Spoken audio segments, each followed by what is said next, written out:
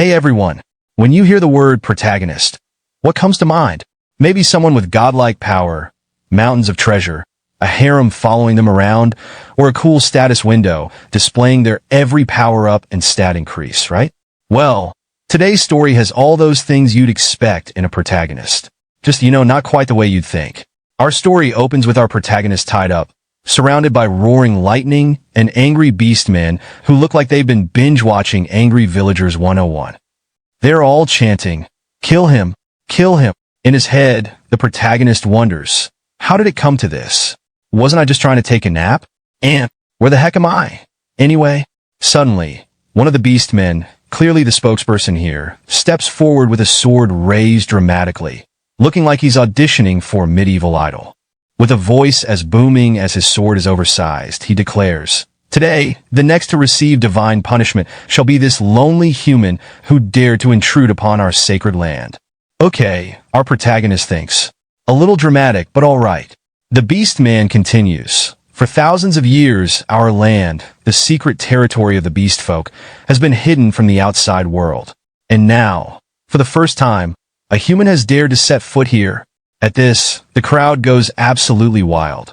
Like free t-shirt level wild. Some shout, "This is an act of war," while others go with the classic, "Bring down divine punishment upon this human who broke our sacred covenant." Our protagonist feels the panic rising, like he's just been called to the principal's office times 1,000. I was literally just in a cave 5 minutes ago. Is this how I'm gonna go? Really? Then memories start flashing back to him, all the way to 5 hours ago. He recalls a man approaching him outside a restaurant, yelling, "Hey Tsuyoshi, hurry up and finish eating." This guy, someone our protagonist vaguely knows but mostly ignores, lifts the curtain dramatically with one hand, calling out like he's giving some great speech. "Don't dawdle today." Once we're inside, there are 2 other cleaning teams besides us. If you slack off, you won't even get a scrap of metal. The protagonist, eyes glued to his noodles, looks up mid-slurp and asks, "Why are so many people showing up for just a C-rank cave?" The man shrugs, replying, "It's the times we live in. More and more cleaners everywhere. It's not like we're heroes or anything, But Tsuyoshi's barely listening, focusing intently on his meal, as though it's his last meal on Earth. Which in hindsight might have been foreshadowing. Just then, a loud voice cuts through the restaurant noise. "Get ready, everyone. The heroes are coming." Our protagonist's friend gives him a nudge. "All right, noodles are done, let's go." Tsuyoshi slurps up the last of his noodles, sighing dramatically. "Goodbye, delicious noodles." I get it. Their cleaning team gathers at the cave entrance, looking like a mismatched group of tourists about to brave a haunted house. The leader, trying to sound tough, mutters, "Even if it's just a C-rank cave, I get chills every time we get close to one." He shivers a little, but quickly tries to play it off. A team member next to him whispers, "If a C-rank feels this creepy, I can't even imagine what it'd be like going into an S-rank cave." Their leader stands at the entrance, squinting at the dark shadows inside. "Yeah, at least this one just has a few. Slightly suspicious dark lines." He's barely finished when 2 heroes, actual heroes, stride out of the cave as if they own the place. The first hero is a young guy in golden armor, so shiny it's probably causing temporary blindness for anyone who looks directly at it. Next to him stands a girl with a spear, looking cool, calm, and possibly thinking about how amazing her hair looks in cave lighting. The warrior grins at her. "Looks like we scored an easy reward. Guess we made out pretty well, huh?" She gives him a polite smile, totally chill. "Yeah, I guess we did." As if clearing out a cave full of monsters was just another Tuesday. From the cleaning crew, someone sighs in awe. "Heroes are so cool. If I could be one, I'd be rolling in cash right now." The guy next to him just scoffs. "Quit dreaming, man. You're a cleaner because you flunked the awakening test. Face it, we're here to mop up the crumbs." Awkwardly, one of the cleaners musters the courage to nod at the heroes and says, Thanks for, all the hero ing. Can we, go in now?" The girl with the spear gives a friendly wave. "Sure, go ahead. All yours." The story follows Tsuyoshi Tsukishiro, our not-so-heroic protagonist, whose glamorous title is Stress Collector. That's right, he's part of the cleaners, the guys who venture into monster caves after the heroes have mopped up most of the mess. It's like being part of a rock band, except without the fame, the fans, or the rock music. For Tsuyoshi, who couldn't pass the awakening test because of his weak physical constitution, becoming a hero was always a far-off fantasy. But hey, a guy's gotta eat. Inside the C-rank cave, scattered remnants of defeated monsters lie around like leftovers from a particularly wild Friday night, and cleaners sift through the rubble, hoping to find anything even remotely valuable. Someone calls out, "This is a small ruined cave, so it's not too big. It'll close in 4 hours. Let's wrap up and meet back here." Got it. The cleaners, including Tsuyoshi, all nod like seasoned pros and set off into the dark, dusty depths. As Tsuyoshi digs through the debris, he spots a fragment of a shield, and his eyes light up. "A shield fragment," he exclaims, lifting it up like he's found treasure. Finally, something that might actually sell for more than a pack of instant noodles. A fellow cleaner, watching him from above, chuckles. "Hey, looks like luck's on your side, Tsuyoshi. Maybe your folks up in heaven are throwing you a bone." Tsuyoshi grins. "Maybe so. Alright, I'm heading a little deeper to see if I can find a matching shield, or at least a matching dent." His friend nods, calling after him. "Alright, just don't forget to meet us back here in 3.5 hours. Tsuyoshi waves in agreement and heads further into the cave, optimism just barely outweighing the smell of monster guts. 3 hours later, he's combed through more debris than he ever wanted to see in his life, and his treasure count stands at 1 shield fragment. He sighs. Great, just 1 lousy piece. Even the dust mites are disappointed. Just then, a shout rings out from behind him. "Tsuyoshi, it's almost time to meet up." Yeah, I'm wrapping up," he calls back, but he's still scouring the ground. 1 lousy fragment isn't enough to pay for 1 day of Karina's medical bills, he thinks, feeling the weight of it. Suddenly, something catches his eye, a faint glow coming from. "Oh well, what's a random wall doing in here?" He wonders, approaching it like it might magically contain an 18. Leaning over, he peers inside and sees a skeletal hand gripping something that shines like it's auditioning to be in a jewelry commercial. "Whoa, that's a ring," he whispers. With a thrill of discovery, he climbs down the well, ignoring all the creepy corpse vibes. He reaches out and gingerly takes the ring from the skeletal hand. Probably just some poor soul left behind. "Thanks, pal. You're donating to a good cause." The ring glows with a soft golden light, and Tsuyoshi's eyes widen in surprise. An area item. A ring. This kind of gear usually gives a little stat boost, but it'll still sell for a decent price. A mischievous grin spreads across his face. "Well, I'll just wear it for now and let Mr. Nakazato check it out later. Better hurry back before I get locked in here." "Thanks, ancestors, and, random skeleton dude." As Tsuyoshi slipped the ring onto his finger, it suddenly started glowing even brighter, lighting up like he'd just equipped a legendary item in a video game. Then, in a split second, the ring latched onto his hand like glue, sending a jolt of pain through his finger. "Ouch! What is this? A ring or a mousetrap?" he yelped. Suddenly, a system window appeared in front of him with all the tact of a spam email. "The ring has recognized you as its owner. From now on, it cannot be removed or transferred. The boundless passes will open shortly." Tsuyoshi looked around, baffled. "Ah, who said that?" He squinted into the cave shadows, but there was no one around. Then, the ring emitted a yellow glow that expanded into a circular portal. Bewildered, he started shouting, "Hey, somebody, help!" hoping his team might hear him over whatever magic rabbit hole this ring had just opened up. Meanwhile, back in the cave, his teammates heard a faint cry. "Wasn't that Tsuyoshi's voice?" one asked, looking around. "Yeah, he was just here, wasn't he?" another replied. A third teammate shrugged, clearly unconcerned. "Kid's probably off looking for scraps again. It's a shame he didn't pass the hero test, but hey, let's wait it out. We've still got time." But before anyone could blink, Tsuyoshi was engulfed in golden light, his final, "Hey wait," disappearing into silence. Back in the present, Tsuyoshi regained consciousness with a pounding headache. Blinking, he realized he was now surrounded by beastfolk, and in front of him stood a massive, electrified hammer that looked far too interested in his well-being. It finally dawned on him. He was standing in some kind of secret beastfolk territory, courtesy of the free teleportation ring he'd picked up. On a grand throne nearby, the Beast King sat watching the spectacle with a look that said, "This will be entertaining." With a wave of his hand, he signaled his kin to commence with divine punishment. At the command, a tall, long-haired orc, clearly a VIP in beastfolk land, stepped forward, raising his fist and announcing in a dramatic voice, "My fellow kin, today, we gather to execute 3 great criminals. The first is one of our own, a traitor who sold secrets of our sacred territory to those filthy elves and humans." The crowd exploded, growling in furious unison. "Shame on you," they roared, practically foaming at the mouth. "Divine punishment upon the traitor." Without hesitation, the long-haired orc kicked the condemned beastfolk forward toward the massive, lightning-crackling hammer. The poor criminal barely had time to blink before the bolt struck, reducing him to a pile of ashes in a flash of blinding light.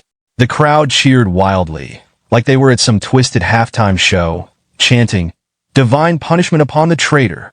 Tsuyoshi, sweating bullets, couldn't help but gulp. Yeah, this ring definitely should have come with a manual. With the traitor's execution wrapped up, the orc turned his gaze towards Tsuyoshi, raising his sword high and casting a dramatic shadow over him. Next to receive divine punishment, the orc declared grandly, "Is this human, the first outsider to ever set foot in our sacred land, hidden from the world for thousands of years. Today, we bring divine punishment upon the human who dared to break our covenant." A beastfolk guard seized Tsuyoshi and hoisted him up, dragging him toward the altar like he was a misbehaving cat. Panicked, Tsuyoshi stammered, "Wait, I didn't mean to come here. I got lost. I have a sister who needs me. Please, I'm not your enemy." The guard sneered down at him, unimpressed. "Enough," he snapped, delivering a swift punch to Tsuyoshi's chest, knocking the wind out of him. As pain radiated through his body, Tsuyoshi's mind whirled. "I can't die here. I still have Karina." The orc shoved him to the ground in front of the crowd.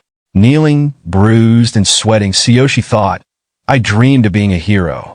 How did it come to this?" "Filthy human," the orc bellowed, clearly enjoying himself. "You dare to enter our sacred lands? Prepare to be reduced to ash under divine punishment." The crowd erupted, chanting, "Bring down divine punishment upon the sinner." With the hammer crackling and aiming right at him, Tsuyoshi's instincts kicked in just in time.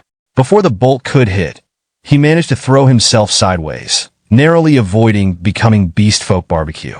The crowd went silent, stunned. Even the chained beastfolk criminals stared, jaws dropping. The long-haired orc muttered in shock. He dodged the lightning of divine punishment. That's unprecedented." From his throne, the Beast King narrowed his eyes, now watching Tsuyoshi with undeniable curiosity. Panting, Tsuyoshi, still bound, still in a mess, glared defiantly at the long-haired orc. "I refuse to die here, you big, hairy jerk," he shouted. But as he finished, another bolt struck him, sending agony coursing through him as the lightning threatened to turn him to ash. No way," he groaned, barely staying conscious through sheer stubbornness. Seeing him writhing, the orc's excitement grew.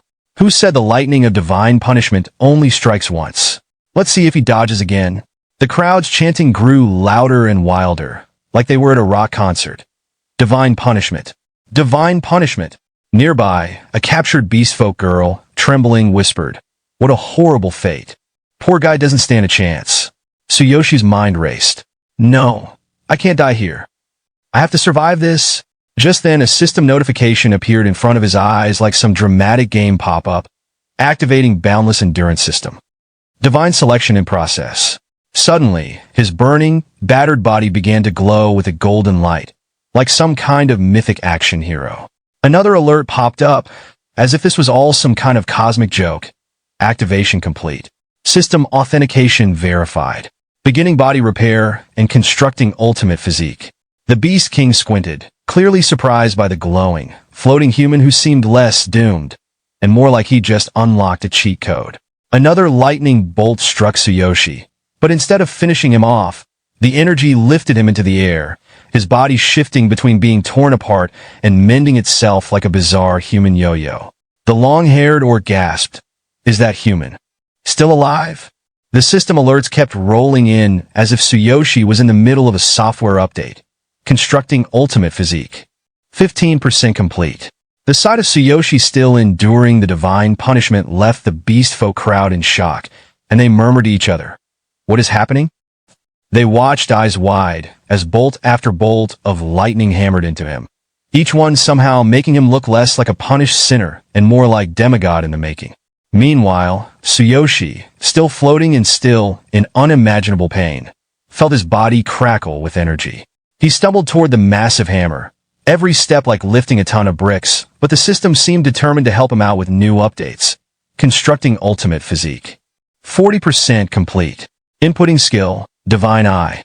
As the lightning continued to strike, Tsuyoshi felt something deep within him stir. What? What's calling me? He didn't fully understand, but his legs, almost on autopilot, kept moving him up the altar steps. Each lightning strike burned, yet somehow fueled him, pushing him forward. The beastfolk were now dead silent, jaws dropping as they watched this so-called divine punishment basically turn into a power-up montage. That guy, one whispered, eyes wide. Is he leveling up? The system chimed in again, dead set on updating him like a phone that just wouldn't stop. Constructing ultimate physique. 60% complete. Inputting skill, divine consciousness. Inventory. Inputting skill, absolute duplication. Tsuyoshi, half in shock, half on the verge of blacking out, had just one thought. At this rate, I'll be stronger than the heroes who left me in the dust. Tsuyoshi was just a few shaky steps from the hammer. The beastfolk watched in paralyzed awe, jaws dropping as this hopeless human edged closer to the legendary weapon. Then the system decided it was time for yet another update. Constructing ultimate physique. 80% complete. The long-haired orc, practically tripping over his own feet, stammered. Impossible. Only the Divine King himself has ever gotten this close to the Divine Hammer. Up on his throne, the Beast King's eyes gleamed, suddenly looking more like a spectator at the world's weirdest sporting event. Is that human? Is he really trying to lift the Divine King's hammer? He muttered, sounding both impressed and a little offended. The lightning around the hammer crackled louder, roaring as if it, too, couldn't believe what it was seeing. Tsuyoshi, every nerve buzzing, forced himself closer. Are you calling for me?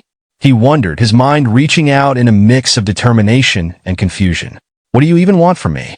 Finally, his hand brushed the hammer's cold surface, and the system jumped in like a game master with a flair for the dramatic. Ultimate physique construction complete. Special status.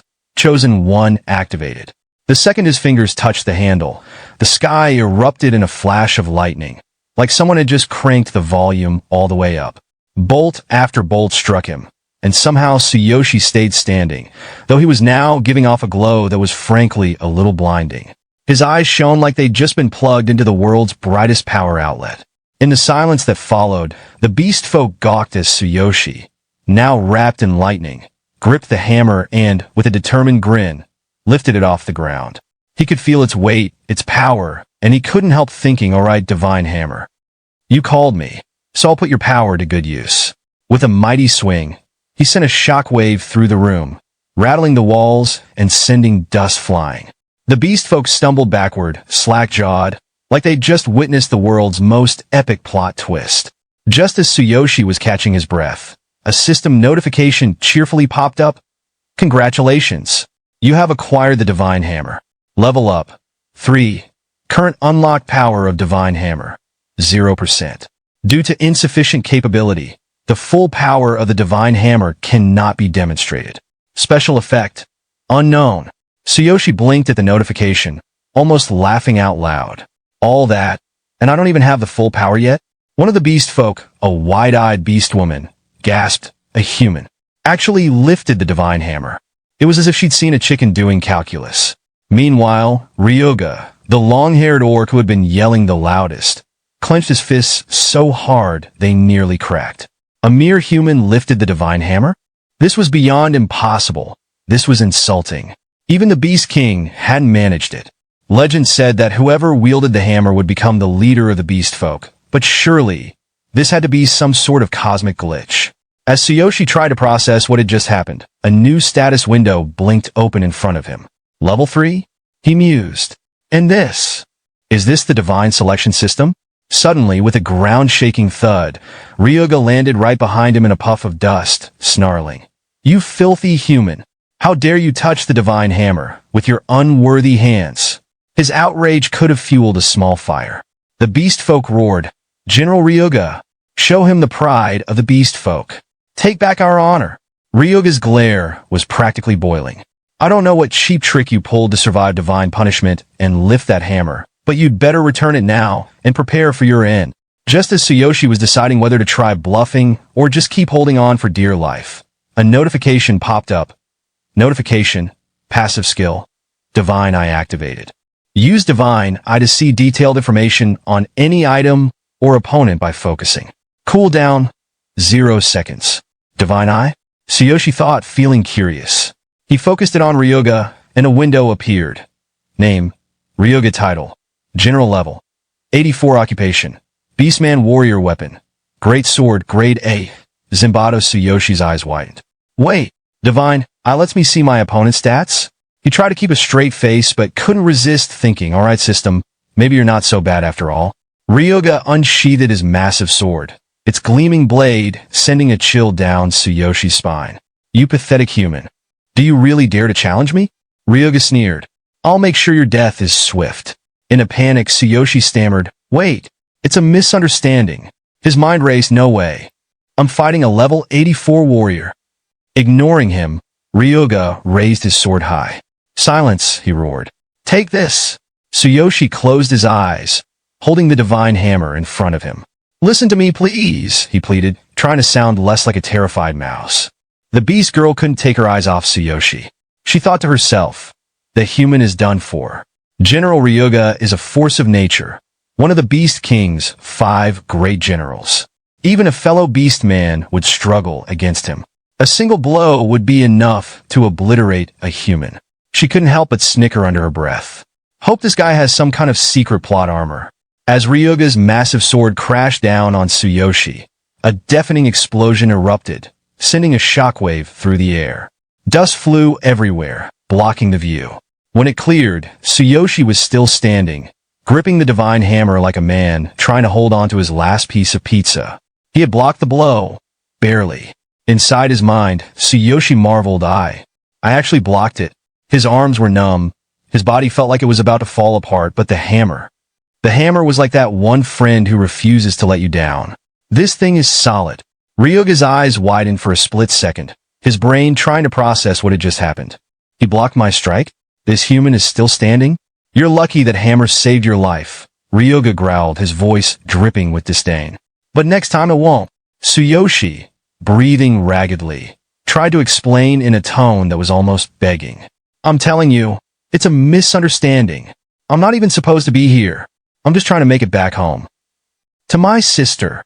He paused, looking up at Riyoga with wide eyes. I swear, I don't even know how I picked up this hammer. Ryoga's sneer deepened, but then he narrowed his eyes.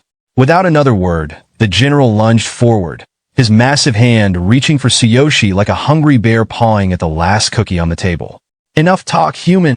Riyoga snarled, his fingers closing around Tsuyoshi's torso. Riyoga lifted Tsuyoshi effortlessly, his grip like a steel vise.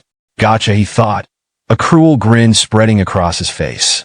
I'll toss him into the sky and finish this with earthquake smash. That'll teach this puny human not to mess with me. Riyoga swung Tsuyoshi up and hurled him high into the air.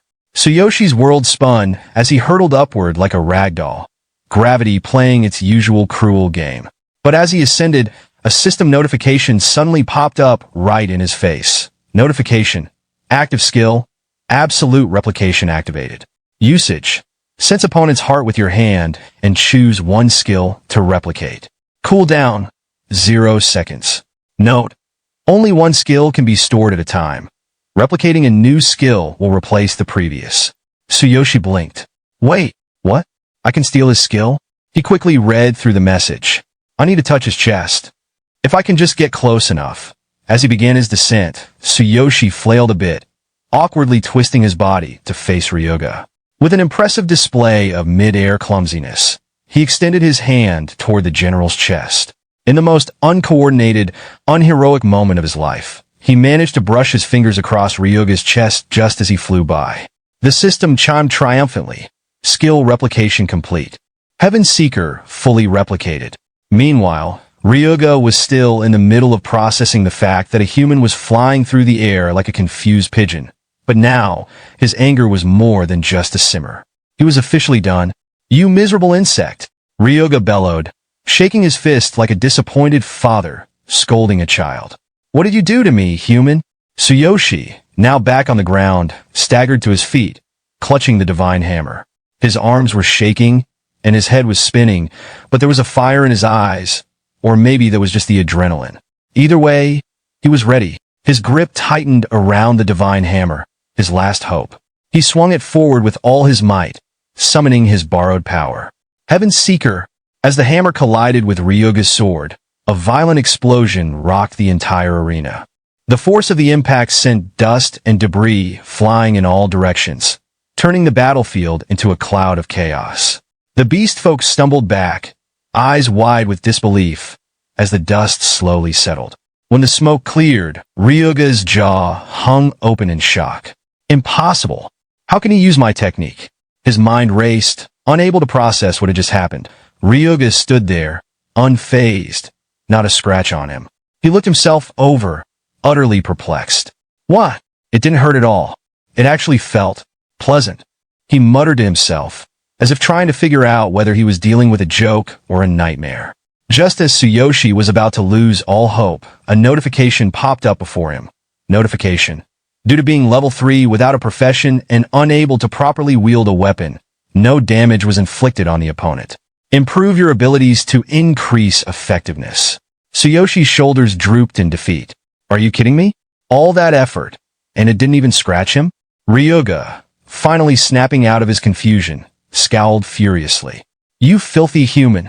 You dare humiliate me like this, he bellowed, raising his sword once more, fury radiating from every pore. Tsuyoshi froze, unable to react in time, the full weight of his failure crashing down on him. But just before Ryoga's sword could descend upon him, a booming voice echoed across the arena, stopping the strike in its tracks. That's enough! The crowd was abuzz with whispers and gasps, sending ripples of energy through the air. Tsuyoshi, still dazed and blinking away the dust, could barely comprehend what was happening. He instinctively raised his arm to shield himself from the shockwave created by the Beast King's arrival. When the dust cleared, Tsuyoshi's eyes widened as he saw the Beast King kneeling before him, a move so unheard of that the entire arena seemed to collectively hold its breath. The beastfolk were in disbelief. The Beast King kneeling? Whispers spread like wildfire, each beastfolk exchanging bewildered glances, causing Tsuyoshi to flinch slightly under the intensity. It seems you have truly been chosen by the divine hammer, the Beast King said solemnly, his deep voice resonating through the arena. Tsuyoshi blinked, his mind still spinning. Chosen? What does that even mean? The Beast King turned to address the crowd, his voice rising with pride. For centuries, none have been able to lift the hammer, not even the greatest among us. Yet, today, this human has done what no beastman could. Tsuyoshi could only stare, his mouth dry. What? What's happening? His grip tightened around the hammer. The Beast King raised his arm toward the heavens, his other hand sweeping towards Tsuyoshi with pride, his gaze never leaving him. If he is truly chosen to be the future leader of the beastmen, then he must be allowed time to grow. The crowd shifted, and whispers filled the air. One voice cut through the murmurs. But isn't there a prophecy about this? Another beastman scoffed. He's not even one of us. He's a human. Just as the tension was about to rise again, General Riyoga stepped forward, raising his hand. His eyes were filled with defiance, his voice low but firm. But Beast King, this man is human. The Beast King shot Riyoga a piercing, irritated look. And what of it? Did the prophecy specify that our leader must be a beastman?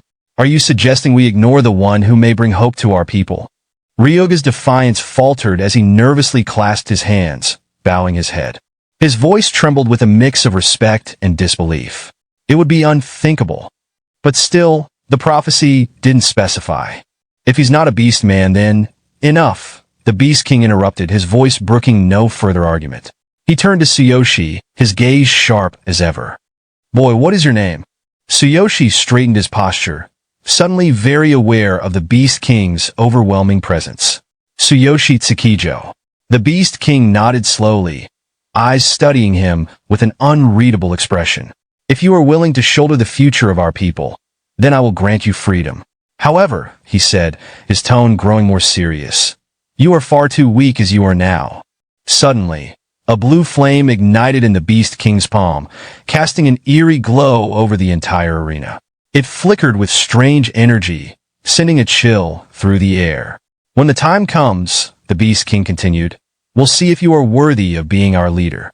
Without further warning, the Beast King pressed his glowing hand to Tsuyoshi's forehead, and Tsuyoshi felt a strange, tingling sensation run through him. The blue light seemed to seep into his very mind, burning a mark into his consciousness. This is a mental mark, the Beast King said solemnly, stepping back. If you do not return within 1 year, I will use it to find you, wherever you may be, and end you. Tsuyoshi touched his forehead, feeling the heat of the mental mark. His mind raced, overwhelmed by the gravity of the decision he had just made. This wasn't just about surviving. It was about carrying the hopes of an entire people on his shoulders. As he looked at the Beast King, Tsuyoshi knew one thing for sure. He had just made a promise he wasn't sure he could keep, but he would have to try. The crowd held their breath, waiting for Tsuyoshi's response. He could feel the weight of their gazes on him, and his mind raced with the gravity of the decision. Just as he opened his mouth, a voice broke through the tension. Accept it, shouted the beast woman Tsuyoshi had noticed earlier. Her fierce, encouraging expression caught him off guard, and her words echoed in the vast arena. Take this chance, gain your freedom, and grow stronger. Tsuyoshi looked at her, noticing the fire in her eyes. He was intrigued by her intense gaze, but even more so by the gratitude and determination that seemed to emanate from her. Curious, he thought, let's see who this girl really is. Focusing, Tsuyoshi activated his Divine Eye skill, and the information about the beast woman appeared in his mind. Name, unknown title, warrior level, 72 occupation, beastman warrior weapon. Dagger user. Tsuyoshi's eyes widened slightly. Level 72? He was surprised at how powerful she was. But why is she marked as a criminal? The beast woman noticed his gaze and gave him a grin that was a mix of mischief and encouragement. It's better to be alive than to throw away the chance given by the gods. Don't waste it. Just then, the scene took a strange turn. As Tsuyoshi glanced down, the camera or whatever was observing seemed to focus on the beast woman's legs, her beautiful, well-defined figure, and well, let's just say the melon she was carrying in front. Tsuyoshi's face flushed slightly, his eyes inadvertently darting away before he could stop himself. But with a smirk, he raised his hand in a casual wave. Thanks, he said a little too casually, his mind trying to refocus on the bigger picture. Indeed, this is a miracle, Tsuyoshi thought. First, I need to survive. After that, I'll figure out a way back to my world. The path ahead was uncertain, but he knew one thing for sure, he wasn't backing down. With a deep breath, he looked up at the Beast King and spoke with new resolve. All right, I'll take your offer. But I have one condition. The Beast King raised an eyebrow, clearly taken aback by Tsuyoshi's boldness. A condition? He asked, his tone skeptical, but curious. The entire arena seemed to hold its breath, eager to hear what the human would demand. Tsuyoshi pointed confidently at the beast girl in the crowd. She comes with me. She might be useful. The beast girl's face twisted in confusion, her eyes flickering between disbelief and what could almost be considered flattery. She blinked, caught off guard. Me? She looked like she'd just been handed a puzzling riddle, her expression a mix of confusion and something else, something Tsuyoshi couldn't quite place. She even looked a little pleased. Tsuyoshi cracked a small, confident grin. Guess we're even now, no debt owed. Later that night, Tsuyoshi stood outside the gates of the beastfolk village, bathed in the soft glow of moonlight. He gazed down at the strange ring on his finger, lost in thought. From that voice I heard, it seems everything began with this boundless ring. He tried twisting it off, but it wouldn't budge. Thanks to this ring, I've gained these strange abilities. But how am I supposed to get back to my original world? Master, preparations are complete. A voice called from behind, snapping him out of his thoughts. He turned around to see the beast girl approaching, her expression serious and focused. Master?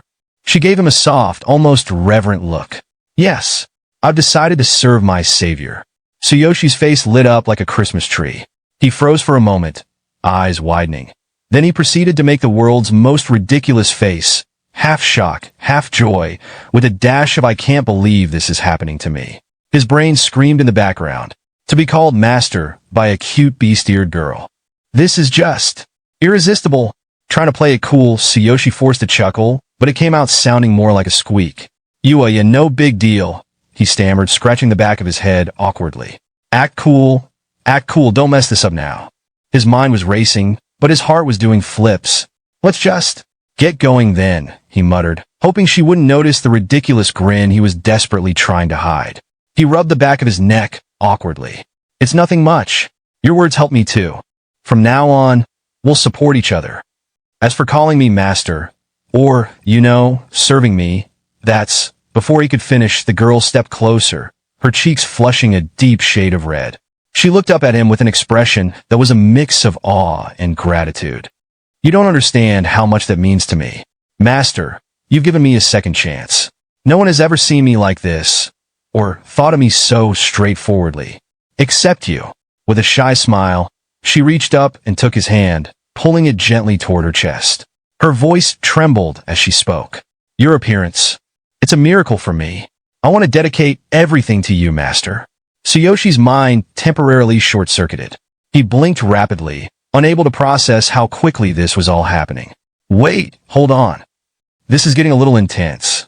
Trying to regain his composure, he glanced up at the sky, nervously clearing his throat.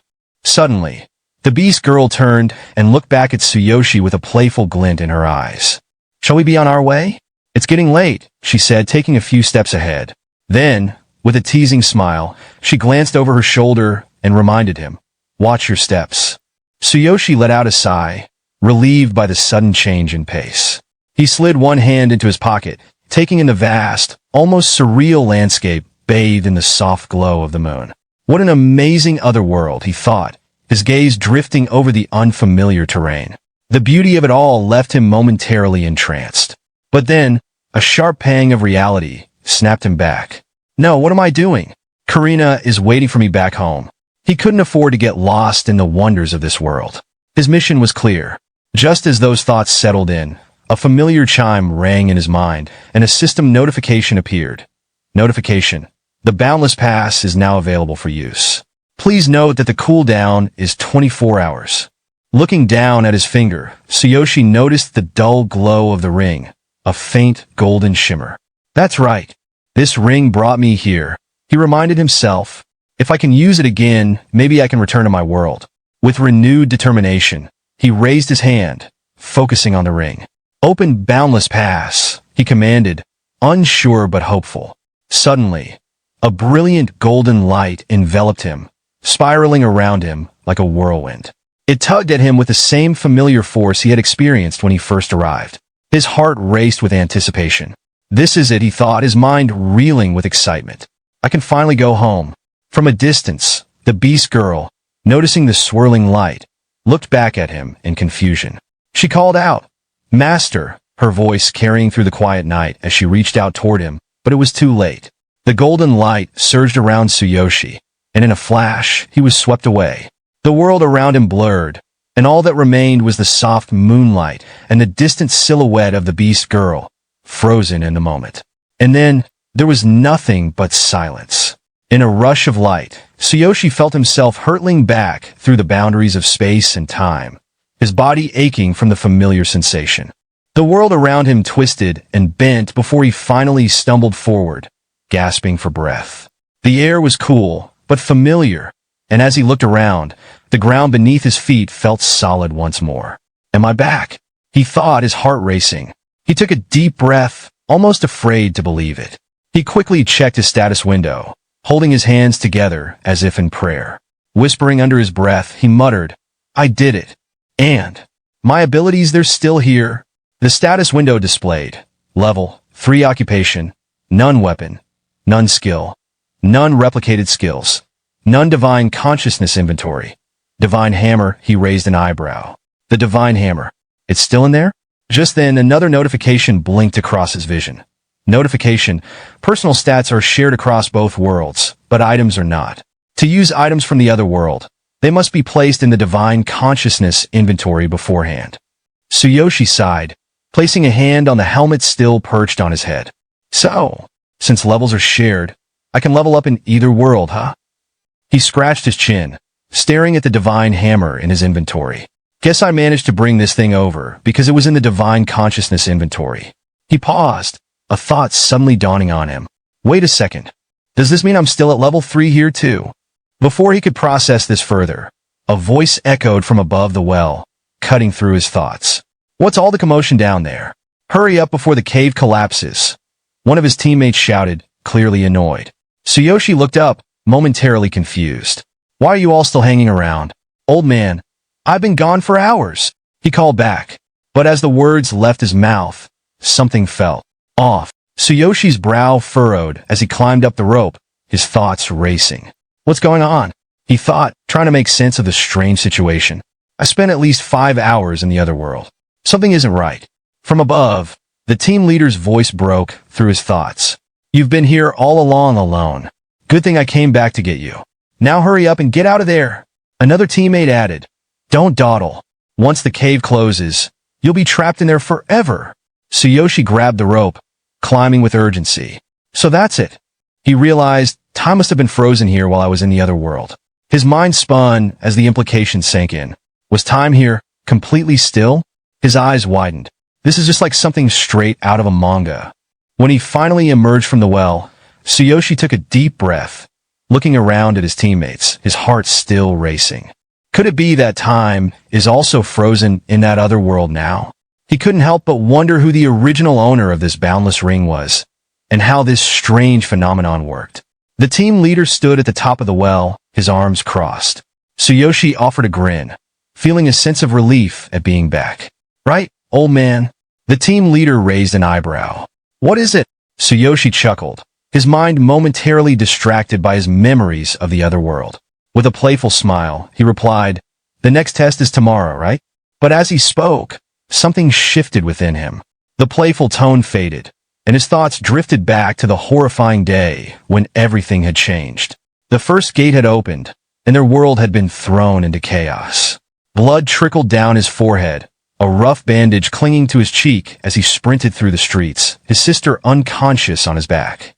Her breathing was shallow, and her body was cold to the touch. Nearby, an overturned police car blared a piercing siren, a symbol of the destruction that had followed the opening of the gate. Towering above them, a massive monster was smashing buildings like a toddler on a sugar rush with a stack of blocks. Its shadow loomed over everything like it was out to prove it was the king of hide-and-seek, and, spoiler alert, it was winning. From behind him, Tsuyoshi heard a tiny, frail voice. Big brother, I can't feel my legs. His little sister, Karina, whispered like she was trying not to scare away a butterfly, which was an unfortunate choice given that a giant monster was terrorizing the city. Her words filled him with dread, but he kept sprinting, eyes burning with a fierce red glow, like he'd just downed a double shot of hot sauce instead of adrenaline. Then, she whispered again, almost as if she was asking him to pick up milk on the way home. Are mom and dad okay? Before he could answer, boom, a huge explosion tore through the street. He stumbled, clutching Karina like she was his phone, and he'd just dropped it without a case. This cannot be happening, he thought, like some guy in a disaster movie who really thought he'd be the one to survive. He called out for his parents, his voice cracking in a way that would have been embarrassing if everyone else wasn't also screaming. As he staggered through the wreckage, the cries of people echoed around him, blending into what sounded suspiciously like a very apocalyptic remix. Then, suddenly, a hand grabbed his shoulder. Tsuyoshi! Uncle Nakazato's grip was firm, his face grim. If you stop, you'll die. Keep moving, the man said, dragging Tsuyoshi back into action. Tears stung Tsuyoshi's eyes as he cried out, Uncle Nakazato. Mom and Dad, they're still at the house. Uncle Nakazato didn't hesitate, shaking his head firmly. Don't look back. You and Karina need to survive. The darkness will consume you too if you stop. He glanced toward the massive creature wreaking havoc behind them. We need to get Karina to a hospital quickly. The memory blurred, yanking Tsuyoshi back into the present. He stood beside Karina, who sat in her wheelchair, gazing up at him with eyes full of worry. Big brother, she asked softly, are you really going to retake the awakening test tomorrow?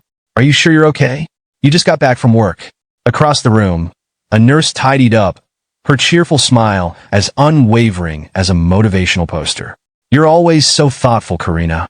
Make sure you rest too. Tsuyoshi scratched the back of his head, giving his best, I totally have it together grin. I'm fine, really. How about you, Karina? Do your legs still hurt? Karina's gaze dropped to her lap, her cheeks flushing pink. I can't walk anymore, but I'm used to the pain by now, she murmured, her voice wobbling like a poorly balanced chair.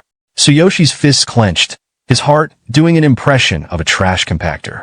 Karina's really suffering, isn't she? He thought, the weight of their past settling over him like a bad weather report. And because life loved its timing, a system notification dinged in his vision. Divine, I activated. Target bodily information. Both legs trapped under a collapsed building. 98% of nerve cells necrotized. Condition includes intermittent nerve pain. Recovery probability, 1%. Tsuyoshi stared at the message like it owed him money, his gaze shifting back to Karina in her wheelchair. A 1% chance of walking again? Great. What am I supposed to do? Gamble with reality. His mind wandered, conjuring a highlight reel of all the things she should have been doing, going to school, laughing with friends, living her best life. Instead, here they were. Him, trying to ace a test designed to kill half its participants, and her, stuck enduring a cruel hand life had dealt. Karina's my only family. I can't bear to see her suffer, he thought, determined to keep his hopeless poker face in check. Determined, Tsuyoshi made a silent promise. Even if the odds are close to zero, I'll do whatever it takes to help her stand on her own again. The scene shifted to Tsuyoshi walking alone through the city, the night air crisp enough to remind him he forgot a scarf. He clenched his fist as thoughts fired like motivational posters in his brain. As long as there's even a 1% chance, there's hope. There must be a way. If I rise as a hero, I might gain knowledge or powers that could heal her. With newfound determination gleaming brighter than the streetlights, Tsuyoshi stopped abruptly in the middle of the sidewalk. He raised his hand toward the night sky, his ring catching the moonlight like he was about to propose to fate itself. It's not just about healing Karina, he declared to absolutely no one. I want to live my life with pride. That's why I'm going to become a hero, the strongest hero there is. A few late-night passers-by slowed their pace, stealing wary glances at the young man dramatically monologuing under the moonlight. One muttered, "Is he okay?" Another replied, "Too much anime." But Tsuyoshi didn't care. His goal was clear, and nothing, especially not awkward stares, was going to stop him. The next day, at the BTG Awakening test site, a boy emerged from the testing chamber, looking as smug as a cat that just knocked over a vase. Measurement result. Level 3, Combat Power 540, the tester announced monotone. The glasses-wearing employee handed the boy an emblem, his expression suggesting he'd done this 300 times today. Please accept the hero's emblem, customized based on your test result. The boy's chest puffed out as he exclaimed, "I'm finally a hero." His proud mother clapped him on the shoulder, already making dinner plans. "That's my boy. We'll throw a big feast tonight. Aim for that C rank." Meanwhile, the glasses-wearing employee glanced at the next name on the list and adjusted his frames with the enthusiasm of someone forced to work overtime. Next up, Tsuyoshi Tsukishiro, taking the test after failing the first time. His tone carried just the right amount of shade to let the room know what he thought. Fixing Tsuyoshi with a skeptical look, he added, "When you're ready, step inside and place your hand on the measurement device. Though, I doubt it'll be any different from last time." Tsuyoshi, clad in a military uniform and sporting a cheek bandage that screamed serious business, strode confidently into the room. "We'll see soon enough if this is a waste of time," he said, brushing off the employee's doubtful glance like it was a pesky fly. The glasses-wearing employee, clearly committed to his job as chief doubter, chimed in, "Most who fail once usually have the same result every time. This device measures from all angles, after all." Tsuyoshi didn't bother with a response, already focused on his goal. He walked through the doors to the blue-lit chamber, the red-lit camera scanning him ominously, as if preparing to judge his soul. The last guy was level 3 with a combat power of 540, pretty standard he thought, sizing up the challenge. "Let's see how I stack up." He placed his hand on the device, the screen promptly displaying level 3. Alright, he thought, I should qualify as a hero too, but how high will my combat power be? With a deep breath, he activated his skill, Ultimate Physique, and veins bulged across his hand like his muscles were auditioning for an action movie. Suddenly, an intense wave of energy surged through the room, shaking the building so hard it felt like the entire foundation was reconsidering its life choices. The glasses-wearing employee stumbled. "An earthquake?" he muttered, his voice teetering between shock and mild panic.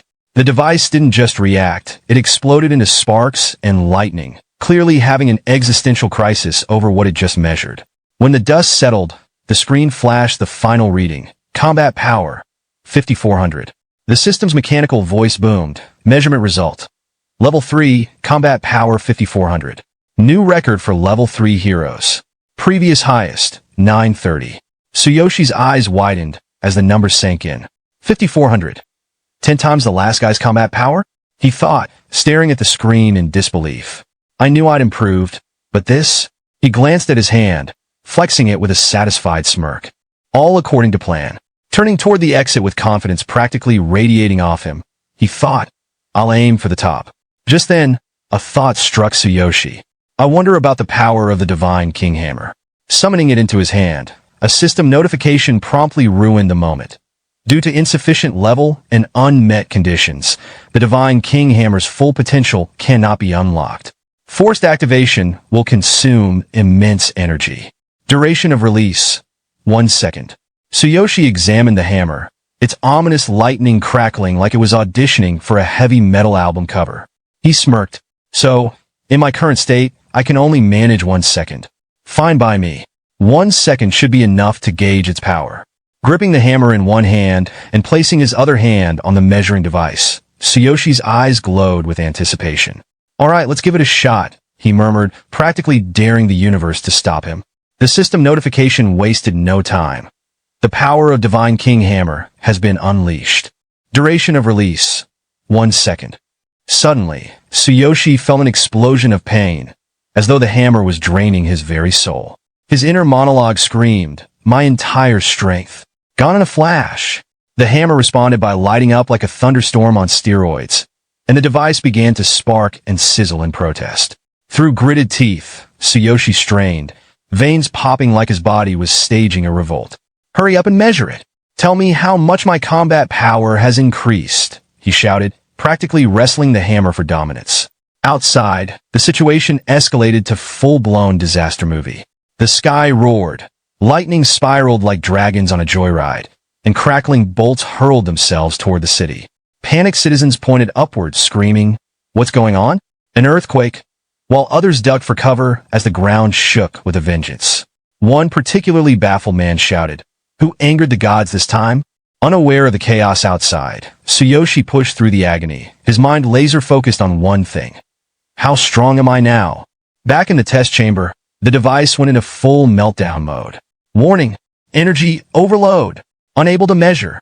Sparks flew like the machine was trying to invent fireworks, and then poof, the lights cut out. The room plunged into darkness, followed by an eerie silence, as if the building had just given up. In a panicked rush, the glasses-wearing employee burst into the room, flinging the door open like it was the end of the world. Due to the blackout, the test has been suspended. Evacuate immediately, he shouted, but his eyes then landed on Tsuyoshi, who looked like he'd just fought a battle and lost. Miserably, the man stared at Tsuyoshi, who was barely standing, panting like he'd run a marathon. He stammered wide-eyed, Who are you? A while later, Tsuyoshi was seen trudging through the building's corridors, rubbing his head like he was trying to massage away the trauma. I really underestimated it, he thought to himself, still processing the fact that he'd just drained every ounce of his energy in 1 second. Should have avoided using the Divine King Hammer until I'm stronger. Then, a grin crept across his face. His eyes lit up like he'd just won the lottery. Laughing with uncontainable joy, he bounced around in excitement. At least I'm officially a hero now. Sometime later, in the training grounds, a group of trainees stood nervously as they awaited their instructor. Enter Gaia, a tall, long-haired man in golden armor, looking like he just stepped out of an ancient epic. I am Gaia, the hero responsible for your training, he said, voice booming. The instruction will be tough, but you'll need to keep up. Tsuyoshi, ever the overachiever, activated his skill to assess Gaia's information. Name, Gaia. Level, 9. Occupation, warrior. Combat power, 1200. Tsuyoshi's face scrunched up like he just tasted something sour. Only 1200 combat power at level 9? He thought. I wonder how much my combat power will be when I reach that level. Gaia, however, seemed far less impressed by the whole situation. In fact, he looked downright annoyed, probably regretting his career choice. Being put in charge of rookie training? I'd rather be out exploring a D-rank dungeon than doing this, he thought, eyes narrowing as he glanced at the trainees. He raised his voice, attempting to muster some enthusiasm. You will all be entering a D-rank dungeon tomorrow. After some field experience, you'll determine which occupation suits you best. Expect even lower-level item drops, he said, with the enthusiasm of someone explaining why they need to clean the bathroom. The trainees gasped, their collective enthusiasm cratering. One of them blurted out, "We're going into a dungeon already?" Another trainee, already sweating buckets, added with a tremor in his voice, "Isn't there supposed to be a week of basic physical training first?" A third trainee, probably wondering why he signed up for this madness, chimed in, "Shouldn't we decide on our occupation before entering the dungeon?" Gaia, who was already over the entire situation, scowled and shot them down like they were asking if they could take a nap instead. Basic physical training? We don't have time for that. Now that you're heroes, you'll hone your skills through real combat. That's how I do things. If you can't keep up, then leave. Understood? The trainees, clearly rethinking their life choices, replied in unison, "Yes, sir," like a chorus of people who just realized they might have made a mistake. Tsuyoshi watched this with a smirk, thinking, this guy's just taking out his frustration on us. In the end, a hero is still human. Then his thoughts wandered to the past. He remembered the beast girl who had once taken his hand and held it close to her chest, and a faint blush crept onto his face. After all, I've got a level 72 beast girl waiting for me. Once the cooldown for Boundless Pass is over, I'll head back to the other world. Later that night, Tsuyoshi was sitting in his apartment, the daily news droning on in the background like a lullaby for people who still cared about the news. The reporter's voice filled the quiet room. Due to the earthquake that occurred around 7 p.m. tonight, a power outage has affected some areas of the city. Fortunately, no injuries have been reported. The Hero Union is already taking steps to resolve the situation. Tsuyoshi's eyes narrowed, his focus sharpening. Alright, now that the cooldown for the portal has ended, it's time to head back to the other world. A spark of excitement flickered in his eyes. I'll grow stronger there, choose my occupation, and gather all the equipment I need. He muttered aloud, I need to open the Boundless Passage. The ring on his finger began to glow with a golden light, as though it was ready to give him a grand magical entrance. Tsuyoshi felt the familiar energy engulf him, his eyes narrowing in anticipation as the world around him warped. In the blink of an eye, he was transported back to the other world, ready for whatever bizarre adventure awaited him next. The bright moon hung in the sky, and Tsuyoshi couldn't help but smile as he gazed up, feeling a sense of nostalgia wash over him. So, I'm back here again, he murmured, clearly pleased with himself. Sitting on the ground, he sighed, taking in the familiar scenery. Everything's the same as before. Even my clothes are back to how they were the first time. A frustrated look crossed his face. Great. So when you leave this world, both time and equipment revert to their original state. What a hassle. Lost in thought, Tsuyoshi didn't notice the approaching figure until it was way too late. Master, is something the matter? The beast girl suddenly appeared in front of him, her melon-sized chest dangerously close to his face. Tsuyoshi froze, eyes wide. Oh, right. I almost forgot about this. His heart skipped a beat. This is the part where I look like an idiot again, isn't it? Tsuyoshi quickly recovered, trying to hide his panic with a nervous laugh. Rubbing the back of his head, he said, No, it's nothing. Anyway, let's get to leveling up. Lead the way. The beast girl beamed, raising one hand dramatically toward the sky while making a fist with the other. I'm so glad to see you're eager, master. But then, her expression shifted to one of seriousness. There's a level 3 goblin nest nearby. They may only be level 3, but those goblins are cunning, lecherous, and numerous. You must stay vigilant. Tsuyoshi blinked, completely confused. Lecherous? Why does that sound like a problem for her? Noticing his puzzled look, the beast girl seemed just as perplexed. Tsuyoshi quickly shook himself out of it, thinking, alright goblins, this is starting to feel like a real fantasy world. His lips curled into a grin, thinking of a character from Naruto. Alright, it's settled. The target is the goblins.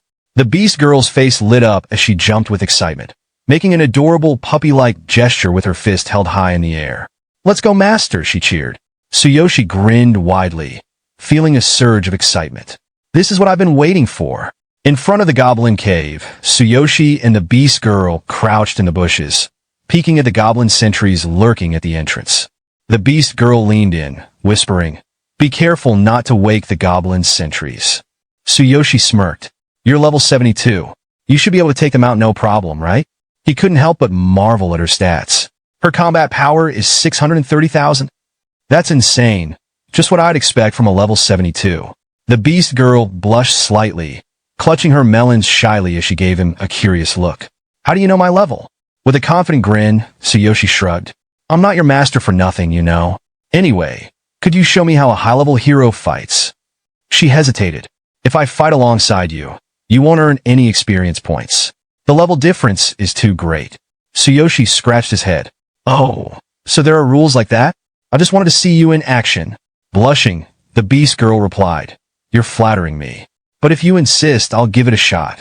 She drew her knife, her eyes gleaming with determination. "Watch closely." In a flash, she vanished from his side, reappearing in front of the goblins. Her blade sliced through the air in an effortless blur as she took them down with her instant step slash. Tsuyoshi stood there, wide-eyed, and couldn't help but clap. "Whoa! That's the movement of a level 72 warrior. So cool." The beast girl turned with a smile, her eyes sparkling. "You're too kind. I always give my all, even against low-level opponents." I hope that was helpful. Tsuyoshi's eyes practically sparkled with excitement. It was incredible. "By the way, could you teach me that move?" She hesitated, raising an eyebrow. Instant step slash is a skill for high-level warriors. It's not really something you can learn yet. Besides, you haven't even decided on an occupation, have you? Tsuyoshi chuckled, a mischievous glint in his eye. "In that case, I'll become a warrior too. I mean, with you as my personal trainer, I'll be unstoppable." He thought to himself, "With a level 72 warrior by my side, I'll have no problem picking up all the cool moves. But first, I need a weapon, something that doesn't require a heroic divine king hammer." A system notification popped up. Notification: you have switched to warrior. Occupation status updated. Tsuyoshi Tsukishiro, level 3, warrior, combat power, 5400. Weapon: divine king hammer. The beast girl's expression softened, and she gently took his hand, holding it close to her chest. She gazed at him with a hint of affection. "You chose to become a warrior because of me. I'll make sure to be of use." Her cheeks flushed slightly. "I'll do my best to support you in leveling up. First, let's gather some equipment for warriors." Tsuyoshi's face turned bright red as he felt her hand in his, a goofy grin spreading across his face. What kind of world is this? He thought, his cheeks burning even more. But just as things were getting a little too comfortable, a goblin's voice rang out. "Hey, it's time for a shift change." One of the goblins noticed the downed sentries and froze, staring at Tsuyoshi and the beast girl. "An intruder!" Tsuyoshi turned with a smirk, feeling the rush of excitement. "Looks like I'll handle this guy on my own." With a confident step forward, he glanced at the beast girl. "Lend me a dagger. There's something I want to try." A system notification immediately popped up. Notification: Silver Dragon Dagger borrowed. The beast girl's eyes widened in concern. "Master, engaging an enemy of the same level head-on might be." But before she could finish, Tsuyoshi had already lunged toward the goblin, his thoughts racing. "I haven't fully tested the power of Heaven Sucker yet. These goblins will be my guinea pigs." As Tsuyoshi charged at the goblin with the borrowed dagger, he couldn't help but feel the thrill of his new power. This would be the perfect opportunity to see what his warrior abilities and his untested skills could do in action. Tsuyoshi's heart raced as he soared through the air, his dagger aimed at the goblin below.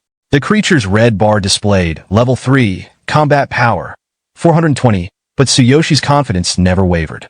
With a swift, clean slash, he released a wave of energy from the silver dragon dagger. The force of the strike cleaved through the goblin and its companion in an instant, both monsters collapsing to the ground in defeat. The beast girl, watching in awe, thought to herself, to defeat goblins of the same level so effortlessly. Even a party of 6 would struggle with that. Tsuyoshi landed smoothly, his grin wide as he turned to face the remaining goblins. "This seems surprisingly easy. I'll wipe out the rest of these goblins." His voice rang with pride as the surge of experience points filled his system. His thoughts raced. The divine selection system is fascinating. I'll reach level 4 by the end of the night. His status updated before his eyes. Level 3 occupation, warrior weapon, silver dragon skills. None replicate skill. Heaven Seeker experience. 53,000. Tsuyoshi felt a rush of excitement. Level 3 was just the beginning. If he could defeat enemies this easily now, just imagine the strength he'd have by the time he reached higher levels. Beside him, the beast girl stepped forward hesitantly, her ears drooping as she offered a makeshift weapon with both hands. "I'm sorry for the inconvenience," she said softly, her voice tinged with guilt. "Please use this as a weapon for now." Tsuyoshi barely glanced at her, his eyes scanning the battlefield. Then, something caught his attention, a worn-out wooden stick lying in the dirt. Ignoring her offering, he knelt and picked it up. He turned the battered stick in his hands as if it were a relic from another era. A faint grin tugged at his lips, and his eyes glimmered with mischief. "Don't worry," he said with a quiet confidence, the edge of exhaustion softening his tone. "Even a goblin stick isn't too bad."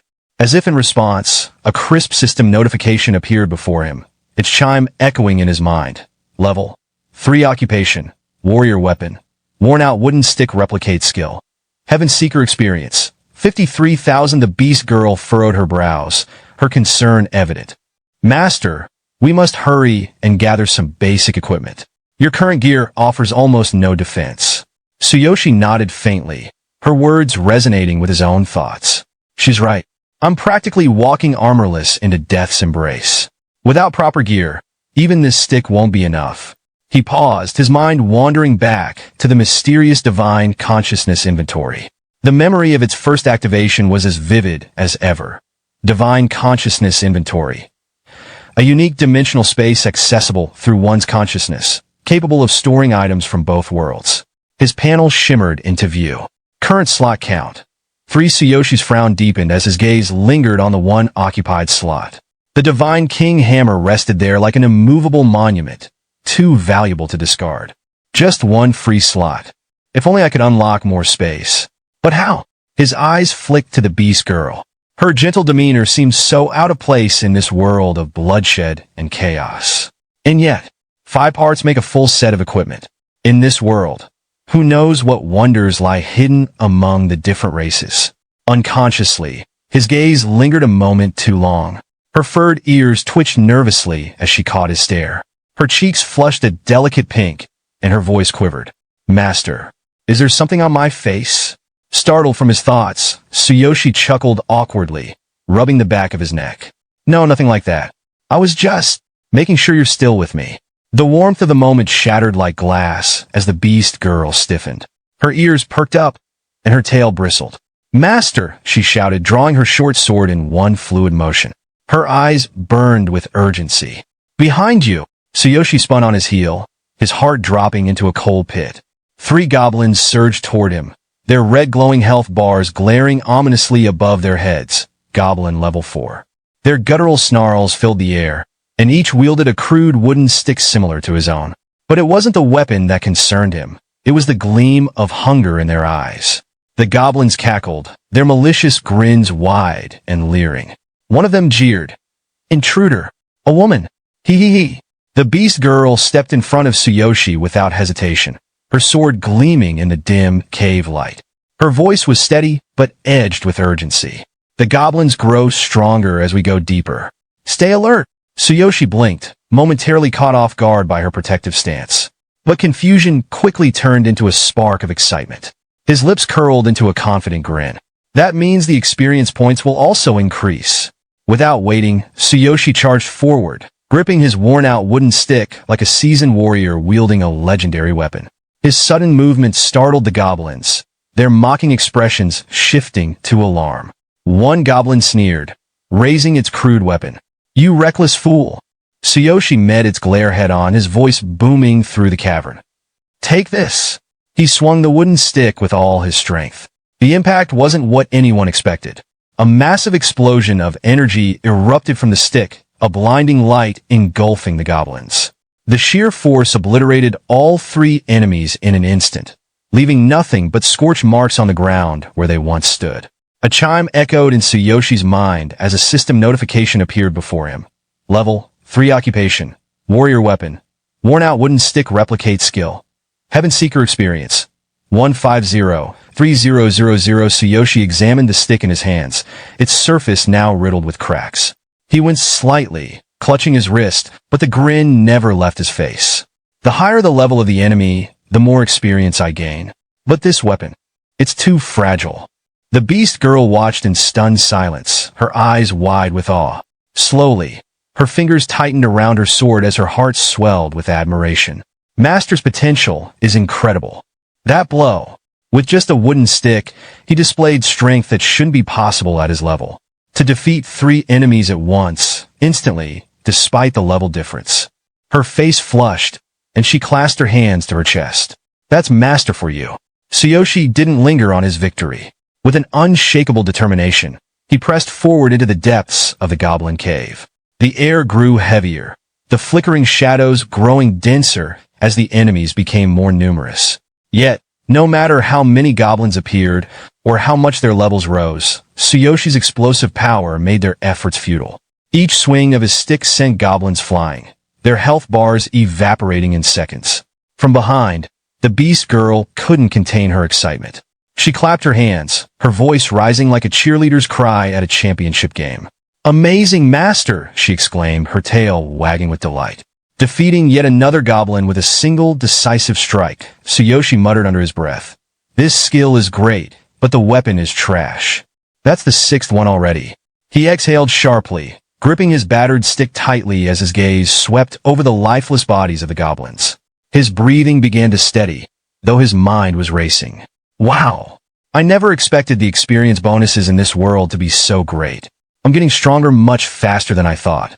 With one final swing, he dispatched the last goblin. The dull thud echoed in the cavern, and for a moment, all was quiet. As Tsuyoshi stood there, a flood of memories filled his mind. Back when I worked as a cleaner, I'd overhear the heroes grumbling. They were always frustrated about leveling up. Fragments of conversations replayed in his head, vivid and bitter.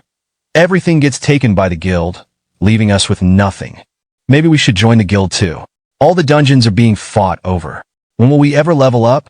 Tsuyoshi smirked, his eyes narrowing as he looked down at the fallen goblins around him. But here I can keep all the experience for myself. No guild restrictions. No one to share with. And the monsters grant way more experience than I've ever heard of. This world really is amazing. As if confirming his thoughts, the system chimed again. Experience. 2,100, 3,000. He clenched his fist, his pulse quickening. At this rate, I'll be unstoppable. I'm going straight for the boss. Fueled by confidence, Tsuyoshi pressed deeper into the cave. But that confidence shattered like fragile glass when he reached the cavern's core. The air turned heavy, almost suffocating. The dim light from the cave's moss barely illuminated the monstrous figure that loomed ahead. Tsuyoshi froze, his blood running cold. Slowly, he ducked behind a nearby rock, his hands trembling slightly as he peeked out. The creature's red eyes glowed like smoldering coals, piercing through the darkness with an almost tangible malice. Its towering frame radiated raw, unrelenting power. Tsuyoshi swallowed hard, his throat dry. Is that the goblin boss? Behind him, the beast girl crept closer, her usually composed face marked with fear. Beads of sweat trickled down her temples as she whispered, "Unlucky for us, master. This time, the boss has been possessed by darkness." Her words hit Tsuyoshi like a hammer. He blinked, his mind stuttering. Darkness. There's darkness in this world too? For a moment, his thoughts were paralyzed. His mind raced as he tried to come up with a plan. I can't back down now. But if this thing really is possessed by darkness? A chilling memory surged to the surface. The first time Tsuyoshi encountered a monster in his original world. The shadows of the past loomed large in his mind. In my world, darkness also lurks in the caves. Could it be the same entity? His grip on the worn-out wooden stick tightened as he tried to steady his spiraling thoughts. His heart pounded in his chest, each beat echoing like a drum roll of impending doom. Sensing his distress, the beast girl's voice cut through the tension like a lifeline. "Master," she whispered, her tone laced with caution.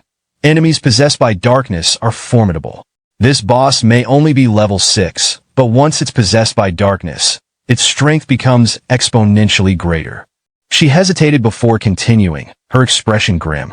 Darkness doesn't just amplify power. It shrouds its host in mystery, making its next move impossible to predict. That's why. She stepped forward, gripping her sword tightly. That's why I will handle this boss myself. Her words pulled Tsuyoshi out of his thoughts, but instead of calming him, they stoked the fire of his rage. His voice trembled with fury as he growled, "No, I will absolutely take it down with my own hands, whether it's now or sometime in the future." His resolve solidified as he glared at the dark goblin boss. I don't know what connection darkness has across different worlds, but I will kill them all. Every last one of them. I will avenge my family. Fueled by his blazing determination, Tsuyoshi launched himself forward, the worn-out wooden stick clutched tightly in his hand. His voice roared through the cave, shaking the air itself. "I will kill you with my own hands." "Master, wait!" the beast girl cried, her voice thick with panic. But it was too late. The dark goblin boss surged forward to meet him, its grotesque mouth wide open, teeth glinting like daggers in the dim light. The creature's movements were unervingly fast, each step shaking the ground. Tsuyoshi's vision blurred with rage as a name echoed in his mind. "Karina. You ruined Karina's life too." With all his strength, he swung his battered stick, the strike landing solidly on the boss's side. For a brief, fleeting moment, he thought he might have a chance. But the boss retaliated with equal ferocity. Its clawed arm smashed into Tsuyoshi, sending him flying backward like a rag doll. He crashed hard against the ground, the impact knocking the wind out of him. Pain radiated through his body as he lay there, the cave spinning around him. He coughed, struggling to regain his breath, and stared at the ceiling of the cavern. The goblin boss barely flinched, its health bar mocking him with its stubborn resilience. Tsuyoshi's thoughts swirled bitterly. Damn it! The dark goblin boss loomed over Tsuyoshi, its grotesque face twisted into a cruel sneer. Its long, slimy tongue unfurled, dripping with malice as it lunged to deliver the finishing blow. But before it could strike, a gleaming slash of silver cut through the air. The tongue fell to the ground with a sickening splat. The beast girl stood firm, her blade glowing faintly.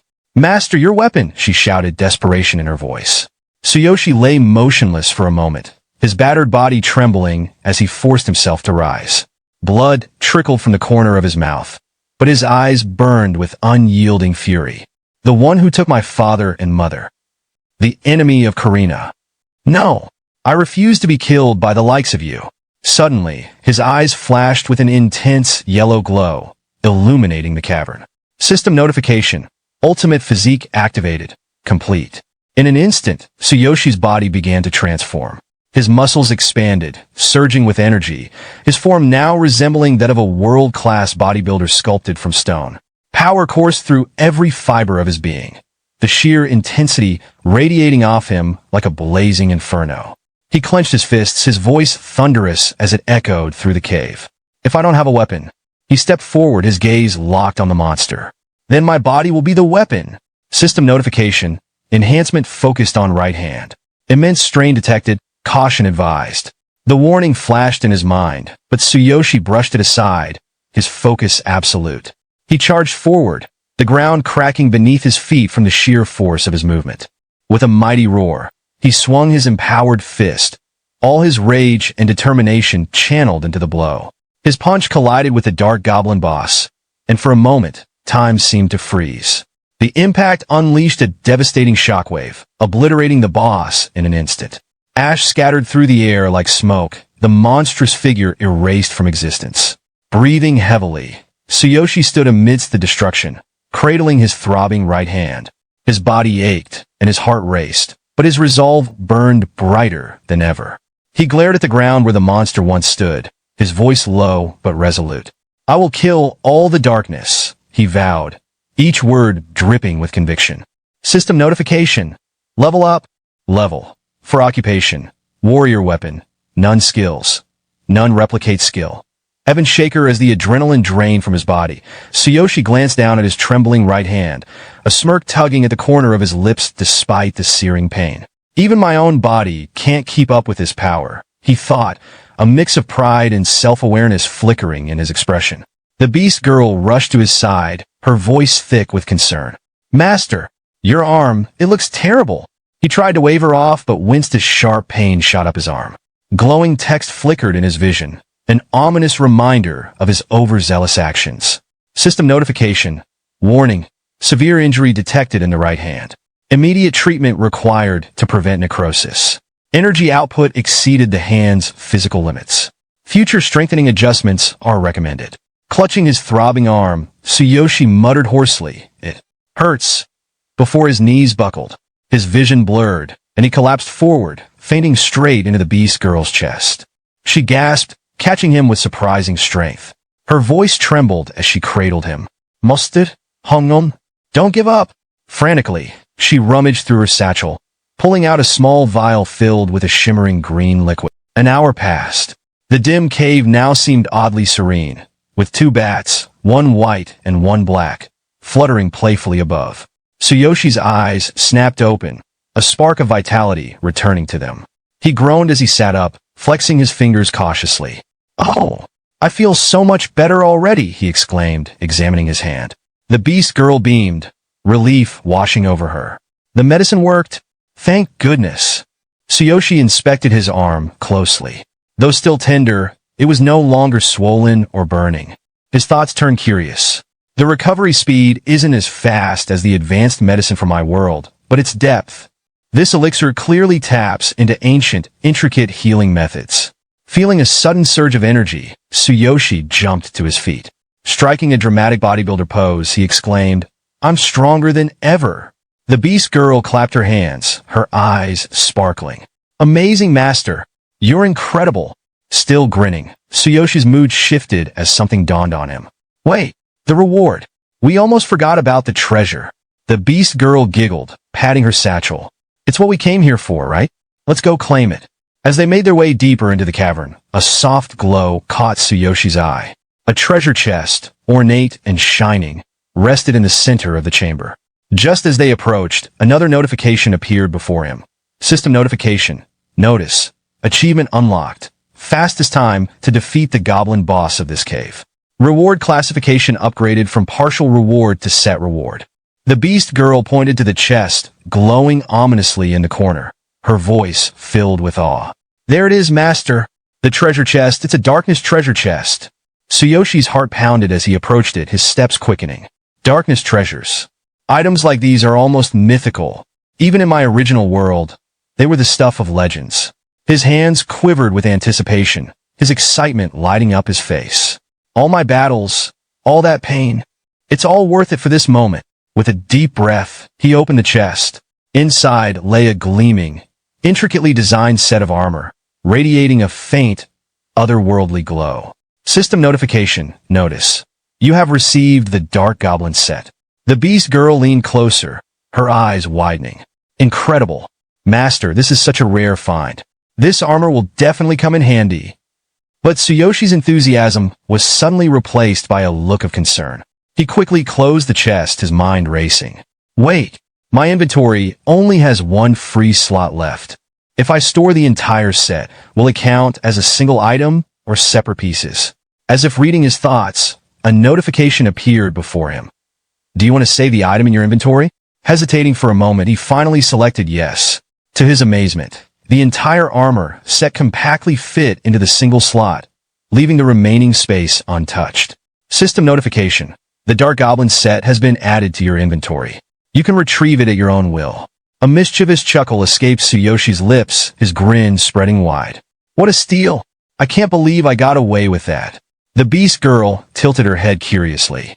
"Master, why are you smiling like that?" Snapping back to reality, Tsuyoshi waved off her concern. "Oh, it's nothing. I was just appreciating how efficient the system is." Then a thought struck him. "By the way, can you sew?" The beast girl's ears perked up, and her smile brightened. "Of course. I've been sewing my own clothes since I was a child. I even carry a sewing kit with me." Later, under the soft, silvery glow of the moonlight, the two sat side by side on a grassy hill. The serene blue hues of the night sky painted a tranquil backdrop, as if the world itself had paused to savor the moment. The beast girl carefully mended a small tear in her cloak while Tsuyoshi leaned back, gazing at the stars. The atmosphere felt almost surreal, like a scene from a romantic painting. The beast girl held up the vest she had sewn, her eyes gleaming with anticipation. "Master, it's done. Is this good enough?" Her voice trembled slightly, a mix of pride and uncertainty. Tsuyoshi's eyes widened in genuine awe as he took the vest. Thank you. He slipped it on and marveled at the craftsmanship, his voice filled with admiration. Wow, you're so skilled. Her smile stretched across her face, the corners of her lips quivering with pride. I'm glad to be of service, she said softly, her heart swelling with warmth from his praise. A quiet sense of satisfaction washed over Tsuyoshi as he thought to himself. Now that I've leveled up and got my gear, it's time to head back. He stood up, stretching, the weight of their journey pressing down on him. We should settle down for tonight to rest and recover. The beast girl nodded with a silent understanding, her eyes softening. Yes, let's go. Back in his apartment in the real world, Tsuyoshi collapsed onto his bed with a relieved sigh, his body sinking into the mattress. Phew, finally back. He stared at the ceiling, his mind drifting to the beast girl. Her face lingered in his thoughts, and he could still feel the weight of their shared experiences. After wandering with her, we finally found a place to rest. I had to wait until she fell asleep before slipping away this time. I really scored a ton of great stuff. He sighed, the weight of his journey settling on his chest. Rolling onto his side, his thoughts deepened. I can't stop the flow of time in that world forever. I'd better get some sleep. Tomorrow, we're heading into a new cave. The thought of what lay ahead was both thrilling and daunting.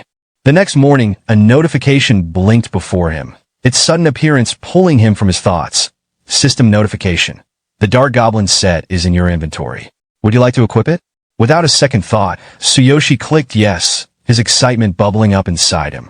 System notification. You have equipped the Dark Goblin set. Special skill unlocked.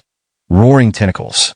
Activating this skill emits a scream that stuns low-grade enemies within earshot while transforming your hand into a phantom tentacle that deals lethal damage. Tsuyoshi stared at his reflection in the mirror, his breath catching in his throat. The armor transformed him, making him look like a character from a game, a boss monster ready to strike. He couldn't help but grin, his voice full of exhilaration. Awesome. It even has a special skill. This is going to be fun. But then a shadow of doubt crept in. Wait, if I walk around in this gear, I'm definitely going to attract unwanted attention. Heroes here are known to kill others for rare equipment. He furrowed his brow and scrolled through the system, contemplating his next move. Another notification popped up, drawing his focus. System notification. Equipment effect. Conceal. This feature disguises your gear as regular clothes. Do you want to activate it? Perfect, Tsuyoshi muttered, his fingers trembling slightly as he clicked yes. The Dark Goblin set vanished in an instant, replaced by simple, everyday clothing. He glanced down at himself, the new outfit fitting comfortably, but his mind was still racing. Grinning, he straightened his shirt, trying to shake off the lingering unease. There are still a few minutes before the meeting. I should grab some bread. His voice was casual, but there was an edge of anticipation in his tone. Just as he turned to leave, his phone rang, breaking the calm. A jolt of confusion shot through him as he picked it up. Hello? On the other end, a panicked voice shattered the silence. Are you Karina's brother? I'm the chief nurse. Some scary people are at the hospital trying to take her. They claim she owes them money. Please hurry. Tsuyoshi's blood ran cold. Before he could even form a response, a gruff voice cut through, sending a chill down his spine. Don't let her go. The nurse's voice quivered, almost breaking. They've taken my phone. Please hurry. The call ended abruptly, leaving only silence and the rising tide of dread in Tsuyoshi's chest. Fury ignited within him, burning hotter than anything he had ever felt. His fingers tightened around his phone, crushing it with a single, powerful grip. With a shout of anger, he stormed out of his apartment, barely noticing the notification flashing before his eyes. System notification. Level 4. Occupation. Warrior. Equipment.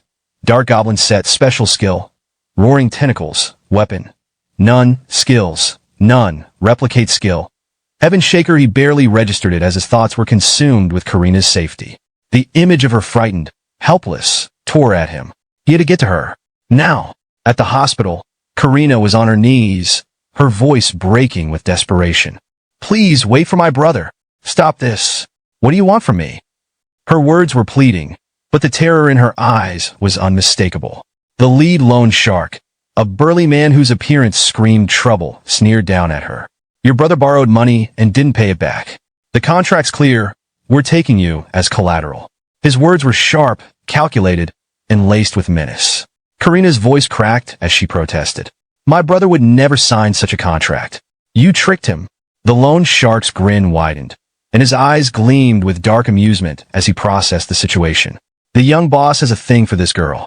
A beauty like her would fetch a fortune on the black market. His thoughts were cruel, calculating. That fool didn't even read the fine print. He grabbed her chin roughly, forcing her to meet his gaze. Your brother's payments barely cover the interest. He'll never pay off the capital. But if you come with us quietly, we might go easy on you.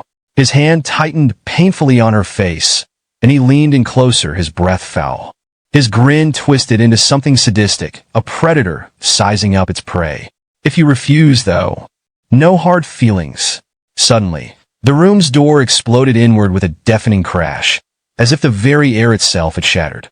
There, standing in the doorway, his eyes blazing with an intensity that could set the world aflame, was Tsuyoshi. His voice, cold as ice, rang out, sending a ripple of fear through the loan sharks. Who dares? The room fell into an eerie silence as Tsuyoshi's gaze locked onto the man who had dared threaten his sister. The air thickened with menace, the tension palpable. His voice, low and dripping with a promise of violence, reverberated through the room like the growl of a caged beast. Brace yourself. Tsuyoshi kicked the hospital door open with the force of a superhero who's way overqualified for this situation. The system chimed in with a new notification because apparently drama triggers updates. Level 4. Occupation, Warrior. Equipment, Dark Goblin Set. Special Skill, Roaring Tentacles. Weapon None. Replicate Skill. Heaven Shaker. The room, previously noisy with bad villain dialogue, suddenly went dead silent. Tsuyoshi's sister, sitting in a wheelchair, yelled, "Brother!" like they were shooting a soap opera. The gang leader, reclining like he was on vacation, turned and sneered. Well, look who decided to show up. He gave off the vibe of a guy who spent way too much time practicing comebacks in the mirror. With the confidence of a third-rate villain straight out of a bargain bin action movie, he smirked. Why so angry? Isn't this what we agreed on? I mean, you don't even need a crippled sister like her, right? He didn't get to finish that sentence. Why, you ask? Because Tsuyoshi, fueled by rage and zero chill, moved faster than Wi-Fi at Grandma's house, and bam. His foot connected with the leader's face, so hard it probably sent a memo to his ancestors. The poor guy's teeth went airborne like confetti at a cheap party, and his body did an Olympic-level spin before crashing to the ground. Cue another system notification. Strongest body part unlocked. Legs, speed, and power increased. Tsuyoshi's eyes glowed an ominous red, like he'd just unlocked his inner anime protagonist. One of the gang members, clearly the team clown, decided to try his luck and threw a punch. Big mistake. Tsuyoshi met the punch with his own, and the guy's hand didn't just lose, it straight up disintegrated. Now he was sitting on the ground, cradling his broken hand like baby, trembling like someone who just found out they owe the IRS. The gang leader, groaning, managed to spit out some nonsense. Nobody defies the Blue Snake Gang. You're dead meat. He whipped out a gun, aiming straight at Tsuyoshi. Let's see you survive this. He fired, and the bullet zoomed through the air. But Tsuyoshi casually caught the bullet with his bare hand, like it was no big deal. The room went silent again, except for the collective sound of jaws hitting the floor. He caught a bullet with his hand? One of the gangsters screamed, probably reconsidering every decision that led him to this moment. Impossible, another stammered, looking like he'd just seen Bigfoot riding a unicorn. Tsuyoshi, unfazed, let the bullet drop from his hand and walked toward them, his face an intimidating blend of fury and "I don't have time for this." His system chimed again, because of course it did. Strongest body part unlocked. Hands, immune to ordinary weapons. The remaining gangsters huddled together, trembling like kids caught stealing cookies. Hero. One of them stuttered because apparently they just realized they were in a superhero movie, not a gang thriller. Moments later, the nurse who'd called Tsuyoshi earlier arrived with security. There are loan sharks harassing a patient and her brother. Hurry, she yelled as she pushed the door open. Inside, she froze. The once feared gangsters were now huddled in a pathetic pile, covered in bruises, their leader looking like he'd just lost a wrestling match with a blender. Forcing a smile, the leader stammered, "Mr. Tsuyoshi, please pay me back in one lump sum as soon as possible. If you delay repayment, our young boss, who is also a hero, might not keep quiet." "Well then, if you LOL, excuse me. I'm sorry for interrupting you today." He bowed so low it looked like he was auditioning for a yoga class. The gangsters all joined in, waving their hands in a weird, synchronized Buddha peace gesture. "We'll be leaving now," they said in unison before scrambling out the door like cockroaches when the lights come on. The nurse, still standing there, looked at Tsuyoshi and then at the gangsters fleeing for their lives. As the lone shark leader shuffled away from the hospital room, bruised and beaten, he muttered to himself, "The boy's become a hero. Damn it. I've got to report this to the boss, or his plan to take the sister will go down the drain." Then, as if the universe wanted to spice things up, a notification popped up in the leader's mind. Blue Shark Gang Boss. Level 10. Occupation: Warrior Tank. Combat Power: 2,300. But between you and me, notification wasn't even linked to Tsuyoshi. He smirked darkly. "The boss is level 10. That kid's just a trainee. He doesn't stand a chance. We'll crush him like a mosquito." Meanwhile, inside the hospital room, Tsuyoshi's sister, Karina, stared at him in confusion. "They left?" she asked, her voice full of disbelief. Tsuyoshi, holding a white cloth like he'd just come from a failed magic show, sighed. "Yeah, Karina. Sorry I haven't been able to visit you as much as I wanted." He stepped closer and knelt slightly. "They're right, though. If we don't pay them soon, the blue sharks will be back. I've been racking my brain trying to figure out how to repay them, but I've got nothing. Zero. So don't worry about it, okay?" Karina, with a faint smile, looked at him and said, "You really became a hero." Tsuyoshi awkwardly scratched the back of his head, pulling out his hero ID like it was a golden ticket to the chocolate factory. "Well, sort of. I'm still an intern. I'll be officially recognized after I pass the cave trial today." With determination, Tsuyoshi walked out of the room, ready to face the challenge. His thoughts raced. "I borrowed 60,000 yen from the Blue Shark Gang for Karina's treatment. If I try to pay it back slowly, it'll take forever. Even if I become an official hero, it won't be enough. The only way is to sell all my equipment. But that's risky." Then the scene shift the cave entrance. At the entrance of the cave, Tsuyoshi joined a group of adult trainees, all under the watchful eye of their instructor, a grizzled man standing with his arms crossed like he was auditioning for a martial arts movie. The instructor barked, "All right, everyone here? Good. Today, we'll test your skills to see if you're ready to become official heroes. Rules are simple. All equipment you find in the cave belongs to me. No exceptions." The trainees, eager to please, nodded without hesitation. Tsuyoshi, however, thought to himself, "I've heard rumors about this. Seems like the Hero Union is turning a blind eye. But whatever, it's not like we'll find anything valuable in a low-level cave anyway." The instructor raised a fist dramatically, his voice booming. "For the record, I'm a level 9 warrior. As long as you follow my instructions, you'll pass the exam. And in return for my expert guidance, you'll each pay me 20,000 yen. Got it?" Grumbles filled the group. One trainee muttered, "That's way too much." But Tsuyoshi, raising his hand, said loudly, "Why do we have to pay you? You're already taking all the equipment we find. How are we supposed to have any money left for ourselves?" Another trainee whispered nervously, "Don't go against him. He's part of the Crazy Wolf Guild." Tsuyoshi's eyes narrowed. "Ah, so he's got backing. No wonder he's so shameless. But I'm not letting someone like him push people around. Even if it costs me everything, I won't support someone who helps the strong crush the weak." The instructor, now visibly irritated, retorted, "If you're too broke to pay, sign up for the solo test instead." He smirked, thinking, this kid's an idiot. Provoking me? Let's see him survive a solo trial. No one ever does. The trainees panicked. "A solo test? Isn't that suicide?" one whispered. "Even the strongest heroes avoid that," another added. Yet Tsuyoshi, undeterred, crossed his arms confidently. "So, I can sign up for a solo test? Perfect. That works for me."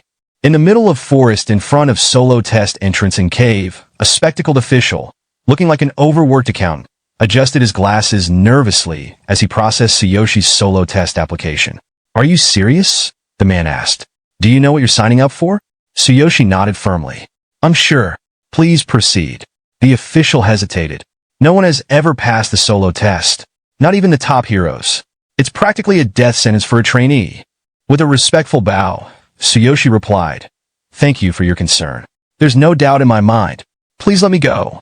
The official, now trembling, thought to himself, "This kid's insane." Meanwhile, Tsuyoshi walked toward the cave entrance, his determination unwavering. He paused, looking back briefly. Well, I'll be going in now, he said calmly as Tsuyoshi stepped into the cave. The world seemed to shift around him. In front of him was not the dark, damp cave he expected, but a magical forest glowing with an otherworldly light. A new notification popped up. Test confirmation. Trainee Tsuyoshi Tsukishiro. Solo test application confirmed. Cave type, forest type. Recommended participants, 5 or more. Recommended combat power, 600 plus. Tsuyoshi raised an eyebrow. 5 people and 600 combat power? He muttered to himself. I've only seen caves after the heroes cleaned out the darkness. Is this what an original cave looked like? Before he could ponder further, a goblin leapt out of the shadows from behind him, swinging a wooden stick. Huh? The stick connected with Tsuyoshi's back and snapped in half. A faint blue glow emitted from him. Tsuyoshi turned around slowly, looking more annoyed than hurt. A surprise attack? That level of power won't hurt me. The goblin froze. Before it could react, Tsuyoshi yanked the broken stick out of its hand and swung it back at the creature. Thwack! The goblin crumpled to the ground in a heap. Wow, Tsuyoshi said, inspecting the stick. This dark goblin is pretty strong. A notification popped up. Combat power check. 6400. Tsuyoshi smirked, his golden eyes glinting. Looking down at the goblin like it was an ant, he brushed his hands together dramatically. Compared to my power, you're dust. And I know it.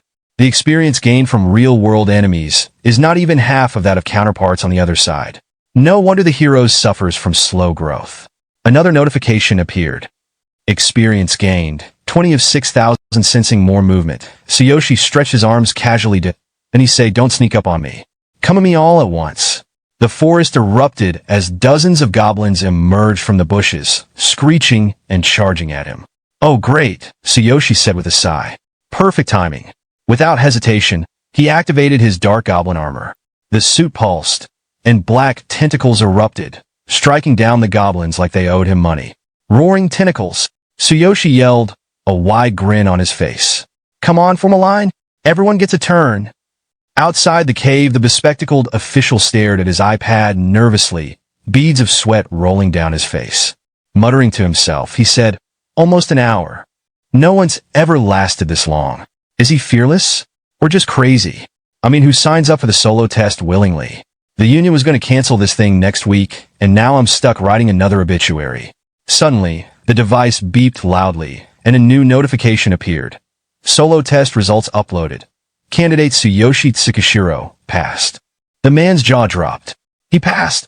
At the cave exit, Tsuyoshi walked out of the cave casually, brushing off dirt from his darkest body, as if he'd just finished a stroll in the park.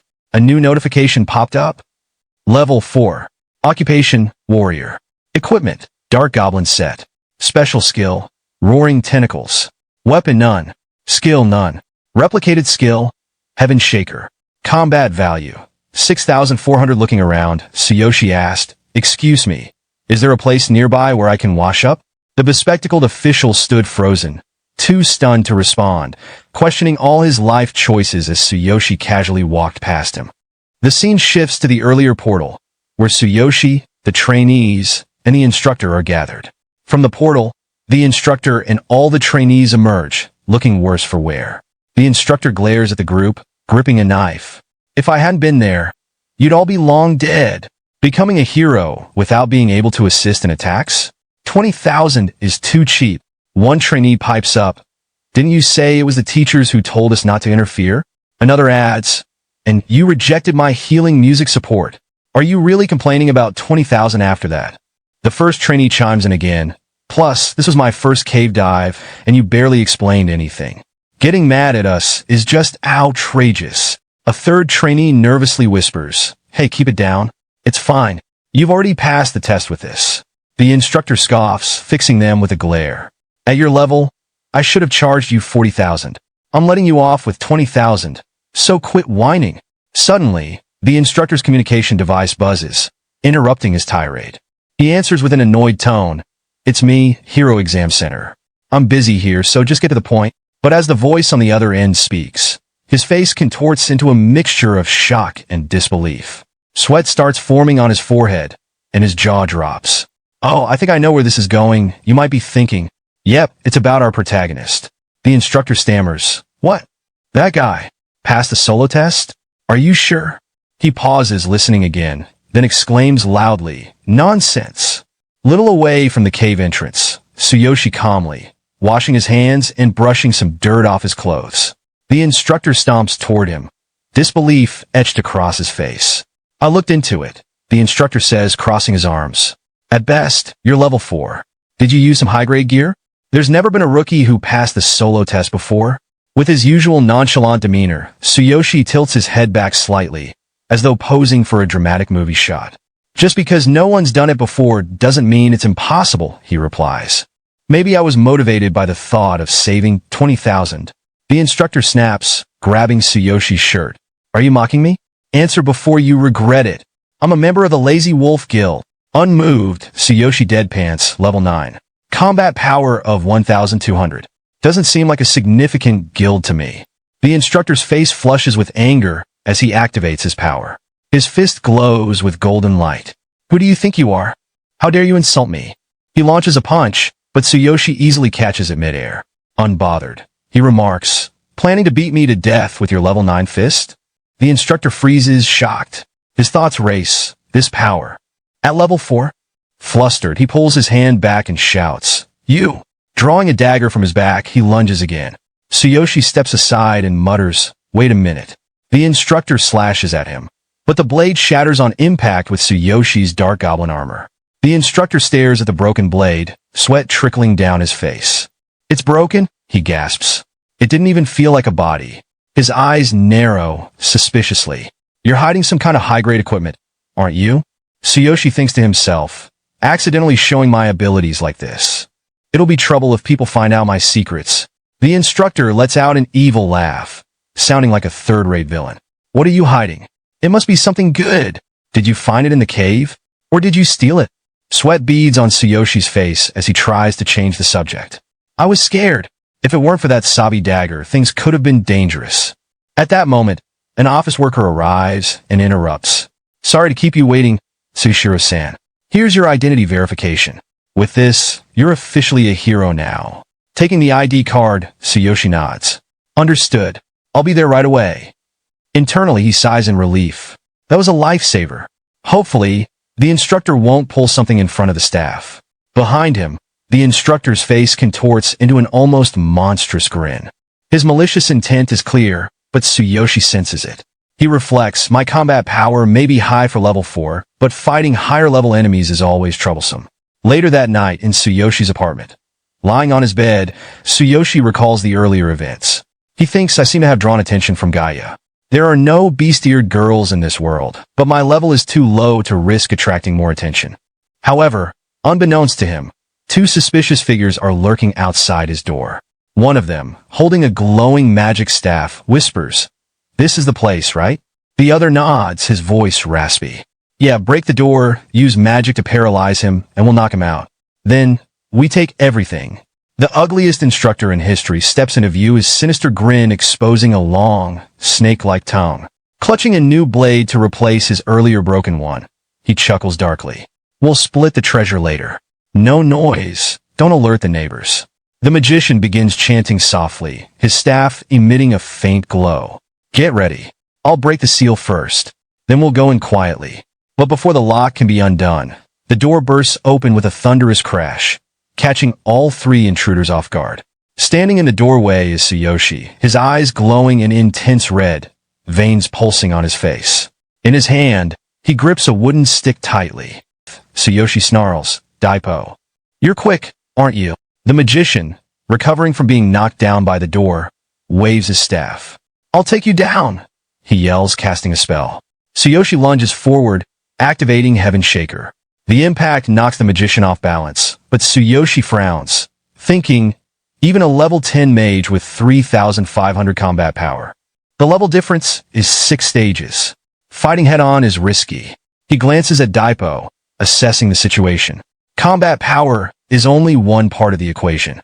My 6,400 should give me an edge, but at level 4, the gap is dangerous. If the difference is within 2 levels, I can handle it. But against opponents this far ahead, The system punishes low-level fighters by reducing their damage output. Let me break it down for you in simpler terms. Imagine a level 3 warrior going up against a level 72 boss. Even if the boss is weak, your attacks would barely leave a scratch, while one hit from the boss could completely wipe you out. That's the power of level difference. It's not just about strength. It's a systematic imbalance that favors the higher level. Turning back to the instructor, Tsuyoshi considers his options. Should I run and rely on my equipment? But if I fail, it'll be instant defeat. Suddenly, the magician stands again, his cloak slightly torn, his face fully revealed. He's a bald man, and you and I are thinking the same thing. This baldy doesn't look intimidating at all. But the magician doesn't share our amusement. Clutching his scratched cloak, he yells, "I'm glad I reinforced the defense of this cloak. I'll kill you and take your stuff."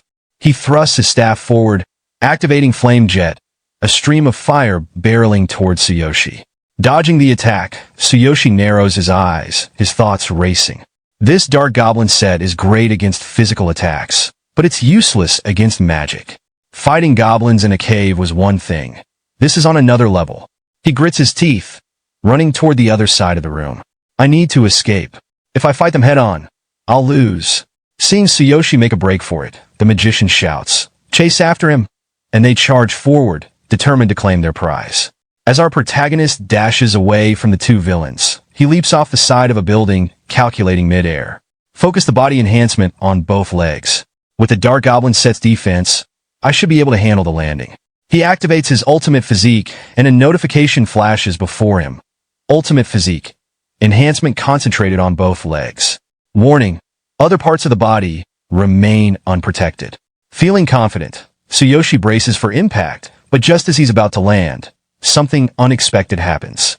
A man below appears out of nowhere, delivering a vicious knee strike straight to Tsuyoshi's stomach mid-air. Reeling from the attack, Tsuyoshi's thoughts race.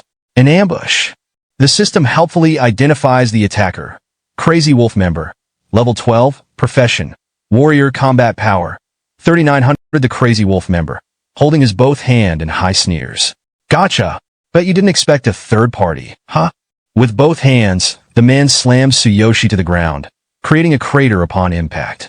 It's a waste for someone like you to even try, the man says, looking down smugly. Struggling to his feet, Tsuyoshi plants one hand on the ground and thinks, good thing I enhanced my whole body before landing. That knee strike hurt like hell, especially since I removed my abdominal protection. But thanks to the Dark Goblin set, I reduced the damage. The Crazy Wolf member lands in front of him, visibly impressed. You're still alive? Not bad. At the same moment, the magician, our infamous Baldy, catches up, glaring at Tsuyoshi. What kind of skill was that? How can a rookie pull something like that off? Hearing that, Tsuyoshi's temper flares. His eyes glow red, and faint markings of hidden armor begin appearing on his face.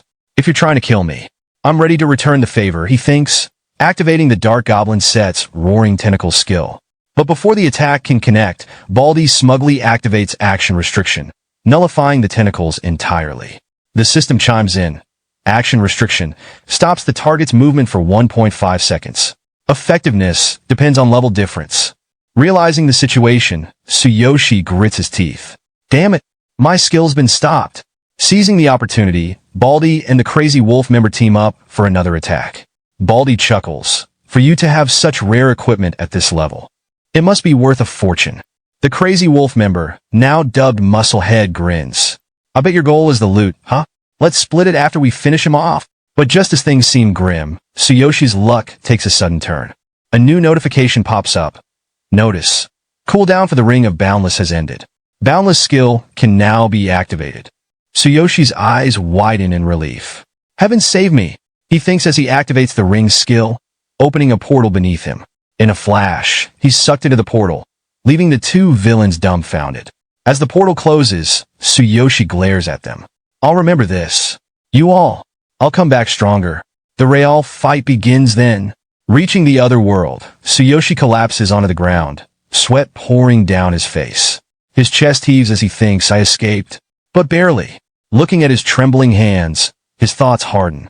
This time, I need to level up and learn real skills. I relied too much on my equipment.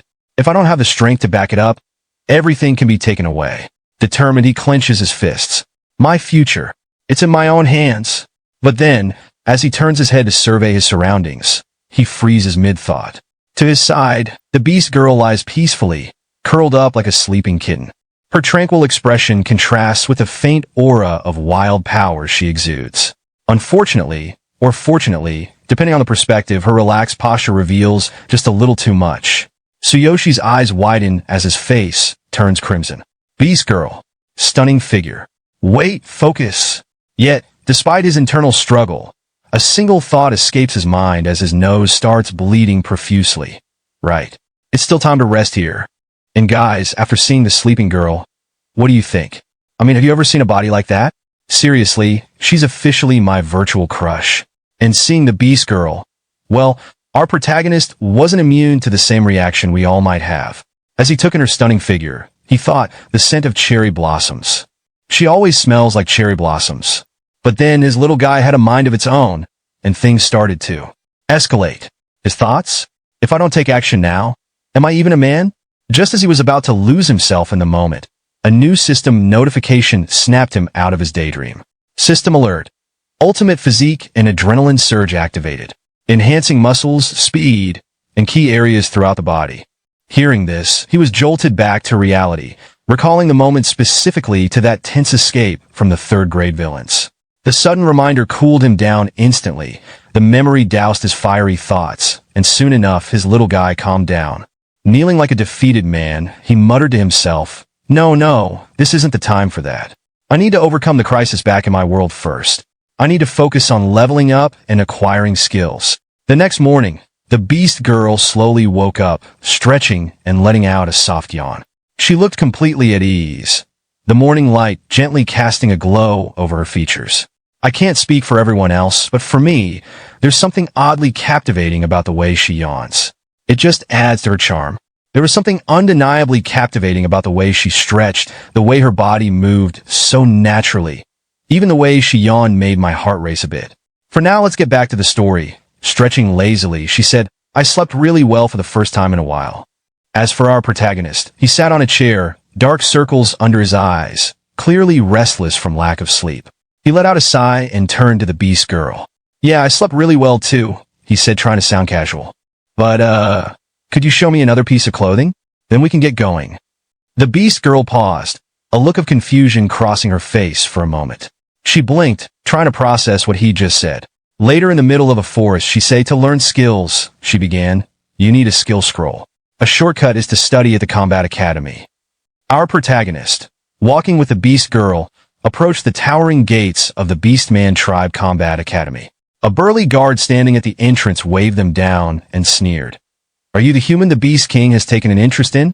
Let me make this clear. There are conditions for enrollment. First, you must reach level 6. Second, you must pass the entrance exam. Right now, you're only level 4, so it's too early for you to even think about stepping inside. Hearing this, our protagonist sighed and muttered, what a hassle. The beast girl, noticing his disappointment, quickly chimed in, I'm sorry, master. I've been training in the cave for so long that I didn't think there would be such conditions. Looking at her, the protagonist softened his expression and replied, it's okay. I need to level up anyway. I'll come back later. Encouraged by his words, the beast girl smiled and said, yes. In that case, you can try leveling up in the nearby low-level cave. It's not far from here. But before they could move, the guard interjected with a sneer. Filthy human. The beast tribes do not acknowledge your kind. If it weren't for the Beast King's command, you'd already be torn to shreds. Even if you somehow reach level 6, you'll never pass the exam. And dragging around this lowly mutt? What a perfect pair of losers. The beast girl's smile faded as her expression darkened. Thoughts raced through her mind. This is my fault. Master is so kind that I forgot my place. I'm just a burden to him. If I stay by his side, I'll only cause more trouble. I have to explain everything to him properly and say goodbye soon. Meanwhile, the protagonist's patience snapped. Eyes blazing, he clenched his fists and marched toward the guard with an intensity that made the air feel heavier. Seeing this, the beast girl called out behind him. Master. Our protagonist suddenly grabbed the guard by his collar, lifting him slightly off the ground. His eyes glowed with anger as he growled. You bastard. What did you just say? Should I tear your mouth open? The intensity in his voice left no room for argument. His gaze bore into the guard as he added, apologize to her. Right. Now. The guard, brushing off the threat, smirked and said, I was just stating the facts. That girl is a hybrid, half-human, half-beast. In other words, she's a half-breed. A disgrace to us beastmen. She doesn't even have a proper name. A system notification suddenly appeared in front of our protagonist. Half-beast. One who is not a pure beastman, generally regarded as a shameful existence by beastmen. Born of a human and a beastman, half-beasts are shunned for tainting bloodlines, rejected by both races, and rarely given names. Most live lonely, abandoned lives. As he read the notification, his mind flashed back to when he first met the beast girl. His eyes narrowed. So that's why her name didn't appear when I used the divine eye earlier. She didn't have one in the first place. When his focus returned to the guard, he noticed other beastmen armed with bows, arrows trained on him. The guard sneered. Don't get cocky just because the Beast King has taken an interest in you. If you disrespect a beastman warrior, I'll punish you. Equally, pass the exam, and maybe I'll consider apologizing to that girl. But we both know a human could never accomplish that. The words stung, and for a moment, our protagonist froze. From behind, the beast girl tugged on his sleeve and whispered, Master, you're absolutely right. There's no need to get involved because of someone like me. Her words made his chest tighten. He released the guard, his voice calm but firm. Sakura, he declared, looking at her. Her name is Sakura. Remember it. The beast girl's eyes widened in shock. Her mind raced. Sakura. Is that the name Master gave me? The guard snorted, but before he could respond, our protagonist turned and walked away. Remember what I said? He called over his shoulder.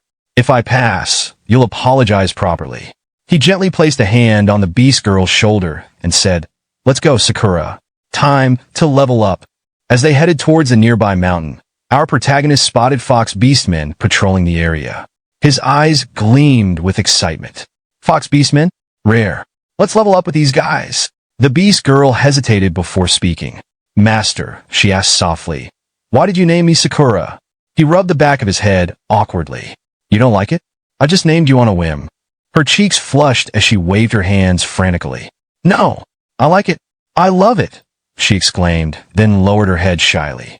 I just want to know how you came up with it.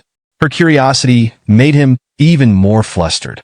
Rubbing his cheek, he muttered, Well, it's a bit embarrassing, but you always have a faint scent of cherry blossoms, graceful and calm. I thought Sakura suited you, so I named you that. Sorry if I overstepped. Her eyes glistened with emotion as she suddenly hugged him from behind. Thank you, Master. I really love this name. He scratched his head awkwardly, a faint smile on his lips. You're welcome. Both of them stood at the entrance of a dark cave. The protagonist turned to the beast girl, a confident smile on his face.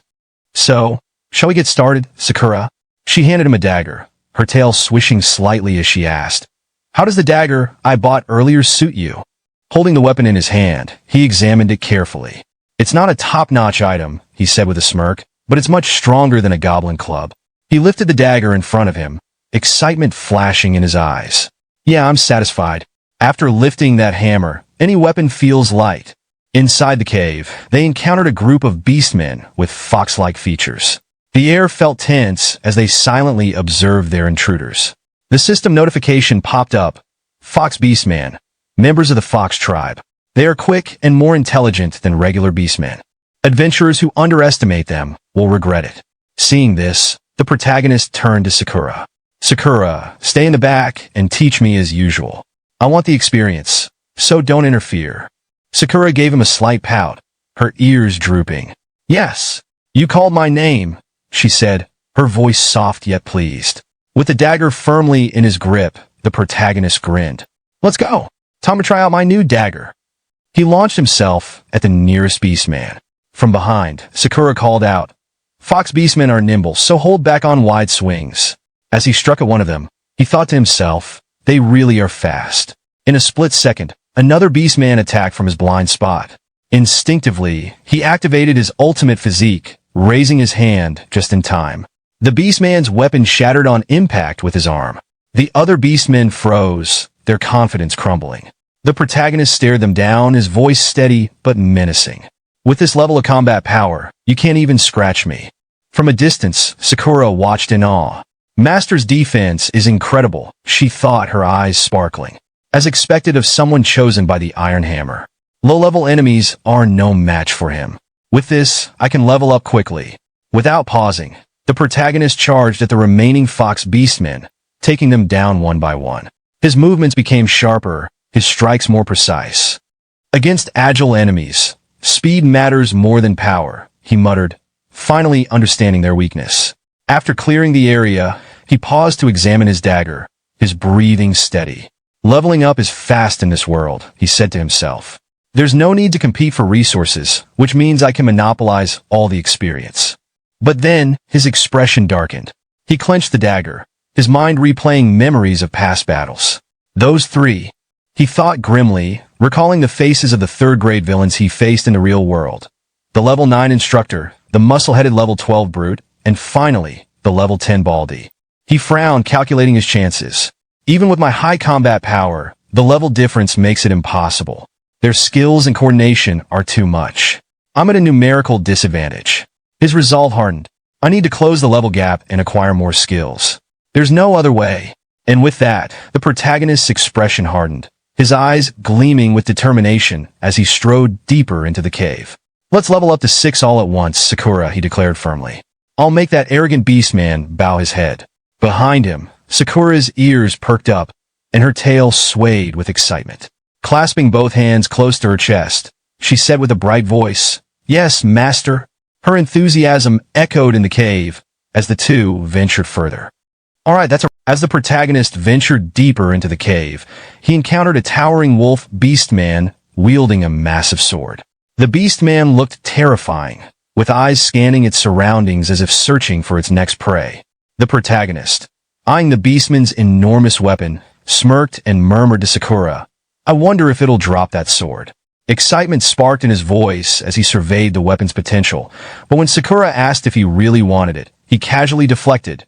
No, I was just curious. Does it really drop? Sakura, ever the enthusiastic guide, clasped her hands together and exclaimed, Yes. Most items drop after defeating enemies, but it depends on the party and the cave. The higher the item's quality, the lower the drop rate. Using special items can improve your chances. Intrigued, the protagonist turned his focus back to the Beastman boss, thinking, so there's even a drop rate. This world really does feel like a game. As he examined the details hovering above the Beastman's head, a notification appeared.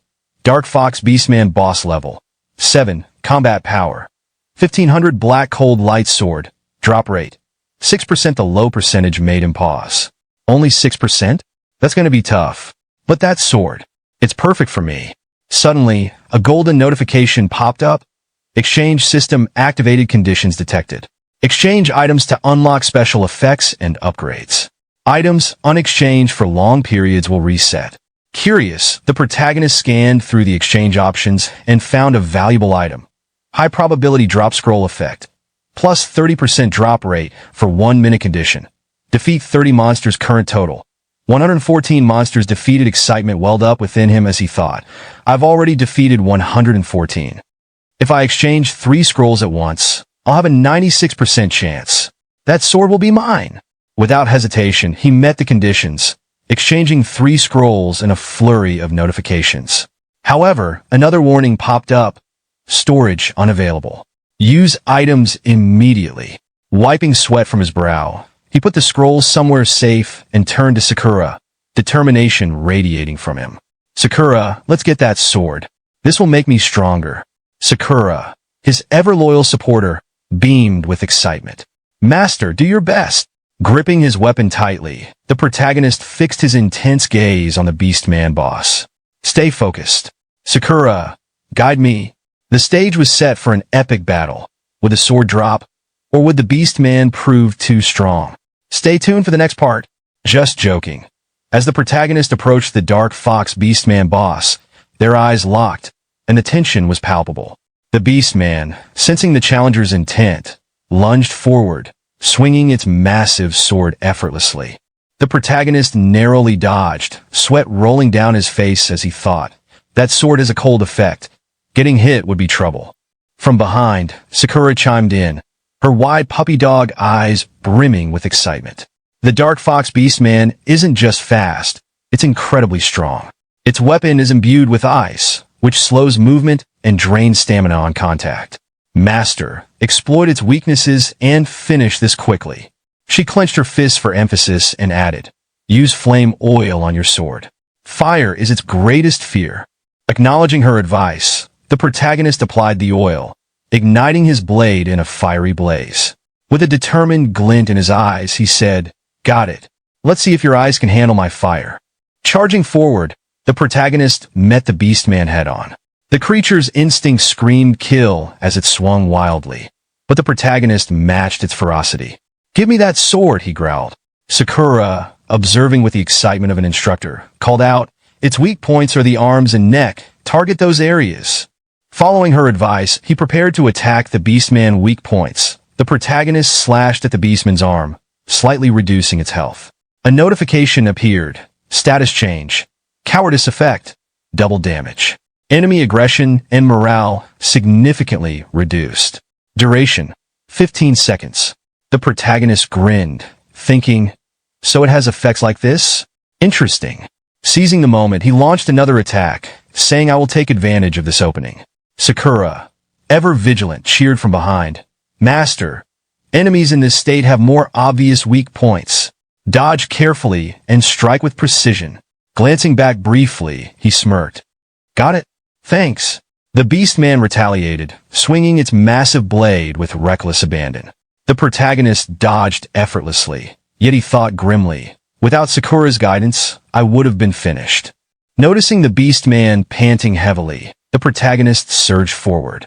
Holding his sword high, he declared, if it's over for you, it's my turn now. Sakura shouted, now go for the neck.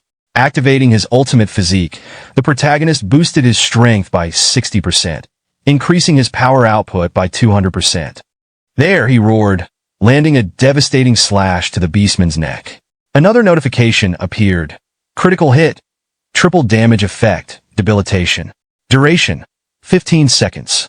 Sakura jumped in excitement, her cheers echoing through the cave. Master, that was amazing, but stay alert until the end. As she cheering for our protagonist sees, it may be a low-level fight, but with Master, it's so exciting. Hearing her encouragement, the protagonist leaped into the air, executing a flawless flip. This ends now, he declared, unleashing his Heaven Shikar technique to finish off the beastman. With a final blow, the Dark Fox beastman fell. Sakura, brimming with pride, jumped with excitement, her cheers as loud as her admiration. Master, that was incredible. When she cheering for our protagonist, I didn't notice anything bouncy, or maybe I was wrong, but if you guys notice anything, let me know in the comment. The protagonist wiped blood from his face, thinking, that was a satisfying fight.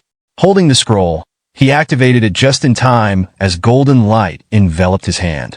He thinks I almost forgot to use the scrolls before it drops. Notification.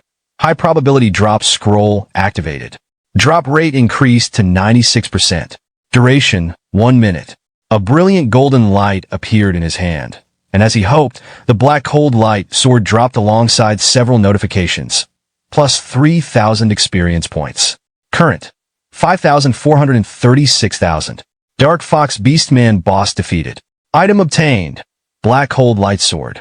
Overwhelmed with excitement, the protagonist exclaimed, 3,000 experience points, and it dropped too. Sakura, practically glowing with pride, said, you're so lucky, Master. Almost no one gets this weapon on the first try. Ignoring her, the protagonist inspected the massive sword, thinking, even with my ultimate physique, I'd be at risk without proper equipment. But this weapon will make me unstoppable. With this, even those 3 crazy wolves will fall, just a little more to reach level 5. I'm gonna hit level 6 by tonight for both Sakura's shake and my own. Our protagonist rested his massive sword on his shoulder, looking at Sakura with a determined gaze. Sakura, is there anywhere else I can level up? I need to hit level 6 fast. Sakura, the ever-enthusiastic fan, pointed a finger dramatically toward the sky. That's easy. Just use a reset scroll.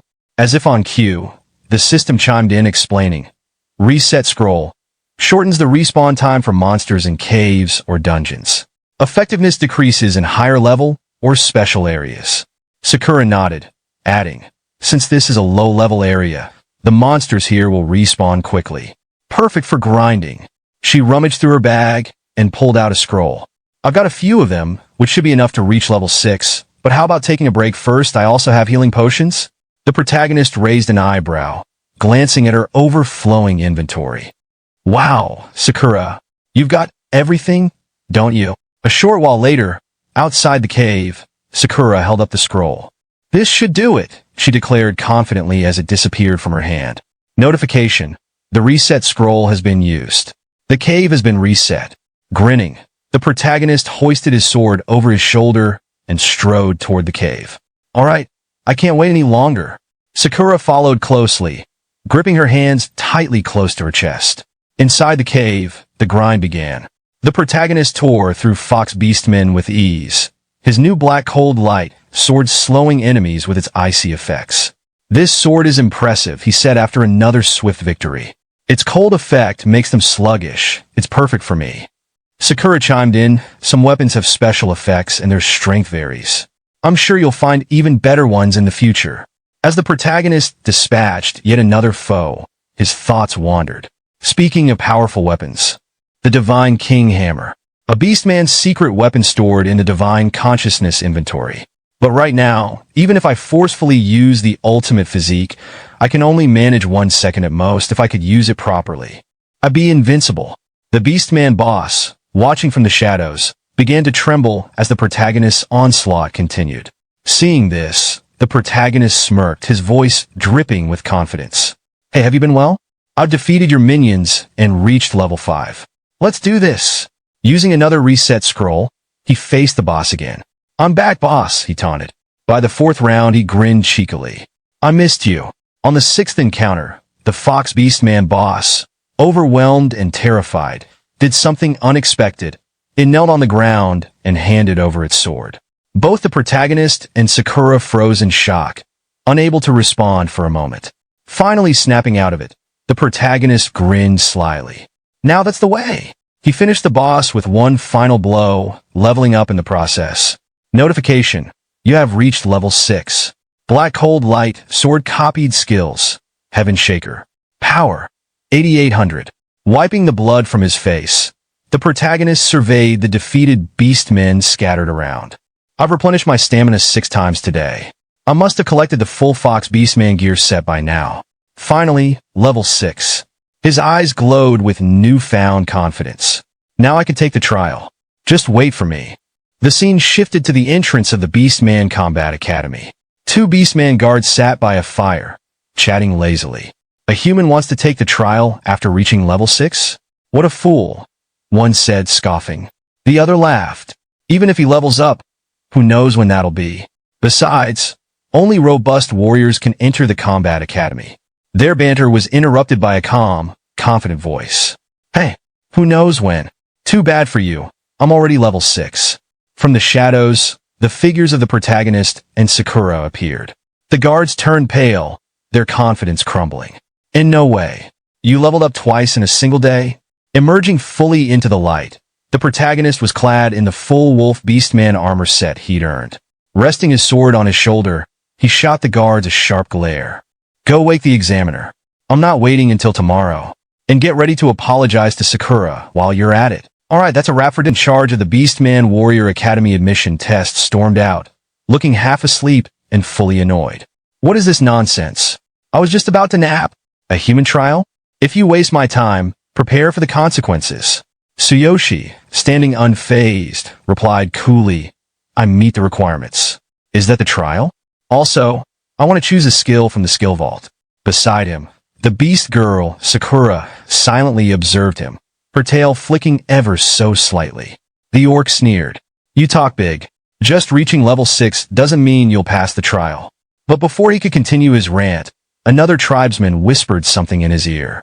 The orc's eyes widened in disbelief. What? From level 4 to level 6 in less than a day? How is that even possible? Tsuyoshi tilted his head in confusion. Hey, don't run away now. If I pass, you'll apologize to Sakura. As a beastman warrior, you won't go back on your word, right? The orc, clearly irritated, barked, fine.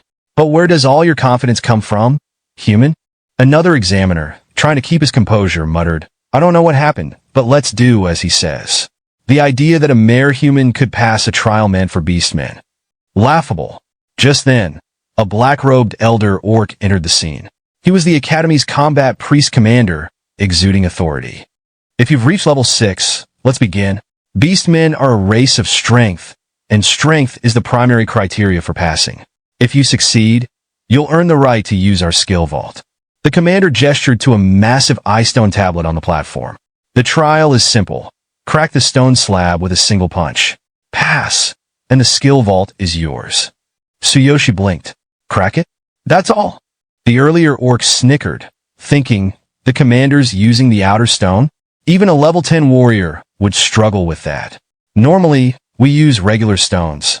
Let's see that confidence vanish. The system in Tsuyoshi's mind helpfully explained outer stone, a celestial rock used by beastmen to measure strength. Once feared as a bad omen, its hard metal content is now prized for crafting weapons. The commander smirked. It's easy for a beastman. All you have to do is crack it in one shot. I will show you how it's done. Easy, is it? Anyone below level 10 wouldn't even be able to scratch the outer stone? It's not hard if you were using a regular stone, but if it's a hated human, that's a different story. He think inwardly. He wound up and punched the stone with all his might, his muscles rippling. Even I, at level 20, need to give it my all, he think. A small crack appeared, and he turned to Tsuyoshi, puffing out his chest. That's how it's done. Let's see what you've got. Tsuyoshi strode toward the stone slab with unwavering confidence. All right, let's give it a shot, he said casually. Behind him, Sakura cheered, her voice brimming with excitement. Master, do your best. Facing the slab, Tsuyoshi thought to himself, leaving a mark should be easy. Thanks to my ultimate physique, I can push my power far beyond what's expected at my level. But just to be sure, let's fine-tune it for maximum impact. As he activated his power, lightning crackled around his right arm, and the system chimed in as usual. Ultimate physique. 50% of strength concentrated in the right arm. Tremendous power activated. The beastmen in the crowd exchanged skeptical glances. One of them scoffed. It might be easy for us beastmen, but a weak human can't even. His words were cut short as Tsuyoshi's fist connected with the slab. Boom! The impact sent shockwaves rippling through the area. The stone tablet didn't just crack, it shattered into pieces, scattering dust everywhere. The wind from the punch blew back the onlookers, leaving them stunned and speechless. Tsuyoshi blinked at the destruction, scratching the back of his head awkwardly. Oops, did I put too much force into it? He muttered, rubbing his hand. I was expecting something tougher. From behind, Sakura clasped her hands, her eyes sparkling with admiration. As expected, master. Now you can access the skill vault. The beastman who had insulted Tsuyoshi earlier and the academy examiner were frozen, their jaws practically on the ground. Did you see that? The beastman whispered. He shattered the outer stone in one blow. Impossible. The commander, equally shocked, muttered in disbelief. No one below level 10 could do that. And yet, Tsuyoshi, unfazed by the commotion, casually dusted off his hands and smirked. So, that counts as a pass, right? The examiner, now sweating nervously, pointed a shaky finger at Tsuyoshi. And no, you failed. I wasn't looking when you did it. I swear the crack must have been from my demonstration earlier. Why, yeah, that's it. The stone doesn't count. It's my power you borrowed. Tsuyoshi glanced at the sweating examiner, tilting his head in confusion. So, what's the plan for the trial now? The examiner, clearly panicking, shouted, We'll do it over. Next is the iron bar bending test. His mind flashed to the image of even high-level beastmen struggling with the iron bar, but he quickly puffed up his chest, looking confident. Iron bar bending is a strength measuring test. The participant must bend an extremely hard iron bar using brute force, like this. He grabbed an iron bar and thought to himself, this is no joke. Even for a beastman warrior, it takes explosive power to bend this. Moments later, Tsuyoshi casually bent the steel bar as if it were made of rubber. He tossed it aside, looking at the examiner with unimpressed eyes. How about now? The examiner, refusing to admit defeat, blurted, No, you failed. That iron bar isn't for testing. Then, regaining his fake confidence, he declared, We'll use the most primitive method, arm wrestling. If you can last 10 seconds against our strongest warrior, you pass. He smirked inwardly. This time it's different. Even I can't beat him. To his dismay, Tsuyoshi defeated the beastman warrior in an instant. The table didn't just break, it exploded from the impact of Tsuyoshi's strength. The examiner coughed up blood in shock. He didn't even last a second. Tsuyoshi glared at the examiner angrily, his tone commanding. I've already completed 3 trials. I passed this time, right? Both the examiner and the beastman warrior trembled in fear, sweat pouring down their faces. Oh, of course you pass, stammered the examiner. The other beastman muttered, what a terrifying human. Tsuyoshi gently took Sakura's hand and walked confidently toward the beastman. With a firm voice, he said, now, as promised, you will apologize to Sakura. The beastman scowled but, bound by his honor, muttered under his breath, damn it. Fine. A beastman warrior keeps his word. He bowed slightly, his pride clearly wounded, and said, I'm sorry. I apologize for what I said last time. Sakura's cheeks turned a soft pink as she brought her hand to her mouth, clearly flustered.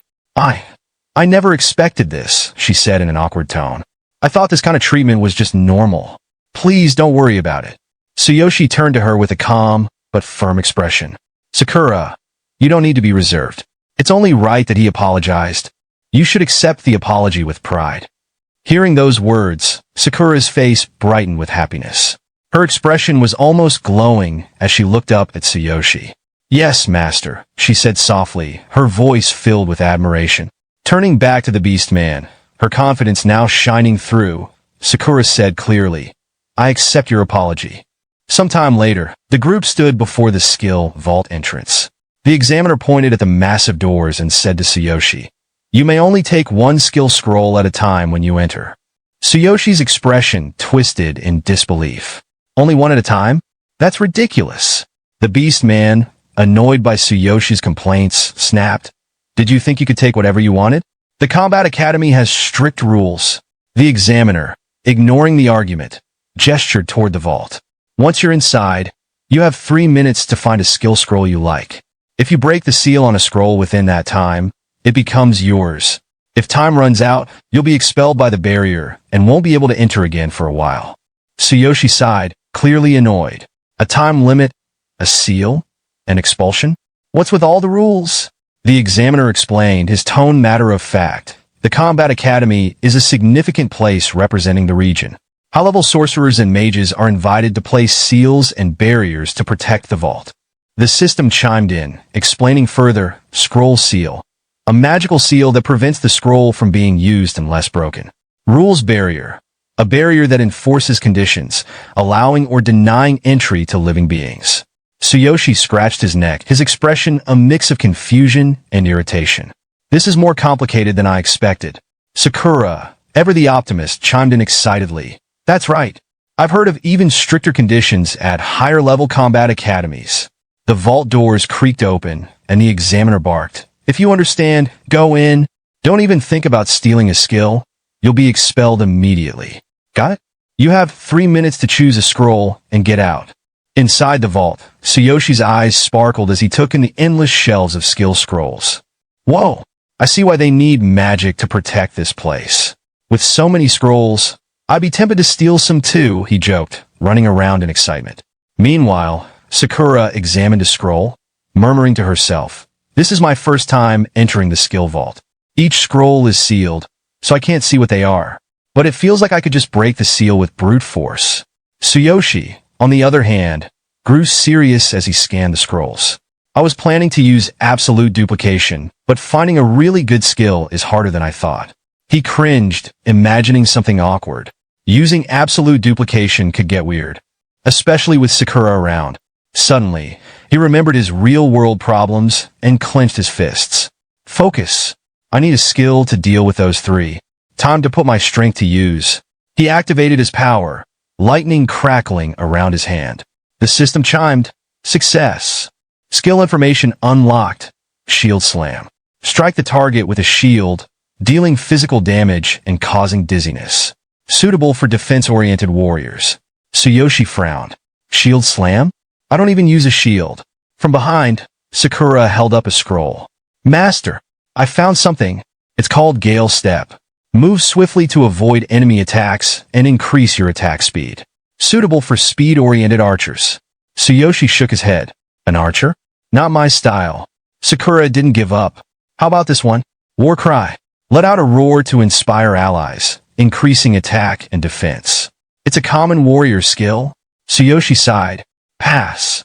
Time ticked down, and he started panicking. Only 2 minutes left? This is bad. None of these skills resonate with me.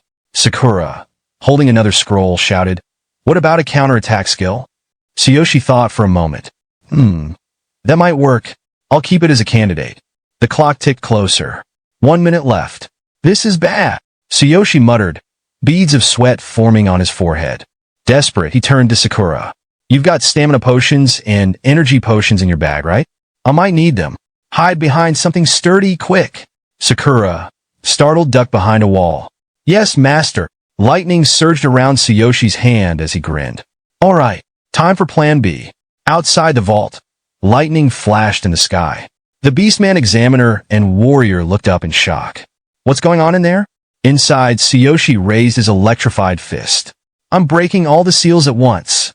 Sakura, peeking from behind the wall, thought, even I'm overwhelmed by master's intensity. As Tsuyoshi raised his hand high, lightning crackled violently around him, and a notification appeared before him. Notification. Due to insufficient level and conditions, you cannot fully unleash the power of the Divine King's Hammer. Forcing the release will consume a vast amount of energy. Duration of release, 1 second. Clenching his teeth, Tsuyoshi shouted with unshakable determination. 1 second is all I need. Outside the skill vault, massive lightning dragons spiraled into the sky, illuminating the entire area with an electrifying brilliance. The examiner, drenched in sweat, stared at the sky in disbelief, thinking, is this really human power? Inside the vault, Tsuyoshi gripped the hammer tightly, his body trembling as he struggled to contain its overwhelming power. Lightning surged wildly, threatening to consume him. From behind a wall, Sakura watched with awe, her thoughts racing. What a terrifying presence. I wouldn't have believed it if I hadn't seen it with my own eyes. Another notification appeared. Notification. Divine King's Hammer activated. Duration, 1 second. With a deafening roar, Tsuyoshi struck the ground with the hammer, shouting, I'm going to break all the seals on these scrolls at once. The impact was catastrophic. A shockwave of lightning burst from the hammer, spreading throughout the vault. At the same time, the lightning dragons outside vanished into thin air. Inside, every sealed scroll crackled and glowed as the seals shattered simultaneously. Sakura's eyes widened in shock. The seals on all the skill scrolls. Broken in an instant, she murmured, utterly stunned. Tsuyoshi fell to one knee, clutching his injured hand. He grimaced but managed a strained smile. I did it, he muttered. Suddenly, without warning, a torrent of glowing information surged toward him from the broken scrolls. His eyes glowed as streams of unknown words flooded his mind. The information from the scrolls. It's all coming in, he thought, struggling to process it all. Sakura watched with growing concern. The information from all these scrolls is too massive. If Master receives it all at once, his brain won't be able to handle it. Master, hang in there, she called out, her voice trembling with worry. Tsuyoshi clutched his head, sweat pouring down his face. My head. It's splitting, he groaned, his thoughts spiraling. I see it all. Give me the strongest one. The skill that suits me best. This isn't enough. Give me the strongest skill. Amid the chaos, a single scroll began to crackle with lightning, catching his attention. That's the one. Sakura, unaware of his discovery, shouted, Master, we're running out of time. Tsuyoshi focused on the scroll he had been searching for, his mind resolute. Since it caught my eye. This is it. He called out to Sakura with urgency. Sakura, bring me the one on the bottom shelf of the furthest back aisle. Third from the back. Without hesitation, Sakura leaped into action. Yes, master, she shouted, dashing toward the designated scroll.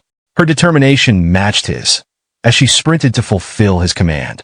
Sakura darted through the vault, her sharp eyes scanning the shelves until she spotted the scroll. She thought to herself, bottom shelf, third from the back. This is it. Grabbing the scroll, she paused, her heart skipping a beat. The information on the scroll appeared before her. Fragmented scrolls that are incomplete due to missing pieces. Requires all fragments to unlock full potential. Fragmented scrolls have diminished power, making them unsuitable for learning. Her hands trembled slightly as she thought, a fragmented scroll? There must be some mistake. No one ever bothers with these. Despite her doubts, Sakura rushed back to Tsuyoshi. Master, are you sure about this? It's a fragmented scroll. We're out of time. Let's get out of here. But Tsuyoshi, his resolve unshaken, scooped Sakura into his arms with ease. I can manage a little more. I'll get us out myself. Meanwhile, outside the skill vault, the examiner stood anxiously. Wiping the sweat from his brow, he muttered, it's quiet now. Only 5 seconds left. Even if he hasn't chosen a scroll, the barrier will expel him once time is up. Suddenly, the doors of the vault creaked open with a loud crack, and smoke billowed out. From the haze, Tsuyoshi emerged, scroll in hand, his expression calm. Just in time, he said, his voice cutting through the tension. I'm done. The examiner's eyes widened in disbelief. You brought out a fragmented scroll? Before Tsuyoshi could respond, the scroll in his hand began to glow, and its information appeared before him. Thunder Chainfall, a powerful combat magic. Summons a potent electrical current that inflicts lightning damage. The attack arcs between 3 targets. Suitable for warriors and mages. The examiner's face darkened with concern. I've heard of this scroll. My predecessor mentioned it. He hesitated, then continued gravely. In the last 1,000 years, almost no one has attempted to learn this skill. He clutched his forehead as old stories resurfaced. There are 2 reasons. First, this skill is divided into 6 volumes, but only 3 fragments have ever been found. Collecting the rest without any clues in this vast world is unrealistic. His tone grew heavier. Second, every beastman who tried to learn this skill in the past met a gruesome end. As they leveled up, they couldn't control the power, and their bodies exploded, resulting in gruesome deaths, probably because they couldn't control the skill's power. Tsuyoshi raised an eyebrow, a bead of sweat rolling down his temple. So, working hard to learn it, collecting all the fragments. Only to blow up in the end? No wonder no one's mastered it. Just then, the old beast man in the robe from earlier appeared, his presence commanding attention. No, he interrupted firmly. There was one. Everyone turned to him as he recalled an ancient tale. 1,000 years ago, the strongest beastman king, known as the Divine King, mastered this skill. He was the wielder of our sacred artifact, the Divine King's Hammer. This skill was his ultimate legacy. Tsuyoshi, poking his nose in mock boredom, remarked, a skill left behind by the wielder of the Divine King's Hammer? Why was such a powerful skill placed with that garbage? The old beastman's face turned red with anger. Are you mocking me? Is this some kind of joke? Taking a deep breath, he composed himself, his tone turning serious. No matter how strong a skill is, it's meaningless if no one can learn it. Just like a superior weapon useless in the hands of someone who can't wield it. You dare belittle a skill left by the great Divine King? It has remained dormant for millennia, just like the former glory of the beastmen. Perhaps it too will never return. Tsuyoshi smirked, raising the scroll high into the air. Whatever it is, it must be perfect for me. He turned to Sakura with fiery determination. Sakura, let's go. Sakura looked up at him with a gentle smile. Yes, master, she replied softly. As Tsuyoshi and Sakura walked away from the old beastman, his gaze lingered on them. That fragment is only the beginning, he muttered. Whether you can find the remaining pieces or master the skill depends on your strength and luck. His eyes narrowed as they shifted to Sakura. And you, he said sharply. You're the half-beast who is supposed to be executed, aren't you? Sakura stiffened, her expression darkening. The old beastman's tone turned accusatory. How could you betray the beastmen like this? That human probably doesn't know your true identity yet. Do you plan to sacrifice him too? Sakura's eyes blazed with anger. This is none of your concern, she snapped, her voice cutting through the tension. The old beastman watched them leave, his expression unreadable. As their figures disappeared into the distance, he muttered to himself, I'll see how far you can go. Later, inside an inn, Tsuyoshi sat on a chair, carefully unwrapping the bandages from his hand. Sakura, Your healing potion is incredibly effective, he said with a grimace. But seriously, how the heck did you make something that tastes that bad? Sakura sat across from him, quietly lost in thought. Noticing her silence, Tsuyoshi raised an eyebrow. Sakura, you've been acting strange since we got back. Are you okay? Startled, she quickly looked up. Yeah, I'm just a little tired, she replied, though her voice lacked its usual energy.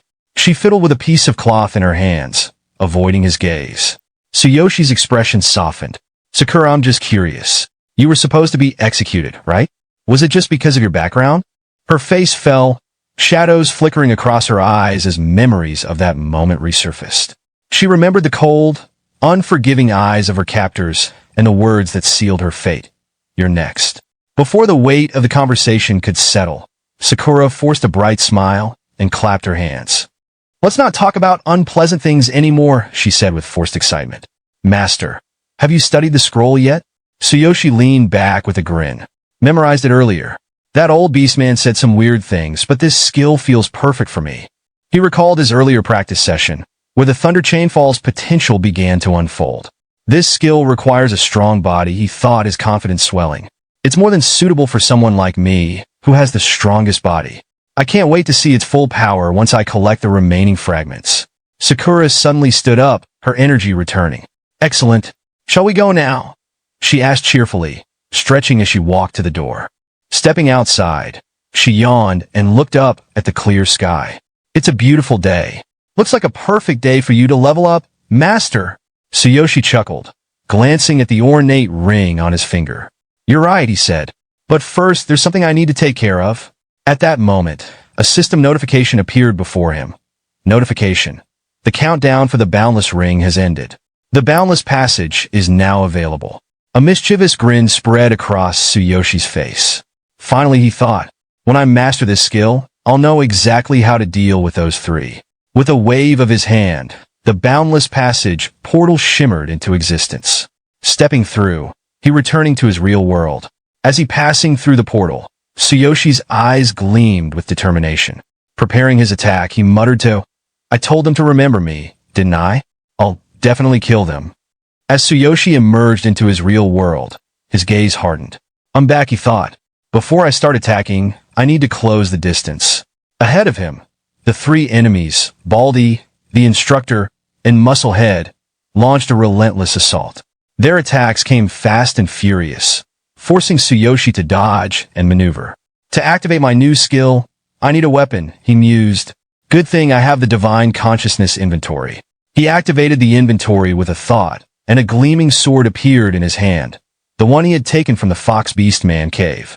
Tsuyoshi gripped the hilt tightly, the blade radiating energy. I'm counting on you, my skill. Seeing the weapon materialize, Baldy's eyes widened. He pulled that sword out of thin air. Does he have a dimensional ring? The instructor's eyes narrowed. He's hiding some serious secrets. That's no ordinary weapon. It's a high-quality item. I'll take it for myself. Musclehead snorted. Kill him first. We can divide the loot later. Tsuyoshi smirked, his confidence unshaken. You're the ones who started this fight. Raising the sword high, its blade crackling with lightning, Tsuyoshi stood tall amidst his enemies. The aura surrounding him grew heavier, making the air feel charged and oppressive.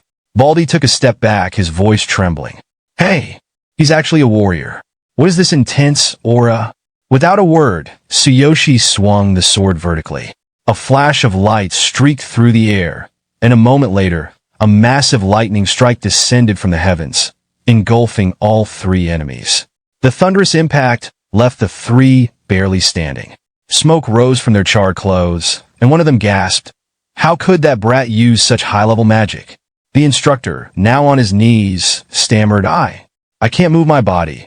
Tsuyoshi strode toward them, his glowing eyes fixed on his trembling foes.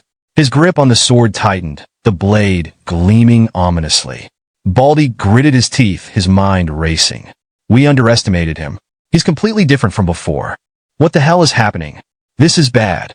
It's frustrating, but we have to retreat. Before they could act, Musclehead raised his hands, his voice shaking. Wait, we surrender. But Tsuyoshi wasn't interested in mercy. With a swift strike, he slashed across Musclehead's chest, sending him collapsing to the ground. His glowing eyes pierced through the fallen enemy. Do you think I forgive you for trying to kill me? Don't make me laugh. The instructor's fear reached a breaking point. Don't you realize who we are? We're from Crazy Wolf. Before he could finish, Tsuyoshi silenced him with a single, decisive swing, his voice cold. Shut up and die already. Baldy, now the last one standing, panicked. His hands searched his pockets frantically. He's not showing any mercy. He knows letting us escape would mean his death. Desperation took over. Do you think I'll let you kill me so easily? Baldy shouted, pulling out a small, round fruit and hurling it at Tsuyoshi. The system instantly displayed information before Tsuyoshi. Notification. Adhesive blast fruit, a rare and expensive item. This fruit sticks to its target and explodes. Despite its small size, it can cause massive damage. Tsuyoshi's instincts kicked in. Raising his blade, he shielded himself as the fruit stuck to his weapon. Baldy grinned wickedly. Explode! The explosion rocked the battlefield. A deafening roar followed by a blinding flash of light. Smoke and debris filled the air as the ground trembled. Barely able to stand, Baldy leaned on his staff, smirking confidently. I spent my life savings on those fruits. Even a level 12 hero would take serious damage from that blast. If you're just a low-level brat, your body should have been blown to pieces. Looking at the smoke, Baldy chuckled darkly. You're 10 years too early to fight us. As the dust and smoke from the explosion cleared, a dark figure emerged, coughing but standing firm. Tsuyoshi stepped forward, his eyes glowing with determination. Baldy's face twisted in disbelief. Impossible! What the hell is with his strength? Tsuyoshi brushed off the soot on his armor. If it weren't for my physique, I'd be dead by now. But for you. His voice trailed off, and without wasting time, he charged toward Baldy. In a blur of movement, Tsuyoshi's punch pierced Baldy's defenses. As the man crumpled to the ground, Tsuyoshi stood over him, coldly declaring, Do you think I'd feel safe letting you guys live? Picking up his sword again, Tsuyoshi muttered, So, you're members of Crazy Wolf. All of this happened because I'm still at a low level. His gaze shifted to the lifeless bodies around him. What a disgusting world, where the weak are devoured. Suddenly, his eyes caught sight of a small pouch on one of the corpses. Kneeling down, he opened it and examined its contents. What's this? From the pouch, a ring slipped into his hand. The system instantly displayed information. Notification, dimensional ring, a rare item capable of storing objects in a separate space. Tsuyoshi's eyes lit up. A dimensional ring? What a lucky find. Sliding it onto his finger, he chuckled. A normal hero wouldn't even dream of getting their hands on something like this. It's rare, expensive, and practically impossible to find on the market. Let's see how it works. Pouring mana into the ring, it glowed faintly. No way, it's activating right now. This ring is still new. A mischievous grin spread across his face. Rubbing his hands together, he muttered, It can't be helped. Thanks for the loot. Sometime later from a distance, Tsuyoshi noticed a squad of Hero Security Force members arriving at the scene. He watched from the shadows, his expression calm. The Hero Security Force is here. Good thing I left early. Merging into a crowd of onlookers, he glanced back at the scene and thought, I erased all traces of myself. I already took everything valuable. They won't find anything linking this to me. Walking away casually, Tsuyoshi flipped a smartphone in his hand. At the very least, I'm safe now. This new smartphone I got from Gaia is incredible. Once I bound my information code to it, it became mine. Suddenly, the phone rang. The unexpected sound startled Tsuyoshi, and he nearly dropped it. Catching it in time, he frowned. Who's calling at such a time? Answering the call, he said, Hello. A familiar voice replied, Hello, Tsuyoshi. It's Sensei. Hearing the voice, Tsuyoshi froze. Lily-sensei? My homeroom teacher? Memories flooded back. He hadn't submitted his withdrawal notice. What's the matter? Tsuyoshi asked cautiously. On the other end, Lily-sensei's voice carried a mix of concern and sternness. You still haven't returned to school, even though winter break ended over a week ago.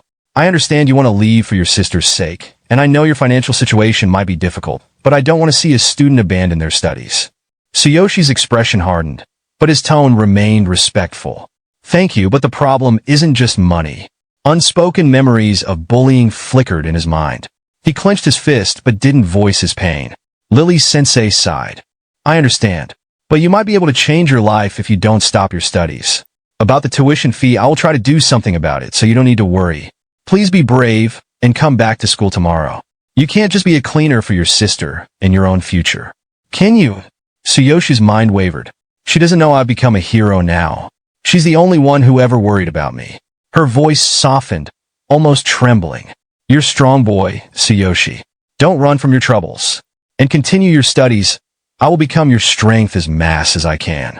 You can do it for your sister and for yourself. Scratching the back of his head, Tsuyoshi sighed. I thought I didn't want to go back to school anymore. It's because I don't have any pleasant memories there, but I realize it after talking to Lily-sensei.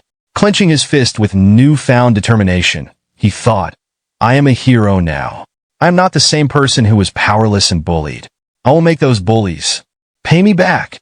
Thank you very much, sensei, Tsuyoshi said aloud. I'll come to school tomorrow. Elsewhere, in a dimly lit office, a man sits at a grand desk, his sharp gaze fixed on the report in front of him. 3 of our members were killed by an unknown hero, he mutters, his voice low, but filled with menace. And their items were looted. Tapping his finger on the polished surface of the desk, he adds, that dimensional ring I entrusted to them. Stolen. His expression darkens, and anger flares in his eyes. You thief. You didn't even realize that I had already cast tracking magic on that ring.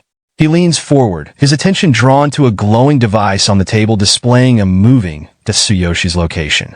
I already know where you are, he growls. You won't live after stealing from Crazy Wolf. With a sudden burst of fury, he slams his palm onto the desk. The impact cracks the wood, the sound echoing through the room.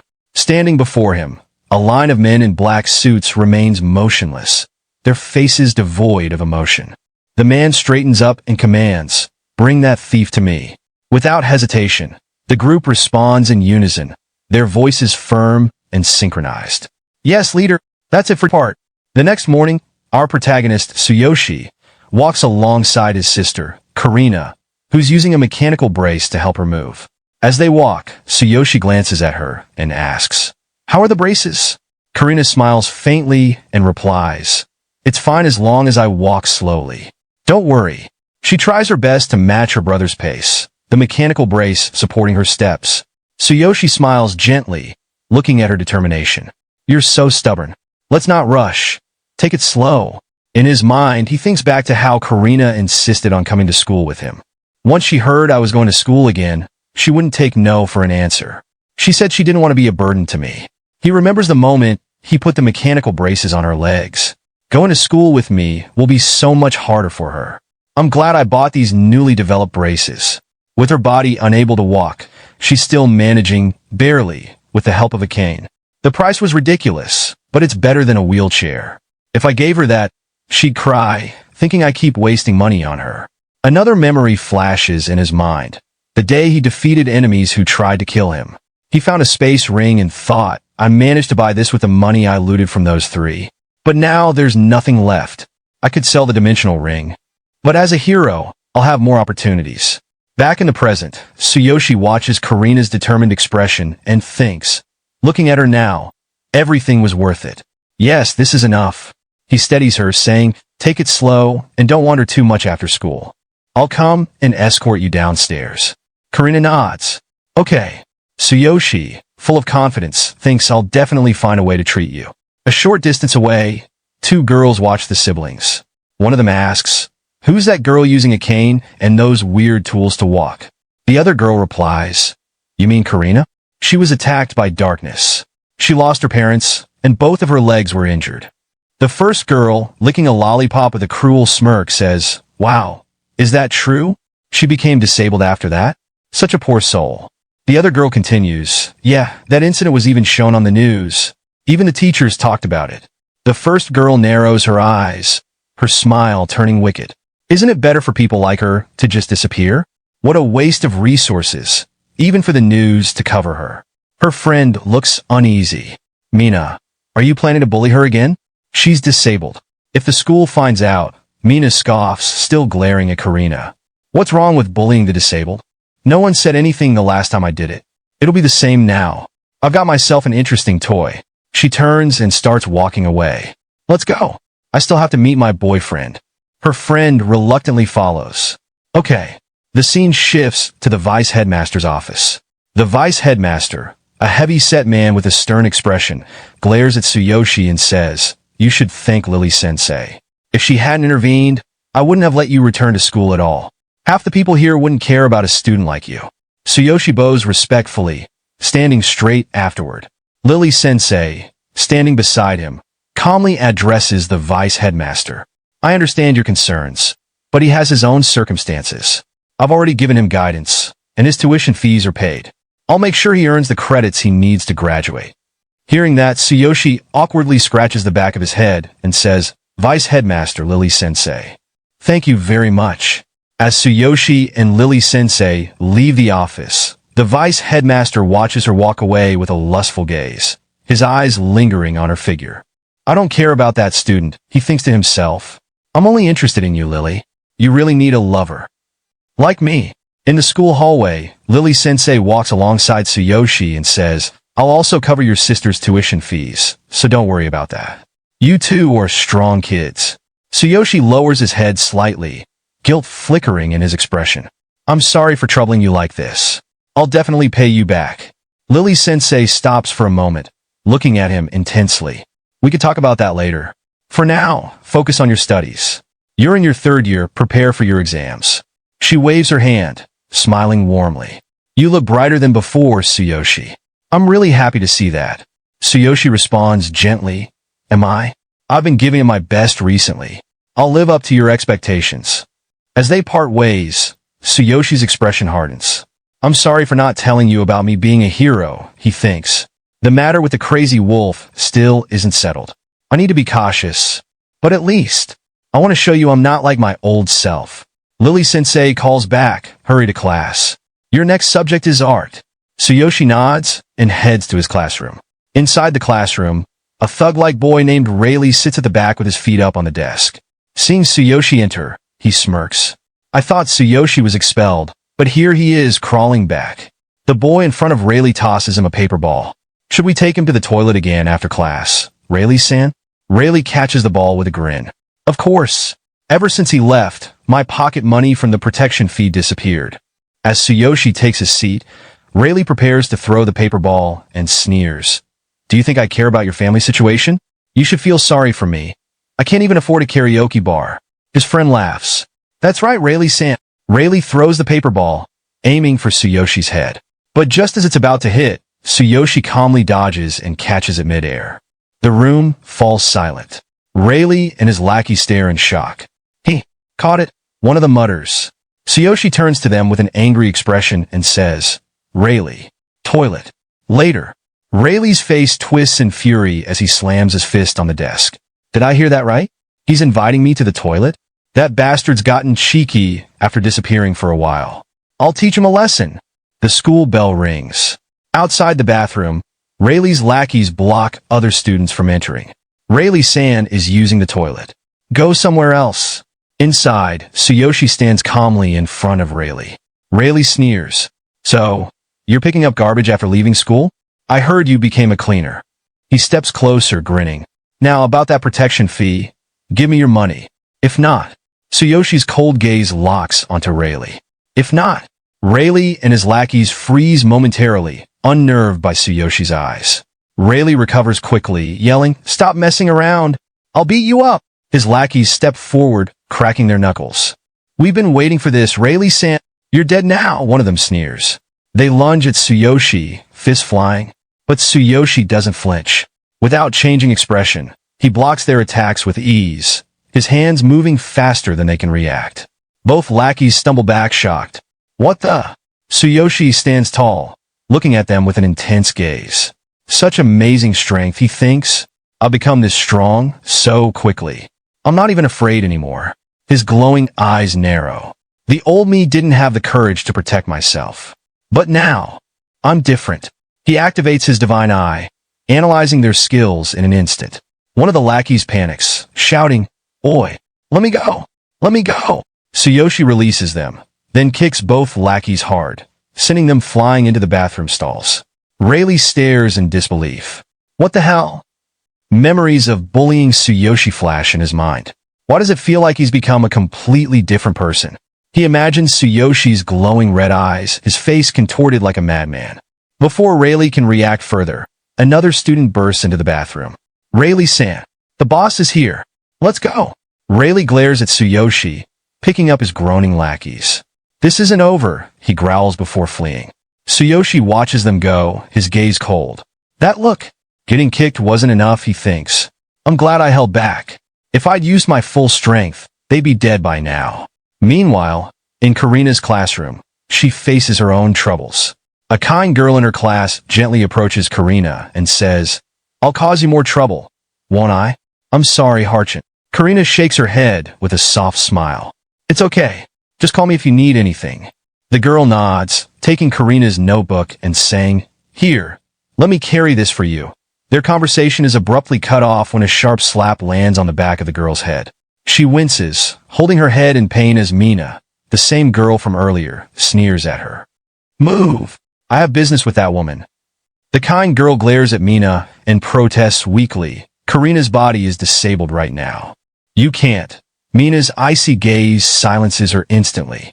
Say something again, and I'll hit your face next. Mina strides toward Karina, who is sitting nervously on a bench. Her devilish smirk spreads wider as she leans closer.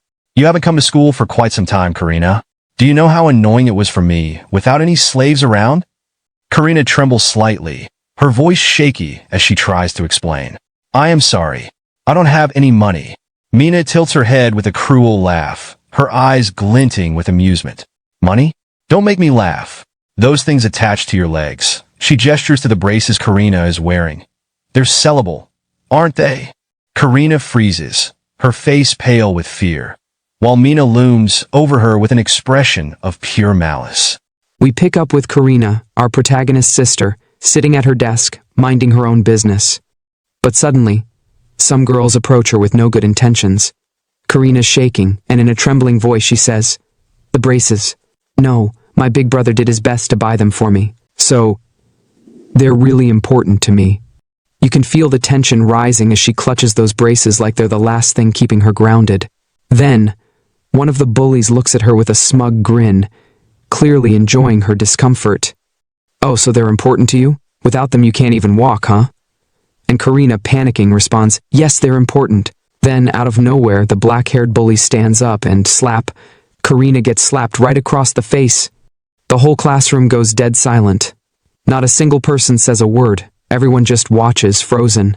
The bully walks away, her smirk plastered across her face. The tension is so thick you could cut it with a knife. Just then, the teacher walks in, totally oblivious to what just went down. Class is starting. Go back to your seats, she says, like she didn't just miss a scene out of a drama. The bully girl just walks off, turning back to say, Well, it's the 6th period now. Don't even think about going home right away after school, Karina. Our talk isn't over. Karina's sitting there, trying to keep it together. In her mind, she's thinking, I have to get out of here as soon as class ends. I can't wait for my big brother. I'll sneak out through the back gate to make sure he doesn't run into Mina and the others. You can practically feel the urgency in her thoughts.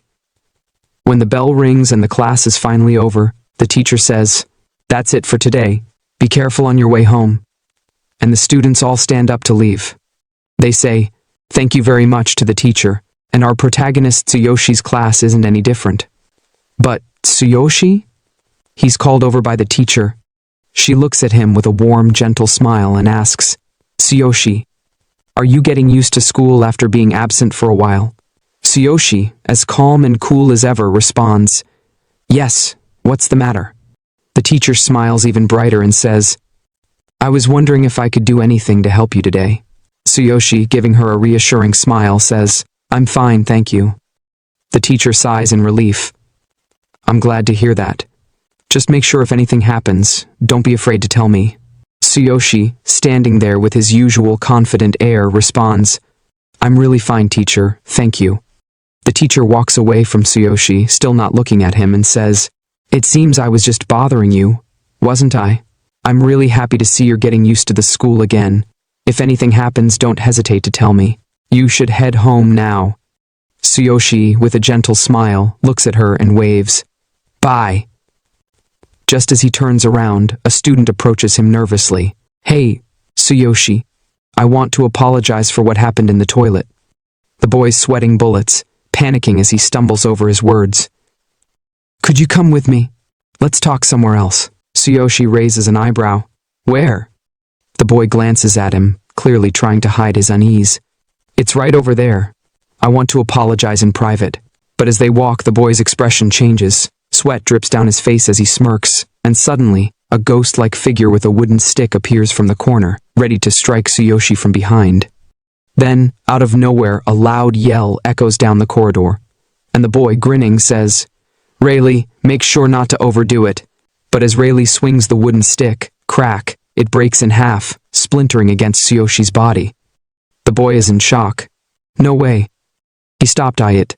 Tsuyoshi, with a look of pure arrogance, turns to the boy and says, "I knew you were planning something shady, but this? Beating me this low?" With a swift motion, Tsuyoshi delivers a powerful kick to the boy's stomach, sending him crashing into the wall.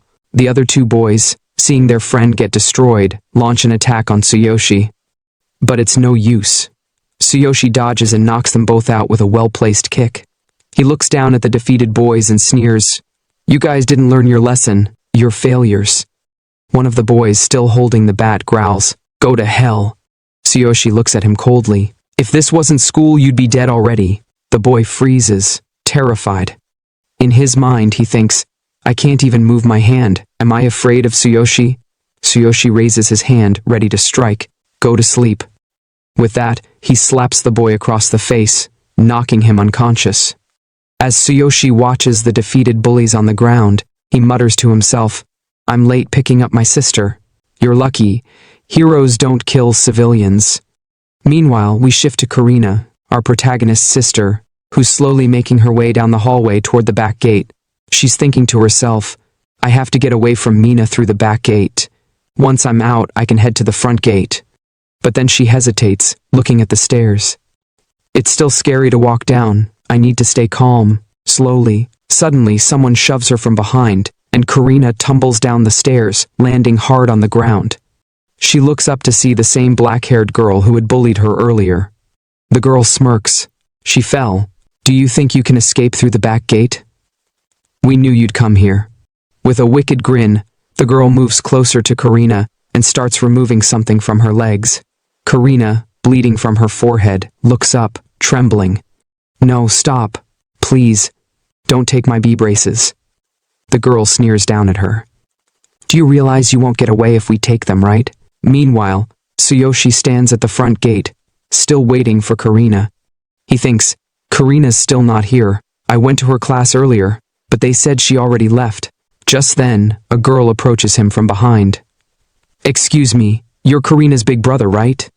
Tsuyoshi turns around, surprised. "Yes. Do you know where she is? We promised to go home together." The girl looks at him with a mix of respect and fear in her eyes. "I think she went through the back gate. You should go check for yourself." Tsuyoshi, hearing the girl's words, immediately heads towards the back gate, walking down the hallway of the school. In his mind, he thinks, Karina's at the back gate. He imagines her and then, why is she acting so strange? It seems like she's afraid of something. Tsuyoshi keeps walking, determination in his eyes. Regardless, I need to find Karina. As he approaches the back gate, he sees the scattered books and Karina, blood on her forehead, sitting on the ground. Tsuyoshi's heart sinks. He quickly walks toward her. When she notices him, Karina, still on the ground, weakly looks up at him and says, "Big brother, why are you here?" Tsuyoshi doesn't answer. He activates his divine eye, and the system panel pops up, analyzing her injuries. Target, Karina. Forehead injuries caused by falling, multiple slaps, bruises on arms and waist, internal bleeding from kicks. Tsuyoshi, still silent, walks closer to her. Karina, with an awkward smile, says, "Big brother, it's my fault. I fell down the stairs." Tsuyoshi remains silent, continuing to analyze her injuries. Karina, looking more guilty, says, "I'm so stupid. I couldn't even go down the stairs properly. The walking stick is broken. I'm sorry." Tsuyoshi kneels down, gently picking up the scattered books and placing them in her bag. He then hands the bag to her and says, "We're family. There's no such thing as a burden." It must hurt to fall like that. Karina brushes it off, shaking her head. No, I'm okay, don't worry about me.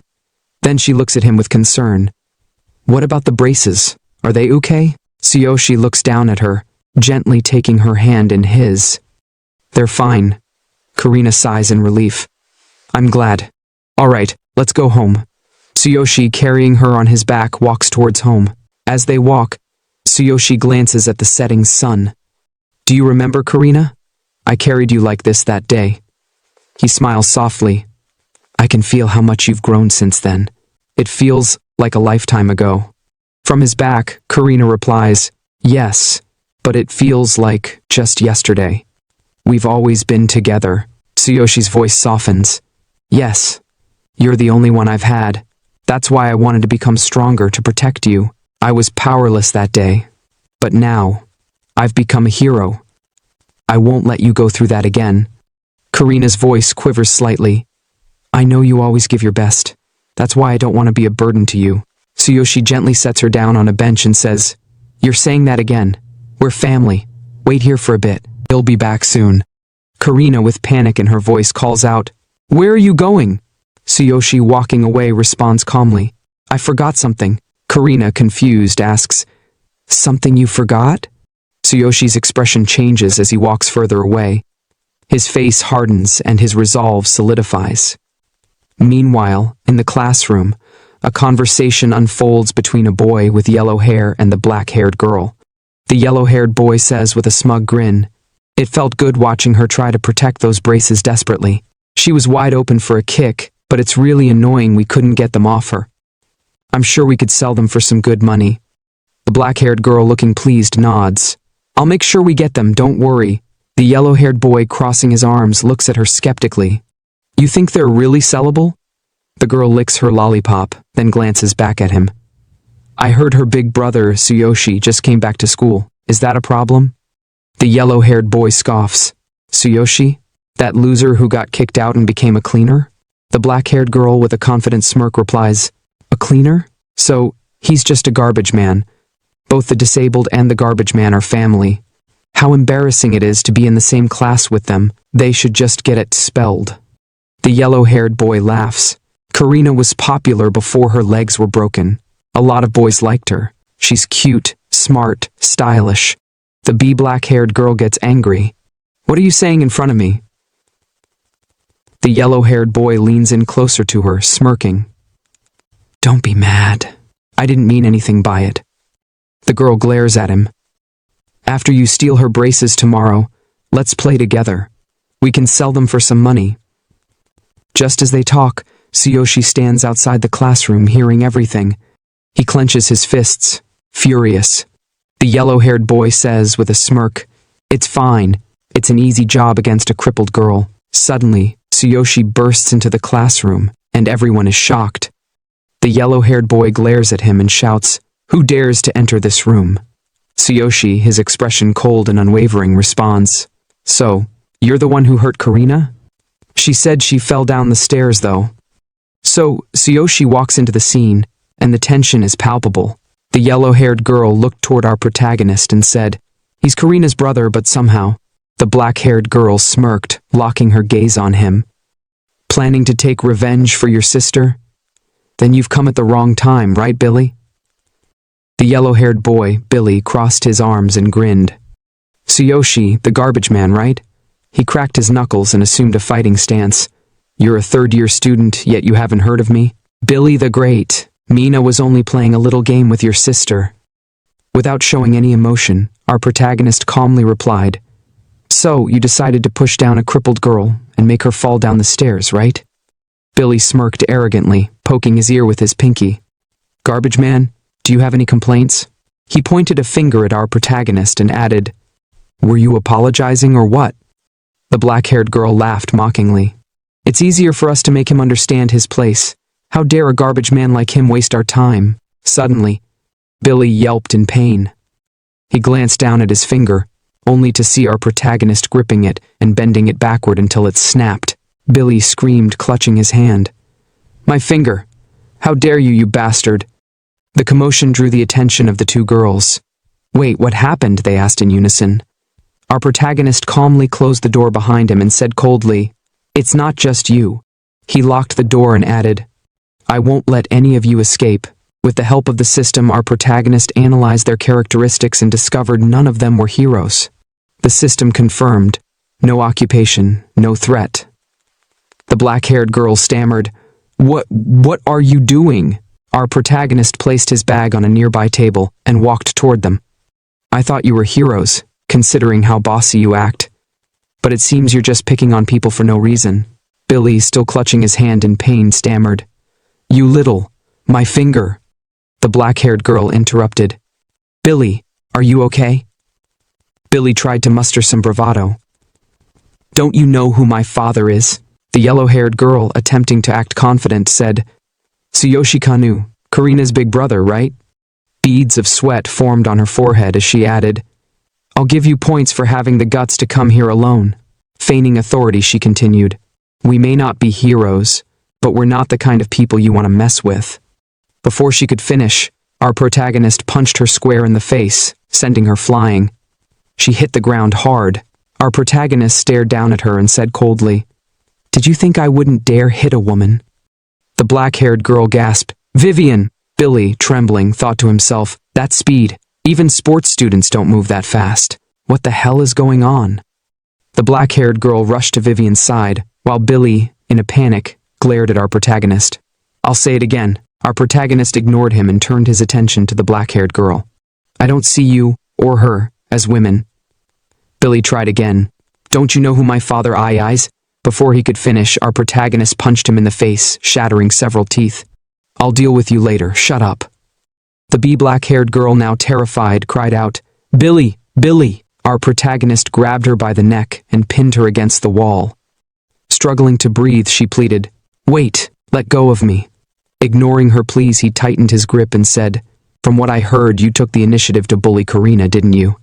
His glowing eyes radiated menace as he continued, "As her brother, I will never forgive you for what you did to her. You've made me very, very angry." The girl struggled, gasping for air. Our protagonist's voice grew colder. "From now on, stay away from Karina. I don't expect you to apologize, but you'd better keep your distance from her." Panicking, she nodded frantically. Yes!" Satisfied, our protagonist released her, letting her collapse to the ground. He turned to Billy and said, "You're these girls' boyfriend, aren't you?" Picking up a steel ruler from the table, he continued, "Do you still want to bully Karina?" Billy trembled, stammering, "Wait." Our protagonist raised the ruler like a sword. "Even with a ruler like this, it's enough to end garbage like you." Billy, terrified, blurted out, "Do you know who I am? I'm the son of the leader of the Blue Shark Gang. My father is a level 10 hero." Hearing this, our protagonist froze for a moment. The Blue Shark Gang, the Blue Snake Gang. Memories of the hospital incident flashed through his mind, when the Blue Snake Gang came to demand payment for Karina's medical bills. Anger surged through him. His skill activated as he growled, "It's funny how often you run into people you don't like. So, the Blue Snake Gang." Billy's eyes widened in horror. "Skill. You're a hero." Our protagonist swung the ruler through the air, and lightning crackled, electrifying Billy. A system notification appeared. "Notice, without a proper weapon, damage is reduced by 90%. Full damage will not be inflicted." Our protagonist walked away from Billy, tossing the scale toward him. "This amount of pain should be enough for you," he said coldly. Picking up his bag from the bench, he headed toward the door. Without looking back, he added, "Don't forget, this is your last warning. Make sure to keep your promise." As he reached the door, he paused briefly and said again, "Oh, and I'm sorry, but you'll have to clean up the classroom." Billy, still in shock from the attack, lay on the ground, panicked. He muttered, Did he leave?"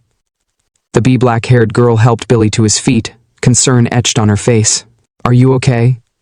"We should go to the hospital," she suggested. But Billy, his voice filled with anger, snapped, "No, I just need to rest a little. I didn't know he was a hero." The black-haired girl, revealing a scar on her neck, glared at Billy. "What are you going to do about this? This isn't over, right? Look at this scar." Her voice rose as she continued, "Make him pay for this. Tell your father." Billy cut her off with a yell. Don't tell me what to do.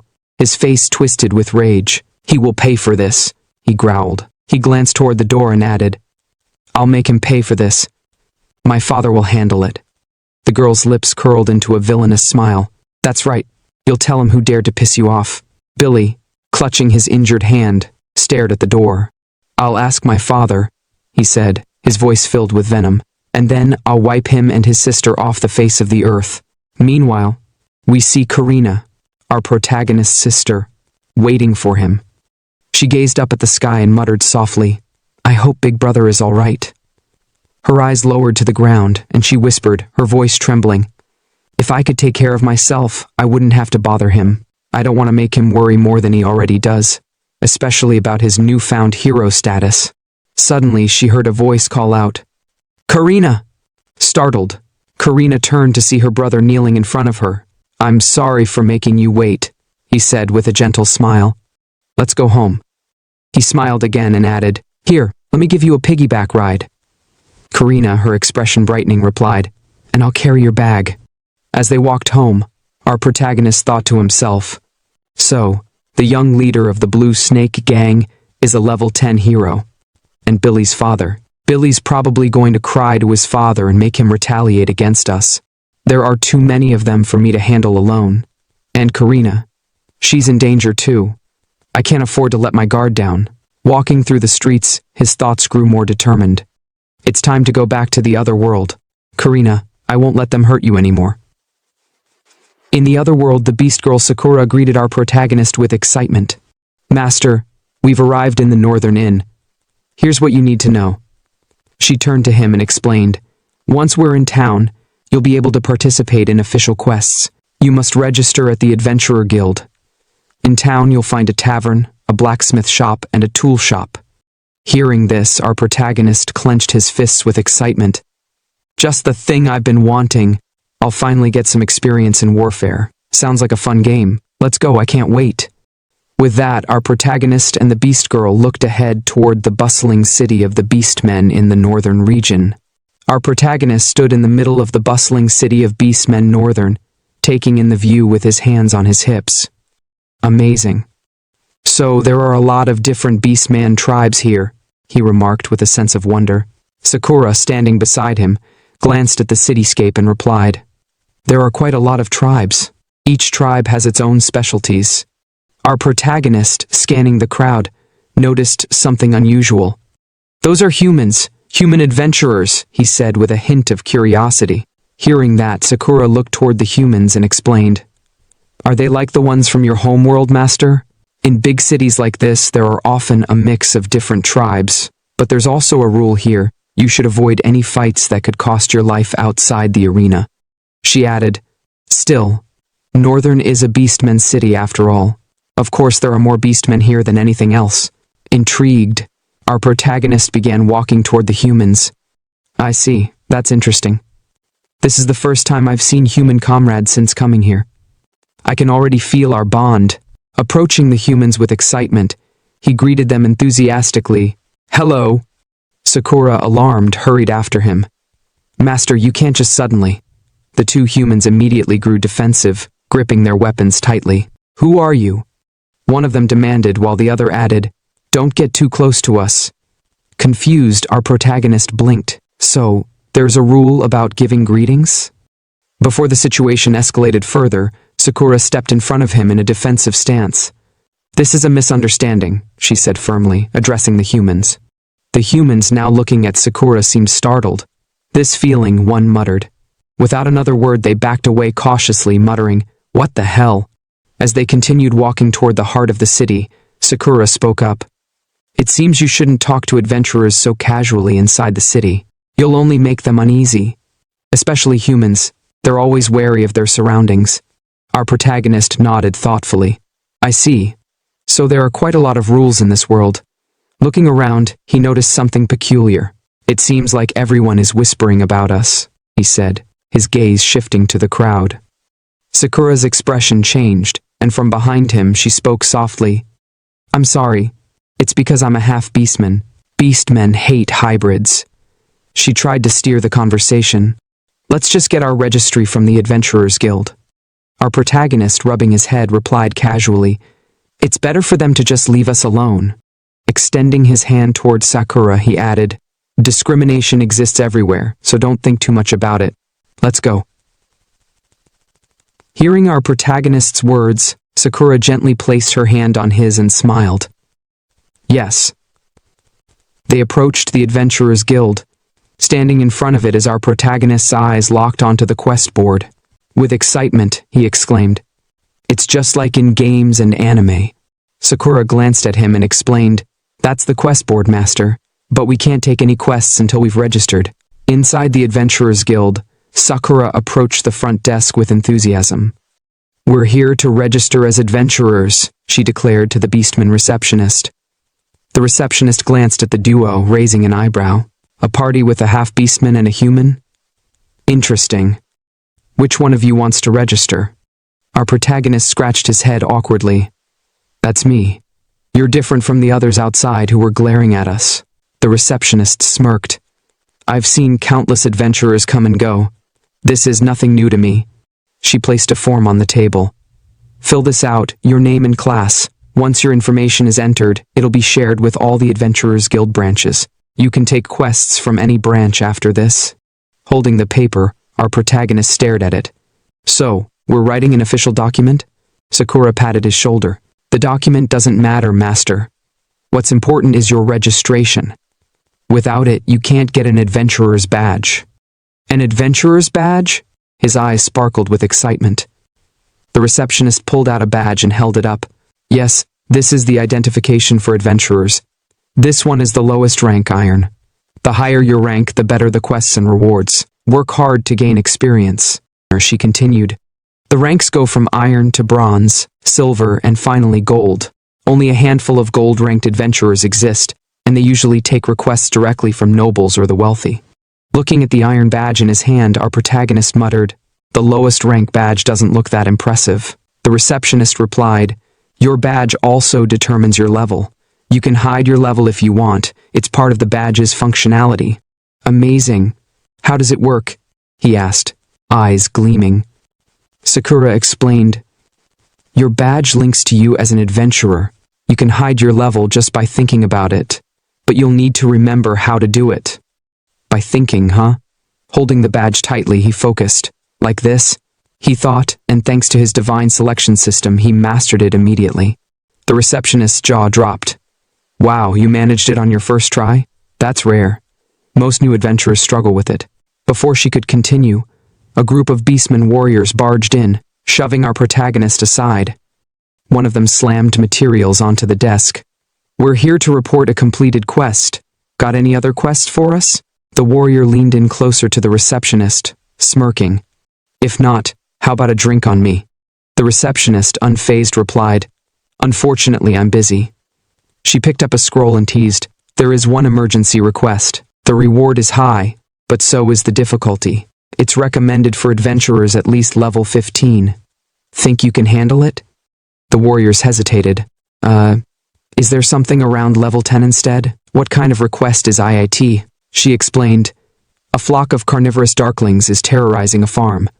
A party of 3 tried this quest and was severely injured. One of them is still missing. Their levels were higher than yours." Sweating, the warrior stammered, "Level 10 darklings, and a flock of TM?" Another warrior shook his head. "No way. That kind of request needs level 20 or above." Suddenly, our protagonist stepped forward, snatched the scroll from the receptionist's hand, and declared, "We'll take it." The warriors glared at him. "What did you just say, trash?" Our protagonist met their anger with calm defiance. "You're in the way, trash," one warrior growled. "Do you even know what happens if you draw your weapon in the guild?" The other added, "Don't underestimate us, human. If you value your life, don't take this quest." Our protagonist smirked. "Since you can't handle it, just shut up." Activating his ultimate physique, he challenged, "If you doubt my capabilities, let's settle it in the arena." He thought to himself, "Thanks to the divine selection system, I can easily handle a level 9 beastman in a one-on-one match." The warriors sneered. "Even if you're new, your iron badge is still laughable. You'll just embarrass yourself if the requester rejects you." The receptionist intervened. "I admire your courage, But they have a point. The requester might reject you at your current level. The warriors smirked triumphantly. Hear that? Start small, trash. Go catch a runaway dog or something. But then Sakura stepped forward confidently. No, we will do it. The room fell silent. One of the warriors stammered, You're just a half. Do you even have the skills to back that up? Sakura pulled out her golden badge. Is this proof enough? The warriors recoiled. A gold badge? No way. The receptionist smiled. You should have said that from the start. I'll entrust this request to you. The requester will be thrilled. Embarrassed, the warriors slinked away. Our protagonist called after them mockingly. Running away already? Sakura turned to him respectfully. This request will help with your level progression, master. Rubbing his head, he smiled gently. Yes, let's do it. The receptionist watched them leave, thinking, a gold badge adventurer calling him master? Just who is this boy? What an interesting party. In the forest, Sakura walked beside our protagonist, holding the request paper. The farm where the carnivorous Darklings reside should be around here. Our protagonist glanced at her. I didn't know you had a gold badge, Sakura. Flustered, Sakura replied. Yes, I joined the Adventurers Guild when I was young. I've completed many quests with different parties. Eventually, I met the requirements for the gold badge. Is that weird? He thought to himself. She's been active in the guild since she was young. That must have been tough. No, you're amazing, Sakura, he said warmly. Blushing, Sakura whispered, Thank you. They stopped in front of a house, standing amidst a farming field. Sakura looked around. It seems like we're here. Our opponent seemed strong. Sometime later, in front of the gate, our protagonist Tsuyoshi and the beast girl, Sakura, stood looking through the gate at the dark monsters lurking inside. Sakura observed the creatures and said, A flock of level 10 carnivorous darkness. I wonder how many people are inside that bee building. Tsuyoshi simply replied, They are disgusting. Hearing that, Sakura glanced at him and explained, They are darkness after all. They corrupt all living beings, turning them into more of their kind and intensifying their strength. Low-level beings would even lose their intelligence. She gave a gentle smile before continuing. They're just like those dark goblins, creatures that were corrupted. These carnivorous monsters used to be slimes before they were swallowed by darkness. Tsuyoshi stared at the slimy darkness monsters and muttered, So they were slimes before. No wonder they're so mushy like tat. With newfound confidence, he declared, Okay, so these carnivorous darkness creatures are just dark slimes. They're dangerous, but only thunder element attacks will work against them. Looking at Sakura excitedly, he added, Then my thunder chain fall would be the best option. Summoning lightning in his hand, Tsuyoshi smirked. Let's do this, Sakura. You can just watch from the side as usual. But just as he was about to charge in, Sakura suddenly grabbed him from behind, her eyes filled with concern. It's better for you not to do this kind of thing alone from now on. Tsuyoshi was taken aback. Why? Sakura looked at him seriously. This is a fight that could cost you your life. This area is completely different from the beginner zones. Maybe you'd be fine against them one-on-one, but what if you have to face a whole flock? It's too dangerous if it's just you, Elon Master. She sighed and continued. Did you see the expressions on Death Party's faces when they accepted this request? They knew how dangerous this was. It's not strange for an adventurer to die at any time. That's part of their job. But I don't want you to risk your life just to level up, Master. At the very least, allow me to accompany you during the fight. Tsuyoshi looked at her in confusion and scratched the back of his head. I see. By the way, I have 2 questions for you, Sakura. Awkwardly, he thought to himself, Above my level? I'm just trying to get stronger so I can be prepared for anything that might happen in my world. Sakura tilted her head, looking at him curiously. What's the matter? As long as I know the answer, I'll tell you. Tsuyoshi's expression turned serious as he recalled his conversation with the beastmen tribe chief. He thought about the promise made by the king of the beastmen and the trial awaiting him in a year. Looking down, his expression grew solemn. I don't know how strong the king is, so my first question is this. How strong do I need to be to prove my strength and abilities after a year? Sakura's eyes widened in shock. She avoided making eye contact before hesitantly answering, "If I have to be honest with you, Master." She stole a quick glance at him, her face carrying the defeated expression of someone who had lost all hope. "It's impossible for you to pass his trial after just 1 year. Starting at this level, right now, it's impossible." Tsuyoshi's heart sank, his expression softened, and he asked in confusion, "Why is it impossible?" Looking down, Sakura recalled the first time she met him. Slowly she spoke. "First of all, just staying alive for the next year would already be an achievement for you. At the very least, you have to avoid being killed by the divine judgment of the beastmen." She met his gaze and asked, "Master, do you know about the rule regarding the level system?" Hearing that, our protagonist held his face in his hand and said, "Can you explain it to me?" He thought to himself, "I know that both worlds have the same level system. Moreover, the stronger I become as an adventurer in this world, the higher my beal will be as a hero in my own world. But, other than that, I don't know much." Sakura looked at him and explained, "The level limit for adventurers is 100%. Additionally, the current Beastman King is at level 92. The reason why the Amusement King reached that position is because of his unparalleled abilities and high level." She continued, "The Beastman King, Human King, and Elven King symbolize the peak of strength in their respective races." Tsuyoshi held his face in his hand with a funny expression as he recalled the Beastman King. He didn't look that strong to be the symbol of power for the Beastmen. Sakura sighed and clarified, "The reason I said it's impossible for you to pass the Beast King's trial is because there's a limit to how much you can grow. Simply put, there's a point where an adventurer can't get any stronger. The higher your level, the harder it is to level up." With a sad expression, she continued, "You can use me as an example. I've been an adventurer for more than 20 years, yet I'm still at level 72. I know level 72 isn't low, but I've tried to increase my level many times and failed. This is my limit. Everyone has their own cap." She placed a hand over her chest and said with concern, "For you to pass the Beast King's trial, you need to reach at least level 50. Sakura's expression grew even more worried. In a low voice, she added, "No matter how I look at it, it's impossible for you to raise your level that high within a year. A normal adventurer would need their whole life just to reach level 50. Tsuyoshi remained silent for a moment, thinking. Then suddenly, he smiled at Sakura and said, "I understand your worries." Sakura looked at him, confused. "Are you really okay, Master? At the very least, I'll stay by your side and support you for the next year, even if you can't fulfill your promise to the Beast King." But before she could finish her sentence, Tsuyoshi cut her off with confidence. "You know that I'm not a normal adventurer." Clenching his fist, he continued, "I stood up right after receiving divine judgment. I lifted the Divine King's hammer. You know I'm different. As long as I can reach level 50 within a year, it'll be fine. Even if it's impossible for others, it's possible for me."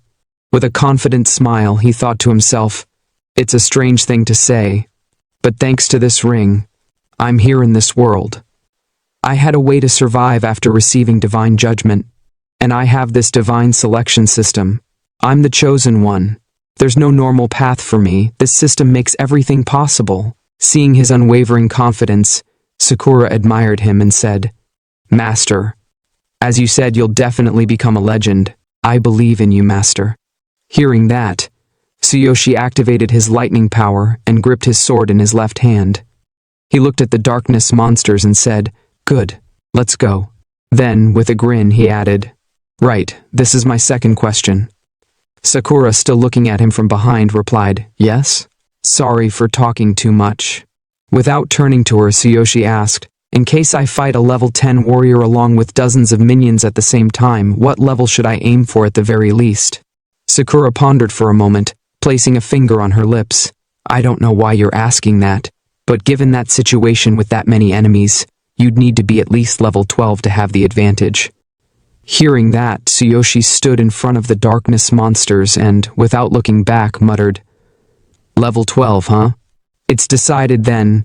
I'll reach level 12 in about a week." At that moment, the system notification popped up, revealing Tsuyoshi's current status. Level 6. Class Warrior. Equipment Fox beastman set. Weapon, black freezing flash sword. Skill, thunder chain fall. Legendary skill, heaven shaker. Combat power, 8,800. As Tsuyoshi stepped through the gate and entered the house, all the darkness monsters turned to him. Behind him, Sakura watched over him, supporting him silently. Meanwhile, Tsuyoshi gripped his sword and said, "Leave this one to me, Sakura." Holding his sword in front of him, he thought, "I'll use the system to its maximum capacity from now on." Activating his divine eye, he analyzed the monsters. The skill revealed their main weakness, their slime cores. If the main body was damaged, the core would be exposed, glowing brightly. During this time, its location could be pinpointed. Seeing the information before his eyes, Tsuyoshi tightened his grip on his sword and thought, "I see. Despite their elemental weakness being thunder, their core is also marked as a weak point. At my current level, hitting the core directly with Thunder Chain Fall is the best way to win." Then, suddenly, he leaped into the air. "First, I need to find where their cores are located." Sakura watched Tsuyoshi with excitement and shouted from behind, "If it hits you, it might corrupt the body part it touches. Please be careful." Tsuyoshi charged at the darkness monster, his eyes scanning it carefully. Suddenly, he smirked. "Found it. With my ultimate physique, I can tank its attack," he thought to himself. Activating his ultimate physique, he swung his sword in a single, devastating strike, slicing through the monster in one blow. "Once I get close," he started to say. But then his expression changed. He stared at the monster in shock. Wait, its core isn't in its chest? Before he could process it, the monster regenerated almost instantly. "You already recovered this much? What terrifying recovery speed," Tsuyoshi muttered. However, he noticed something. The monster's health didn't fully replenish, leaving a small part of its MP empty. At that moment, the monster lunged at him. Tsuyoshi quickly raised his knife like a shield and taunted, "Oh, you plan to eat me? You've sadly picked the wrong opponent." Activating his ultimate physique again, he focused all his strength into his arm and grinned. "You're just like a bug flying into a fire." With sheer brute force, Tsuyoshi split the monster clean in half. "Let me rip your mouth open." Sakura watched from behind, her eyes wide in disbelief. His power is enormous. Perhaps he really is a man who makes the impossible possible. But just as before, the monster tried to regenerate. However, this time its core was finally exposed. Tsuyoshi locked eyes on it and smirked. "There it is, so it's under your tongue." Without hesitation, he gripped his sword tightly and aimed it at the core. Taste the power of thunder. Instead of throwing his sword, he thrust it directly into the core with his bare hand, activating his thunder ability. Thunder Chain Fall. With a massive burst of electricity, the core shattered, completely obliterating the monster. Tsuyoshi turned to Sakura and smirked. "Looks like this request will be easy." Tsuyoshi looked at the defeated corpse of the darkness monster and muttered, "Almost all of the carnivorous darkness outside is cleared up." But then, his expression turned serious as he looked at his hand. Just like Sakura said, "The higher my level, the more experience I need. Weak mobs barely give anything anymore." A system notification popped up in front of him. Next level, 3615 EXP. The experience from these monsters is way lower compared to normal ones. I can't level up fast enough at this rate. Even though this is still faster than in my world, it's not enough. I need to rethink my strategy. Clenching his fist with renewed determination, he thought, "I have to reach level 12 in less than a week and then level 20 in a year. No matter what, I'll get there." Snapping out of his thoughts, Tsuyoshi awkwardly rubbed his head and asked, "By the way, do you have any thunder ointment left?" "That stuff is good." Sakura, holding a pouch in her hand, smiled.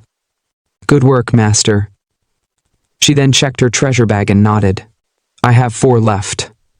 I prepared them for both of us, so master can use them as he wishes." Tsuyoshi wiped the sweat from his face with a towel and grinned. "As expected of you, Sakura. You bought the thunder oil before we came here, huh? Is it expensive? Let's stock up on oil-based items next time." The fire oil we used last time was really convenient. Hearing that, Sakura chuckled and pulled out something from her bag. Master doesn't have any money, right? Let me explain our financial situation. Tsuyoshi blinked. Wait, what? Sakura sighed. These kinds of items aren't cheap. I spent all my money to buy them. I'm sorry. Tsuyoshi scratched his head, looking confused. It's not something you should apologize for, Sakura. How much did it cost? And what about our reward for this request? I'll figure something out. Just explain it to me simply. I haven't thought about our finances at all. In his mind, he admitted, I've been too focused on leveling up and completely forgot about money. Even if I spent all of Sakura's savings, she probably wouldn't say anything. Seeing Tsuyoshi's reaction, Sakura suddenly entered full-on anime teacher mode, adjusting her posture and speaking like a pro instructor. Ahem. The price of items varies. Since thunder oil is rare, each bottle costs around 30 silver coins. As for low-level requests, the rewards depend on the value of the task or item being sought. Based on my experience, the reward for a low-level request is usually less than 1 gold coin. That's why people often hire adventurers personally to retrieve valuable lost items. Tsuyoshi, now acting like a proper student, quickly took mental notes. Damn, you know so much. Sakura continued. For example, monster cleanup requests usually reward around 50 silver coins to 3 gold coins depending on difficulty. This current request, since it involves wiping out the carnivorous darkness, should earn us about 3 gold coins.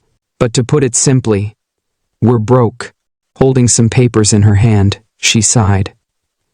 Once we finish the request, the Adventurers Guild will calculate the reward and pay us. Tsuyoshi made a weird expression and blurted out, You sound like a dependable wife. Realizing what he just said, he quickly shook off the thought and rested his big sword on his shoulder, looking at the warehouse ahead. Alright, the boss should be inside the food warehouse since it's the last place left. Let's finish this fast. Sakura, pumped up, cheered. Good luck. But just as they were about to enter, a loud voice shouted at them. Who the hell are you, barging into my farm without permission? Tsuyoshi and Sakura turned to see a group of beastmen approaching, led by a man who looked like an ordinary farmer. The farmer narrowed his eyes. I'm the owner of this place. Are you adventurers? What's a human and a half-dead-looking girl doing on my farm? A deer beastman sniffed the air and muttered, I smell thunder element residue. Did you guys exterminate the carnivorous darkness outside? A leopard beastman crossed his arms and scoffed, Impossible. A human and a half-dead girl taking out the carnivorous darkness? That's way too difficult for just one party. Are they here for that too? Then from the back a young green beastman warrior angrily shouted, I see. You're after the cardiolist, aren't you? We already took this request. The cardiolist drop belongs to us. Another member of their group shouted. Looks like the rumors about the cardiolist have already spread. Tsuyoshi, completely lost, scratched his head. What the hell is a cardiolist? Also, we took this request from the guild, so maybe there's some misunderstanding? Before he could say more, Sakura suddenly cut in. Wait, please. Her expression turned shocked as she clutched her chest. Cardiolist, drops from this bee-boss? The farmer rubbed his head in confusion. Yeah, that's right. I made the request to the guild, but I didn't expect adventurers to come this fast. So, you don't know about the boss's drop? Tsuyoshi and Sakura exchanged glances. The beastmen party in front of them suddenly tensed up, preparing for battle. The leopard beastman pulled out his bow and glared. Since you don't know, then leave. This is our job. If you interfere with the cardiolist, we won't show any mercy. Tsuyoshi, still not understanding what was happening, got into a combat stance. Hey Sakura, what the hell is a cardiolist? Sakura, also preparing to fight, clenched her fists. Master, do not give up on this request. That item is extremely valuable. She took a deep breath and explained. Cardiolist is a rare drop from a dark boss. Once purified, it can be used to connect with dark zones. The experience rate and drop quality inside a dark zone are 10 times higher than normal areas. Any adventurer looking to power level would kill for one. If sold at an auction, it would go for 100 gold coins before purification. After purification, it's worth at least 150 gold coins. Tsuyoshi's eyes widened, sweat rolling down his face. It's that expensive? Clenching his fists, he muttered, "We have to get it at all costs. This is the key to reaching my goal." Just as both sides were about to clash, the farmer stepped between them, waving his hands frantically. "Stop.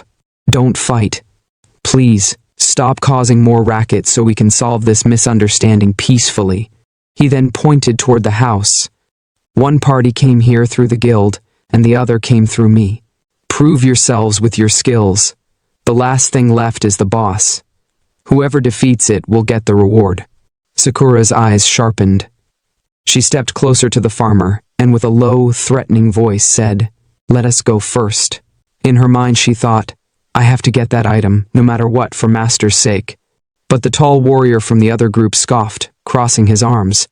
"Why would we let you go in first? Both parties have only one chance at this.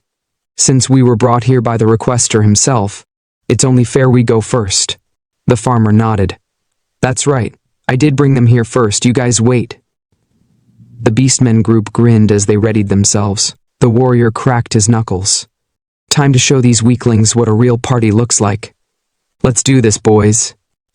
The leopard beastman adjusted his grip on his bow. "I heard the dark boss is tough, and the reward is huge. We've only got one shot at this. Let's go in at 120% power." But before they could enter, Sakura spoke again, her voice eerily calm. "A well-formed party, a magician, an archer, a warrior, and a tank. If they work together properly, they will defeat the boss. We might lose our chance." Tsuyoshi, arms crossed, muttered, "I see." Then suddenly he smirked and stepped forward. "Wait, I have a suggestion." Everyone turned to look at him. "How about this? Let me go in first, alone."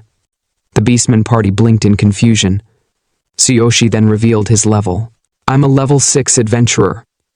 If I lose, our party will withdraw from the request and forfeit the reward. But if I win, the reward is mine. How about it?" A heavy silence filled the air.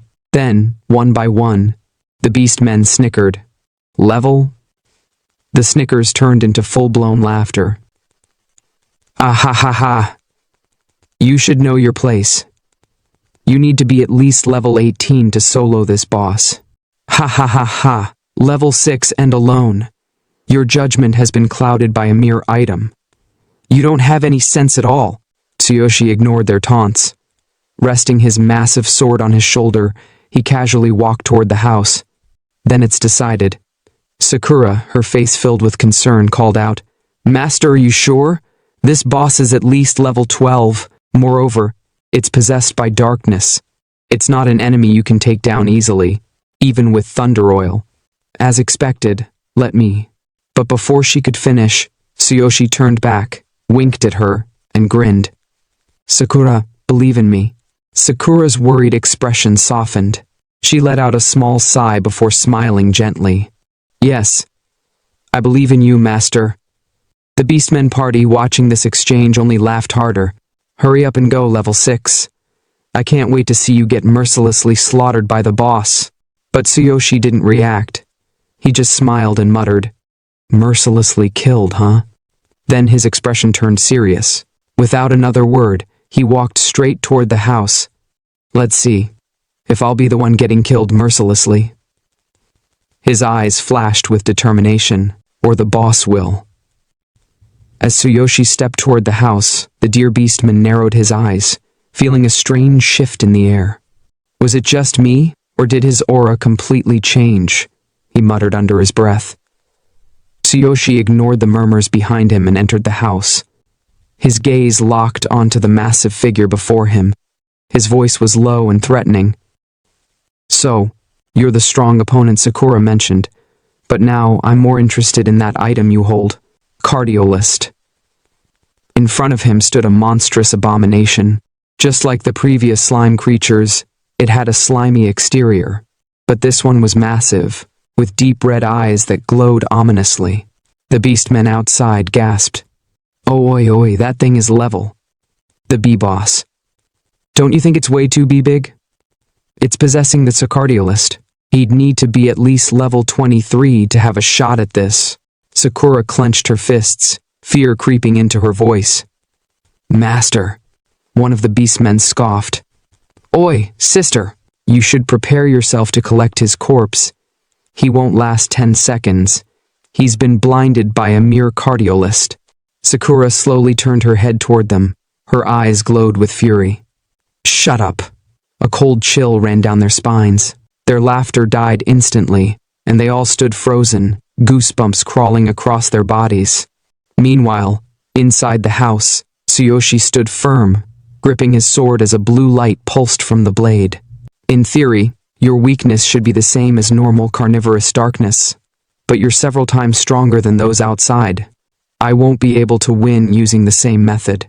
The monstrous boss locked eyes with him, its massive form shifting ominously. Tsuyoshi continued, his gaze unwavering. If possible, I didn't want to use this. The longer the fight, the more the advantage shifts to you. Now I know why they said that. Then suddenly, the blue lightning from his sword vanished. In its place, golden lightning sparked in his hands. This time, he wasn't summoning his usual weapon. A system notification flashed in front of him. Notice: Divine King Hammer has been retrieved from the Divine Consciousness inventory. Warning: due to your low level, you cannot utilize the Divine King Hammer's full power. If you forcefully activate it, a large amount of your energy will be drained. Activation duration, second. Tsuyoshi gritted his teeth. If I fail to end this in one strike, I'll be completely helpless. But then his grip on the hammer tightened. No. I will make it happen. I will get that item, no matter what. With a deep breath, he bent his knees, then leapt high into the air, the massive golden hammer crackling with divine energy. Outside the house, the sky darkened. A colossal dragon-shaped thunderbolt appeared in the storm clouds, coiling menacingly above the battlefield. The beastman's eyes widened in shock. What the hell is happening? Boom! A deafening thunderclap shook the ground as the divine lightning descended, striking the house with a roar. The impact was catastrophic. Lightning danced in all directions, and the entire structure collapsed, sending debris flying everywhere. A massive explosion erupted from within, shaking the land itself. Sakura's heart pounded as she stared at the destruction. Did he use that power? But now, he'll be weakened after Tease. Without hesitation, she sprinted toward the ruins. Master. Behind her, the beastmen still stood in shock. What the hell was that? So it wasn't a bomb? The farmer, rubbing his head in confusion, muttered. Where are we? What do I do now? What happened to my food warehouse? Meanwhile, inside the smoldering wreckage, Sakura frantically searched the rubble. Master, where are you? Her mind raced. That attack. It was powerful enough to completely obliterate the boss from the inside, right? Then suddenly, a hand emerged from the debris. Sakura. She turned sharply, and there he was. Tsuyoshi was barely standing, his body completely drained. His muscles had shriveled from the energy depletion, making him look like a dried-up tree branch. His breathing was ragged, but in his hand, a blue crystal gleamed, black smoke slowly seeping from it. He lifted it weakly. So, is this the cardiolist you guys were talking about earlier? And just then, the system notification appeared once more, displaying Tsuyoshi's current status. The scene shifts to the Adventurers Guild, where the lively atmosphere hums with chatter. Behind the counter, the receptionist lights up with excitement as Sakura approaches. You finished so quickly? That's impressive. She reaches under the counter, pulling out a small pouch and sliding it toward Sakura. Here's your reward for this time. As expected of a gold badge adventurer. I heard that the client's party couldn't even do anything against the boss. Sakura picks up the pouch, her lips curling into a soft laugh. Thank you, but it wasn't me. It was my master who defeated them. There's no way I could have taken down that final boss. The receptionist freezes. A bead of sweat rolls down her cheek as she stares at Sakura. Stop joking. She forces an awkward laugh. The boss was a level 14 massive carnivorous darkness. That's not something a rookie adventurer at level 6 could handle. And didn't he look like he was totally exhausted? She gestures toward the side of the guild hall, where Tsuyoshi is half sprawled on a bench, looking like he got steamrolled by a stampede of war elephants. Sakura, however, doesn't waver. She turns toward him with a knowing smile. "No, I'm sure it's because my master cleared it alone." Her voice is firm. He pushed himself to the limit, both physically and mentally. That's why he's so drained. The receptionist sighs, shaking her head as she leans on the counter, cigarette pipe in hand. No, stop with the jokes," she mutters.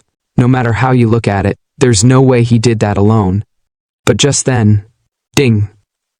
A faint spark flickers around Tsuyoshi's body. His weakness status ends. His eyes snap open, and in an instant, he springs to his feet like a superhero, sparkling dramatically in the dim guild lighting. He thinks to himself, "Phew, I didn't expect the recoil from releasing the hammer's power for just 1 second to be this much. It would have been dangerous without Sakura." Rubbing the back of his head, he strides over to Sakura and the receptionist. "Did you learn anything about Cardiolist?" he asks. The receptionist immediately straightens up at the mention of the name. "Wait, did you get your hands on Cardiolist?" she asks, her voice rising in shock. "If you put it up for auction, it'd fetch a huge price." "You're lucky. If you're planning to sell it, there's a large venue in the center of the city." Before she can finish, Sakura calmly cuts in with a smile. "I'm not planning to sell it," she says. "Does the shaman guild in this town require a referral? I wanted to ask for purification." The receptionist's excited expression immediately turns into a look of disappointment. "Are you planning to use it yourself?" She sighs. "You'd need to ask the shamans for that. Cardiolist must be purified and infused with magic before it can be used." Then, shifting gears, she turns away and waves a hand dismissively. "The guild is to the east of the city," she says. "I'll write you a referral letter. There's supposed to be a shaman exam in the next few days, so they might refuse you. But I'll bring the letter, so just wait." Hearing that, Sakura bows her head slightly to the receptionist. "Thank you very much." Tsuyoshi, arms crossed, looks over at her with curiosity. "The shaman exam? So even shamans have ranks?" Sakura nods and explains, "Shaman is an honorary title. Just like pharmacists and elven awakeners, they earn it through an exam and they're divided into 6 ranks: white, blue, red, black, silver, and gold. Like awakeners, only shamans can make certain medicines and items. The higher their rank, the stronger their creations, and of course, the more expensive they are." Tsuyoshi's eyes widen. "So, shamans are a whole different breed from regular adventurers?" Sakura nods again. "Yes, shamans, pharmacists, and awakeners don't usually participate in combat. They're considered nobler than regular adventurers. Not only can they make valuable medicines, but some of them can even influence the level cap of adventurers." Tsuyoshi freezes. "The level cap of adventurers?" Seeing his shock, Sakura continues, "There's a saying in the adventurer world, fear 1 high-level shaman more than 10 high-level adventurers. The medicines and items made by a capable shaman can change the tide of battle. Some high-quality medicines can even help with leveling up, so adventurers desperately seek them out. Of course, pharmacists and awakeners are also in high demand." She then lowers her voice slightly. "There's even a story about a level 80 warrior who angered a silver-rank shaman. That shaman summoned dozens of over-level 80 adventurers to hunt him down. You can imagine how that ended." Tsuyoshi rubs his chin, letting all the information sink in. Then he chuckles to himself. "I see. That's fascinating." Before he can think further, the receptionist suddenly returns, holding a letter.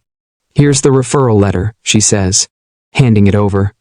"With this, you should be able to enter the Shaman Guild and have the Cardiolist purified." Sakura takes the letter with a polite nod. At the same time, both she and Tsuyoshi say, "Thank you very much."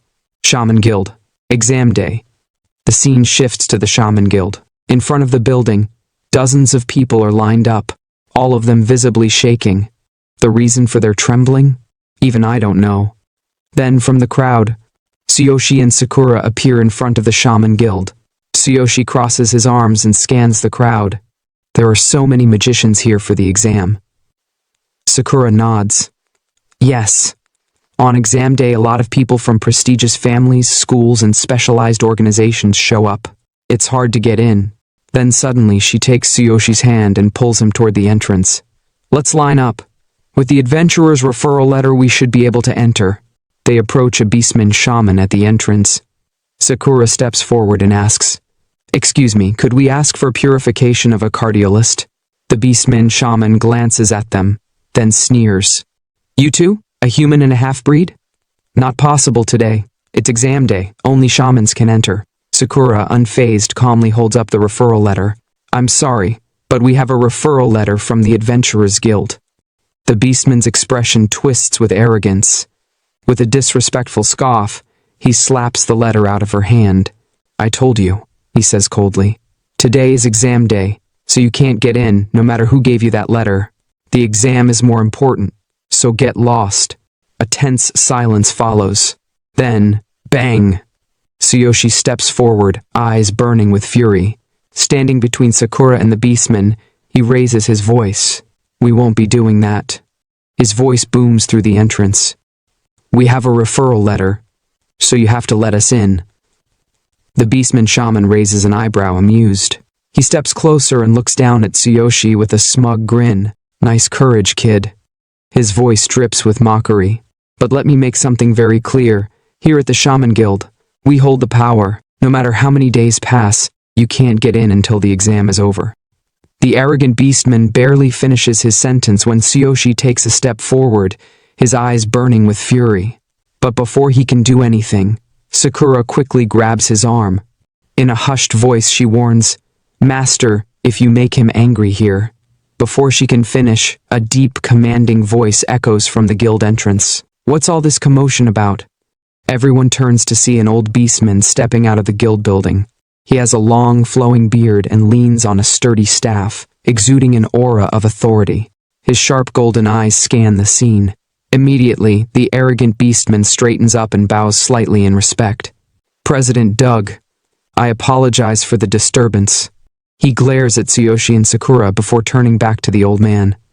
These rude outsiders showed up on exam day to request the purification of a cardiolist. He gestures sharply toward Tsuyoshi. We already refused them, yet they continue to demand entry. Then he puffs up his chest and says confidently, President Doug, allow me to handle this. But before he can finish, Tsuyoshi cuts in sharply. Are you the one in charge here? His voice is firm, unwavering.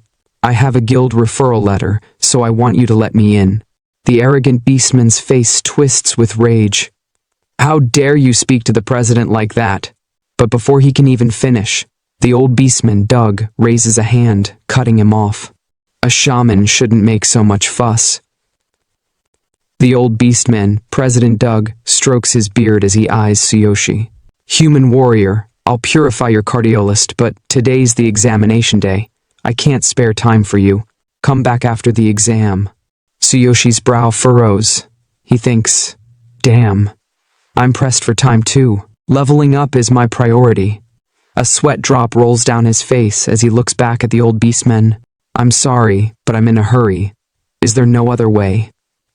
Doug raises an eyebrow. Another way? If you take the shaman exam and score the highest, I'll make an exception. However, as a warrior, you don't even qualify to take the exam. Tsuyoshi scratches his head, awkwardly laughing. What are the requirements? Before Doug can answer, some random loudmouth in the crowd bursts out laughing. Pfft, you don't even know. Another chimes in, what a disgrace. Doug ignores them and explains, young human, to become a shaman, one must have at least the aptitude of a magician. The essence of a shaman is magic. The bare minimum requirement is passing tests for potion creation and item crafting. Only then can one become a white shaman. Do you understand now? Tsuyoshi suddenly extends his hand toward Doug. So if I'm a magician, it's fine, right? Lend me your staff. Doug's eyes widen. My staff? The arrogant beastman from earlier steps in, sneering. Are you an idiot? You think you can just borrow the president's staff? Even if you get your hands on it, what could you possibly do? You're not even a magician. If you keep this up, I'll call the guards. Tsuyoshi doesn't even acknowledge him. He keeps his hand outstretched toward Doug, eyes locked. Let me borrow it. I'll prove I qualify. A moment of silence falls over the guild entrance. Then Doug smirks. Interesting. I want to see how a warrior plans to prove himself. Here, this staff has no level restriction. He hands the staff over, and as Tsuyoshi grips it, Sakura leans in slightly from behind, whispering, Master, what are you planning? Tsuyoshi smirks. Trust me, Sakura smiles softly. Whenever Master says tat, he always pulls it off. Tsuyoshi marches up to the arrogant beastman.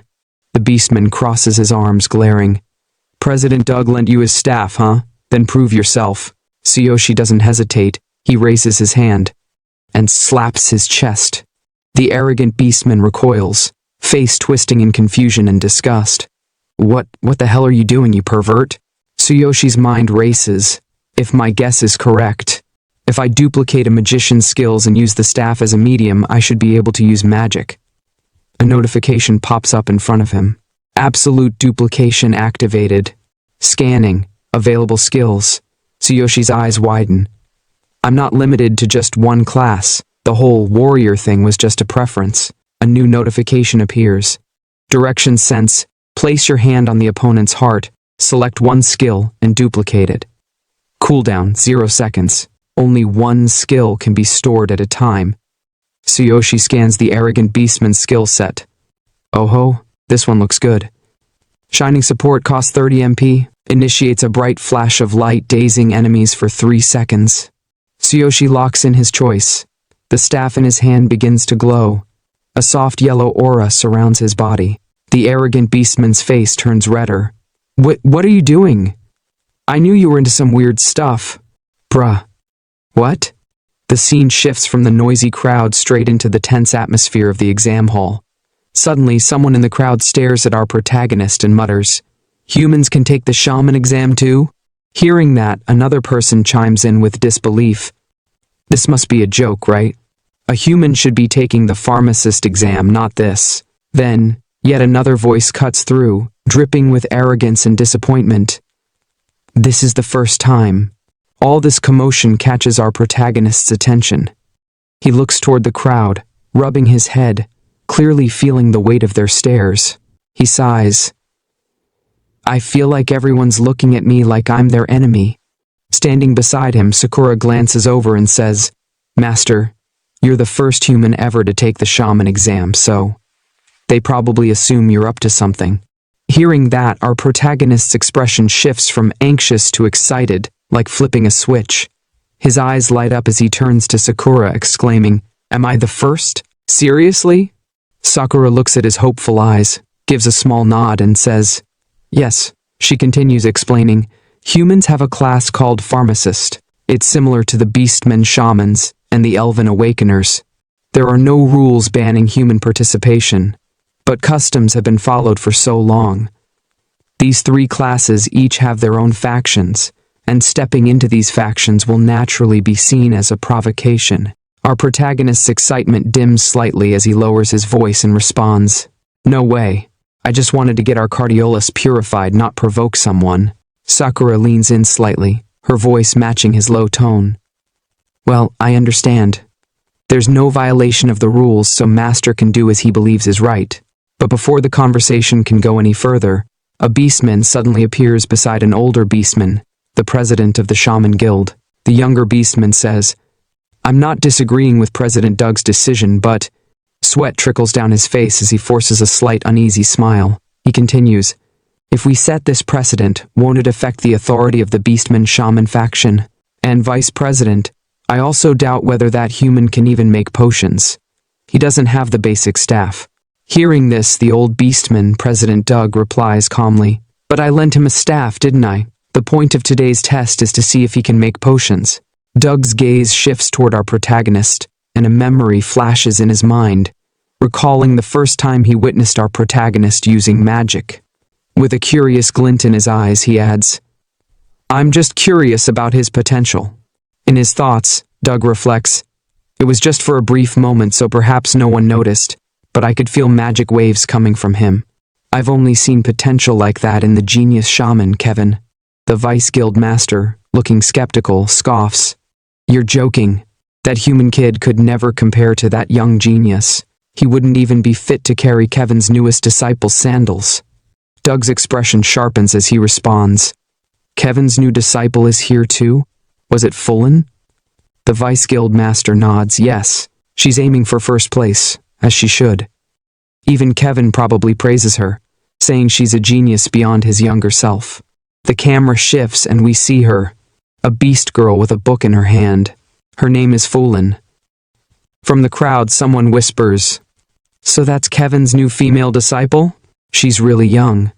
Seems like she's a genius too." Another beastman adds, "Apparently she could make potions on her own a year ago, but she was too young and got disqualified because of age restrictions. This time, she's aiming for first place." A third voice chimes in, "She must be a genius. As for us, if we pass the exam, we can consider ourselves lucky." Hearing all this chatter about herself, Fullen snaps her book shut with a sharp thud and mutters in a disappointed tone, "These weaklings are so noisy." Seeing her confidence, the Vice Guild Master steps forward, addressing the participants. The shaman exam is about to begin. Those not participating, please leave. Everyone, take your positions based on the numbers you were given earlier. Hearing the announcement, Tsuyoshi looks down at the small slip in his hand and mutters, "I'm number 15. I'll head over." His voice is calm, but there's a hint of excitement bubbling underneath. Sakura flashes him a bright, encouraging smile and says warmly, "Good luck. I'll wait outside." As Tsuyoshi steps forward, the Vice Guild Master speaks up, his voice carrying through the hall. The numbers are written on the floor.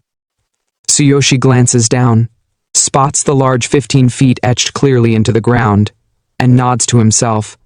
Here it is. Just as he's settling into position, Fullen, Kevin's star disciple, turns her sharp gaze toward him. She eyes him with a mix of curiosity and disdain, her voice cutting through the tense air like a blade. A human. Tsuyoshi feels her eyes on him, and for a brief, weird moment, his imagination runs wild. He pictures Sakura and Fullen standing side by side, both gently laughing at him. The contrast between Sakura's warm smile and Fullen's cold demeanor makes him rub the back of his head awkwardly. With a sheepish grin, he replies, "I'm Tsuyoshi." In his mind, though, he's thinking, what a cute beast girl. She's totally different from Sakura. But Fullen isn't here to make friends. She scoffs, looking away dismissively. A human taking the shaman exam. Looks like someone really wants attention. Tsuyoshi's grin fades, his hand still on the back of his head. Frustration bubbles up and he thinks to himself, "Itch." Her sharp mouth is one flaw. Just then, a booming voice erupts from above. The old beastman, President Doug, shouts from his elevated position, "Everyone, have you taken your positions? The shaman exam is about to begin. We will test your basic shaman skills. You are required to make potions on your own. Since you've chosen the path of becoming shamans, I'm sure you've prepared yourselves for this." As his words echo through the hall, the ground beneath the participants rumbles. Suddenly, whoosh, tables rise from the floor, one in front of each examinee. Tsuyoshi's eyes widen in shock. "What is this?" he blurts out, staring at the table like it just insulted his ancestors. Fullen doesn't miss a beat. She casually examines the materials laid out in front of her, her expression cool and unimpressed. Glancing sideways at Tsuyoshi, she remarks with a smirk, "You don't even know what a shaman refining station is? Maybe you should just go home." That does it. Tsuyoshi's frustration boils over. His face tenses, his hand clenches into a fist, and he mentally growls, "Leave me alone." But instead of lashing out, his mind shifts gears. His frustration turns into focused curiosity as he stares at the refining station. The refining station? The way potions are made in this world is still quite old-fashioned. His thoughts drift to his past life, comparing this primitive setup to the advanced tech back home. In my world, we had that. No, it's capsules. The videos I watched showed everything fully automated, Way more advanced than this. From the stage, the old beastman bellowed, "Vice President Pig will announce the test details." Vice President Pig, yes, literally named Pig, dramatically raised his staff to the sky. Then, with a loud thunk, he slammed it to the ground. A glowing yellow magic circle spread out from the staff, expanding toward all the participants. Tsuyoshi glanced at the slip in his hand, now glowing faintly. It read, "Basic energy potion, quantity, 3, time limit, 1 hour. So this is the test," Tsuyoshi thought. He rubbed his temple. 3 basic energy potions in 1 hour. Let's see how the others handle it. The old beastman continued. The first hurdle is selecting materials. On your refining table, there are various ingredients. A certain level of knowledge is essential. Most amateurs don't even know there are 3 key materials for a basic energy potion. A wave of panic rippled through the crowd. Participants groaned, their faces twisted in confusion as they stared at the random pile of herbs and powders in front of them. Tsuyoshi raised an eyebrow. Are there really this many people who don't know what to choose? Fulin, cool as ever, commented without even looking at him. It's pathetic that they can't even remember the basic materials for such a simple potion. She effortlessly picked out the correct ingredients, her hands moving with speed and precision. Tsuyoshi's jaw dropped. Amazing. That was fast. With a swift motion, Fulin summoned her staff out of thin air, a confident smirk on her face. Passing first place is the bare minimum Master Kevin expects. I'll accomplish it with ease, she thought. Vice President Pig's eyes lit up. As expected from Kevin's disciple, she's already started. The old beastman nodded, stroking his beard. Her precision and speed are impeccable. This test must be child's play for her. Fulin crushed the selected materials, her movements sharp and efficient. She expertly extracted the essence needed for the potion, her focus unwavering. Tsuyoshi watched in awe. She's got a sharp tongue. But she's amazing, he admitted.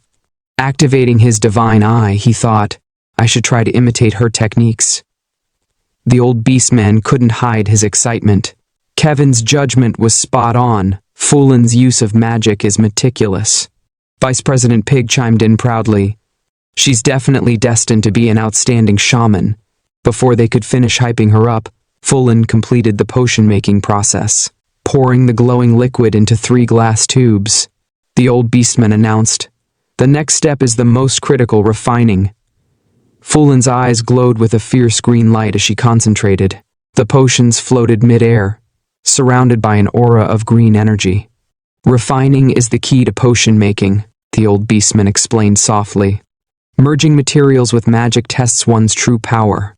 This is the ultimate trial. But for Fulin, it's no challenge. If things go as expected, he thought, she'll definitely secure first place. But then his gaze shifted to Tsuyoshi, who was still standing there, doing absolutely nothing. Hasn't he started yet? What is he doing? Before the old beastman could say anything, Fulin shouted, "Solidification done!" She grinned smugly. That was easy. I'm the best. Fulin's on top. She waved at the judges, clearly expecting applause. The old beastman and Vice President Pig walked over, nodding in approval. Very well. After you're done, please wait until the end of the test for your work to be evaluated, the old beastman said. Fulin clicked her tongue, annoyed. Shh! I have to wait for them? She glanced sideways and caught Tsuyoshi still staring at her. Her face turned red. What are you looking at, pervert? At that exact moment, Tsuyoshi's system notification popped up. Analysis complete. Divine Eye deactivated. Target's actions fully analyzed. Without missing a beat, Tsuyoshi shifted his focus to his own table, calmly beginning his potion-making process. It's nothing. Thank you, he replied, not even looking at her. Fulin's tail flicked, wagging slightly as she huffed. All right, you've got to start now. No time to waste. Even if we had more time, you wouldn't. But she stopped mid-sentence. Her eyes went wide. And she wasn't the only one. The old beastman and Vice President Pig gasped, their jaws practically hitting the floor. Our protagonist grips his staff tightly, eyes locked on it with intense focus. Suddenly, ding! A system notification pops up in front of him. Notice, would you like to optimize the analyzed action? Without hesitation, he mutters one word. Optimize. Boom. Like magic on steroids, all the materials on his table shoot into the air, whirling around him like he's the eye of a magical hurricane. Another notification blares. The correct materials have been automatically selected. They've been automatically crushed. Powerful refinement is in process. The crowd, floored. The beast girl, Fulin, stares with her jaw practically on the ground, thinking. He's selecting materials and crushing them. At the same time, no, he's refining them too. I didn't know he had this kind of power. But it doesn't stop there. Our protagonist stands calm in the chaos, his staff glowing like a beacon of dominance. The vice president, Pig, nearly chokes on his own words. He was hiding his power all along, selecting, crushing, and refining simultaneously. That's the technique Kevin used during his shaman exam. Simplifying the process. This isn't just impressive, it's genius. Could he be on par with Kevin's level? Meanwhile, our protagonist, stone-cold focused, holding his staff steady as the materials swirl, merge, and refine with flawless precision. No sweat, no struggle, just pure mastery. Cut to, outside the Shaman Guild entrance. Sakura stands alone, hands clutched to her chest, her heart pounding with worry. I wonder how Master is doing in the exam. I'm still worried, but I trust you, Master. Her expression softens, but there's a hint of sadness creeping in as she thinks again. I wonder if Master will face any disadvantages in potion making. Our protagonist is deep in concentration, refining the potion materials with the help of his trusty system. Suddenly, ding, a new notification pops up. Announcement process optimization is complete. The following steps have been optimized. Seeing the message, a confident smile creeps across his face. Gripping his staff tightly, he thinks to himself, just by one glance. It feels like I've done this 1,000 times. This feels good. Now I know there's more to potion making than just mixing stuff. Refinement, being a shaman, is actually pretty interesting. But wait, another notification. Refining, the final critical step in potion making. This is where a shaman infuses magic and performs the final fusion of materials. The potion is filled with magic, activating its effectiveness. The potency and quality of the potion are directly influenced by the shaman's magical strength and attributes. Our boy breaks into a light sweat. Staring at the 3 potions in front of him, he thinks, only the refining remains. I have to carefully infuse my magic and turn these into actual potions.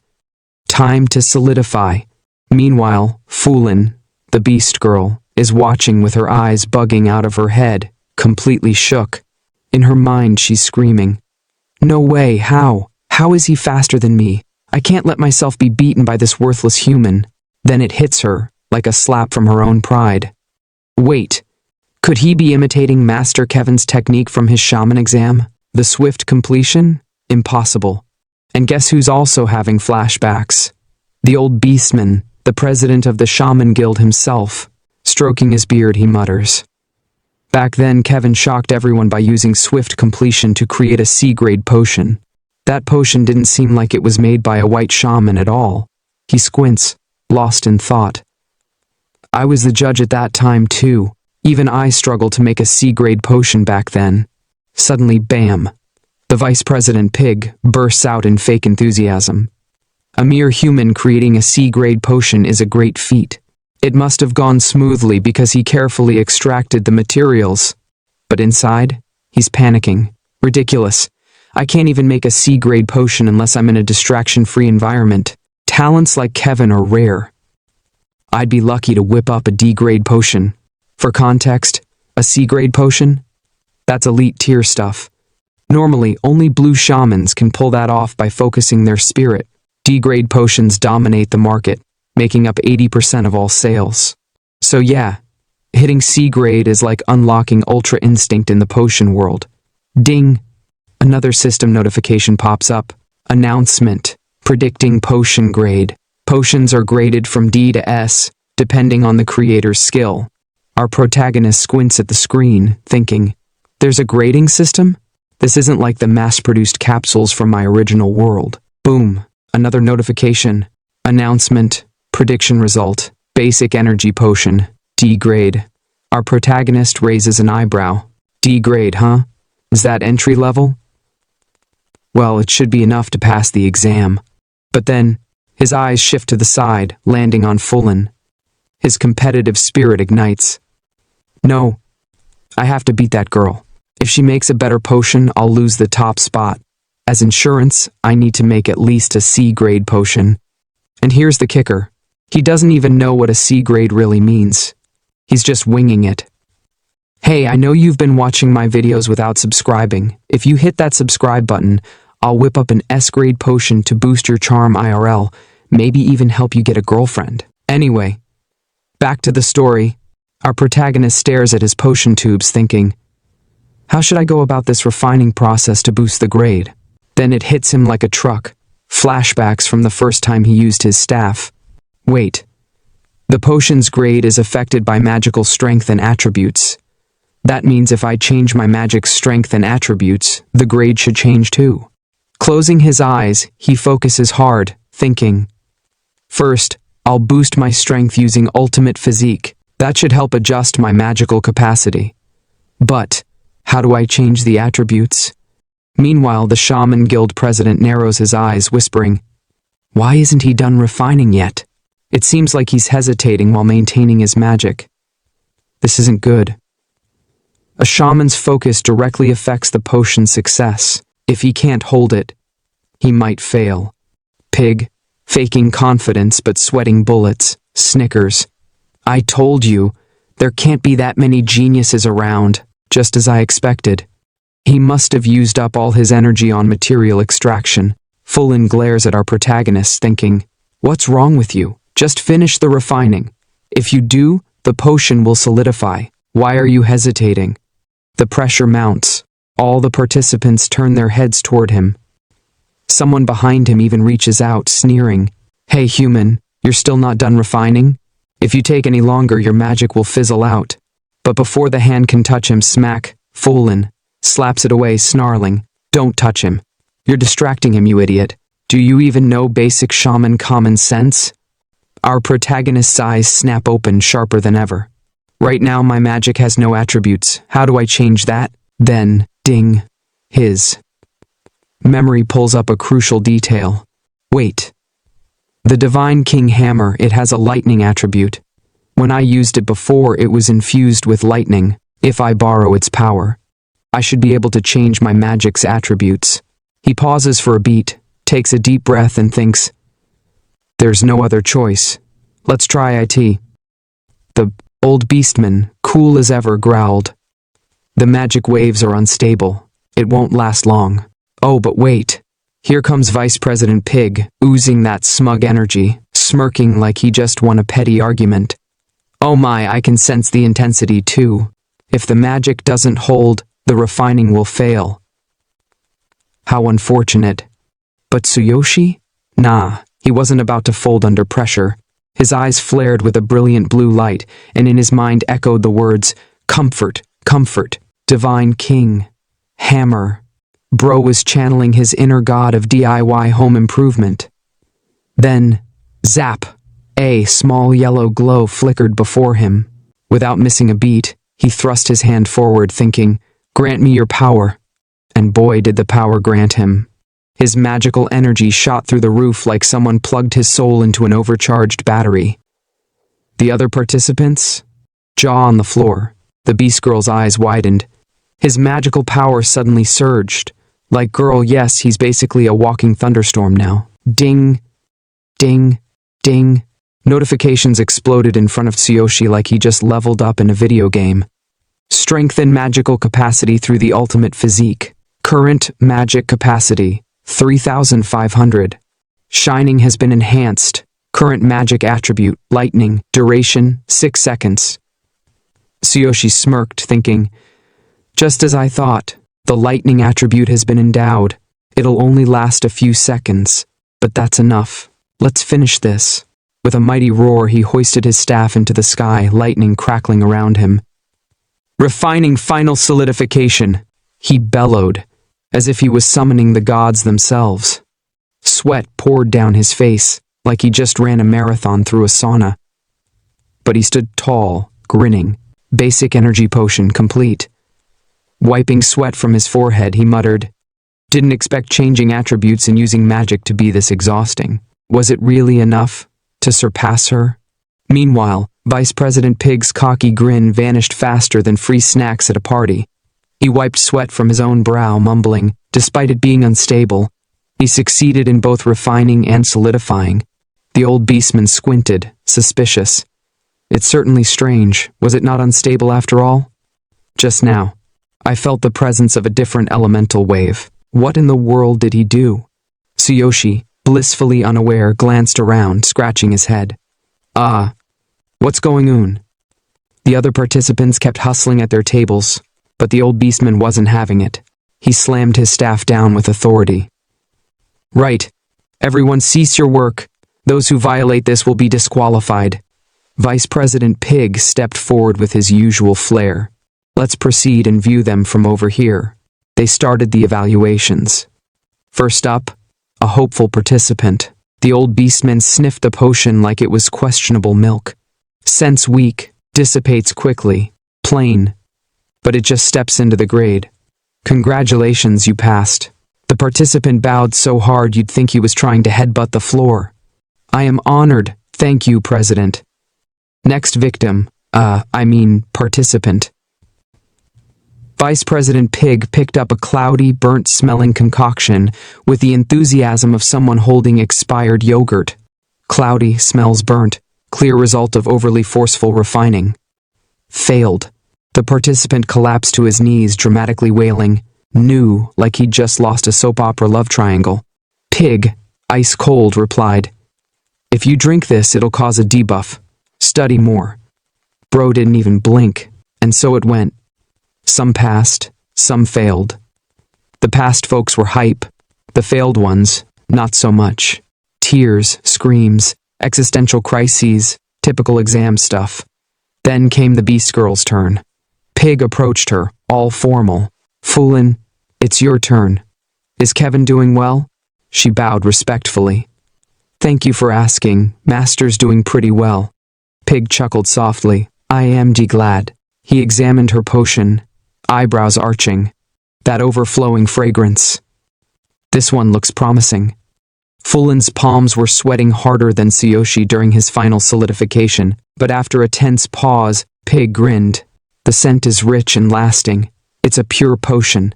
This is a C-grade basic energy potion. Boom. The crowd lost it. Whispers flew like gossip in a high school hallway. Whoa, a C-grade? That's the same as the genius Kevin? She's skilled just like him. As expected of Kevin's disciple, she's definitely taking first place. Fulin basked in the glory, thinking, thanks to Master's intensive training, my refining speed is fast too. Of course, you guys are no match for me. Tsuyoshi just blinked, smiling casually. Whoa, a C-grade potion, impressive. But then, dramatic entrance time, the old beastman appeared right in front of Tsuyoshi. Tsuyoshi, it's your turn. Tsuyoshi turned, scratching his head again. Double L, I did what I could. Vice President Pig snorted. You're not confident. At best, it'll probably be a D grade. But the old beastman cut him off. If you did what you could, that's fine. Let's check the grade. The moment the tube was opened, crack, boom, a natural phenomenon erupted in the sky. Lightning streaked across the clouds like the heavens themselves were clapping. Everyone gasped. Tsuyoshi blinked, unimpressed. Huh. A lightning strike. Interesting. But the old beastman's eyes nearly popped out of his skull. This is a supernatural phenomenon. Pig's jaw hit the metaphorical floor.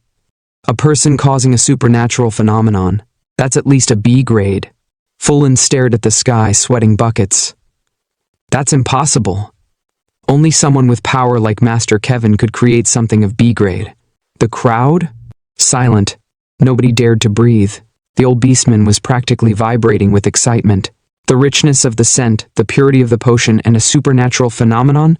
Then, turning to Pig without even looking at him, the beastman declared, "This human boy might be an existence more terrifying than the genius Kevin himself." Tsuyoshi, oblivious as ever, wiped his forehead. Phew, refining potions is exhausting. And finally, the old beastman roared, his voice shaking the walls. Without a doubt, he gets first place in this shaman exam. Outside the Shaman Association entrance, Sakura is sitting on the ground like a lost child waiting for her parents. She's restless, fidgeting like she's been waiting for years, even though it's probably been 10 minutes. Her eyes dart around nervously, and she keeps mumbling something under her breath, making the people passing by give her that, "What's wrong with this one?" look. They instantly avert their gaze like looking at her might summon a curse. She mutters softly, "Is Master still not here?" Her voice is so low you'd need ultra instincts just to catch it. But then, out of nowhere, a familiar shout echoes, slicing through the awkward air like a katana. "Sakura!" It's our protagonist, Tsuyoshi, standing tall, waving his hand with the energy of someone who just aced a test he didn't even study for. Sakura's face lights up like a kid who just found out it's Christmas morning. She jumps to her feet, practically vibrating with excitement. "Welcome back. Was everything okay?" "Master, I've been so worried. It felt like such a long time." Tsuyoshi rubs the back of his head with that classic, "Oops, my bad" smile. "I'm sorry for making you worry. The exam's over now." The sparkle in Sakura's eyes dims a bit, replaced by a hint of fear, as if she's about to hear some tragic news. "Oh no. So how did it GGO?" Tsuyoshi, with the confidence of a man who knows he's that guy, straightens up. "Yeah, I did well. I came in first place, so I came to get you." Boom, just like that, Sakura's worry gets drop-kicked out of her mind. She beams, jumping in place. "Yeah, it feels great." The crowd around them? Oh, they heard everything. And now they're standing there like NPCs processing new dialogue options, faces gloomy, eyes darting between Tsuyoshi and Sakura like, "Did he just say first place?" But the spotlight shifts when the old beastman, President Doug, steps forward, holding the unpurified cardiolus like it's some sacred artifact. His gruff voice cuts through the murmurs. "Despite having so much power, you just want to verify the cardiolus?" Tsuyoshi scratches his head again, a sheepish grin plastered on his face. "Yeah, I need it for leveling up." Doug stares for a moment, then chuckles, his stern face softening. "Since you got first place in the exam, I'll fulfill your wish." But before the moment gets too sentimental, the vice president jumps in like he's been holding his breath the whole time. "Who's your potion-making master? There's no way you don't have one." Tsuyoshi's face shifts into serious protagonist mode, his eyes narrowing slightly as if recalling ancient knowledge. He says confidently, "I don't have anyone to teach me. I just tried it on my own." Silence. Doug and the vice president look like they've been hit with a double critical hit. "I see. You taught yourself all of this? I feel kind of miserable now." Doug shakes it off, regaining his composure. He gets serious, his voice dropping an octave. "Come this way. After purifying the cardiolus, I'll grant you the white shaman's robes." As the crowd disperses, moving along like background characters fading into irrelevance, one figure stays behind. The beast girl, her expression dark and twisted with frustration, whispers to herself in a trembling voice, "Master Kevin, I'm sorry, I lost to that weak human." But Sakura's sharp ears catch the name Kevin. Her eyes snap toward the beast girl, her gaze burning with intensity. In her mind, she's piecing it together, "Kevin? So, you're Kevin's disciple." Her usual bright demeanor shifts into something darker, her stare filled with an unspoken bloodlust. Tsuyoshi notices Sakura frozen in place, staring daggers at the beast girl. He blinks, confused. "Sakura, what's wrong?" Sakura snaps out of it like she just woke from a daydream. She wipes the sweat from her brow, laughing awkwardly. "Oh no, I just spaced out for a moment." Tsuyoshi doesn't dwell on it. With his signature bright smile, he starts walking toward his next destination. "Come on, follow me." Once the purification is done, there's another goal ahead. Sakura doesn't look back at the beast girl. She simply follows Tsuyoshi, her voice soft but firm. "Yes, The scene shifts to the ritual room. 3 dead crow lying on the ground. Various ritual materials scattered around. Harps lined up neatly. And in the middle of it all, Tsuyoshi's cardiolus floating in the air, surrounded by an eerie glow. The old beastman Doug stood at the center, activating the ritual. His voice echoed through the room as he chanted, "Mother of Earth, Father of Flame, Spirit of Water, Breath of Wind, Guardian of the great elements, hear my call. By my name, with the words of the shaman, purify this." The moment he finished, the ground beneath them glowed with a massive yellow magic circle. Tsuyoshi watched the ritual intensely, his eyes fixed on the cardiolus as it pulsed with energy. Beside him, Vice President Pig glanced at him and said, "Cardiolus is filled with dark energy. A specialized purification ritual is required. It's lucky that the chairman himself is handling it for you." Tsuyoshi, without taking his eyes off the ritual, murmured, "Wow, this is serious. So this is the kind of spell shamans use?" Standing next to him, Sakura chimed in, "Well, yeah, shamans are basically magicians, but for a specific type of magic. The more powerful the spell, the longer the incantation. This purification ritual is a form of specialized magic." While they were talking, Doug was nearing the completion of the ritual. But suddenly, he tapped the ground, reinforcing the spell, and shouted the incantation once more. Before their eyes, the cardiolus finished its purification, floating in the air with a radiant glow. Doug reached out, took the purified cardiolus, and handed it to Tsuyoshi. "Infuse your magic into this, only then will you be able to use it." Tsuyoshi took the cardiolus eagerly, his excitement barely contained. "Thank you. What an incredible ritual." Doug, standing beside him, stroked his beard and said, "Cardiolus is classified into low, medium, and high grades. Even if it's low grade, adventurers often die in the dark area. After all, it's still a part of the darkness. Yours is medium grade." Tsuyoshi's eyes widened. He stared at the cardiolus even more intensely before exclaiming, "This is medium grade? Lucky. That means the experience gain in the dark area will be even higher." Doug, his voice laced with concern, warned, "Of course, the higher the difficulty, the greater the reward. However, the dark area is completely different from beginner zones.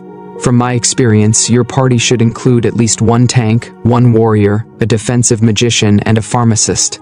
Still stroking his beard, Doug asked, "Have you decided on your party members? What's the composition and number of members?"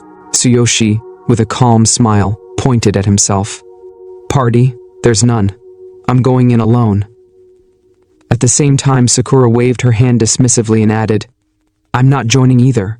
If I do, the experience points will be divided equally." Silence.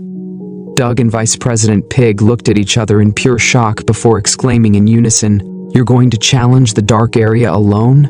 Sometime later, a portal appeared before them, swirling with ominous energy. Doug pointed toward it and explained, "This is the entrance to the dark area. Once inside, you'll have 3 resets.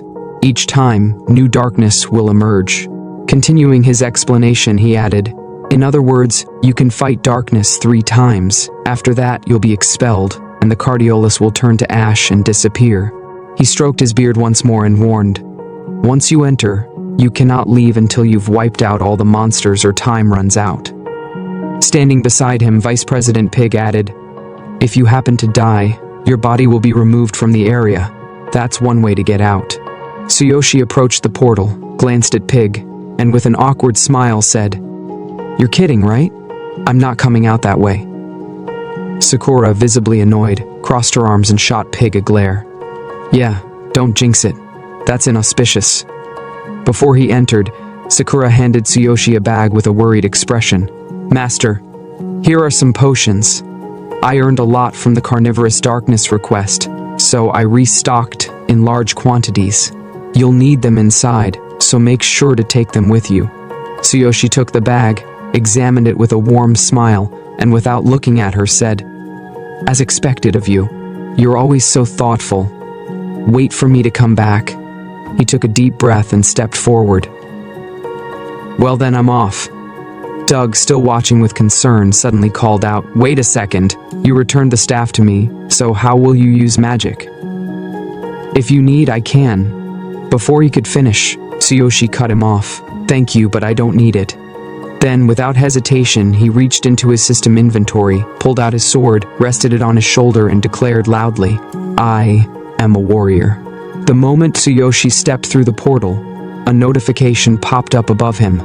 Cardiolus use count, 1 out of 3. Watching him disappear into the swirling vortex, Sakura lowered her head and whispered, "Please be safe." But just as the portal closed, Vice President Pig and President Doug finally processed what Tsuyoshi had just declared. Pig's eyes nearly popped out of his skull. "Wait, you're a warrior?" Doug, equally stunned, stroked his beard and muttered, "With such magical talent. Yet he chooses to be a warrior? I wonder how much further he'll grow. I'm looking forward to it." His gaze remained fixed on the portal, watching as Tsuyoshi's figure vanished into the unknown. Tsuyoshi found himself in the middle of a dense, eerie forest. The trees loomed over him like silent sentinels, their leaves rustling despite the absence of wind. A new notification appeared before him. Remaining time, 12 hours. If you reset manually, the entrance will remain closed for hours. Looking around, Tsuyoshi processed the information. So, every time I reset, I get 12 hours before I can leave again. That's fine. I'll wipe out these monsters as fast as possible. I can't afford to waste time. With that, he dashed deeper into the forest. After some time, he stopped abruptly, crouching behind a bush. Just ahead, a pack of dark wolves was feasting on something. Their fur was pitch black, their eyes gleaming with malice, and their razor-sharp fangs dripped with fresh blood. Tsuyoshi narrowed his eyes. Dark wolves move in packs. I'll need to be careful not to get surrounded. Their attack speed isn't something to underestimate. But hesitation wasn't in his vocabulary. In the blink of an eye, he launched himself into the air, soaring towards the wolves. His mind sharpened as he prepared to strike. I can't afford to take them lightly. The fastest way to end this is to amplify my attack power with my ultimate physique. At that moment, his body exploded with power, his muscles tensing as his strength surged to its peak. With a smirk, he muttered, "Don't bare your teeth and start yapping." Then, boom! His sword tore through the entire wolf pack in a single swing, slicing through them like they were nothing. Blood sprayed, the force of his attack sending shockwaves through the ground. One wolf dropped instantly, its body twitching before going still. A notification popped up. Defeated Dark Wolf, 500 XP gained. Tsuyoshi smirked. 500 XP per monster? That's about the same as a minor boss in my old world. Not bad. The experience gain here is much higher than in the outside world. Rolling his shoulders, he tightened his grip on his sword. Alright, after 3 rounds I'll head out. Might even level up twice. But the remaining 2 dark wolves weren't going down without a fight. Fur bristling, they bared their fangs and lunged at him, their open jaws aiming straight for his throat. Tsuyoshi raised his sword just in time, blocking the attack with a deafening clang. But as he pushed them back, he realized the paralysis effect wore off quickly. As expected of darkness-type monsters, their resistance is way higher than normal creatures. Then, whoosh! A sudden burst of speed from the wolves. One of them lunged again, its claws tearing through the air like a guillotine. Tsuyoshi barely dodged in time, feeling the wind pressure graze his cheek. His grip on his sword tightened. What insane speed! If I had been even a second slower, my throat would have been ripped out. Then, danger! One of the wolves suddenly darted sideways, using its packmate's body to block Tsuyoshi's line of sight before launching an attack from his blind spot. His eyes widened. It just used its teammate as a distraction? Clever. But in that case, in an instant, Tsuyoshi channeled 60% of his ultimate physique's power into his arm, gripping his sword with crushing force. With a single mighty swing, his blade ripped through the incoming attack, countering the wolf's strike mid-air. Pointing his sword at the last standing wolf, he grinned and said, "At this rate, I'll level up fast. I might even hit level 7 on my first run." Outside the portal, Sakura and President Doug stood side by side, silently waiting for Tsuyoshi to return. Doug glanced at Sakura and said, "You're worried, aren't you?" Sakura didn't respond. Her gaze remained locked onto the swirling portal, her expression unwavering. Doug stroked his beard, watching her closely before speaking again. "Going into the dark area alone. I've never heard of anyone attempting that. Unless they have exceptional power, it's suicide, am I right?" This time, Sakura finally answered, but without looking away from the portal. "I trust my master." From a short distance away, Vice President Pig scoffed, shaking his head. "I've seen plenty of talented young fools before. Many drowned in their own arrogance and died. But this is the first time I've seen someone willingly challenge the boss of the dark area alone." He turned away, walking off. "I'm heading back. Let's see if that human boy comes to his senses before it's too late." Sakura frowned at Pig, her expression scrunching up like an annoyed little girl. She muttered under her breath, but didn't say anything aloud. Inside the portal, Tsuyoshi stood amidst a pile of defeated monsters, his sword resting on his shoulder, his body drenched in sweat. He exhaled heavily. It's been nothing but non-stop fighting. He looked down at the slain creatures around him before adding, "My stamina and willpower are running low." A new notification popped up. Announcement, willpower reduced to Tsuyoshi groaned. "Using my ultimate physique at full power drains my body fast." Without hesitation, he pulled out 2 bottles, one filled with energy potion, and the other with stamina potion. "Sakura really helped me by restocking my medicine." He popped the first bottle open and took a gulp, only to immediately spit it out. Blurg. I forgot how disgusting this stuff tastes, but there was no other choice. Grimacing, he forced the potions down. Moments later, a notification appeared. Announcement, stamina and willpower are recovering. Outside the portal, Doug and Sakura remained quiet, standing in the same spot, both waiting patiently. Then, Sakura finally turned to Doug and asked, "Isn't Chairman Doug heading back?" Doug shook his head. "I'm worried about whether that human boy will make it back safely." He recalled the moment Tsuyoshi revealed his profession and muttered, "A warrior who took the shaman exam just to purify Cardiolus.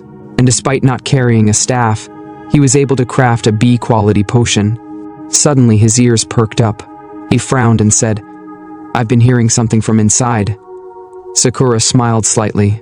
"That's the sound of Master's thunder." Doug's eyes widened as she continued, "As long as we can hear it, we know Master is still fighting." Back inside the dark area, Tsuyoshi gripped his sword tightly, his body surging with crackling thunder energy. He leaped into the air and slashed through an entire pack of dark wolves in one swift motion. Their bodies dropped instantly, the smell of burnt fur filling the air. He wiped some dust from his face and muttered, "I guess that just leaves the boss." His gaze shifted to the large door ahead, the entrance to the boss room. A grin spread across his face. "I made it all the way to the deepest part. Next up is the final boss. If I beat this, I'll definitely hit level 7. He stretched his arms, rolling his shoulders. "Maybe I should rest a bit before the fight." Tsuyoshi sat on the ground in front of the boss room, exhausted. He took a deep breath and muttered, "It's seriously awful. Once I get used to this taste, it's over for me." He frowned, remembering the capsules from his original world. Those had taste and convenience, but this world's medicine, way stronger. But as soon as the potion kicked in, his stamina and willpower were fully restored. Feeling the energy surge through his body, Tsuyoshi smirked. He grabbed his sword from the ground, stood up, and walked towards the boss room door, resting the blade on his shoulder. "All right, now that I'm fully recovered, let's GGO." With that, he pushed open the heavy doors and stepped inside. Darkness loomed around him. He scanned his surroundings, left, right, forward. Then, from the shadows, something moved. A figure emerged, a shadowy presence with bright red eyes locked onto Tsuyoshi. He tensed, his grip tightening on his sword. But instead of fear, excitement flickered in his gaze. "Oh? The level is the same as the carnivorous darkness I fought before, but the intimidation. That's different. This must be the boss of the dark area." Without hesitation, Tsuyoshi activated his ultimate physique. His attack power surged, his muscles strengthening as lightning crackled around his arms. The boss stepped forward. It was a towering monster, gripping a massive sword, its blade wrapped in thick iron chains. The sheer presence of it sent a wave of pressure through the room. Then, the boss disappeared. Before Tsuyoshi could react, the monster reappeared above him, its massive sword already swinging down. So fast. Instinct kicked in. Tsuyoshi raised his sword just in time, blocking the devastating attack. Clang! The impact sent shockwaves through his arms, forcing him to his knees. The power is incredible too. Then the boss inhaled deeply. A strange wave of energy passed through Tsuyoshi, making his body shake uncontrollably. A notification appeared. Tremble slow, shock skill. A high-level ability that terrifies the opponent, slowing down their movements. Once affected, it's difficult to escape. Tsuyoshi's eyes widened as his body refused to move. Move. Please move. His veins bulged as he struggled against the paralysis. The boss raised its sword again. Then, a bright yellow light flashed from Tsuyoshi's ring. At that exact moment, he regained control. He dodged instantly, just as the boss's attack came crashing down. A new notification popped up. Notice, Tremble Slow effect has ended. Tsuyoshi blocked the next strike, his eyes glowing with lightning. He exhaled sharply, then grinned. I won't go down so easily. Pure energy surged through him. His ring of the infinite. Was this why the status effect ended? For the first time, the boss hesitated. Seeing this, Tsuyoshi smirked. I won't die so easily, you bare bastard. The boss growled and swung upward, but Tsuyoshi met the attack head-on, blocking once again. Seeing Tsuyoshi match its strength, the boss spoke in a deep, confident voice. You're strong. My tremble slow, broken. That surprised him. Tsuyoshi's eyes widened slightly. You can talk? Lowering his sword slightly, he stared at the monster. I thought darkness was just a bunch of beasts that couldn't even talk. The boss's red eyes flared with anger. Human. We are darkness, a higher existence than anything else. Then, it disappeared again. Tsuyoshi's breath caught. Again with that technique. Memories of their first clash flashed through his mind. If only I had the dark goblin's eye, I could use Roaring Tentacle to strike its weakness. But I left it in my original world. Just like before, the boss reappeared instantly in front of him. This time, its sword emanating a red aura. It swung down with terrifying force. Tsuyoshi blocked again, but his sword started to crack. Damn it. My weapon won't last at this rate. His vision blurred slightly. This attack, it messes with my sight too. Then, a sharp blade appeared right in front of his forehead. Too fast. Tsuyoshi's body twisted on instinct, dodging just in time but not completely. A deep cut tore through his side. Blood splattered. His health bar dropped. Damn. Just one hit and I'm already bleeding. Another notification appeared. Bleeding, a dangerous debuff. If the wound isn't treated, blood loss will result in death. Can be cured with potions, skills, or healing magic.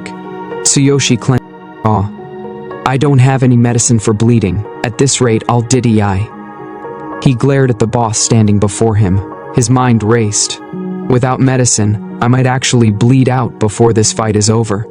He steadied his breathing, then thought, should I retreat? If I leave now, I can heal. But damn it, if I stay here, I'll keep bleeding. If I run out of potions, I'm dead. Then, his grip tightened around his sword. No. That leaves me with only one option. Summoning every ounce of his willpower, Tsuyoshi leaped into the air. Lightning crackled around his body. He raised his sword high, and with a thunderous roar he unleashed. Thundering chain fall. Seeing Tsuyoshi charge at him, the boss monster's eyes widened for a brief moment. Then, boom! Iat my thunder attack! Tsuyoshi's lightning-infused strike landed perfectly on the monster. The impact sent shockwaves through the battlefield. Tsuyoshi landed safely on the ground, breathing heavily. His mind raced. Did I do it? Why didn't it dodge? But his expectations were shattered. The boss monster stood there, completely unharmed. It had redirected the thunder strike into the ground with a simple step, absorbing the attack effortlessly. Then, with a mocking expression, the boss sneered. Laughable. Tsuyoshi's eyes widened. That didn't work. This is troublesome. But before he could process it, the boss monster attacked. I will kill you. I don't need the sacrifice either. Sweat dripped from Tsuyoshi's forehead. Sacrifice? What the hell is that? Then, the boss leaped into the air, sword raised high and brought it down with brutal force. Boom! The impact slammed Tsuyoshi into the ground. His health bar dropped. Dust and debris flew everywhere. The boss glared down at him, then scoffed. Weapon lost. Adventurer useless. He rested his sword on his shoulder, assuming the battle was over. Turning his back, the boss muttered, "Next time, I will kill you." But then, something made him stop. A presence. The boss turned around, his red eyes narrowing as he saw Tsuyoshi, standing. His aura had changed. The boss's expression twisted in confusion. "What is this? Who are you?" Tsuyoshi smirked, his voice dripping with confidence. "Is this your so-called sacrifice?" A sudden shockwave pulsed through the battlefield. The boss took a step back, visibly shaken. "Why sacrifice? That is a darkness-exclusive skill." For the first time, fear flickered in the monster's eyes. "Who are you?" Tsuyoshi grinned as his body was engulfed in red smoke. His presence turned monstrous, his aura more terrifying than the boss itself. Then, he spoke. "Thanks to you coming closer to attack, I was able to replicate your sacrifice using absolute duplication." The boss froze. Then, boom! From within the swirling crimson mist, Tsuyoshi emerged, his appearance now more dangerous, more fearsome than the boss monster itself. His muscles pulsed with overwhelming power, his eyes glowed with savage intensity. A notification appeared. "Sacrifice, you sacrifice half of your blood, removing all debuffs and temporarily gaining immense power. It amplifies your strongest current skill and makes it evil." Tsuyoshi smirked, his newfound power surging through his veins. "Now," he cracked his knuckles, "I might be able to do it." Then, with a feral grin, he raised his fists. "I'll grind you into meat using only my bare hands." So when Tsuyoshi stepped out from the red smoke, a brand new notification popped up right in front of him. Absolute physical strength has been activated. Boom! The evil power of the sacrifice skill was now his. His physical strength just tripled, but at a cost, this new power put insane strain on his body. The boss immediately locked eyes on him and shouted, "Why can you use darkness skills?" Tsuyoshi just smirked, bent down, and raised his hand like it was nothing. "For me, this is way too easy." Ding! The system window lit up. This is a special attribute of the Chosen One. The ability to copy and use any skill, regardless of race or level. The power of the copied skill depends on the combat power of the owner. The ground trembled as red light flashed everywhere, shaking the space with smoke rising like a volcanic eruption. The boss, wide-eyed, gasped his speed. "It's too fast." But it was already too late, BM. Tsuyoshi's fist slammed into the boss. The force sent shockwaves through the air. The boss barely managed to raise his sword in defense, but the moment the impact hit, crack, his sword began to break. The system window instantly notified. Weapon durability is severely damaged. The boss gritted his teeth, staring at his sword. You're strong, but just copying a skill won't let you brute force your way through me." Ding! Another system notification. Any weapon and item can be damaged or taken away under certain conditions. Tsuyoshi clenched his wrist, his veins pulsing with raw power. "I don't care how. I'm killing you right here and now." His eyes burned with determination. Using sacrifice means no health recovery. So, I only have one shot. The system window popped up again. During the use of the sacrifice skill, lost blood cannot be replenished. The evil power raged through his body, but he didn't hesitate. The boss, seeing this, threw his sword into the air and laughed. "You think you can beat me that easily? Have you forgotten? I can use sacrifice too." Boom! A violent storm of blood and dark lightning erupted around the boss. His body morphed into a more terrifying form. His voice echoed through the battlefield. Your sacrifice is just a copy. You're nothing compared to me. The boss expected fear. But instead, Tsuyoshi smirked. He slowly raised his hand to the sky, and blue lightning surged through the air. Forgot something? Tsuyoshi's voice was calm, deadly. I knew you'd try to counter me, so I made sure you drop your weapon first. The boss's face froze. He whipped his head back to his discarded weapon, eyes widening in shock. You planned this? Tsuyoshi didn't even let him finish. Half your blood. That's the price you just paid. A massive surge of power erupted around him. The system registered another sacrifice activation. The boss stood there, dumbfounded, trapped in the swirling chaos. How? He's just a human. How is his power this devastating? Swoosh! Before the boss could react, Tsuyoshi's hand shot through the thick smoke, faster than the eye could see. His voice boomed through the battlefield. You're disarmed. Let's see if you can survive this. Thunder chain. Crack. A monstrous bolt of lightning crashed straight into the boss's body. The force pierced through him like a divine judgment. BZZT. The enemy's health bar plummeted straight to 0. As the boss's lifeless eyes locked onto Tsuyoshi, the protagonist leaned in slightly, his voice cold and unshaken. Now do you see? Your own senselessness. Ding! The system window flashed one last time. Boss of the Dark Zone defeated. You have successfully passed the Dark Zone. Remaining attempts 2. And just like that, Tsuyoshi had conquered the darkness. The effect of the sacrifice had ended. Tsuyoshi, looking exhausted, lowered his hands, his appearance reverting back to normal.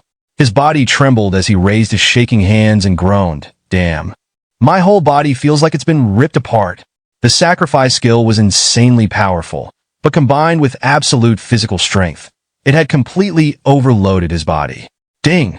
The system window popped up, notifying him that he had obtained the boss's weapon from the Dark Zone. Tsuyoshi squinted at the bright orb floating in the air and muttered, Is this really the boss's weapon?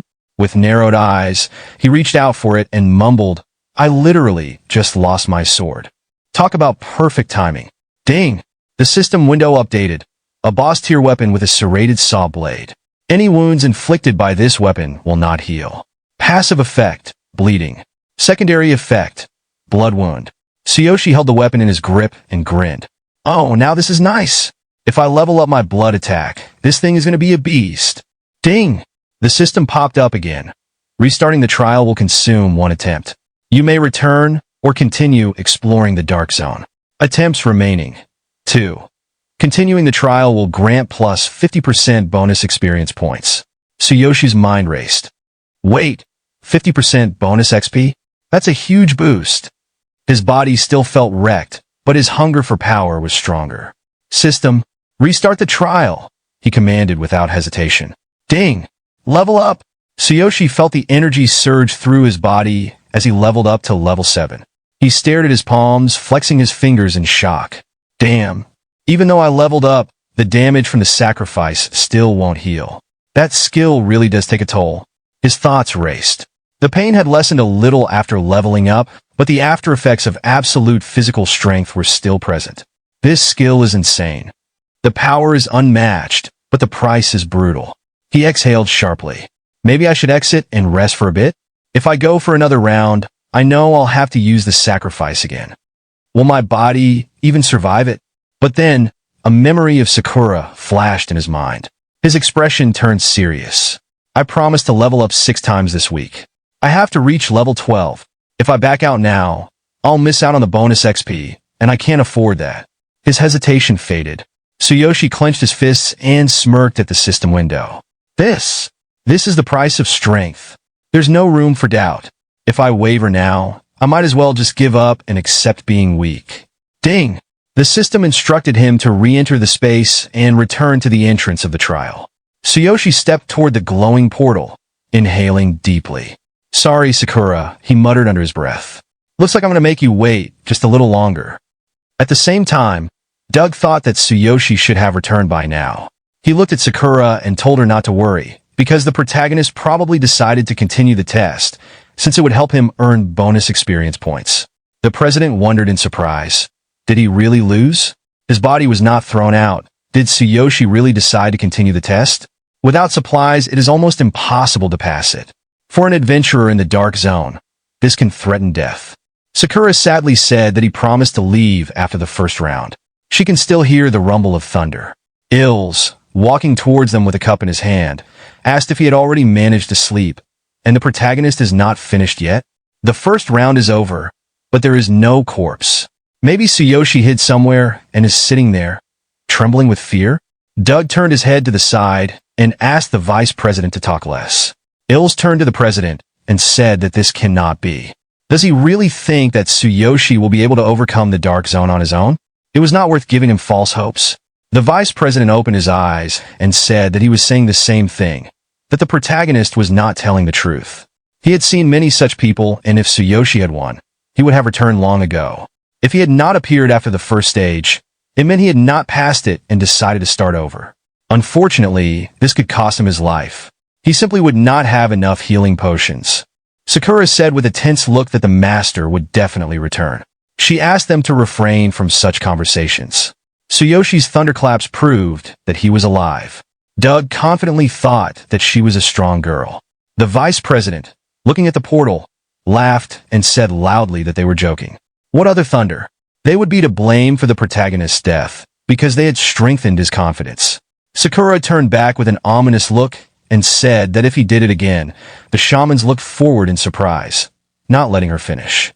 Doug wondered if this was really bloodlust. The president slammed his staff on the ground and loudly ordered them to shut up and not to start a fight. He turned around and loudly told them to wait for his return in silence. Doug loudly addressed Ills and said that he could go. The vice president stepped back and loudly said that he was just telling the truth. He would look at their faces when they saw Tsuyoshi's tortured body. The president turned around angrily and loudly ordered the vice president to leave. He wondered how it was possible to not notice the bloodlust. This beast girl's abilities are very great. Doug looked at the portal and asked what was going on. Sakura said sadly that the Thunder Master had died down. ILS turned around and loudly said that the thunder had died down. Well, do they have anything to say? It is reckless for a simple person to enter the dark zone alone. The vice president quickly looked at the portal. Doug loudly asked what that sound was. Lightning quickly struck from the portal. The president, watching this, asked what this feeling of deja vu was. He pointed his staff forward and asked loudly, "Did the darkness really destroy the seal? This simply couldn't be." Doug, watching the silhouette that appeared in the portal in surprise, loudly ordered everyone to get ready, because the darkness was breaking through. Ills threw his cup aside in fear and loudly said that this couldn't be. The darkness couldn't destroy the seal of the darkness zone. Sakura, surprised, loudly asked them to wait. Tsuyoshi, looking exhausted, exited the portal and turned to Sakura and apologized to her for the wait. He said that he had completed 3 rounds and received bonus experience points at each. The protagonist had leveled up several times. He said with a stern look that he was now level 9. Sakura quickly ran towards the falling Tsuyoshi, loudly calling out his status. The vice president asked loudly in amazement, could it really be 3 stages in one go? Doug was surprised on his face, loudly asked how much power this guy was hiding within himself. The president extended his hand forward and loudly ordered to help the protagonist. After some time, Sakura put her hand on Tsuyoshi's back. The shaman standing next to him directed the light from their staffs to the sides and used the reflection skill. Doug said that Tsuyoshi's muscles and nerves were seriously injured. The vice president said tensely that the protagonist simply miraculously survived. Tsuyoshi, smiling, clenched his hand into a fist and looking at him said that thanks to the treatment, he feels much better. Sakura, offended, puffed out her cheeks and sighed loudly said that he was doing as always. The protagonist acted recklessly and did not keep his promise. Tsuyoshi, putting his hand on his head, looked at her and asking for forgiveness, said that from now on he would be more careful. He simply could not refuse bonus experience points. Having reached the 9th level, the protagonist received a good reward.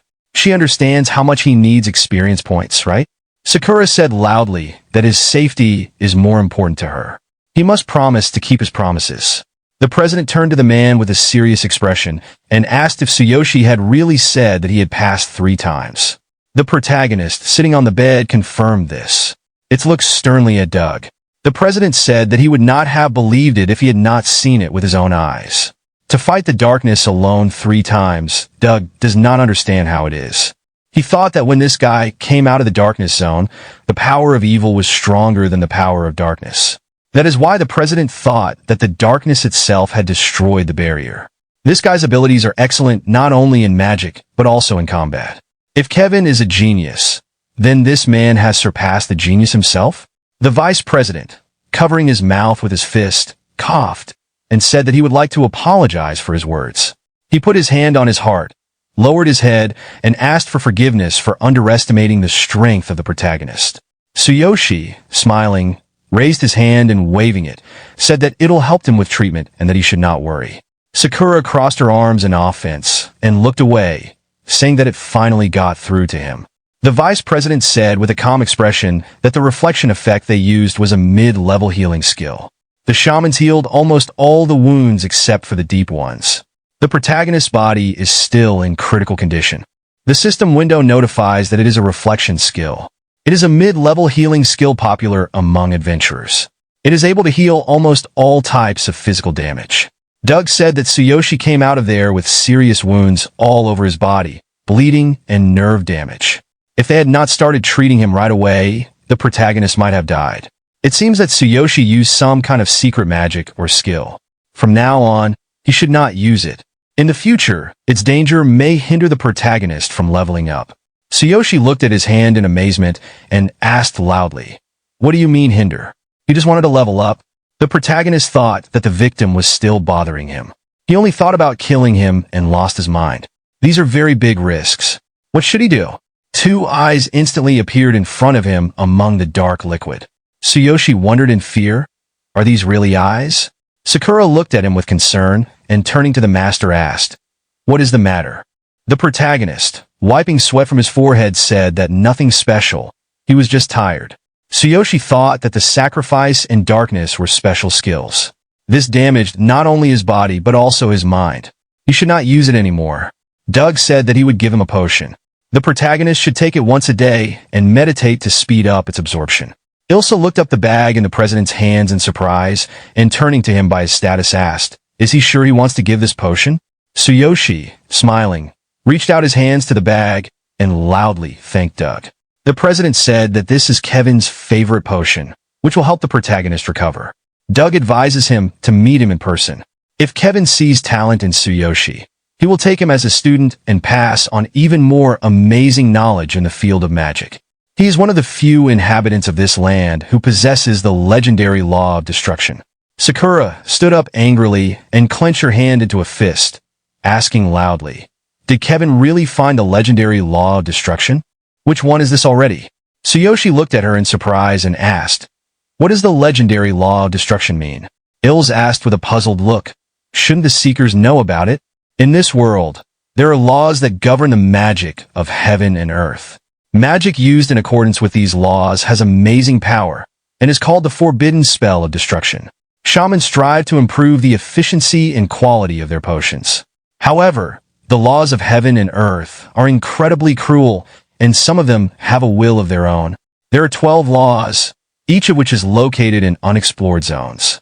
To master them, you need to have outstanding skills and abilities.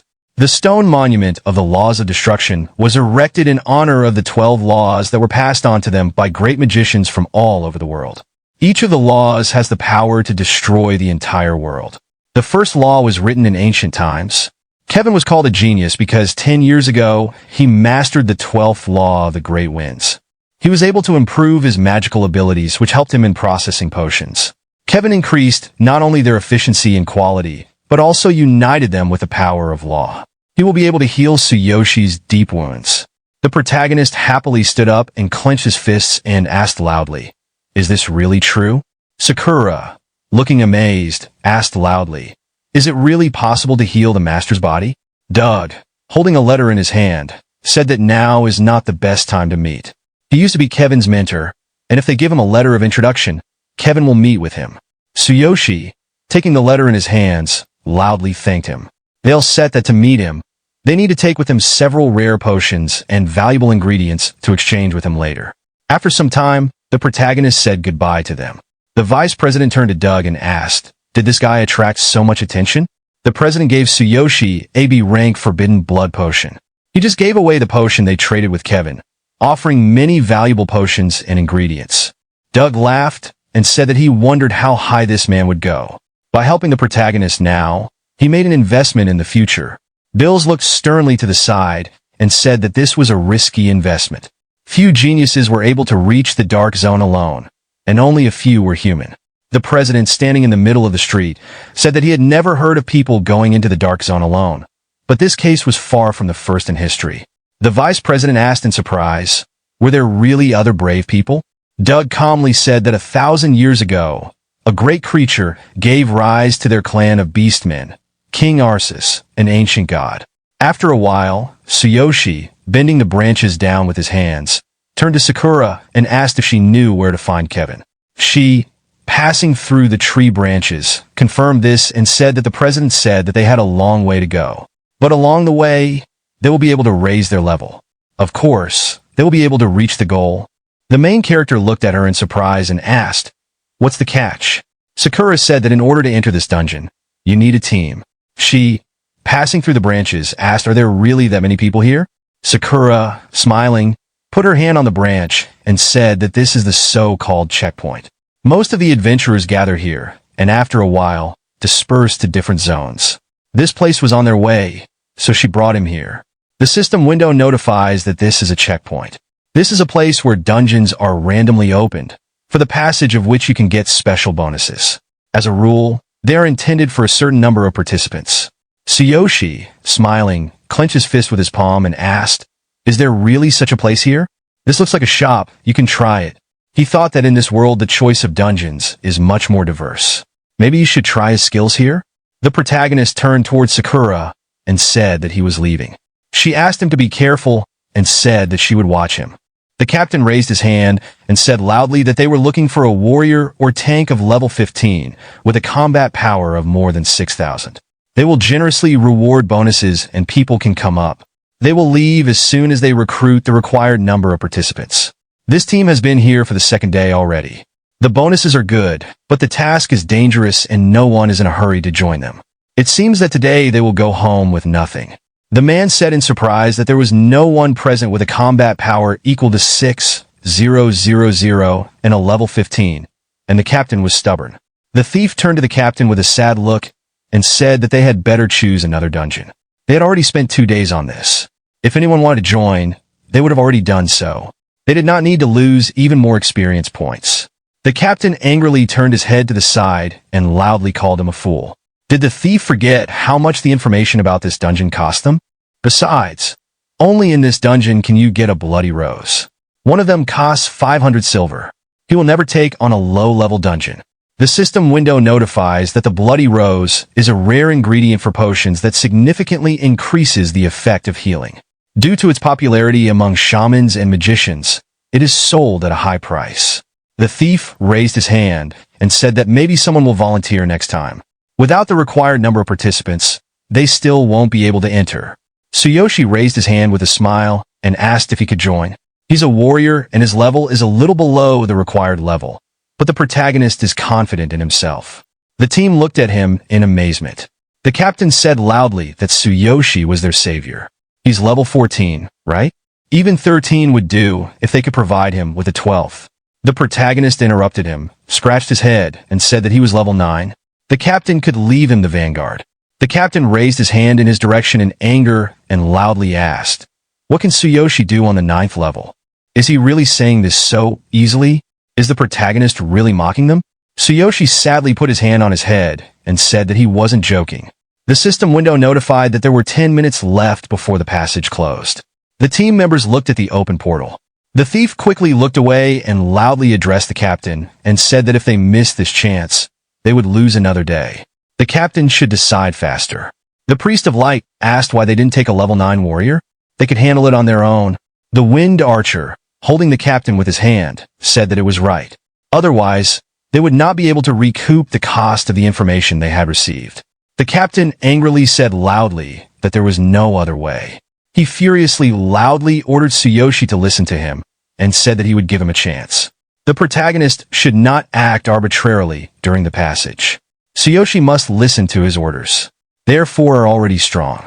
They took him for the number. Is the protagonist happy with this? Tsuyoshi confidently placed his hand on the captain's shoulder and loudly agreed that he would be glad to join the team for the first time. The captain, disappointed, smiled and greeted him loudly. The protagonist confidently placed his hand on his wrist and loudly said that it was time to go. The captain raised his hands in surprise and asked if this was his first time joining the team.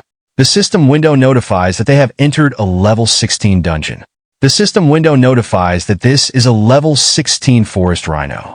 His characteristics are a very large body, and he is not susceptible to physical attacks. The weakness of the forest rhinoceros is lightning, and the combat power is 7,600. The captain, standing with the team behind the stone, said that this is a 16th level dungeon. He angrily clenched his hand into a fist and said loudly that the informant is a freak. If the captain gets out of here, he will kill him. The thief, looking frightened, put his hands on his head and turning to the captain, said that he is not sure that at such levels they will be able to get out of here alive. It is scary to imagine the dungeon boss if the first opponent was a forest rhinoceros. The captain knelt down, put his hands on the ground, and loudly said that everything is fine. They're on the 15th level and have gone through many difficult dungeons together. They can do everything as always and will definitely defeat him. He is not sure that this will work, but they can use the Horn of Resurrection. The system window notifies that the Horn of Return is a very expensive item, blowing which allows you to leave the dungeon. Its use may be limited in special dungeons. Due to its rarity, the horn can only be purchased at auctions. The captain looked at the thief in surprise and asked where the warrior went. The wind archer raised his hand and said that the protagonist was here when they entered. A bright glow from the thunder chain quickly appeared among the foliage. They look at the bright light in amazement. Tsuyoshi, shrouded in lightning, standing among the flying stones, said loudly that this is good. Compared to those guys from the Dark Zone, this is very easy. The team members, wide open in surprise, said loudly that the protagonist defeated him on his own. Tsuyoshi smiled, put his sword on his shoulder, and gave a thumbs up, loudly telling them to follow him. The protagonist is used to doing everything quickly and is really looking forward to bonuses. Our protagonist took down a monster and then turned to his teammates with a confident thumbs up. Keep up with me. I've gotten used to speed races lately. I can't wait to see the bonus. Moments later, the rest of the team rushed toward other monsters, with one of them shouting to the group, "There's another one behind the three, and a weakened monster over there. Take care of it." Then, one of the team members, a bow user, pulled back his arrow while observing the fight. That level 9 warrior is insanely strong. He was a level 15 wind archer with a combat power of 6,230, yet even he was impressed. Without even glancing at his teammates, he continued, "Isn't he clearing this quest solo?" He charged in alone and is casually cutting down all the small fry. Meanwhile, our protagonist was in full beast mode, effortlessly slicing through any monster in his way as he rushed deeper into the forest. Seeing this, another teammate couldn't help but comment, "He even knows which monsters give the best points." It's hard to believe he's only level 9. A blonde-haired girl, battling monsters nearby, also took notice. And he doesn't need healing at all. This makes things so much easier. High up in a tree, one of the beastmen turned to the arrogant warrior from earlier and asked, "Captain, you have a lot of connections, right? Who is that guy? With skills like that, he must be famous." Without even looking his way, the captain replied, "Not necessarily. I just know too many people to remember them all. Even the ones introduced to me by the information broker at the tavern were people I already knew. That warrior must be an elite from a major guild. He does look familiar, but maybe I just forgot." Meanwhile, our protagonist was battling monsters on the front lines, deep in thought. Regular questions. Nothing compares to the difficulty of the dark area. The experience points here are a lot more than in the original world, but they still don't match up to the dark area. Even these level 16 small fry are faster than the level 11 monsters back there, but they don't seem to have even half the strength of those darkness monsters. Just then, a new tree monster appeared before him, a level 16 creature with a weakness, fire attribute. It attacked using vines, and had poisonous thorns. Tsuyoshi observed it carefully and thought, as long as I stay cautious of the poison thorns, this thing isn't much of a threat. The divine eye lets me see all monster weaknesses, but is there more I can do with it? Without hesitation, he cut down the tree monster with a single strike. As it fell, another thought crossed his mind. This quest involves collecting blood roses. Maybe I could take some back as a souvenir for the cabins. Right then, a notification popped up, displaying a rose icon with a sign on top. It read, "Blood rose, a rare medicinal material. When added to medicine, it greatly enhances recovery effects. Highly valued by shamans and potion makers, making it consistently expensive in the market." After taking in the information, Tsuyoshi turned to his teammates and announced, "Everyone, the boss fight is coming up soon. The small fry are increasing. These monsters are weak to fire. Can the magicians use fire-type magic to attack?" Hearing this, one of the team members, possibly the captain, gripped his staff tightly, nodded, and shouted, "Yes, right away." Internally, he thought, "Finally, it's my time to shine." Tsuyoshi, still focused ahead, warned, "Watch out for the vines. They have poisonous thorns. If you get hit, you'll be poisoned." The rest of the team turned to face the tree monsters with sudden concern, their minds racing. How does he know so much about these monsters at just level 9? He shouldn't have this much experience. I saw his level earlier, but he must be hiding his true abilities. Moments later, all the mage class members activated their magic, launching a coordinated fire attack on the tree monsters, incinerating them instantly. Later that night, the group set up camp in the forest, sitting together around the fire. The archer from earlier spoke up. "Everything is going smoothly. Mr. Warrior is so strong. This quest will probably end without any issues." Hearing this, the beastman from before smirked and said, "You've started addressing him respectfully as Mr. Warrior now."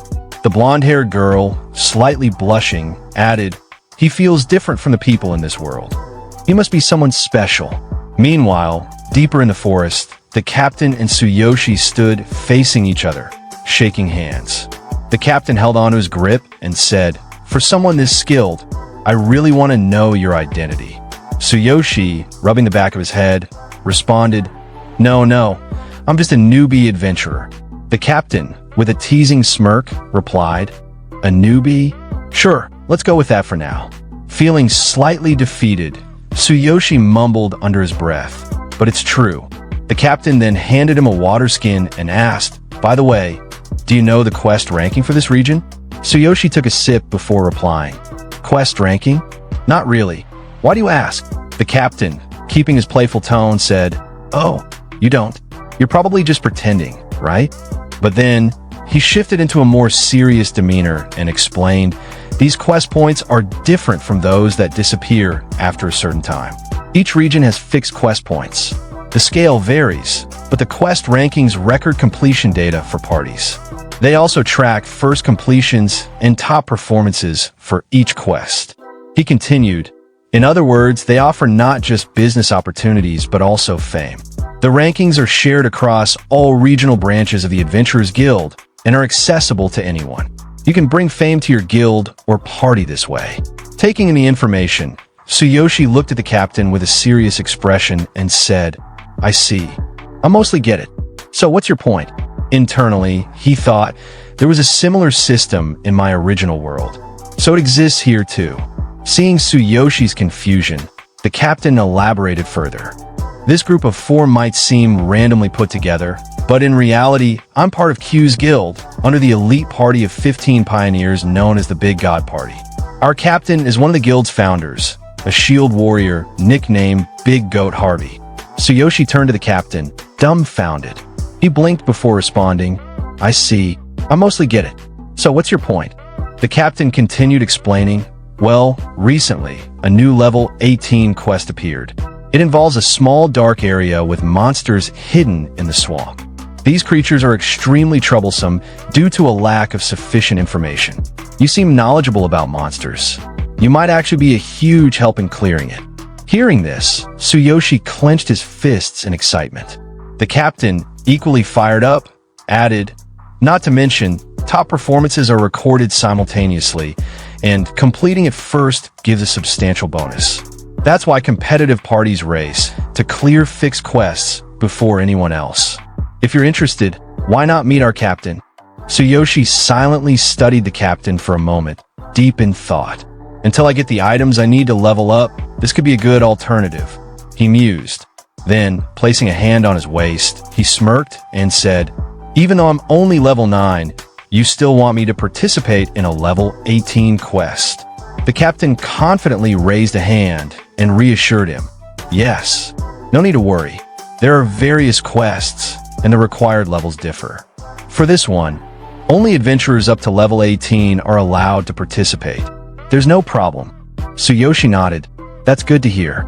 Then, I'll lend a hand. But, I have 2 conditions." The captain's eyes widened in shock. "Conditions? As long as they're not unreasonable, I'll do what I can. I'll even arrange special compensation. Just tell me." Internally, he thought, "It seems he trusts me now. If he joins and provides information on the darkness monsters, it'll give us an advantage for the first completion. That'll be credited to me, boosting my standing within the guild." Tsuyoshi, maintaining his usual composed demeanor, laid out his terms. "First, if we clear the quest, I get all the initial experience points I need. Second, I get first pick of the bonus rewards. Of course, once I've chosen, the rest is yours. What do you say?" The captain's face twisted into an awkward expression. "That's unreasonable. Even if I agree, the captain and the other members might not allow it. I'll need to ask." Without missing a beat, Tsuyoshi turned toward the rest of the team, signaling it was time to move. "Then let's talk again once this quest is finished. We've rested enough, let's move out." Sometime later, Tsuyoshi and his team emerged from the gate. From behind him, a teammate called out, "It's clear." Another one chimed in, "The captain's final fire-type magic, Grand Explosion, hitting the boss's weak spot was insane."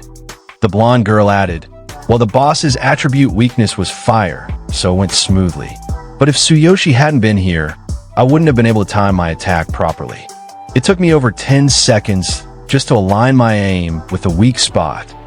The captain, rubbing the back of his head awkwardly, turned to Tsuyoshi. "On top of that, you told us everything, the boss's weak spot, its attribute weakness, how to defeat it, and even what to watch out for. You're incredible, Tsuyoshi."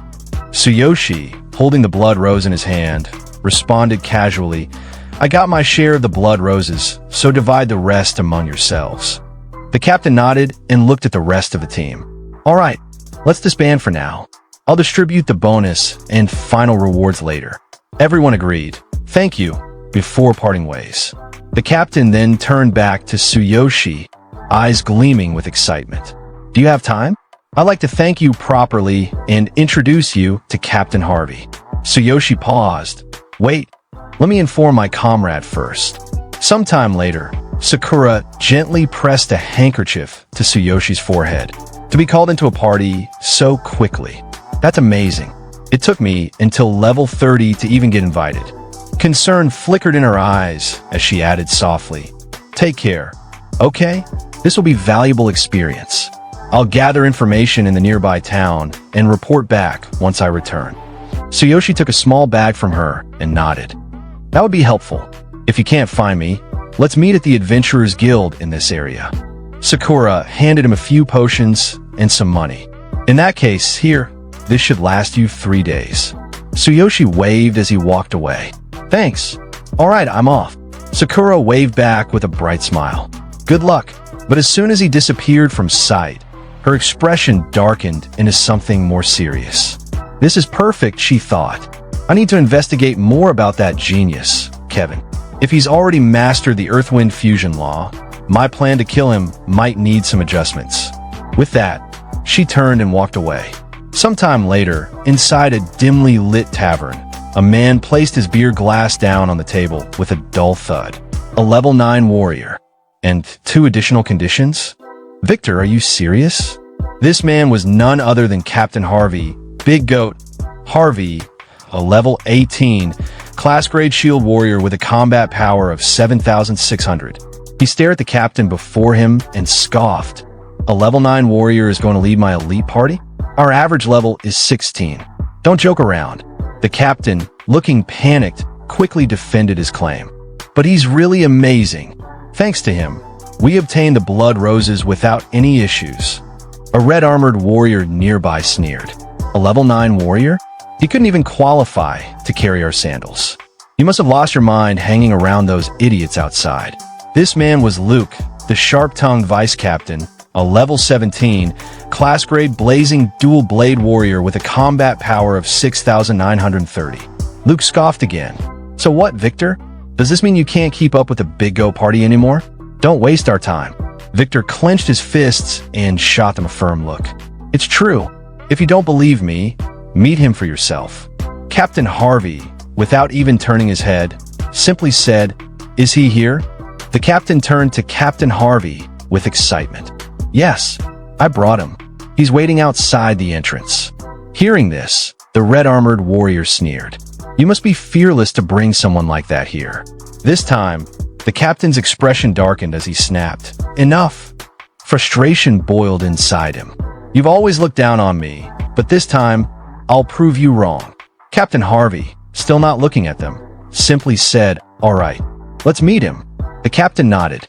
"Thank you." Then, without wasting another second, he led Tsuyoshi toward Captain Harvey. "This way," he gestured. As they approached, Tsuyoshi rubbed the back of his head, looking slightly confused. "I'm Tsuyoshi, a level 9 warrior. Nice to meet you." Silence fell over the room. All eyes turned toward him. Then, the red-armored warrior burst out laughing, pointing at him mockingly. "Ha! Just look at him. He screams weakling." The captain quickly reassured Tsuyoshi. "Ignore him." At that moment, Captain Harvey finally turned his attention to Tsuyoshi. "So, according to Victor, you can clear this new quest for us. Is that right? If that's true, how confident are you?" Tsuyoshi met his gaze and replied firmly, "I'm 100% confident." Captain Harvey raised an eyebrow. 100%, huh? Then what's the additional condition? With a determined and almost arrogant smirk, Tsuyoshi declared, "Let me be in charge. I will be your captain." Hearing Tsuyoshi's words, the entire room fell into silence.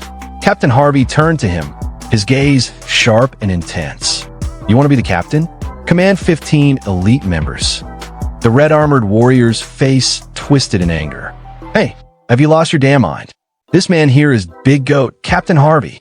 Our party has some of the most renowned members around. Don't make me laugh." Even the captain who had been hyping up Tsuyoshi started sweating. In a shaky voice, he whispered, "Tsuyoshi becoming the captain? That's absurd." Tsuyoshi, completely unfazed, simply replied, "It's for the quest. Don't worry." Captain Harvey placed his beer glass on the table, his expression unreadable. Other parties have attempted this quest multiple times. Most failed at the same spot. We failed 6 times already.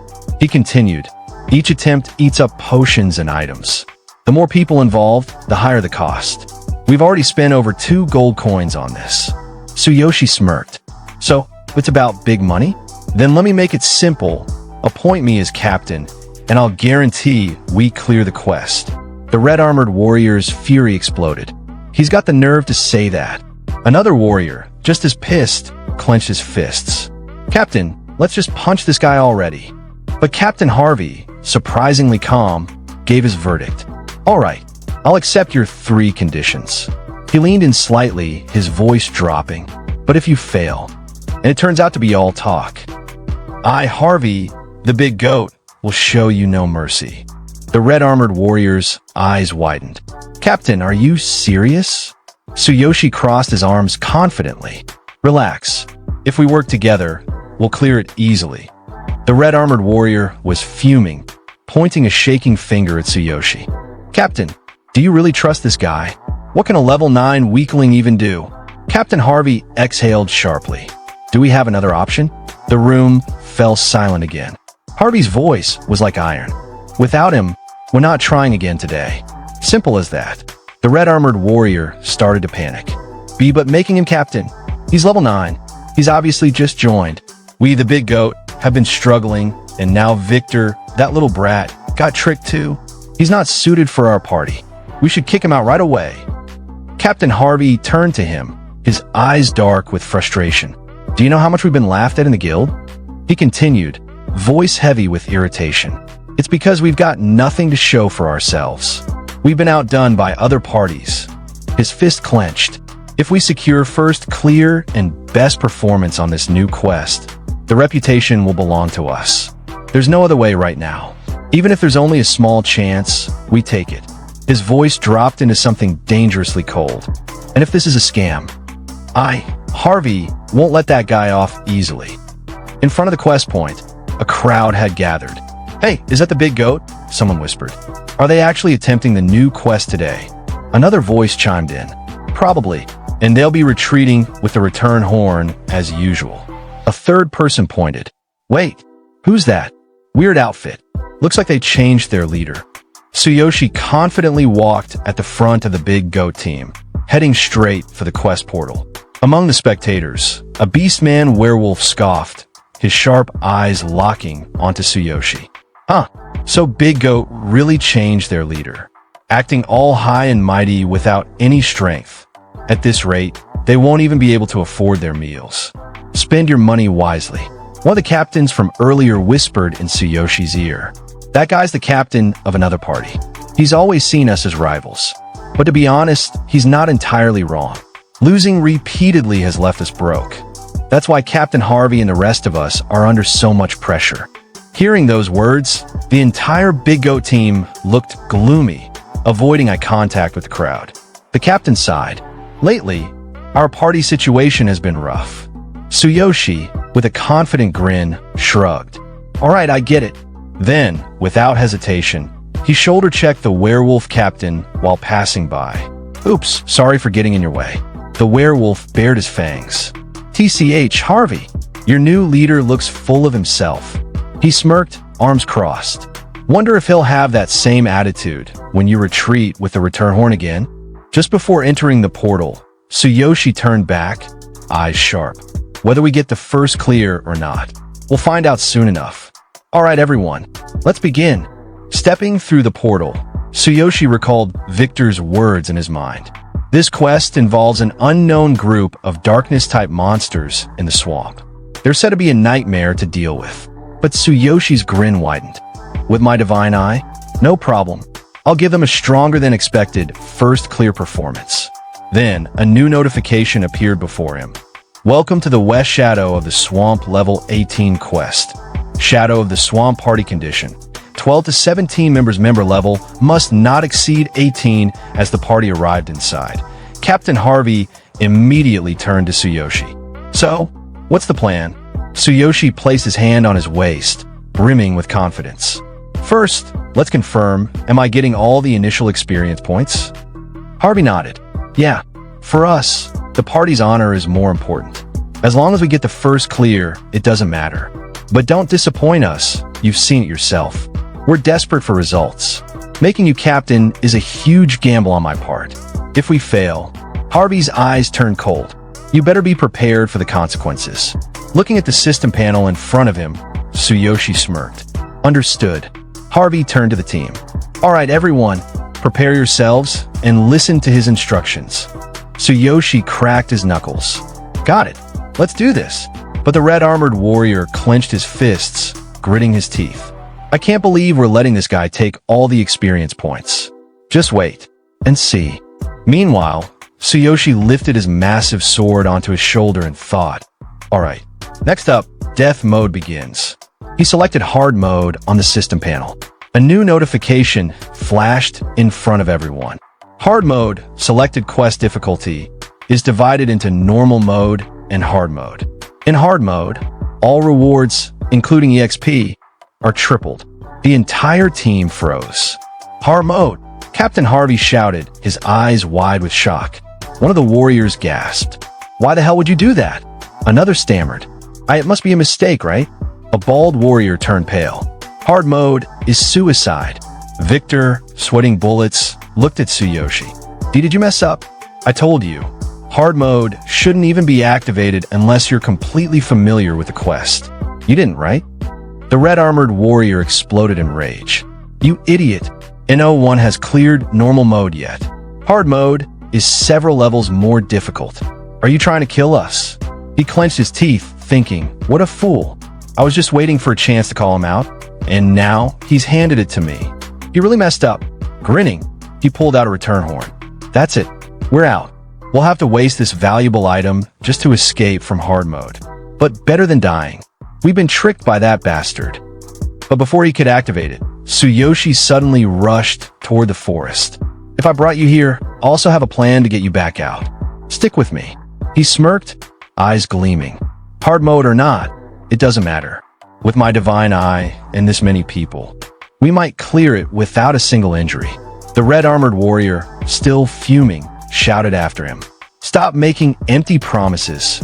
You've dragged us into this mess. Do you even understand that people could die? This isn't a game. If you want to die, do it alone. Ignoring him, Tsuyoshi activated his divine eye. His vision pierced through the swamp, analyzing everything instantly. Just as expected, since this is a swamp, it's a wetland area. That means the small fry enemies here are weak to lightning. Suddenly, the shadows of countless monsters appeared ahead. Fongkroks, level 18. Their weaknesses flashed before Tsuyoshi's eyes. Weakness. Lightning-based attacks, fire attacks, exploiting water conductivity. A sharp grin spread across his face. Then our protagonist forms a grin on his face, thinking, if I concentrate, I can enhance my divine eye even further. Seeing our protagonist approaching the monsters, the red-armored warrior gets scared and shouts, "Hey, that fool is charging in. That's a hard mode, Fongkrok. There's so many of them. It's over. We're done for." Even Captain Harvey looks a little doubtful, but he grips his shield tightly, stepping forward toward the monsters. He mutters, "Did he really come to save us after all?" Standing in front of the monsters, our protagonist looks toward Captain Harvey and commands, "Follow me. I will lead you in clearing this hard mode." The members of the team hesitate, slightly scared, standing frozen in place. But our protagonist, standing boldly in front of all the monsters, raises his sword and shouts again, "Stop standing around. Fire magicians, get ready." Hearing that, Victor wipes the sweat off his face and mutters, "All right, fine. I'm going all in. I will trust you." Then, gripping his staff tightly, he steps forward and shouts, "Fire magicians, come with me. If we run away now, we'll just be laughed at." Hearing that, the other party members feel a mix of anger and motivation. One clenches his fists and shouts, "I will do it." Another one joins in, saying, "Yeah, no way am I going to be humiliated." Meanwhile, the monsters charge toward our protagonist, their jaws wide open. Captain Harvey's eyes widen in panic as he shouts, "Kid, get out of there." 6 Fongkroks are coordinating their bite attack. You'll be torn to pieces, but our protagonist remains unfazed. Swinging his sword, he commands, "Fire magicians, concentrate all your firepower and attack exactly 1 meter in front of me." The magicians quickly prepare their attack and respond, "Got it." Then, they unleash their fire magic exactly where our protagonist instructed. Flames engulf the attacking monsters, and Victor's eyes widen in shock. 6 enemies, taken out simultaneously. What just happened? Standing confidently, our protagonist slightly turns back to his team and explains, "My skill, Thunder Chainfall, inflicts a weakening status on these enemies. When they're weakened, any active skills they use get interrupted. Moreover, while they are weakened, any attack inflicts double damage. Since you all combined your fire magic at a single point, the attribute damage was multiplied, making it easier to take them down." Thinking to himself, our protagonist smirks, all thanks to divine eye analysis. Hearing his explanation, the party members feel a surge of excitement. One of them exclaims, "What the? How did you come up with such a strategy so quickly?" Another shouts, "We might actually be able to clear this quest." A third one adds, "Using their weaknesses to interrupt skills and dealing massive fire magic damage. It's so precise." Victor, eyes sparkling with excitement, clenches his fists and shouts, "He pulled it off again, just like the last quest. With that analysis, I knew he could do it." Seeing this, Captain Harvey stands in stunned silence, deep in thought. He's level 9. With that kind of skill? Who is he? Meanwhile, the red-armored warrior, who had been doubting our protagonist, stares at him in disbelief. Trembling, he falls backward, tumbling onto the ground and muttering, "It's just luck." That's all it is. There's no way anyone could analyze the situation so perfectly under these circumstances. A nearby party member glances at him and sighs. "Vice Captain. That's why he's so amazing. Everyone saw it with their own eyes. Why are you being so dramatic?" Victor, irritated by the red-armored warrior's attitude, snaps. "Why don't you just shut up? Dragging us down is embarrassing." Hearing that, the red-armored warrior clenches his fists in anger and shouts, "What did you say?" But before the argument can escalate, our protagonist steps forward with confidence and commands, "Enough of this. We don't have time to argue with someone like him. Everyone follow me. We're going to conquer hard mode." With that, our protagonist strides toward the depths of the forest. Captain Harvey, snapping back to reality, quickly runs after him and calls out, "Didn't you hear me?" Hearing Harvey's call, the rest of the party rushes after our protagonist, leaving the red-armored warrior behind. In frustration, he shouts, "Wait for me." Sometime later, as the party marches side by side, Captain Harvey grips his shield tightly and looks toward our protagonist. Then, he says, "Follow Captain Tsuyoshi. Let's conquer hard mode." 30 minutes later, at the shadow of Swamp Quest, our protagonist and his team hide in the bushes. Victor, wearing an awkward expression, turns to our protagonist and says, "It looks like all the other parties have been defeated in the swamp ahead. What should we do now?" As always, the red-armored warrior gets irritated and snaps. "The monsters here are darkness type, and this is hard mode. This is nothing like what we've dealt with before. I'm not sure where you got your information from, but if we fail here because of you, the party won't let it slide." Hearing that, Victor gets irritated and shouts back, "Hey, it's thanks to his sources and analysis that we've barely taken any damage up until now, isn't it? This kind of feat was impossible before. Don't you see how incredible that is? How can you even say that?" The red-armored warrior gets even angrier and fires back, "Victor, don't forget that I'm the vice captain. He's only a temporary leader. As vice captain, I'm just looking out for the party." Captain Harvey, now visibly annoyed, glares at him and says, "Be quiet. You're disturbing Captain Tsuyoshi." Meanwhile, our protagonist ignores the entire conversation, completely focused on the task ahead. Suddenly, his divine eye displays a new notification. Analysis result. The boss home cannot be bypassed. Path to the next area is beyond it. Recommended strategy. One person distracts the monsters while the rest of the party moves ahead. Seeing this, our protagonist thinks, "I see. If that's the case, this might actually be easier than I thought." Moments later, a second notification appears. Swamp area. 300 square meters shallowest depth. 24 centimeters deepest depth. 126 centimeters average depth. 84 centimeters optimal route mapped. Average depth. Less than 40 centimeters fastest, shortest path, avoiding dangerous areas, holding a tree branch in his hand. Our protagonist smirks and thinks, "Such precise analysis. It seems the Divine Eye's functions are proportional to my combat abilities. I've memorized the analysis result. Time to plan the route."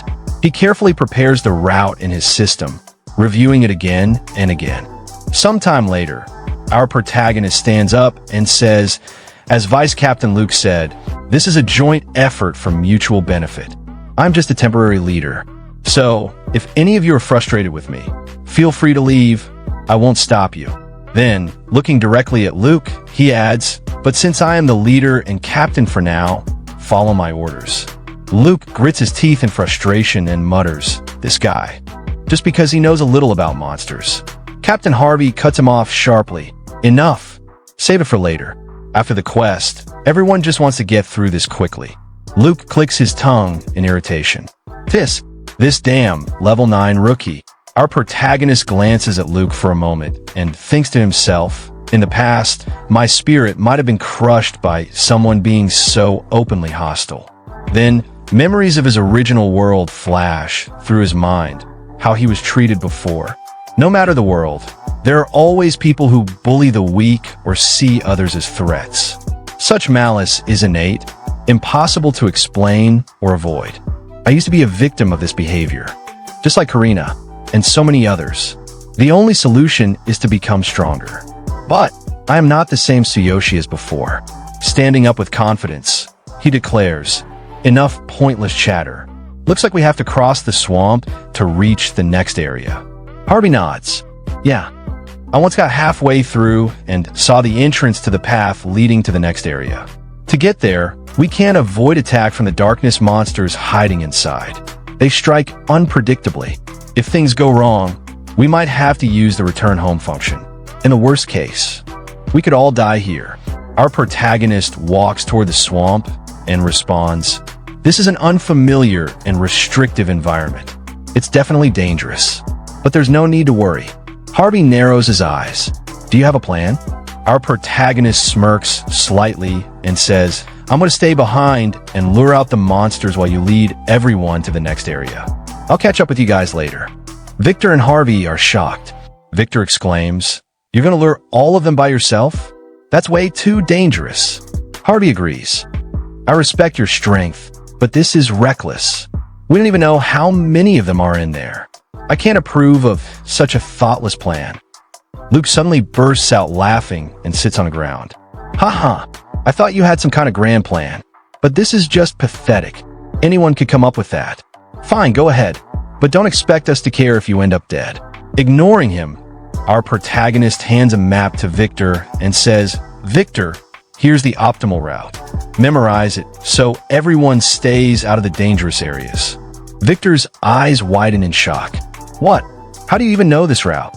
Holding his large sword, our protagonist states firmly, "Luring them away isn't the end of it. That's only the first step. I will defeat all the monsters myself. You guys go ahead. I'll catch up in no time." Then, looking back at them with sharp determination, he says, "I don't want to waste any time. Think about it. Have I ever done anything carelessly up to this point?" Silence fills the air for a moment. Then, without waiting for a response, our protagonist strides toward the swamp, waving his hand. "Get into formation and wait for my signal." As he steps into the swamp, a grin appears on his face. This is easier than I expected, but this kind of terrain. Looking down at the swamp, he thinks it's perfect for lightning-based attacks. Meanwhile, Luke and Harvey watch him. Luke scoffs and turns to Harvey. "Captain, do you seriously trust him? A level 9 against a whole horde of darkness monsters." Harvey takes a deep breath and replies, "I don't know. I honestly can't trust him." But that determination. Victor clenches his fists and says, "I believe in him. His rank doesn't matter. Just follow his plan. He even gave us the best route." Standing in the swamp, our protagonist surveys his surroundings. 15 of them, he mutters. Normally, being surrounded by that many darkness monsters in a swamp would make anyone freeze in fear. Suddenly, a group of darkness soul ghoul monsters emerges out of nowhere. But instead of panicking, our protagonist readies himself as if he was expecting them to appear. At the same time, a new notification pops up. Their bodies are saturated with moisture, making them immune to fire attacks. Lightning-based attacks are highly effective. Their round bodies are vulnerable to precise damage. Seeing this, our protagonist grips his massive sword and smirks. "Sorry for keeping you waiting. Come on out, you bastards." Without hesitation, he swings his sword, cutting down one monster after another. Then, suddenly, he holds his blade high, eyes locked on the creatures with a confident grin. So that's how it is. They're pitch black and hide in the swamp after every attack. He swings his sword again, striking the water. There's no way we can figure out their weak points if they keep hiding. But the moment his attack lands, all the monsters rise from the swamp, rushing toward him. Seeing them gathered together, he grins. Perfect, he thinks to himself. For most adventurers, being surrounded like this would be fatal. But with the ultimate physique, this shouldn't be a problem. Dashing between the monsters with incredible speed, he activates his skill. "Harvey, lead the others through the route I showed you." Watching in awe, one of the party members gasps. He actually managed to lure out all the darkness monsters. Another chimes in, his agility is insane. How is he moving like that without getting stuck in the swamp? With Captain Tsuyoshi on our team, it feels like we could clear any quest. Is he really just a temporary leader? Victor turns to Luke with a smirk. See? I told you so. Do you believe me now? Luke wipes the sweat from his brow, looking embarrassed. I'll admit, I underestimated him. Meanwhile, Harvey regains his focus and shouts, "Stop standing around. Let's move while Captain Tsuyoshi is still distracting them." Follow me. Victor takes charge. I'll guide us along the path. As they rush through the swamp, our protagonist stands alone before the horde, sword raised. This is the combat area. I'll handle everything here. Readying himself, he mutters, "Piercing attacks work, right? Then let's add lightning to them. They won't stand a chance." With a powerful strike, he unleashes a lightning-infused piercing attack, tearing through the monsters. Seeing the damage, he grins. We got time. No need to rush. Meanwhile, the rest of the party reaches the other side of the swamp. We did it. We made it through. Another member shouts excitedly. We've never made it this far before. Every other party failed here. Harvey, still catching his breath, nods. We really made it through. Suddenly, Victor points ahead, shouting, reporting, "The boss trigger point is just ahead. We've reached the boss area." Harvey, wide-eyed, responds, "Seriously?"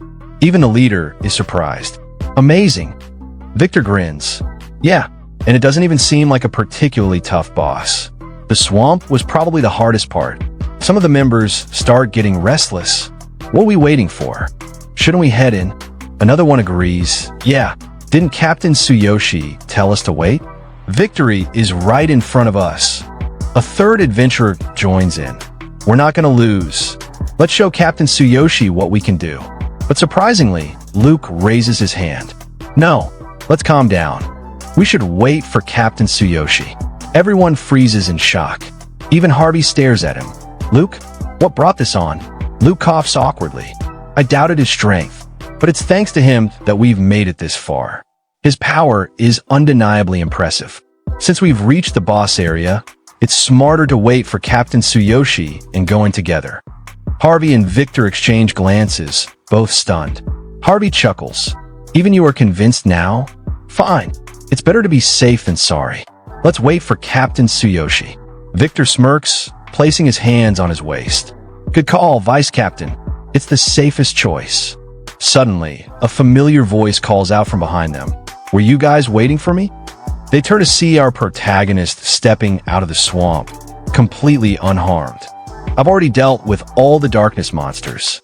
As he approaches, he slings his sword over his shoulder. "The boss area is just up ahead, right? We can regroup here." Then, with a smirk, he adds, "Let's finish this hard mode quest." Seeing him standing there, completely unfazed, the entire team stares in awe. He really defeated all of them. By himself, he's way too strong. Even Luke mutters, "Who is Captain Tsuyoshi? I almost forgot he's only level 9. Victor nods. "Honestly, I don't know much about him either." Harvey crosses his arms, looking at their leader with newfound respect. Once this quest is over, we have to recommend him to the guildmaster. Sometime later, the boss monster of Death Swamp reveals itself. A level 18 boss. Elemental weaknesses, fire, lightning, and magic attacks are highly effective. Traits, a sentinel of the swamp area. Skills, worm creation, summons small stone creatures to hinder intruders' movement. Extremely high HP, doubled in hard mode compared to normal mode. Spray Swamp takes time to activate and can be interrupted with high-impact magic. Using items that cause poison or bleeding can help control the boss's HP. Preparing in advance can significantly lower the difficulty. Hidden in the bushes, our protagonist and Luke observe the boss. Our protagonist frowns. "There's no boss gate? Is this really supposed to be hard mode?" Luke replies, "Hard mode doesn't necessarily mean there will be a boss gate. The presence of a trigger point for a boss gate depends not on the overall quest difficulty, but on the boss's strength." He continues explaining, "It's not unheard of. Even if a quest isn't that challenging, a strong boss may have a gate. Our protagonist thinks to himself as he studies the Swamp Watcher. I see. So the boss's strength is the key. The large one I saw in the Cardiolus Dark area must have been unique to Dark-type monsters. He stares at the boss's massive, eerie eye. For some reason, it gives me an overwhelming sense of dread. Luke, gripping his sword with excitement, says, "Let's head to the trigger point. Victory is right ahead." But our protagonist raises his hand. Wait. Luke, like an obedient puppy, stops immediately. "Yes, Captain Tsuyoshi." Our protagonist calls out, "Harvey, gather the magicians and agile members." Harvey nods. "Got it." Victor's eyes sparkle with excitement. "Do you have a plan? This is getting so good." Our protagonist nods. "Listen carefully. Harvey, Luke, lead the warriors and fight as you normally do. Magicians will form pairs and prepare the strongest high-impact magic they can use. Cast it on my signal." He continues, "Gather the party's debuff items, anything that causes bleeding or poison, and distribute them evenly to the agile members." Luke and Victor's jaws drop. "Debuff items?" Tsuyoshi smirks. "Yes, this boss is insanely high HP, and in hard mode, it's doubled. Using debuff items will make the fight much easier. Surround the boss with agile members and keep applying debuffs. It'll divide its attention and help manage its HP." He glances back at the rest of the group. "Magicians, stay by my side and be ready to interrupt the boss's skills. Split into groups to account for cooldowns and stagger your casting." Harvey stares in awe. "How do you even know all this? What a terrifying man." Luke, grinning ear to ear, says, "See? I told you, with Captain Tsuyoshi leading us, we'll clear this quest easily. We can totally rely on him." Ignoring their praise, our protagonist steps forward, gripping his sword. "All right, let's take down the boss in one go." Outside the portal, a crowd gathers, watching the portal where the party entered. Someone mutters, "Big Goat went in with their young warrior." Another scoffs, "And they're doing hard mode? Ridiculous." A werewolf beastman, resembling an Egyptian god, smirks mockingly. "Yes, Big Goat took a human warrior as their leader. And after they entered, hard mode activated. They must have been tricked by that human." He sneers, "They couldn't even clear normal mode. And now they're attempting hard mode? Huh, they'll probably use the recall horn to flee soon." His thoughts continue. Big Goat, a strange party of all humans under the Beastman Leader Q's guild. A human party in our Beastman territory? What a joke. They've stolen the glory for far too long. But when they panic and flee, I'll mock them in front of everyone. Inside the portal, the battle against the Swamp Watcher rages on. The party fights intensely, following Tsuyoshi's strategy. Victor, feeling nervous, calls out, "Tsuyoshi, should we provide magic support?" But our protagonist calmly replies, "No, I know its attack patterns. Stay put and wait for my orders." Suddenly, the boss's body shifts, preparing for an attack. The party members instinctively back away, shocked. Seeing the change, our protagonist's eyes sharpen. Magician Group 2, attack with magic. The magicians launch a coordinated strike, bombarding the boss with high-impact spells, interrupting its skill activation. Luke, watching in awe, grips his sword. Did Captain Tsuyoshi foresee this too? The party members, now energized, rally together. At the front, Tsuyoshi stands firm, his massive sword resting on his shoulder. Hard mode ends now. 15 minutes later, the boss lies defeated, its massive corpse sprawled across the swamp. The party erupts into cheers. "We won! Unbelievable! We cleared it! First clear! We're the first to ever do it!" Harvey, barely containing his excitement, mutters, "Clearing this quest in one try." Just who is Tsuyoshi? His expression hardens with determination. I have to introduce him to the guild leader. If he officially joins the guild, our achievements will skyrocket. Even Victor, unable to hold back, shouts, "We have to recommend him to the leader. He's not only incredibly strong, he can predict the quest objectives. With him on board, no quest or mission would ever be a challenge again." Meanwhile, our protagonist stands before the boss's corpse. Current level, 10 combat power. 45,000, he clenches his fist. Claiming all of the boss's experience points feels amazing. I've finally reached level 10. Just 2 more stages to reach my goal. I think I can do it. Suddenly, another notification pops up. Bonus. Black armor disguise set unlocked. Tsuyoshi's eyes widen. You get bonuses when you reach certain levels? Let's take a look. As he checks his inventory, his body is suddenly engulfed in a dark aura. A sleek, black armor forms over his shoulders. A highly flexible and practical set. Only those wearing the Ring of Infinite can possess it. Cannot be sold or traded. Features. The armor transforms based on the wearer's imagination, with the cape adapting as needed. Can be used alongside other armor sets.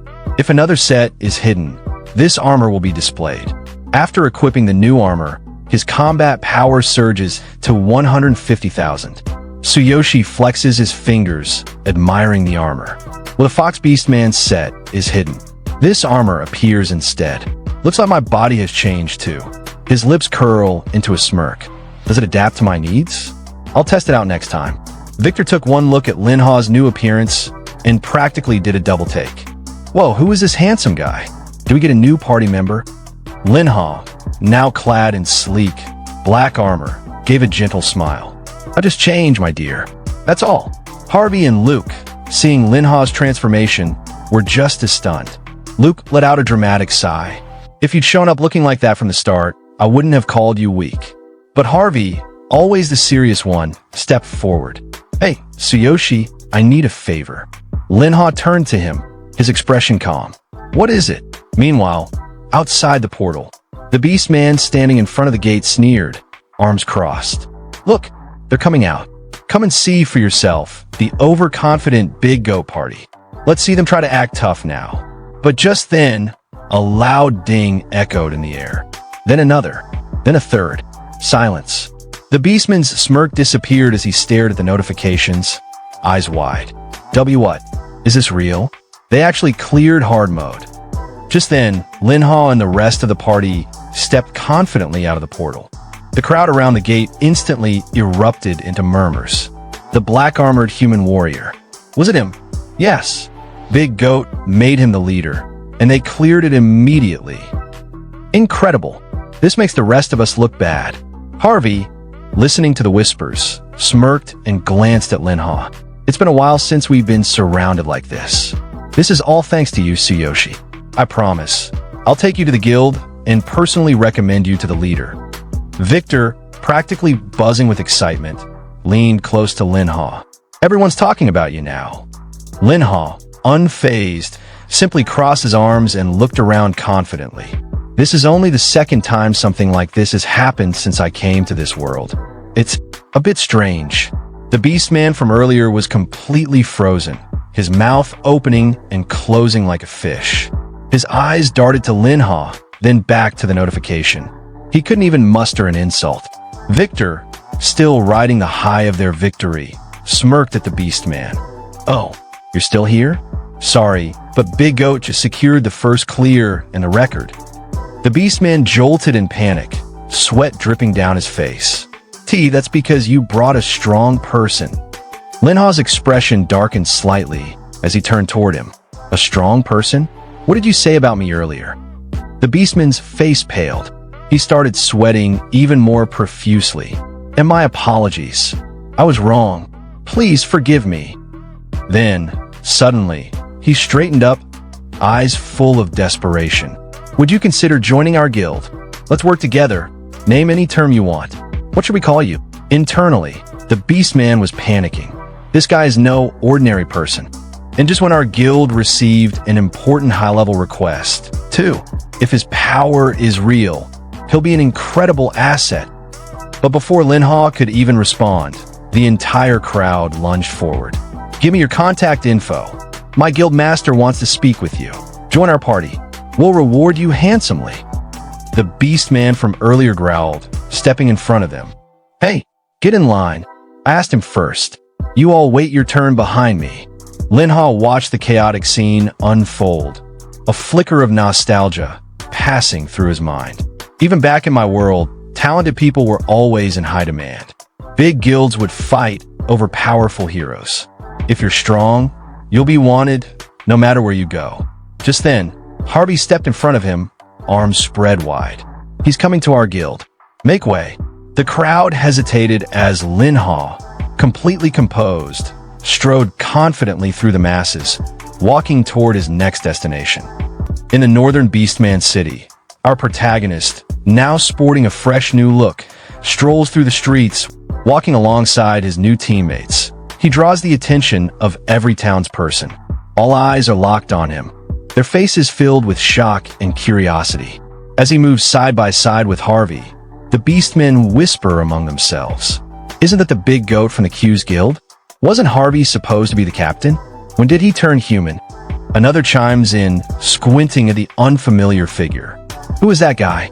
I've never seen him before. I don't know, another responds, but he must be strong. Even though their levels aren't publicized, he's probably at least level 19. Are you kidding? Someone else scoffs. Harvey is level 18. That guy has to be at least level 20. Stopping in front of a building, the protagonist turns to his teammates and says, "Please wait a moment." A thought crosses his mind, Sakura. He promised to meet her at the Adventurers Guild. I'm not sure if she's already here, but I'll head to the Q's Guild after this. It'd be nice to go together.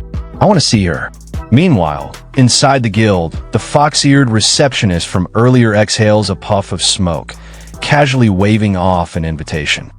I'm on a diet, so I'll pass on the food. The same beastmen from before, the one she had rejected, sit nearby. One of them grins and says, "If you won't eat, how about a drink?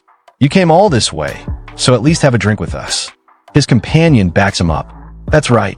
We've invited you so many times, and you keep turning us down." Before she can answer, the protagonist suddenly appears, stepping in and pushing his way between them. "Let me through." One of the beastmen, irritated, snaps at him. "Hey kid, we're in the middle of a conversation here. You want to get punched?" But his companion narrows his eyes at the protagonist, something clicking in his mind. "Wait a second, I feel like I've seen you before." The receptionist, now recognizing him, tilts her head. "Oh, it's you. You've changed quite a bit." One of the beastmen glares. "You're the one who took our quest, aren't you? Where'd you steal that gear from?" His companion lets out a laugh. "Huh, you probably spent every last coin buying it." Ignoring them, the protagonist turns to the receptionist. "Is Sakura with you? We were supposed to meet here." The receptionist shakes her head. "I haven't seen her today. Other than these two loudmouths, no one else has stuck around." At her words, both beastmen puff up in anger. "That's right. Did you hear that? No one else is here except for these two noisy goo." They stop mid-sentence, their expressions shifting as realization dawns on them. "Wait, are we the two noisy guys she's talking about?" The receptionist sighs in disappointment. "You got it." One of the beastmen slams his hand on the table, his face twisting in rage. "This bitch is mocking us." But before he can do anything, the protagonist grips his wrist with an ironclad hold. His confident gaze doesn't waver as he speaks. "Didn't you notice she was uncomfortable?" The beastman's eyes widen as he struggles against the grip, thoughts racing. Such strength. Who is this kid? Scowling, he jerks his hand back. "You little punk." Both beastmen step back, their anger now directed entirely at the protagonist. TCH, there are guards here. It's not ideal to fight inside. One of them cracks his knuckles. "Let's take this outside." But the protagonist simply stands there in silence, unfazed. The other beastman sneers. "What's wrong? Let's go, human. Time to fight." They march toward the exit, shooting one last glare at the protagonist.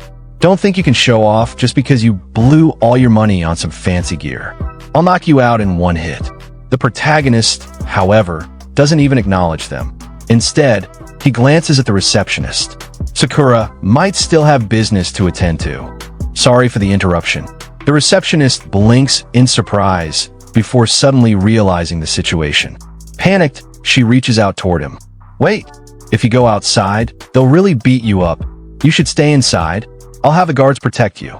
The protagonist glances back at the receptionist, his expression unwavering. With full confidence, he says, "I'll be fine." Meanwhile, the two beastmen sneer, puffing up their chests and tensing their muscles. If you don't want to get knocked out right here, come outside and face me. His companion echoes in the same arrogant tone. A human causing trouble on Beastman land? How dare you? Outside the Adventurers Guild, the protagonist's companions are waiting when they spot the commotion. One of them turns towards the scene and asks, "Captain Tsuyoshi, what's going on?" Hearing the word captain referring to the protagonist, both beastmen freeze on the spot, their faces turning pale. Even the receptionist, who overhears the title, steps out of the guild, peeking through the doorway. Who is this kid? She wonders. But the protagonist, unfazed by their reactions, walks forward with complete confidence. It's nothing. Those guys started the fight.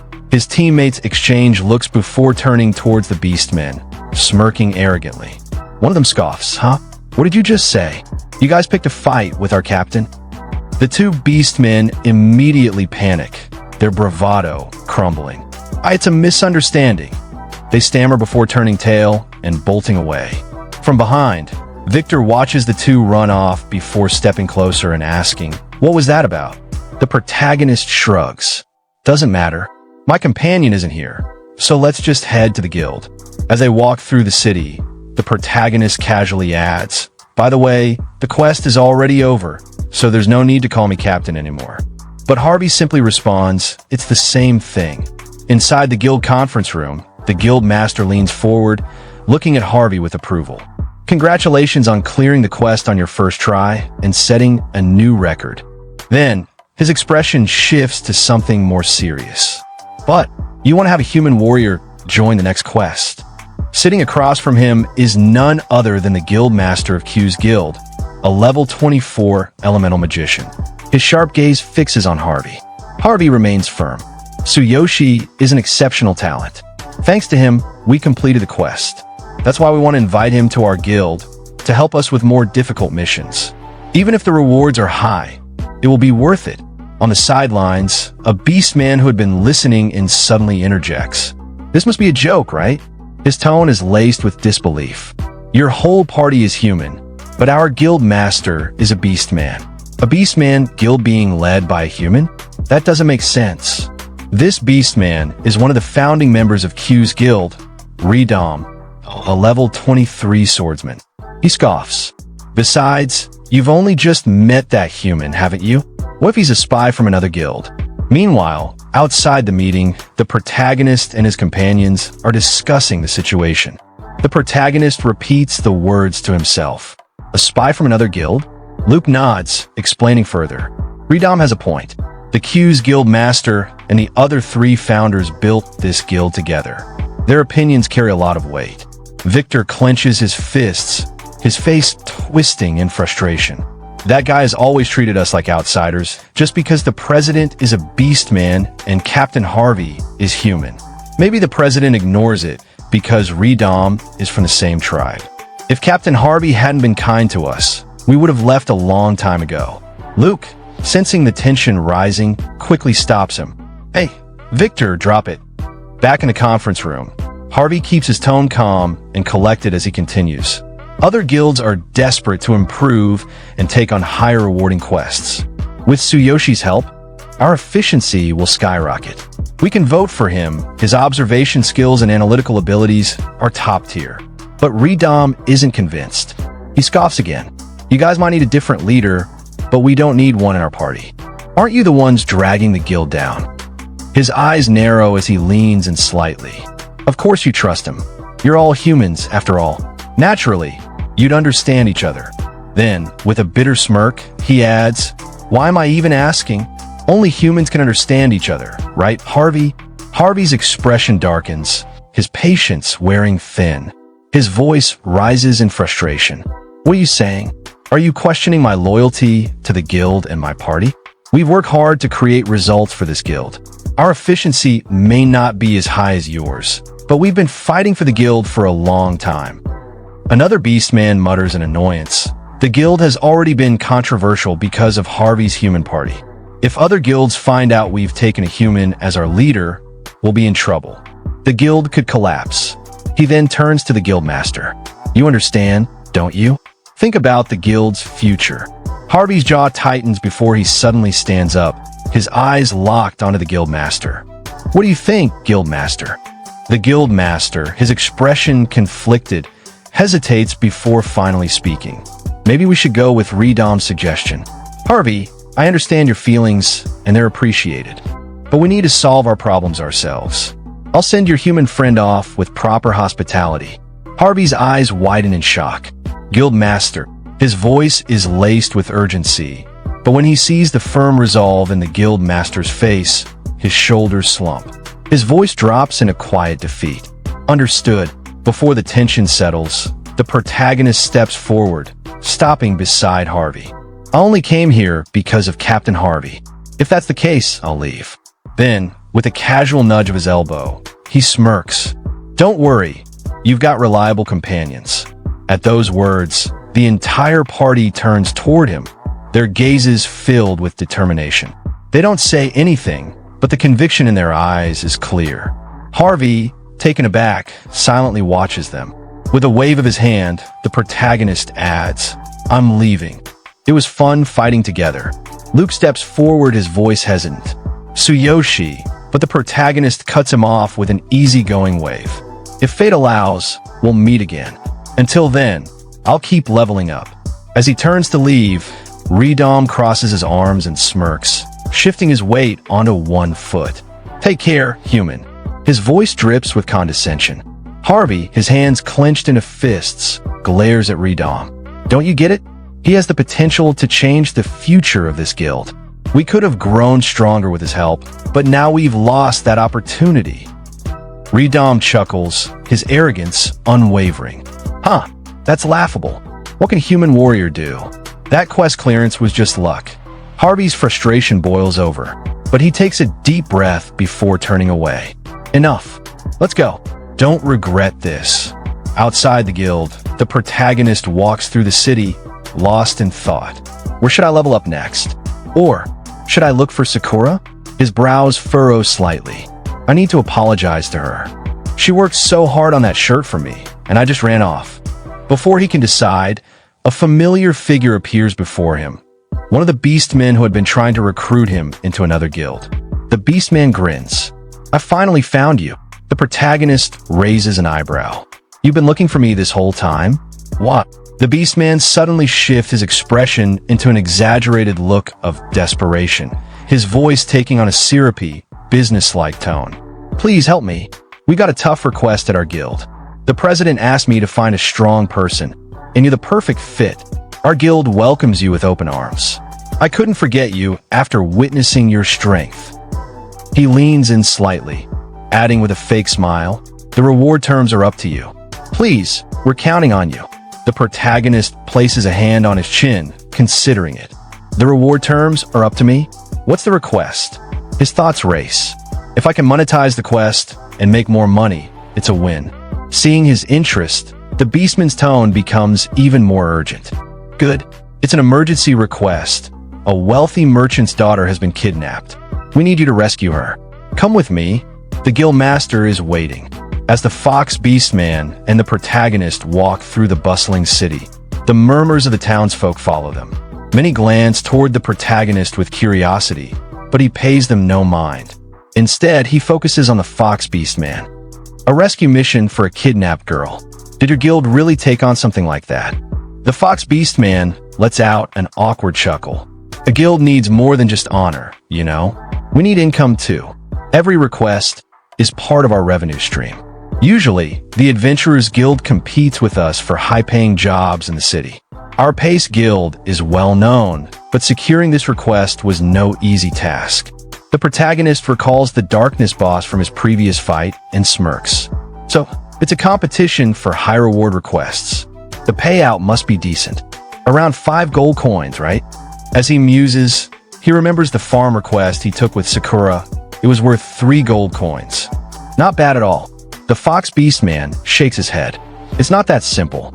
The one who was kidnapped is the daughter of a very wealthy family, one of the richest in this city. The reward is 100 times that of a normal Argent request. 500 gold coins.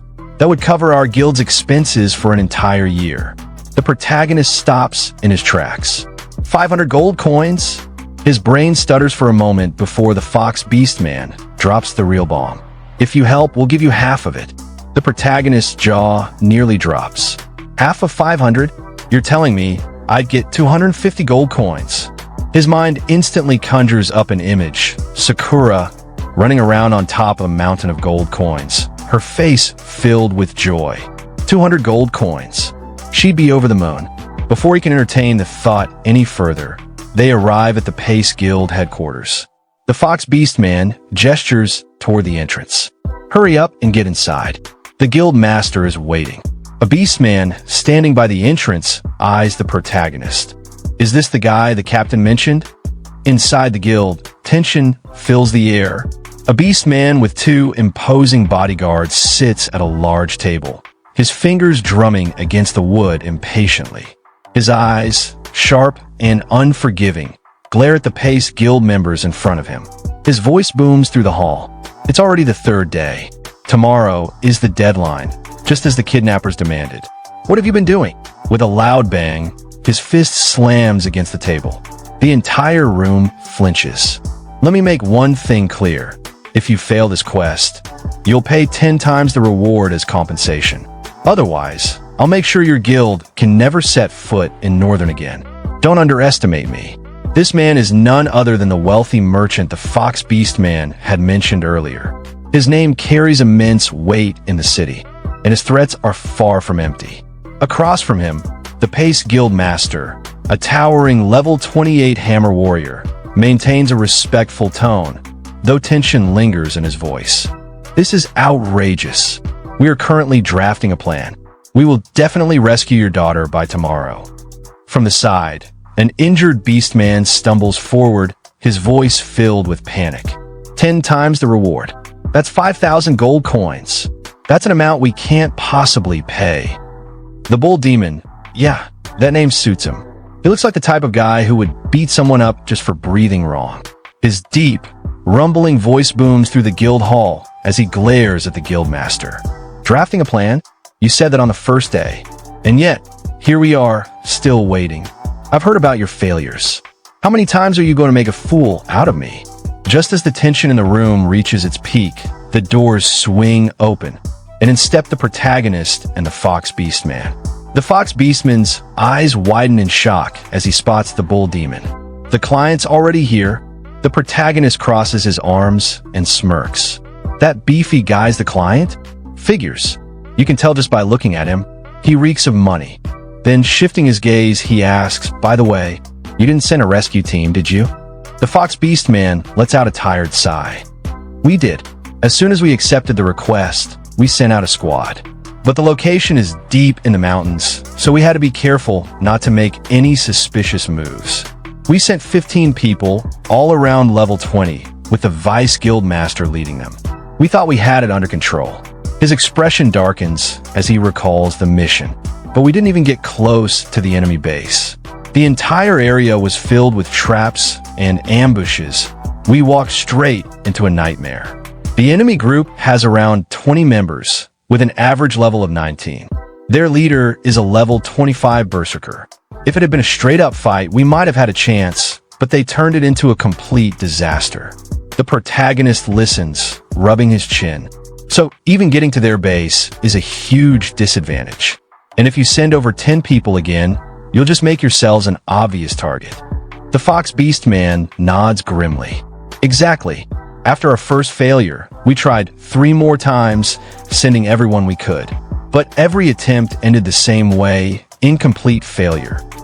The protagonist exhales through his nose. After failing so many times, the enemy is probably feeling confident. They're expecting you to come back and are fully prepared. The Fox Beastman lets out a frustrated groan, rubbing his head. Yeah, we realized too late that brute force wasn't going to work. But by the time we started thinking smarter, we'd already wasted too much time. That's why the guild master called you in. It's do or die at this point. Then, out of nowhere, the Beastman drops to his knees, his eyes welling up with exaggerated puppy dog tears. Please, we only have 1 day left. If we fail again, the hostage will be killed, the Pace Guild will be ruined, and we'll be drowning in compensation fees. Please, we need your help. The protagonist blinks. Calm down. Internally, he starts assessing the situation. A mountain hideout filled with traps, enemies averaging level 19, with a level 25 berserker leading them. Nothing too crazy. My divine eyes and duplication skill should come in handy. But sacrifice is too draining. I'll need to swap it out for something else. Suddenly, the bull demon slams his fist on the table again, his voice shaking the walls. Let me make this clear one last time. If you fail this request, you will either pay 10 times the reward in compensation or immediately disband the guild. His voice echoes, hammering the threat into everyone's minds. 10 times the reward. That's 5,000 gold coins. Do you understand? The protagonist's eyes lock onto the bull demon. His gaze sharpens. So that's what this is about. Not once had this guy mentioned his daughter. Not once had he shown concern for her safety. The only thing he kept talking about was money. The bull demon turns his gaze away from the guild master, his deep voice rumbling like distant thunder. Enough stalling. Answer me now. Will this request succeed? If not, you better prepare those 5,000 gold coins. The guild master, his face pale with panic, stammers, well, 5,000 gold coins isn't something I can just pull out immediately. One of the beastmen beside him tries to calm things down. Please, sir, let's be reasonable. We're still finalizing our plan. We'll definitely rescue your daughter. Before he can finish, the protagonist steps forward, his voice cutting through the tension like a blade. She can be saved. The entire room falls silent as he strides toward the bull demon with unshakable confidence. Your daughter will be rescued. We'll have her back by tomorrow. The bull demon narrows his eyes and jabs a finger toward him. And who the hell is this? He turns to the guild master, his voice dripping with skepticism. Some random human waltzes in and starts making big promises. What kind of joke is this? Even the guild master looks confused, but before he can respond, the fox beastman steps in. With a smirk, he speaks lightly, "Guild master, this is the guy I mentioned earlier. Looks like he's decided to take the job." Hearing that, the guild master stares at the protagonist in shock. "Wait him!" The bull demon exhales through his nose, crossing his arms. A beastman guild hiring a human? Umph. He coughs and then, with a smirk, says, "Fine. You say you can do it? Let's see what happens tomorrow. But don't forget, if you fail, that's 5,000 gold coins you owe me." The protagonist doesn't even flinch. Instead, his smirk widens. "In that case, Winton, let's make a wager." The bull demon raises an eyebrow. "A wager?" The protagonist crosses his arms. "If I rescue your daughter, you double the reward, 1,000 gold coins." The entire guild hall erupts in murmurs. The bull demon scoffs. "Are you an idiot? Do you think you can fool me with some cheap bet?" The protagonist raises a hand. "Hold on. Let me finish." His expression sharpens as he leans forward.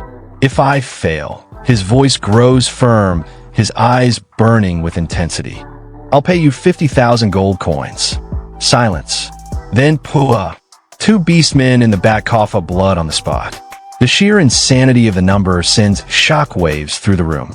The bull demon, still holding his cigarette, squints at the protagonist like he's looking at a lunatic. 50,000? You're the one who brought it up, so don't think you can back out now. He exhales a puff of smoke. "All right, I accept. If you save her, I'll double the reward. But if you fail, you owe me 50,000 gold coins." Sometime later, a contract is drafted. The bull demon shoves the paper toward the guild master. "Now sign it." The guild master, hands shaking, hesitates before scribbling his name. His voice is barely a whisper. "Fail. 5,000 gold, or 50,000. We didn't choose either of those options." As the bull demon heads for the exit, he glances back. "Fine. Let's see what happens tomorrow." Then, with a smirk, he disappears into the night. The tension remains thick in the room. One of the beastmen turns to the guild master, his voice full of disbelief. "Guild master, why did you sign that?" His gaze then shifts to the protagonist, narrowing his eyes. "Hey, human, you just put our guild on the brink of ruin. I've been to that location myself. This isn't some simple request. Where does your confidence even come from?" The protagonist rubbing his temple, sighs. Who knows? Maybe I've got a chance. The beastman's tail bristles in anger. Who knows? Maybe. We have 50,000 gold coins on the line, you lunatic. Before the argument can escalate further, a voice interrupts. The president of the Shaman Association has arrived. Everyone stiffens. The guild master's eyes widen in shock. Let him in. Immediately, the protagonist tilts his head, muttering under his breath. President of the Shaman Association? If I'm not mistaken, then that means... And just as he expected, in steps Doug, the president of the Shaman Association. The room falls silent as his imposing presence fills the space. His sharp gaze sweeps across the room before settling on the guild master. Guild Master Pace. Vice Guild Master Hugh. It's been a while. The guild master, snapping out of his shock, gestures toward chair. Doug, it's been tough with the economy, but please have a seat. Vice Guild Master Hugh bows slightly. Doug, I called you here to help treat the injured. Our guild's priest couldn't handle it. Please assist us. Doug nods. That's why I came. His sharp eyes scan Hugh before he speaks again. I heard you took the lead on a mission and got yourself injured.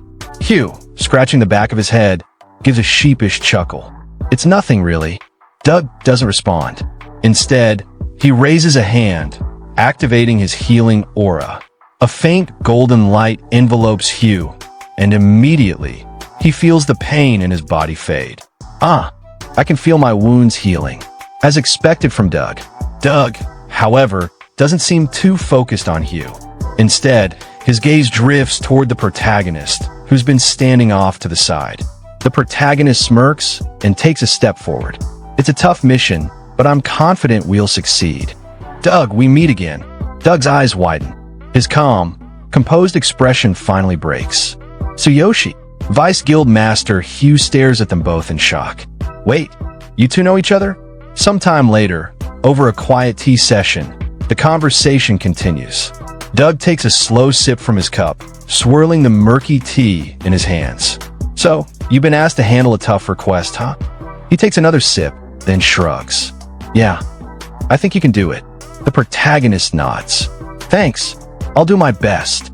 On the side, the guild master leans toward the fox beastman, whispering, You two seem close. Doug isn't someone ordinary people can easily befriend. I had to pull a lot of strings just to get him here.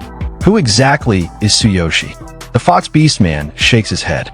I don't know, but it seems he's far more powerful than we thought. Hugh, listening in, turns toward the protagonist. If that's the case, Tsuyoshi, let's do this together. My experience might be useful, and as Vice Guild Master, it's my duty to keep an eye on you. The protagonist sets his tea down with a soft clink and stands up. I don't mind. Without another word, he walks toward the door, his confidence unwavering. Your wound should be mostly healed by now. Let's go. Just before he steps out, Doug speaks up. Be careful. Hugh watches the interaction with a confused expression. You're in quite a hurry. After the protagonist leaves, the guild master approaches Doug with a serious expression. President, do you know Tsuyoshi? We don't know much about him. We called him in desperation because of his strength, but we're worried about his abilities. Doug exhales deeply. I do know him. He recently passed the White Shaman exam. And not just passed it, he's the strongest White Shaman in the North. The most talented I've ever seen. And he's an extremely powerful warrior. He's also the only person I know who cleared Cardiolise by himself. The guild master and the fox beastman freeze in shock. He's a White Shaman. The fox beastman stares in disbelief. And he cleared Cardiolise alone. Doug nods. I don't know how, but it seems he's even stronger than we thought. Sometime later, in the middle of the city, Hugh crosses his arms and glares at the protagonist. Listen, I'm trying not to get mad here. We're putting everything on the line for this mission, and you went and raised the stakes to 50,000 gold coins without consulting anyone. You're pushing your luck. How can you be so confident? The protagonist, calm as ever, replies, Don't worry about me. I understand how you feel. Preparations are necessary. You know this city well, don't you? Guide me to a location. Hugh sighs. Where are we headed? To replenish our supplies. Hugh shakes his head. We've already got enough medicine and standard equipment. There's no need to buy anything extra. And let me be clear, we won't be reimbursed by the guild. Got it. The protagonist smirks. No, I want to go to the arena. Hugh blinks. The arena? You want to watch a match? This has to be some kind of joke. Seeing how serious the protagonist is, Hugh groans and reluctantly walks toward the arena. Meanwhile, the protagonist thinks to himself, a warrior isn't the right fit for this mission. I need something else. When they arrive, Hugh sighs and gestures toward the entrance. We're here. Just a reminder, tomorrow is the deadline. If we fail, there's no turning back. Then, Hugh approaches a large beastman and slides a few coins into his hand. What kind of matches do you have today? Before the beastman can answer, the protagonist steps up. I don't want to watch a match. I want to participate in one. Register me. Hugh's jaw drops. Wait, what? You want to fight in the arena? Are you out of your mind? This doesn't make any sense. The beastman at the entrance points toward the registration booth. If you're serious, go inside, fill out the forms, and pay the entry fee yourself. Without hesitation, the protagonist strides toward the arena entrance. His thoughts remain sharp and focused. I'll use the divine selection system to adjust my attributes to an assassin. This mission doesn't need a warrior. It needs someone who can blend into the shadows and take down targets without drawing attention. Through combat, I'll select the most suitable assassin skills and duplicate them. Sometime later, the arena buzzed with anticipation. Right in the center of the battleground stood a one-armed cat beastman, Naruto, a level 21 shadow assassin. Facing him was a battered level 21 or warrior, his expression twisted with regret as if realizing he had made a terrible life choice. The warrior gritted his teeth. Damn it, you're making me wait. But inside, doubt crept into his thoughts. Not only is he missing an arm, but he's fast. What a troublesome opponent. Naruto smirked. Come at me. Irritated, the warrior tightened his grip. A warrior doesn't have time for complicated strategies. He activated his skill, Heroic Roar, a powerful battle cry that boosted his combat power while striking fear into his enemies. But just as he charged forward, Naruto vanished. In the blink of an eye, he zipped around the warrior at an insane speed. The poor fighter panicked, his eyes darting in every direction like someone who had just lost his keys in a dark alley. Then came the mistake. The warrior hurled his weapon to the ground. I can't hit him. That was all the opportunity Naruto needed. Before his opponent could react, Naruto struck. His blade pierced the warrior's side in one swift, lethal motion. A sharp gasp escaped the warrior as he stumbled back, blood trickling from the wound. With an effortless yank, Naruto retrieved his knife, a smug grin forming on his face. Shadows don't get hit. The announcer's voice boomed across the arena. It's over. Naruto wins again. Arena priests rushed in to heal the fallen warrior while the crowd erupted into cheers. Meanwhile, beastmen in the audience murmured amongst themselves. So that's Naruto's ambush attack. Damn, that was fast. I heard he's from the east. Yeah, no wonder he's so strong. Among the spectators, a cloaked figure observed the battle unfold. His gaze remained fixed on Naruto, his thoughts racing. Wow, that's an insane skill. Beside him, a beastman named Hugh scoffed. If you want to win against an assassin, don't count on seeing them first. That guy, Naruto, is an Eastern assassin, and he's been making a name for himself lately. Hugh crossed his arms. Naruto's arena record? 21 wins, 6 losses. He's held first place in the light class arena for 3 straight months. Every guild around here wants to recruit him. The cloaked figure tilted his head slightly. So, the Eastern Assassin Guild is really that strong. Hugh shot him a look as if he had just asked if fire was hot. You don't know about the Eastern Assassins? What kind of person are you? Then, with a sigh, he elaborated. There are a lot of mysterious and powerful guilds on this continent. The Eastern Assassin Guild is one of them. Naruto came from that guild, but rumor has it he was exiled after losing his arm. Nobody knows the full story, but he's ruthless. The cloaked figure glanced back at the arena. An assassin guild, huh? Seems like an underground secret organization. Hugh nodded. That's right. You won't learn anything about them unless you become a member. As their conversation continued, the announcer's voice suddenly thundered across the arena. Next up, a new challenger. This fighter has zero experience in the arena, Tsuyoshi. The crowd buzzed with excitement as the announcer continued. He requested to fight an assassin, but unfortunately for him, he's up against Naruto. This is going to be an exciting match. The arena erupted in laughter and jeers. Experience? Go home and train first. That human's a joke. Even our warriors can't beat Naruto. The arena just wants entry fees, so they throw weaklings in for entertainment. Hurry up and start. I can't wait to laugh. Meanwhile, Naruto glanced over, his eyes sharp with curiosity. No experience? Are you crazy? Ignoring him, Tsuyoshi calmly tightened the straps on his gauntlet, securing it in place. I'm going. The beastman next to him stared in disbelief. I can't believe you're actually fighting Naruto. Just for fun. You saw what happened earlier, right? The arena priest will heal you, but it's still gonna hurt like hell. Tsuyoshi stepped toward the arena entrance, completely unfazed. No experience? Doesn't matter. You can't predict the outcome anyway. Sweat dripped down the beastman's face as he watched Tsuyoshi go. It's useless trying to act cool. Where's all that confidence even coming from? Standing face to face with Tsuyoshi, the dark-cloaked beastman narrowed his eyes and scoffed. Zero experience? He smirked. Fine, I'll give you some advice for free, Run.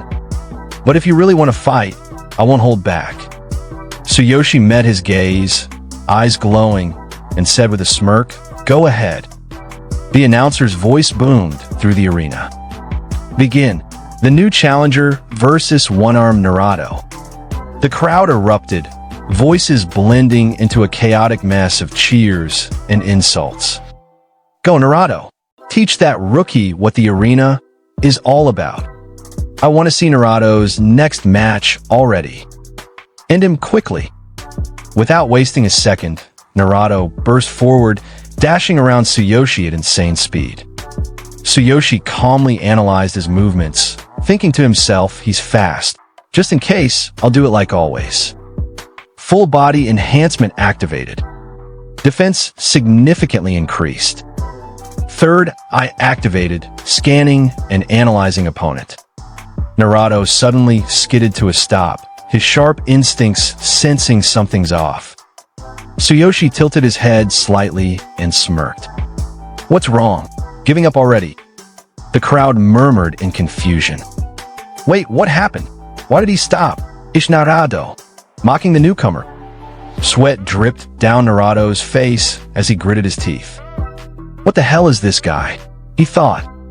A second ago, he was just some weakling, but now suddenly, another notification popped up before Tsuyoshi's eyes. System notice. Absolute duplication has evolved. You can now replicate opponent skills through combat. Tsuyoshi recalled his past struggles with copying skills, thinking he used to have to touch an opponent's heart to copy their abilities. But now, all he needed was to fight them. He stepped forward, gripping his massive sword, a grin forming on his face. All right, Naruto, let's see what you've got. Naruto's ears twitched in alarm. His instincts screamed danger. Why is he so excited? I need to be careful. Tsuyoshi swung his sword, and instantly, Tsuyoshi felt his body move fluidly, dodging with lightning speed. Oh, this skill feels amazing. Naruto lunged at him, slashing with his dagger. Your buffs won't save you now. Tsuyoshi raised his hand and blocked his attack barehanded. Clang! The arena fell silent. Naruto stared in horror. Hey, Chop, why aren't you injured? A new notification popped up. Tsuyoshi smirked, tilting his head side to side. "Oh, this is it." The crowd gasped in disbelief. "No way. Not even a scratch. Who is this guy? Could he be the strongest here?" Tsuyoshi glanced at his status screen, where a list of skills appeared for him to copy. One caught his eye. Naruto trembled, his grip tightening on his dagger. "What did you do? Why can't my attacks even scratch you?" Tsuyoshi raised his sword, grinning. Explaining would take too long, but now it's my turn. As Tsuyoshi swung, Naruto's eyes widened in sheer panic. "Vous wait." Boom! Tsuyoshi's attack connected, sending Naruto crashing to the ground, knocked out. The arena fell dead silent. Then, what the hell just happened? After defeating the cat beastman, Tsuyoshi casually slung his massive sword over his shoulder and made his way toward the exit with unwavering confidence. A smirk played on his lips as he muttered, "Not bad.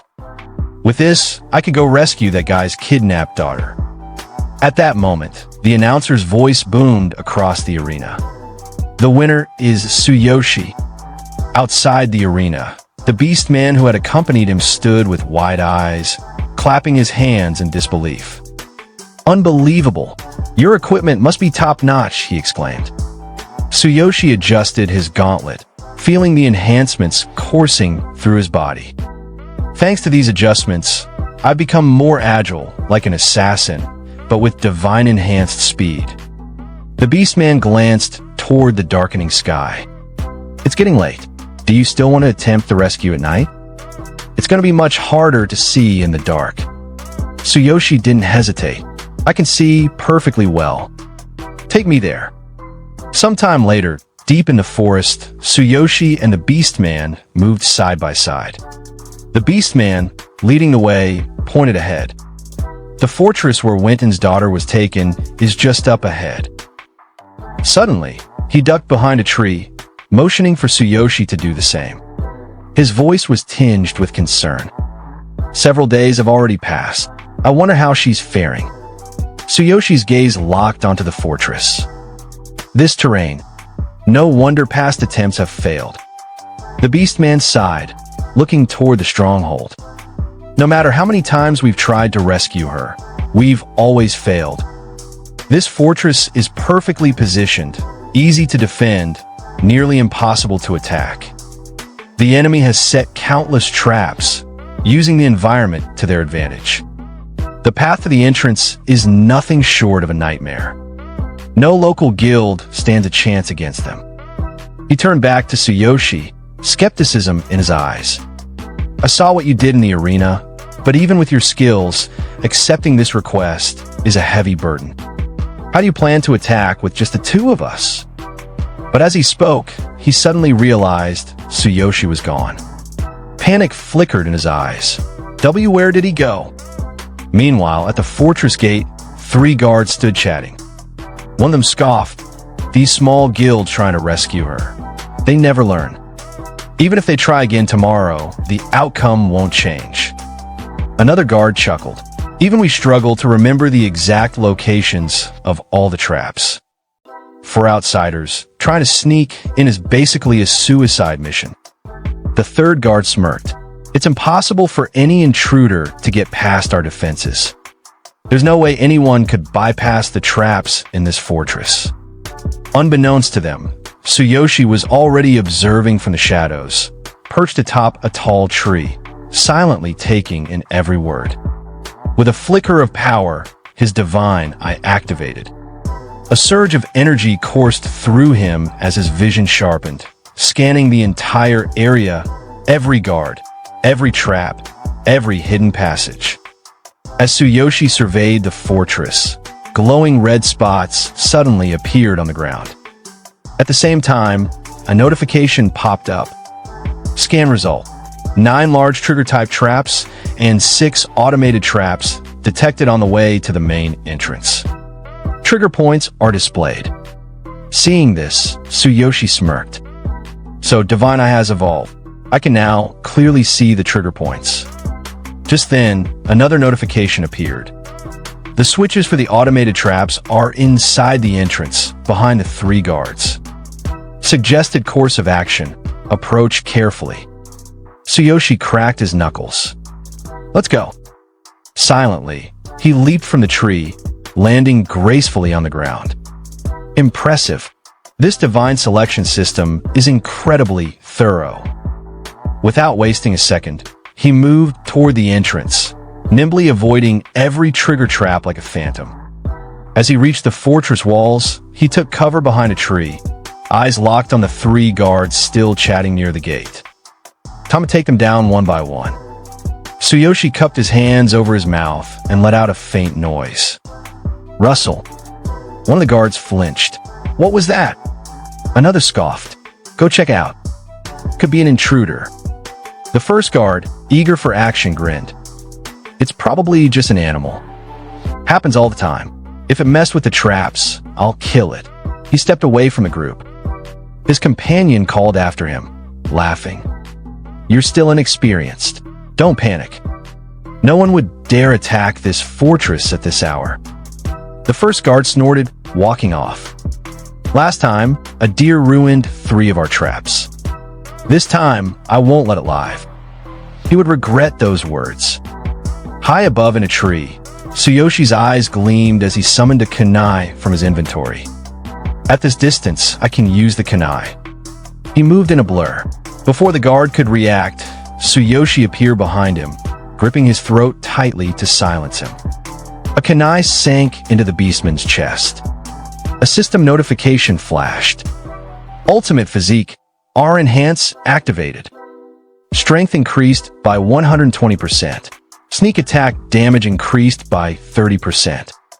Critical hit delivered, fatal blow to the heart. As the guard's body slumped to the ground, Tsuyoshi glanced toward the fortress.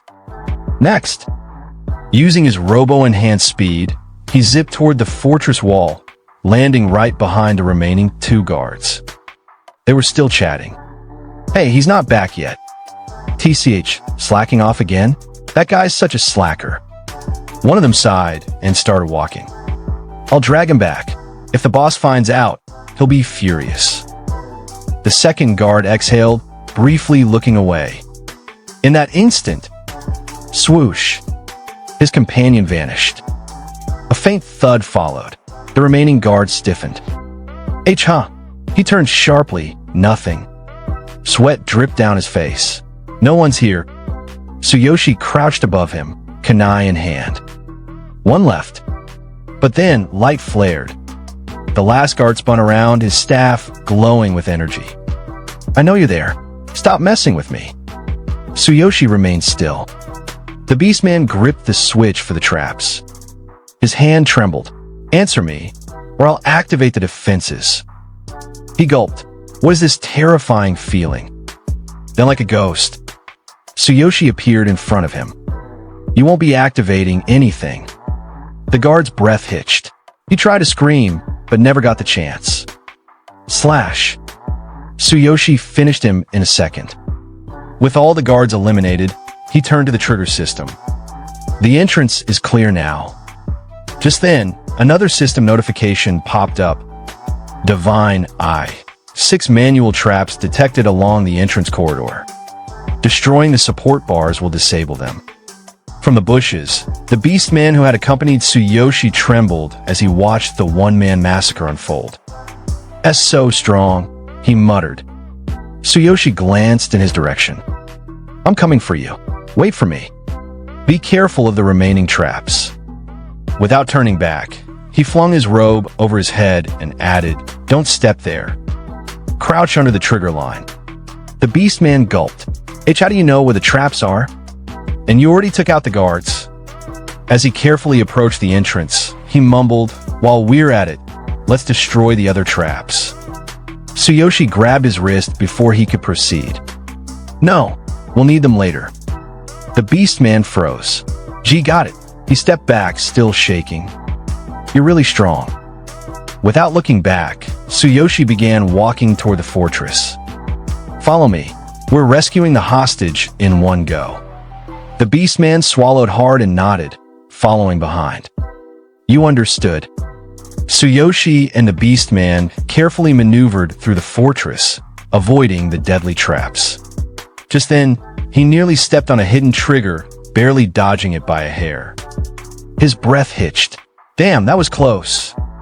Finally, they reached the innermost chamber. The beastman whispered, Winton's daughter should be inside.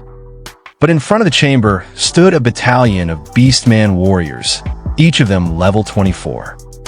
The beastman's face paled. They all look strong. If we get surrounded, it's over. Then, glancing at Tsuyoshi with sparkling eyes, he added, But without you, I'd have died countless times by now. My life is yours. Tsuyoshi, unfazed, kept his gaze locked on the warriors. I only did what was right. Now, distract them from me. The beastman blinked in confusion. He opened his mouth but couldn't find the words. Then, dramatically stepping forward, he sighed, We've cooperated until now, but this is where we part ways. Tsuyoshi rolled his eyes. I'm not using you as bait. Remember the traps we left intact? The beastman's eyes widened. Oh, so you left the traps for them? Did you mark all their locations? Tsuyoshi smirked. Of course. A fortress like this always has significant defenses. Otherwise, they wouldn't have established a base here. He recalled his earlier scan from the treetops. -4 archers. -5 mages. -8 warriors. -6 heavy armored soldiers. -1 leader. Good. Divine, I gathered this data perfectly. Tsuyoshi turned to the beastman. Those traps will be effective against them. Lead them into the mark spots. They'll take serious damage. Leave the leader to me. Dawn was approaching. Time was running out. The beastman nodded. Understood. Thank you for thinking of the girl's safety. As the Vice Guild Master, I'm truly grateful. But then, one of the fortress warriors sensed something off. Tonight is unusually quiet, he muttered. It's usually noisier over there. Before he could react, thunk! An arrow slammed into his back. The beastman panicked. You big brutes. Tonight, I'm crushing this fortress. Come get me, you cowardly chickens. The injured warrior ripped the arrows from his back, snapping them in his hands. His eyes burned with rage. You again? I'll kill you with my own hands. Another warrior roared. Frenzied impact. I'll tear you apart. Another one bellowed. Bloodthirsty rage. I'll devour you. The beastman stared blankly at them. Then, he turned and ran. Come here, you spineless fools. You'll never catch me. As the warriors chased after him, Tsuyoshi watched from behind a tree. If they catch you, you're dead. With the distraction in full effect, Tsuyoshi dashed toward the main building. First, I need to confirm if the girl is inside. Peering through the slightly open door, he spotted her. A young girl sat inside. She looked toward the fortress leader, an intimidating leopard beast man. Uncle, she asked innocently, did Princess eat the bad apple from the apple witch? The leader chuckled. Would you eat something given to you by a stranger? The girl scrunched up her nose. EW, no way. That'd make me sick. Tsuyoshi froze. What the hell am I witnessing? The leader smiled, draping a blanket over the girl.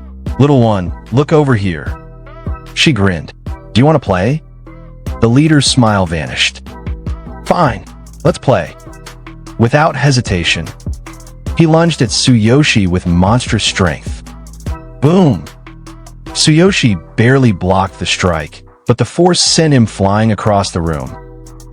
As expected, a leopard beast man.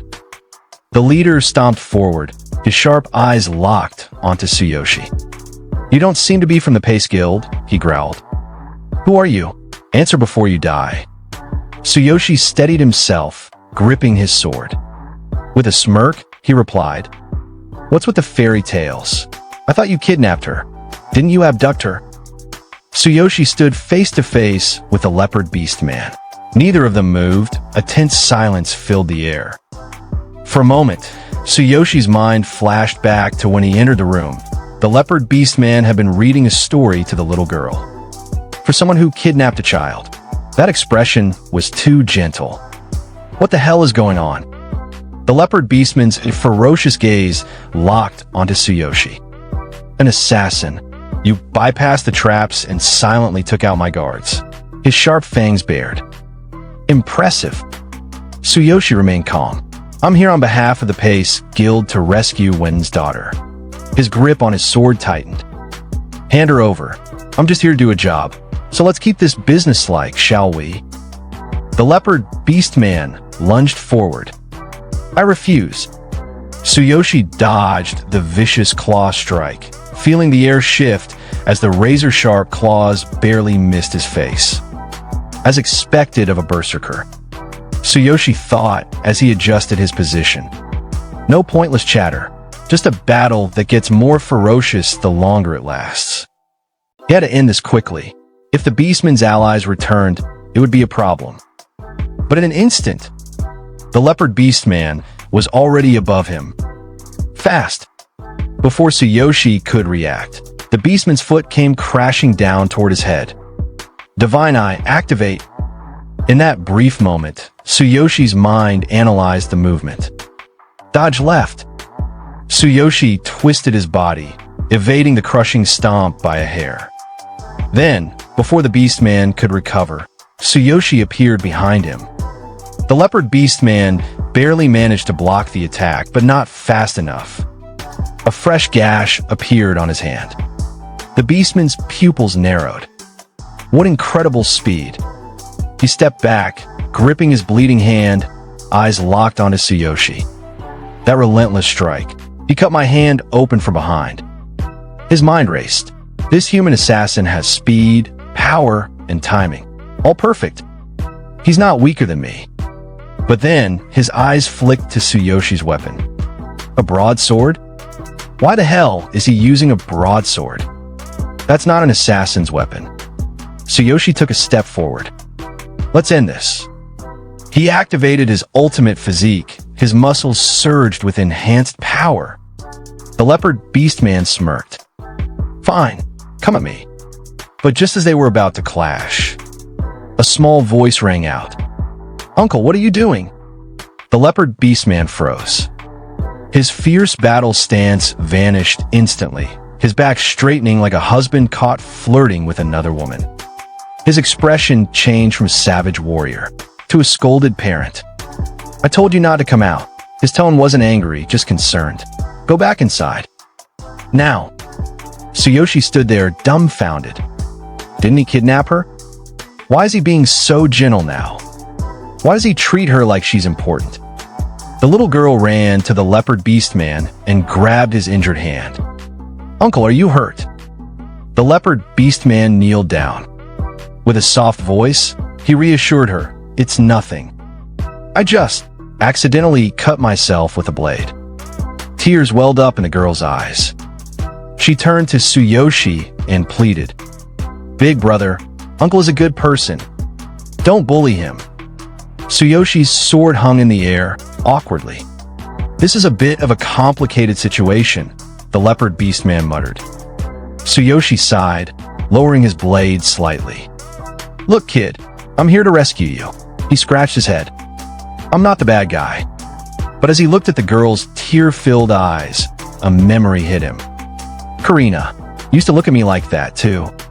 Whenever she was mad at me.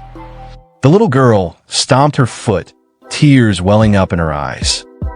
I don't want to be rescued, she shouted, her voice a mix of anger and sorrow. This place is fun, and Uncle is kind. I don't want to go back. The leopard beastman sighed and gently placed a hand on her head. All right, I won't make you leave. Tsuyoshi, still gripping his sword, narrowed his eyes. Hey, what's going on? His voice was sharp. I can tell you've got a reason you can't talk about, but are we going to keep fighting or what? The leopard beastman picked up the little girl, holding her in one arm. Without looking at Tsuyoshi, he turned toward the fortress's main building. Let's talk inside. I need to put her to bed first. She gets scared if I don't read her a story before she sleeps. Sometime later, the little girl finally fell asleep. The leopard beastman watched over her for a moment, then muttered, "She finally slept." Behind him, Tsuyoshi stood straight. "She's really attached to you." He crossed his arms. "This isn't a simple kidnapping, is it?" The leopard beastman didn't respond at first. He simply tucked the girl in, pulling the blanket over her gently. Then in a low voice he said, "I work for Wielding. You could call it a secret gang." Tsuyoshi's eyes widened. "You work for Wielding?" His voice grew sharp. "Then why would you kidnap his daughter?" The leopard beastman exhaled. "For money." His voice was bitter. "To extort a large sum of compensation from other guilds." Tsuyoshi's mind flashed back to the bull demon incident. Extorting compensation. I see. So that's why this fell off. It was all a setup. The leopard beastman gave a disappointed smirk. "We were secretly hired by Wielding as low-level thugs to carry out his schemes. We kidnapped the girl, and Wielding makes an expensive rescue request." Tsuyoshi's fists clenched. No ordinary adventurer would accept a mission involving a group of fighters like you. The leopard beastman continued. "And the local guilds aren't strong enough to even enter this fortress." He gestured vaguely at the traps and mechanisms hidden in the fortress. "The traps?" Wielding set them up himself. Tsuyoshi crossed his arms. "I see." His voice was icy. Wielding fortified the defenses so no local guild could possibly complete the request, buying time until the compensation was secured. But Tsuyoshi narrowed his eyes. "Once the ransom is collected, wouldn't it be risky to let the girl return home safely? If anyone saw her alive and well, the scam would be exposed." Then, a terrible realization struck Tsuyoshi. His voice dropped. "No way." The leopard beastman closed his eyes. Then, in a cold, matter-of-fact voice, he said, "Wielding stole a newborn baby and raised her as his own. All for this scheme. To him, she was never his child, just a tool. And now that he's achieved his goal, she has no further value. There's no reason to keep her alive." A sharp, dangerous aura surged from Tsuyoshi. "So, in other words, he plans to kill her." His grip on his sword tightened. "That's not just scam behavior. It's something far worse." But then, another question came to mind. "Then, why is she so attached to you?" Tsuyoshi's voice was steady, but his gaze was sharp. The leopard beastman exhaled. "Because I was the one who stole her." His voice grew softer. "And I was the one who secretly took care of her. The more mercy I showed her, the stronger my guilt became." Tsuyoshi remained silent for a moment. Then he finally asked, "Now that Wielding has gotten what he wanted, does this girl have any future left?" He stared at the beastman. "You could easily take her and escape, couldn't you?" The leopard beastman shook his head. "I was a homeless man, starving to death before Wielding took me in." He clenched his fists. "He gave me food, clothes, training. He turned me into a warrior. I can't betray him." Tsuyoshi's voice grew colder. "So there's no such thing as freedom in this world, huh? Everyone just lives for some purpose or another." He turned toward the sleeping girl. "Her so-called father doesn't give a damn about her." His eyes narrowed. "To her, you're probably her real parent." He locked eyes with the leopard beastman.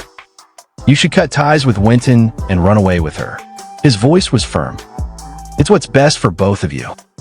But the leopard beastman's expression hardened. "If Wielding hadn't saved me, I would have died a long time ago. But this girl, to me..." Tsuyoshi turned away and started walking. "You've already repaid Wielding's kindness over the years, haven't you?" He glanced back one last time. "Take her and run. Give her a new life. And give yourself a chance too." The leopard beastman's expression darkened. "What do you know?" His voice was low and tense. "If I defy Wielding, he will never forgive us. He'll send assassins, as many as it takes, to hunt us down." His fists clenched. You really think we could just leave and live a peaceful life?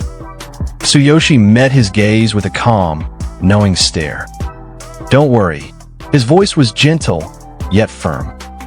I understand your pain very well. Living while protecting others. It's hard. But don't lose hope. Good things can still happen. The leopard beastman looked at Tsuyoshi, his expression conflicted. If that's the case, Winton. Before he could finish, Tsuyoshi turned and walked toward the exit. If you can't do it, he said without looking back, I will help you. I won't let scum like Winton harm you or the girl. Sometime later, deep in the forest, as Tsuyoshi walked through the woods, a familiar figure suddenly jumped down from a tree in front of him. It was his companion, the beastman who had been assisting him. Oh, there you are. The beastman grinned, panting slightly. I've been running circles around these guys this whole time. With a cocky smirk, he added, just like you said, they couldn't handle their own traps. He laughed proudly. Thanks to your markers, I dodged every single one of them perfectly. You should have seen the stupid looks on their faces. Tsuyoshi let out a gentle smile. Good to hear. But then, the beastman suddenly paused. His ears twitched. Wait, why are you alone? His tone shifted. Didn't you rescue Winton's daughter? His eyes widened. Wait, did you fail? Oh no, it's all over. Before he could panic further, Tsuyoshi calmly placed a hand on his shoulder. Go back to the guild and report our success to the president. His tone was steady and commanding. I'll join you after I collect the reward from Winton. The beastman's eyes lit up. It's already done. That's amazing. Then, with a sparkle in his eyes, he suddenly bolted forward. My brother's going to be thrilled when he hears this. I'll go rush and tell him. See you at the guild. Great job. As the beastman disappeared into the distance, Tsuyoshi's smile faded. His expression turned serious. All right. His gaze sharpened. Now it's time to talk with Winton. Scene shift, a grand, luxurious mansion. Inside a lavish private chamber, a massive figure sat comfortably in an ornate chair. Gold coins were scattered across the table in front of him, glimmering under the candlelight.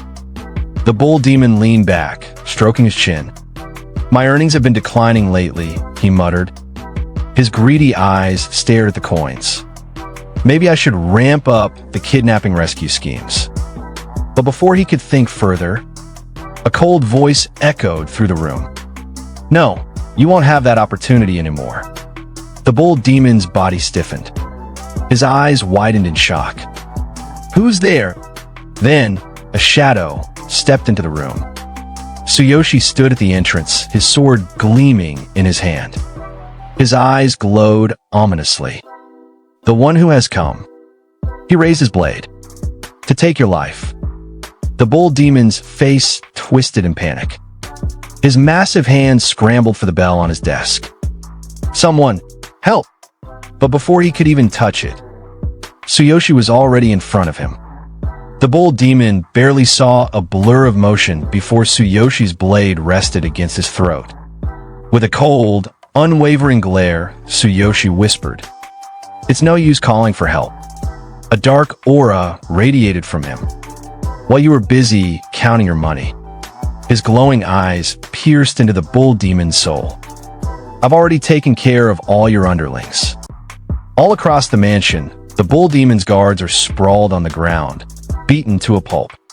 Trembling, the bull demon stares at our protagonist and, in a shaky voice, asks, You're from the Pace Guild. What is the meaning of this?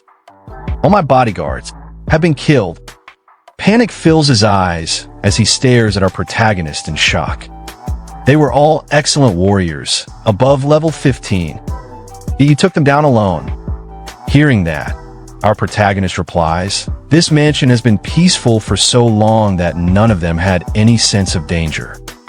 I crept up quietly and slit their throats before they could even react. At those words, the bull demon looks even more terrified and maybe just a little angry. Useless fools. I feed them well every day, and this is how they repay me. Then, try to regain some control. He quickly adds, if it's money you want, name your price. I promise I won't pursue this matter further. But our protagonist calmly sits down in front of him and, in a cold, threatening voice, says, if it's money, I expect you to return the 5,000 gold coins you owe the guild. Then, locking eyes with the bull demon, he continues, and don't forget, technically, the request has been fulfilled. Your so-called daughter is now in a much safer place. The bull demon's face twists in fear as our protagonist presses further. I heard you're raising children. Then, placing his blade against the bull demon's neck, he adds, those kids make you money. I'm a bit curious. Panic spreads across the bull demon's face. Curious? Of course they do. If my plan is properly executed, they'll bring in a fortune. If you help me, I can make them even more useful. I can fake kidnappings, or sell their organs for a high price on the black market. His voice turns desperate. What about a 50-50 split? If you spare my life, I'll give you half of my entire fortune. You wanted money, didn't you? Hearing that, our protagonist's expression darkens. Organs. You're planning to harvest children's organs. The bull demon, still shaken but slightly regaining himself, nods. Exactly. It's easier and less risky than faking kidnappings. But instead of answering, our protagonist remains silent. The lack of response sends the bull demon spiraling into fear once again. Is that not enough? Fine, take it all. You'll live comfortably for the rest of your life. Surely that satisfies you, right? Then our protagonist smirks slightly, closing his eyes. No, I'm feeling a bit greedy. There's still one thing I want, something I don't have yet.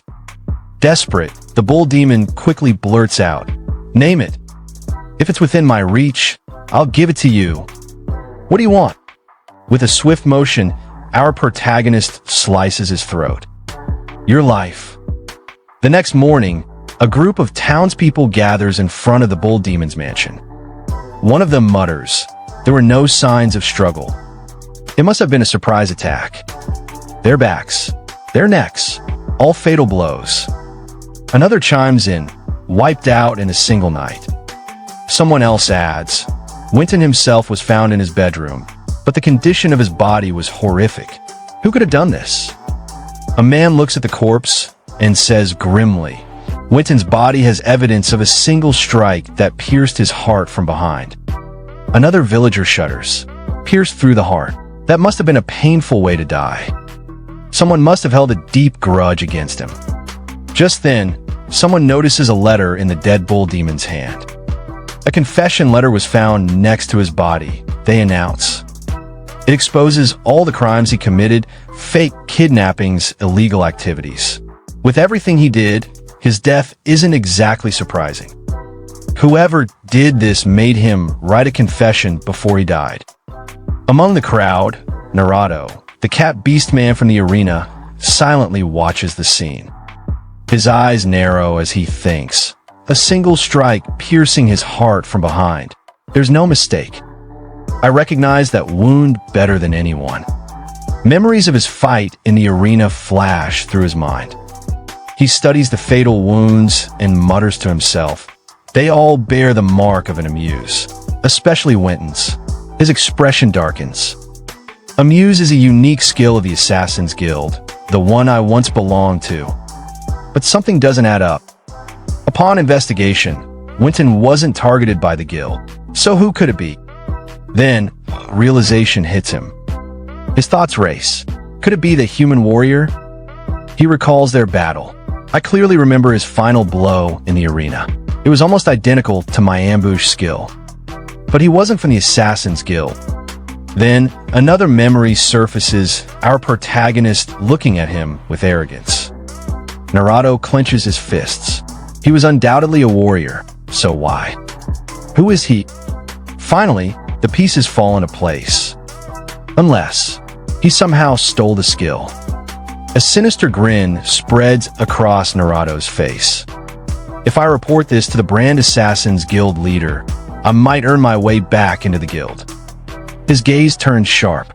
The Assassins Guild never forgives traitors, or anyone who steals their skills. Determined, he turns away from the crowd. This could be my chance to redeem myself. Without another word, Naruto disappears into the distance. I must report this to the guild leader immediately.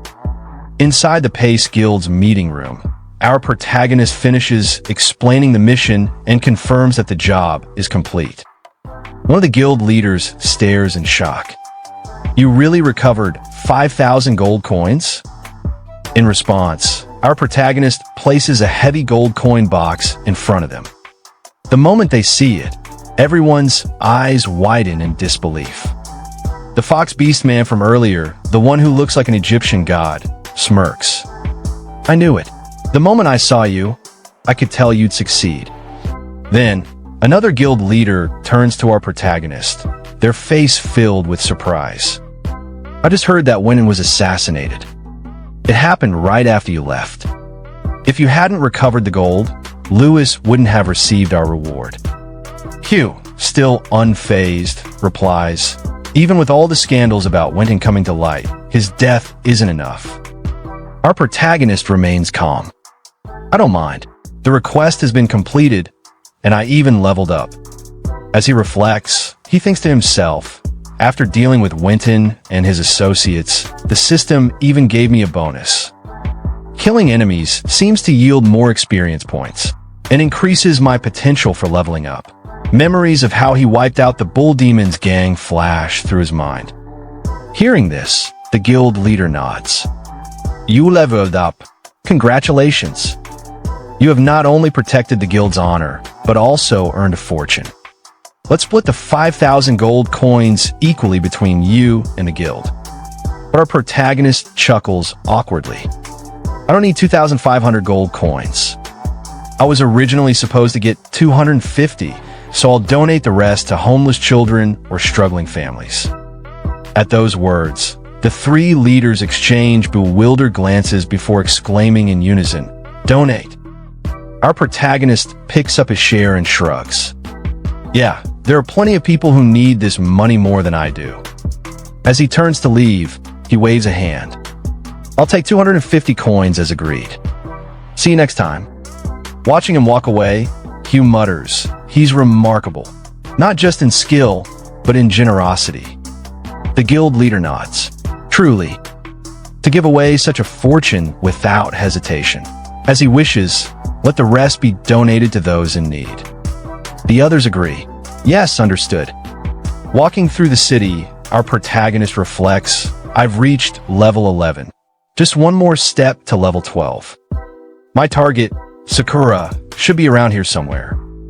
But where could she be? A smirk crosses his face. She'll definitely be surprised when she sees me now.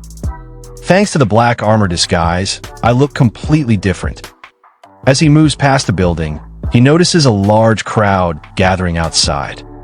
His eyes narrow. Maybe I should wait for her at the Adventurers Guild.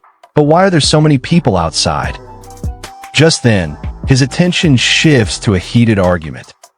A fat beastman woman, clearly furious, shouts at someone. Don't you know who I am? I am the wife of the president of the Beastman Trading Company in the north. You filthy half-beast. How dare you bump into my child? Apologize. His eyes land on Sakura, who looks unshaken as she calmly responds, Madam, as I already explained, your son bumped into me. I was simply standing here, waiting for someone. Hearing that, the Beastman woman's fury explodes. How dare this disgusting half-blood accuse us of lying? Are you suggesting that we're making this up? We wouldn't go near someone like you. Half-beasts are truly despicable. The little boy beside her, with an arrogant smirk, points at Sakura and sneers. That's right. There's no way I bumped into someone like you. You're a liar. A guard standing nearby steps in, pointing a finger at Sakura. Hey, if you bumped into the young master, just apologize. It's for your own good, half-beast. Sakura remains firm, her voice steady. No, Even if you doubt me, I will not tolerate being insulted. She glances around. With so many people here, surely someone must have seen what happened? But the townsfolk look away, unwilling to get involved. Seeing their silence, Sakura's expression falters. So no one is willing to speak up for me. Before she can say more, the beastman woman suddenly slaps her across the face. Filthy half-blood, just apologize already, or I'll have you arrested. Sakura holds her cheek, but her expression remains resolute. The guard sighs, sweat dripping down his face. What a bother. Don't be stubborn. Know your place, fool. From the ground, Sakura looks up at him, her eyes burning with determination. I absolutely will not apologize. The fat beastman woman scoffs. Are you defying me? I have the power to make sure you never see the sun again, you arrogant half-beast. The little boy crosses his arms smugly. That's right. My father is the president of this city's trading company. The guard steps forward, reaching toward Sakura. Drop your weapon. Even if you're a high-level adventurer, there are rules here. Sakura grits her teeth, her mind racing. Endure this. You can't let Master's plan be ruined. Endure. Endure. She clenches her fists, trying to suppress her anger. You've endured so much for so long. Just hold on a little longer. But just as she steels herself, bam! Out of nowhere, a powerful kick slams into the beastman woman's face, sending her flying. Gasps echo through the crowd. The little boy panics, his voice shrill as he screams, "A murderer!" Before he can react, our protagonist appears right in front of him. The boy's eyes widen in terror. But even he doesn't escape, our protagonist slaps him across the face, sending him flying. The entire crowd is stunned into silence. Standing in front of Sakura, our protagonist clenches his fist and glares at the surrounding guards. His voice is laced with fury.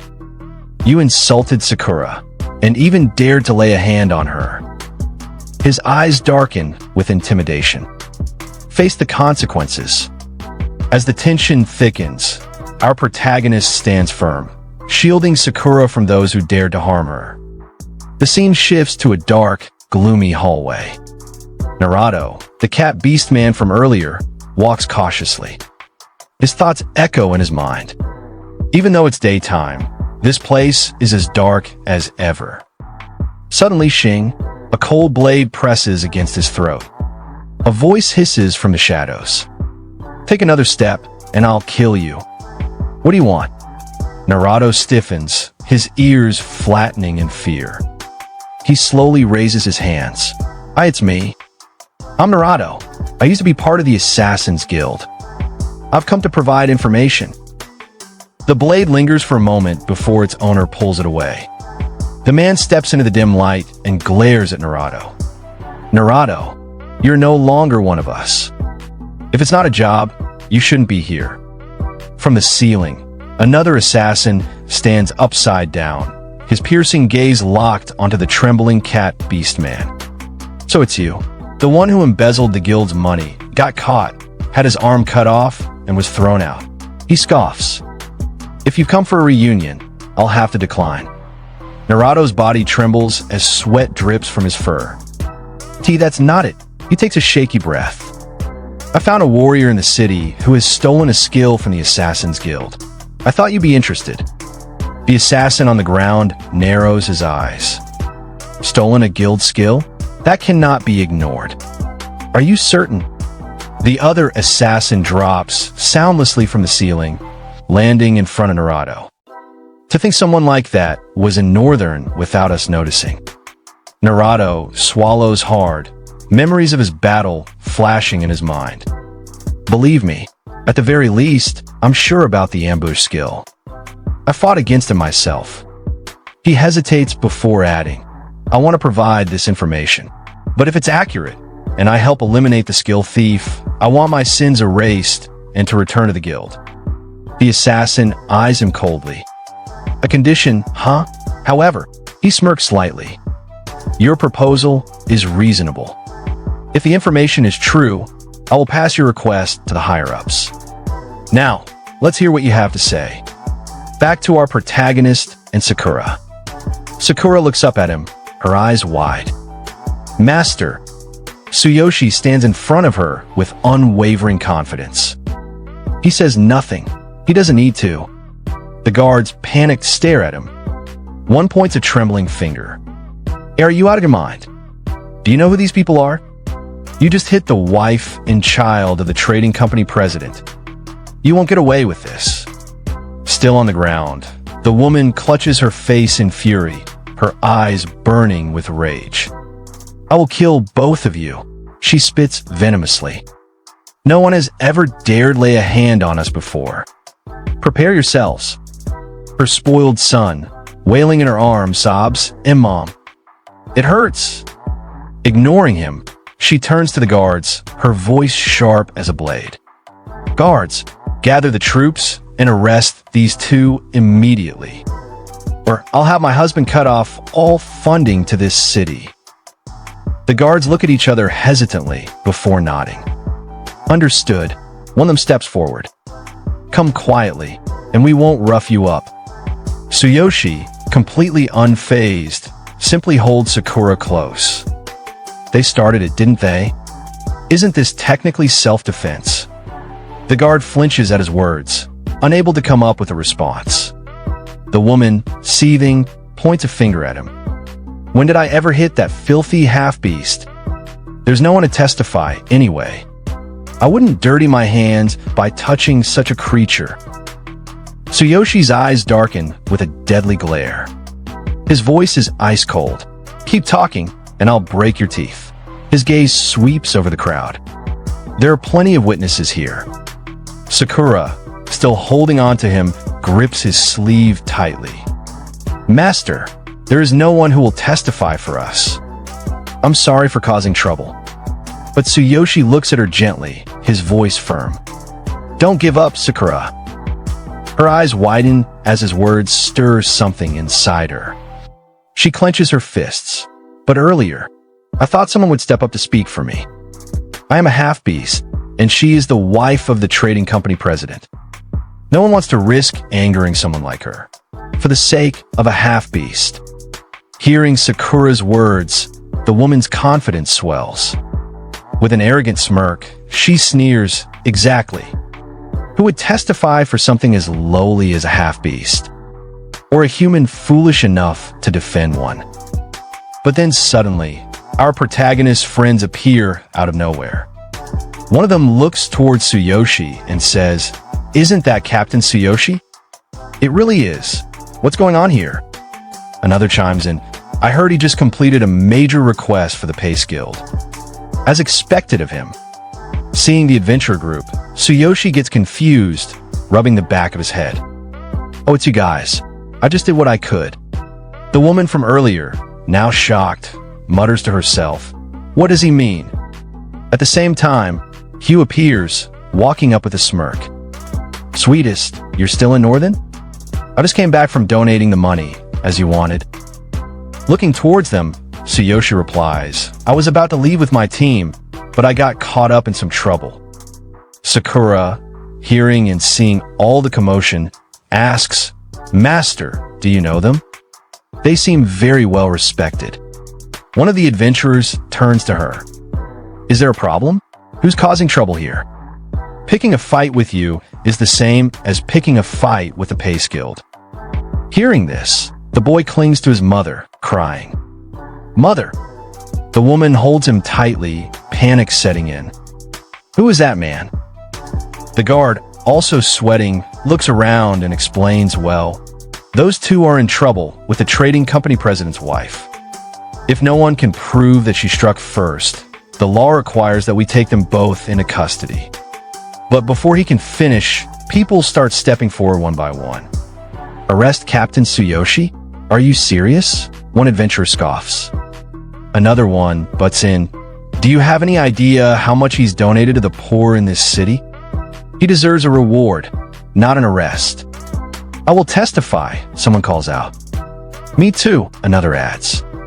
"Count me in," a man shouts. In front of them all, a warrior clad in red armor steps forward. Is this not enough?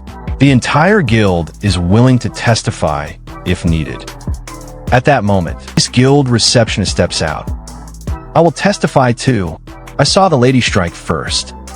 Sakura is a gold badge-ranked adventurer, and I can confirm her innocence. The woman, now in the middle of the crowd, grits her teeth in frustration. You fools! I am the wife of the trading company president. I will. But before she can finish, another witness steps forward. I also saw her strike first. Then another. If so many people are stepping forward, I'll testify too. More and more people come out, and seeing this, the guard starts sweating even more. He turns to the woman. That's enough, madam. I must ask you to come with us. But before she can move, Tsuyoshi steps forward with a cold glare. But first, how about an apology to my companion? Otherwise, you won't be leaving here anytime soon. The adventure group standing behind him glares at her with gangster-like expressions. Apologize. Now. Can't you speak? Even as the wife of the trading company president, our guild won't show you mercy. Did you hear that? He wants an apology. Shaking in fear, the woman breaks into a cold sweat. She lowers her head and bows in front of Sakura, her voice trembling. Fine. I'm sorry. We were wrong. Please forgive us. The little boy, following his mother's example, also bows. I am sorry. So sorry. With that, the guard steps forward, grabbing the woman by the arm. Now, then, madam. This way, please. As the guard takes the lady away, Tsuyoshi looks at all the people who stood up for him. Thanks for your help. The adventurers all grin at him.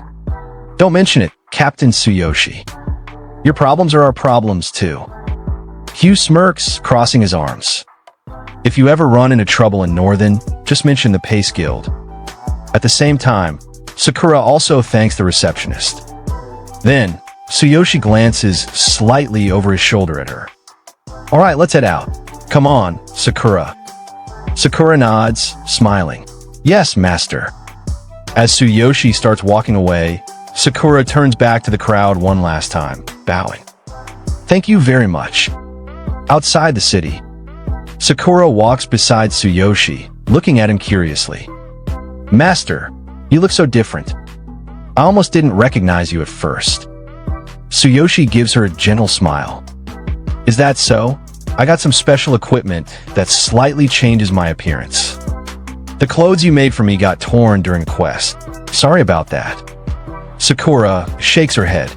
Don't worry about it. It's not just your appearance. You seem more mature now too. And your aura. Did you level up? Tsuyoshi nods. Yeah, I helped resolve an issue between a party and a guild. That's how I met those guys from earlier. I managed to level up and get some extra funds. Here, 250 gold coins. Can you hold on to them for me? Sakura takes the gold in her hands and gasps. 250 gold coins. That's amazing. You could buy some excellent gear at an auction with this. Tsuyoshi clenches his fist. I was planning to get you some new equipment, but an auction sounds interesting. Let's check it out in the next town. Sakura's expression changes as she remembers her grudge against Kevin. You don't need to spend money on me. But if you're interested in auctions, we should definitely go. The next town has a mid-tier auction hall, and it's where the genius shaman Kevin lives. Hearing Kevin's name, Tsuyoshi suddenly remembers when he used blood sacrifice. His expression darkens. I almost forgot. I needed to meet him. In his mind, he thinks, after that last battle, I feel like stagnant blood is weighing me down, like a stone burning inside me. It must be a side effect of sacrifice. I need Kevin to heal me. Walking through the forest. Tsuyoshi and Sakura make their way through the forest, laughing occasionally. But then, Tsuyoshi suddenly notices something. His eyes narrow. FWIP. A faint slash cuts across his face. Leaves from the trees start flying toward him, too fast, too precise. Tsuyoshi frowns. What are those leaves? Shing. Sakura reacts instantly, drawing her sword and swinging it, deflecting all the incoming leaves. She yells, "Come out!" A shadowy figure appears, holding his hand in a ninja-like pose. He sneers, so there was another one hiding. Tsuyoshi and Sakura's eyes widen in shock. Up in the trees, two figures stand. They are the assassins we saw earlier, the ones talking with Naruto. One of them looks down at Tsuyoshi. "You must be Tsuyoshi. The rule for skill thieves is death." The other one flicks his tongue like a snake and grins. "We are from the Assassin's Guild. We have come to claim your head." As we saw in the last chapter, our protagonist Tsuyoshi is now facing off against the assassins from the Assassin's Guild. One of the assassins glares at Tsuyoshi and scoffs. "As I thought, you don't seem to be a member of the Assassin's Guild." His expression turns cold as he continues. "If Naruto's story is true, you're a skill thief who stole our guild's ambush technique, aren't you?" The other assassin licks his lips with a villainous grin, staring at both Tsuyoshi and Sakura. "You've got a fine woman with you." His sharp eyes scan them both, noticing their hidden levels. "You're hiding your levels? Huh. But based on Naruto's account, the man doesn't seem to be at a high level." Then, his gaze shifts towards Sakura with a nasty smirk. As for the woman, she seems a bit stronger. Around level 20? Well, it doesn't matter. His eyes gleam with interest when he notices her beastly features. "Oh, a half-beast? I like that." Hearing those words, Sakura immediately draws her sword, stepping forward with a fierce and intense look in her eyes. Her killing intent fills the air, like a sharp blade pressing against the assassins. Seeing this, Tsuyoshi looks at Sakura, and for the first time, he feels it. This is the first time I felt such strong killing intent from Sakura.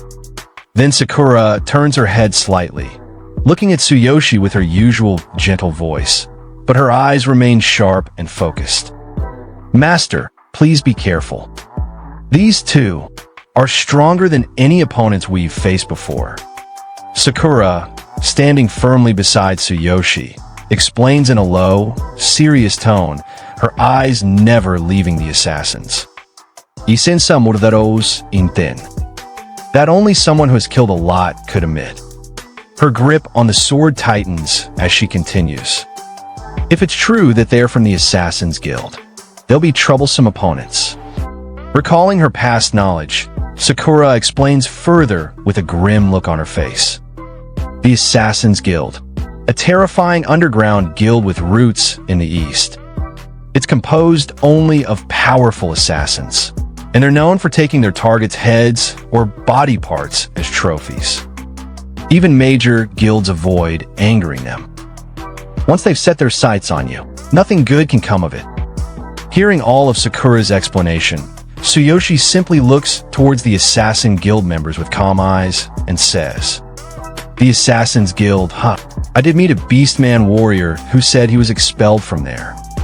But I have no connection to that guild, and I've never met these people." But then suddenly, Tsuyoshi's eyes widen slightly as something clicks in his mind. Wait a second. He starts thinking back, remembering the moment when he copied the ambush skill from Naruto. They said, "A skill thief." His expression turns sharp as he finally understands. "I see now. The ambush attack skill I copied is unique to the Assassin's Guild. That's why they're targeting me." While Tsuyoshi is thinking, Sakura looks towards him with a bit of confusion, not fully understanding what's going on yet. But then, from up in the tree, one of the Assassin Guild members sneers at Tsuyoshi and says with a twisted grin, "I know your tastes. I'll let you have that half-beast woman. But be careful. She seems quite skilled." Then, forming a hand sign like a ninja, his eyes narrow coldly at Tsuyoshi. "I'll take the skill thief. If I bring back his head and hands, the guild won't question me." Then suddenly, the snake-like assassin, with a twisted grin plastered across his face, looks towards Tsuyoshi's group and licks his lips like a predator eyeing his prey. Oh, I like feisty women. His eyes lock onto Sakura with excitement oozing from his voice. No matter how strong they are, they're no match for me. With an eerie chuckle, he declares proudly, "It's settled then." And at that exact moment, swoosh! Both assassins move in perfect sync, activating their terrifying powers like true ninjas. An intimidating, bloodthirsty aura explodes from their bodies, causing even the air around them to feel heavier. Their voices overlap with chilling confidence. Now, feel the power of the Assassin's Guild's unique combo skill. Tsuyoshi, with a sharp look of confusion in his eyes, watches them closely. But suddenly ping! A new notification pops up right in front of Tsuyoshi. Combo skill, Absolute Darkness, a unique capture skill of the Assassin's Guild. It envelopes the target in darkness, narrowing their vision, making it easier to trap and attack them. Seeing this ominous notification, Tsuyoshi's eyes narrow. Sakura, sensing danger immediately, shouts with panic in her voice. This is one of their unique skills. Stay close so we don't get separated. Hearing that, Tsuyoshi's expression hardens. Separated? But instead of panicking, a sharp grin forms on Tsuyoshi's face. His fighting spirit ignites. It's better if we split up. That way, we can fight them one-on-one more effectively. With a determined glint in his eyes, he adds, "In fact, I like to see just how strong they really are." Both Tsuyoshi and Sakura then glance up at the sky. The two assassins had already launched themselves high above, preparing to strike down like hawks aiming for their prey. Then, with their sharp gazes locked onto Tsuyoshi's group, the snake-like assassin sneers mid-air. "Oh my, neither of you are running or hiding." His grin widens wickedly. "Fools, that's exactly how I like my prey." Seeing the assassins dashing straight toward their position with murderous speed, Sakura's eyes widen in panic. Without wasting a second, she shouts towards Tsuyoshi, "Master, be careful." And just like that, whoosh! The snake-like assassin, with his blood-red eyes glaring menacingly at Tsuyoshi, lets out a cold, disdainful snarl. Oomph, how arrogant. His killing intent skyrockets as he closes in fast, practically blending with the shadows around him. "Do you really think you can steal the skills of our guild and live to tell the tale?" His tone grows sharper with every word, filled with murderous rage. "Narevo told us you stole ambush attack. I'll show you what the real ambush attack looks like." And like lightning, Zosh! The assassin flashes behind Tsuyoshi, aiming straight for his neck with a deadly strike, faster than any normal adventurer could react. But before the attack could even graze him, clong! Tsuyoshi, without even flinching, unsheathes his sword with unreal precision, perfectly blocking the assassin's strike from behind. A level 30 assassin, huh? His calm voice cuts through the assassin's confidence like a blade. Without even turning his head fully, Tsuyoshi glances back at his attacker and adds coldly, "You need to level up more if you want to defeat me." Stunned, the assassin's eyes shoot wide open in utter shock. "Ehi, block my ambush." Sweat instantly drips down his face as panic seeps in. His thoughts race wildly. How did he see through my attack? How does he know my level? Realizing the danger he's in, the assassin swiftly leaps backward, putting distance between them. His face, now pale and drenched in sweat, looks towards Tsuyoshi with disbelief and nervous tension. What's your level? The question slips from his mouth almost unconsciously, as if deep down, he already fears the answer. But then, with his sword resting casually on his shoulder, our protagonist looked at the assassin with absolute confidence and declared, level 11. At the same time, his characteristics, his trust in the OD system, and everything about him appeared right in front of the assassin. Level 11. Class: Warrior. Equipment: Black Armor Disguise Set. Fox Beastman Set. Weapon: Bloody Mist Saw. Skill: Thunder Chainfall. Duplicated Skill: Thunderous Ambush Attack. Combat Power: 15,500. Hearing that, the assassin's expression twisted in anger. Gripping his sword tightly, he roared, "Level 11? Impossible. Are you mocking me? Unless you're a genius, there's no way you could react like that at level 11. But our protagonist, hearing that, simply replied with arrogance, "Believe it or not, it's up to you." Yet, the assassin wasn't interested in listening to anything.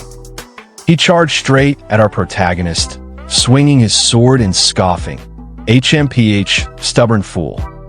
But the moment he attacked, a horde of giant snakes suddenly appeared in front of our protagonist. And the assassin sneered, "Let's see if you can handle this next move." Right then, a new notification popped up. Serpent's Walk, a movement skill that confuses the opponent. It involves weaving in a serpentine motion to approach and attack from sharp angles. While weaving, speed increases by 30%. Seeing all this information flashing before him, our protagonist thought to himself, "Impressive body technique. Without my divine eye, I'd be completely fooled." But it didn't end there. The assassin, along with his clones, suddenly appeared from all directions, surrounding our protagonist as he sneered, "Let's see how you deal with this. Even my comrades can't counter this." At the same time, his trusty system displayed another notification. Multiple Enclosure Killing Method, a unique capture skill of the Assassin's Guild. Summons multiple clones from the darkness to encircle the enemy and attack simultaneously. Clones disappear after attacking. Without hesitation, our protagonist slammed his sword into the ground, activating his ultimate physique, and right then, the system announced. The ultimate physique activated. All strength is focused on the upper body. Defense is greatly enhanced for a limited time. The assassin's attack landed, but it didn't even leave a scratch on our protagonist. He just stood there, completely unfazed, with his ultimate physique fully activated. Seeing this, the assassin's eyes widened in shock. What? Incredible defense. Is it because of his equipment? Frustrated and confused, he shouted, "What's your level? Who are you?" Without saying a word, our protagonist casually revealed his level right in front of the assassin. Then, with his blue eyes glowing sharply, he glared directly at the assassin and replied once again, "I told you, I'm at level 11. But right at that moment, our protagonist swung his sword straight at the assassin. The assassin barely managed to dodge the terrifying slash, his mind racing in disbelief. He really might be at level 11. Creating some distance between them, the assassin clutched his chest, breathing heavily, and muttered, "Wait, such a strong man. If you're truly at level 11, you'd be a prodigy every major guild would want to recruit." And now the assassin, acting like a true fodder villain, starts explaining himself to our protagonist. With a confident voice, he says, "I'm the branch leader of the Assassin's Guild in the northern region. Let me recommend you. Would you like to join our guild?" He continues flexing hard. "With my recommendation, the higher UPS in the guild will definitely notice you and train you with utmost care.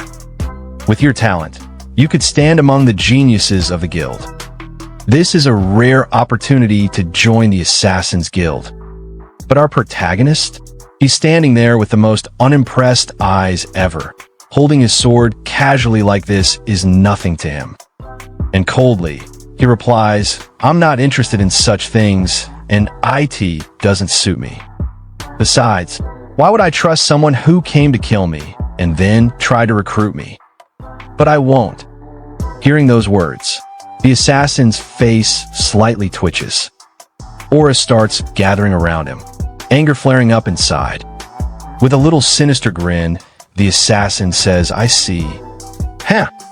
Then suddenly, boom, the assassin pulls out a knife in one hand, while forming a mysterious hand sign with the other.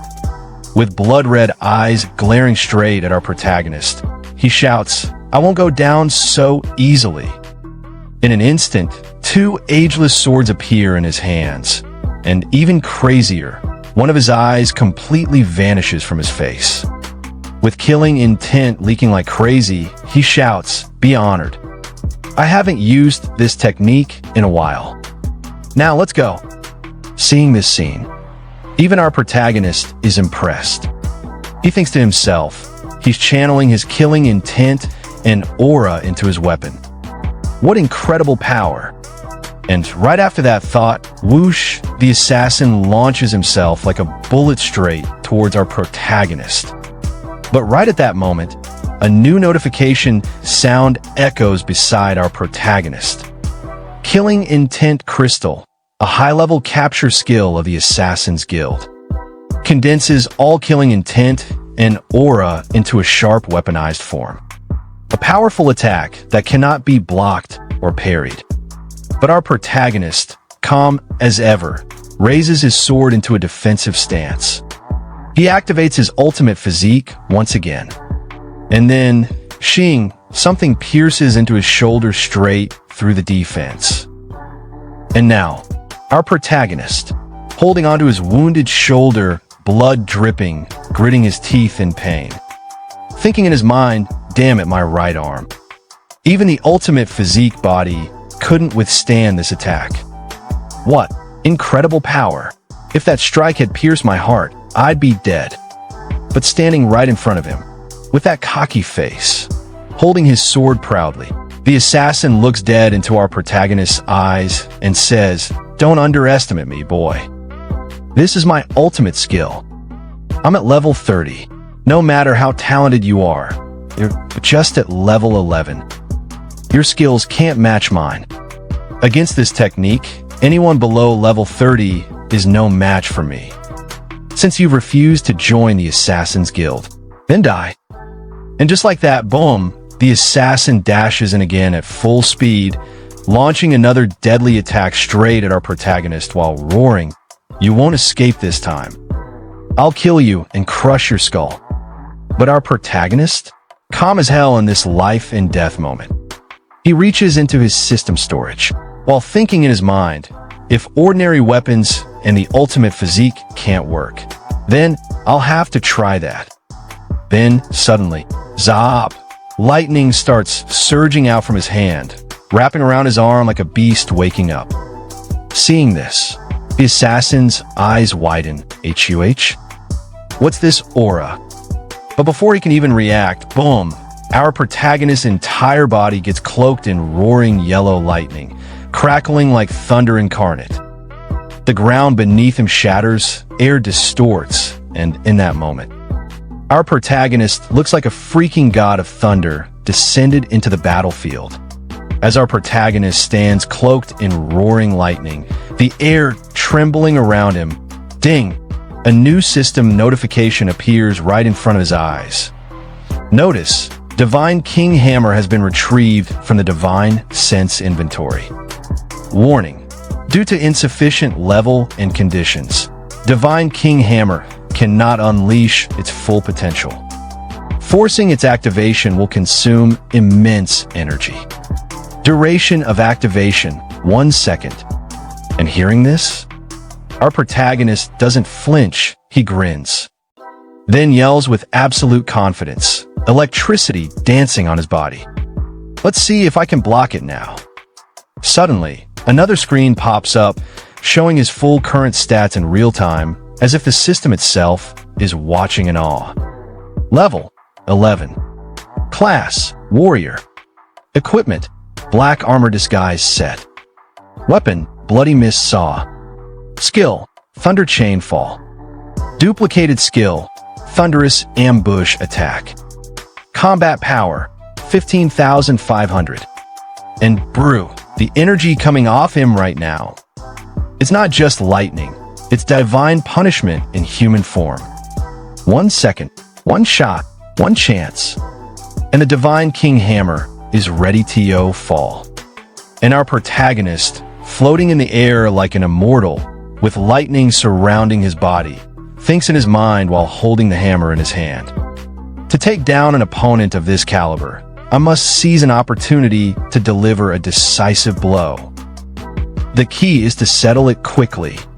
The hammer can only be used for 1 second, but that'll be enough.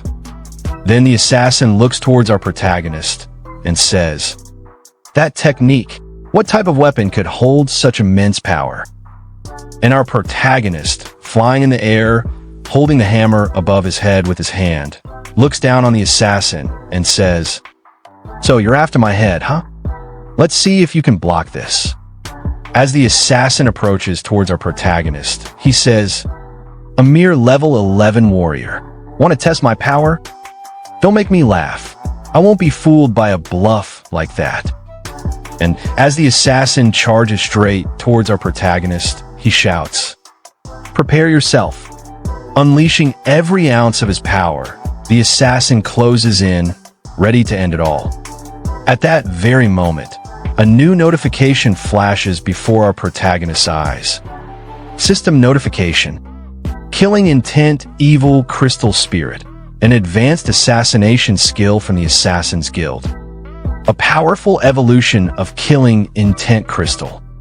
Merges the user's weapon and body with pure killing intent to execute a devastating, unstoppable strike.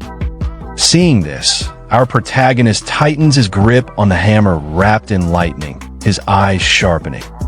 Here it comes. He thinks, calm yet deadly. 1 second, that's all I need. Meanwhile, somewhere else in the shadows, Sakura stands silently over a fallen assassin, her gaze shifting towards the distant sky, where lightning crackles like the wrath of a god. His master, using that power again, she mutters, a small smile tugging at her lips. It seems this battle is already over. I really didn't need to worry after all. And just as those words leave Sakura's mouth, boom, our protagonist and the assassin finally collide in midair, shaking the very battlefield with their clash. Just as their weapons collided in midair, a brand new notification popped up right in front of our protagonist. System notification. Divine King's hammer activated. Duration, 1 second. And in that exact second, boom, our protagonist's hammer, crackling with divine lightning, unleashed its terrifying might, blasting the assassin straight down like a meteor, crashing him into the ground with overwhelming force. The ground shattered beneath him as dust and debris flew everywhere. The assassin, now lying on the broken earth, looked up towards our protagonist floating in the sky, his face pale, his heart shaken. What? What? Incredible power. There's no way. He's just level 11. But even while lying defeated, the assassin wasn't done yet. Gritting his teeth, he quickly formed a hand sign and muttered under his breath.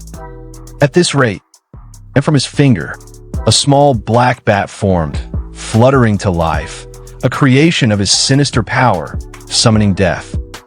The bat instantly took off into the sky, flying away from the battlefield.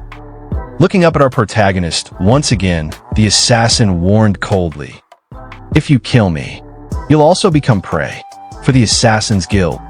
But to the assassin's surprise, our protagonist suddenly felt his strength fading, his body growing heavier, the terrifying side effect of using the Divine King's hammer. And right then, another notification appeared before him. System notification. The duration of Divine King's hammer has ended. The hammer can no longer unleash its full power. And as our protagonist floated there, his vision blurred, his body barely holding on, he thought to himself while panting heavily, "The hammer's power, it feels even greater than before. Could it have grown stronger along with my own strength? TCH, time for a healing potion." But just as he reached for it, Sakura suddenly appeared right beside him like a gentle breeze. Catching our protagonist in her arms before he could fall, she spoke softly. "Master, are you all right? Leave it to me." With calm hands, she held out a healing potion, ready to help him recover. Looking at him seriously, she added, "To defeat that one-eyed assassin in a single blow, the toll on your body must be severe." Our protagonist, still catching his breath, grabbed the potion and drank it in one gulp, but immediately frowned. "Ugh, the potion still tastes awful." Hearing that, Sakura chuckled softly beside him. "Haha, that's why I don't drink it often either." And as our protagonist laid his head down on Sakura's lap, completely exhausted, Sakura gently stroked his hair, her voice filled with concern. "That attack was incredibly powerful, but please don't use it often. I'd be troubled if you ended up like this when I'm not around." Our protagonist managed a small, tired smile as he replied, "You're right, but he was a formidable opponent. I couldn't have won without going all out." Hearing that, Sakura's expression softened. She spoke gently, almost like scolding but with kindness in her voice. "That's true. He was likely a high-ranking member of the Assassin's Guild. Finishing the battle quickly was a wise decision." Then, with a playful smile, she reminded him, "Speaking of which, remember that story you told me about the level 10 warrior fighting dozens of enemies all alone? With your current strength, Master, you'd have nothing to fear." Then suddenly, our protagonist snapped awake, his eyes locking onto Sakura. With a surprised look, he said, "You remembered something I said offhandedly ages ago? You've got an impressive memory." And hearing that, Sakura smiled softly and replied, "Of course, Master." Hearing those words, our protagonist thought to himself quietly, "It's been a long time since I came to this world, and now I'm nearing level 12. Perhaps it's time to return to my own world.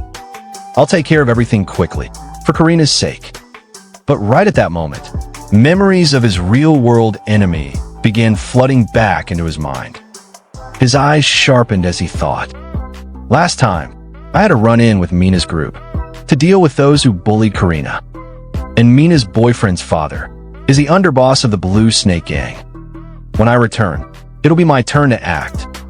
Just then, Sakura approached him, holding out 2 potions, and said, "Oh, Master, those assassins were carrying high-grade potions.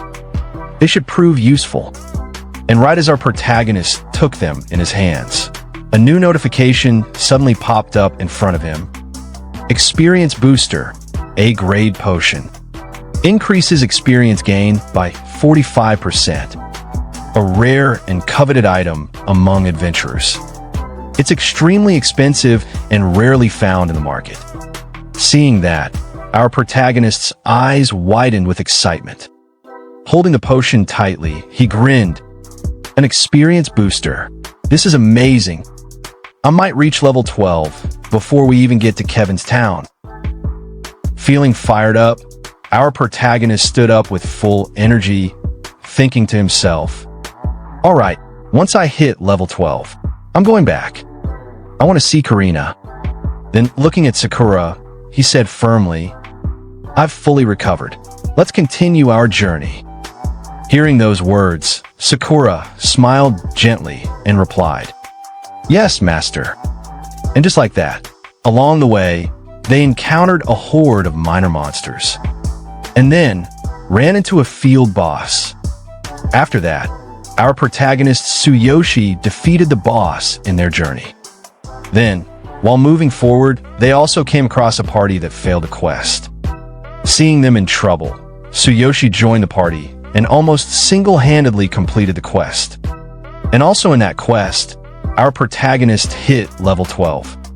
Then sometime later, while walking together, Sakura looked at Tsuyoshi and said, "We're almost at the town where Kevin." After entering the town, both of them were walking side by side. And then Sakura looked at Tsuyoshi and said, "Let's rest here for the night." As they stopped in front of a lodge, a salesman appeared in front of Tsuyoshi and said, "Looking for a room?" We've got a premium room available. Hearing that, Tsuyoshi asked him, do you have 2 rooms available? Without wasting any time, Tsuyoshi added, it doesn't need to be premium. Any 2 rooms will do. But then, the salesman replied to Tsuyoshi, unfortunately, we only have 1 room left. Are you both adventurers? Heading to the refining tournament hosted by Kevin and Karina, I assume? Most of our guests are adventurers right now, so even a single room vacancy is the lucky.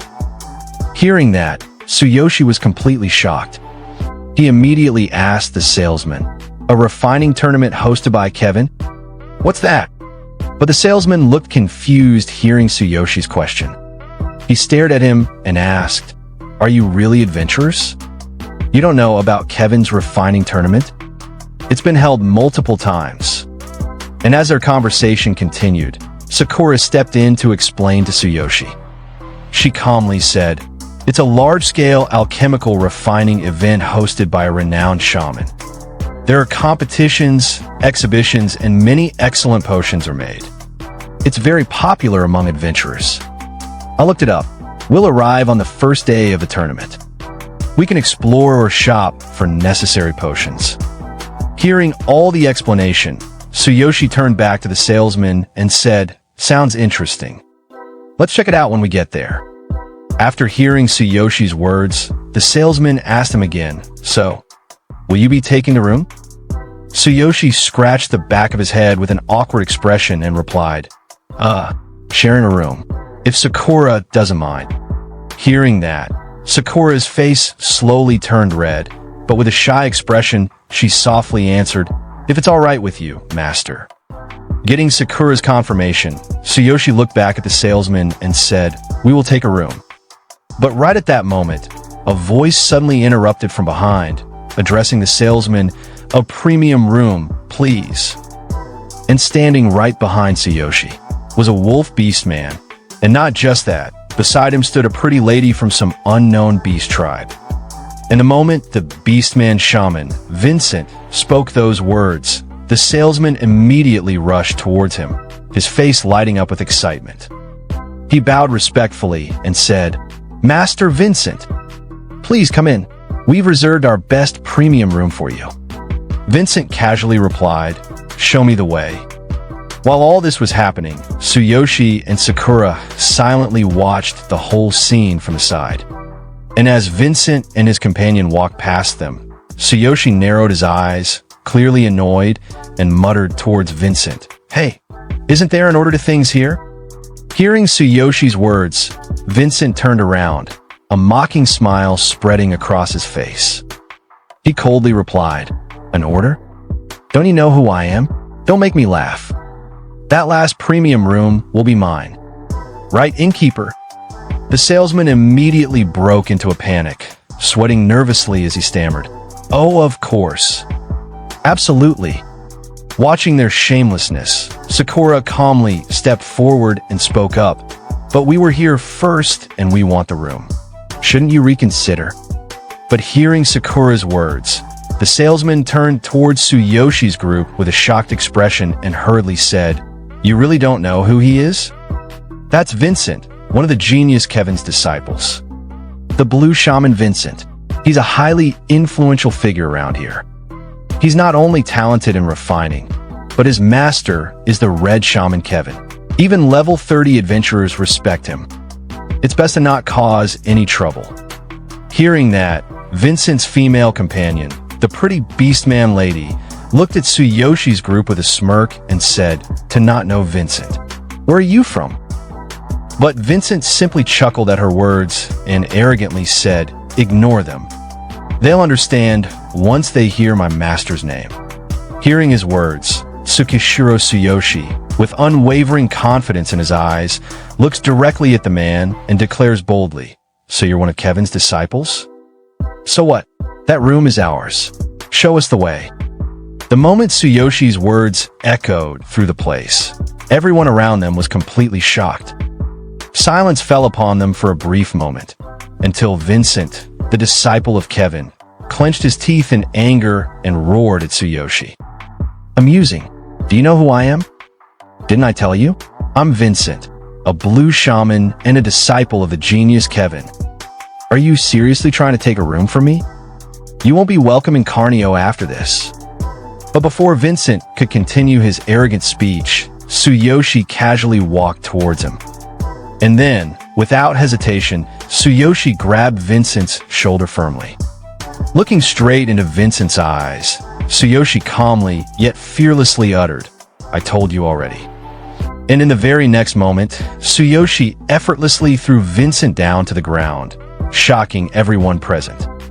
After throwing Vincent, Tsuyoshi coldly repeated once again, "So what?" Watching this unbelievable scene unfolding right before his eyes, the salesman standing nearby couldn't help but exclaim in shock, "What?" Vincent, now glaring furiously at Tsuyoshi while still on the ground, shouted in anger, "You'll regret it. I'll make sure you're unwelcome in Carnio."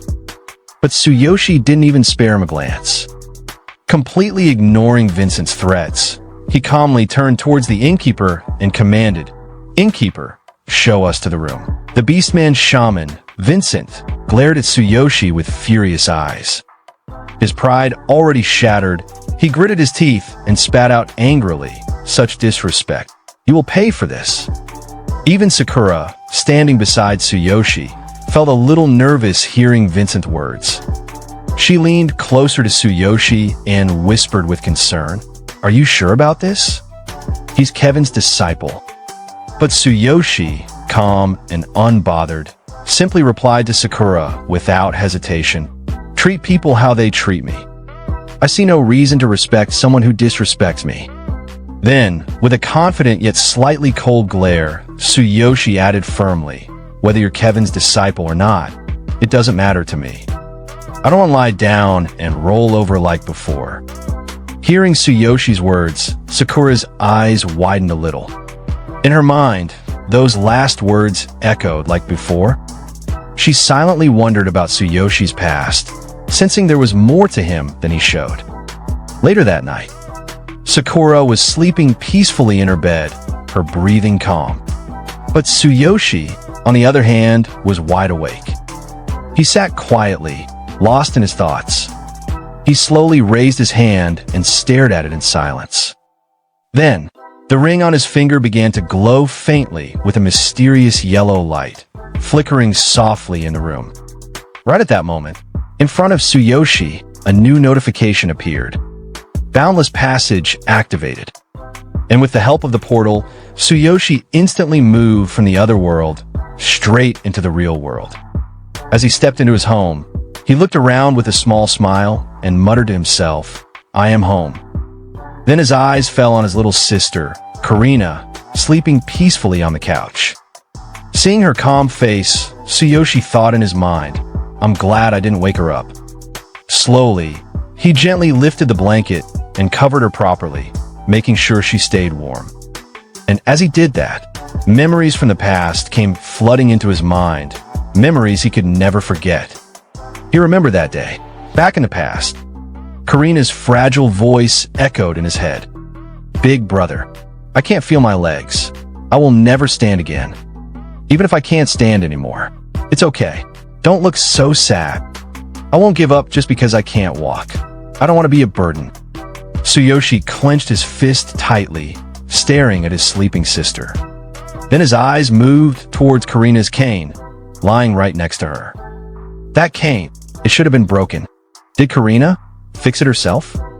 His heart sank deeper remembering everything, the struggles, the pain she went through. He recalled that day at school when she was bullied by her classmates. When they mocked her, insulted her, and even tried to take away her cane. But even back then, she even desperately protected her gear. Looking at Karina's sleeping face, Tsuyoshi gently smiled. He softly whispered to her, "You're so strong. I've let you endure too much. I've gotten stronger. I won't let anyone bully you again. You will never have to live so miserably anymore." Then slowly, with all the love and care in his heart, Tsuyoshi placed his hand on Karina's head and gently patted her. "I'll make sure to heal your legs and bring back that bright smile of yours." After that, Tsuyoshi opened his status window to check something. And right there, a new notification popped up on the panel. Notice, black armor disguise can receive from Divine Sense inventory. Seeing that, Tsuyoshi laid back on his bed, staring at the ceiling, and calmly muttered to himself. Good thing it all fits into one slot as a set. I don't feel comfortable without it anymore. My gear from this world is still intact. I need to find an opportunity to level it up. Now that I'm back, I'll deal with everything one by one. And just like that, the next day arrived. Early morning, Tsuyoshi was walking together with Karina, helping her on the way to school. But after a while, Karina suddenly paused. She looked up at her big brother carefully, eyes filled with confusion. Big brother, what happened to you? You're like a completely different person after just one night. Hearing Karina's words, Tsuyoshi gently smiled at her and casually replied, a haircut and exercised a bit. And hearing that simple answer, Karina looked at him closely, eyes wide in surprise. A haircut really changes your image. You look so grown up, and you even look taller. Tsuyoshi chuckled slightly and replied calmly, it's nothing like that. Don't worry about me. Just take care of yourself. Don't wander around and wait in your classroom after school. Hearing those warm yet firm words, Karina suddenly remembered her classmates who bullied her before. A small shiver ran down her body, and with a little sweat rolling down from her face, she quietly replied, okay, I understand. So the other day, but right at that moment, the very girls who used to bully Karina were nearby, watching Tsuyoshi walking together with his sister. And when they saw Tsuyoshi's completely changed appearance, their eyes went wide in shock. They couldn't believe it. Subconsciously, without even realizing, they stepped right in front of Tsuyoshi and Karina. Tsuyoshi slowly looked at them, his calm eyes turning cold, filled with pure bloodlust. That terrifying gaze alone made the girls freeze on the spot. One of the girls, with an awkward, forced smile, nervously whispered while looking at Tsuyoshi, isn't that Karina's brother? Doesn't he look kind of cool now? But the other girl immediately snapped at her in anger. Shut up, idiot! Without paying any attention to them, Tsuyoshi gently looked towards Karina and spoke in a calm but absolute tone. Karina, it's okay now. Nobody's going to bully you anymore. Hearing Tsuyoshi's words, Karina looked up at him and softly replied, okay. But deep inside her mind, she couldn't help but think, is it because he became a hero? Big brother feels so different now. Then, both Tsuyoshi and Karina started walking away from there. But even while walking, Karina glanced slightly back, still thinking in her mind. What happened to them? And on the other side, Karina's classmates, the very girls who used to bully her, stared at Tsuyoshi and Karina walking away. Their faces twisted with anger as they thought in their minds, how dare they humiliate us like this? I'll use the bully's family to teach them a lesson. I'll make them kneel before me. Meanwhile, inside a classroom, 3 students were talking among themselves. One of them said, Rayleigh, they said to not mess with Tsuyoshi anymore. Hearing that, the other one quickly replied, yeah, last time, I thought he was going to kill me. Then the third one asked curiously, are you going to play nice with him now? But hearing their words, the bully, the red-haired boy named Rayleigh, shouted in anger. Shut up. All of you are pathetic losers. You let this happen because you underestimated him. I'm not scared of a loser who had to run our errands. And in his mind, Rayleigh gritted his teeth while thinking, I was careless back then. Next time, I'll make him regret it. But one of his lackeys nervously replied, wasn't it our ambush that went wrong? We were the ones waiting for Tsuyoshi.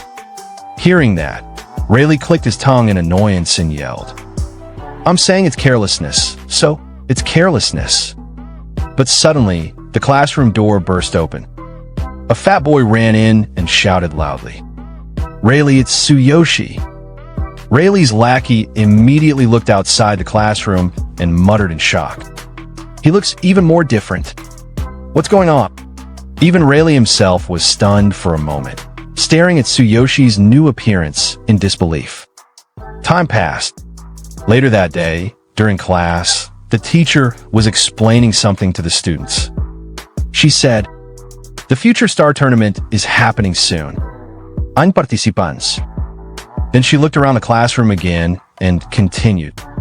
This time, it's a joint event with several nearby schools. Our school encourages everyone to participate. It's a chance for you and the school to shine. But hearing those words, Rayleigh, sitting arrogantly while poking his ear with his finger, replied with full arrogance. "You gotta be kidding. The Future Star Tournament is for hero class students. It's pointless for regular students to enter. Regular students enter every year, but none of them ever win. The hero class students always take the top spots. It's a waste of time and embarrassment." And hearing that, another student, with the exact same fed-up expression, immediately added, "Exactly. And with other schools participating, we wouldn't stand a chance." The whole class instantly nodded in agreement. Last year, Rayleigh entered the marathon with us, and the hero class students had already finished before we even got halfway. Then another student suddenly butted in. "Do we really have to participate?" And right after that, a girl, one of Tsuyoshi's classmates, spoke out, clearly frustrated. "I don't want to go just to lose." Another boy followed up right away. "Let the hero class students represent our school." Then, nodding towards his board, another boy added bluntly, "We'll just embarrass ourselves." Hearing all of this, seeing every single student completely uninterested in participating, the teacher started sweating nervously from her face.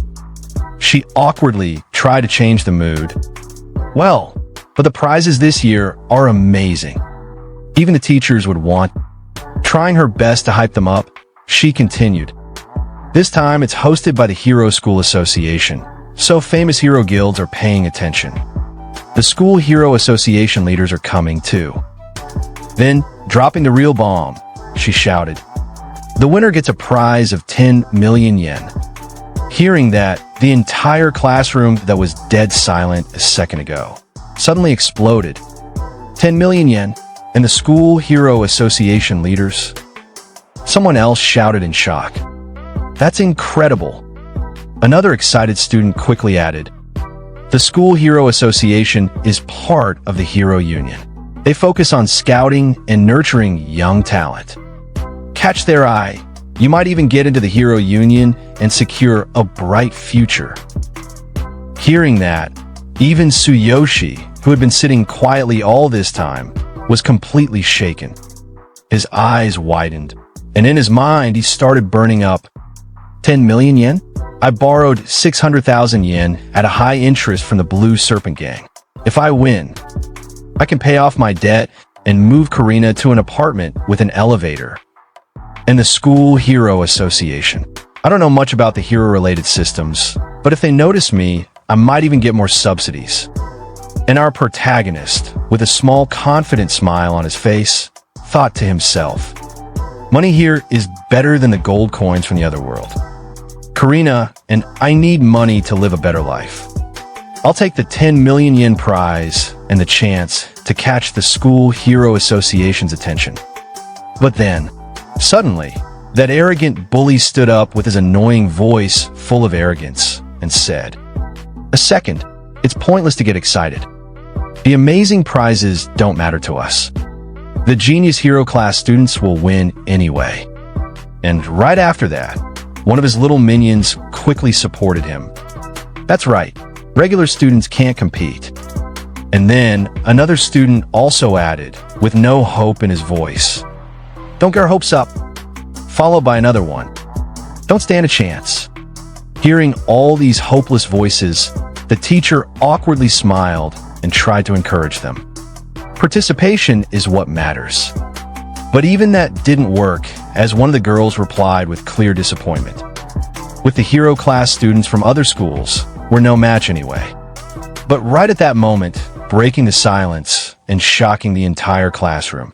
Our protagonist, Tsuyoshi, confidently raised his hand and declared, "Then I will enter."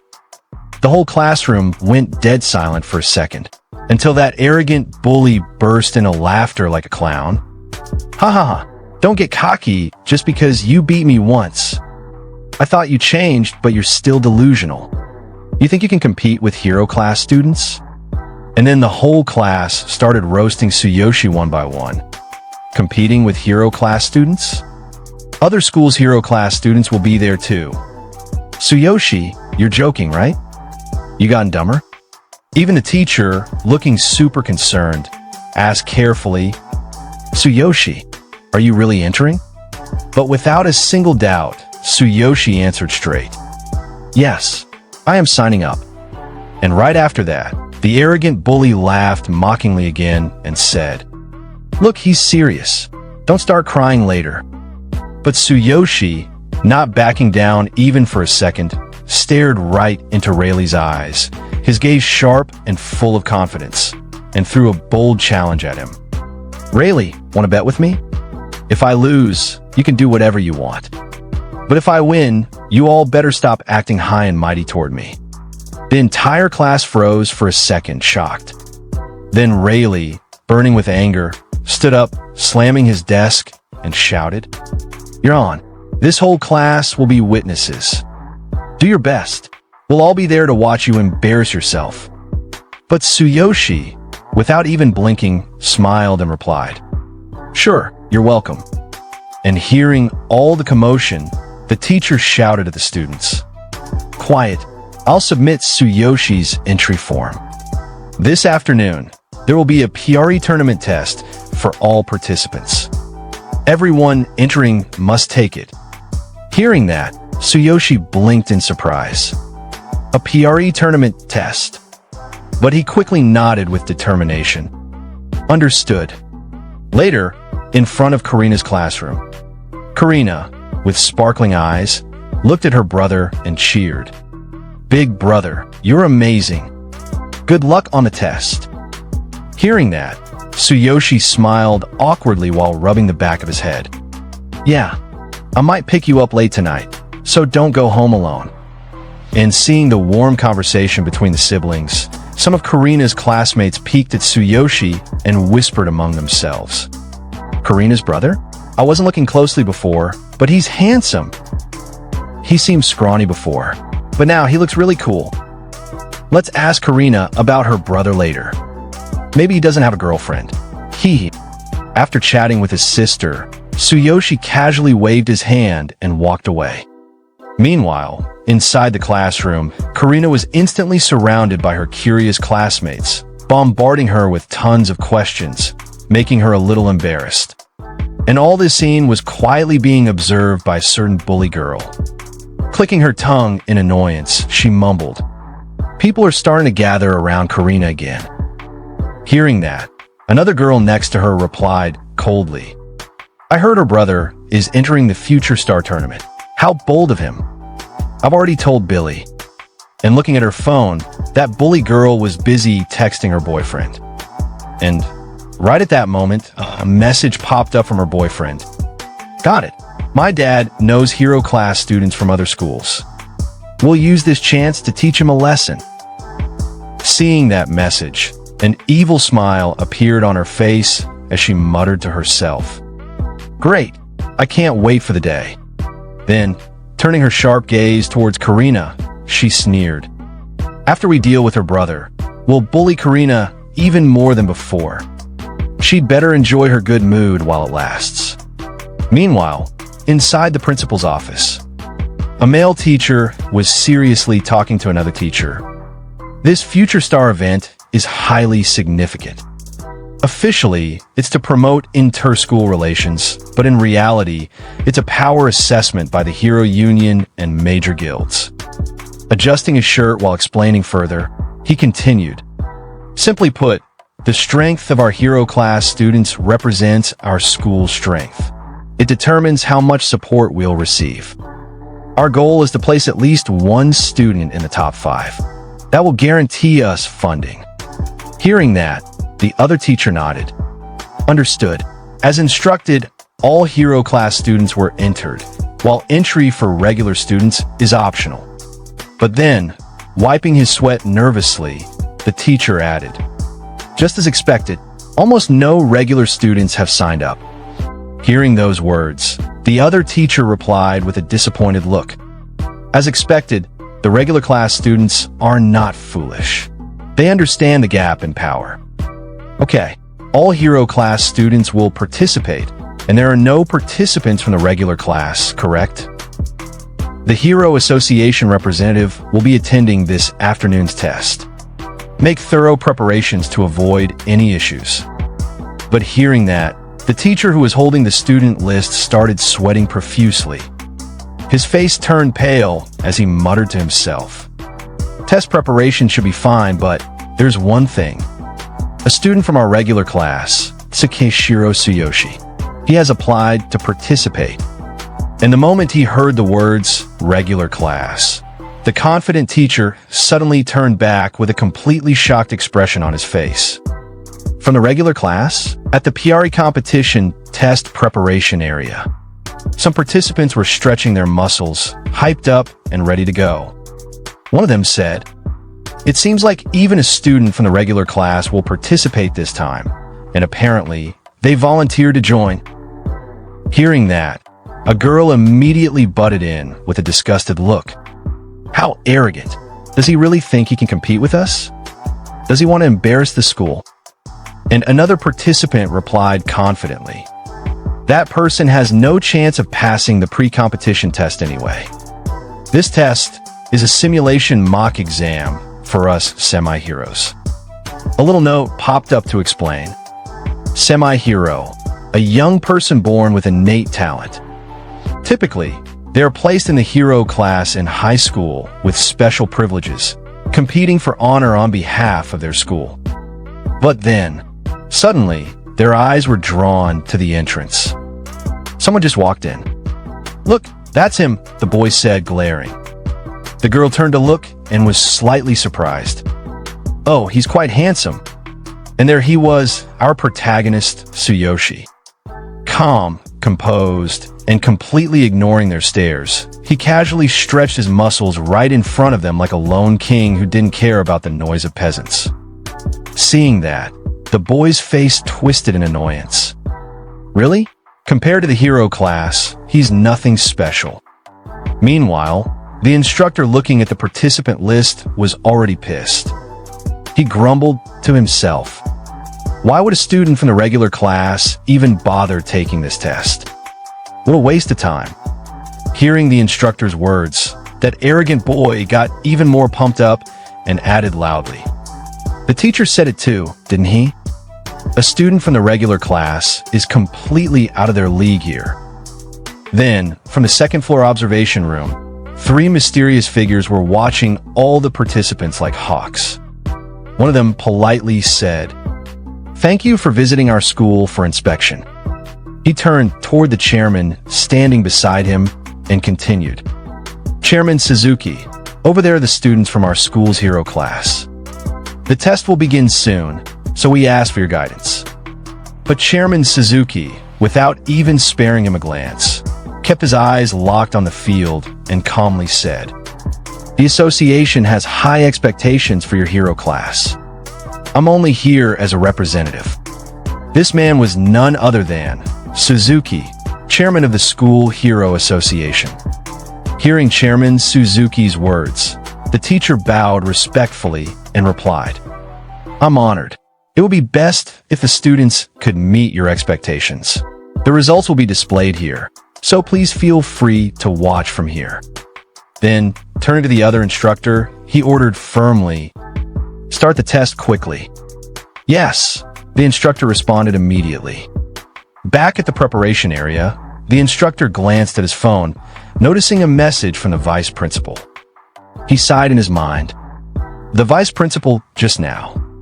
Then raising his hand in the middle of all participants, he shouted, "Let's begin the test. The contents are as we discussed earlier. Please form your parties and enter the simulator." Then the instructor, standing in front of the simulator, points his finger towards the machine display and says, "These 3 machines are basic level simulators. They'll be used for D-class mock exams and simulate E and F grade caves. With everyone's abilities, they will most likely be classified as F class, so don't worry. Form your parties in the order you've been assigned, and the results will be displayed after. A score of 60 or above is required to pass." But right at that moment, our protagonist raises his hand and says, "Teacher, I didn't know we had to form parties, just that we would have a test in the afternoon." And hearing our protagonist's words, the teacher on the board starts thinking in his mind. The participation of a regular class student wasn't expected, but I guess it doesn't matter, he won't pass anyway. Then, rubbing his head with his hand, the teacher looks at our protagonist and says, "Well, then we'll do your test last with just you." And hearing the teacher's words, our protagonist calmly thinks in his mind, "Me alone? Well, I'm already used to this from the other world." Then, without any hesitation, he simply replies to the teacher, "All right." But right after that, with an arrogant tone, a participant looks towards our protagonist and says, "Looks like the teacher has abandoned him. The mock exam won't hurt anyone, but the dark forces and the difficulty level are too high for real. Even semi-hero parties would struggle, let alone a solo regular student. How long will he last, I wonder? It's really ridiculous."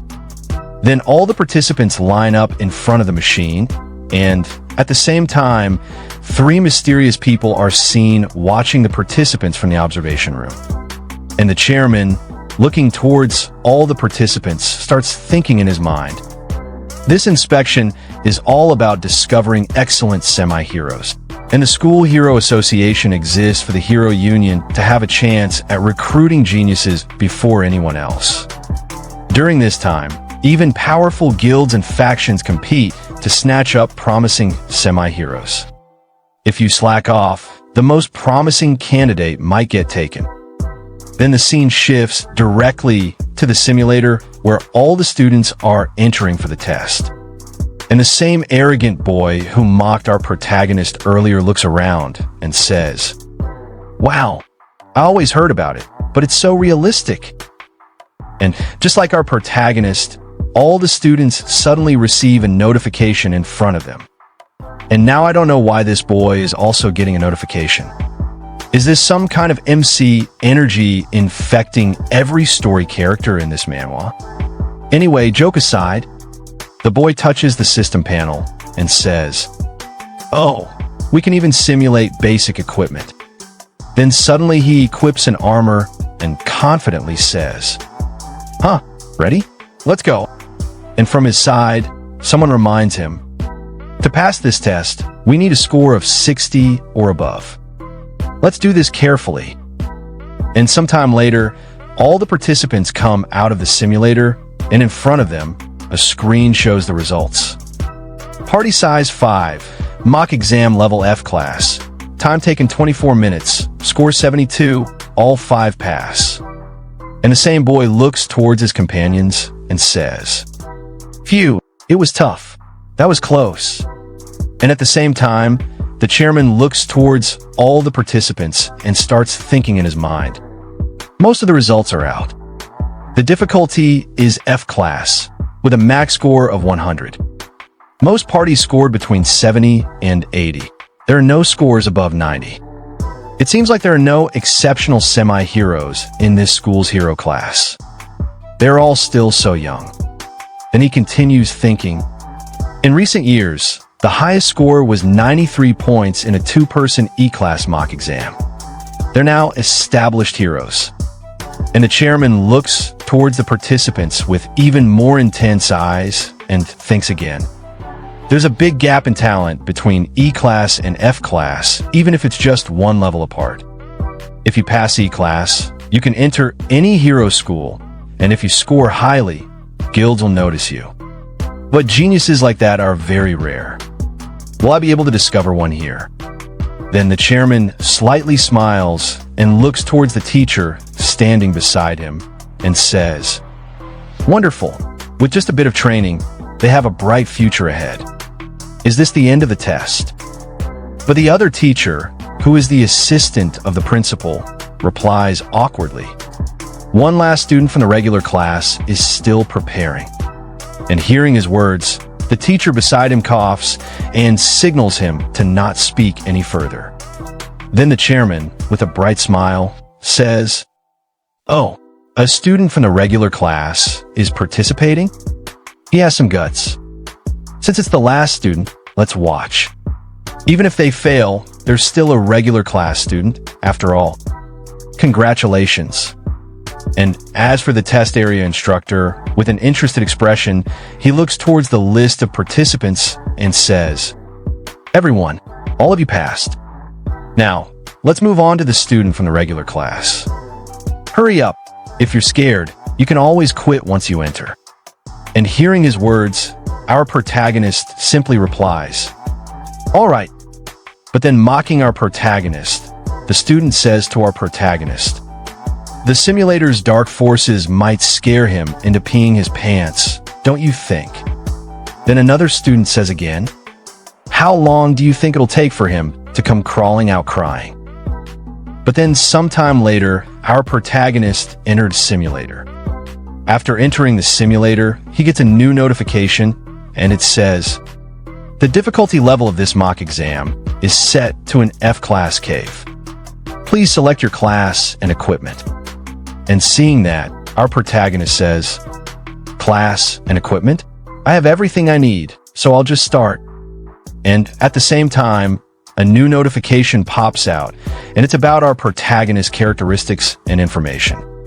It says, "Class and level, 12. Class, warrior.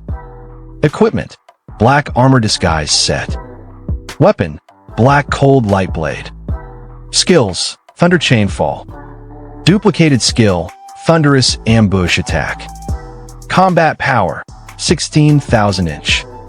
Then suddenly, two rabbit monsters attack our protagonist. And looking at the monster, he says, "Level 1, huh? It's only natural that the semi-hero mock exam is easier." But then our protagonist defeats the rabbit monster with his one hand casually. And he says, "Karina is waiting, so let's finish this quickly." Then sometime later, our protagonist, walking in the forest inside the simulator, looks at the monster in front of him defeated at the Darker with boss monster. And he says, "This was too easy. It only took about 6 minutes to get here, right?" But before our protagonist wonders any further, a new notification shows up and it says, "Cleared." Then at the same time, a red notification shows up and it says, "Data error. Your abilities have far exceeded the difficulty level of this mock exam. Starting the class mark exam." And seeing that notification, our protagonist gets shocked and he says, "There's a D-class cave mock exam too? I thought just passing the F-class test was enough." Then suddenly, a new red notification appears and it says, "The D-class cave is now available. Please begin the mock exam." And at the same time, a red portal appears in front of our protagonist, and upon entering the portal, he says, "Whatever, at my current level, D-class and F-class are no different." And outside the simulator, all the students laugh at our protagonist, and someone says, "Hi, still not out." Then another one says, "Did he get scared and die inside?" Then a girl says, "Teacher, try breaking open the machine. Maybe he couldn't get out because he peed himself. Haha." And the instructor, looking at the simulator, a sweat rolls down from his face, and he says, "It's been 12 minutes. That's a long time for a regular student. Could something have really happened inside? What a troublesome guy." And seeing all the commotion in front of him, the chairman looks towards all the participants and the instructor, and he says to the teacher who is standing beside him, "That regular class student enduring this much is still impressive. When he comes out, the principal should at least praise him for his courage and reward him." And hearing the chairman's words, the teacher says to the chairman in reply, "Of course, We haven't recorded his results, but we'll certainly commend his courage. Then suddenly, an announcement arrives, and it says, "Test ended." And the simulator opens. Smoke comes out before our protagonist comes out of the simulator. Then from that smoke, our protagonist appears, and then a notification says, "Congratulations on passing with a perfect score. Party size, 1. Mock exam level, F class and D class. Total time, 12 minutes. Score 100 inch." And seeing our protagonist in front of them, all the students get shocked and look towards our protagonist with blank expressions. And our protagonist, looking towards the students, says in confidence, "That's it, right?" And a student, looking at our protagonist with a shocked expression, says, "Is that student really not from the hero class?" And the instructor, looking at the list of participants and the details, gets shocked and a sweat rolls down from his face. And he says, "WH, what is this? 100 points? You even made it through the D-class mock exam? What does this mean? This has to be some kind of mistake." And the boy who was mocking our protagonist earlier points his finger towards our protagonist and says, "It's definitely a mistake. There's no way a regular class student could pass 2 exams in 12 minutes. And it shows they passed the D-class cave alone. That's impossible." And hearing him, our protagonist simply walks away and says with an uninterested expression, "I don't care about my score. As long as I'm allowed to pass, I'm going to pick up my sister now, so I'll take my leave." But then suddenly, a shout comes out from our protagonist back, and it says, "Hey, you there? Wait a moment." Then our protagonist looks back at him. It's none other than the chairman. And he says to our protagonist again, "You just passed both the D-class and F-class mock exams, didn't you?" And hearing his words, our protagonist simply replies, "Yes." And getting the confirmation from our protagonist, that teacher from earlier says, "No way. How can this be? The default settings were indeed for a lower-level cave. There's no way a D-class exam should have appeared. And to think you cleared both exams in 12 minutes, and you're just a regular class student."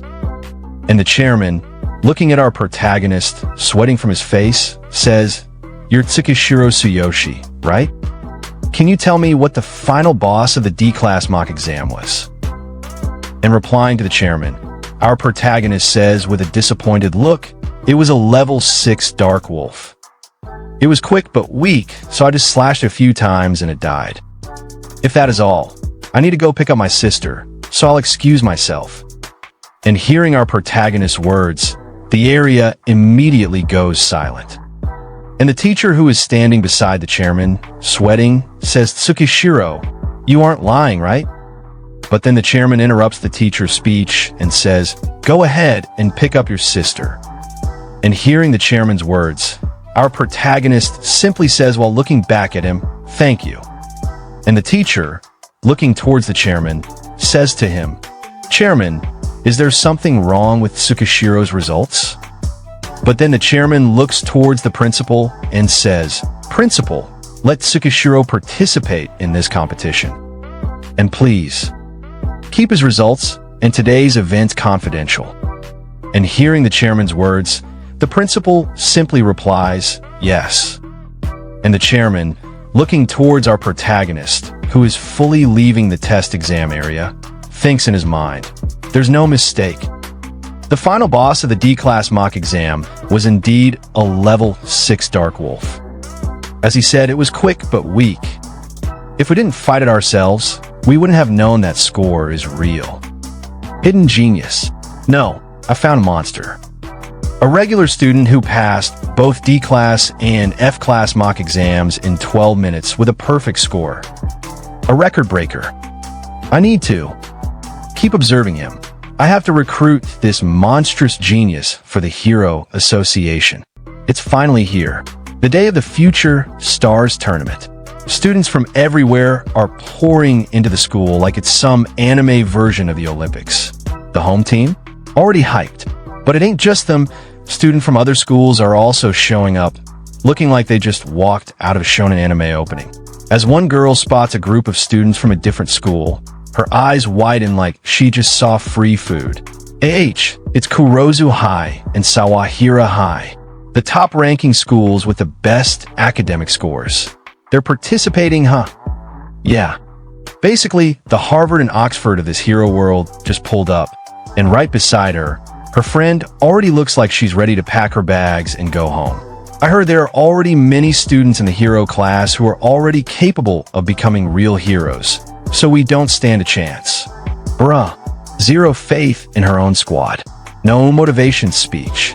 No, we can do this. Straight up GG go next vibes. And without missing a beat, the girl replies like she's reading the tournament results before it even started. The top 5 will probably come from those 2 schools. Our school won't even make it into the top ranks.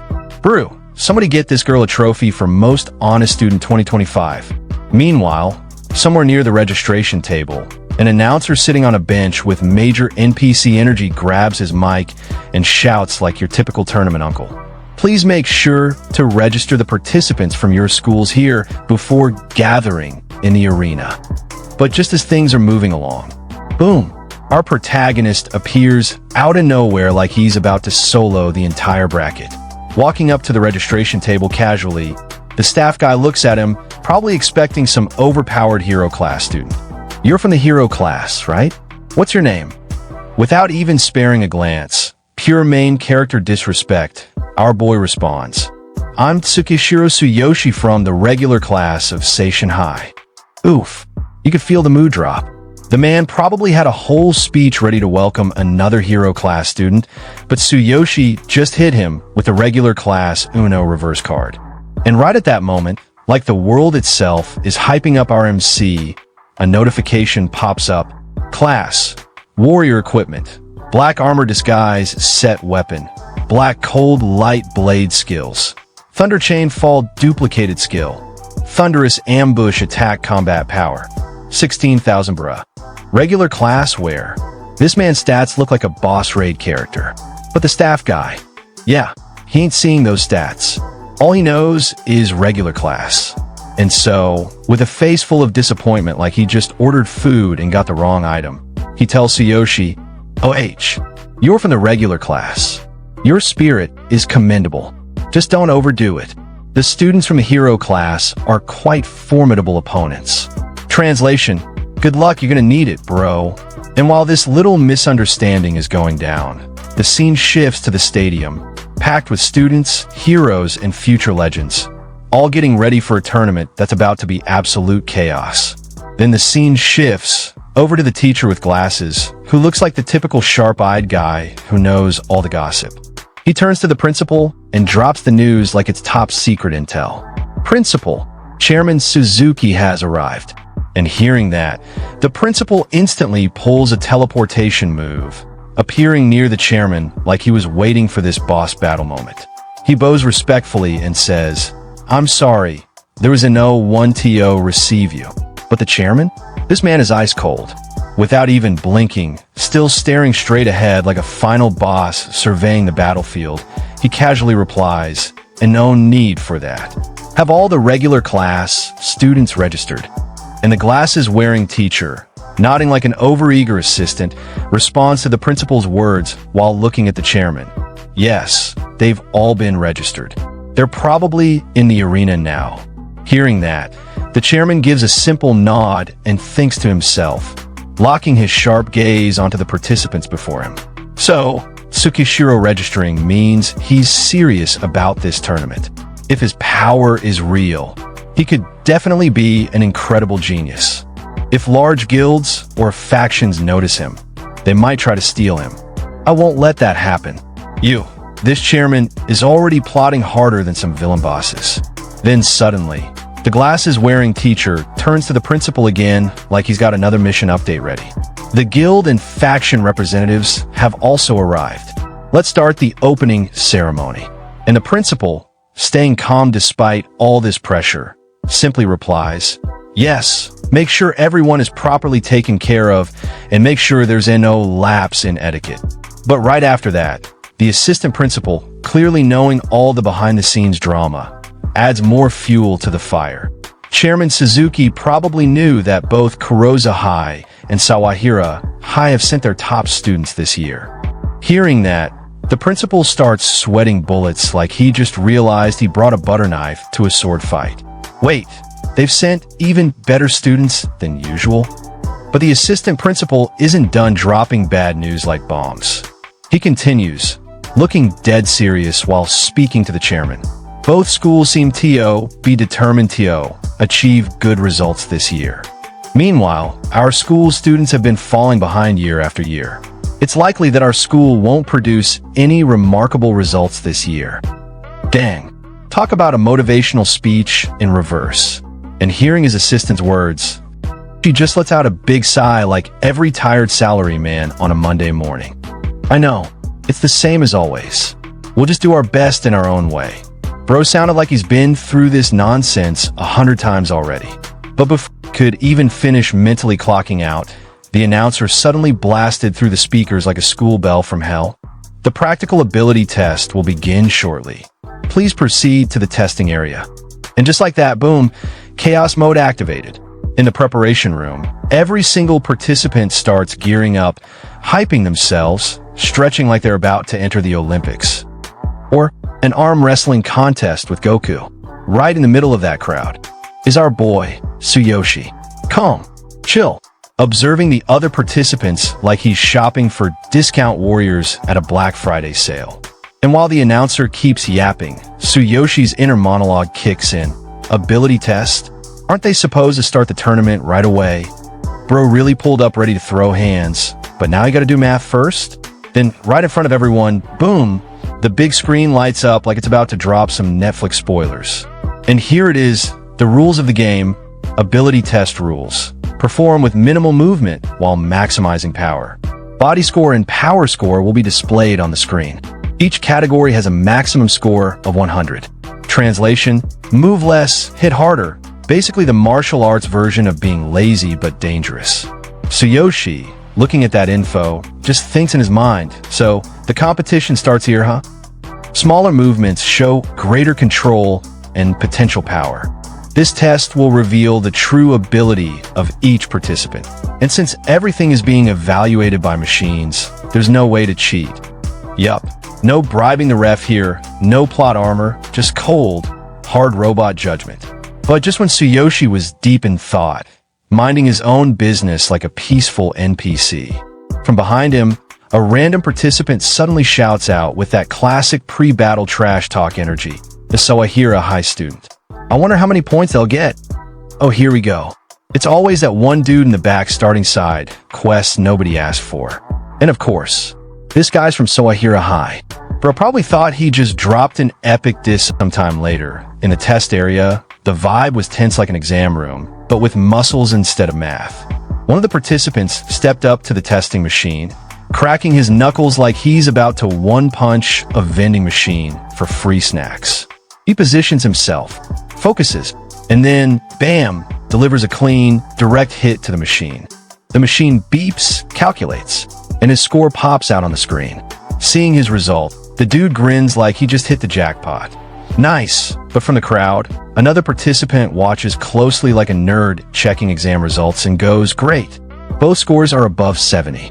Anything above 70 is average, but if it's above 80, they'll definitely be competing for the top 3 spots. Bro basically dropped the power level stats like he's doing live commentary for Dragon Ball fights. But then suddenly, from his side, another dude cuts in like an unskippable ad. What did you score last time? And before the first guy could even blink, yet another dude joined the conversation like a nosy neighbor. Body, 76. Power, 66. When I restrict my movements, the power doesn't come out well. Bro Loki admitted he's strong, but stiff like a robot with lag issues. Then hearing that, the other guy just hits him with the good old martial arts advice like a disappointed dad. You need to practice controlling your power better. Meanwhile, our boy Tsuyoshi, standing there, watching this whole scene like he's binge-watching a live drama, starts thinking in his mind, so getting over 70 in both categories is pretty good, huh? I wonder what score I'll get. Yeah, real humble thoughts. But we all know bro about to break that machine for fun. Then one after another, the participants started taking the test. First up, someone from Seishin High steps in, does his thing, and the result? Body score, 62. Power score, 69. Not bad, not great, just kinda. There. Then another guy from Sawahira High steps up, body score, 73. Power score, 65. The process kept going like a line at McDonald's, different orders, same struggle. But while watching all this, one participant, looking dead at the screen, couldn't help but roast out loud. Is this really Seishin High's result? 56 points. It's so average, right? Haha. Bruh straight up turned into the live comment section, savage for no reason. Hearing that, others around start laughing. Another guy joins in mockingly. I heard there's a regular class student from Seishin High competing. With a sarcastic grin, he adds, I'm curious to see what kind of cute score they'll get. He laughs. Poor Seishin High, having to fill the roster with regular class students, huh? Huh. Meanwhile, from the guild and faction representatives area, 3 men observe the machine and participants closely. One of them thinks, it seems like Kurozo High is ahead. If they train harder, they could definitely become great heroes. I'll add them to my recruitment list. Another evaluates. That student from Sawahira High is pretty impressive. But when their eyes turn to Seishin High, they've got no chance. They're clearly behind the competition. On the other side, the principal of Tsuyoshi school looks away in shame, mumbling to himself, such pathetic scores. As for the chairman and the assistant principal, both are sweating nervously while watching the participants. The chairman thinks bitterly. Compared to other schools, they clearly fall short. I was hoping a lot from Tsukishiro. From the stands, Tsuyoshi's classmates are watching everything. Then suddenly, the lackey of the school bully speaks arrogantly. Even other schools know about that? How embarrassing. Hearing that, the bully himself mocks loudly. Hey, where's Tsuyoshi? Is he not going to compete? At the same time, Tsuyoshi's little sister, looking worried, glances toward her brother, big brother. Meanwhile, from another stand, Karina's class is watching. The girl who bullies Tsuyoshi's sister leans towards Karina, sneering, Karina, your brother's going to embarrass our school in front of everyone. Her friend supports her mockingly. Yeah, if he's really strong, he should be able to compete with the students from other schools, right? She adds with venom, that day, he really mocked us, didn't he? But then Karina looked back at them with full confidence like she's in some anime climax scene and say, I believe in my brother. And bro, the bully girl? She looked like she just ate a lemon without sugar. She get mad and roast Karina like, you and your brother are idiots. I'll be happy to watch your brother fail. Meanwhile, the chairman's sitting there like some old wise NPC looking at the test area, thinking in his mind. Right now, no one has scored above 80 points in both categories. The real strong competitors show up at the end. When will Tsukishiro-kun go up? Can he even handle the monsters from Kurozu and Sawahira? But while all this serious commentary going on, out of nowhere, a big Bill gym freak looking dude just bulldozed his way through the crowd like it's leg day every day. Man's shoulder hit someone so hard. Boy thought earthquake happened only on him. And the poor boy, he got it. Full angry mode. Hey, watch where you're going. But that big dude didn't even flinch. Didn't even look back. Just walked like main character energy straight to the testing machine. And guess who this Giga Chad is? None other than Sawahira High's hero class monster. Past hero test. D rank hero. Level 4. Combat power 580. Name? Vince nickname? Walking protein shake and the boy who got it. His homie standing beside him whispered like they in National Geographic, that's Vince. He's Sawahira High's ace. Already passed the hero test. Seated competitor aiming for the championship. And after hearing that, boy's whole anger turned into regret real quick. Man legit whispered like an NPC after game over. If I had known, I would have stayed quiet. Then he calmly steps in front of the machine, standing there for a few seconds in total silence. And suddenly, boom, he smashes the machine with his full power. The result appears instantly on the screen. Body score, 86. Power score, 90, and the entire place falls dead silent for a moment. Before the crowd explodes in shock, one of the participants shouts, WWOH! Unbelievable! Another gasps. Just that small movement, and he unleashed such explosive power. He's on another level. As for the chairman, he doesn't say a word, but in his mind, he's already made his judgment. As expected from Sawahira High, without a doubt, he's the strongest here. Looks like he's the most capable student this year. I must talk to him after the event. But then, the atmosphere changes. Someone points towards the next challenger. Hichiwai. Kurosa High's ace is up next. Everyone turns their gaze, and stepping forward with unmatched arrogance, rubbing his head like he owns the place. He speaks coldly. All of you who couldn't even break 80 should just stay silent. Now, I'll show you what a real ace looks like. This guy is none other than Boniface Kurozu High Hero Class Past Hero Test D Rank Hero Level 4 Combat Power 620 without wasting a second. Boniface stands before the machine. His sharp eyes lock on the target. And with a devastating strike, boom, the screen flashes instantly. Body score, 89, power score, 92, and at that very moment, the entire testing ground shakes with pure shock. Everyone's faces freeze in disbelief. Then from the crowd, one of the participants literally shouted like he just witnessed a miracle. Just a little more, and both scores would hit 90. He barely missed perfection. And right after that, another dude who was probably already accepting his fate added, Kurozu's ace is on a whole different level. But wait, yet another one decided to sprinkle some extra salt on the wounds. Looks like this year's champion is already decided. Bruh, these guys talking like they already started writing his victory speech. And while the whole area was drowning in hype, the chairman was sitting there with that animalized old man pose, thinking in his mind, amazing potential. As expected from Kurozu's top student. I'll definitely talk to him after the tournament. Meanwhile, both Vince and Boniface were walking away from their test machines like two final bosses meeting in a crossover episode. They locked eyes like a yes, destined rivals. And Boniface, with that classic smug energy, looked straight at Vince and dropped his declaration like a villain at 3 a.m. You're my only real rival, but the championship is already mine. But just then, out of nowhere, our protagonist casually walked out from the crowd, stretching his arms, looking like he just woke up from a nap. Sorry, but it's my turn now. Bro really pulled the main character entrance at peak dramatic timing. Then Boniface turned around, looking straight at our protagonist like, huh? Who even is this guy? But before anything else could happen, from the back of the crowd, one of the students literally couldn't hold back his surprise and yelled, Tsukishiro Tsuyoshi from Seishin High's regular class? I can't believe he actually showed up. Don't embarrass our school, alright?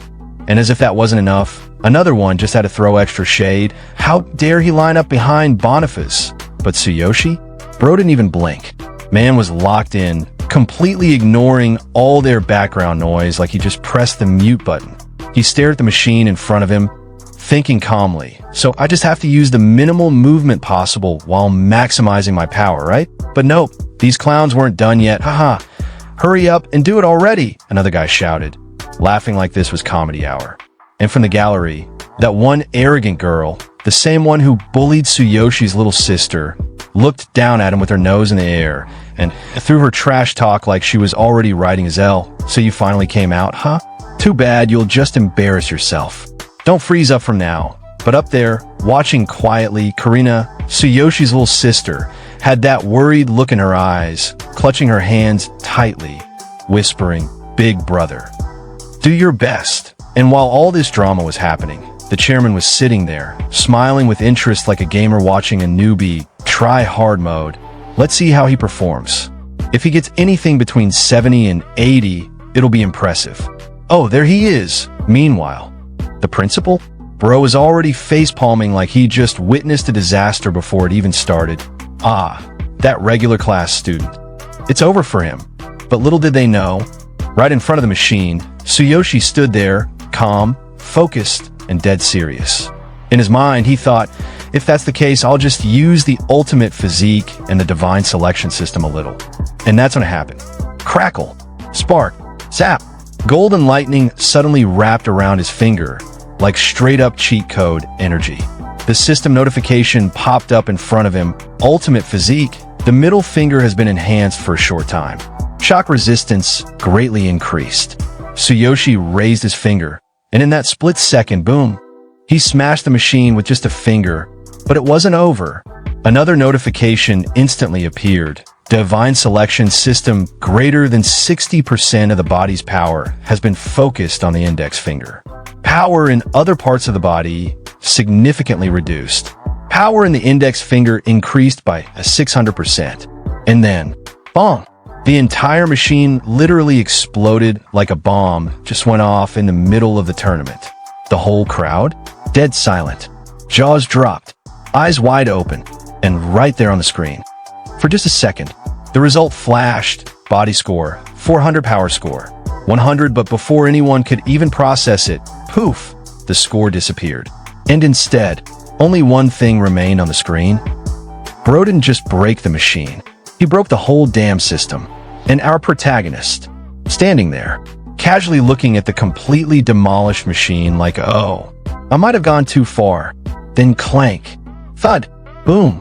Pieces of that poor machine started landing like meteorites, flying all the way to the other side of the field like Team Rocket just blasted off again. Tsuyoshi, still calm but now sweating a little, thought to himself, this is bad. I have to pay for the damages. Man's not worried about fame, not worried about flexing. Nah, bro's just calculating repair bills in his head like a responsible citizen who accidentally turned into Saitama for 2 seconds. From our protagonist, the ball that Tsuyoshi threw. The audience got shocked, and someone said, what does this mean? Then another one butted in and said the ball flew. Does he really have that kind of power? And hearing that, another one chimed in again, there's no way. There must have been a problem with the machines. And seeing the unbelievable scene in front of them, one of them said, could he have cheated? Now. And from the guild representatives, seeing that even they were shocked, one of them stood up, tapping on the bands in front of him, and said, who is this student? Then from his side, a man sitting on a chair said, what happened to the score now? And hearing that, another one said, if it's not a malfunction, does that mean his power exceeds that of every student here? And hearing that, the man standing said, he must have cheated, right? There's no way a high school student could have that kind of power. And the instructor who was conducting the test said in a shocked voice, looking toward the machine, let me check with the school. Must wait. And our protagonist, hearing all the commotion, simply replied, as long as it's not a 0, I'm fine with it. Looking towards our protagonist, the last participant who took the test before him said, this is impossible. He must have used an item to cheat. And hearing that, the boy who took the exam before Tsuyoshi looked over and said, I don't know. Let's see what the school decides. And in the middle of the crowd, the principal and his assistant appeared. The principal, sweating nervously, said awkwardly, everyone, please let us through. The machines need to be inspected. In front of the principal, 2 men knelt down with tools in hand, examining the machine very closely. But then, the chairman stepped forward, appearing in front of our protagonist, and said, Tsukishiro, show me your hands. Hearing the chairman's words, Tsuyoshi scratched his head in confusion, unsure of what was going on. But as the chairman looked at Tsuyoshi's hands, he thought in his mind, at first, I thought he might have enhanced his power using a tool. But there's no sign of tools or any trace of cheating. And his hands are surprisingly calloused for someone's age. Still curious, the chairman, now sweating a bit himself, looked at him and asked, why do you have so many calluses and scars? And hearing the chairman's words, our protagonist just scratched his head like it was no big deal and replied, I've been working part-time for nearly 10 years to make a living. The chairman's jaw almost hit the floor. Dude was expecting a magic glove, not a backstory that hits harder than a right hook.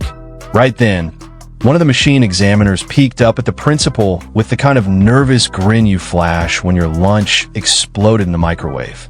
He said, there's nothing wrong with the machine. After recovering the data, we measured the impact and both metrics scored 100 points.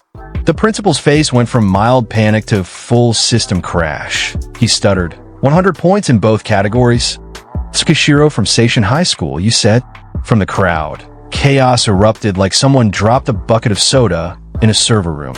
A participant screamed, a power strong enough to break the machine. It's obviously cheating. Another one hollered like he just failed a pop quiz. This is definitely a lie. Someone else jumped in with pure conspiracy energy. This is being held at Seishin High School, right? Do they pull some strings? Amid the madness, a poor machine worker blinked and asked the principal, is there a problem? The principal, now sweating like he ran a marathon through a sauna, turned toward the chairman and muttered, Chairman, I don't have the power to change Tsukishiro's score. But the chairman wasn't flinching. With the confidence of a man who just watched a superhero origin story unfold live, he said loud and clear, on behalf of the School Hero Association, I acknowledged Tsukishiro's results. I personally confirmed it, and there was no sign of cheating. With all eyes on him, the chairman doubled down like a boss at a poker table and said once again, I declare that Tsukishiro from Seishin High School scored 100 points in both categories. At that very moment, the final scores flashed like a gaming boss achievement unlock. Power score, 100 physical score, 100. Hearing that, the two poor souls who went before Tsukishiro shouted in perfect unison like a shocked anime chorus, wait, 100 points in both categories. The boy who had tested right before our protagonist went full mental spiral. In his mind, gears were turning and steam was almost coming out of his ears. I never paid attention to Tsukishiro. Is this the person Billy asked me to deal with? There must be some kind of mistake. Billy's father is the young head of the Blue Snake Gang, a business partner of ours. I have to fulfill Billy's request no matter what. I'll deal with this in the next match. And hearing that, one of the crowd participants practically screamed, I can't believe Chairman Suzuki from the School Hero Association said that. Another one jumped in like they'd just seen a miracle. If someone like the chairman says it, then it must be true. And another chimed in with wide eyes. So, Tsukishiro from Seishin High School's regular class ranks first in the power test with 100 points in both categories? Then suddenly, the announcer's voice boomed across the entire venue like a final boss entrance. The power test results are in. Tsukishiro from Seishin High School, 100 points in both categories. First place. And like a movie scene, a massive sky display lit up for all to see. Our protagonist standing proudly in first place on the leaderboard, shining like the main character he is. The crowd? Full panic mode. 100 points in both categories. Another classmate's jaw dropped. First place? This is insane. And yet another classmate couldn't believe their eyes. 100 points in both categories must be a record. What the heck is with him? Watching all this unfold, Tsuyoshi's little sister was jumping like she'd just won the lottery. Big brother, you're amazing. And right next to her, her friend awkwardly grabbed her hand while nervously laughing, like she wasn't sure if she should be cheering or fainting.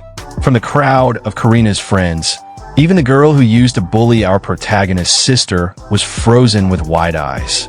She muttered, such an amazing score. Karina, full of sass and pride, spun around to face them. She stuck out her tongue with a teasing grin and went, see, Big Brother is amazing. The bully girl's face twisted with rage as she clenched her teeth so hard, it probably cracked. In her head, she screamed, how could they let him win? What are they doing? Without wasting a second, she whipped out her phone and furiously messaged her boyfriend. What's going on? Didn't I tell you to make him pay? Her boyfriend, casually replying like nothing was wrong, texted back, I didn't get it either. My friend's an ace at Kurosa High. He'll take care of it for sure. Meanwhile, in front of everyone, Chairman Suzuki turned toward the participants and declared loud and clear, Tsukishiro is the only student from Seishin High to make it into the top 10. He continued, the top 3 will receive 10, 5, and 3 points, and the rest will get 1 point each. But deep in the chairman's mind, he was already calculating if Seishin High is relying on Tsukishiro to make it into the top 3. This next round is going to be tough. His thoughts raced as he glanced across the venue. Kurosa High and Sawahira High are not easy to win against. And right then, the announcer's voice echoed again, grabbing everyone's attention. Each school is free to form parties for the next round. The second match is a team competition. Explaining further, the announcer raised their voice again. The second match is a restriction race. All teams will enter a mock dungeon. They'll compete to see how many darkness creatures they can defeat in 10 minutes. Suddenly, A giant display lit up in front of all the participants, showing the match details. This match will use an E-rank mock dungeon. One of the participants squinted at the screen and said, "If it's a team match, we still got a chance. We'll do our best to get as many of our teams as higher ranking as possible."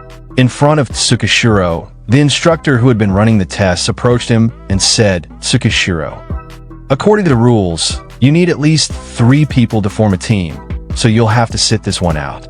Tsukishiro nodded calmly and replied with a simple, "Understood." But inside, he thought to himself, Seishin High is in first place with 10 points right now. It's fine, right?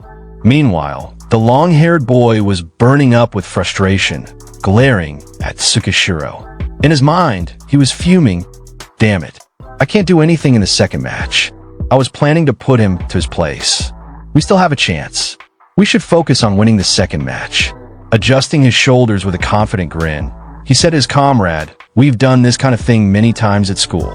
We're the strongest team at Kuroza High, and we've been specially trained for this situation. We'll definitely take the top spot." The big muscle-bound guy next to him, unfazed and solid as ever, replied with his usual expression, "Kuroza High and Sawahira High are both making their strongest teams to take the top spot. But we're not weaker than them in terms of power. Either of us could win." Without missing a beat, their companion chimed in, "Let's do our best." From the side, 3 other participants were huddled up, talking strategy. One of them said, "The Kurozu and Sawahira teams are impressively strong. First and second place will be decided by them." Another replied, "We'll earn as many points as possible and try to aim for the top 10. Hearing both of his friends, the last one in the group sighed and muttered, "Is this what a power gap looks like? Our team is significantly weaker than theirs." But before anyone else could respond, the announcer's voice boomed out again. "The match begins. Each team will enter the simulator in turns." From a gallery, one of Tsukishiro's classmates leaned forward with a smug grin, pointing toward the test area. "Hey, Tsukishiro's just standing there by himself." Right beside him, his buddy burst out laughing. "Ha ha ha. Looks like no one wanted to team up with him." Meanwhile, not far from Tsukishiro, a group of participants were still whispering among themselves. "See? Who would believe that a regular class student could score like that out of nowhere?" Back on the sidelines, Karina's classmate turned to her with a cocky smirk. "Your brother doesn't even have any teammates. How embarrassing." And like clockwork, her friend chimed in with fake sympathy. "Poor guy." But Karina, not even bothering to look their way, crossed her arms and muttered in an annoyed tone, "Everyone's underestimating him." At a distance from the simulator, Tsukishiro stood calm and collected, watching as the other teams entered one by one. In his mind, he was already strategizing. The ultimate star will be decided by the highest final score. Additionally, the player with the best performance and score during the match will be named the MVP, a great honor. I'll take it easy in the second match. My goal is to be the MVP. If I can get a good score in the individual rounds, the 10 million yen prize is mine. All the schools are going all out inside the simulator, swinging, slashing, blasting their way through monsters like it was a school trip to demon-slaying land. On one of the simulator displays, stats lit up. Current number of darkness creatures defeated. 18. Meanwhile, Sawahira High screen flashed proudly. Sawahira High Vince's party current number of darkness creatures defeated. 48. But Kuroza High? They weren't playing around. Kurozu High Boniface's party current number of darkness creatures defeated. 62. Outside the simulator. In the gallery area, the audience watched the scoreboard like it was the finals of the Hero Olympics. One person shouted, "We're halfway through." As expected, Kurozu High's party is leading by a huge margin. Their buddy nodded, eyes glued to the numbers. Kurozu and Sawahira both have amazing teamwork. From far above, Chairman Suzuki squinted down like a wise old eagle. In his head, he sighed, "I was hoping Tsukishiro would do something amazing, but in team competitions there's not much he can do. Regular class students are often left out by the hero class students." This is reality. Sometime later, the simulator doors opened dramatically like the loser's exit in a game show, and out walked a team from none other than Seishin High. It looked like they just got out of tumble dryer, filled with angry monsters. The simulator's robotic voice announced, as cold and unforgiving as ever. Seishin Heisum Party Simulation cannot continue. Duration, 6 minutes 39 seconds. Darkness defeated. 33, one of the participants, half sweating, half crumbling, gasped, "Why is everyone other than the vice captain and I knocked out? We won't even make the top 10 at this rate." His teammate, leaning against a wall like he was auditioning for a sad drama, replied, "Captain, even though it's a mock dungeon, we still took damage. We can't go on any longer." As they all dragged their eyes toward the display, another teammate muttered like he was staring at doom itself. "Damn. Kurozu's strongest party has already defeated 66. How many can they defeat in 10 minutes? Another one clenched his fists and gritted through his teeth. Sawahira has 63 too. The difference between 10th place and us is just 8 creatures. Damn it. Then, fueled by sheer desperation and maybe too many action movies, they ran to an instructor and practically begged, "Sorry, can we keep going? The vice captain and I can still do this." But the instructor looked at them with the face of someone who just got asked to stop gravity. "But you need at least 3 people. The others are too tired, and even if you have someone to join in now, you won't have enough time." Hearing that, the captain practically exploded. "Useless fools. Just one more person." His friend suddenly glanced around, eyes landing on someone off-screen like he just spotted a plot twist. "There is one." The boy suddenly pointed his finger dramatically, like he was declaring the final boss. The regular class Tsukishiro. Meanwhile, Tsukishiro stood there leaning casually against the wall, like he'd been waiting for this exact moment to drop the beat. The 2 students rushed over, desperation painted all over their faces. One of them slapped Tsukishiro's shoulder like they were lifelong buddies. "We need 3 people. Join us so we don't waste our score." Tsukishiro didn't even blink. His response was cool, calm, and killer. "I'm fine with that." The instructor looked at the hastily formed trio and sighed as if he'd seen this disaster movie before. Still, he pointed towards the simulator and said, "If you have 3 people, that's fine. Keep going. But I don't think it'll make any difference with 3 minutes left." Ignoring the shade, the team ran into the simulator like it was their last shot at survival. The first boy yelled like a battlefield commander, 3 minutes left. "Vice Captain, let's go." The Vice Captain gripped his sword tight, eyes locked on the enemy ahead. "All right, we already defeated 33. If we defeat 10 more, we'll make the top 10. Then, without even glancing at Tsukishiro, he added, "Hey, Tsukishiro, I don't know your abilities well, but if you can help, please do." Tsukishiro didn't reply. He just looked straight ahead at the darkness creatures, expression blank, eyes sharp. He didn't need to talk. The monsters would be the ones screaming soon. After saying what they had to say, the 2 teammates locked their eyes on the monsters, gripping their swords with tension thick in the air. They were ready to fight. But then, a figure casually walked past them from behind. It was Tsukishiro. "Both of you close your eyes." His voice was calm, but commanding. The vice captain blinked. "Huh? Close my eyes?" Tsukishiro raised his left arm, parallel to his shoulder, and activated his power. Energy crackled around him as he spoke again. "It's better for your eyes, so just keep them shut." And then, ding, a notification lit up in front of them, calling 4th weapon.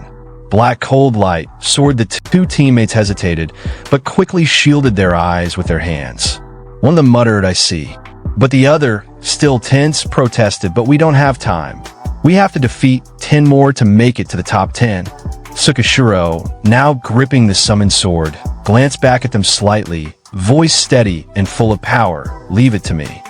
In that moment, boom, his entire body surged with lightning. Pure electric energy wrapped around him like a cloak, and he looked like a damn god of thunder descended into a dungeon. And yo, let me just say this. In my last video, so many of you kept saying that Tsuyoshi Loki looks like that man. Y'all know who I'm talking about. Our legendary shadow monarch, Sung Jinwoo. And seriously, I went everywhere, even used my magical power, and I couldn't find a single reason why these 2 look so damn alike. So if you know the answer, why Tsuyoshi and Jinwoo look like they were cut from the same divine cloth, Drop it in the comments right now. Let's solve this mystery together. And without wasting a single second, Tsuyoshi dashed forward like a bolt of lightning, sword gripped tightly in his hand. As he closed the gap between him and the horde of monsters, his eyes locked on target, and he thought to himself, "Let's do this. I'm going to charge right through them." Suddenly, a surge of energy rippled through his body. System notification, ultimate physique activated. Strength has been enhanced. Tsuyoshi shifted his stance, blade aligned for a deadly thrust. Then with just one devastating strike, he unleashed everything. A storm of raw power erupted from his blade. Every single monster in front of him was shredded in an instant, obliterated before they could even react. The battlefield went silent. Not a single creature remained. Tsuyoshi rested his sword on his shoulder, gazing down at the fading shadows of his enemies. His voice calm, confident this should be enough. His teammates, still frozen from what they just witnessed, stared at him wide-eyed. One of them stammered in pure disbelief. "Wait, one strike. Did you really defeat 300 enemies?" And there he stood, right at the heart of the dungeon, like the final boss who had just wiped out every challenger. As the last remnants of the monsters vanished into nothing, the voice of the announcer rang out through the arena. "All parties. Time's up." And then, the big screen lit up with the updated results. First place, Seishin High. Sometime later, Tsuyoshi stepped out of the simulator. As he walked forward, someone from the crowd recognized him. Seishin High. Behind Tsuyoshi, his two companions followed, still visibly shaken, eyes darting around at the sea of spectators staring at them in awe. From the front, the chairman stepped closer, sweat running down his face. His voice cracked in disbelief. "No way. Did he really defeat 300 monsters just before the end?" One of Tsuyoshi's companions, still trembling for what had just happened, stammered out, "We have no idea what happened. Tsukishiro told us to close our eyes." He continued, trying to make sense of the madness. "After that, we could just see bright flashes and feel thunder and vibrations. Then Tsukishiro wiped out all the monsters in front of us with a single strike." His friend chimed in, nervously defending them both. "Neither of us did anything wrong, I swear." The chairman stared at Tsuyoshi, stunned. Thoughts raced through his mind. So it's Tsukishiro after all. He's definitely a hidden powerhouse. No, he's a monster-level genius who will shake the whole hero community. Once this match is over, I'm going to talk to him. I can't let anyone else get to him first. From the crowd staring at Tsuyoshi's group, whispers started to rise. One voice cut through the noise. "A three-person party? This has to be cheating.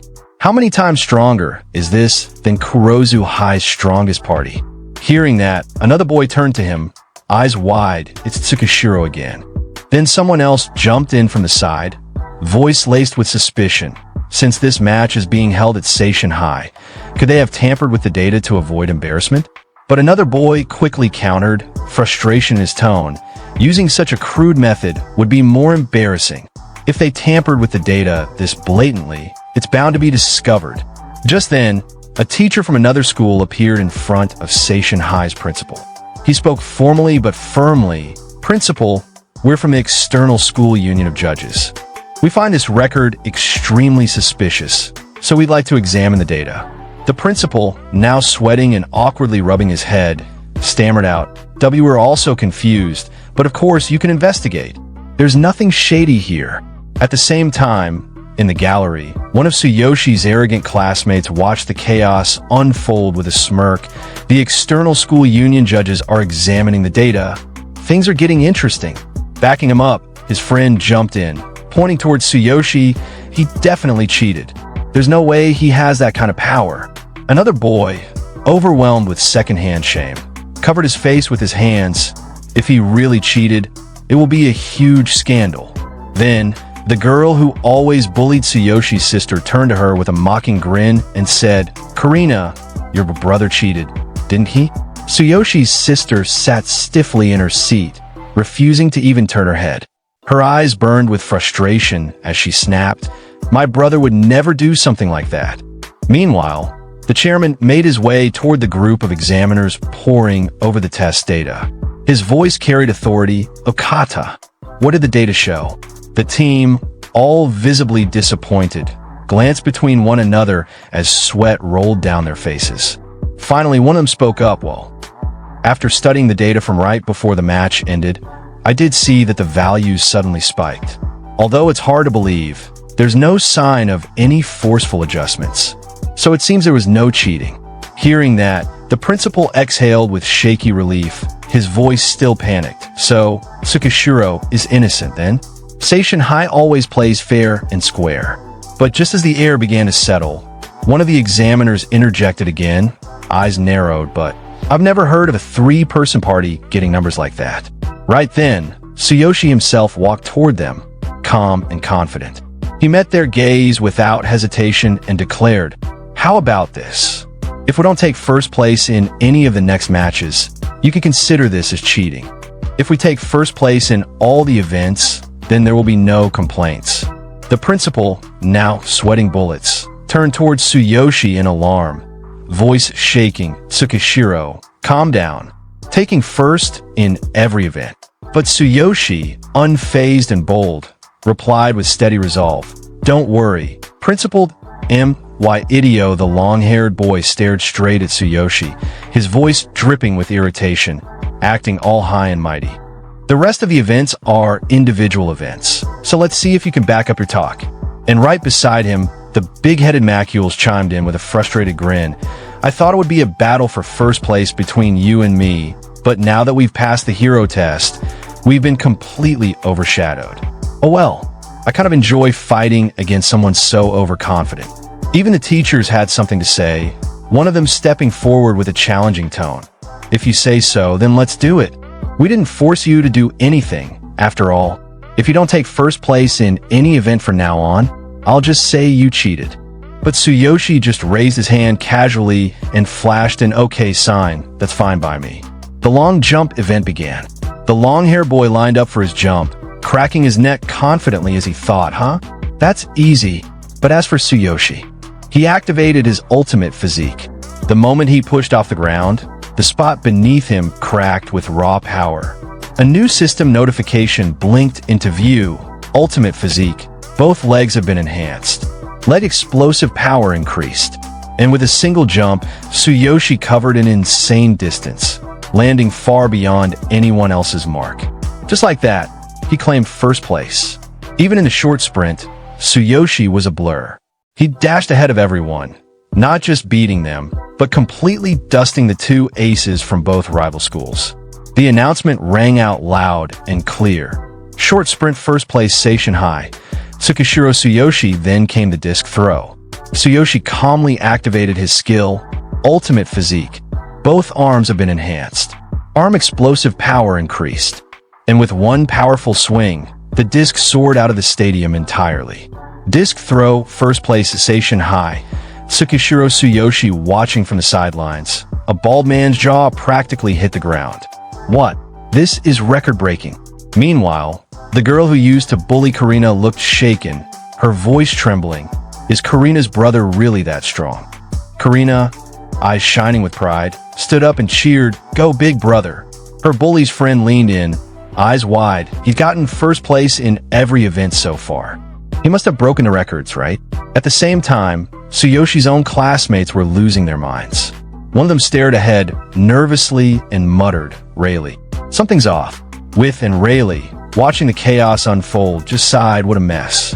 Somewhere in a quiet corner of the stadium, the boy who used to bully Tsuyoshi's sister was hunched over his phone, eyes narrowed, frustration boiling over in his mind. What's going on? I don't care whether it's cheating or not. It can't continue like this. What's Boniface doing? Meanwhile, Boniface stood inside the stadium, completely out of breath from his last event. Beside him was his big, muscle-bound friend. Both stared ahead at Tsuyoshi's dominating performance, and Boniface cursed under his breath. Damn it, when did Seishin High create such a monster? His friend clenched his jaw and replied, trying to stay cool, but still, they're really tough to beat. Then Boniface pulled out his phone and checked Billy's message. Sweat was dripping down his face as his thoughts raced. "Billy, I get it. I wanted to intervene, but I couldn't. Damn it. standing firm in front of Boniface. The muscle head cracked his knuckles, eyes blazing with confidence. Boniface, the next event is the final one. I'll do something, so just wait. We've practiced for this for a long time. I'm confident. I'll face Tsukishiro in a fair fight. Hearing his friend's confident declaration, Boniface's eyes twitched, and suddenly, his mind drifted back to a moment he'd kept buried. The memory of meeting Billy's father resurfaced, and his thoughts turned cold and calculated. That's it. If it's that event, Billy's father secretly gave me the FEP mental interference. It's a high-priced item circulating in the underground. If I don't use it here, I won't get another chance to beat Tsukishiro. This interference has been adjusted to only have 10% of its original power, so it should be safe. P2P mental interference, a high-grade mental item. If used on a target, it delivers a strong psychic shockwave that attacks the head. The target will experience intense headaches for a while. It's extremely dangerous and is a forbidden item not allowed in circulation. Just then, the stadium speakers crackled, and the announcer's voice boomed over the crowd. Next up, the final event of the day. Tug of War Lift. It's the traditional final event and the crowd's favorite. But this was no ordinary tug of war. This was Tug of War Lift. Players use ropes and pure strength and willpower to lift a female student to the top. When the bell at the top rings, the lift stops. The female student must then lower her school's banner to win. The announcer continued with rising energy. 3 players will participate from each school. Let's begin the final event. Amidst the rising noise and excitement, one of Tsuyoshi's classmates rushed up to him and spoke with urgency. Tsukishiro, the principal wants you to participate too. Please, take first place again here. Hearing his classmate's request, Tsuyoshi rubbed the back of his head and sighed. But there's no female student available. He thought to himself, Karina has a bad leg after all. But before he could say anything else, he looked the boy in the eyes and answered, I'll find someone, don't worry. Just then, the announcer's voice echoed across the stadium. Seishinhai's Tsukishiro Tsuyoshi will participate in the tug of war lift. But there's no female student to pair with him. Anyone willing to volunteer, please come to the competition area.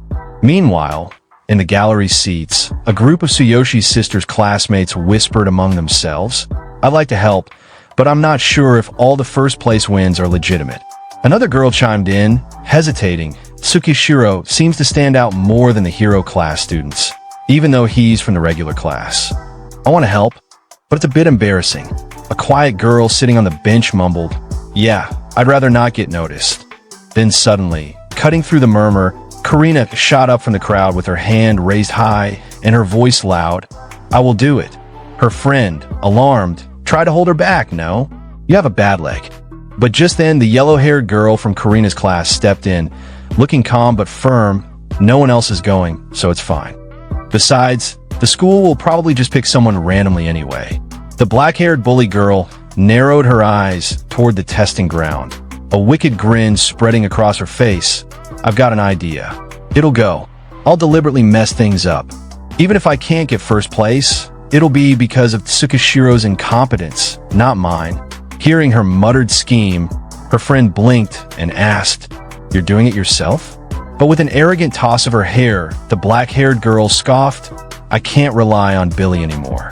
I can't stand it. Her friend, still hesitant, gave a small nod from behind. All right, be careful and do your best. Meanwhile, back at the testing area, someone suddenly called out from behind Tsuyoshi, I found a volunteer. Please say hello. Tsuyoshi, still not looking, gave a casual response, okay. Then turning around, he added, Tsuyoshi Tsukishiro, nice to meet you. But the moment he saw the face of the girl standing in front of him, his eyes widened in shock. The girl stared at Tsuyoshi with an arrogant smirk and declared, Tsukishiro, let me help you. They both locked eyes in silence for a tense moment. Then, the man who had brought her to the test area stepped away, speaking with a calm tone, Please, go ahead and discuss things. I'll go do a final inspection before the match starts. Hearing that, Tsuyoshi gave a simple nod, okay, teacher. But the second the teacher left, Tsuyoshi turned to the girl with a clearly annoyed look and asked, What are you doing here? You're probably up to no good. And the girl, matching his energy, glared back with the same irritation. I came because no one else would. Watch your attitude. But before their back and forth could go any further, the announcer's voice boomed over the stadium. All participants, get ready. The final event tug of war lift will begin. Hearing that, all the participants grabbed their ropes and began preparing for the showdown. Sometime later, all the participants stood ready, gripping their ropes, waiting for the signal to begin. The girl paired with Tsuyoshi stepped onto the lift and looked back at him with a smirk. So this is the lift? I've seen it before, but this is the first time I'm going to be on it. She gave him a smug grin and called out, "Hey Tsukishiro, please pull me to the top and help us secure first place." But Tsuyoshi didn't respond. He just kept his eyes forward, waiting silently for the signal. Seeing that, the girl frowned, twisted her lips in annoyance, and thought, "Ignoring me? Fine, whatever. Suit yourself." Meanwhile, the musclehead competitor struck a full-body bodybuilding pose for his female teammate and shouted, "All right, let's do this. I'll pull you to the top. So ring the bell and lower the banner when we're done." His partner nodded and replied with trust in her eyes, "I trust you." As for Boniface, he didn't say a word. He simply stared at Tsuyoshi, his expression dark. Beside him, his partner tried to encourage him, "Boniface-san, I'll do my best." But Boniface wasn't listening. Gritting his teeth, he glared at Tsuyoshi and thought, "Humph, just watch Tsukishiro. I'm not letting you win this event." Then suddenly, the announcer's voice echoed through the stadium. "All players, take your positions. All assistants, please check the ropes." Two massive men in black t-shirts stepped forward, raising their thumbs with a confident "okay." These weren't just any staff members. These were the official test assistants. One per pair of participants. They were stationed there in case a player ran out of strength or if something went wrong, like the lift suddenly dropping. Then came the loud call, "Now all players. Ready, go." As soon as the signal was given, every participant threw their full strength into pulling the ropes. The final event had begun in full force. But Tsukishiro Tsuyoshi, our protagonist, moved with zero struggle.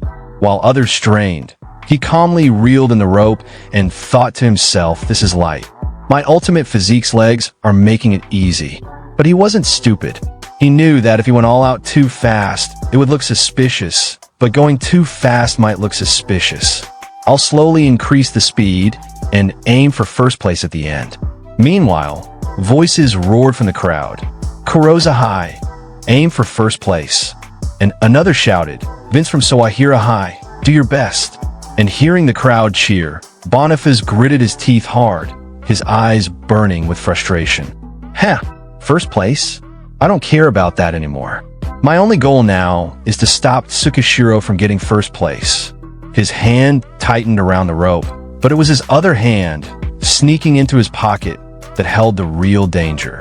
"It's almost time.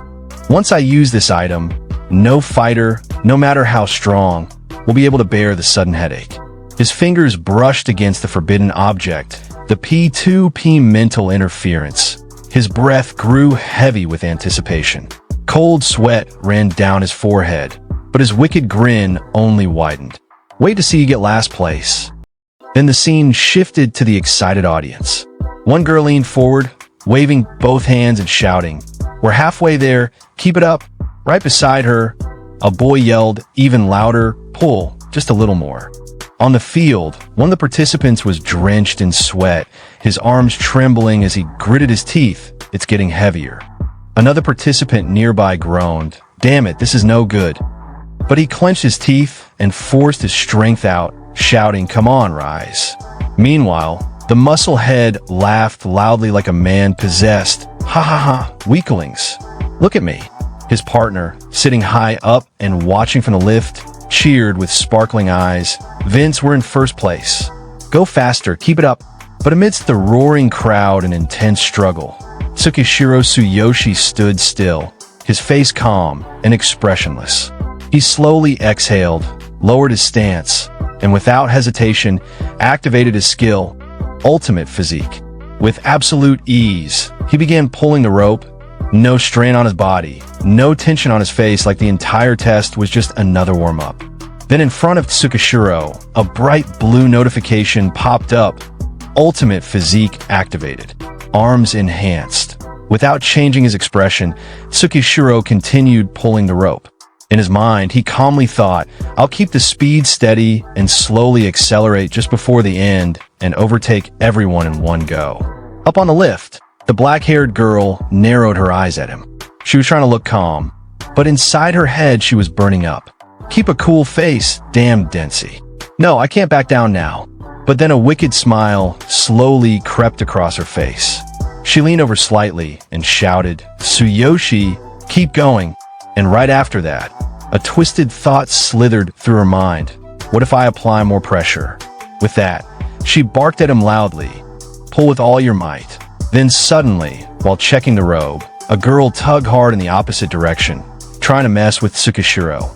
But his grip held firm. He thought in his mind, so you were up to no good after all. The scene shifted instantly to the lift area. She had jumped onto the lift above, shaking it as it moved. One of the assistants below shouted up in panic, Hey, you above! Stop moving so much. It's dangerous. From the audience, her boyfriend watched the chaos unfold with a twisted smirk. He thought to himself, As expected of my girl, good job. You volunteered for this, huh? That's right. Stomp with all your might. No matter how dangerous, don't let him win. Then, up on the lift, the girl turned to glare at Tsukishiro, a nasty satisfaction on her face as she thought, done. Serves you right. But just as she smirked, Tsukishiro looked up at her, his eyes sharp, unblinking, and filled with intensity. A cold silence wrapped around him as his gaze cut through her bravado. She froze. His presence was overwhelming, so much so that even from below, she felt an invisible weight pressing down on her chest. A suffocating aura of pure murderous intent wrapped around her. Unable to meet his eyes anymore, she flinched as Tsukishiro, without even raising his voice, spoke coldly. Are you done causing trouble? She looked down at Tsukishiro, sweat pouring down her face, her heart pounding like a drum. That look, he's really going to kill me. Then, breaking the tension, the announcer's voice boomed across the field. The match is in its final stages. All players, do your best. Give everything you've got for your and your school's honor. From the sidelines, the long-haired boy fixed his gaze on Tsukishiro. His palms were slick with sweat, his breathing heavy, but his eyes burned with a sinister glow as he thought, Final stage, huh? It's almost time. If I fail to take first place in just one event, I'll admit to cheating. Arrogant fool.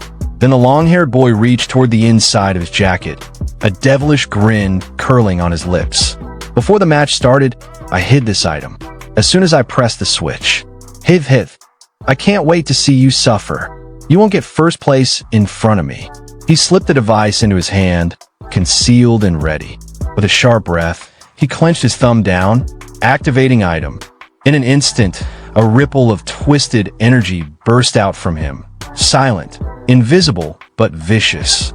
From that single pulse, a wave of mental interference spread across the field like a shockwave. Suddenly, participants all across the field clutched their heads, stumbling and groaning. My head. What's going on? I can't focus. The entire tug-of-war arena had plunged into chaos from the searing headaches. And at the center of it all, the long-haired boy smirked with unhinged satisfaction. Even the boy who activated the device wasn't spared. Just moments after pressing the switch, he staggered, clutching his forehead in agony. Why is there a range effect? My head, it's splitting apart. He stared at the device in disbelief, eyes wide and twitching. Something's off. The item Billy's dad sent is strange. Meanwhile, Tsukishiro suddenly sensed a wave of disturbance crashing across the field. The groans, the trembling hands gripping the ropes. Something was very wrong. What's happening to everyone? He thought, scanning the chaos around him. But before he could fully assess it, bam, a sharp, stabbing pain tore through his skull like a lightning strike. He clenched his teeth, his muscles twitching. Then, before the darkness could pull him down, ding, a notification blinked in front of his eyes. Alert. Psychic shock detected. Protection mode activated. His vision steadied, his breathing eased ever so slightly. Tsukishiro was still standing. And now, he was the only one fully conscious. Some of the participants couldn't bear the pain. The sudden surge of psychic energy knocked them out cold. One by one, they collapsed to the ground, eyes rolling back, bodies limp. Even the girls up on the lifts clutched their heads in agony, but their pain quickly turned into pure panic as they realized they were falling. The lifts trembled and began dropping fast from a dangerously high height. Gasps and screams erupted from the audience. "What's going on? Everyone just collapsed," someone shouted in disbelief. Even the assistants, another voice added, horrified. "The girls are in danger," a third voice yelled, desperate. "If they fall from this height, they won't survive. Can't anyone help them?" The principal stood up so fast his chair flipped backward, his face pale. "Everyone, let's go. Let's save at least one person," he shouted. But someone beside him replied frantically, "We're too far. We won't reach them in time." And just when it looked like disaster was unavoidable, amidst the chaos and overwhelming pain, Tsukishiro, with sweat pouring down his face and veins bulging, gripped the rope tighter. He pulled. His legs braced, his muscles screamed, but he endured. And the lift stopped. Up above, the black-haired bully girl peeked through her fingers, wide-eyed. "W8. It stopped." She slowly looked down toward the ground, her voice trembling in her mind. Who did that? And then her eyes landed on Tsuyoshi, standing firm like a fortress in the storm, and her thoughts whispered in awe. Tsuyoshi. With a blazing look in his eyes, Tsuyoshi grit his teeth and roared in his mind. "Tsuyoshi, it can't be helped. If I leave it like this, the girls will be in danger." He clenched his fists and shouted to himself, "Activate ultimate physique. Enhance both legs. Maximum explosive power." Ding! A bright, urgent notification blinked before him. Ultimate physique activated. Both legs' explosive power has been enhanced. Above, the girls screamed in panic as they plummeted, the broken lifts speeding toward the ground. But Tsuyoshi didn't freeze. His legs tensed. Boom! He vanished from his spot, moving with a sudden shockwave of force, his entire body surging forward with unbelievable speed. The ropes snapped and whipped wildly from all directions, but Tsuyoshi shot out both arms like a machine and grabbed every last one. He screamed in his mind, "I'll grab all the ropes at once. Not a single one can fall." As all eyes locked on the arena, a hush fell over the crowd. Then gasps exploded in every corner. Tears rolled down from stunned faces, and one person shot up from their seat, shouting, "Oh my God, it's Tsuyoshi." He stopped all the lifts by himself. In a blur of motion, Tsuyoshi had dashed across the platform at lightning speed, snatching every rope midair. Now, standing with his muscles bulging and veins popping, he gritted his teeth, holding every rope tight in his grasp. He screamed in his mind, "Not a single one will fall. This is heavy. The combined weight of all these lifts is no joke." His arms trembled, but his will didn't waver. "Concentrate all of ultimate physique's strength into my arms." Ding! A fresh notification flashed before him. Ultimate physique activated. All strength concentrated in the arms. Excessive pressure on legs. From the top of the lifts, the girls, still trembling, started cheering through their fear. "Go on. Give it your all. Don't ease up." One after another, their voices rose in unison. Then, Tsuyoshi's test partner, her eyes wide in disbelief, looked down and gasped, "Tsuyoshi. He's pulling them all by himself. All of them." Meanwhile, in the audience, a man stood frozen, sweat pouring down his face as he muttered, "That's nearly 30 kilograms per lift. And there are more than 10 lifts. Plus, the weight of the girls." Tsukishiro. Beside him, a girl clenched her fists and shouted out, eyes blazing with admiration, "What insane strength. You can do it." And on the platform, Tsuyoshi's entire body trembled. Every fiber of his muscles screamed under the crushing weight as he gritted his teeth, thinking, "Heavy, so heavy. Hold on." Bit by bit, the veins in his arms bulged further and small tears began to form in his muscle fibers. He was literally ripping apart under the strain. But he wasn't letting go, not even a little. Seeing Tsuyoshi holding on despite the pain, the chairman jumped to his feet. eyes wide and jaw dropped. He shouted, "Tsuyoshi!" Sweat streamed down his face as he thought in awe. He's definitely on his way to becoming a legendary hero. No matter what, I have to get him into the elite hero team. At that moment, the principal and several staff members sprinted towards Tsuyoshi in a panic. The principal yelled out, "Let's go. We'll help you." As they reached him, one of the workers grabbed the rope and shouted, "We've got this." Another stepped in, eyes locked on Tsuyoshi. "Tsukishiro, you did great." Then one of the workers quickly turned to the team and commanded, "Each person, grab one lift, hurry." In a flash, they lined up, each worker gripping a rope. Together, they began to pull, easing the load from Tsuyoshi's arms. Slowly, steadily, the tension lessened, and the lifts carrying the girls started to lower, safe and controlled, all thanks to Tsuyoshi's incredible endurance that held everything up just long enough. But our protagonist, still gripping the rope tight in his hands, looked toward the workers and said, "I'll hold on to this rope." One of the workers, noticing the injuries and the trembling in Tsuyoshi's arms, stared at him in disbelief, sweat pouring down his face. "Are you sure you don't need a break?" After everything. But Tsuyoshi, without hesitation, began pulling the rope again. His voice firm, unwavering. "The match isn't over yet. I said I'll take first place in every event." From above, his test partner looked down at him, eyes wide, lips parted in shock. Sweat dripped down her cheeks as she whispered to herself, "He's gonna keep going. He must be exhausted." Then her face flushed red, her chest tightening as she thought, "Teach, this is amazing." Below, Tsuyoshi struggled to stay upright. Veins bulged, his body screaming from the pain, yet he clenched his jaw and kept going, thinking, "My arms are killing me. I'm about to cramp up. I need to hold on. I have to take first place." Then, a new notification blinked before his eyes. Alert! Muscle load has reached its limit. Up in the stands, one student stood up, shouting with everything he had, "Come on, you can do it." Another joined in, eyes wide with awe, "That guy's still holding on." And from the front row, his little sister, her hands clutched together in prayer, her whole body trembling, whispered desperately, "Big brother." Then from the crowd, a roar began to build. One student leapt from his seat, pumping his fist in the air, "Go, Tsuyoshi." Another joined in, shouting, "Hang in there." A third added, "First place, keep going." Back on the test field, Tsuyoshi's entire body trembled as he kept pulling the ropes. His legs threatened to give out, his arms were beyond the limit, but still he refused to stop. Then suddenly, the final bell rang, loud and clear, echoing through the field like a war cry marking the end of battle. In the audience, a boy pointed toward the competition field, shouting, "Now the only thing left is for that girl to lower the banner."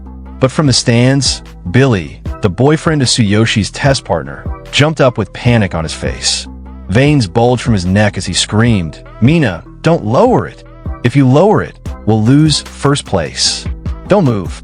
Mina stood on the lift, frozen, caught between the chaos and the silence. The crowd's voices reached her ears, but her eyes were locked on one person, Tsuyoshi. His face soaked in sweat, his hands bleeding, his body shaking, yet he still stood. Seeing that, her heart trembled. Then in one motion, her hand reached out, she pulled the flag. And the moment Mina pulled the flag, Billy's eyes widened in disbelief. His grip tightened around his phone so hard it cracked, then completely shattered into pieces in his hand. "Hey, Mina," he muttered through clenched teeth, his voice trembling with frustration and disbelief. But down on the field, Tsuyoshi looked up at her and smiled. A quiet, tired smile, full of relief and gratitude. Then suddenly, the entire crowd erupted in cheers. The announcer's voice boomed across the stadium. "Seishin High, Tsuyoshi Tsukishiro, first place."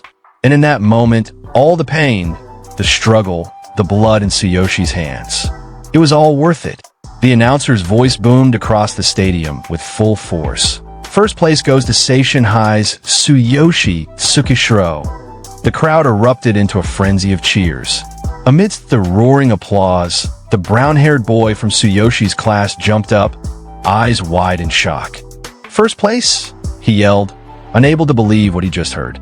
Nearby, Tsuyoshi's sister's classmate covered her mouth and whispered in awe, "Wow, that's incredible."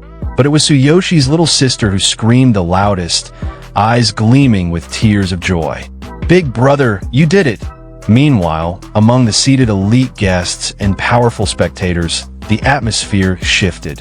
Representatives from the guilds and factions exchanged urgent looks, some already dialing into hidden comms. "It's been a while since we've seen such a genius," one of them muttered, barely able to tear their eyes away from the field. "Don't let another faction snatch him up," someone else barked, flipping open a tablet. "Gather all possible intel on Tsuyoshi immediately.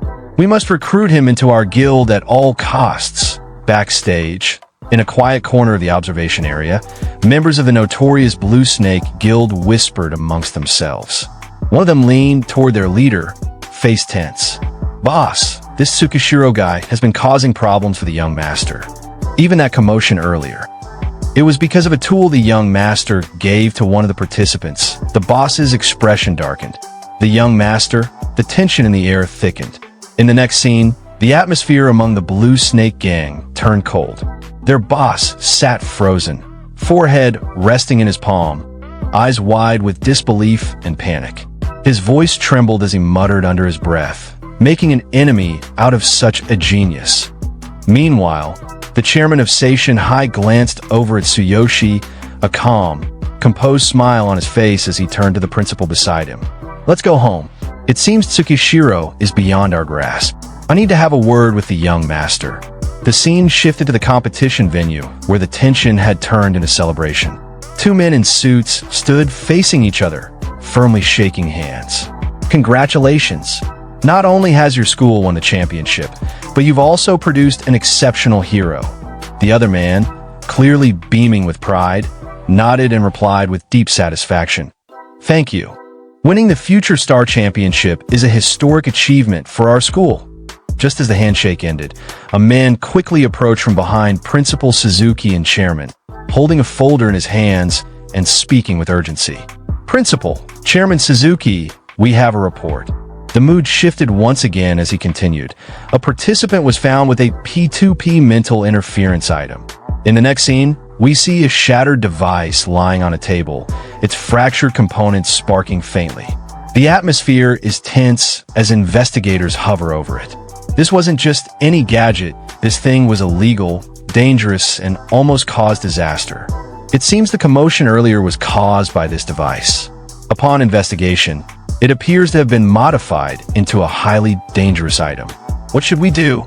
The chairman, peering over the wreckage, recoiled in shock, stuttering, "Isn't that a prohibited item?" The principal stepped closer, brows furrowed. "It's not one of our students, is it? Which participant was it?" As the tension thickened, a group of guards entered the room, escorting a student in restraints. One of them spoke firmly. It was Boniface from Kurozu High. "He's their ace." Initially, we thought it was a mistake. From among the staff, another man approached the chairman quickly. "Boniface has already been detained." "Chairman, could you take over the investigation?" With a heavy sigh, the chairman responded. "Why would Kurozu High? Please have the staff continue investigating. I'll contact Kurozu High directly later." Meanwhile, the principal exhaled in relief. "I'm relieved it wasn't one of our students. For a moment, I thought our results might be revoked." In a quieter corner, Tsuyoshi sat down, still catching his breath. Sweat clung to his face as he downed an energy drink. Suddenly, the principal approached, and Tsuyoshi, sensing the presence, looked up. "You needed something?" The chairman joined in with a proud look. "You've come at the perfect time." Then the principal smiled warmly. "You're the star of Seishin High." In the next scene, the principal approached Tsuyoshi with a proud, almost glowing expression. He couldn't hold back his excitement as he began praising him. "You've done an incredible job. From now on, the school will fully support you. If there's anything you need, let me know." He then added, without hesitation, "First, your tuition. No, all your expenses will be waived. The same goes for your sister." Tsuyoshi, still catching his breath and processing everything, responded humbly. "Thank you for covering the expenses, but I don't need any special treatment." Just then, The chairman stepped forward, looking at Tsuyoshi with deep respect. Tsukishiro, on behalf of the School Hero Association, I formally invite you to join the elite hero team. There's no precedent for a high schooler joining, but you have the qualifications.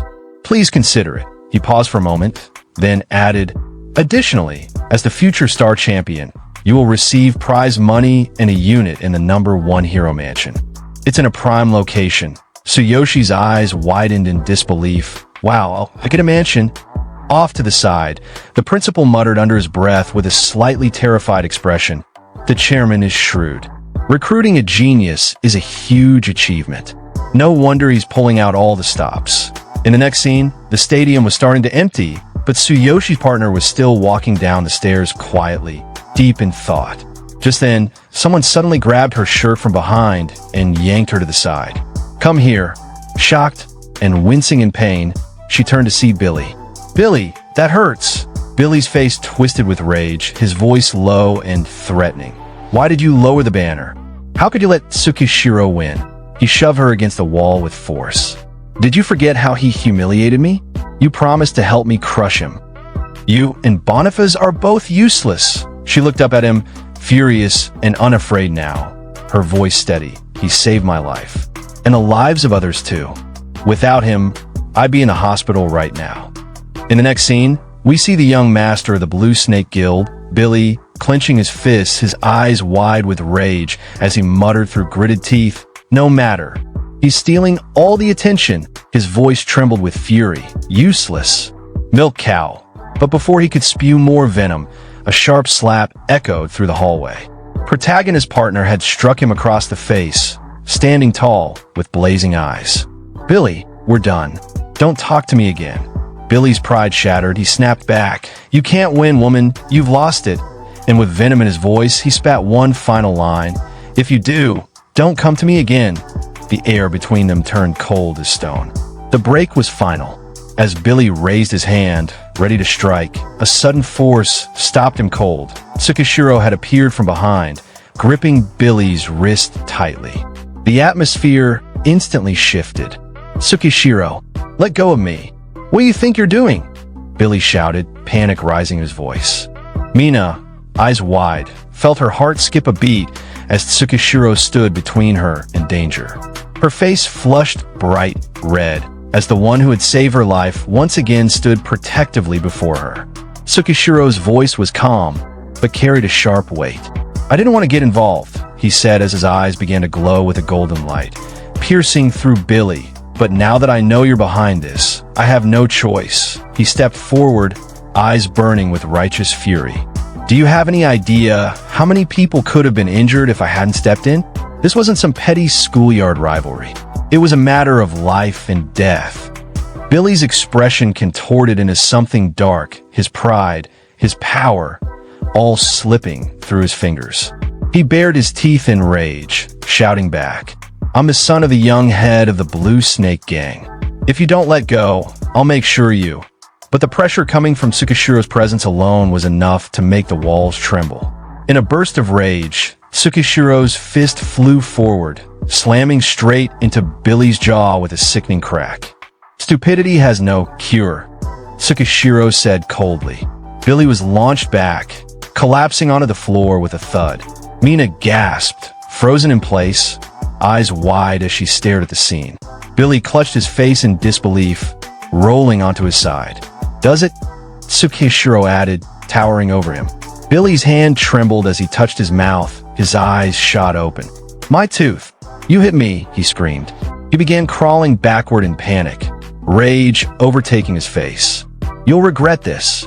I'll make you pay double, he snarled, pointing a shaky finger. Tsukishiro didn't flinch. He simply stared down at him with the same unwavering intensity. Come at me anytime, he said.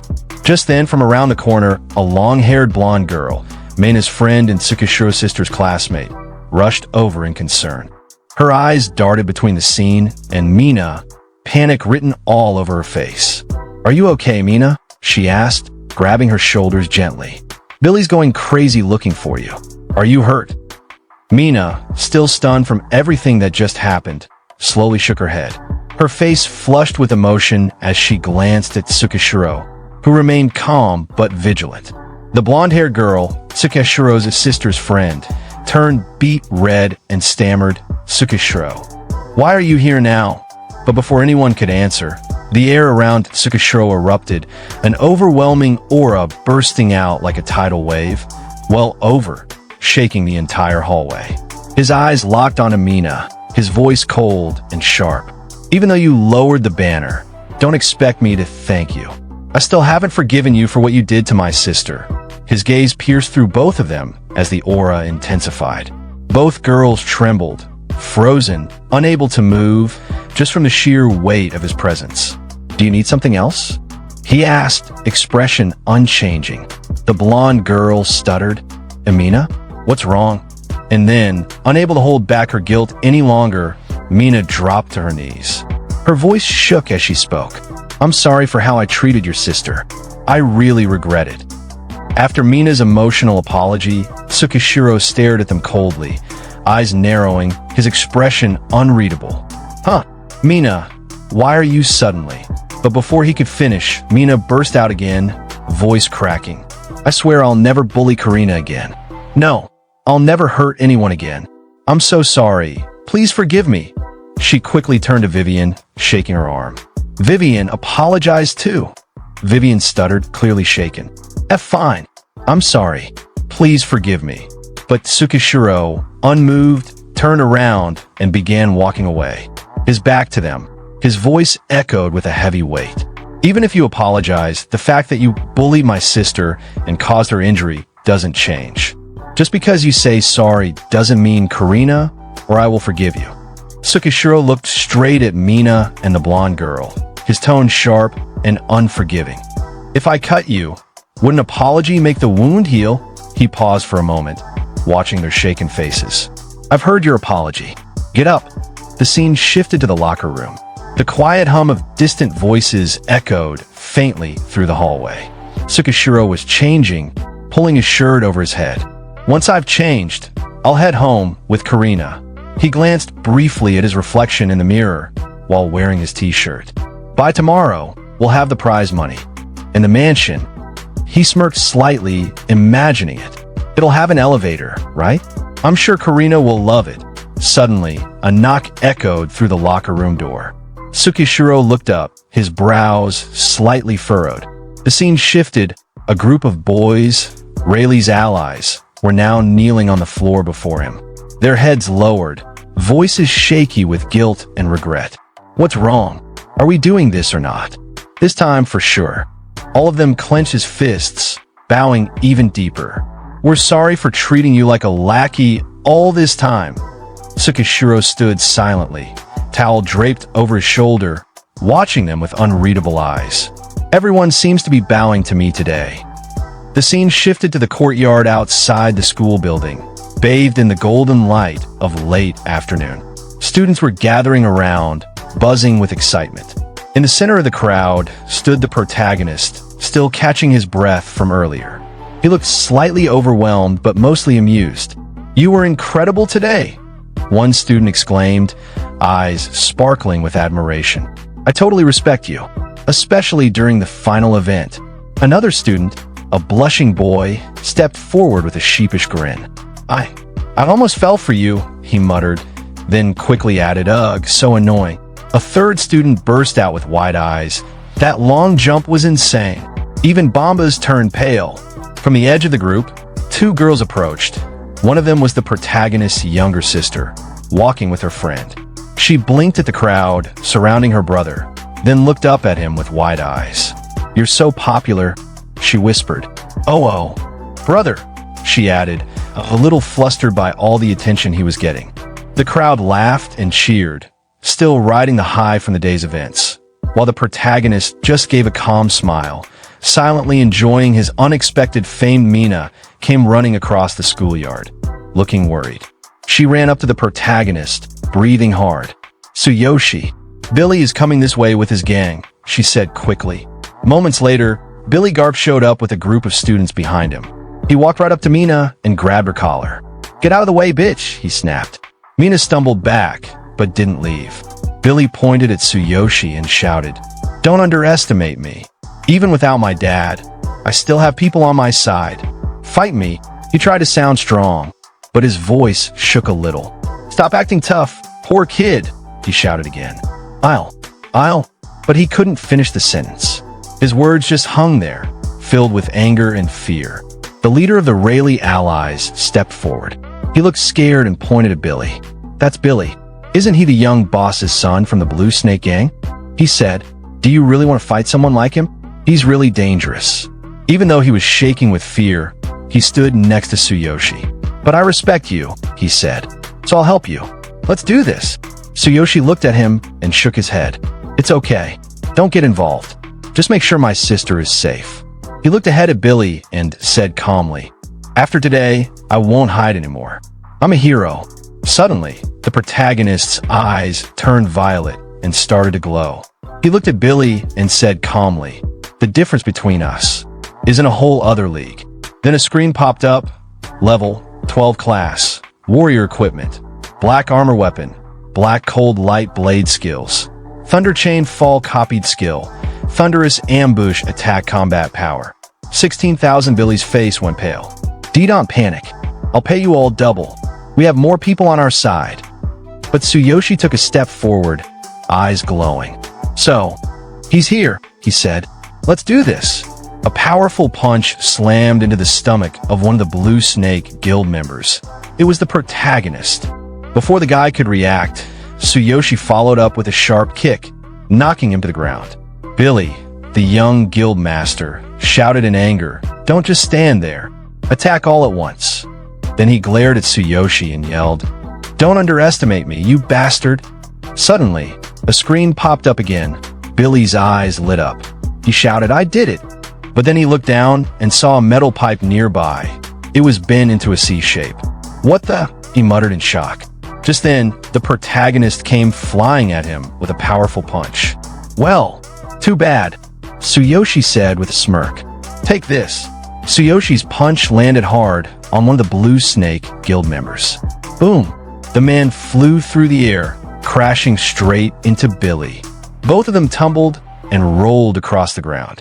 Mina and the blonde-haired girl, standing nearby, gasped. What just happened?" Mina cried out. The blonde stared wide-eyed. He sent him flying. With one punch, suddenly, many members of the Snake Guild lay collapsed on the ground. The rods they once held now scattered in the air or fallen beside them. In the middle of it all, the protagonist stood tall, firmly gripping a rod that had been spinning midair just moments before. A voice rang out. It was none other than our protagonist Tsuyoshi. "There are more of you." Huh. Another followed with calm confidence. "I'll wrap this up in one go." From the rooftop above, a third person watched the scene unfold, eyes wide in awe. This intensity, his precision and power. Tsuyoshi's skill is on another. Suddenly, two men appeared, standing at a distance as they watched the aftermath. The first one spoke to himself, eyes locked on the protagonist. "Impressive. He might be the most talented rank hero we've ever seen. We must recruit him into our guild. Final glory." The second man, clearly from a rival faction, scoffed. "Don't even think about it, Dane. Our angry dragon faction hasn't fought for talent in a long time, but this time we're not stepping aside." A screen suddenly popped up in the air. On it, glowing text appeared. One of the three major guilds, Guild Master of Final Glory, starts smiling old man. Dane rank. S rank hero combat power. Another screen appeared right beside the first one. On it, bold letters flashed. One of the five major factions, President of Angry Dragon Dragon Keeper. Sandor rank. S rank hero combat power. The Dragon Keeper and the smiling old man stood side by side, watching from afar, their voices low and serious. During that kid's awakening test, there was a data anomaly.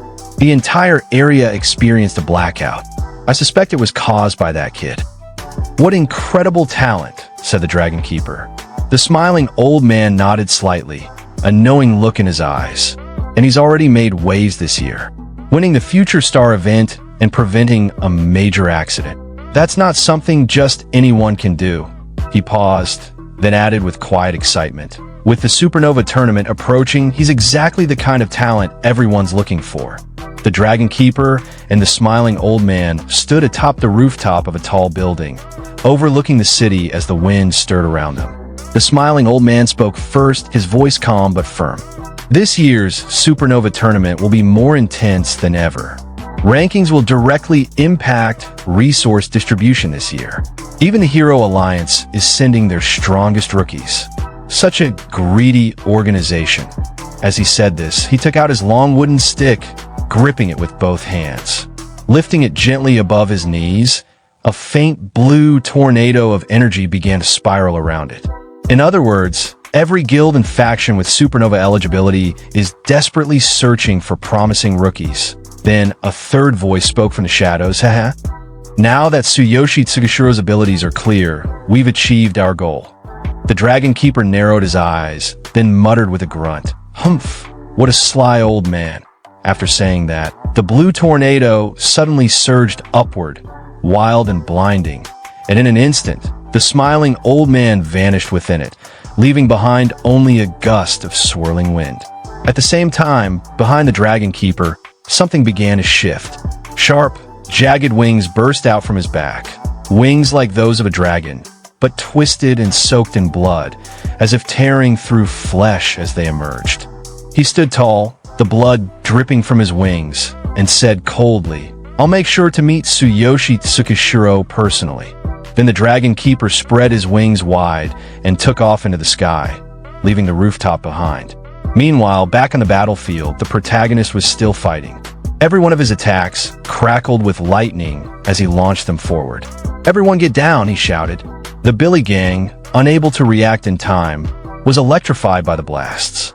They cried out in pain as the shocks tore through them. On the ground, Billy looked around at his fallen companions, panic filling his face. Sweat rolled down his cheeks as he muttered to himself, Is this the difference between an ordinary person and a hero? The protagonist approached slowly, having already defeated all of Billy's allies. Without saying a word, he hurled his rod toward Billy's face. It missed by inches, landing with a heavy thud beside him. Billy froze in fear, his eyes wide. Then the protagonist stood before him and said coldly, Get lost. Don't show your face around here again. Billy's voice shook as he stammered, Why yes. Then he turned and bolted, leaving his entire gang behind. Mina rushed over, looking toward the protagonist with concern. Tsukishiro, are you alright? She asked. He glanced back at her briefly and replied, Yeah, thank you for warning me earlier. Mina's cheeks turned red. She quickly covered her face with her hands and mumbled, And no, it's nothing. Her friend gently supported her from behind with a quiet smile. Then, suddenly, all of Tsuyoshi's classmates ran over excitedly. One shouted, Hey Tsuyoshi, let's form a group. We'll be unstoppable. Another chimed in, Yeah, make me an executive. A third added, Tsuyoshi is amazing. Tsuyoshi looked at them, a bit tired, and said with a small smirk, A group, huh? Everyone just go home already.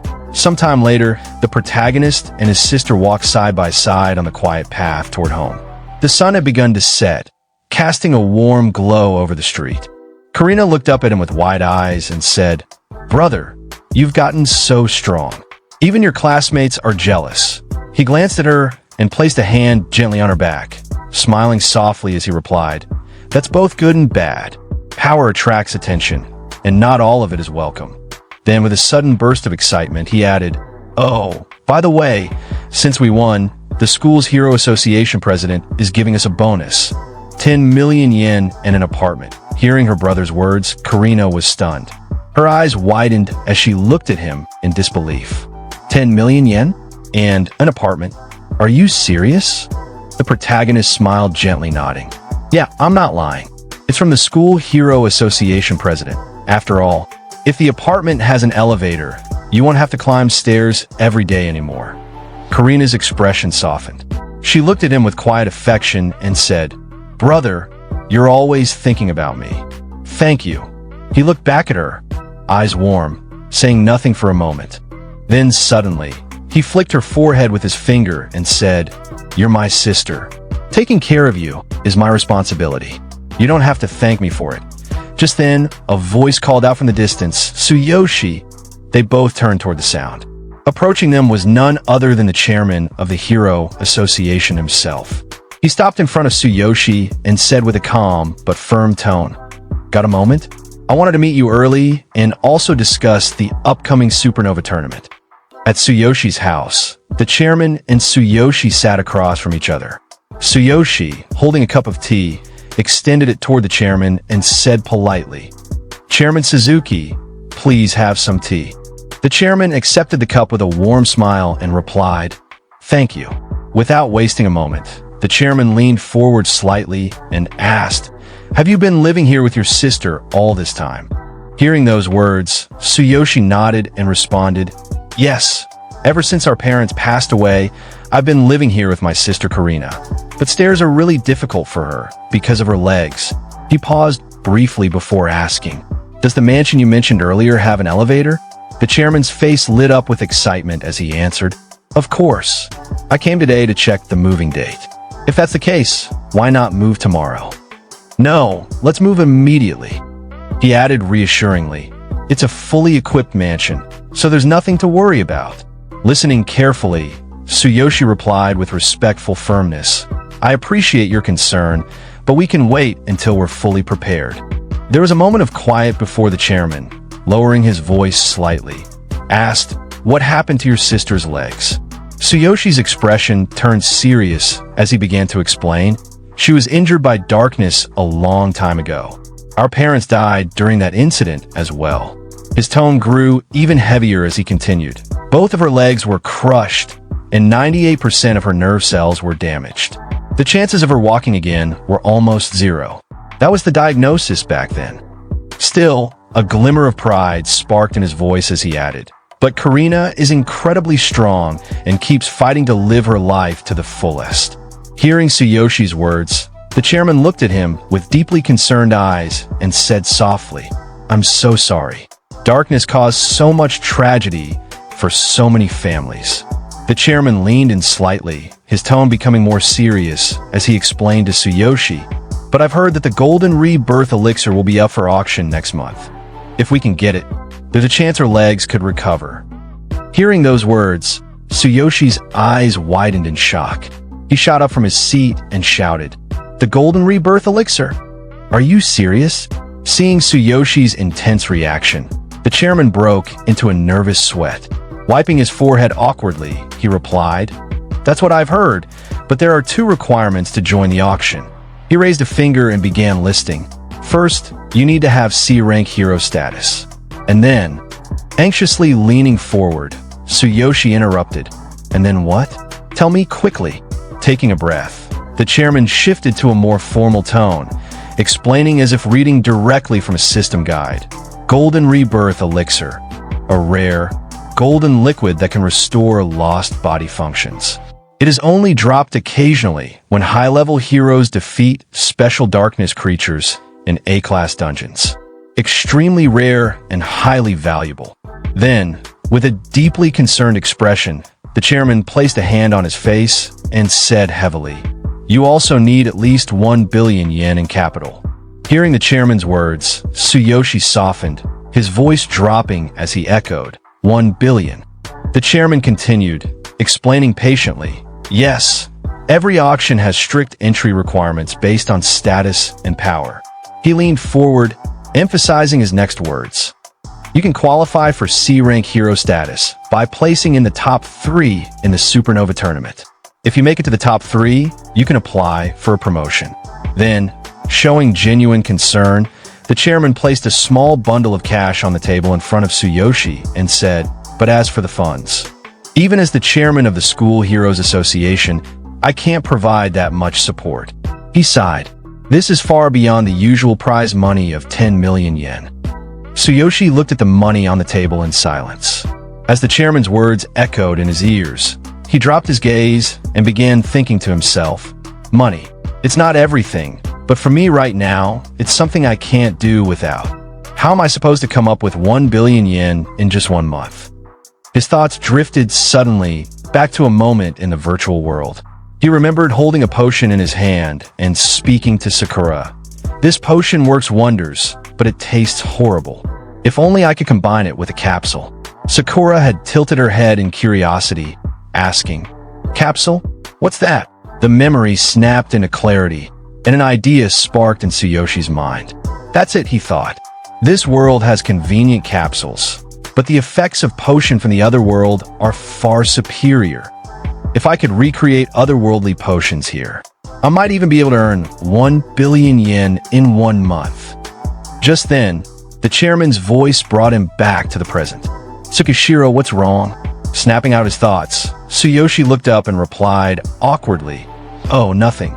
So if I place top 3 in the Supernova tournament, I can apply for C-rank hero status, right?"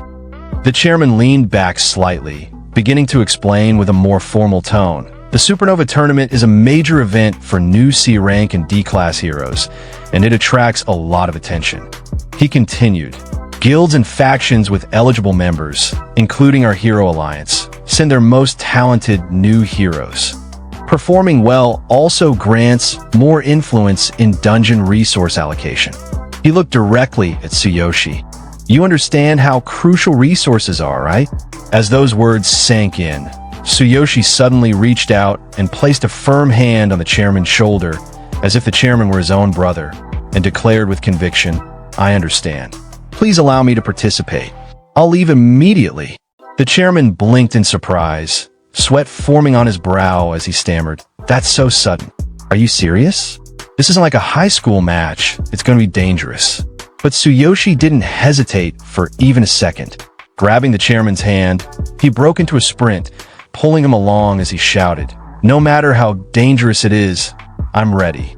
Where do I register?" The sheer speed at which Tsuyoshi moved left the chairman completely stunned. Struggling to keep up, his voice trembled from both the momentum and the pressure of the situation. "Hero Alliance headquarters. I'll arrange a car, so take your time." As the two of them rushed out of the house, the sudden commotion left Karina staring after them, wide-eyed. She blinked and muttered, still trying to process what just happened. What just happened? Tsuyoshi and the chairman arrived at the Hero Alliance headquarters, where a large crowd had already gathered.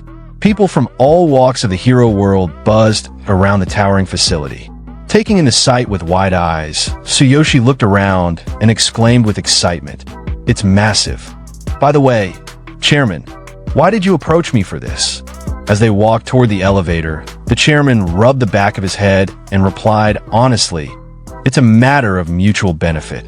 As the chairman of the School Heroes Association, I'm under pressure to produce results."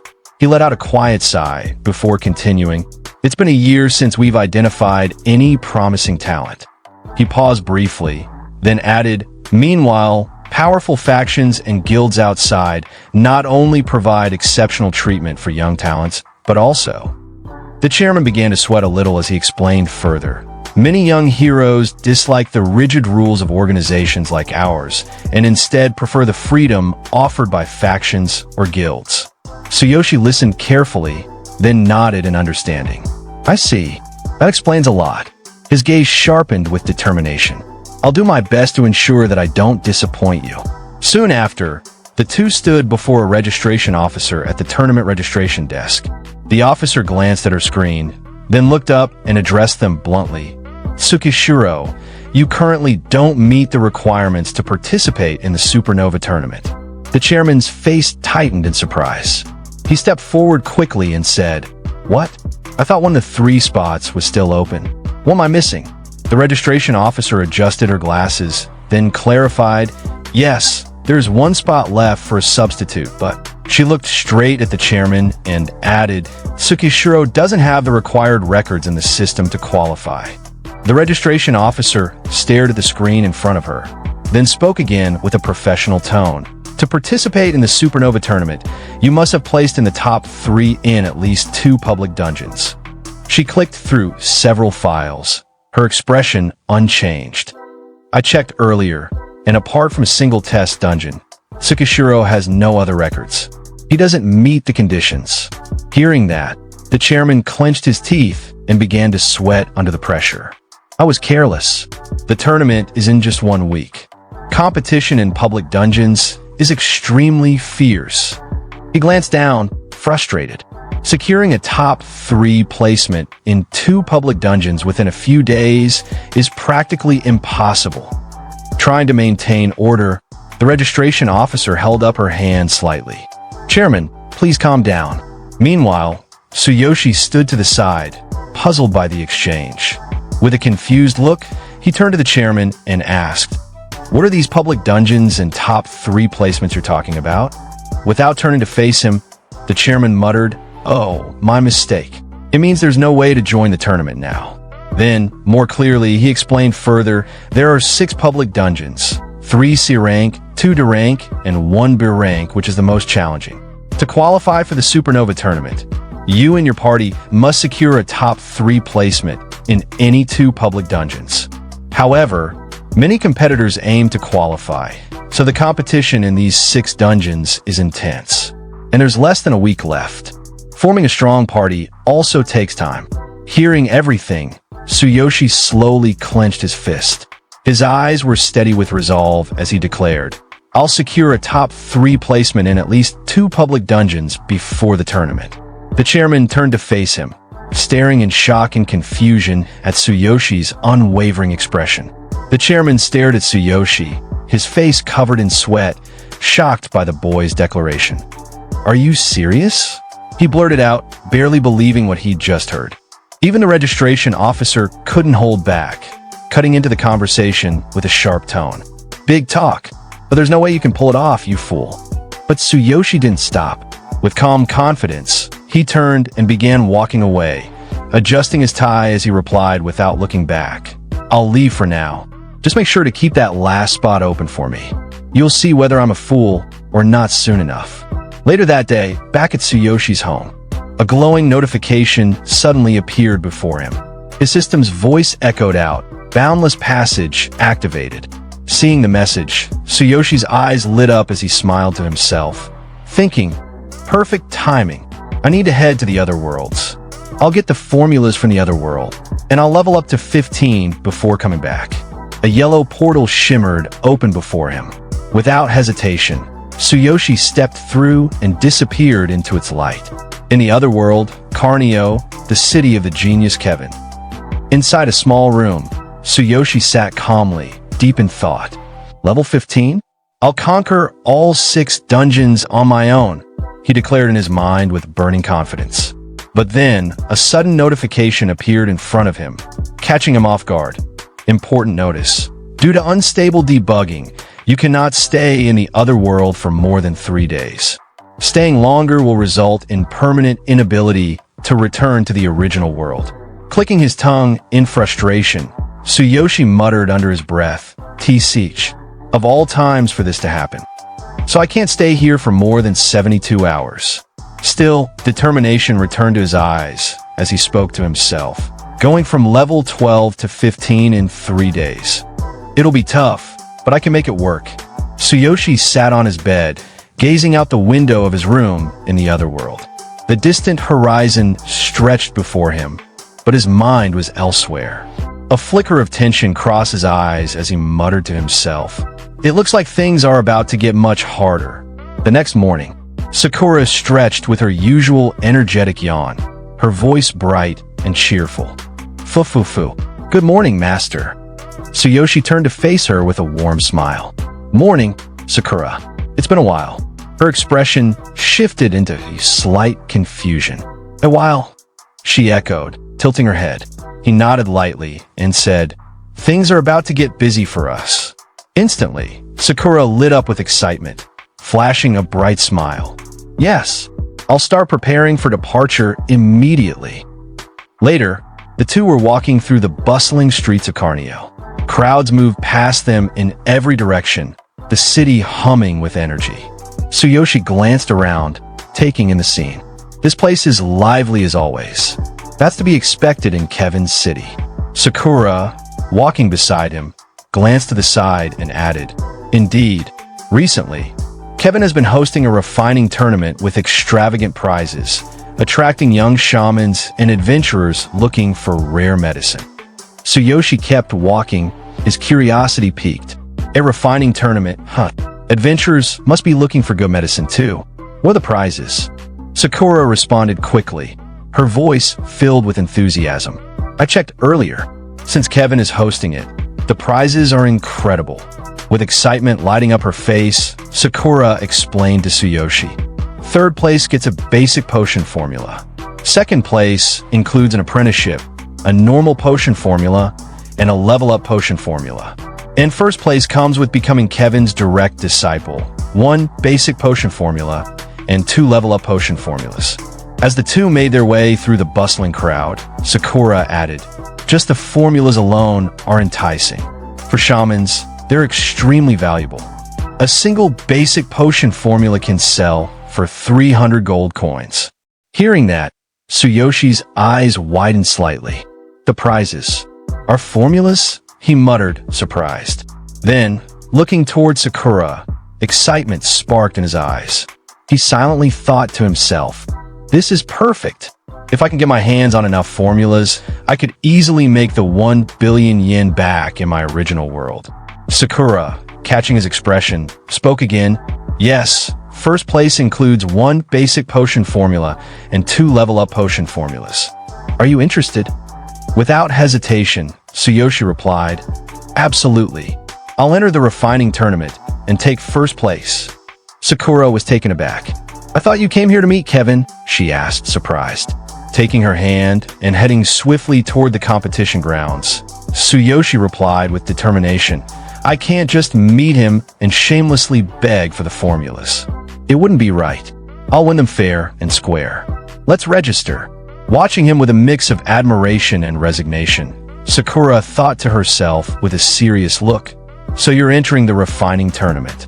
Looks like our plans are going to be delayed again. In front of the refining tournament registration desk, Tsuyoshi found himself face-to-face with a familiar girl, the one from the shaman examination, Kevin's disciple. She blinked at him in confusion, a drop of sweat running down her temple as she exclaimed, Huh, a weak human. What are you doing here? Recognizing each other, the conversation quickly turned into a back and forth. You're seriously planning to join the refining tournament hosted by my master? She asked, disbelief in her tone. Tsuyoshi tilted his head with a blank stare and replied, Who are you again? From within his bag, Sakura tried her best to stifle her laughter, covering her mouth and trembling silently. The girl nearly exploded in embarrassment. Jumping slightly, she pointed at him with frustration. It's me.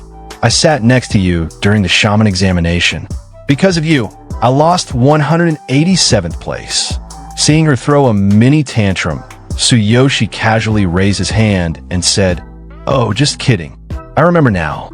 He stepped forward toward the desk and asked, I want to join the refining tournament. How do I register? The girl huffed and looked away, puffing her cheeks with a pout. You're so clueless. The refining tournament isn't like that exam. Even blue shamans are competing. My senior, a top-ranked blue shaman, is also entering. If you don't want to get crushed and humiliated, you should just give up. But Tsuyoshi ignored her completely and leaned slightly toward Sakura, whispering something. Seeing herself brushed off so easily, the girl shouted again, Hey, don't ignore me. I'll guide you there. Still facing forward, Tsuyoshi didn't even glance back as he said, This is the registration desk, right? Sakura, let's go. Then, with a sly grin and a teasing tone, he called out behind him, Feline, you're being way too noisy.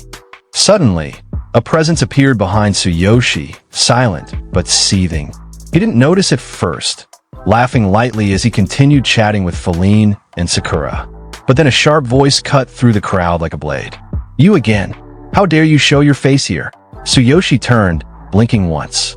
Standing there was none other than Vincent, Kevin's disciple, the same one who had confronted him in front of the lodge.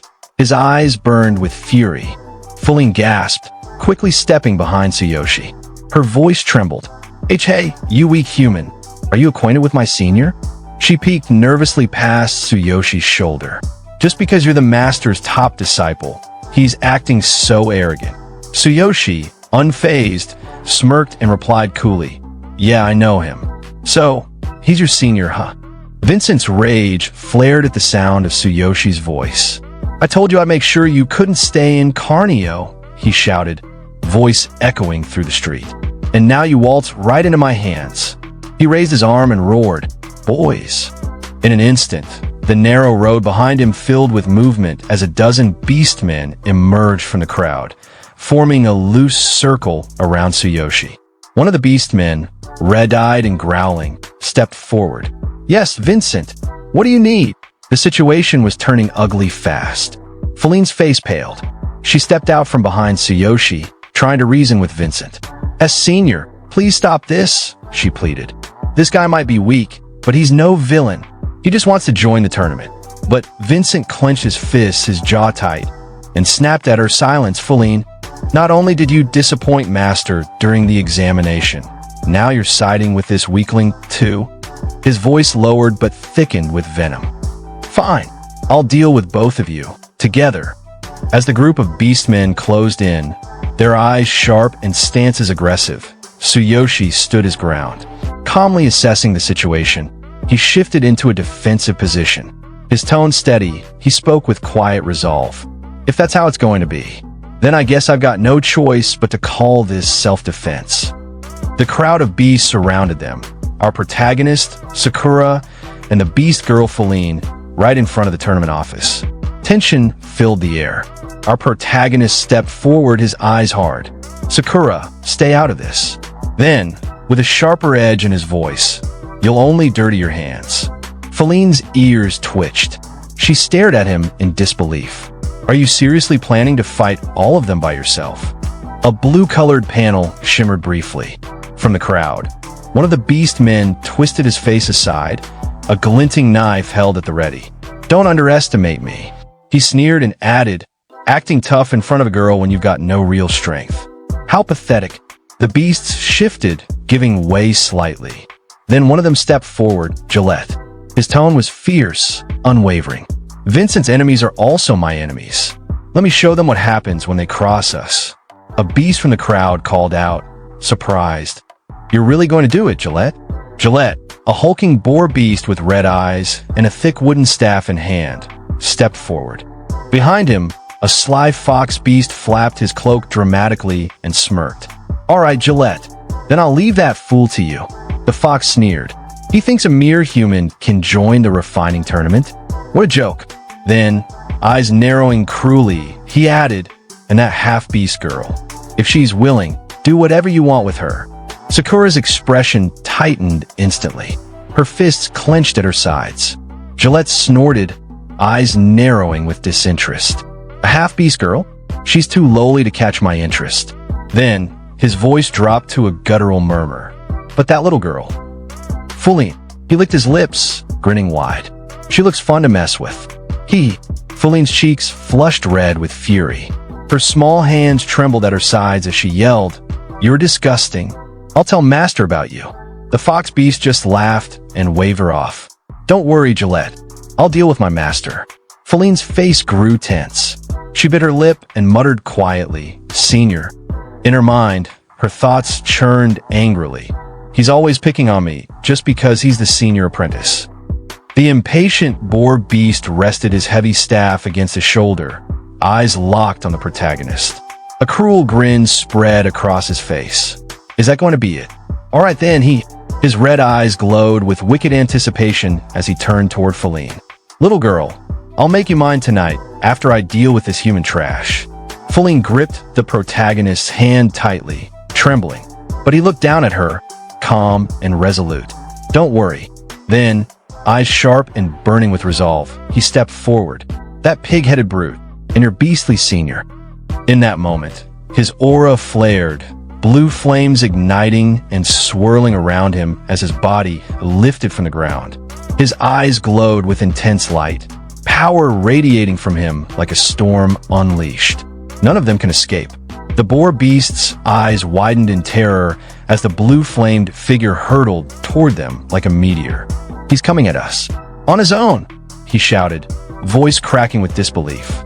In a flash, the protagonist drew a glowing blade from the flame around him, its edge radiating fierce energy. Stand down, you beast. He swung at once. A wave of force exploded outward. A panel slammed across the screen, boom, as shockwaves tore through the crowd. Beast staggered backward, stunned, eyes wide in disbelief. Even the strongest among them, towering and armored, dropped to one knee. A gust of energy knocked Feline back, caught just in time by Sakura. The little beast girl gasped, staring at the destruction. So strong. Sakura's eyes sparkled with awe as she clutched Feline protectively. Master's power. It's beyond imagination. The fox beast, silent now, trembled as he stared at the battlefield. In his mind, panic surged. Even Gillette, with his high level and strength, he can't even lay a finger on that human. Gillette gritted his teeth, trying to steady his breath. Sweat poured from his brow. I cannot disgrace myself, he thought desperately. I have to turn the tides, even if it costs me my life. With a roar, the boar beast Gillette charged forward, slamming his staff down toward the protagonist. Their clash sent a violent shockwave through the air. Boom! An immense explosion erupted in front of the tournament office, green energy crackling outward in a wide burst. The earth trembled beneath them. A panel flashed across the screen. A surge of aura that terrifies surrounding enemies and counterattacks with the force of thunder. The surrounding beasts staggered back, some shielding their faces from the blinding blast. Suddenly, from behind, the fox beast snarled with a merciless grin. And now, Gillette, attack. He added with a cruel edge. Kill him. I'll guarantee your safety. Don't be afraid. Gillette, caught mid-counter, tightened his grip on the staff. All right, if you say so, Vincent. He roared and struck with renewed force. The battle intensified, explosions of flame and energy lighting up the field. Gillette's strikes grew heavier, faster, pushing his limits. With a surge of desperation, he activated a secret technique. A dome of distorted space expanded around them, shimmering with arcane symbols and flickering light. Gillette growled, eyes gleaming. This is an isolated area that can only be created with advanced skills. The boar beast, Gillette, stood unsteadily, his knees trembling, body scorched by crackling energy. His eyes widened in disbelief as thunder surged around him. Crack, boom.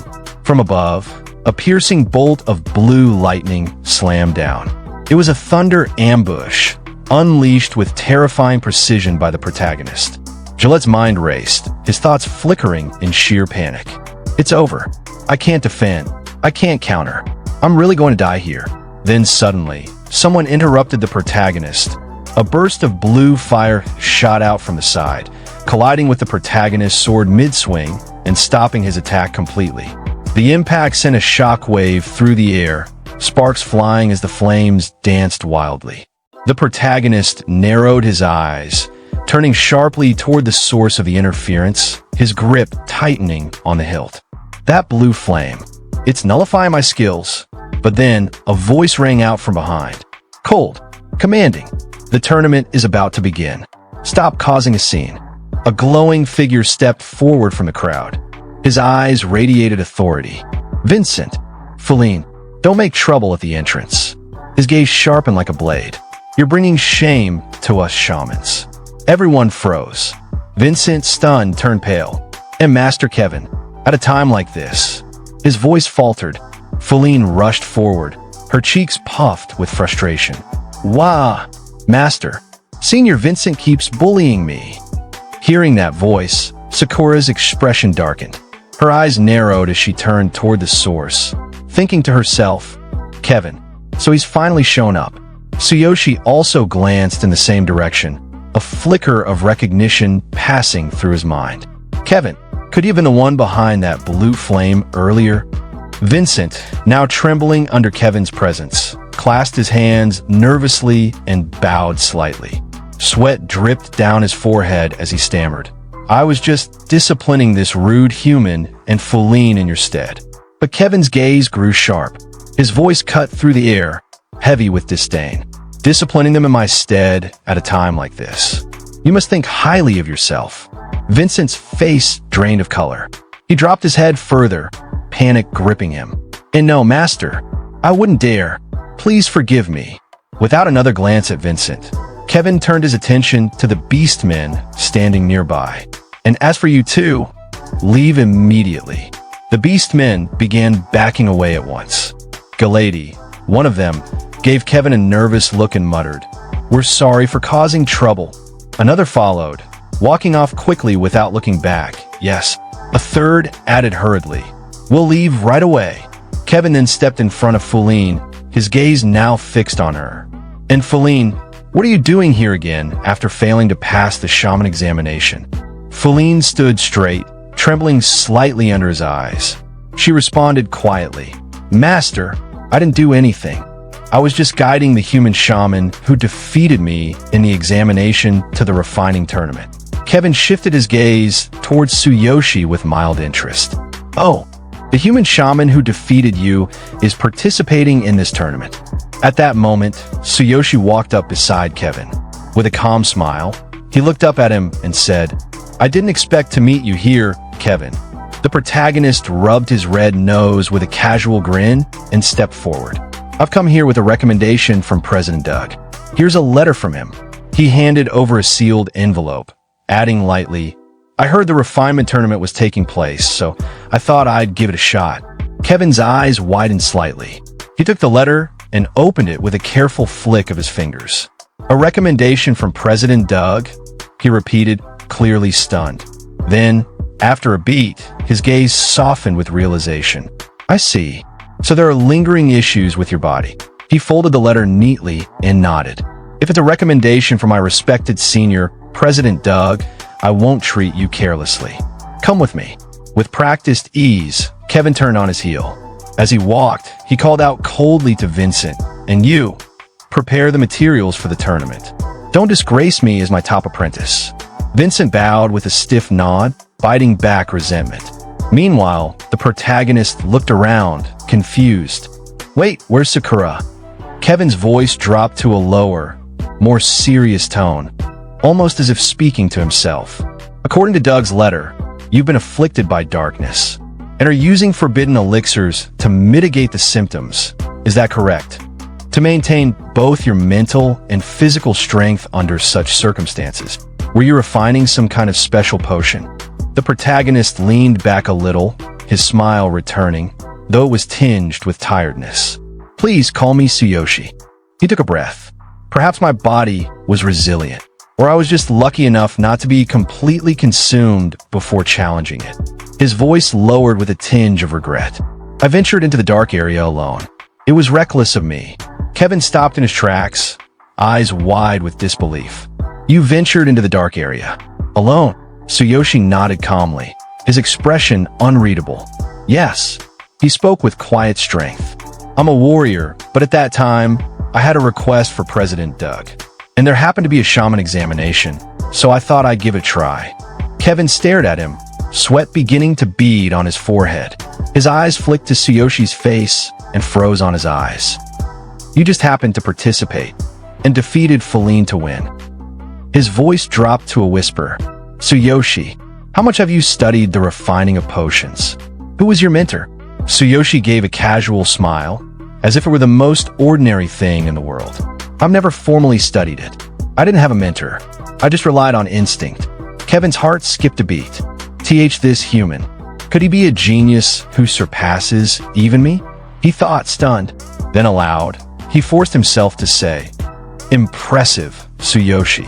Come with me." But even as he turned, hiding his face, a storm of conflicted thoughts swirled in his mind. "I cannot allow it. The existence of a genius greater than myself." In the next scene, Tsuyoshi and the shaman, Kevin, could be seen entering Kevin's place for some tests on Tsuyoshi. The walls along the walkway were marked with symbols, painted in shades of red, blue, and dark green. Suddenly, Shaman Kevin spoke, his hand placed behind his back. "President Doug introduced you to me because I possess the laws of earth and wind, didn't he?" His expression tense. Kevin continued, "The potion I refined carries the power of the laws. It might be able to remove the darkness in your body." Tsuyoshi placed a hand behind his head, offering a small, hopeful smile. "Yeah, I'm counting on you," he said. A door stood before them. its surface illuminated with several green-colored panels that shimmered faintly.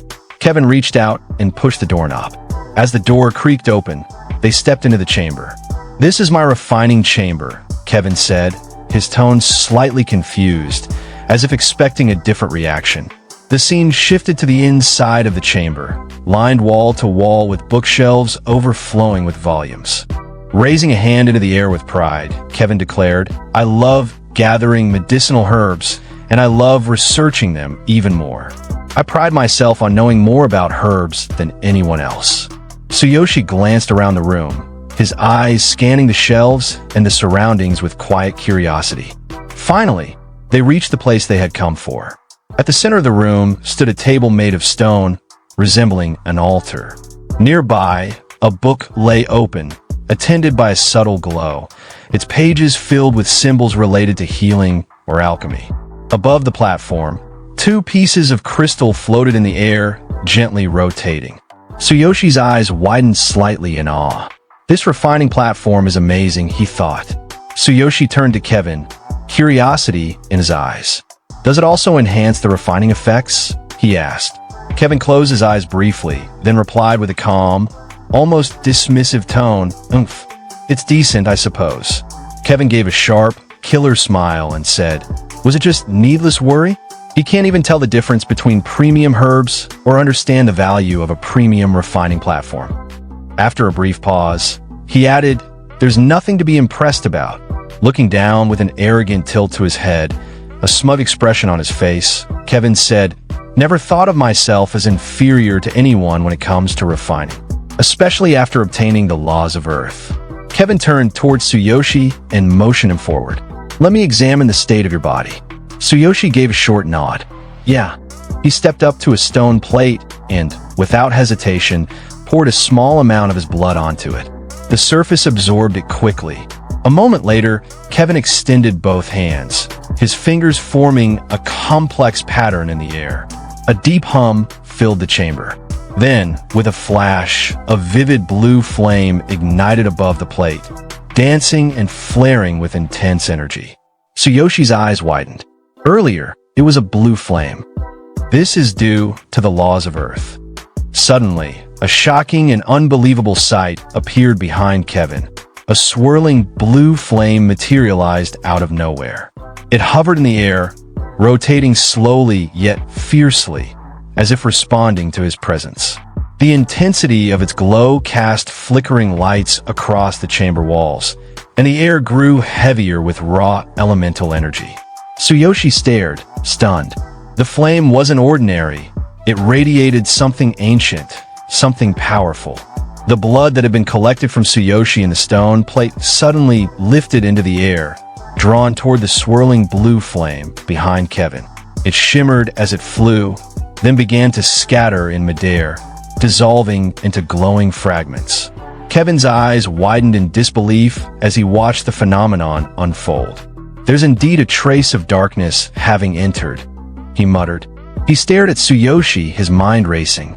To think he's perfectly fine, even though darkness has infiltrated the depths of his body. If this aura of darkness were within an ordinary adventurer, they'd have lost their sanity long ago. Tsuyoshi, sensing the tension, asked cautiously, "Is my condition that bad?" Kevin's expression turned cold as he faced him. "Condition is clear to me now. Potions won't suffice anymore. I have to use the power of the laws to eliminate the aura of darkness in your body. Turn around." Tsuyoshi exhaled and placed a hand on his shoulder. "Sorry for the trouble," he said quietly. In the next scene, Kevin began casting a spell. Blue flames curled to life in his hands, flickering with power.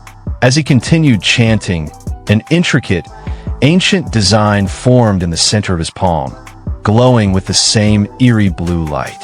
The moment the spell activated, Tsuyoshi's eyes flared open, glowing with intensity. "Feels like my body is starting to burn," he muttered through gritted teeth. Kevin pressed the glowing spell against Tsuyoshi's back.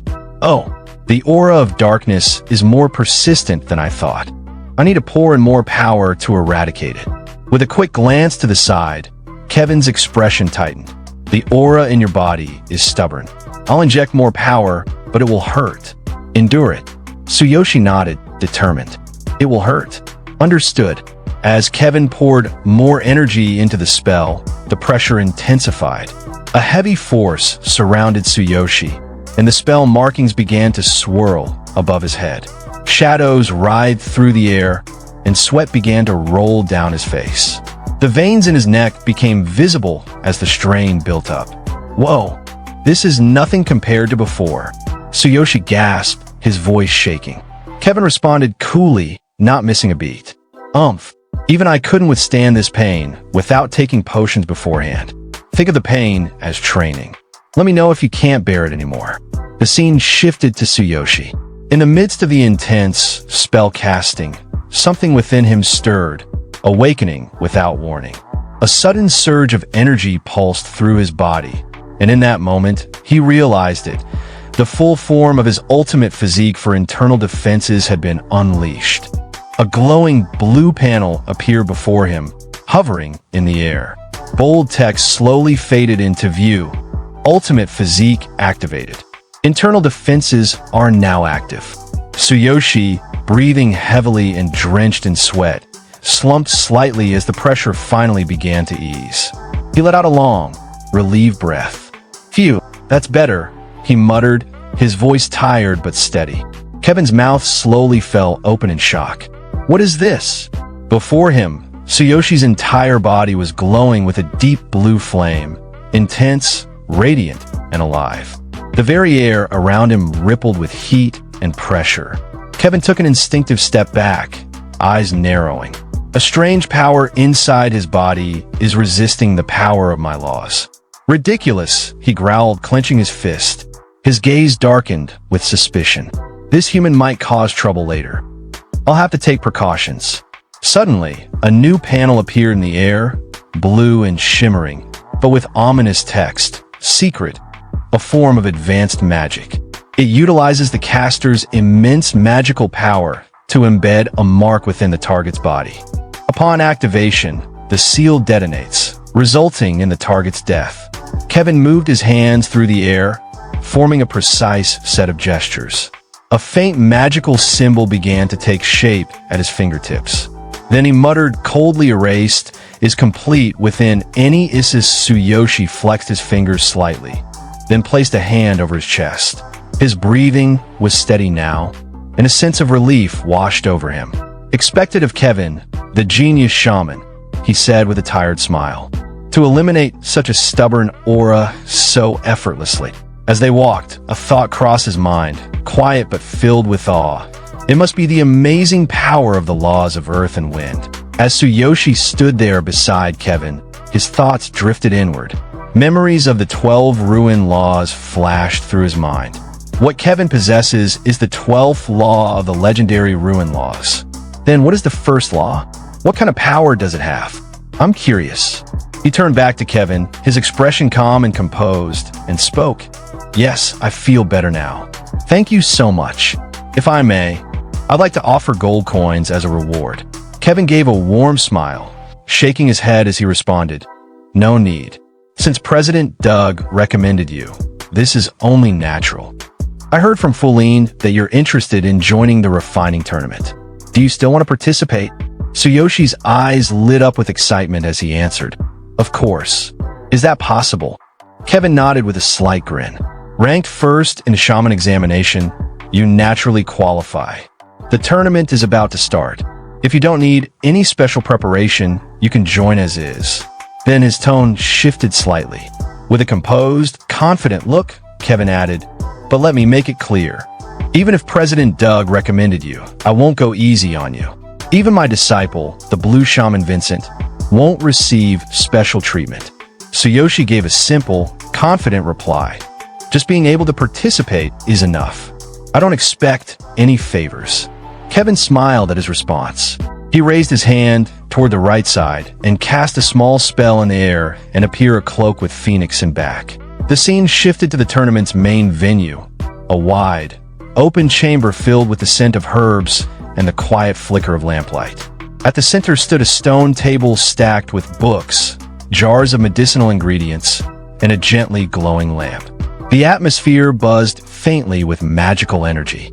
Beside the table stood a small girl with animal-like ears twitching slightly atop her head and a soft tail swaying behind her. She looked up confidently, her tone sharp and direct. "Master entrusted me to guide you," she said firmly. "So follow my instructions properly." Tsuyoshi walked beside her, a composed attitude in his stride and a quiet confidence in his eyes. He didn't say much, but the air around him said enough. He was ready. As they continued walking, the girl glanced back over her shoulder at Tsuyoshi, her ears twitching with a hint of mischief. She stopped, crossing her arms with a smirk tugging at her lips. "Your registration processes are complete," she said, then added with a teasing, slightly insulting tone, "What about the woman who was with you? Did she abandon you?" Her eyes narrowed slightly, as if testing him, watching for any reaction. Hearing her words, Tsuyoshi let out a light, awkward laugh, a drop of sweat trailing down his face. "Got it, Feline." Just then, she stepped forward, eyes fixed straight ahead without so much as a glance toward him. "The participants in this tournament are all confident young people," she said sharply. "It won't be as simple as the basic assessments last time." She crossed her arms with a huff. "Even my seniors, the blue shamans, are more talented. You don't stand a chance, but it'll be a good learning experience for you." Tsuyoshi blinked, then asked curiously, "Are you participating, Feline? You're Kevin's disciple, right? And a white shaman, no less." Without looking at him, Feline's expression turned slightly annoyed. She held her arm as if holding something back. My master said that if I couldn't get first place in the examination, my qualification would be revoked," she muttered. "Besides, my senior is also participating. It wouldn't look good if outsiders started saying that Kevin's disciples monopolized the top spots. But it's fine. I'll have other chances." Tsuyoshi rubbed the back of his head sheepishly. Sorry, I didn't mean it like that." Feline closed her eyes, raising a hand with a dismissive gesture. "No need for apologies. A loss is a loss, and you are indeed impressive." Tsuyoshi simply smiled at her, still rubbing the back of his head, saying nothing more. The scene shifted to the participant area, where tall, towering pillars lined the grand space. Several participants were already gathered, waiting in front of long registration tables. Feline and Tsuyoshi stood just at the edge, looking toward the massive refining arena ahead. Feline pointed toward a well-crafted stone platform. "This is the refining platform I prepared for you. It's mine, so don't break it. Don't let it go to waste. Make sure to clean it after the tournament." Tsuyoshi looked at her with a faint smile. "All right, I'll be careful." Tsuyoshi and Feline stood side by side in front of a large stone table. Feline turned to him, arms crossed tightly, and expression serious. "This tournament is an elimination match. Half of the participants will be eliminated in the first round," she said firmly. Then, narrowing her eyes at him, she added, "You're a weakling, but since you're using my refining platform, don't embarrass me." Tsuyoshi nodded calmly. "I'll do my best." Just then, voices from the gathering crowd began to murmur. A beastman scoffed. A human? A shaman?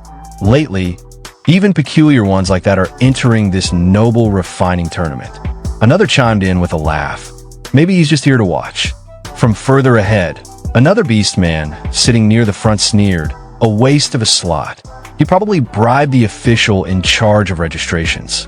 Feline closed her eyes, clearly annoyed, her arms still crossed. "Don't mind them," she muttered. "To them, the mere presence of a human here is an anomaly." Then, without warning, she reached out and grabbed Tsuyoshi by the collar, pulling him down to her level. Her face flushed faintly as she whispered near his ear, "The most capable participants in this tournament are the blue shamans.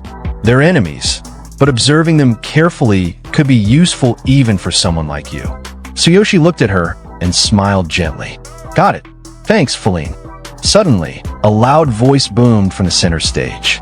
"The refining tournament will now commence," the announcer declared. "Participants, please prepare. The first match will be herb examination." The stadium erupted with cheers and excitement, the crowd roaring in anticipation as the tournament officially began. The stadium was packed, buzzing with noise and chaotic excitement. A cloaked beast standing at his table, his voice booming across the arena. For the first match, you'll be demonstrating your basic abilities as a shaman by choosing herbs as potion ingredients. Another beast, towering and broad-shouldered, raised a handful of potion, a sly grin curled on his face. "This is my specialty," he said with confidence. A glowing blue panel appeared in front of him. Participant, Drax race, beastman shaman type, blue shaman level, 17 Himph. Drax scoffed. "Is there anyone in this tournament who can't choose potion ingredients?" But inwardly, his thoughts ran deeper. There's no way this is just a simple test of picking herbs. This is a test of judgment. A great shaman must possess excellent judgment. Somewhere in the crowd, a voice murmured softly, unheard by most. Among the participants, only a few blue shamans might be able to rival me. The greatest threat will likely be Vincent, the genius. Kevin's disciple's Drax's mind raced as he recalled the name, Vincent. Kevin's disciple, a genius in final refinement. No doubt he's been taught countless secrets by his master. As for the white shamans, Drax smirked inwardly. They're no match for me.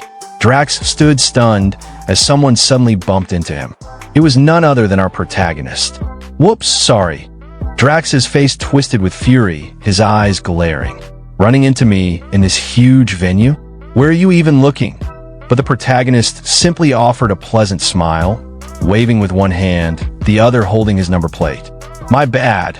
I was distracted trying to find my place." Suddenly, a panel flashed in front of the crowd. Level 12 class, warrior equipment, black armor disguise set weapon, bloody mist saw skills, thunder chain fall duplicated skill, thunderous ambush attack combat power. 16,000. Drax's eyes narrowed as he looked the newcomer up and down. A deadly smile curved on his lips. "You're the rumored human participant? That appearance. You're a warrior, not a shaman. Interesting. Maybe you'll get a consolation prize."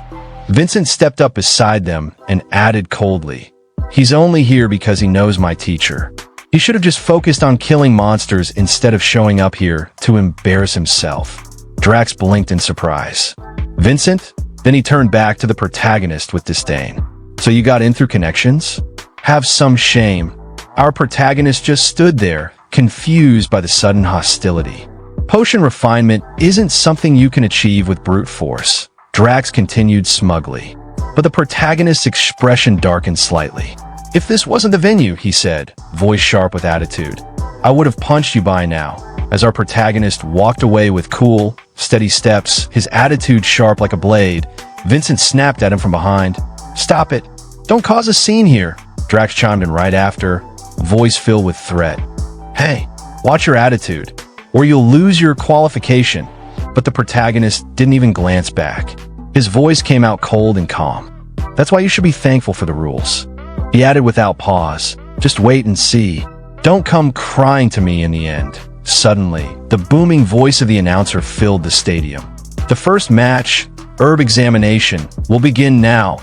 A pretty beast girl stepped forward, drawing everyone's attention. "I will now explain the rules," she said brightly. She held up a signboard, dark brown on the outside, glowing golden within. "We will announce the name of the potion, and you need to identify the ingredients necessary to make it and collect them within the given time limit," she continued, her voice crisp and serious. "Failing to collect the ingredients within the time limit will result in disqualification. You will be scored based on the quality of the ingredients you select." The scene shifted to the interior of the stadium, where several beast women stood in neat rows, each holding a basket. In the crowd, murmurs of curiosity and excitement buzzed through the air. I heard the question was designed by Kevin himself. It's bound to be exciting. You have to identify the ingredients quickly and judge their quality too. Who will dominate the first match? Someone leaned casually against the outer wall of the stadium, half hidden in the shadows. At first, their identity was unclear until the light shifted. It was none other than Flulin. Her eyes narrowed slightly as she watched the tournament grounds, thoughts swirling in her mind. Will that weakling be all right? His performance in the examination was impressive, but competing against experienced opponents. She exhaled softly. The blue shamans are the real deal. Meanwhile, high above in the stands, two masters were seated among the distinguished guests. One of them was Master Kevin. As expected of the young genius Kevin, one master remarked, gazing down at the stadium. This refining tournament is extraordinary. I'm glad my disciple Drax is participating, he added. It'll be a valuable experience for him. Kevin smiled modestly. No, I just wanted to give talented shamans a chance to show their skills. The other master leaned forward, intrigued. So, Kevin, who do you have your eye on? Your top disciple Vincent is said to be quite exceptional. A glowing blue panel appeared.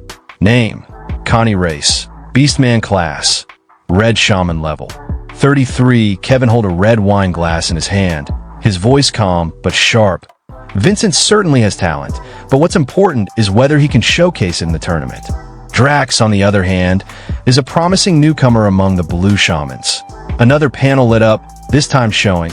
Name, Kevin status, genius shaman title, owner of the laws of earth and wind level. 36 class. Red shaman, a voice rose from the audience nearby. Thank you. By the way, I heard there's a human participant this time. I've never seen a human shaman before. You must mean Tsuyoshi, who was recommended by President Doug, came the reply. Kevin nodded slightly, his expression thoughtful.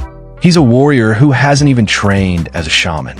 Yet he not only took the shaman examination as a human, but defeated my female disciple to claim first place. He chuckled softly. I'm quite curious about him myself. Connie leaned toward Kevin as they sat in the grandstands, watching the field below.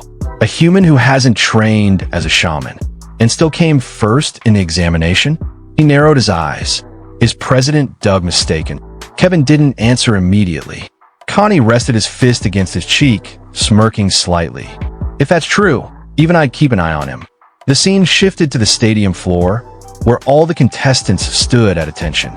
In front of them, beast women lined up in neat rows, each holding a large basket filled with potion ingredients.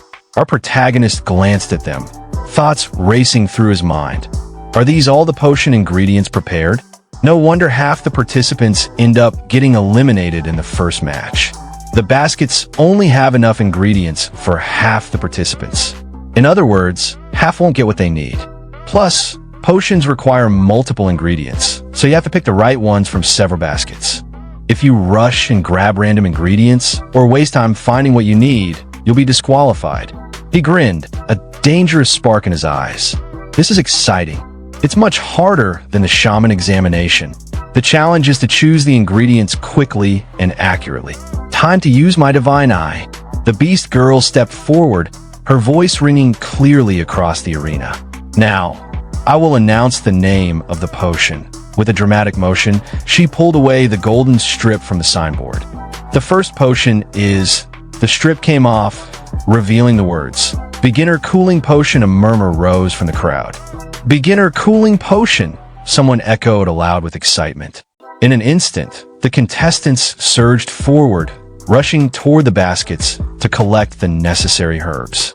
The scene shifted to our protagonist, standing still as others darted past him. He muttered under his breath, "They're quick." His eyes followed their movements sharply. As expected of official shamans, they've completely memorized the ingredients needed to make basic potions. He paused, a stunned look flickering across his face. Confusion set in. He didn't know the formula. His pupils began to glow faintly, thin streaks of blue energy trailing from his eyes. "But as for me," he whispered with resolve, "I'll be counting on you, divine eye." A glowing blue panel materialized in front of him. Divine eye analyzing. Analysis result. Beginner cooling potion requires 3 ingredients: fire spirit grass, wood core, and withered vine. His lips curled into a confident smile as he swung his hand through the air. All right, just 3 ingredients. In the blink of an eye, the number of available herbs began to dwindle fast. Our protagonist's eyes widened, a bead of sweat rolling down his cheek. Oh no, was I too late to get in? Around him, chaos broke out. Beastmen scrambled, pushed, and shouted as they fought to grab the right herbs. Vincent calmly plucked a herb from a basket, smirking with confidence. "Oomph, I can do this with my eyes closed." A few feet away, Drax growled and shoved his way forward. "Move aside," he barked, then chuckled darkly. Too easy." Our protagonist watched them both with a mix of shock and awe. Not bad at all. Seems like these blue shamans aren't just for show. But then his expression changed, his shock replaced with burning determination.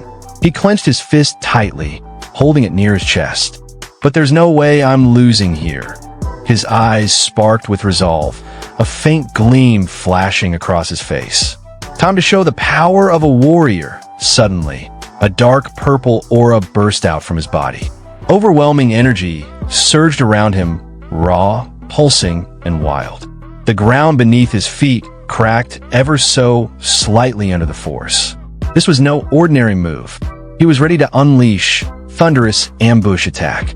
His eyes locked onto a target. The first ingredient is over there. Vincent froze, sensing a sudden shift in the air. The energy around him crackled unnaturally. His eyes narrowed. This is a skill wave. He looked toward the source, frowning. "Hey, is that fool of a human causing chaos because he's about to lose?" High above, Connie raised an eyebrow, looking at them with growing curiosity. "What's he planning to do, huh? A warrior skill?" Kevin leaned forward in his seat, unsettled. "What's the meaning of this?" In the stadium, one of the beastmen suddenly turned, startled. "Huh? Why did it suddenly go dark before he could finish?" A dark blur shot past him. Our protagonist, cloaked in vibrant dark purple energy, surged forward like a flash of lightning. His aura twisted violently, bursting with sheer force as it whipped the air around him. His eyes locked onto a beastman guarding a basket, and he charged. The beastman stumbled back, eyes wide in terror. "Gaia, what are you doing?" Panic flickered in his gaze as the human warrior closed in. "What's happening?" The beastman gasped, trembling as sudden hush fell over the arena as a glowing blue panel materialized above the field. Skill canceled. Thunderous ambush attacked. The dark energy surrounding the protagonist dissipated, leaving only a faint shimmer in the air. The beastman, still trembling from the earlier display, stammered, "No need to push further. This will do the trick." Nearby, a beastwoman with a basket stood frozen, her cheeks flushed red. The protagonist approached her calmly, his eyes scanning the contents of the basket. Another blue panel appeared, Divine Eye, highlighting the highest quality fire spirit grass with a mark of light, and he say, "All right, got the fire spirit grass." He reached in and gently picked the glowing herb, nodding politely. "Thank you," he said to the beastwoman, who could only nod in stunned silence. Around them, the other beastmen watched in disbelief, beads of sweat forming on their brows. In the stands, Master Connie chuckled heartily. "Ho ho!" Using a warrior's skill to move quickly toward the ingredients, then canceling it? "Ha! What an amusing lad!" Master Kevin, however, narrowed his eyes in contemplation. Not just that, he even picked the highest quality fire spirit grass. He pondered further. Can he really identify the proper ingredients? Or was it just pure luck? As the protagonist moved on, another blue panel appeared. Acquired. Highest quality wood core followed by yet another. Acquired. Highest quality withered vine soon after. The Beast Girl announcer stepped forward, her voice clear and authoritative. "Time is up. Potion appraisers, enter now. Evaluate the accuracy and quality of the ingredients chosen by the participants," she continued. "The ingredients required for the beginner cooling potion are fire spirit grass, wood core, and withered vine." The examination hall buzzed with anticipation as the potion appraisers took their positions. Contestants lined up, each presenting their selected ingredients for evaluation. One by one, hopefuls stepped forward, only to be met with the stern verdict. Incorrect ingredient selection. Disqualified. The announcements echoed repeatedly, a testament to the challenge's difficulty. Then came Drax's turn. The shaman examined his selection and declared, "Drax, correct ingredient selection. Total quality is 84 points out of 100. Excellent quality." With a confident smirk, Drax responded, Humph, of course. Observing from the stands, Master Kevin remarked, as expected from Conti's disciple. Both his speed and accuracy are impressive. Conti nodded in agreement. Not bad at all. Next up was Vincent. The shaman announced. Vincent, correct ingredient selection. Total quality is 94 points out of 100. Outstanding quality. Vincent stood tall, eyes closed, exuding pride. He thought to himself, in a match like this, there's no way anyone except me can take the top spot. As the potion appraisers continued their evaluations, the atmosphere grew tense. Conti, observing Vincent's performance, exclaimed, "Oh, the genius disciple truly lives up to his name." Kevin, with a proud smile, added, "Thank you." With this score, it's clear that Vincent will take first place in the first match. Flulin, visibly anxious and sweating, muttered, "Weak human, you better keep up." The attention then shifted to Tsuyoshi. A shaman examiner, upon reviewing his ingredients, remarked, "Is this Tsuyoshi, the human shaman? TCH, the ingredients are correct, but what about the quality?" Suddenly, the appraisal device displayed unexpected results. The examiner, puzzled, said, "What's this? Is the appraisal device malfunctioning?" Kevin, growing impatient, urged, "Stop stalling and announce the results already." The examiner, after a brief pause, announced, "Yes. Participant Tsuyoshi. Correct ingredient selection. Quality. The quality is..." With a mix of astonishment and admiration, the examiner declared, 100 points out of 100. Perfect quality. The crowd erupted in gasps and murmurs, astonished by the human participants' flawless performance. Tsuyoshi's achievement not only challenged expectations, but also set a new benchmark for excellence in the tournament. As the results of the first match were announced, the stadium was filled with astonishment. Kevin and Conti, both esteemed masters, stood with mouths agape, unable to comprehend what had just transpired. "What?" they exclaimed in unison, their voices echoing the disbelief shared by the crowd. From the stands, a spectator voiced the collective shock. "No way. That human scored full marks?"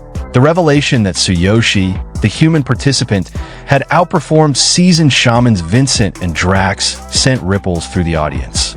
Even Flulin, who had previously doubted Tsuyoshi's capabilities, was taken aback.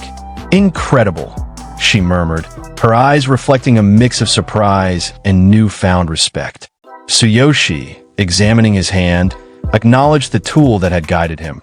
"Divine, I analyzed everything perfectly. It's flawless." With a determined gaze, he added, "I can't wait for the next event." As we can see, some of the contestants, which beastmen, were confused at our protagonist scoring. One of the beastmen shocked and said, "Full marks." One from the crowd shouted, "Unbelievable. Every single ingredient had to have been perfect for that to happen." One of the beastmen, holding his both hands on his head, eyes wide open in disbelief. Did he really manage to select flawless ingredients in that situation? A cloaked man stepped forward and announced with authority, "All participant scores are strictly measured by the analyzer. There is no mistake in the scoring, as far as I can tell."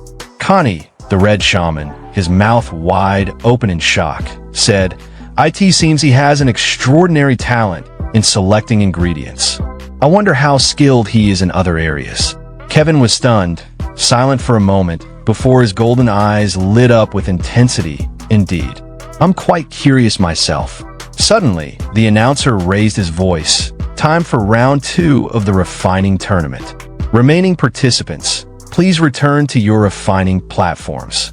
The cute-looking beast woman stepped forward, raising her hand high with a signboard glowing in the sunlight. Bold letters written. "Intermediate invisibility potion," she spoke with excitement. "Now, you need to refine an intermediate invisibility potion. We're looking forward to seeing your skills in action." Our protagonist held the potion in his hand, its clear liquid catching the glint of the stadium lights. Suddenly, a voice called out from behind him, "Hey, rookie." He turned slightly as the voice continued, firm yet not unfriendly. "You did well earlier." It was Flulin, standing tall with her arms folded across her chest. Her sharp eyes were fixed on him. calm but unreadable. Round 2's all about refining, she said. A critical skill that tests the most important qualities and talents of a shaman.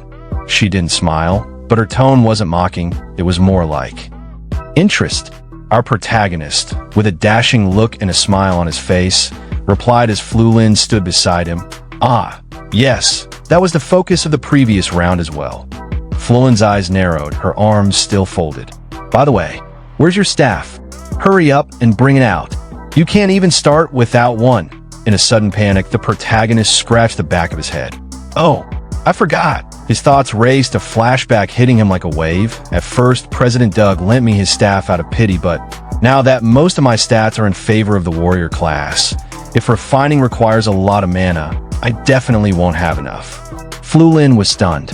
She shouted, "You forgot your staff? How did you even become a shaman?" He chuckled nervously, still scratching his head. "I just forgot. This is bad." Flulin groaned, clearly frustrated. "Ugh, seriously." Then, with a sigh, she handed him a sleek, special-type staff. "Here, take mine, you idiot. You're lucky that I'm here." After lending the staff to the protagonist, Flulin stepped back with a sigh. He raised the staff with confidence, his chest held high. "Thank you, Flulin. With your staff and the refining platform, I can definitely win." Flulin folded her arms with a smirk. "Oomph, you'd better win." Some of the beast women stepped forward, holding tray of ingredients. In that time, the announcer raised his voice and say, "Crush the ingredients and begin refining. You only have one attempt. The time limit is 30 minutes. Two figures in the crowd exchanged worried glances. Just one attempt, and only 30 minutes? That's tough. Intermediate invisibility potions are difficult. Only blue shamans can handle them. So everyone is just one shot." Conti, with a tense expression, muttered under his breath, "Limited chances, materials, and time." Tough conditions indeed. Kevin, standing with arms behind his back, added firmly, "If you want to win a refining tournament, you should at least be able to handle this much." And he think inwardly, they have to succeed on the first try. Let's see what Tsuyoshi does. Was he just lucky before, or does he actually have remarkable talent? The Beast Girl announcer raised her hand and declared, "Now then, participants." Ingredients were placed one by one, first to Drax, then to Vincent, and finally to Tsuyoshi.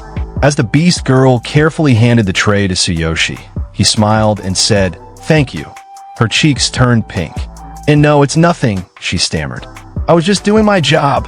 The Beast Girl announcer raised her hand high and declared, "The 30 minutes begins now. Start refining." One of the contestants immediately shouted, "Hurry it up, Slowpoke."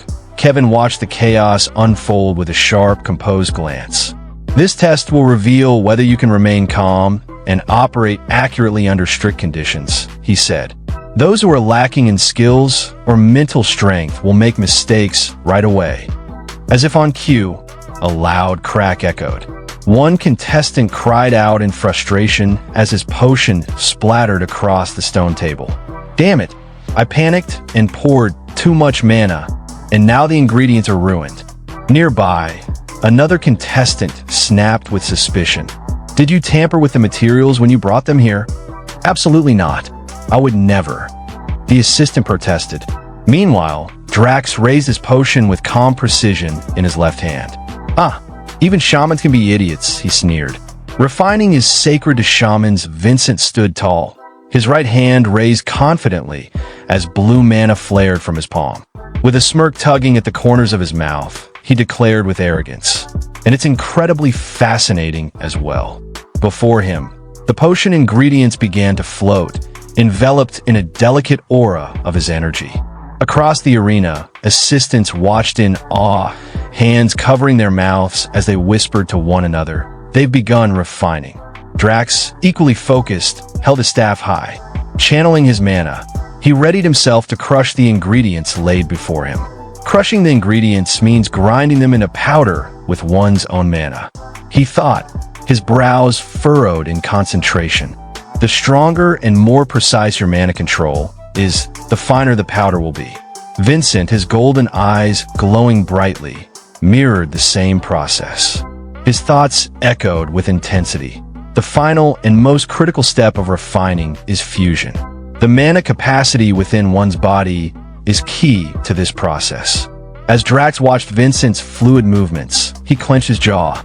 As expected of Kevin's disciple, this mana wave, his capacity might even exceed 1,000. In the VIP stands, Connie narrowed his eyes, sensing the dense mana radiating from the arena. He glanced at Kevin and spoke, "This wave. So your disciple has been hiding his talents all along." Then, shifting his gaze back to the arena with renewed interest, he added, "His mana capacity exceeds 1,000, doesn't it? With numbers and skills like these, he's only a few years away from ascending to Red Shaman status." Kevin, with a hint of pride, smirked without taking his eyes off Vincent.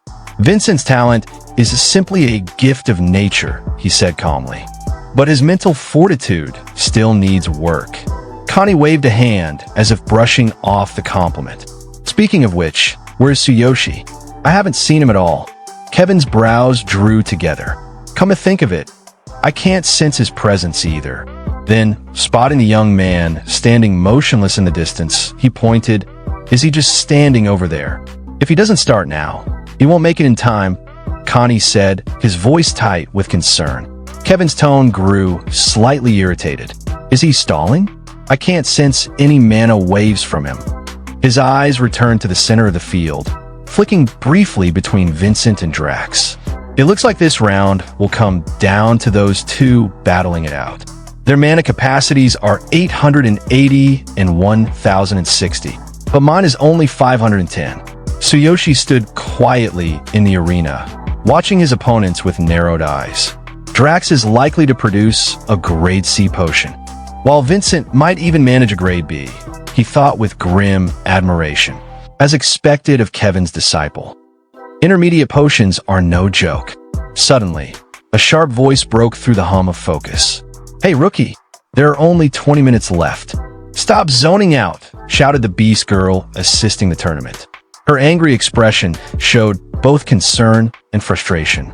Beside her, Sakura gently placed a hand on the girl's shoulder, her voice soft and calm. You shouldn't distract him like that." Tsuyoshi rubbed the back of his head with a sheepish smile, laughing awkwardly. "That's true. It's about time I get started," he muttered under his breath. His expression sharpened. He raised his hands, and with a flicker of will, his mana surged to life. A mesmerizing swirl of pink and blue engulfed his palms, wrapping around his fingers like living flames. "As a warrior, my mana capacity is absolutely insufficient," he thought grimly. But his activation didn't go unnoticed. Drax, ever arrogant, narrowed his eyes at the swirling energy around Tsuyoshi's hands. Is that the extent of his mana wave? He sneered. "Ha! It's no better than that of an average white shaman." Vincent glanced over as well, his eyes glinting with contempt. "He was impressive during the first round," he said with a smirk, "but it seems he just got lucky after all." Up in the VIP stands, Connie stroked his beard as he observed the young man's aura. Is this really all Tsuyoshi's mana wave amounts to?" he said aloud. "His capacity probably isn't even 600. Such a shame for someone with his ingredient selection skills." "Ha ha ha." Beside him, Kevin chuckled under his breath, arms folded across his chest. "Was I overthinking it?" he mused. "If this is all he's got, he's not even worth taking seriously." Still, he offered a half-hearted remark. "The fact that he had the courage to participate is commendable, I suppose." Fuline stared intently from the sidelines, her brows knitting. She remembered the shaman examination. Tsuyoshi's mana had been different then. Stronger. Wilder. What? Is this really all the mana he has? She thought, her heartbeat quickening. Sweat trickled down her cheek. No way. During the exam, it wasn't like this at all. What is he doing? Meanwhile, Drax focused on his own refining with steely resolve. All right, it's time. The moment has come to use the technique my teacher gave me specifically for this tournament. Suddenly, he bit down hard on his lip. A crimson bead of blood fell onto his refining stone, and his body pulsed with a surge of power. An information panel flared briefly in the air, visible only to a few sensitive eyes. Advanced Mana Amplification Technique activated mana capacity. Plus 300 current capacity. 1180 note. This technique temporarily boosts mana capacity significantly at the cost of half the user's HP. A confident grin spread across Drax's face. He turned slightly toward Vincent, whose brow had begun to furrow. Boosts mana capacity significantly at the cost of half the user's HP. My current mana capacity now exceeds yours. Vincent, you probably think I'll only be able to refine a grade C potion. But it will be different this time. Then, with a wild surge of energy, Drax raised his staff high and shouted, "Fusion!" The tip of his staff burst into light. Mana flared outward, enveloping his entire body in a vibrant red glow. Gasps erupted from the audience. "Is this real?" Someone murmured. Another shouted, "Could it be a grade 8 intermediate invisibility potion?" As the energy settled, Drax confidently poured the refined potion into a glass tube. With a smirk, he stood tall, declaring, "Haha, a nearly perfect grade B potion. Come at me, anyone." From the VIP room, Connie turned to Kevin with a gleam in his eye. "Yes, nearly perfect. Even your disciple will only barely refine a passable grade B potion at this point. This tournament's victory shall belong to my disciple. As long as he secures first place in this match, his overall score will be unbeatable." He clenched his fist. "Kevin, I won't let you have the upper hand forever." But Kevin didn't respond. His eyes remained locked on the arena, ignoring his own mana gauge as he silently observed the display. Advanced Mana Amplification. It's an extreme skill, sacrificing life in exchange for mana. Definitely not something an ordinary shaman or sorcerer would dare to use. Connie must have gone to great lengths preparing his disciple. Then, a quiet smile crossed Kevin's lips. His gaze sharpened. But, does he really think he can win with a gravy potion? He looked to the arena with growing anticipation. "Did you think I wouldn't prepare for this, Connie? Foolish old man." He called out mentally to his student. "Vincent, show them what you're capable of."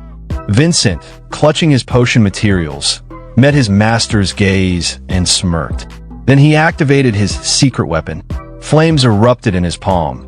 Not just any fire, but a radiant blue flame infused with the law of the earthly phoenix. Connie shot up from his seat, eyes wide. "That's..." Sweat ran down his face. A blue flame extracted from the laws of earth and wind. Something that rare. Kevin, still calm, responded with a faint smile and didn't even glance his way. "I gave it to Vincent some time ago. It's his to use as he pleases." Inwardly, he thought, "Indeed, this flame is infused with the power of the laws. It took 7 full days just to extract this small amount. But with this, I can preserve my dignity." In the arena, Vincent manipulated the blue fire with fluid control, his expression calm and confident. "My teacher instructed me to add this flame during the fusion stage. The power of the laws will instantly elevate my mana capacity. There's no way I can lose." At that moment, a system panel flickered to life. Power of the laws infused current mana capacity. 1,530. Then, Vincent raised his hand, and a luminous blue orb formed above his palm. The air crackled with energy. "This is an even greater supernatural phenomenon," a spectator cried. "Another grade A potion? No, a phenomenon of this level." Vincent looked up at the glowing circle forming above him and declared with arrogant certainty, "An A-grade intermediate invisibility potion. Is there anyone here who can refine a better potion than this?" Tsuyoshi watched the escalating spectacle in silence, gripping his staff and ingredients in both hands. "I see. So they both had hidden techniques to force their potions up by 1 grade. If I hold back now, there's no way I can beat an A-grade potion." Suddenly, a system panel appeared directly in front of him. This time, not imagined, but a real interface glowing with urgency. "Alert. Insufficient MP. Would you like to activate Ultimate Physique to enhance your mana capacity? Current mana capacity, 510." Tsuyoshi's eyes locked onto the message. The noise of the arena faded. With fierce determination, he thought, "Fine. I'll use my Ultimate Physique to raise my mana capacity to its limit. With a surge of will, he activated it. A new notification appeared. Ultimate physique activated. Mana capacity increased. Suddenly, his entire body was engulfed in roaring purple mana. The staff in his hand radiated power as the energy twisted upward like a vortex. The air trembled. He raised his staff toward the sky. Another notification flashed. Current mana capacity 9,600. Then the panel glitched. Static flickered, and a distorted message forced its way onto the screen. Alert! An S-grade potion has been acquired. A supernatural phenomenon is occurring. Please assume defensive distance. Suddenly, the sky above the tournament grounds darkened. A swirling mass of clouds gathered unnaturally fast, pulsing with raw energy. Streaks of lightning clawed across the heavens, then calmed, concentrating into a single vertical shaft of light descending from the sky. At the very center of it all stood Tsuyoshi, silent and steady. His staff crackled with blue flame, his cloak rippling with invisible power. From the audience, someone gasped in awe.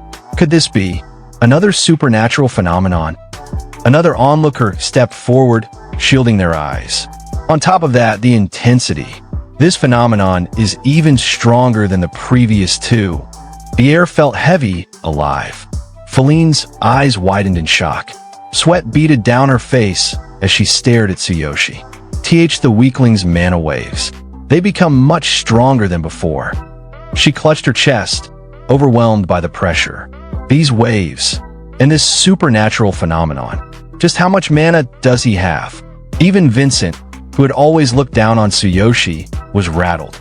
His lips curled in frustration, but his eyes betrayed fear. There's no way a mana amplification technique of this level exists. His thoughts raced. Even the laws of earth and wind can't produce this effect. I've never heard of anything like it. He gritted his teeth, glaring at Tsuyoshi, sweat dripping from his jawline. Meanwhile, from the outer ring of the arena, Drax's voice cracked through the mounting panic. Could a supernatural phenomenon like this truly exist? Above them, the lightning flickered one last time. And then, everything stilled. All eyes turned to Tsuyoshi, his figure bathed in light, his presence like a rift in the natural order. The lightning in the sky suddenly twisted and churned, shaping itself into the colossal form of a dragon, its eyes glowing with ancient fury, its roar echoing like a storm splitting the heavens. Kevin stared up, paralyzed, his voice trembling. What is that? Standing beside him, Connie's eyes reflected the swirling storm above. This can't be real. This is unbelievable. Kevin's jaw clenched, sweat streaking down his temple as he took a staggering step back. This feels like a supernatural phenomenon. Of the S-grade supernatural phenomenon, the highest level supernatural event. It resonates with the heavens and the earth and manifests physically. However, it calls forth a powerful divine punishment, commonly seen only during the creation of S-grade potions. At the center of the arena, Tsuyoshi stood unmoved. Lightning danced across his body. His eyes glowed a piercing silver blue, locked in absolute focus. His staff hummed in his grip, pulsing with mana. From his system, a notification flashed across his vision. Alert! Mana calibration for pulverizing the ingredients has been completed. Please release your mana. Tsuyoshi gripped the staff tighter. His mana surged like a tidal wave, coiling around him with impossible force. Another notification followed instantly. Alert! Ingredient pulverization is complete. Pulverization rate, 100%. He raised his hand, voice unwavering. Begin fusion. The words echoed across the silent arena. In that instant, the lightning dragon screamed from above, spiraling downward, its maw wide open, coming straight for Tsuyoshi like divine judgment itself. Seeing that, Connie looked up toward the lightning dragon, sweat pouring down his face, his expression more shocked than ever. Impossible. A divine punishment of lightning. If you're not prepared beforehand, you'll suffer massive damage. At the same time, Kevin was also staring at the descending dragon. Sweat dripped from his chin, his face frozen in disbelief. The rarity and difficulty of refining S-grade potions stem from this challenge. Refiners require an extremely high level of skill and mana, and must endure the divine punishment brought about by the process. Usually, you use a potion beforehand to endure this punishment. Is he trying to get himself killed?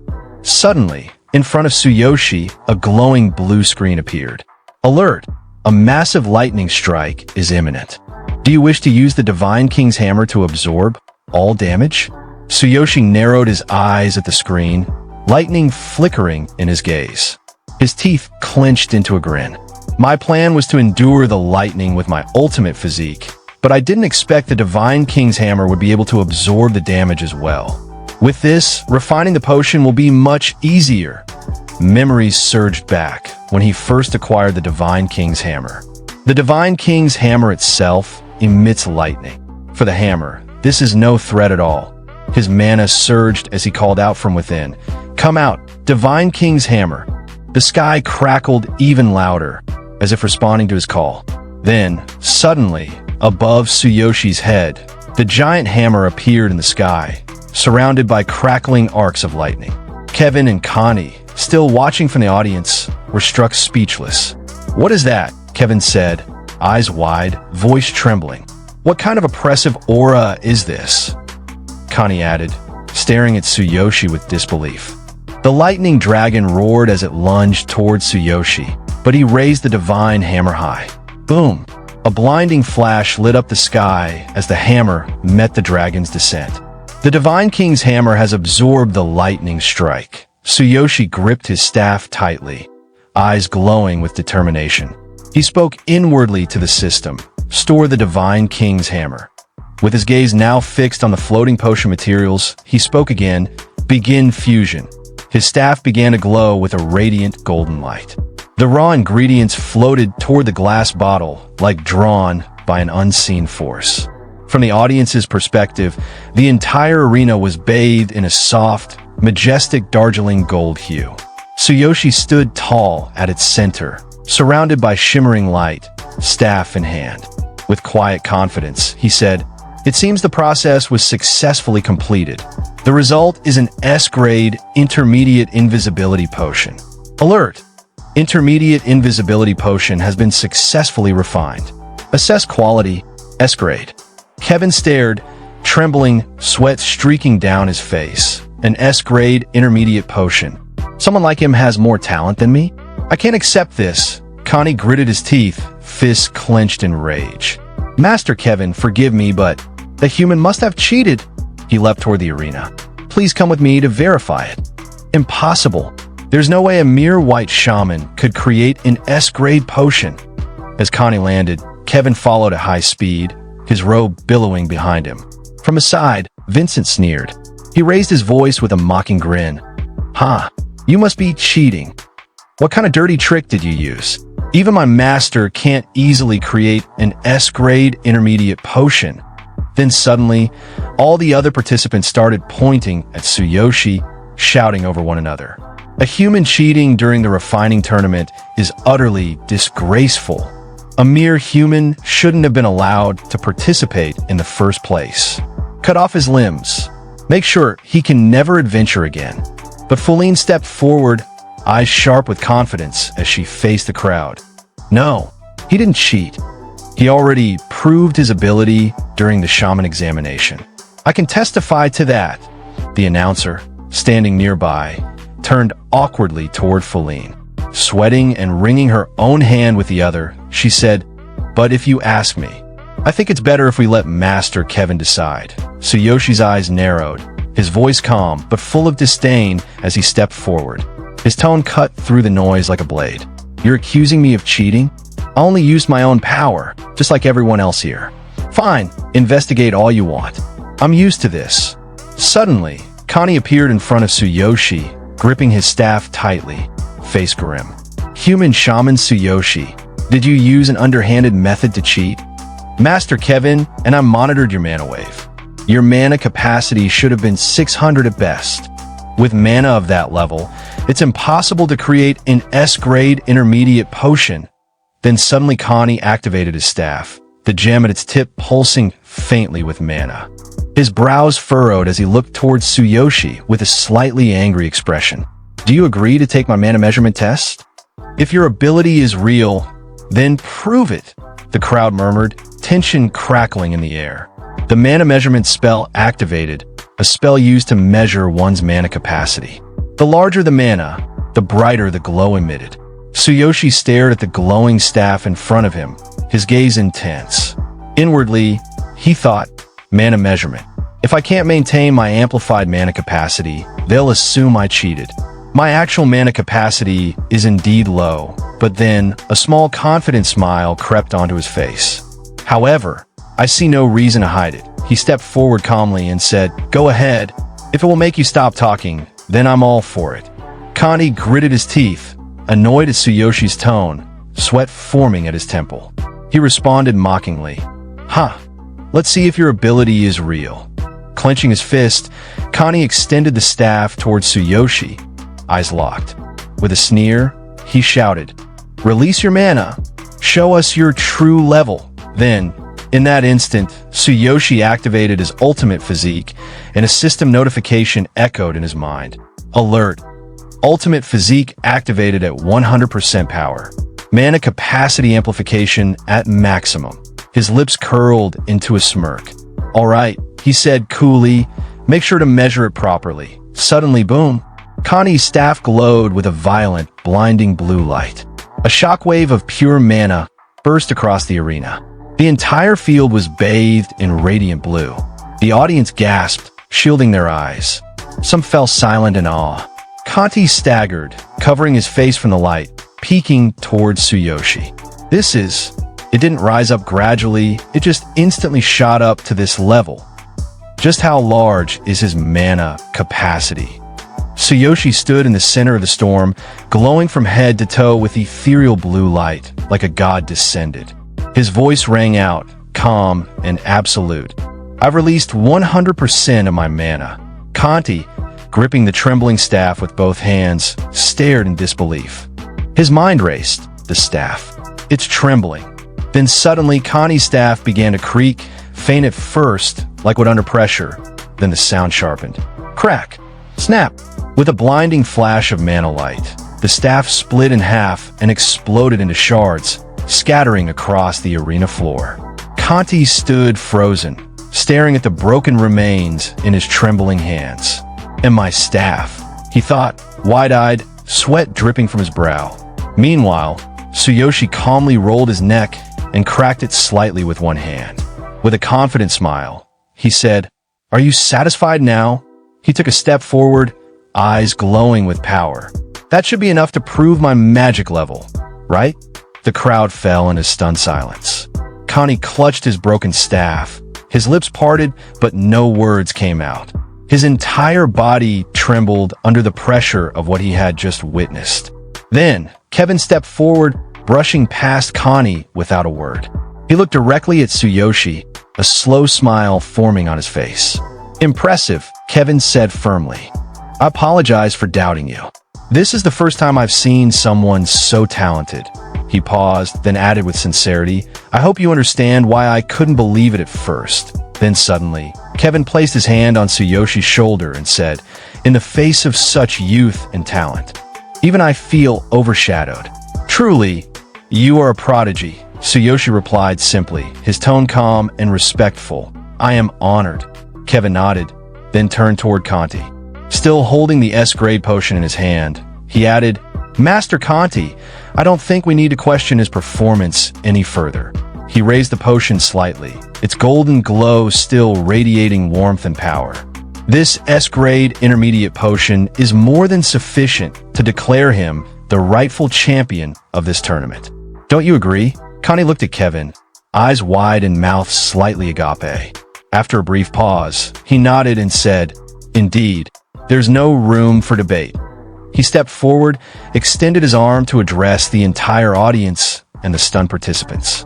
"Anyone else with objections?" His voice rang through the arena. "If you are dissatisfied, step forward and silence Tsuyoshi yourself." The crowd was silent. Drax and Vincent, both pale and sweating, glanced downward.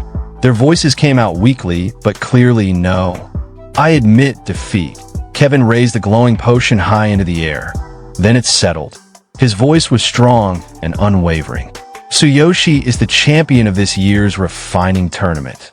The arena erupted with a mix of awe, disbelief, and scattered cheers. From the crowd, Fuline blushed, her cheeks burning red as she covered her mouth in disbelief. Amazing. He really did it. Tsuyoshi caught her gaze and smiled confidently.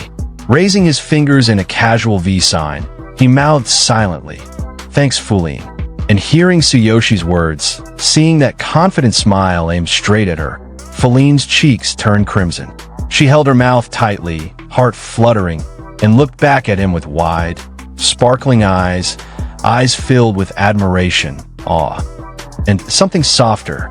Then, with a playful glint in her gaze, she raised her fingers in a V sign, mimicking him, and mouthed silently with a teasing grin.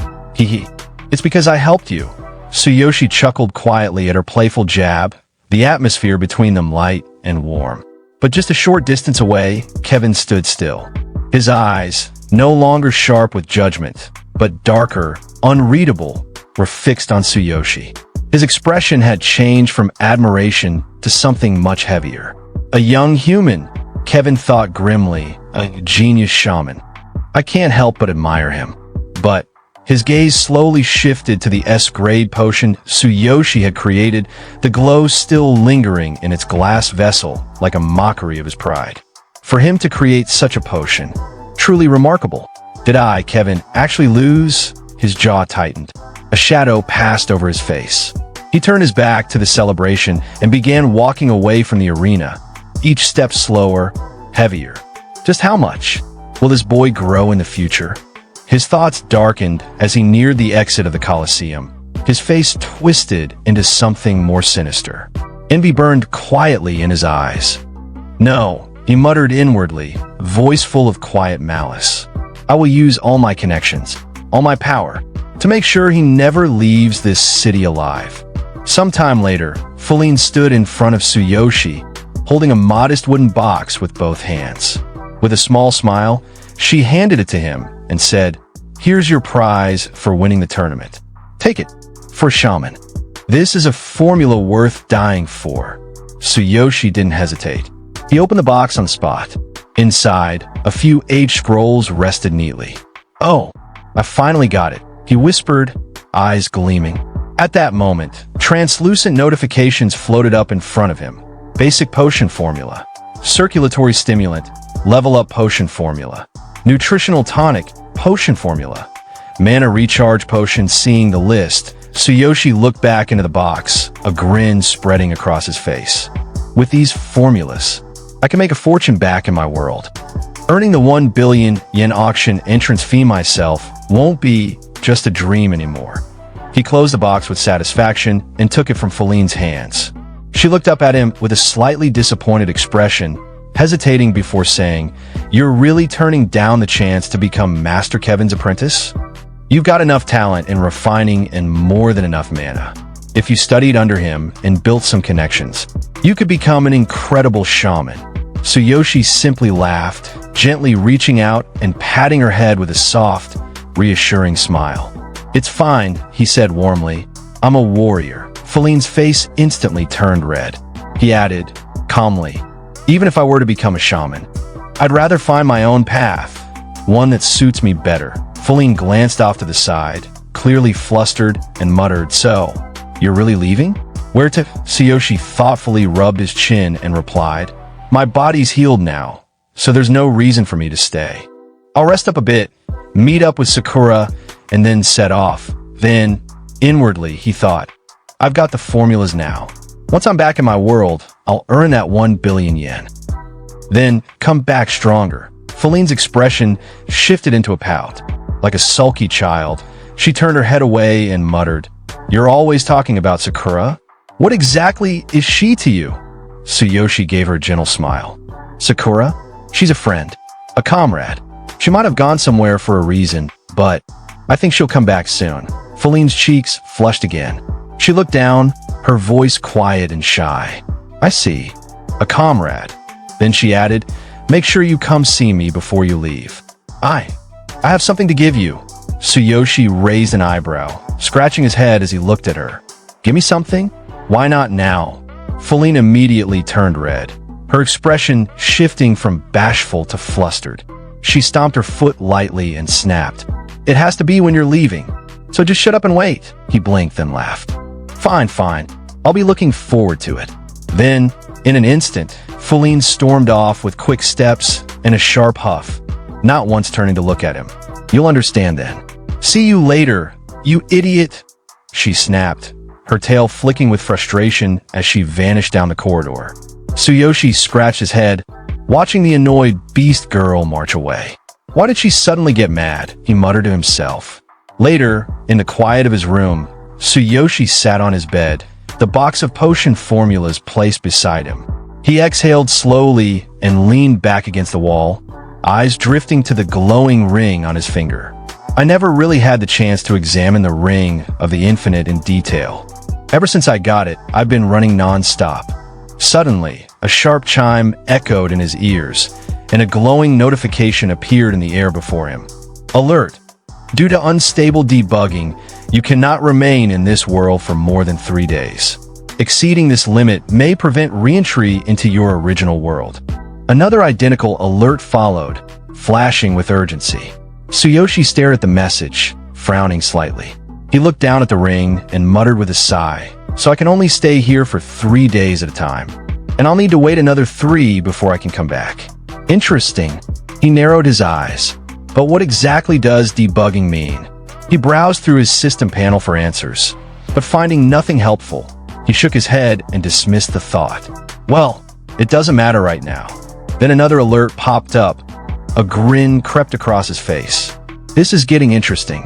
Suddenly, the ring of the infinite pulsed with golden light, and a new alert rang out. Tsuyoshi's eyes gleamed. "As long as I can bring these 3 formulas back. 1 billion yen, here I come." With that declaration, he stepped into the glowing portal. The next day, real world in the heart of the city, Tsuyoshi stood in front of a sleek high-rise building, pushing Karina's wheelchair beside him. The chairman of the Hero Alliance stood nearby, gesturing toward the building with a smile. "It's not as luxurious as Hero Villa," the chairman admitted, "but I prepared the best room for you." Karina looked up at the towering structure, eyes sparkling in awe. "Wow," she whispered, her face slightly flushed with excitement. Tsuyoshi, smiling, looked down at her and said, "Thank you very much. This is more amazing than I imagined." Karina clutched her hands close to her chest, her voice trembling slightly. "What a stunning man. It's beyond my imagination. Am I really going to live here?" The chairman chuckled warmly. "The Hero Alliance doesn't skimp on things. Besides, you're worth investing in. Your little sister should be comfortable here too." He placed a hand on Tsuyoshi's shoulder. "Is there anything else you need?" Tsuyoshi hesitated for a moment, then rubbed the back of his head with a sheepish grin. "Actually, if possible, I'd like to convert one of the rooms into a small laboratory. I want to try making potions." The chairman's eyes widened in surprise. "Potions? That requires specialized knowledge and equipment. You're really going to do it?" Then, his expression softened into a proud smile.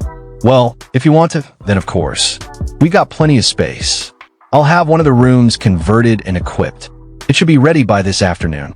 Tsuyoshi bowed his head, slightly in gratitude. "Thank you. That'll help a lot." As they entered the building, Tsuyoshi looked up with a determined smile and thought to himself, "I should be able to start tonight." Sometime later, Tsuyoshi walked steadily down a narrow street, a suitcase in hand and resolve in his steps.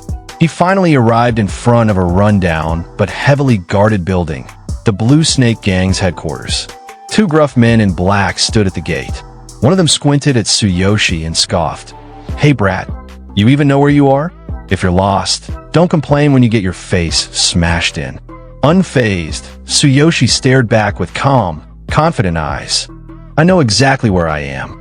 I've got business with the Blue Snake. I'm here to talk about repayment with the boss." The guard narrowed his eyes and barked, acting all high and mighty, "Just to return money? If you're coming in, name yourself." Without blinking, Tsuyoshi replied firmly. Tsuyoshi Tsukishiro. The two guards froze, exchanging tense glances. Before they could respond, the front doors burst open. Several men in sleek black shoes rushed out, pushing past the stunned guards. Tsukishiro-san is here. Move aside, one of them declared urgently. The guards paled and stepped back instinctively. One of the new arrivals, sweating slightly, gave Tsuyoshi a forced smile. We've been expecting you. The boss sent me to welcome you personally. His eyes widened with recognition. You're the one from the hospital. When you beat that guy. Oh, it's you, Tsuyoshi said casually. The man bowed nervously and gestured inside. Please, this way. Inside, Tsuyoshi followed the man through a dimly lit hall. The atmosphere was thick with tension. The guy glanced back nervously and opened a heavy door. Boss, Tsukishiro-san has arrived. Behind the desk sat a muscular, sharp-eyed man with a deadly calm aura. The Blue Snake Gang leader, Hiro Tsukishiro. He greeted, standing up slowly. Glad you could make it. Tsuyoshi set the suitcase on the table and opened it. Neatly packed inside was a stack of yen. Livelier place than I expected, he commented dryly. Here's the 600,000 yen principal loan. And the interest. Check it. Rando approached and examined the contents. With a smile, he said, it didn't have to be so formal. Could have sent it through someone. Still, I appreciate the gesture. Let me introduce you. He gestured to the man beside him. This is our second in command, he said, then turned slightly. And this is the... Ahem. Crazy, oops, chairman. Tsuyoshi's eyes gleamed. He activated his divine eye, and numbers floated before him. Combat power, 2,300, 11,000. 14,100, he smirked coldly. Not bad. He turned his gaze on Rando. So, what's this about? The room fell silent. Sweat beaded on every forehead. Rando narrowed his eyes. He saw through all three of our power levels in a glance. Does he own some kind of appraisal relic? Those are rare, absurdly rare. This kid, he's not ordinary. Rando stepped back and leaned on the boat-shaped side table behind him. I'll get straight to the point. Without meeting Tsuyoshi's gaze, he said, the Blue Snake Gang and Crazy Wolf. Both owe you a favor. He gestured broadly. We'd like to put the past behind us. Be friends. What do you say? Tsuyoshi blinked. What? Then, the second-in-command stood up solemnly. First, let me apologize for my son's rudeness. I've already sent him to another city. He'll be disciplined properly. He won't trouble you again. I hope you can forgive him. Next, the Crazy Wolf leader stood up, wiping sweat from his brow. My men acted disrespectfully as well. Not under my orders, but I take responsibility. He bowed. Also, that spatial ring had a tracking curse. It's been removed. You can use it freely now. Tsuyoshi's eyes widened. He looked down at the ring on his hand. Wait, the three who attacked me before, they were from Crazy Wolf. So the ring I took off that magician really had a tracking spell. Damn, I was careless. Despite the inner shock, he kept his expression cold. I already settled the score with that bully at school. Whatever punishment you give him doesn't concern me. He glanced at the Crazy Wolf leader. Your guys tried to kill me. They got what they deserved. It's over. Rando exhaled, then smiled stiffly and handed the briefcase back. Then, take this back. Tsuyoshi's brows furrowed. I don't like owing favors. Paying back my debt is only natural. Take the money. He leaned forward slightly. But why the sudden change in attitude? I don't particularly enjoy dealing with gangs and guilds. The tension in the room returned, and yet beneath it all, a silent understanding began to bloom. Hearing Tsuyoshi's words, the Blue Snake Gang leader leaned back in his seat with a smile and began explaining. Word of your achievements at Future Star has spread like wildfire. There's not a single influential figure in the area who doesn't know your name by now. He leaned forward slightly, lowering his voice. On top of that, Chairman Suzuki's been trying to recruit you personally. Everyone sees it. Tsukishiro, you're a rising star. Every faction and guild around here is desperate to tie themselves to you before someone else does. Before Tsuyoshi could respond, the Crazy Wolf Guild leader stepped up and added with a chuckle, we're all small groups. None of us have the luxury to pick fights with a genius like you. It'd be suicide. Another Blue Snake member piped in enthusiastically, Exactly. And since we're all talking openly here, we're comrades now, right? Tsuyoshi blinked, visibly confused. He pointed to himself with an awkward expression. I had no idea I was this famous. Then he thought to himself, if it's just within this region, I guess it's fine. At least I won't have to deal with more random attackers. Sometime later, after the conversation had wrapped up, the Blue Snake gang members stood to see him off. The gang leader smiled and waved. Tsukishiro-kun, come visit us again sometime. As Tsuyoshi turned to leave, the group bowed respectfully. The second-in-command added warmly, "You're welcome here anytime." Tsuyoshi paused at the door, casting one last glance back at them. That was quite the reception. Outside the Blue Snake headquarters, Tsuyoshi walked through the busy city streets, weaving through crowds of people and neon-lit signs. All right, that's settled, he thought to himself. Time to get back to work. I need to buy ingredients and start refining some potions. Scene change. Medicine and ingredients shop inside a tidy apothecary. A man with glasses stood behind the counter, calmly flipping through a book. The store was quiet and smelled faintly of dried herbs. He mumbled to himself, "These herbs have been getting harder to come by lately. Better stock up while I can. And these too." Suddenly, the door swung open. Tsuyoshi stepped inside, suitcase in hand. "Excuse me," he said politely. "I'd like to buy some potion ingredients." The shopkeeper glanced up lazily, clearly uninterested. "Take whatever you need from the loose stock," he muttered, then added in his thoughts, "What an annoying brat." But Tsuyoshi didn't move. Instead, he held out a slip of paper. "That won't be enough," he said, calm and direct. "I heard this is the biggest potion ingredient store in the area." He handed the slip to the man. "I'll take all 15 ingredients listed here." The man blinked, taking the slip. He scanned the list, his eyes widened. 15. All of them? Are you serious? This isn't a prank? He shouted, his glasses slipping down his nose.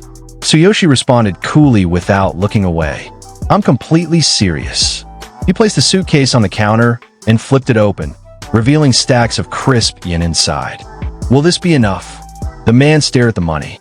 The shop owner stared at the open suitcase in stunned silence. 9 million yen in clean, stacked cash right in front of him. Tsuyoshi added calmly, "Also, I'd like to arrange a long-term supply deal."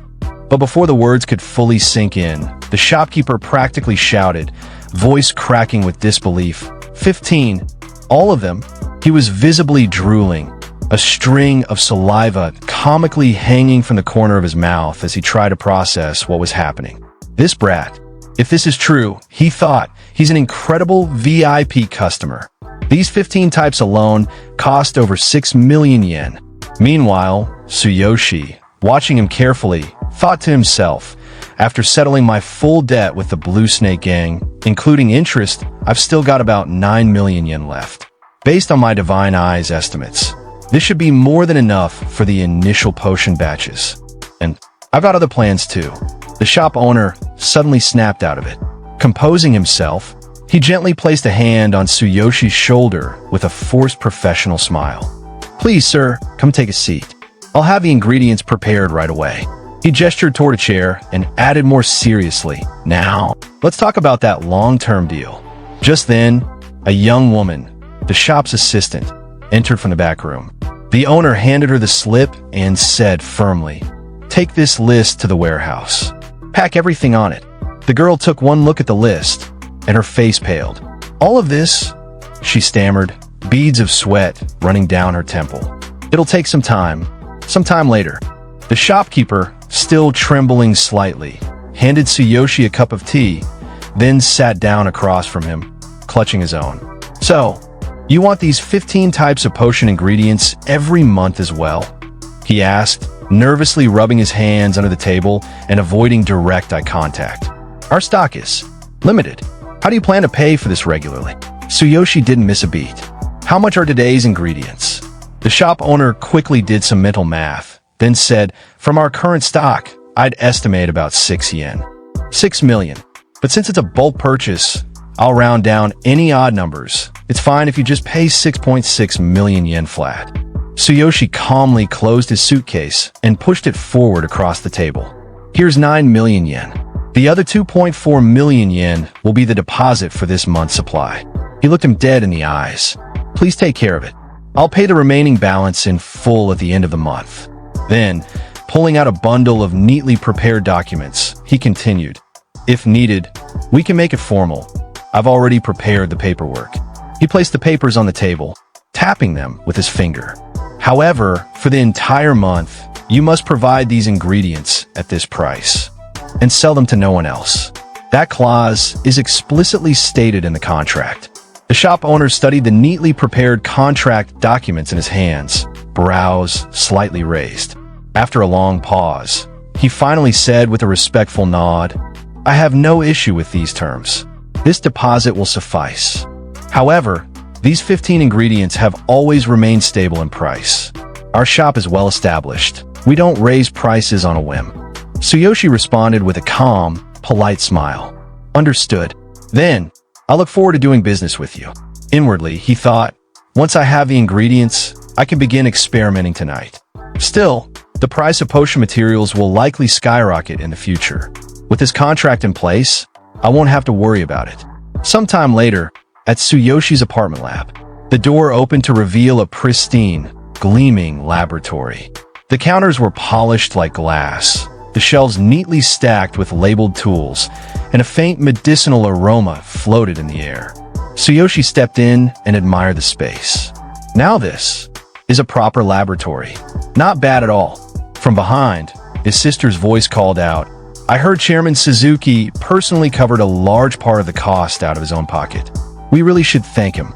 I never knew you could make potions, big brother.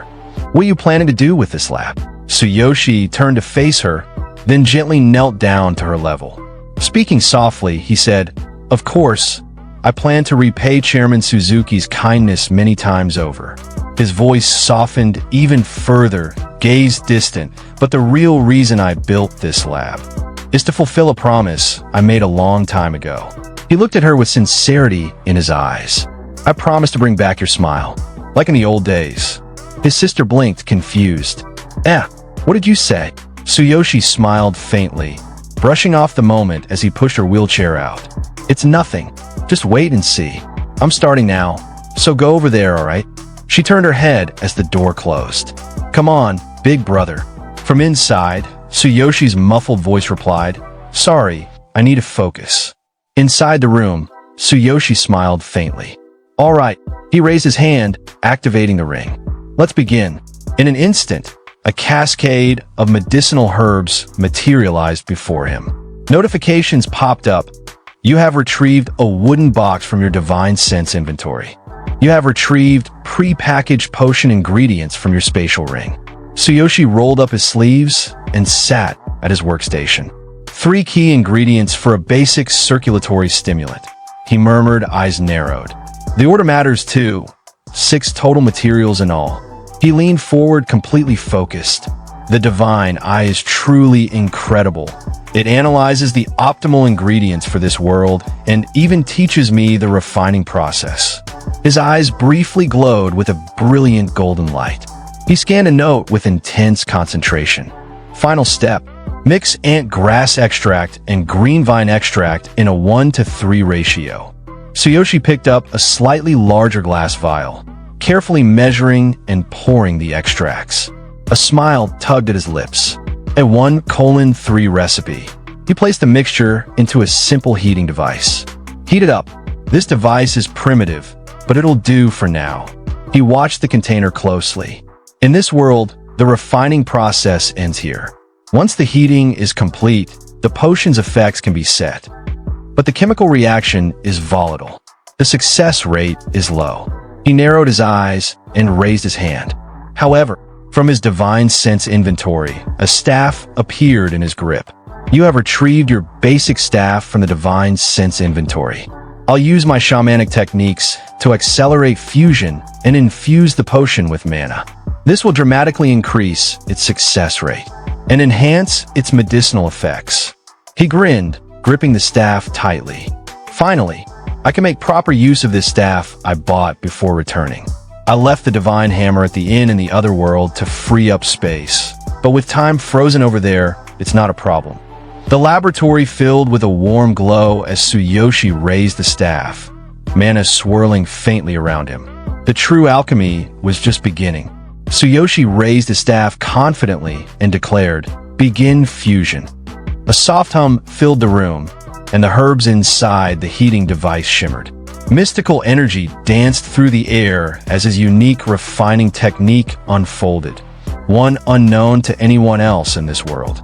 Fusion progress, 30%. Fusion progress, 40%. Fusion progress, 60%. Fusion progress, 90%. Science and magic have merged, Tsuyoshi thought, eyes gleaming. What an astonishing fusion speed. Suddenly, a new notification popped up. Alert, fusion complete. At the same time, the heating device emitted a soft chime. All right, Tsuyoshi said with satisfaction, picking up the vial. The first batch is done. Let's see how effective it is. He swirled the potion tube gently, its contents glowing faintly golden. A circulatory stimulant. Looks decent enough. He took a sip without hesitation. The moment it touched his tongue, a surge of yellow light erupted from his body. Refinement rate, 100% circulatory stimulant effect. Increases HP and stamina recovery by 45%. Reduces damage taken by 12%. Duration, 10 minutes. Tsuyoshi looked at his glowing hands in awe. These effects, incredible. Clenching his fist, he smirked. There's no way capsules in this world can match this. As expected of an otherworld formula, no capsule here stand a chance. He grabbed another tube, but his face scrunched slightly after a sip. Tastes terrible. Sighing, he added, "Guess I'll convert these into capsules instead." Glancing at the machines lining his lab, he declared with resolve, "Countless paths to wait my exploration." With a sweep of his staff into the air, his shamanic power activated once again. All right, let's start mass-producing the circulatory stimulant. If the market responds well, everything will fall into place. The next day, outside the entrance of a large cave, dungeon adventurers gathered in clusters, chatting anxiously as they prepared to enter. "This is going to be tough," one of them muttered. "The cave drops are great, but it's too vast. We can only afford mediocre capsules. We'll have to be careful." Nearby, another group was talking. "In the end, we just aren't strong enough." Suddenly, a figure appeared, Tsuyoshi, disguised in a hooded cloak, pushing a trolley stacked with small boxes. Honestly, Tsuyoshi thought, with this hoodie, I look like a third-rate villain trying to sell snake oil.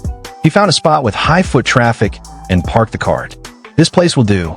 This cave draws the most adventurers. From the crowd, a few adventurers noticed him. One scoffed. He looks like a traveling merchant. Thinks he can sell capsules like that? What an idiot. Another crossed his arms and said, "The capsule business is monopolized by the big three corporations. It's safer to buy from certified shops." A third raised an eyebrow. "Could be counterfeit." Ignoring the chatter, Tsuyoshi picked up a shiny capsule from his tray and raised his voice confidently. "Everyone, if you're unsatisfied with your current capsules, try our brand new power capsules. A six-pack, perfect for adventurers. First come, first served." The nearby heroes turned to look. One leaned toward his friend. "A new capsule? Is it from Big Tree?" His friend rubbed his chin. "No, I visit specialty shops often. I would have known if something new dropped." A bold adventurer strode up to the stall with a mocking grin. "Capsules are a lifeline for us. No one's going to buy some shady no-name product. Are you seriously saying this is better than the Big Tree's line?" He picked up a box and held it up. "So what kind of capsule is this? How much does it cost? What are the effects?" Tsuyoshi held up the capsule box confidently and responded to the skeptical hero. "This is a basic circulatory stimulant capsule. It restores your HP and stamina and reduces incoming damage while you're under attack. All the detailed effects are listed on the back of the box. Each box contains 6 capsules and costs 24,000 yen. Each person can buy up to 10 boxes per day." The hero's expression twisted in disbelief. 6 capsules for 24,000 yen? Is this a limited edition, or are you just insane? He snapped. Big Tree's blood stimulants are only 20,000 yen for 10 capsules. He slammed his hands onto the stall table, voice rising in anger. This is a damn joke. Get lost already. It's obvious your product won't work.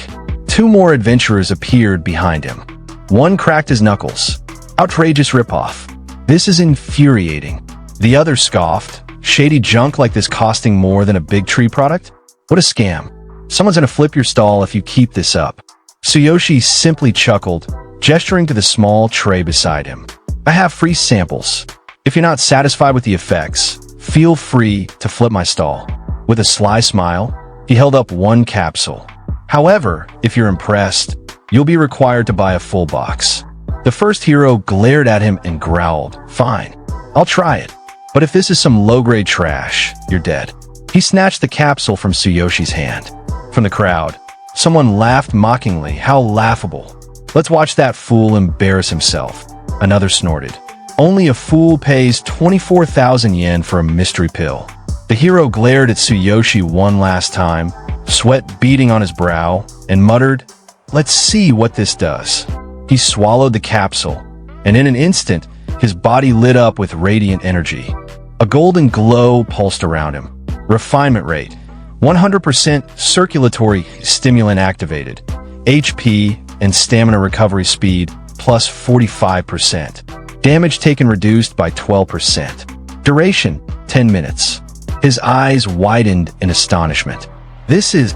Tsuyoshi leaned forward, his tone mockingly casual. As I said, it boosts SP and stamina recovery by 45% and reduces damage by 12%. 10 full minutes. Now, do you still think it's overpriced? A voice rang from the back. No way, is that real? Did it really have that effect? More people pushed forward to see, but the hero ignored them all, his focus locked on Tsuyoshi. Like a cunning fox, he pulled out a black card and offered it silently. Can I get a full box? Actually, the limit is 10 per person, right? I want all 10. He handed over his hero certificate. Give me 10 boxes. Right now. Tsuyoshi calmly processed the payment. 240,000 yen has been deducted from hero certificate. Here are your 10 boxes. Thank you very much, Tsuyoshi said, handing them over neatly. The hero loaded the boxes into his bag, nodded once, and turned to leave, his voice low but firm. Thanks. Will you be here again tomorrow? What time? As he walked off, the crowd surged towards Tsuyoshi's stall. Someone shouted, "Hey, give me one too. You said there were samples, right?" Another chimed in, "Yeah, I'll try one. That guy could be a plant, but it's worth a shot." "Me too. Same. If it's fake, you'll pay for it." Within seconds, only 5 free samples remained. Tsuyoshi raised his voice calmly. Only 5 free samples left. 5 adventurers stepped up, and each took one. As they ingested the capsules, the effects surged through them instantly, and they stood dumbfounded. From behind, the first customer growled, "Well, do you see now?" Without hesitation, cards flew out from all directions. "I'll take 10 boxes. Same here, give me 10. Is this capsule really that amazing? Give me at least 1 box." Chaos erupted as more heroes yelled over each other, waving their cards. Tsuyoshi, unshaken, raised a hand with a confident smile. "Please line up, 10 boxes per person, maximum." From the crowd, some started making calls. "With effects like this, it'll sell like crazy, even if we double the price. Hurry, get here fast. It's a limited supply. You'll make a fortune.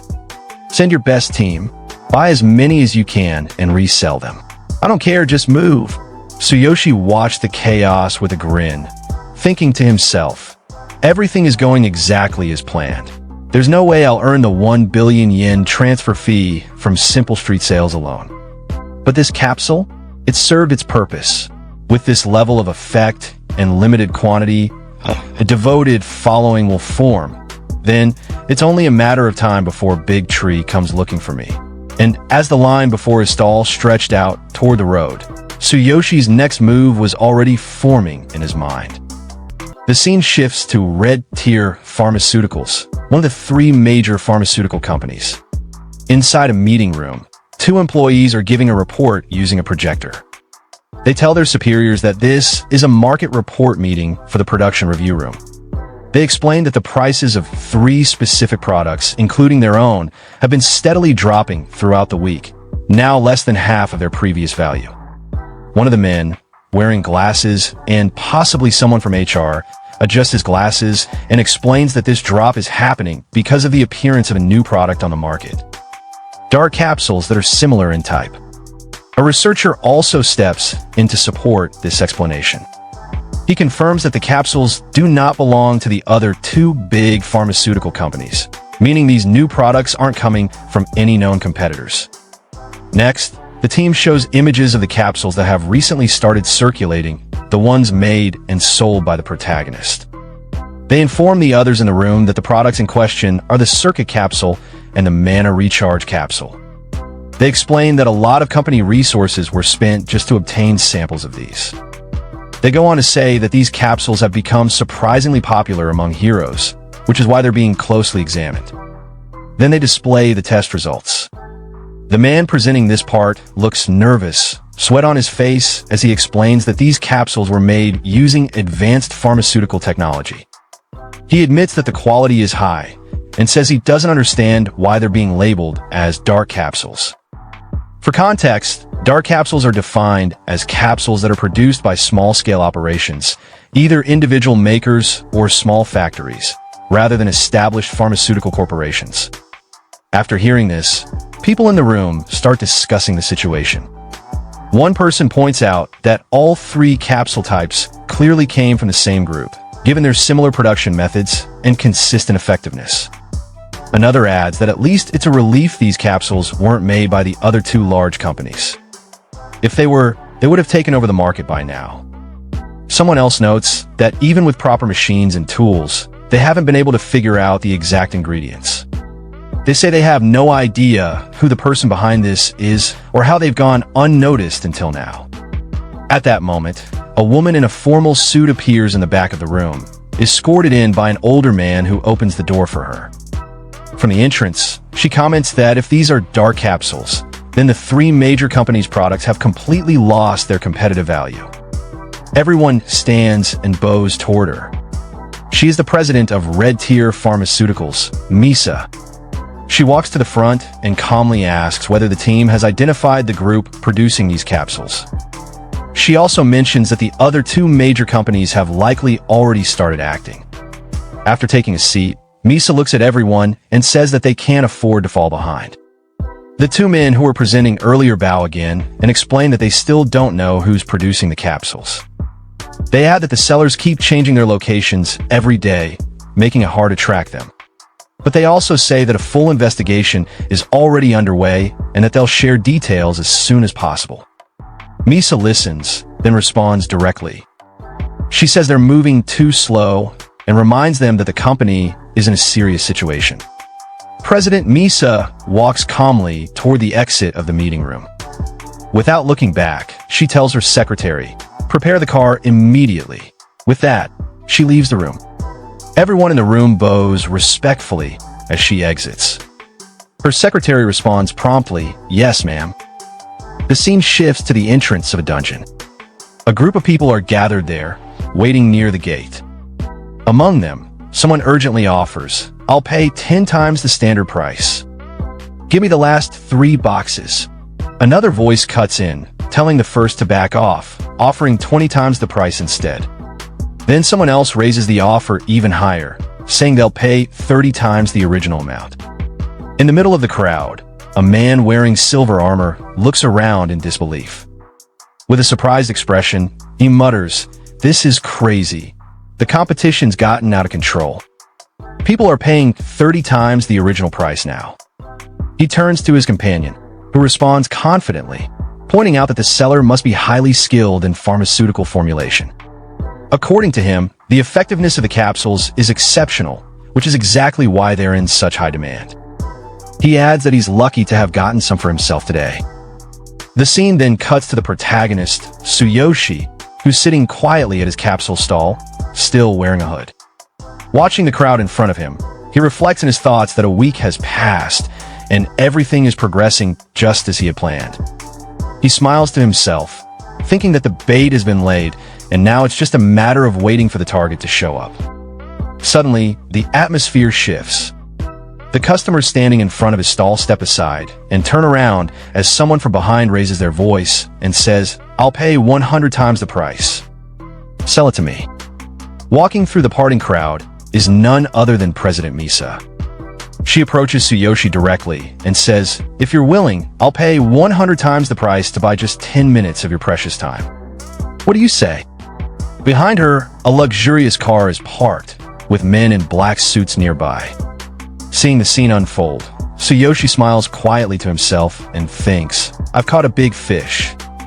Sometime later, Tsuyoshi is seated inside the luxurious car, having accepted her offer.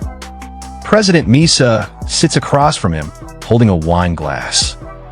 She greets him confidently and says, "Thank you for giving me 10 minutes. Let's introduce ourselves. I am Misa, president of Red Tier Pharmaceuticals." Tsuyoshi politely responds with a simple greeting, "Nice to meet you." But in his mind, Tsuyoshi is carefully observing her. He notes to himself that she's surprisingly young for someone in such a position. Her voice also sounds youthful. Even though she's likely concealing parts of her identity, he had expected someone older, possibly middle-aged. He starts to wonder who she really is. Misa looks at him directly and gets straight to business. She tells him clearly, "I want to purchase the formula for the 3 types of capsules you're selling." Tsuyoshi doesn't hesitate. He simply raises his hand and names his price, 10 billion yen. Misa, clearly caught off guard by the figure, lowers her wine glass and replies, 10 billion yen? That's a little too much. It's over our budget.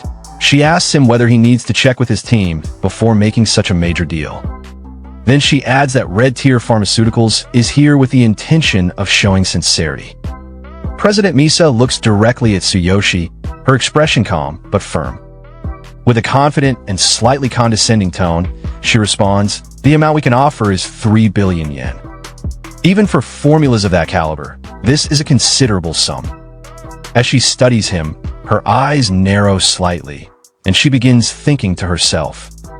She suspects Tsuyoshi is deliberately inflating the price, and notes that 10 billion yen could buy 50 standard grade formulas. She also starts to wonder, could he be the leader of a larger group? But Tsuyoshi doesn't flinch. He smiles confidently and replies without hesitation, "No, 10 billion yen. No more, no less." He adds that he has no partners. He created all 3 capsules himself. Then he looks directly at Misa, his gaze sharp, and says plainly, "You understand, don't you? These capsules would give your company a strong edge in the market. Isn't Red Tier currently going through its greatest crisis?" Misa is visibly shaken by this statement. A drop of sweat runs down her face as she thinks to herself, if he really doesn't have any associates, then that would mean he's a pharmaceutical genius, and a dangerous one at that. Still trying to make sense of his claim, she asks him, "Greatest crisis? What do you mean?" Tsuyoshi responds by pulling out some stock market data and showing her a graph. He explains clearly and confidently. The 3 major pharmaceutical companies, Red Tier Pharmaceuticals, Oyama Pharmaceuticals, and Tatsumi Pharmaceuticals, make up nearly the entire capsule market. But based on the data I've collected, Red Tier's market share has dropped from 26% at its peak to just 12% over the past 23 years.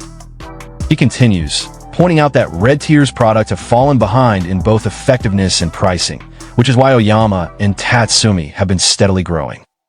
Misa listens closely, and her thoughts reflect her surprise. He came prepared, down to the last detail. She starts to wonder if he predicted this entire meeting from the beginning. Still, she admits to herself that his analysis is accurate. Red Tier's market share is shrinking, and the company is indeed in a tough spot. Softening her tone, she simply asks, "What else?" Tsuyoshi doesn't miss a beat. He continues explaining that she already knows how his capsules have disrupted the market due to their superior effectiveness. He tells her that if Red Tier could produce these capsules, the company would have a real shot at taking back market dominance. He also reminds her that Oyama and Tatsumi would be just as interested in purchasing his formula. Then he asks, "Still think 10 billion yen is too expensive?" Misa takes a sip of her wine, processing his words. In her thoughts, she recognizes the calculated mix of profit leverage and subtle threat in his approach. She begins to understand that if he's truly as young as he sounds, he might be far more dangerous and intelligent than he appears, a genius in his field. After a moment, Misa quietly puts down her wine glass and responds, "Fine, 10 billion yen it is." She then adds, "However, since we're conducting an honest transaction, at the very least, I'd like to know your name." Tsuyoshi thinks for a moment. In his mind, he reflects that he's kept his identity hidden to avoid unnecessary attention too soon. But since Misa would be the only one to know, he figures it won't be a problem. He agrees and says, "Of course, but keep it confidential." Then, removing his hood, he reaches out his hand toward her and says calmly, "My name is Tsuyoshi Tsukishiro. Looking forward to working with you, Miss Misa." When Misa finally gets a clear look at Tsuyoshi's face, she's visibly surprised. In her mind, she notes how young he is, much younger than she had expected. Still processing that thought, she reaches out and shakes his hand. With a polite smile, she says, "Nice to meet you." Sometime later, outside the car, Misa's secretary approaches Tsuyoshi and hands him a sleek card. The secretary says, "Here is the 10 billion yen card. It has already been linked to your information, so please accept it." Tsuyoshi takes the card calmly, looks at the two standing before him, and responds simply with, "Thank you." The secretary and Misa both remain where they are, watching him as he walks away. As he leaves, the secretary turns to Misa with concern and asks, "Are you really okay with giving away 10 billion yen? That's a massive sum." But Misa answers with quiet confidence. "It is indeed a significant investment, but after seeing his face, I'm certain. This 10 billion yen is the best investment we could make."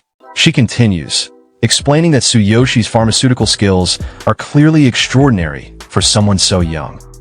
She believes he has incredible potential and might grow into something far beyond what they can currently imagine. A talent like his, she says, is worth securing at any cost. If the deal goes well, he could become the key to Red Tier's future. The secretary, reassured by her reasoning, nods and replies, "Of course. I trust your judgment, President." Then, with a warm expression, the secretary adds, "You've always been wise and decisive since you were young. That's why your father was able to entrust the company to you with peace of mind." Misa looks slightly embarrassed at the compliment and gives a gentle smile. "Tommy, stop it." She then steps into the car and gives her next instruction. "We've obtained the formula. Now it's time to launch a counteroffensive." She tells the secretary to return to the company immediately and summon all executives. They need to decide on their next big marketing strategy. The secretary responds without delay, "Yes, President." Sometime later, inside a quiet coffee shop, Chairman Suzuki of the Hero Association is sitting across from Tsuyoshi. He suddenly bursts out, half shouting in disbelief, How did you do it? You already secured the 10 billion yen entry fee. But it's only been a week." Tsuyoshi raises a finger gently and gives him a small smile.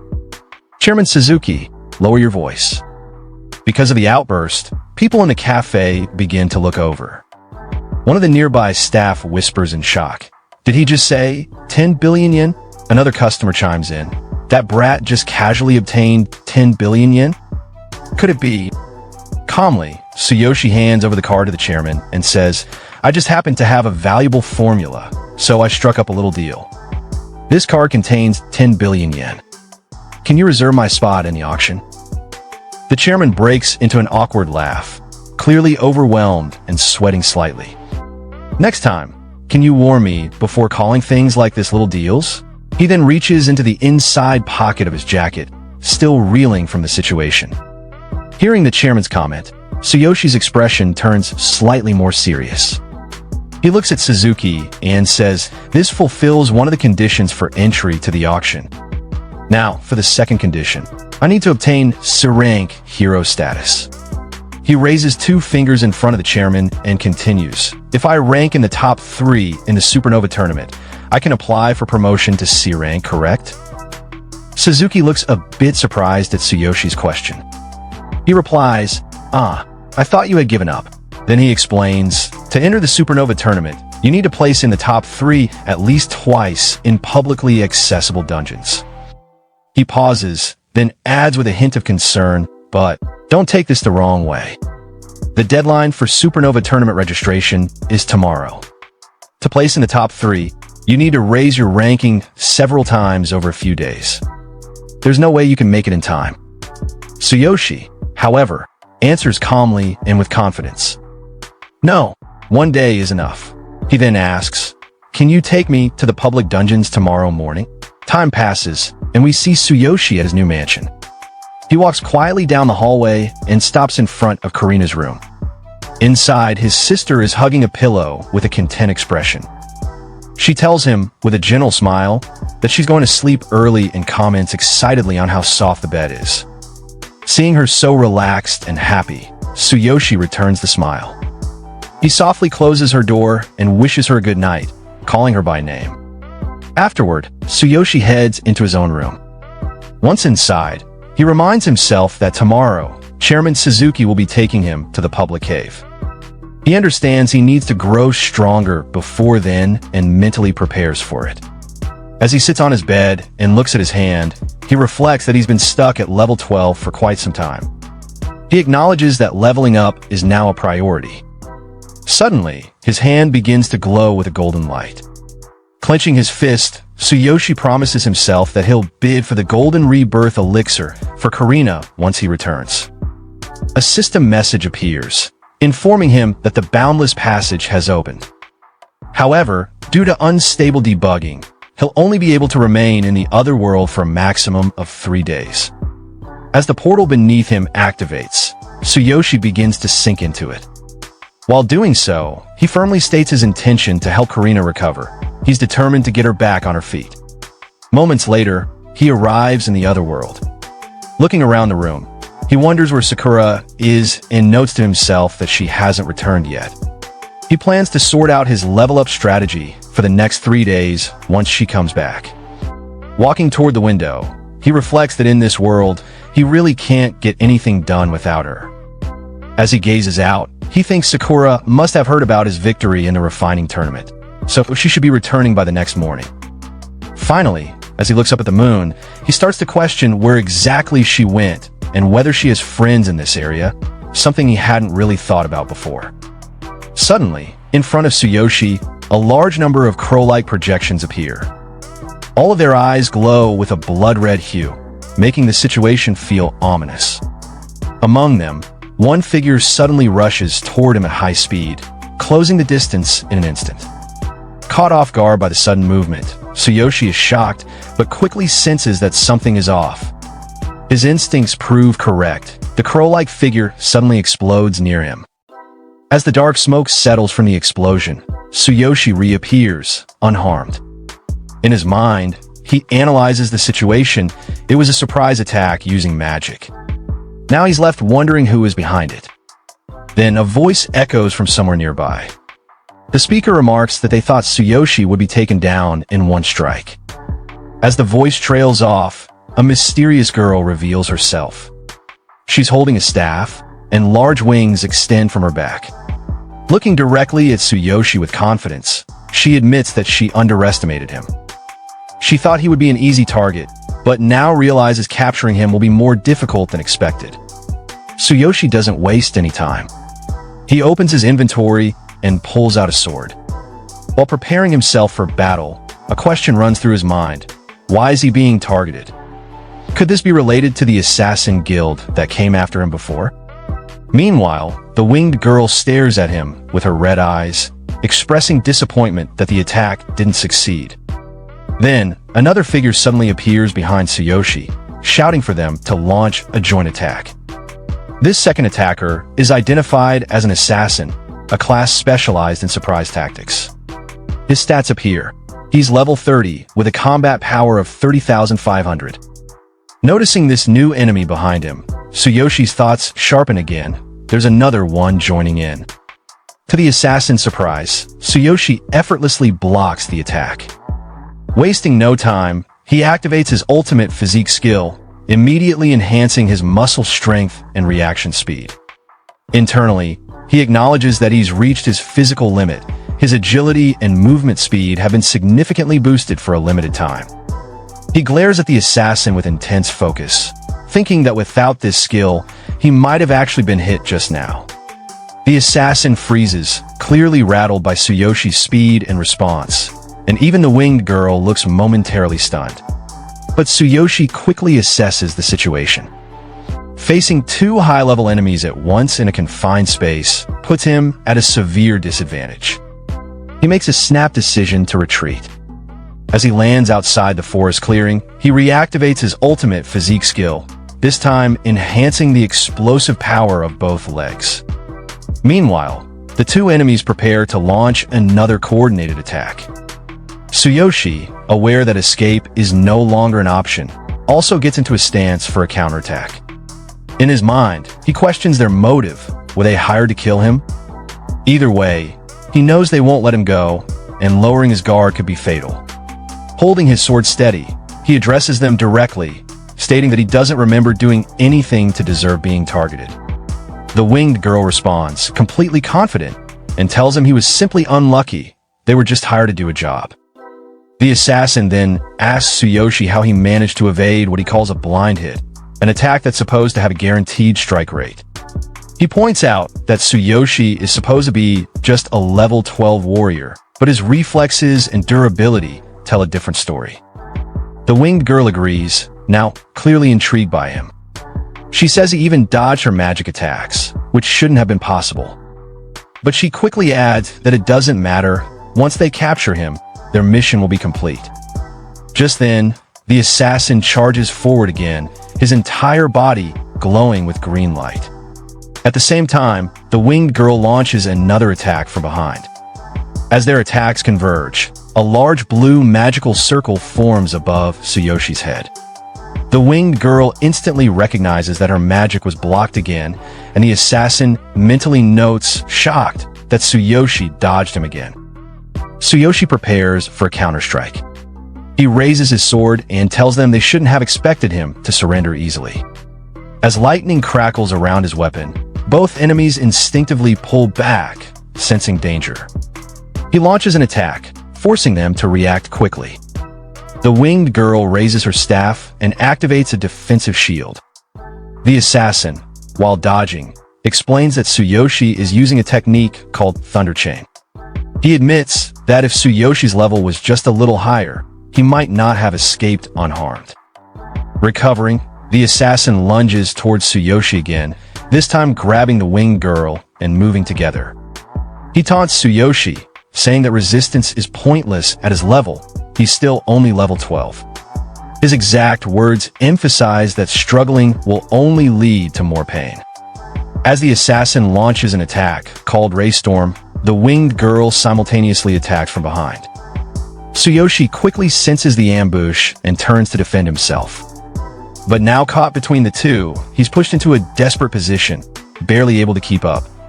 Grinding his teeth, he questions himself. Can he really win against two opponents of such high level at once? As the two enemies keep up their relentless attacks, the assassin remarks that it's already a miracle Tsuyoshi has lasted this long at level 12. The winged girl supports his point, telling Tsuyoshi to just drop his weapon and surrender. But Tsuyoshi, defiant, looks at them with eyes glowing with energy. He asks sharply, "Who's going to obey you?" In his mind, he wonders if it's time to use the Divine King Hammer, even though doing so could put his life at risk. At that moment, a system alert appears before him. It's a notification, Divine King Hammer, summoning in progress. The winged girl immediately senses the shift in energy. She raises her hand to shield her face, startled by the overwhelming pressure, and asks aloud what this power is. The assassin also feels the change, recognizing that something dangerous is coming. He notes that the pressure in the area is rising rapidly. Tsuyoshi begins walking toward his enemies, his confidence unwavering. His entire body is now radiating a golden aura, with lightning crackling across his limbs. In his hand, the shape of the Divine King Hammer begins to take form, its power slowly materializing. But just then, a strange sound echoes from above. A voice speaks from the sky, directly addressing him. The tone is familiar, and it says, "Tsuyoshi, you're hiding something, aren't you?" Hearing this voice, Tsuyoshi looks up, immediately recognizing it. In his mind, he reacts with alarm. It's a voice he knows well. Appearing before him is Kevin, a genius shaman, and, more importantly, the one orchestrating the attack against him right now. Tsuyoshi finally sees the true mastermind behind the ambush. Kevin raises his hand and points directly at Tsuyoshi, speaking with command, "Let it burst, secret." Instantly, Tsuyoshi feels something shift within his own body, as if a hidden part of him has been forcefully triggered or revealed. Clenching his teeth in frustration, he glares at Kevin and speaks through his tension, "Master Kevin." Kevin descends slowly from the sky, his glowing eyes fixed directly on Tsuyoshi. With a sharp gaze and calm tone, he reflects on a decision he made in the past, how removing the darkness from Tsuyoshi's body and embedding a secret within him had been the correct move. He stares at the radiant energy emanating from Tsuyoshi and wonders aloud if that mysterious energy is the true source of his extraordinary talent.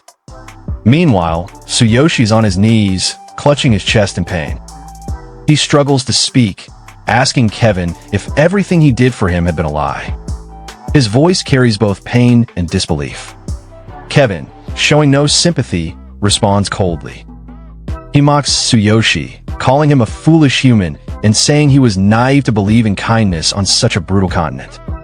Kevin confesses that he once assumed Tsuyoshi was simply pretending to be harmless, but now realizes he was just genuinely naive. Seeing Kevin reveal himself, the winged girl reacts with excitement.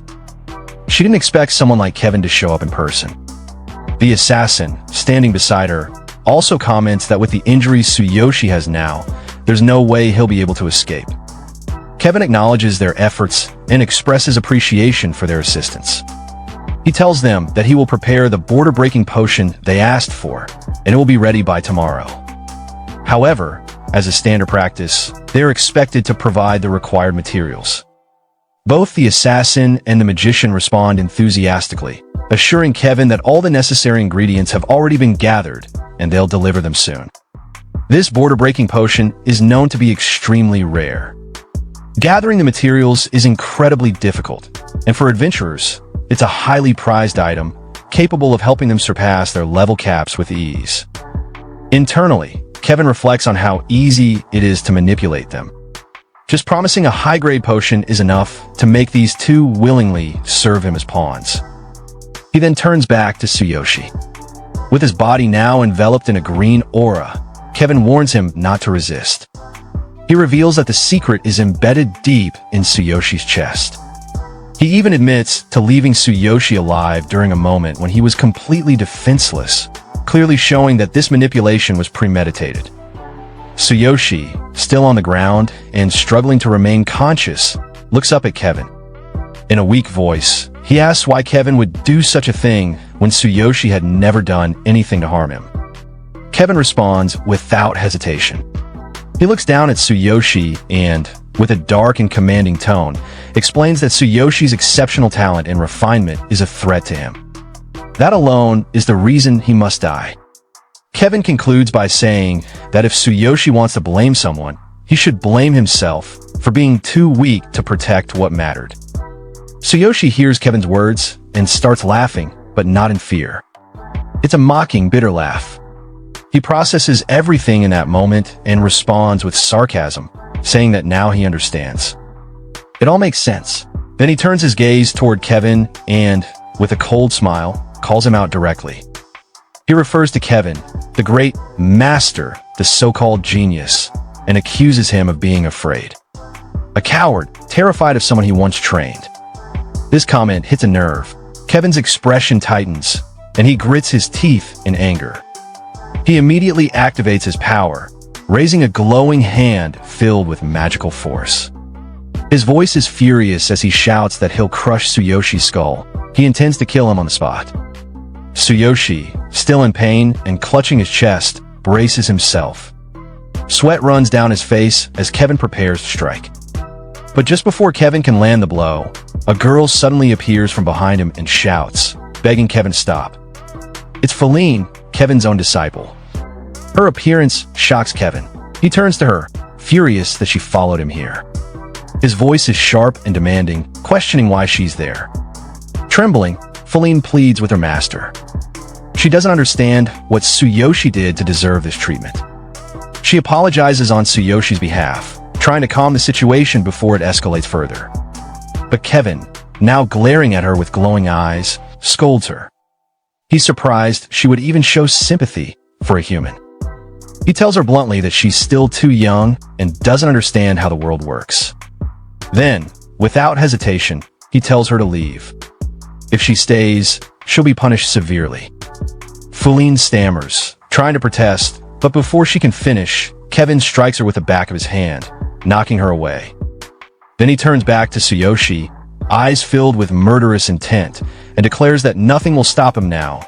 Tsuyoshi will die today, no matter who tries to interfere.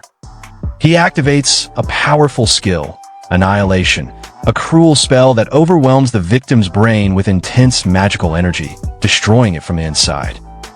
Feline, recovering on the side, watches in horror. Tears stream down her face as she screams Tsuyoshi's name in panic and fear. Nearby, the assassin and the bird girl, who had previously attacked Tsuyoshi, stand watching. The assassin is stunned by how far Kevin is going. He wonders aloud what Tsuyoshi must have done to make Kevin this enraged, knowing that the spell will rip Tsuyoshi's brain to pieces before he dies. The bird girl responds coldly. She says it doesn't matter. Anyone foolish enough to provoke someone like Master Kevin was doomed from the start. But at that critical moment, Tsuyoshi, still sitting on the ground, lifts his gaze with determination. He doesn't panic. Instead, he quietly says, "Is that so?" Just then, a system alert flashes before him. Divine Selection System Update. 10% complete. It reports that it's absorbing energy from the surroundings to repair his body. In an instant, purple energy begins swirling around Tsuyoshi. The air crackles, and a massive energy surge blasts outward. Kevin shields his face as the sudden burst stuns everyone nearby. He realizes something terrifying. His own magical energy was completely absorbed in the blink of an eye.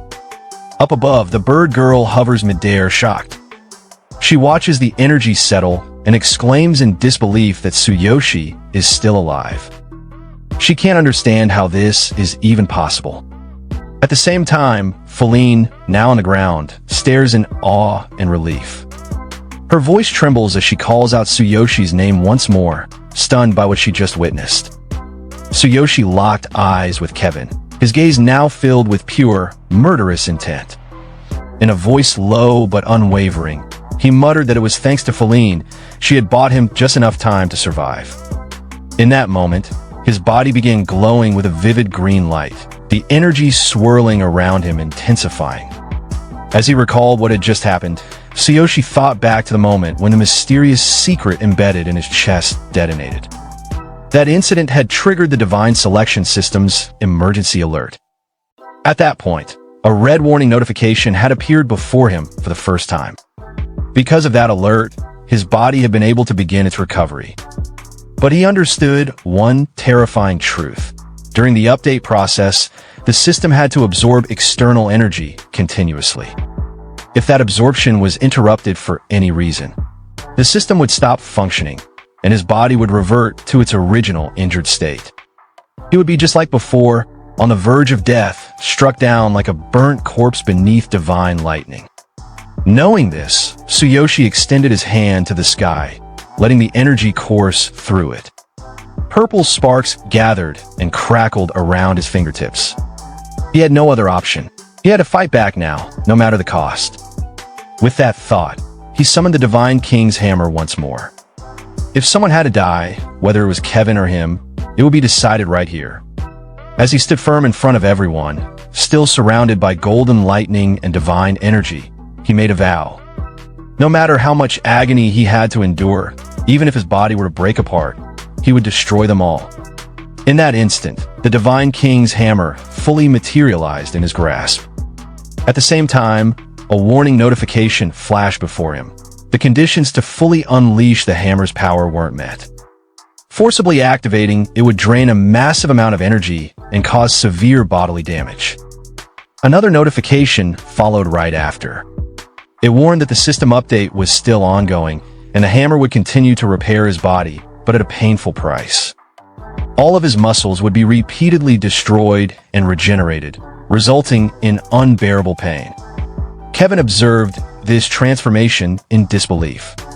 He watched as Tsuyoshi's body twisted under the overwhelming force but still healed itself rapidly. The aura surrounding Tsuyoshi was unstable, yet unimaginably powerful. Kevin couldn't understand how this was even possible. His eyes widened in horror when he looked at the hammer. He recognized it, but didn't want to believe what he was seeing. Beside Kevin, the assassin and the bird-winged magician stood ready. The assassin called out with urgency, saying that Tsuyoshi was clearly no ordinary boy. They needed to join forces now to take him down. The magician added that her magical wave patterns were being disrupted.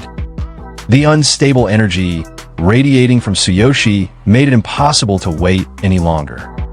Suddenly, another alert rang out in Tsuyoshi's system. 10% of the hammer's energy had been released.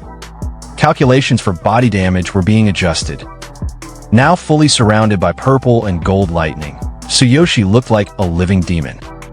He muttered that this strange condition, his body constantly breaking and the system updating to repair it, was turning disaster into an advantage. The hammer continued tearing him apart, but the system kept putting him back together. A separate alert now stated that the duration of this release was unknown. Determined, Tsuyoshi readied himself. He was going to tear everything apart. Kevin raised his staff and quickly activated a high-level defensive skill shield. The barrier that appeared shimmered brightly, layered with double energy. Confident in its strength, Kevin prepared for the impact. Tsuyoshi swung the Divine King's hammer down, and with a loud crack of divine energy, his weapon slammed into Kevin's shield. The assassin, sweating in panic, tried to keep his voice steady, insisting there was no way a mere boy could break through a double energy shield. But his words faltered as the pieces of the shattered barrier rained down. Tsuyoshi stood there, unfazed, the hammer crackling in his grip. His eyes locked on his enemies as he growled with certainty. He was going to tear them all to pieces. Meanwhile, deep within the same forest, a man was fleeing in fear. He wasn't just anyone, he was a beastman, a warrior at level 58. But despite his strength, he was running for his life. Behind him, walking calmly and confidently, was Sakura, the future wife of our protagonist. Her presence alone seemed to weigh heavily on him. Terrified, the man begged for mercy, pleading with her to spare him. His voice trembled, and his eyes were filled with desperation. But Sakura wasn't moved. With a cold and threatening glare, she pulled back her hood, revealing her face. Her words cut through the silence, reminding the man of a painful past. She questioned why she should spare him now when he had shown no mercy to her father back then. The man, still desperate to save his life, stammered. He insisted he wasn't the mastermind behind what had happened. He tried to shift the blame, saying he had always believed Sakura and the old Beast King had perished. But Sakura wasn't buying it. Her eyes began to glow with intensity as she repeated his assumption back to him, her tone sharp and accusing. At that moment, her stats were revealed. Sakura, level 72, class, warrior. She then pulled out a book from her possession and held it up in front of him.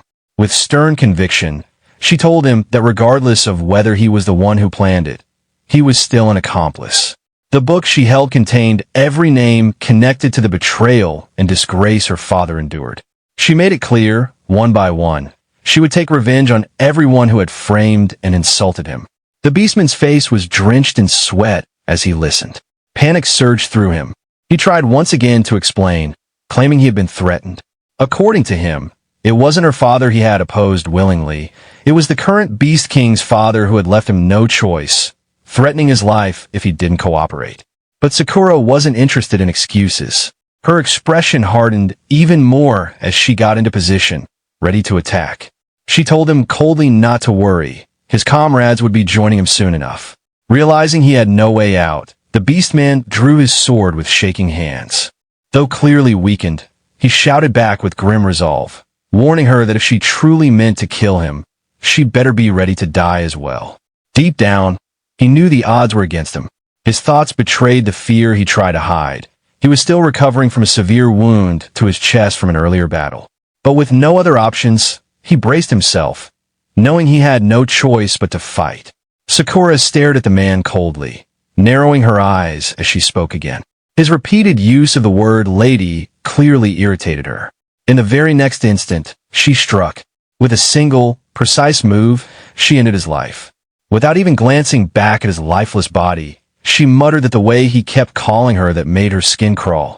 The man, still barely alive and struggling to breathe, managed to whisper his final words. He recognized the technique Sakura had used. It was her father's signature move. As life faded from him, he acknowledged that she had truly mastered the flower storm technique. After his death, Sakura calmly took out her notebook and wrote something down. Her voice was steady as she muttered to herself, instructing the rest of her targets to sit tight.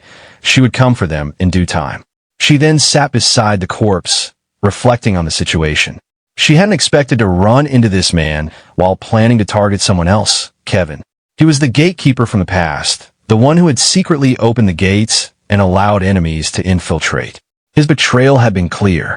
From his body, she retrieved a few useful items. 6 gold coins for intermediate magic potions, 8 intermediate healing potions, and an unfinished item labeled as intermediate. Examining the loot, she noted aloud that while the man was weak, his speed had been troublesome. Catching him had taken time. Still, she reminded herself, anyone who had betrayed her father would be hunted down. None of them would be allowed to escape. But just then, Sakura's attention was violently pulled in another direction. A powerful presence suddenly surged through the air, one she recognized instantly. It was Tsuyoshi, her master. Her expression turned to shock. She froze for a moment, then muttered to herself in disbelief. That presence, it was unmistakable. Without hesitation, she rushed toward its source, her thoughts racing. Something was wrong. Her master was in danger. Meanwhile, Tsuyoshi was gripping the Divine King's hammer tightly in his hands, his entire body trembling under its overwhelming force. Pain coursed through him relentlessly. Inside his mind, he could feel it, his bones cracking, his soul burning. The intensity of the weapon was far beyond his limits. He questioned its power. Was this how strong the Divine King's hammer truly was? Could the Divine Selection system even repair the damage it was causing? Then, a red notification appeared before his eyes. Alert. Body damage is approaching the collapse limit. 60%. Tsuyoshi's expression tensed. If it reached 100%, he knew what that meant. His body would be completely destroyed. There would be no recovery. From a short distance away, his presence didn't go unnoticed. The bird girl and the armored warrior nearby froze in place, their eyes widening in disbelief. Even the assassin among them reacted to the pressure coming off him. The assassin turned toward their leader and asked in alarm, "Who was this boy?" The pressure he gave off was unnatural. The bird girl added in support, struggling to make sense of what she was seeing. There was no way someone at level 12 could emit this kind of power. She questioned his real level, unable to believe what was in front of her. But the warrior dismissed their panic, insisting it must be his special skill. He claimed there was no way someone so young and supposedly weak could possess true strength like this. Kevin, the group's leader, calmly glanced toward Tsuyoshi and responded with clarity. He pointed out that Tsuyoshi was clearly taking massive damage every second. To him, it was obvious this must be some kind of secret technique that sacrifices the user's life force for power. It was nothing to be surprised about. He ordered them to move forward. His subordinates quickly responded in unison. Without delay, the assassin moved. In a flash, he appeared in front of Tsuyoshi, dagger in hand, looking to end the fight quickly. His expression was confident, even cruel, as he declared his intent to crush Tsuyoshi's throat in one clean strike. And he warned him coldly not to hold a grudge. Tsuyoshi glanced toward the assassin with just a slight turn of his head, but even that small movement carried weight. The pressure released from his gaze alone was enough to freeze the warrior in place. The man stiffened mid-step, choking out a sound as his muscles locked. In that moment, the warrior realized he couldn't move. His thoughts spiraled in shock. Just from being near him, what kind of power was this? A notification materialized in front of Tsuyoshi. Hammer's threat. The Divine King's hammer is the supreme artifact of lightning. Those who wield it can emit powerful, silent electric currents. Any enemy without high lightning resistance will be paralyzed simply by approaching. Without hesitation, Tsuyoshi swung the hammer toward the assassin. His voice was calm, but the warning was clear. Approaching him was nothing short of a death wish. The blow landed with devastating force. The system instantly confirmed the result. HP, 0, enemy slain. Target, human. Class, assassin. Level, 30. Combat power, 30,500. Immediately after, another prompt appeared. Alert. Would you like to use the energy of the defeated enemy to upgrade the system? Response, yeah. A follow-up message confirmed the progress. Alert. Energy used for system upgrade. 48% complete. But with that, another warning came through. Alert. Body damage approaching collapse limit. 66%. Kevin, observing the battle, called out to the bird girl. He told her to avoid close combat. Something was wrong with the energy surrounding Tsuyoshi. The bird girl's response was filled with disbelief. An assassin had just been taken down in one blow. She couldn't believe Tsuyoshi was only level 12. Something wasn't adding up. Overwhelmed, she looked at Kevin and surrendered on the spot. She claimed she didn't need healing. She gave up. Tsuyoshi let out a low laugh. There was no amusement in it, just menace. He looked at her and repeated her words. Surrender? He wasn't going to accept that. Another notification followed. Alert. Body damage approaching collapse limit. 70%. Ignoring the alert, Tsuyoshi reminded her of the obvious. Weren't they the ones who had just tried to kill him? He then looked skyward, voice steady. Even if she chose to surrender now, it was far too late. In the blink of an eye, he appeared in front of the bird girl. Her reaction was instant. Fear took over as she processed what just happened. His speed was beyond her comprehension. It felt like lightning itself had struck. She barely had time to think before he finished her with a single attack. Another system notification came. Alert. Energy used for system upgrade. 63% complete. Alert. Body damage approaching collapse limit. 76%. Kevin stood at a distance, sweat beading on his face. Inside, he was furious. His plan had been to use his subordinates to stall Tsuyoshi, giving him an opening to strike.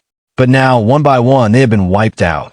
He was beginning to see the truth. Tsuyoshi was trying to drag him into death alongside him, using whatever strange power he'd awakened.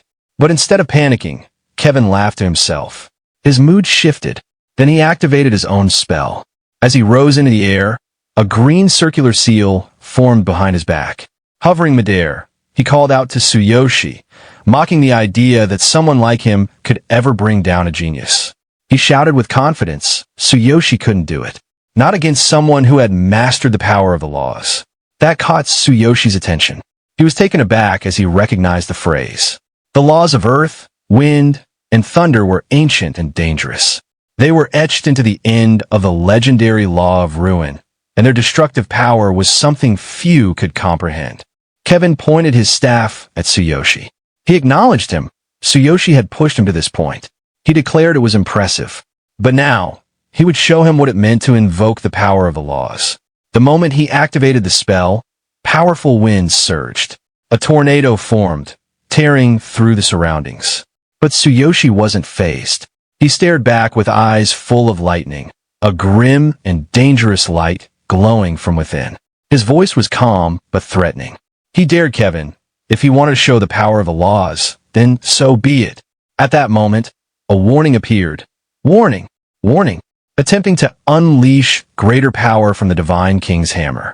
Body damage approaching collapse limit. 86%. Tsuyoshi remained focused. With lightning coursing through him, he acknowledged the might of the laws, but he wasn't going to back down. He raised his hammer again. With full resolve, He declared that he would sacrifice his own life to further amplify the hammer's power. The system responded with another urgent message. Warning: 30% of the Divine King's hammer's power has been forcibly unleashed. Warning: body damage approaching collapse limit, 93%. 30 seconds until 100%. Alert: system upgrade 63% complete. Inside a nearby home, a young beastman boy watched the storm unfold through a window. The sight of the massive tornado sent a chill down his spine. He shouted urgently for his grandfather to get inside the house. The elderly man, however, stood frozen in fear, sweat forming on his brow. He stared out at the swirling thunder and wind with wide eyes, recalling a terrifying memory passed down from long ago. His voice trembled as he spoke. He remembered stories from his great-grandfather. This thunder, this power, matched the signs of the Divine King's descent, a figure of legend within the Beastman tribe.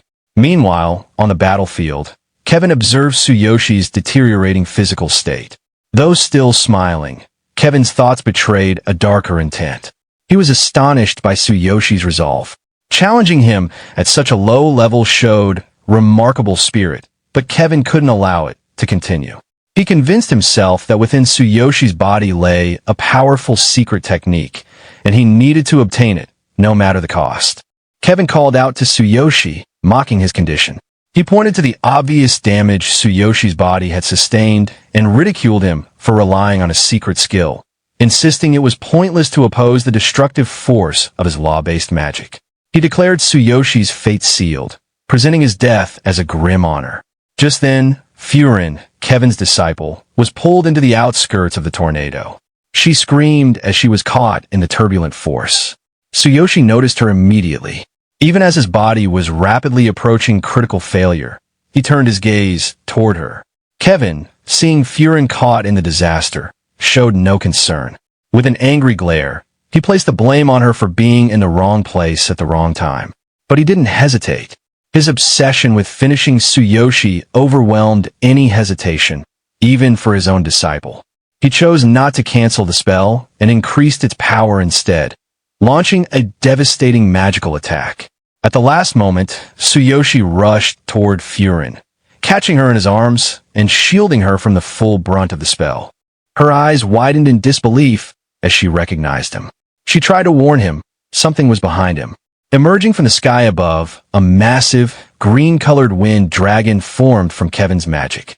The creature descended with crushing force. The moment it struck, an explosion erupted across the battlefield. A wave of destruction followed, shaking the ground. Kevin watched the aftermath with a satisfied grin. He acknowledged the magnitude of the spell. He knew even his own resilient body wouldn't escape unharmed if he'd taken it head-on.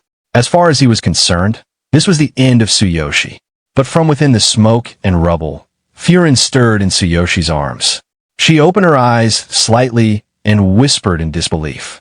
He was still alive. Kevin's expression faltered. He saw Tsuyoshi standing, barely, but still on his feet. Kevin's confidence wavered. He realized something unsettling. Tsuyoshi's resistance to the laws wasn't just present, it was growing stronger. Now holding the Divine King's hammer high, Tsuyoshi prepared to strike back. Kevin stared in disbelief. This shouldn't have been possible. The idea that someone at Tsuyoshi's level could overcome the power of a legendary law defied every principle Kevin believed in. Inwardly, Kevin began to panic. Tsuyoshi's energy had changed. It was unfamiliar, ancient, overwhelming. Nearby, Furin looked up at Tsuyoshi again. She called out to him, asking if he was all right, still trying to comprehend the impossible strength he had shown. Just then, Kevin reappeared above, ready to land another blow. Tsuyoshi looked up calmly, aware of the incoming attack. Despite the state of his body, he moved again. He leapt toward Kevin without hesitation. Kevin couldn't believe what he was seeing. Tsuyoshi had taken the full force of his spell. By all logic, he shouldn't be able to move at all. Kevin braced himself for impact. As Tsuyoshi closed the distance, the power of his hammer intensified. It wasn't just a weapon anymore. It had become an extension of his will. At this stage, even Kevin's weapon was vulnerable to being disabled or destroyed if the timing and force of the strike aligned. Face to face with his opponent, Tsuyoshi muttered a single, sharp remark. He found Kevin's spell irritating. That simple statement sent Kevin into a full panic. In his mind, he tried to resist, to move, to retaliate, but Tsuyoshi was too fast. With a single, devastating kick, Tsuyoshi launched Kevin into the ground. The impact was severe. Kevin hit the earth with such force that blood sprayed from his mouth. As he struggled to breathe, his thoughts spiraled. He had been disarmed, his staff nullified. And the worst part, the part that terrified him most, was how composed Tsuyoshi remained, even while standing on the edge of destruction. Kevin stared up at him, shaken to his core, thinking only one thing. Just who is this guy? After landing a powerful kick on Kevin, the protagonist forcefully seized the weapon Kevin had been holding and tossed it aside without hesitation. With unwavering intensity, he made it clear that regardless of whether one was a shaman or a mage, they stood no chance against a warrior in close combat. His determination was absolute. If someone truly wanted him dead, he would be willing to rip them apart, even if it meant sacrificing his own life in the process. Just then, a surge of system feedback flooded in front of him. The power of the Divine King's hammer had been forcibly pushed to 30%, and his body had reached a dangerous threshold, with damage approaching complete structural collapse. He had barely seconds left before hitting the critical point. Simultaneously, his system's version upgrade was still in progress. Despite the warnings, the protagonist gripped the hammer tightly with both hands, preparing to strike again. His voice turned dark and threatening as he marched forward, completely undeterred by the laws of magic or power. Seeing this, Kevin began to panic. His confidence shattered, and he shouted in desperation, accusing the protagonist of trying to drag him down along with him. Kevin insisted that even if the magical staff was rendered useless, the laws themselves didn't need a medium to function. In a last-ditch effort, he summoned the remainder of his strength and launched a final, explosive attack. At the exact moment Kevin's spell surged forward, the protagonist counterattacked with equal ferocity. The system once again issued critical alerts. The damage to his body had almost peaked, and only a few seconds remained before total breakdown. However, the system upgrade was still progressing, now nearing completion. As their attacks collided, the protagonist, wearing a menacing expression, made it known that this was nothing compared to the power of the lightning dragon. Kevin, watching in disbelief as his own attack had no effect, could only stammer in shock, slowly realizing he had lost. A massive explosion erupted around Kevin, sending shockwaves in all directions. Feline instinctively shielded her face as debris and force scattered through the air. When the dust began to settle, she stared at the epicenter of the blast, calling out in horror for her master.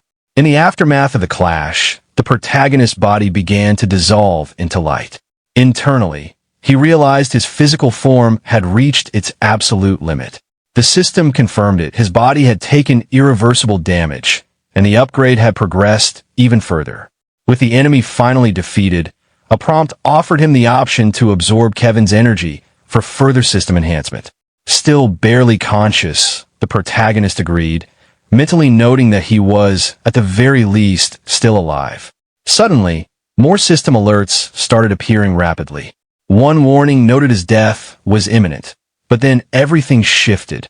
The system announced a complete upgrade, along with a full reboot to enable new capabilities. Unexpectedly, it absorbed remnants of Kevin's elemental power, specifically the laws of earth, wind, and frost. This energy was redirected into the version upgrade, which now completed fully. As the system finalized its changes, the protagonist's body began reconstructing itself. He leveled up significantly, jumping from level 12 to level 18. Now officially classed as a warrior, he was fully equipped with a black armor disguise, gear from the Fox Beastman set, and armed with a black cold light blade. His combat abilities had skyrocketed, and he'd even managed to copy Kevin's elemental skills. At that moment, his combat power had surged to 25,000. The morning light streamed through the window and gently fell on Feline, waking her from unconsciousness. As her eyes opened and adjusted to the room, confusion overtook her. She immediately remembered Tsuyoshi and her master, fear rushing through her as she looked around unfamiliar surroundings. Standing quietly nearby was Sakura, watching over her. Feline's expression shifted to shock. The weight of the previous night's events hit her all at once, and panic rose at her chest. She tried to make sense of the situation, where she was, what had happened, and whether Tsuyoshi or her master had survived. Sakura, calm but firm, sat at the edge of the bed and responded to Feline's concern with a blunt revelation. Kevin was dead. The news struck Feline hard. Her master, who had raised and trained her, was truly gone. Sakura explained that by the time she had arrived, Kevin's body had already been destroyed, killed by Tsuyoshi himself. She believed Kevin had been driven by jealousy of Tsuyoshi's potential and had attacked in an attempt to take control of the mysterious power within him. For Sakura, Kevin's betrayal proved he had long been a corrupted man. Feline lowered her gaze, clearly affected by the truth. She struggled to process it, the reality that her master was no more. But as she tried to gather herself, another dread crept in, the condition of Tsuyoshi. She remembered how wounded he had been, his body on the verge of collapse. As Feline asked about him, Sakura's demeanor shifted. She accused Feline of possibly being part of the ambush Kevin had orchestrated. From her tone and posture, it was clear that she didn't trust Feline. Sakura made it known that if Feline hadn't helped Tsuyoshi in some way, she wouldn't have hesitated to eliminate her alongside Kevin.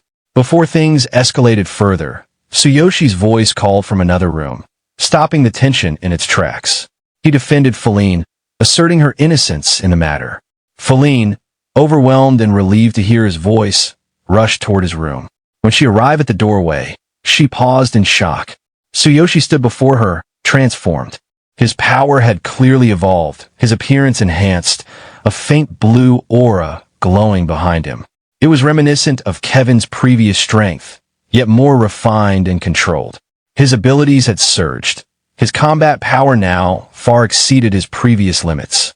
His equipment had upgraded, his class elevated, and the aura of the law of the earth, wind, and frost, once belonging to Kevin, now flowed through him. Feline, stunned by what she saw, questioned how he had acquired the very essence of her fallen master's power. Tsuyoshi, calm and composed, simply explained that after waking, this was the state he had found himself in. Internally, he reflected on the near-death battle he had faced. The crisis had become a turning point. The enemy's energy had upgraded his system, allowed him to survive the brink of destruction, and even propelled him to a new level of strength. He acknowledged Kevin's sheer power, but also the price that power had demanded. Tsuyoshi then turned to Feline and asked her why she had been at the scene of the fight the night before. Her face fell. She interpreted the question as a sign of distrust, possibly believing that Tsuyoshi now saw her as an accomplice of Kevin. Sakura interrupted, angrily pointing out that no one had been permitted in that area. Kevin had likely staged an ambush. Since Feline had been one of his students, Sakura implied she should have known better. The accusation hung heavy in the air. Feline, without defending herself in words, slowly walked forward and activated a bit of her power. Tsuyoshi didn't flinch. Sakura, however, immediately stepped forward, placing herself between them with her weapon at the ready. But Feline's intentions weren't hostile. Suddenly, presented something she had been hiding, a handmade scarf. Embarrassed and flustered, she admitted she had intended to give it to Tsuyoshi the previous night. Tsuyoshi recognized the gesture and recalled something she'd once said in the past. The memory struck a soft chord. Feline, still emotional, confessed that she had gone to see him the previous night out of fear that he might leave without a word. She wasn't skilled at making things by hand, so she had used magic to craft the scarf. She gave him permission to discard it if he didn't want it. The emotion in her voice revealed that this had come from a place of deep care. When Tsuyoshi tried to respond, she stopped him. Crying now, she opened up. Though her master may have misunderstood Tsuyoshi's intentions, she couldn't deny what the man had done for her. He had raised her, trained her, shaped her. That bond couldn't simply be erased, even if he had ultimately been defeated. Feline concluded that it was better to consider herself a stranger to Tsuyoshi now. With those final words, she turned away and left. Sakura, Seeing Feline's heartbreak softened. Her aggressive posture faded. She reflected on the moment she had found Tsuyoshi after the battle, his body healing at a rapid rate, far beyond anything she expected. The power he now possessed was overwhelming. And yet, he had faced Kevin while still underleveled. It left her wondering how he had achieved such a victory. As she stood silently in thought, Tsuyoshi addressed her, drawing her attention back to the present. He acknowledged what had happened, how Kevin's malicious attack had nearly ended his life, and how Sakura had ultimately saved him. In that moment, he confessed something not out of bitterness, but out of realization. The experience had taught him not to trust others so easily. After Tsuyoshi expressed his thoughts, Sakura began to speak, trying to say something about her master. But Tsuyoshi gently interrupted her. He acknowledged that her future actions were uncertain, and he couldn't predict what decision she might make from now on. However, he reminded her that back when he was facing divine punishment and near hopelessness, it was her encouragement that gave him the will to survive. Because of that, he said he trusted her. Tsuyoshi then looked at her kindly. He acknowledged that she might have a past she couldn't speak about, but reassured her that when the time came, he would be willing to listen without judgment. Sakura, caught off guard and a little embarrassed by his sincerity, nodded quietly in agreement. With that, Tsuyoshi turned and walked away. As he walked, he glanced down at the scarf Feline had given him. He imagined her crafting it using her magic, and he carefully wrapped it around his neck. Behind him, Sakura silently took out a notebook and crossed out one of the names written inside it. As she did so, she whispered a word of thanks to Tsuyoshi and quickly followed him from behind. The scene then shifted to the real world. Outside the public dungeon application center, a large number of applicants were gathered in front of the gate, many of them preparing to enter the dungeon in organized groups. Tsuyoshi walked calmly through the crowd, heading toward the application desk. Chairman Suzuki walked alongside him, visibly panicked. He reminded Tsuyoshi that once he submitted the application, there would be no turning back. It was a solo entry, and the danger was immense. Most of the other participants were grouped in teams of at least 3. He pointed out the clear risk of attempting this alone. Tsuyoshi remained composed. Without even physically touching it, he used his power to take the application paper directly from Suzuki's hand. The display of control startled Suzuki, and cold sweat formed on his brow. Tsuyoshi looked him in the eyes and stated confidently that he was strong enough now to handle it. Meanwhile, in a different location, an intense battle was underway. Amid the chaos, a man was taking a call during combat. The topic of conversation was Tsuyoshi. The man on the call questioned whether Tsuyoshi had really been scouted by Chairman Suzuki the previous day. He expressed surprise at how quickly the Heroes Alliance was acting. This man was none other than Sandor, the president of the Angry Dragon faction, one of the 5 major factions. He held the rank of an S-class hero. His level and combat power were not publicly disclosed. On the other end of the call, an old man casually smoking a cigarette responded with amusement. He noted how competitive the world had become when it came to securing talented young fighters. This old man was Dan, known as the president of the Final Glory Guild, one of the 3 great guilds. Like Sandor, he was also an S-class hero with an unknown combat power. Sandor, still deflecting enemy attacks with a defensive ability, continued speaking calmly. He mentioned that if Tsuyoshi joined the alliance, they'd soon find out his true strength in the upcoming rookie tournament. One of Sandor's subordinates appeared beside him and informed him that the job they were handling was complete. This subordinate was Luca, known as the strongest member under Angry Dragon, a powerful S-class hero in his own right. Without giving the matter much attention, Sandor replied to Dan on the call that they'd dig deeper into things later, that he was hanging up for now. Dan, still in his office, made a sarcastic remark about Sandor calling this a small job, despite clearly going to great lengths to expand his faction's influence. But the call was already over.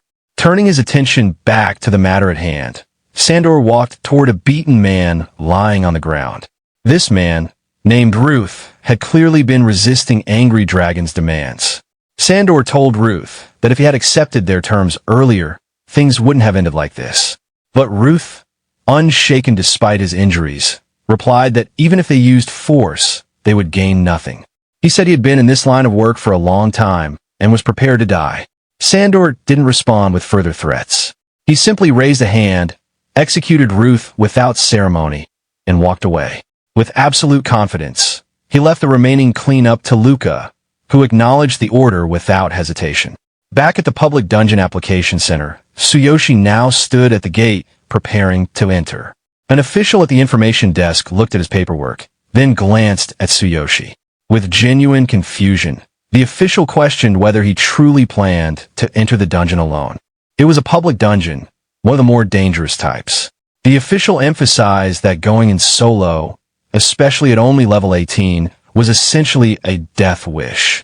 Most people didn't even make it back alive, let alone complete it alone. He couldn't believe someone would attempt such a reckless challenge. Tsuyoshi stood confidently in front of the dungeon application executive. When questioned, he calmly pointed out that there were no rules against entering alone. He made it clear that he was in a hurry and requested to be registered without further delay. The executive, visibly irritated by Tsuyoshi's attitude, responded with frustration, warning him bluntly about the risks. However, before the situation could escalate, a female officer stepped in. She recognized that once someone had made up their mind, words wouldn't change it. She sat down beside the executive, reviewed Tsuyoshi's documents, and began explaining the available dungeon options. She confirmed his name, Tsuyoshi Tsukishiro, and processed his request. At present, there were 6 active public dungeons, 3 rated C class, 2 D class, and 1 B class, the most difficult among them. She warned that there were no guarantees of safety and that medical support wouldn't be provided in solo runs. He would be on his own entirely. Tsuyoshi acknowledged the information with a brief remark and reviewed the documents. While doing so, the female officer looked at him with mild irritation. Internally, she felt surprised that someone so seemingly unimpressive had caught her attention, someone so unfazed by her presence. From her perspective, someone who'd been sought after by numerous top-tier heroes, Tsuyoshi's calm disregard felt almost insulting. She quietly concluded that he clearly didn't recognize true talent. Outwardly, she simply gestured toward the gate and wished him luck. Tsuyoshi didn't respond. He turned and walked away through the bustling crowd, heading toward the entrance. As he walked, he considered his options. 6 dungeons were available, but he only had time for one. Near one of the dungeon gates, a group of adventurers stood talking among themselves.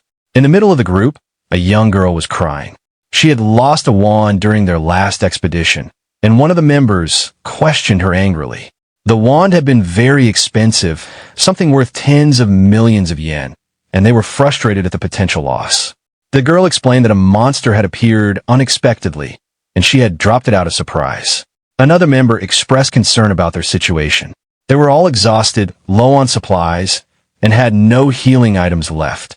Re-entering the dungeon under those conditions would be too dangerous. The group discussed possibly offering a reward to another team who could retrieve the item for them. As they debated, Tsuyoshi approached them. Calmly and without aggression, he asked them to move aside so he could pass. The group leader, a bit surprised, stepped out of the way and asked if Tsuyoshi was planning to enter that particular C-class dungeon. Tsuyoshi said nothing more at that point. One of the group members whispered to the leader, wondering if Tsuyoshi was new and questioning whether they should even consider trusting someone they didn't recognize. The leader quieted him, knowing better than to judge someone too quickly in front of others.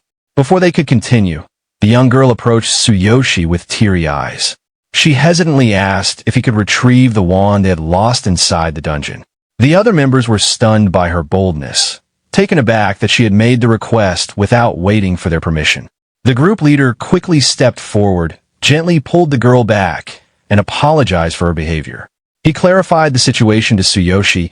They had dropped the wand near the exit, and if Tsuyoshi retrieved it, they would reward him. Tsuyoshi gave a direct and brief response. He was going in alone. He had no party. The entire group was visibly shocked by his statement. They questioned whether he was truly planning to challenge the dungeon solo. Based on his appearance, he seemed too young.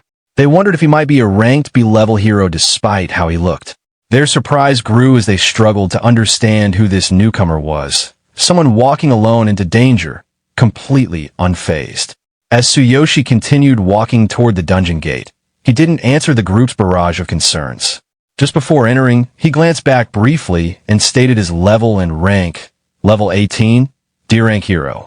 Then, without another word, he stepped into the gate. The adventure group behind him was stunned. They were shocked that someone so inexperienced, at least in appearance, would enter a C-class dungeon solo. They doubted whether he truly understood the dangers. One member, clearly frustrated, pointed out how even a full party with a balanced lineup, mage, priest, thief, shield warrior, and swordsman, still had to take extreme caution. A mistake inside could be fatal even for them, despite their average level being higher than Tsuyoshi's. But Tsuyoshi didn't stay to argue. He offered a simple thanks for the warning and proceeded into the dungeon without hesitation. As he passed through the gate, the dungeon system recognized his entry. The group outside continued discussing his recklessness, dismissing him as an overconfident rookie who had probably done well in a controlled training dungeon and was now acting above his capability. However, the party leader, despite his earlier warnings, noticed something different. He thought Tsuyoshi had seemed too composed, too deliberate in his actions. In his mind, it didn't feel like Tsuyoshi was inexperienced at all. Inside the dungeon, Tsuyoshi took in his surroundings. The cave had a unique structure, a stalactite-filled environment that he hadn't encountered before. It was clearly a natural limestone formation, and conditions inside were darker and more humid than average. As his upgraded system began analyzing the environment, Tsuyoshi reviewed the readouts. The monsters in this dungeon ranged from level 20 to 25. Darkness, water, and limestone were the dominant environmental features, with fire, light, holy, and wind being the most effective elements here. The cave structure and hazards required swift, adaptive combat. He readied himself, adjusting his armor. He noticed the system's new upgrades allowed him greater compatibility with various items, even those from alternate worlds. Without needing external storage or manual summoning, his weapon appeared instantly in his hand. He appreciated the improved efficiency. Not long after, a large monster appeared before him, a level 22 Tsuchigumo. Without hesitation, Tsuyoshi channeled his energy into the blade. The law of earth, wind, and frost, now infused into his weapon, activated. The sword took on a strange elemental power, capable of releasing devastating force directly from the infused law. As the Tsuchigumo lunged toward him, Tsuyoshi countered with a single strike. The power was overwhelming. The monster was defeated instantly. Experiencing the raw strength of the law for the first time in battle, Tsuyoshi was quietly impressed. He realized he could likely rise far above his current level, possibly even to the top tier of dungeon explorers. With access to more laws, he might even unlock the legendary law of destruction. 15 minutes later, back at the dungeon entrance, the adventurer group from earlier was still gathered. They had been hoping another party would arrive to retrieve the wand they'd lost. But no new groups had shown up. They grew more anxious. The girl from their party apologized again, still feeling guilty. One member, armored in gold, mentioned it had already been 15 minutes.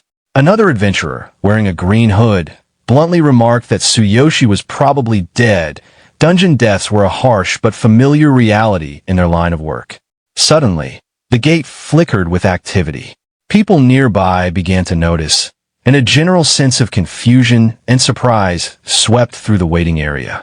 An official announcement was made. A new dungeon record had just been set. Panic erupted among the staff. They questioned whether it was really the C-class dungeon they were monitoring. Someone double-checked the database and confirmed it. The fastest clear time had been broken.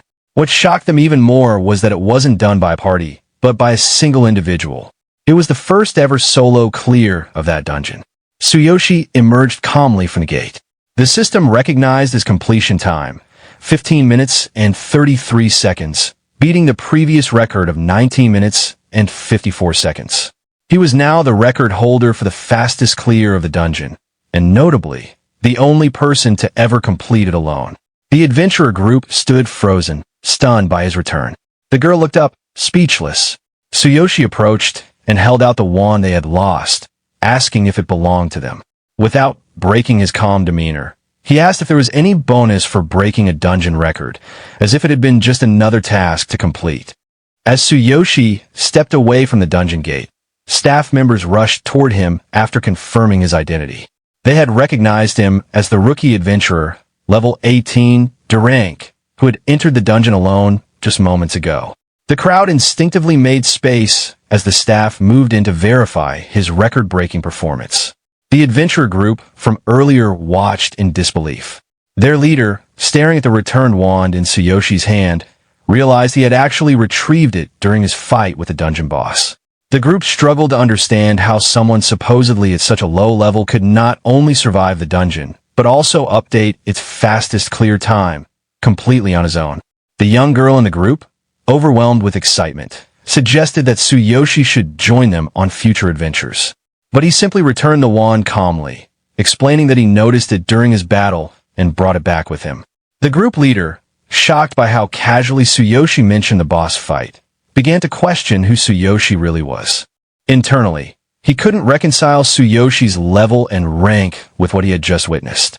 It was clear that Tsuyoshi's combat ability far exceeded that of a typical D-rank adventurer, possibly even rivaling much higher ranks. He began to wonder if such a prodigious rookie had somehow gone unnoticed in their region until now. Just then, more staff members arrived beside the adventurer group. One of them, looking surprised and flustered, asked where they could find Tsuyoshi, the solo adventurer who had just updated the record. Upon realizing who he was, a female staff member nervously asked to verify his identity.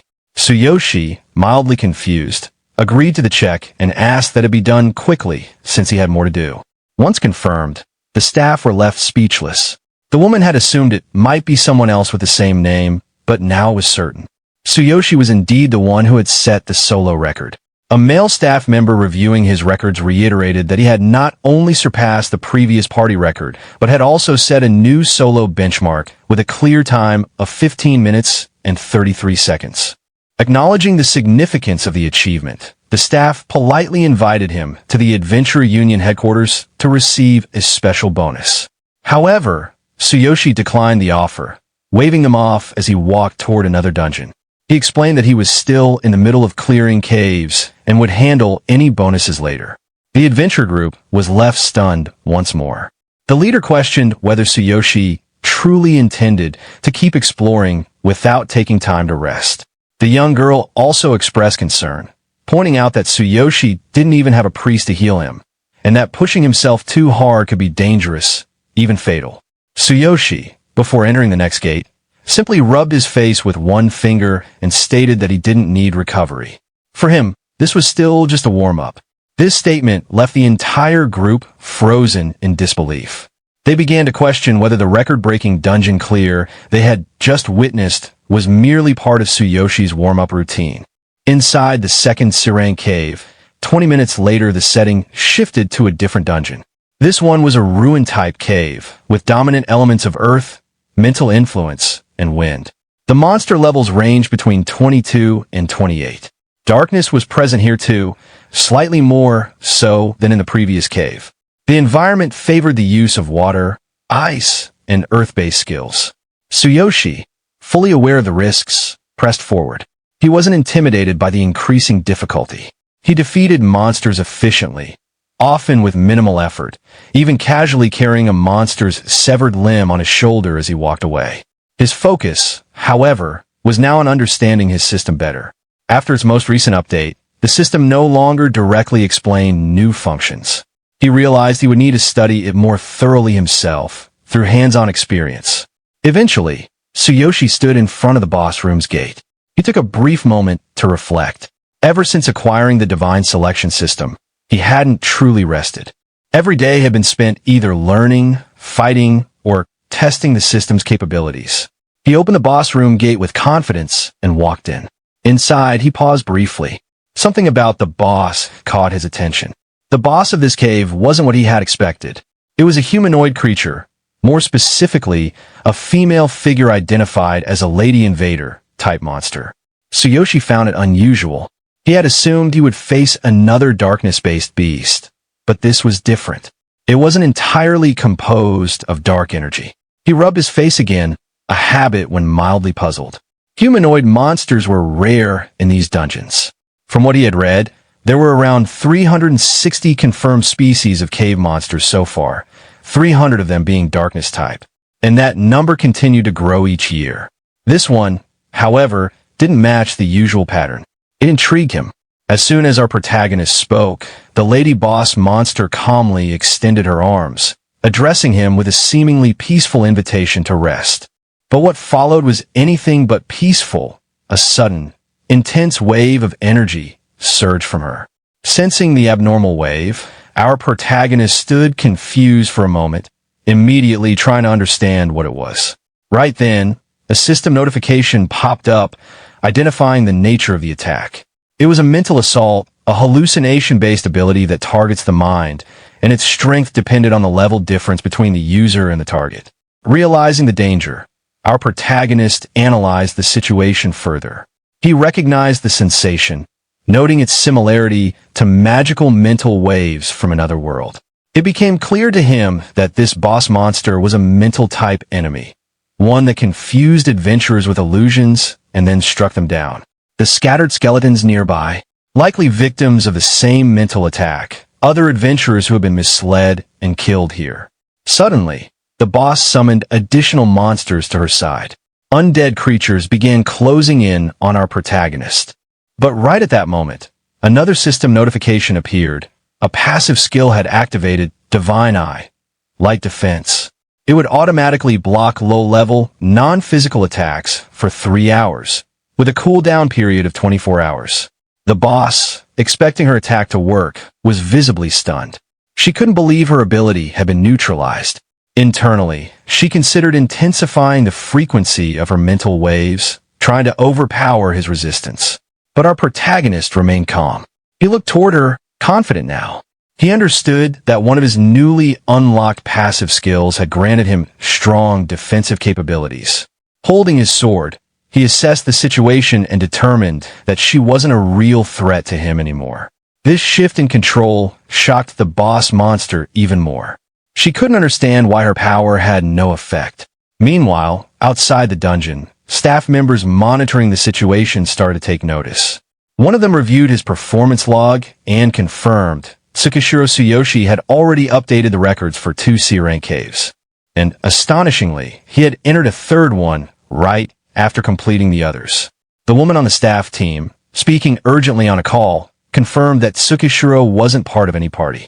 He was running all of these records solo. Sweat rolled down her face as she apologized, admitting they had overlooked his background.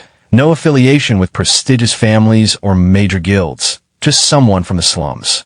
Elsewhere, a nearby adventurer group had also been watching the dungeon gate. Their leader confirmed that Tsuyoshi had been personally recommended by Chairman Suzuki, and they intended to keep monitoring his progress. The group was shocked he had broken 2 party records in just 1 hour, and he did it alone. They expected him to break the final C-rank cave record too. The leader could only describe him as terrifying. Not long after, near the entrance to the last C-rank cave, a crowd had gathered. Word was spreading fast. Among the murmurs, someone pointed out the obvious. This D-rank adventurer, Tsuyoshi, was now the center of everyone's attention. As the gate opened, Tsuyoshi stepped out of the dungeon. The crowd that had been gathering outside began reacting immediately. A new record had just been confirmed. He had cleared the C-rank cave in 36 minutes and 28 seconds, breaking the previous record of 46 minutes and 54 seconds. More significantly, this was the cave's first ever solo clear, and it had now become the fastest time on record. The atmosphere outside the cave quickly shifted. Adventurers from various factions and guilds began approaching him, offering him a place within their organizations. Representatives from the Sand Guild and the One Eye Association attempted to recruit him, promising favorable treatment and asking him to assist in updating records for other caves. Some even suggested he leave the Adventurer Union to join their elite circles. However, Tsuyoshi remained unfazed. Without hesitation, he politely declined all invitations, expressing his preference to work alone. He made it clear that he wasn't interested in joining any factions and asked the crowd to clear a path, as he was in a hurry. His refusal left many around him shocked. Several adventurers questioned whether he truly intended to continue without rest. Offers for healing poured in. Some offered to call priests. Others introduced themselves as healers, hoping to accompany him inside the next cave. Despite the concern, Tsuyoshi remained focused. He continued walking through the crowd, calmly stating that he was fine and didn't require assistance. Internally, he reflected on his current condition. Thanks to a new passive skill, one that reduced minor fatigue when fighting significantly weaker opponents, he had not yet felt any real exhaustion. Confident in his ability to push forward, he began preparing himself for the next challenge, a higher-level B-rank cave. As he moved toward the next location, another system alert confirmed the passive ability's function. It suppressed energy consumption when there was a large power gap between him and his enemies. Not long after, he entered a D-rank cave and, once again, shattered the existing record. He repeated this process across several caves in rapid succession, each time setting a new solo benchmark. Soon, news of his performance spread further. Staff were stunned. He had completed 2 D-rank caves in just over 10 minutes and 1 minute respectively. One staff member asked whether the results had been reported. Another confirmed they had, and noted with visible tension that Tsuyoshi now seemed to be heading toward the final B-rank cave. Meanwhile, outside the public caves, Chairman Suzuki checked the time and expressed his frustration. Although impressed, he was clearly irritated that Tsuyoshi had given no prior notice. With the public dungeon scheduled to close in just 3 hours, Suzuki mused that, were he an adventurer himself, he would already be inside. As Suzuki was lost in thought, he overheard a group of adventurers discussing something urgent. They were in a hurry. They had just learned that someone was still active inside the cave. Curious, Suzuki approached and introduced himself, asking what had happened. The adventurers explained that a remarkable D-rank adventurer had appeared and broken 5 different cave records, all solo. Rumors were already circulating that this individual might be backed by a powerful organization. They admitted they had come specifically to find out more about this Tsuyoshi. As the crowd moved on, Suzuki was left standing alone. He considered the possibility that Tsuyoshi was indeed a secret recruit trained by an influential force. But then something clicked. The name struck him. With sudden realization, he recalled the exact identity of the adventurer and was visibly stunned. At that moment, near the final cave gate, Tsuyoshi approached once again. A large group of adventurers had already gathered there. Word had spread quickly. This D-rank adventurer, Tsuyoshi, was about to enter the last remaining B-rank cave. Then suddenly, just as Tsuyoshi stepped into the dungeon, a group of new adventurers appeared near the gate. With mocking expressions, they started whispering among themselves. Outside the B-class dungeon, one of them scoffed, Tsuyoshi? That D-rank hunter? Is he for real? He's only level 18, but he's cleared 3 C-class dungeons and 2 D-class ones in a row, breaking records each time. And now he's taking on a B-class dungeon? Is he trying to die or something? Hearing that, another adventurer jumped in with disbelief. He went in alone without forming a party. A D-rank hunter, soloing a B-rank dungeon? If he really had that kind of power, he would have been snatched up by a major guild ages ago. He wouldn't be in a place like this. Then, a bespectacled adventurer joined the conversation with suspicion. Maybe he's secretly working for some powerful faction, sent here to break records. He must be using illegal items or temporary power-boosting drugs. There's no way he could pull this off otherwise. Others nearby laughed mockingly as they looked toward the dungeon gate. One of them saying, "That's right. We D-rank heroes know the difficulty of B-rank dungeons better than anyone." "He's hiding something," another added coldly. "I think he won't make it out alive." But one adventurer, clearly concerned, sweat trickling down his face, tried to speak up. "Don't say such things. I saw him come out of a C-rank dungeon, completely unharmed. Considering the timing, I don't think he's a fluke." That only made another snap back angrily. "Shut up. What do you know? If he was that powerful, he wouldn't still be a D-rank." Then one of the adventurers, holding a bow and smirking, added, "That's right. He must have falsified his level, or he has a powerful backing. For an ordinary hero, even a C-class dungeon is life-threatening. Entering a B-class dungeon alone is insane." The concerned adventurer, now more nervous, stammered out a reply. But the evaluation was done by the system, right? You couldn't do it without considerable skills. Suddenly, all the adventurers turned their heads. Someone was walking confidently toward the dungeon. Their presence sent a shockwave of surprise through the crowd. One of them muttered, "Huh? Ah, is that the Wild Rose party?" Eyes widened as the group appeared, the famed party Wild Rose. Leading them was the Vice Captain Eric, a level 35 C-rank hero. Beside him walked the captain, Roland, a level 38 C-rank hero. The adventurers standing at the gate froze. Whispers broke out again as someone exclaimed in disbelief, "Hey, it's no Bara. They're the strongest C-rank party in this area, right?" The leader is level 38, an incredibly strong female warrior. One of the female adventurers with glasses lit up with excitement as she turned toward the group, clearly impressed. She reminded everyone that the Wild Rose team had once set a new record in a B-rank dungeon, clearing it in just 7 minutes and 5 seconds. Not only that, they did it in a dungeon that was open to the public, which meant their achievement was witnessed and recognized by many. Their rising fame wasn't just rumor. They had already built a strong reputation, and what stood out even more was their independence. Unlike most powerful teams, they weren't tied to any guild or faction. The girls seemed to genuinely admire that about them.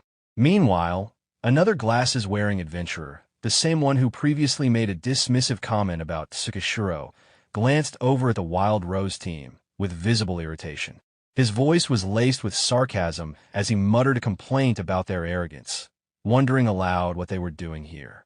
Just then, the leader of the Wild Rose group raised her hand, signaling everyone to listen. Calmly and confidently, she addressed the crowd, stating she had heard that a D-rank hero named Tsuyoshi was planning to challenge this dungeon all by himself. One of the adventurers quickly confirmed it, explaining that Tsukishiro had already broken records in 3 different C-rank dungeons. It had seemed suspicious, so they decided to look into it more closely. At that point, a member of the Wild Rose team scoffed and voiced their doubts. He pointed out that if Tsukishiro had already achieved that much as a D rank, there was a strong chance that something unnatural was involved. He speculated that the guy could be using forbidden items or illegal herbs to boost his power unnaturally, and maybe even had support from someone influential backing him up. The leader of the Wild Rose team didn't outright deny it, but considered the possibility. She admitted that breaking records solo was definitely suspicious, but if the rumors were true, Tsukishiro might be someone worth paying serious attention to. Still, the idea of someone with such a low rank pulling off all of this was undeniably odd. The other Wild Rose member wasn't convinced. He bluntly claimed Tsukishiro was cheating. In his view, there were only 2 outcomes. Either the guy would die inside the dungeon or suffer long-term consequences from whatever enhancement drugs he might be using. He pointed out how much effort they had all put in to set those B-class records, and now they were supposed to just sit back and watch a D-rank blow past them. That frustration sparked agreement from others nearby. Several adventurers raised their voices, suggesting that Tsukishiro should be tested for drugs the moment he came out. If he was caught cheating, they insisted he should lose his license as a hunter right there. However, one of the adventurers quietly told his friend something that didn't quite fit the narrative. He remembered seeing Tsukishiro walk out of a C-rank dungeon looking calm and composed, not at all like someone relying on shady enhancements. The 2 of them were both D-rank, so his observation carried some weight. That remark didn't sit well with the same arrogant Wild Rose member, who shot back with condescension. He mocked the idea that a low-level adventurer would dare to object to him, scoffing at the idea of a small fry D-rank thinking they could challenge those in the C-class. Still, since he had time to spare, he was willing to entertain the idea and indulge Tsukishiro's challenge. Their leader, however, remained level-headed. She stated that regardless of whether Tsukishiro was cheating or not, entering a B-class dungeon solo was no small feat if he managed to come out of it alive. She admitted she might have to reconsider everything she had assumed about him up to now. Hearing that, the arrogant Wild Rose member turned toward his captain, clearly unsettled. His tone shifted slightly as he asked her cautiously, as if trying to confirm her intent. Was she seriously beginning to believe in Tsukishiro? Inside the dungeon, Tsuyoshi stood alone in the middle of a vast grass-covered plain. The terrain was much larger and more complex than what he had experienced in lower-ranked dungeons. He noted this difference calmly, recognizing that B-class dungeons represented an entirely different level of challenge in both size and difficulty. He reflected on his achievements so far, noting that his current record already qualified him for the rookie tournament. But he wasn't here just to test his limits. He genuinely wanted to experience the intensity of a B-rank environment firsthand. He was ready for a real fight. As he moved deeper into the dungeon, his surroundings were analyzed by an advanced ability he possessed. The results detailed the landscape, approximately 12 square kilometers of open plains, populated by monsters between levels 30 and 35. Nearly half the dungeon was covered in darkness, and elements like wind, thunder, and earth were best suited for combat here. With a quiet confidence, Tsuyoshi noted that even the weaker monsters here were impressive for their level. If the dungeon's boss turned out to be darkness-aligned, all the better. He was curious whether it would resemble the darkness powers he once knew in another world or reveal something new entirely. Moments later, he launched himself forward with powerful momentum. His attack devastated the surrounding grasslands. Soon after, a pack of monsters emerged, swift, agile creatures with wind and dark attributes. They were known for their razor-sharp claws that could shred armor, and their vulnerable spot was located in the abdomen. Lightning or earth-based attacks were ideal for taking them down. Tsuyoshi engaged the monsters immediately. Though he was impressed by their speed, he adjusted quickly, activating a combination of elemental skills to counter.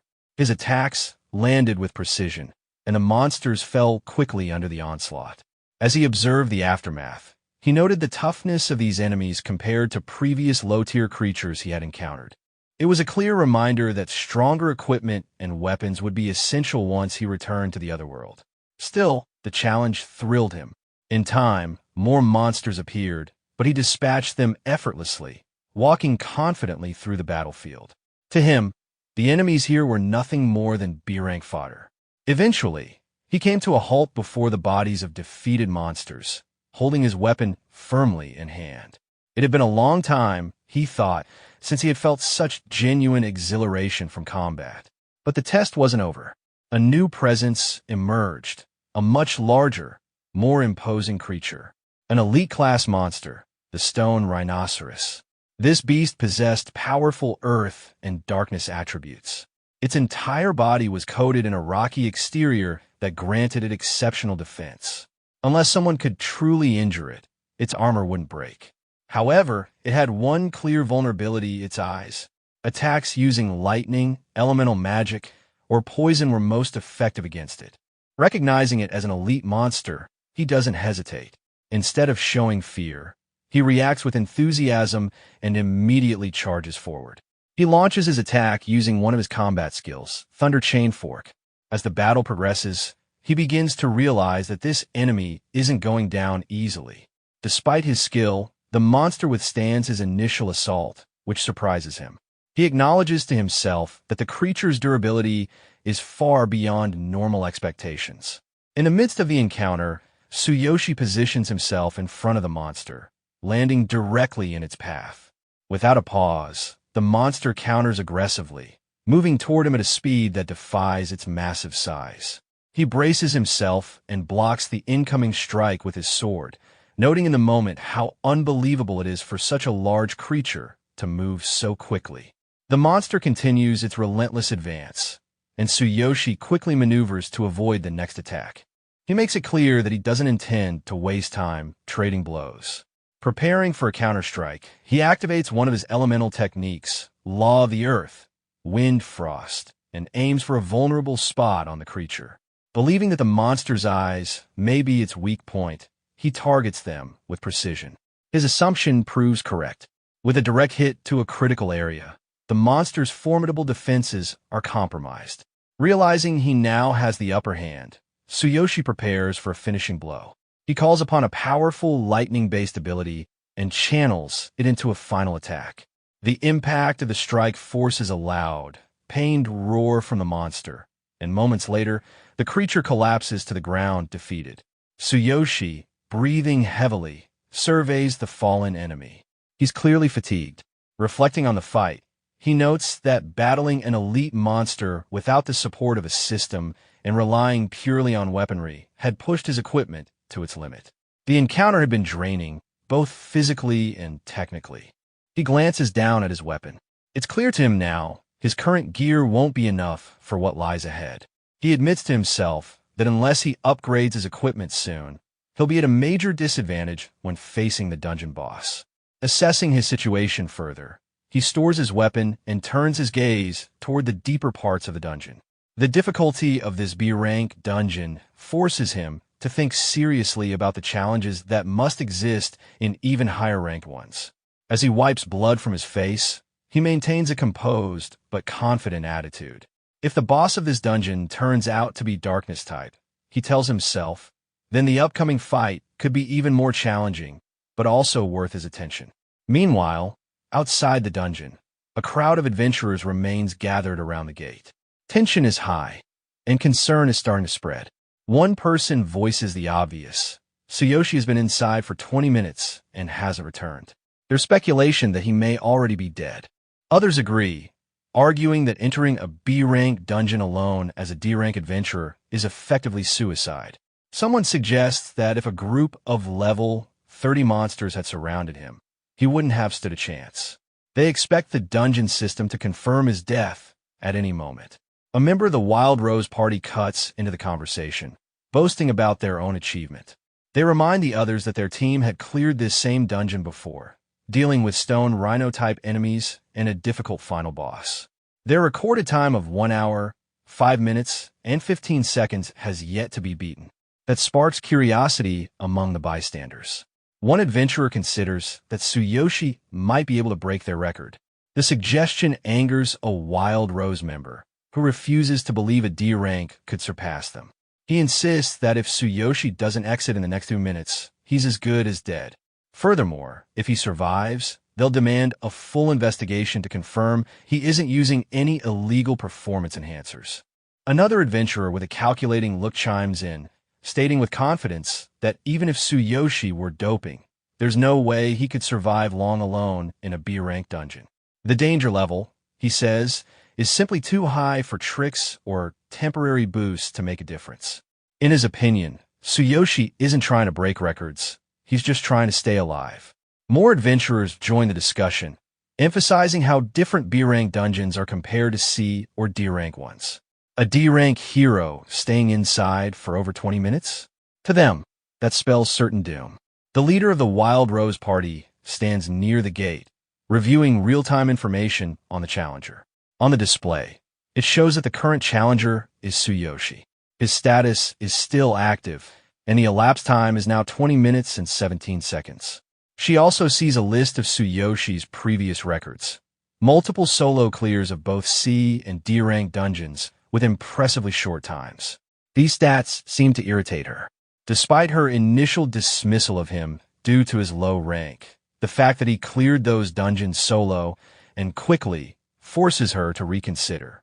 In her thoughts, she acknowledges that most D-rank heroes wouldn't have lasted this long. Tsuyoshi's survival alone is noteworthy. From behind her, one of her team members asks what she's looking at. Without turning around, she responds that it's nothing important, but inwardly, she continues thinking about the unusual level of skill Tsuyoshi seems to possess. She begins to wonder if he's still alive and actively progressing through the dungeon even now. Clenching her fist tightly with irritation, she muttered under her breath, "No way. A D-rank hero could actually." Meanwhile, deep inside a B-rank dungeon, surrounded by a marshy lake thick with aquatic plants, Tsuyoshi stood before an old structure half submerged in the murky water. He looked up at it and said, "There it is." He then turned his gaze toward the massive door in front of him, staring intently without moving or speaking. As he stood there, a memory from his childhood surfaced. He remembered sensing that same suffocating presence. He thought to himself, "That's the presence of darkness." With determination, he pushed the door open and said quietly, "Let's go." As he stepped inside and laid eyes on the monster waiting within, sweat trickled down his face. "Sorry to keep you waiting," he muttered. The creature before him was humanoid, holding a blade with a sinister presence. It was a darkness phantom, tall, sharp-eyed, and radiating malice. It turned towards Tsuyoshi and spoke arrogantly. Alone? This is a first. Tsuyoshi observed the monster calmly, analyzing its features.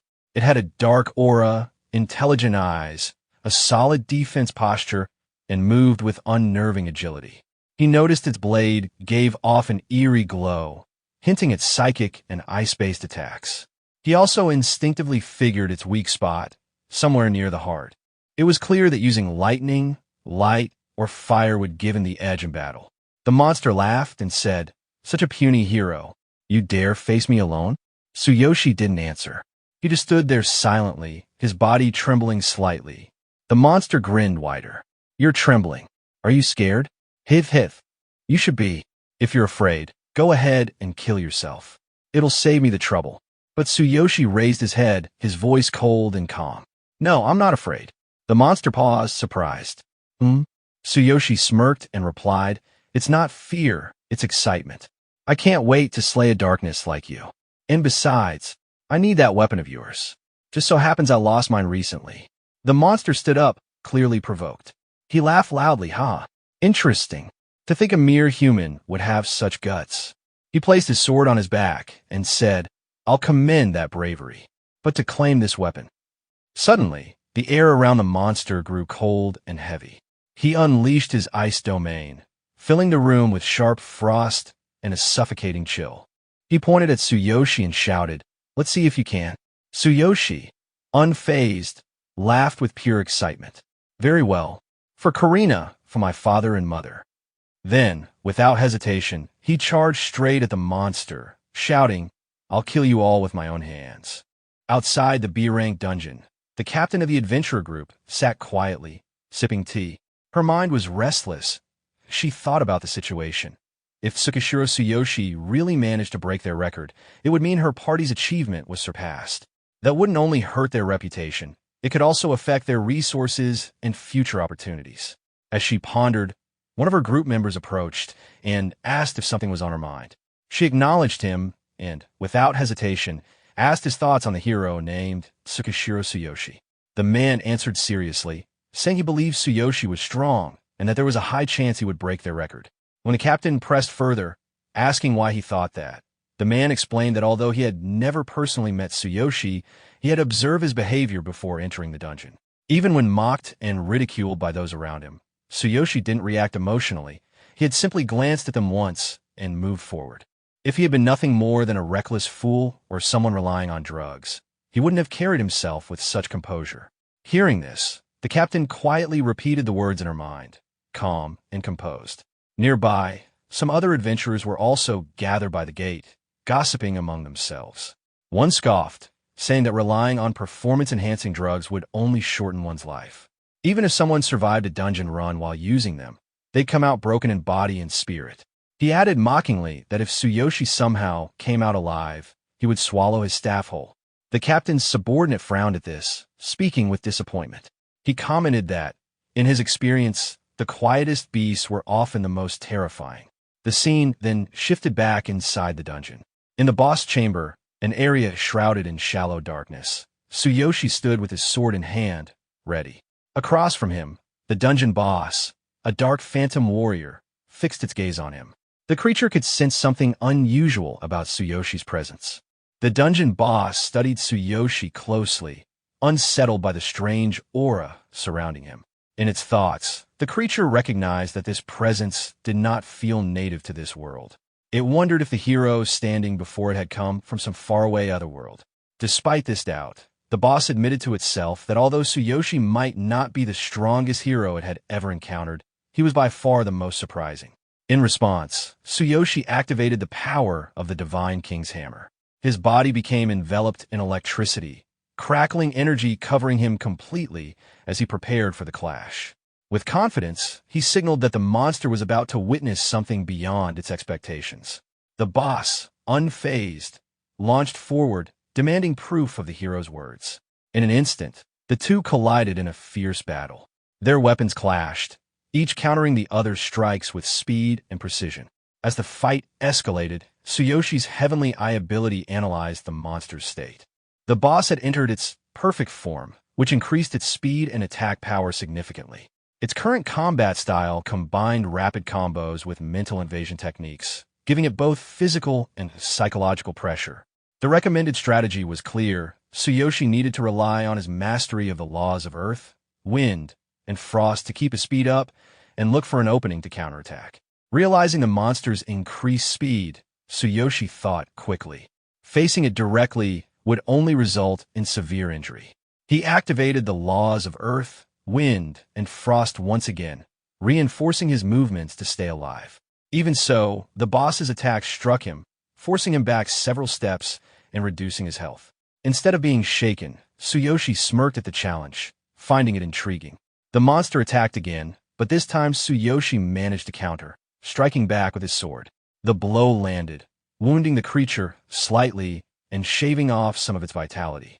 The boss laughed, mocking Tsuyoshi, insisting that his weapon was too weak to cause any real harm and daring him to keep fighting. Yet, despite the monster's words, it secretly began to feel unease. Even while bleeding and facing overwhelming odds, Tsuyoshi remained unerringly calm. That composure unsettled the beast far more than the strikes themselves. With a sudden swing, the boss unleashed one of its most dangerous techniques, Dark Moon Ice Prison. A vast wave of freezing energy surged outward, spreading across a wide area. Tsuyoshi's heavenly eye warned that this was a large-scale ice attack combined with mental invasion, capable of freezing opponents for several seconds if caught directly. The best strategy was to escape the affected zone immediately. The attack grazed Tsuyoshi, leaving a cut on his face as he dodged. Evaluating the situation, he noted that the area of effect was dangerously wide, far more difficult to evade than he had anticipated. A massive wave of ice surged towards Tsuyoshi. Bracing himself, he focused all his strength into his abdomen to absorb the impact with maximum defense. Even so, the attack struck hard, tearing away a large portion of his vitality. His body, renowned for its resilience, had already sustained heavy wear. The boss was visibly shocked that Tsuyoshi had managed to survive the blow. Confident that the hero's remaining strength was too little to matter, the monster rushed forward, sword raised high, intent on finishing the fight in a single strike. At that moment, Tsuyoshi released his sword. Instead of panicking, he seized the opening. With calm precision, he prepared to turn the monster's momentum against it. His plan was clear. Use the analysis from the heavenly eye to time his leap perfectly, exploit the enemy's opening, and summon the Divine King's hammer at the decisive moment. The boss, seeing Tsuyoshi readying himself, mocked the attempt, convinced the hero lacked the power to kill it. But Tsuyoshi's confidence came not from recklessness, but from mastery. With the Divine Selection System's upgrades, he could now draw more power from the hammer. Its usable strength had increased significantly. On top of that, he could channel the laws of earth, wind, and frost into the weapon, layering it with attributes of wind and lightning to amplify its destructive force. The surge of energy coursed through the hammer, straining his arms to the breaking point. His body nearly collapsed under the weapon's overwhelming power, but Tsuyoshi endured by concentrating the strongest reinforcement into both hands. The strain was immense, yet his grip held firm. With all preparation complete, Tsuyoshi launched his ultimate strike. The hammer, infused with divine energy and elemental power, crashed down with unstoppable force. The boss's expression shifted to shock as its vitality plummeted faster than it could comprehend. In the next instant, the blow struck true, and the monster's health dropped to 0. The battle ended. Tsuyoshi staggered slightly, his own health diminished from the effort, and landed heavily on the ground. He quickly drank a healing potion to stabilize himself, then picked up the boss's fallen sword. With calm assurance, he recognized his victory. The dungeon acknowledged his achievement. The trial was officially cleared in 45 minutes and 36 seconds, shattering the previous shortest record of over an hour. Not only had he secured the fastest clear time, but he had also achieved the first ever solo completion of a dungeon. As rewards, Tsuyoshi acquired a powerful weapon, the soul-cutting Moonblade, a blade infused with attributes of darkness, mental power, and ice. Alongside the weapon, he gained a significant increase in experience, leveling up from 18 to 20 in a single leap due to the massive difficulty gap and the solo clear bonus. His current status reflected the growth.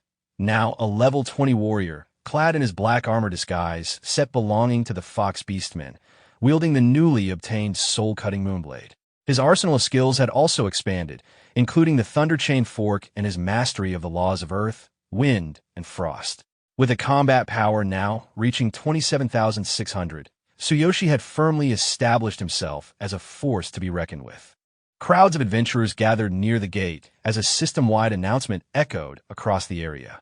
It declared that Tsukishiro Tsuyoshi had successfully cleared the B-rank cave in just 45 minutes and 36 seconds, shattering the previous record of 1 hour and 5 minutes, which had been set by the well-known adventurer party, Wild Rose. More importantly, it was revealed to be the first ever solo clear of the dungeon. The crowd was stunned into silence at first, then broke out in disbelief. Many muttered that such a result should have been impossible. Even the captain of a nearby adventurer group, upon seeing the record posted, rose from her seat in shock, struggling to accept what she was witnessing. The staff members of the Adventurer Union, also present outside the cave, were equally shaken. They repeated the result aloud, almost unable to process the data. A D-rank adventurer had not only cleared the cave alone, but had done so in a record time. Their anxious eyes turned toward the gate, waiting for Tsuyoshi to emerge. Moments later, a heavy gust of wind burst from the gate, startling everyone present. As the dust and air settled, Tsuyoshi appeared at the entrance, holding the newly obtained blade in his hand. He walked forward silently, his expression calm. The crowd parted around him, their gazes fixed on his blood-stained armor. Some recognized traces of the boss monster's blood on him, mingled with his own injuries, which only deepened the sense of awe and intimidation. Whispers spread rapidly. His presence radiated a killing intent that weighed heavily on everyone nearby. Despite the attention, Tsuyoshi's thoughts were elsewhere. The overwhelming stares and murmurs were of no importance to him. What mattered was leaving quickly to meet Chairman Suzuki and securing his qualification for the Supernova tournament at the Adventurer Union headquarters. Just as he began to move through the crowd, an adventurer blocked his path. The man, wearing a self-assured and hostile expression, accused Tsuyoshi of doping. He claimed that there was no possible way a D-rank adventurer could have defeated a B-rank boss monster alone. The accusation spread like wildfire. Onlookers, caught between disbelief and envy, began shouting in agreement, demanding Tsuyoshi explain himself. Many echoed the same conclusion. His victory had to be unnatural, achieved through cheating. The crowd closed in tighter around him, their voices growing louder with each passing second. Despite the accusations and shouts, Tsuyoshi did not bother to argue with the surrounding adventurers. With a calm but confident tone, he dismissed the confrontation, making it clear he had no time to waste. His indifference only fueled the anger of the crowd. One adventurer stepped forward, accusing him of running away because he was guilty of using doping. The man loudly declared that if Tsuyoshi's strength was real, then he should prove it in a duel. The challenge was issued publicly: defeat him in a one-on-one fight, and only then would the record be acknowledged. Tsuyoshi met the man's words with a cold, dismissive gaze, finding the idea ridiculous.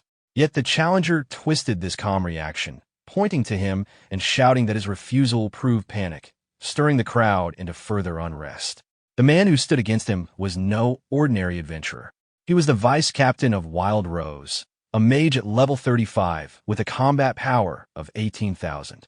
Inside, he was confident that his strength far surpassed Tsuyoshi's. He was already imagining how he would make Tsuyoshi regret his calm defiance. Before the tension could escalate further, the captain of Wild Rose herself stepped in. She addressed Tsuyoshi directly, her tone formal and measured.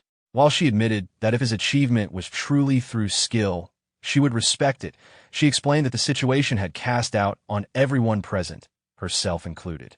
To dispel suspicion, she requested that Tsuyoshi prove his abilities through a duel. For her, this was not only about his reputation, but also about the pride of the adventurers who had worked hard in this dungeon. Tsuyoshi listened in silence before replying coldly, questioning the necessity. Yet as the explanation continued, he finally turned his gaze to the Adventurer Union staff nearby and asked for the current time. They replied nervously. It was exactly 5 p.m. Hearing this, Tsuyoshi weighed his schedule and determined that he could still afford to participate. Standing tall in the middle of the crowd, sword in hand, he announced his decision to accept the duel. The reaction was immediate. Shock and disbelief spread throughout the adventurers. Many could not believe he would agree to fight after just surviving a deadly battle with a dungeon boss. His opponent, the vice-captain mage, stood with a confident smile, already convinced of his victory. In his mind, he judged Tsuyoshi's decision as reckless suicide. The mage had recently mastered a powerful new spell, Elemental Burst. It was an expensive technique acquired at great cost by his party, designed to restrain enemy movement, channel elemental energy, and unleash a massive explosion. He was certain that even if Tsuyoshi was secretly concealing his true level, even if he were C rank, this spell would overwhelm him. At the same level, he believed a mage's destructive magic was invincible. Soon after, the two men stood across from each other in a cleared space before the crowd. A mediator from the Adventurer Union stepped between them, explaining the rule of the duel: no killing. Both fighters were instructed to prepare themselves. The duel began under the Adventurer Union's official rules: no killing. This regulation existed to ensure that matches could be decided without causing permanent harm to the participants. Edric, the vice-captain of Wild Rose, stepped forward first. He formally introduced himself as a C-rank mage, level 35, with a combat power of 18,000. His tone was filled with arrogance. In contrast, Tsuyoshi kept his introduction simple, stating only that he was a warrior at level 20. Internally, however, he reminded himself that his true combat power had already reached 27,600. He deliberately withheld that fact, knowing that revealing it would only create further complications. Edric misinterpreted his silence as weakness. With a mocking grin, he suggested that Tsuyoshi's refusal to state his combat power proved he was hiding something, likely relying on doping. He even remarked on how impressive it was that the supposed drugs seemed to show no severe side effects. Tsuyoshi remained calm, only hinting that if his true combat power were revealed, Edric would be shocked. Amused, Edric took this as empty bravado. Confident that the duel would be over quickly, he prepared to strike, his staff raised to the sky. From the sidelines, the captain of Wild Rose observed quietly. She noted Tsuyoshi's composure. Unlike someone who was reckless or enhanced by drugs, he showed no nervousness, only controlled readiness. Her earlier doubts began to waver. The staff member officiating the duel raised his hand and gave the signal to begin. At once, Edric activated his spell. He unleashed Elemental Burst, a powerful and costly technique his party had acquired through great effort. It restrained the opponent's movements, rotated elemental power, and then detonated in a massive explosion. His plan was to overwhelm Tsuyoshi instantly, robbing him of the ability to continue fighting. From the sidelines, the captain frowned at his decision. She thought to herself that using such a powerful technique right at the start seemed excessive, even unfair. But before the spell could reach him, Tsuyoshi calmly stored away his sword and moved. In an instant, he vanished from where he stood. The onlookers erupted in shock. None could comprehend how someone who had just fought an entire day in a deadly dungeon still possessed such speed and energy. A heartbeat later, Tsuyoshi reappeared directly in front of Edric. The mage froze in disbelief, sweat breaking across his face as he realized he had been caught completely off guard. Tsuyoshi had already concentrated a significant portion of his physical energy into his right hand. With a single decisive strike, he drove his fist into Edric. The impact launched the mage across the ground, his body crashing several meters away. The duel ended instantly. The vice-captain of Wild Rose, a level 35 C-rank mage with 18,000 combat power, had been defeated in a single blow. The captain of Wild Rose stood stunned. She silently questioned what would have happened had she faced that strike herself. Would she have been able to withstand it, or even evade it at all? The answer unsettled her. In the middle of the arena, Tsuyoshi lowered his fist, his expression steady. Surrounded by silence and disbelief, he turned to face the crowd. With unwavering confidence, he asked if anyone else wished to challenge him. After Tsukishiro Tsuyoshi's overwhelming victory, the adventurers around him were shaken. They whispered among themselves, stunned that Edric, with his combat power of 18,000, had been defeated in a single blow, and without Tsuyoshi even using a weapon. The captain of Wild Rose, equally shocked, realized this strength was far beyond ordinary. If Tsuyoshi was truly only level 20 now, then his future potential was unimaginable. One of her subordinates, pale and sweating, reminded her that he had warned about Tsuyoshi's strength, though even he hadn't expected it to be this overwhelming. The captain quickly ordered her team to take Edric away for treatment. As they carried him off, she addressed Tsuyoshi directly, formally acknowledging his strength on behalf of her party. Tsuyoshi accepted the recognition with a simple word of thanks. A staff member then raised his hand and announced to everyone present that Tsuyoshi's data had been fully authenticated by the system. His combat power, level, and records were all verified as legitimate. Another staff member reinforced the declaration, stating that no objections to the results would be accepted. The crowd grew restless, murmuring among themselves. Many were still in disbelief, calling him a monster. They acknowledged that a D-rank adventurer clearing a B-rank cave alone and then defeating Edric in one strike placed him at least on par with a C rank, if not higher. Some who had mocked him earlier felt ashamed. The captain of Wild Rose, watching him closely, thought to herself that Tsuyoshi might one day become an S-rank adventurer. The idea of forming a party with him crossed her mind. The scene then shifted outside the public caves, where a car was waiting. Captain Suzuki stood nearby, tears in his eyes as he greeted Tsuyoshi. He praised him for the solo clear of the B-rank cave in just over 45 minutes, proudly declaring that he had been the first to receive the record notification. Suzuki expressed both relief and excitement, saying that not only had Tsuyoshi returned alive, but he had also set a groundbreaking achievement. With the Supernova tournament beginning the next day and the registration deadline approaching, Suzuki urged Tsuyoshi to head with him immediately to the Adventure Union headquarters. Tsuyoshi responded calmly, agreeing without hesitation. They entered the car together and drove off into the night toward the headquarters. At the Adventure Union headquarters, the receptionist checked Tsuyoshi's profile and froze. She was stunned to see that in just one day, he had updated all the public cave records, including the B-rank cave cleared solo in 45 minutes and 35 seconds.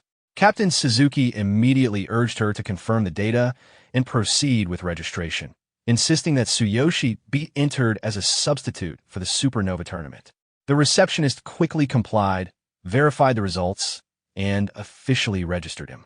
She politely informed Tsuyoshi that his participation had been approved and instructed him to arrive at the venue on time the next day. Tsuyoshi, noting her respectful tone, thought to himself that whether in this world or another, strength always spoke loudest. He gave a calm confirmation in reply. Suzuki, unable to contain his excitement, placed a hand on Tsuyoshi's shoulder. He reminded him that even substitutes often competed and that the future of their school's adventurer association now rested on him. Tsuyoshi accepted quietly, already thinking ahead. Winning the Supernova tournament would allow him to apply for C-rank qualification, the fastest path forward. Privately, he resolved that reaching C-rank would also give him the chance to bid for the Golden Regeneration Liquid, the only hope of healing his sister Karina's legs. That night, at his apartment, Tsuyoshi gently adjusted the blanket over Karina as she slept. He promised her silently that she would walk again soon. Later in his room, he opened his system panel. When he had leveled up to 20 in the B-rank cave, a new feature had unlocked, but he hadn't checked it until now. The panel displayed the compatibility system bonus. Two options appeared. Bonus 1. Apply a God Selection version upgrade to one of his skills, greatly amplifying its effects. Bonus 2. Upgrade Strongest Body, multiplying his entire body's defense, including internal organs, by 60 times, with control over where to focus its effect. Tsuyoshi smiled. The ability to upgrade skills directly was valuable, but Bonus 2 addressed a weakness that had troubled him most, his physical durability. With it, he could endure serious injuries that would have previously left him incapacitated. Without hesitation, he selected Bonus 2. A yellow light enveloped him as the system confirmed the upgrade. Strongest Body has been enhanced. After examining his newly gained abilities, the protagonist felt satisfied. His defense had increased 60-fold, a change that meant he would no longer suffer injuries each time he unleashed energy. This newfound resilience greatly expanded his combat possibilities. As he continued reviewing his gains, he saw that he had earned another bonus, one that allowed him to upgrade one of his current skills. The only skill available to him was Thunder Chainfall, so he decided to strengthen it while keeping in mind that he still needed to search for more powerful abilities in the future. The system then enhanced his chosen skill, transforming Thunder Chain Fall into Thunderbolt. The upgrade drastically improved its range, extending it from just 3 meters to 300, while also removing its movement restrictions. Additionally, the upgraded skill could now continuously strike a single enemy for 10 seconds within its effective range. Realizing the scale of this improvement, he was astonished. The ability to attack over such a vast distance without limitations meant his offensive capabilities had risen to an entirely new level. He acknowledged that he had once again grown stronger. Later, lying in bed, he reminded himself that the Supernova tournament would begin the next day. Wanting to be prepared, he decided to rest early, as it had been some time since he last had a proper sleep. Before closing his eyes, his thoughts turned briefly to Sakura, who had seemed troubled when they last met. He resolved that once things settled here, he would return to the other world. With the strength he now possessed, he believed he might finally be able to help her. The following morning, in the suburbs, he traveled with Chairman Suzuki by car toward the tournament venue. Along the way, Suzuki explained that the outcome of the Supernova tournament would determine resource distribution, and that competitors should show no mercy since rankings were the highest priority. Many young elites would be fighting, risking their lives. The protagonist, however, was unfazed. Since becoming an adventurer, he had long grown accustomed to battles where lives were on the line. Suzuki glanced at him and noticed a change. The boy seemed more mature, colder, and far more composed than before. With a drop of sweat forming, Suzuki shifted the conversation to the tournament venue. He explained that it was located inside a massive mountain cavern, known as One Strike Mountain. According to legend, a single blow from an S-rank adventurer had once pierced through it, creating the vast hollow space that now served as the arena. The story piqued the protagonist's interest. He wondered aloud about legendary S-rank adventurers and how they compared to ordinary ones, recognizing that even within the highest rank, vast differences in strength existed. Suzuki admitted that the truth was uncertain, as such figures were spoken of only in tales, their continued existence unknown. Soon after, the car came to a stop. They had arrived. Stepping out, the protagonist gazed up at the mountain. A massive opening yawned in its chest, the entrance to the venue. Looking at the imposing landmark, he reflected silently. The sheer power of a legendary S-rank adventurer was something beyond imagination, and even after so much time, its traces still carried a sense of awe.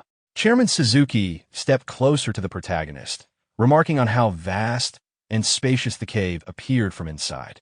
He admitted that the first time he saw it, he had nearly been overwhelmed by its scale. He accompanied the protagonist to the entrance, but reminded him that once inside the matches, he would be on his own and would have to rely solely on his own strength. At the entrance, a staff member confirmed the protagonist's identity as a contestant and permitted him to enter.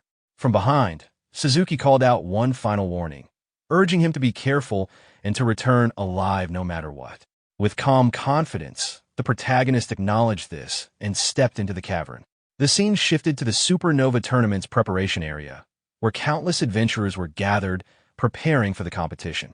Observing them, the protagonist quickly noticed the Adventure Union's party present among the crowd.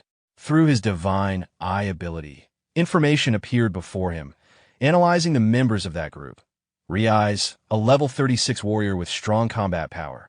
Sherry, a level 36 battle priest. And Fabian, a level 36 thief. All of them carried impressive combat power values that reflected their status as elite young adventurers. The protagonist thought to himself that their strength was as expected of representatives from powerful factions. He introduced himself to one of the adventurers, explaining that he was participating as a substitute for the Adventure Union.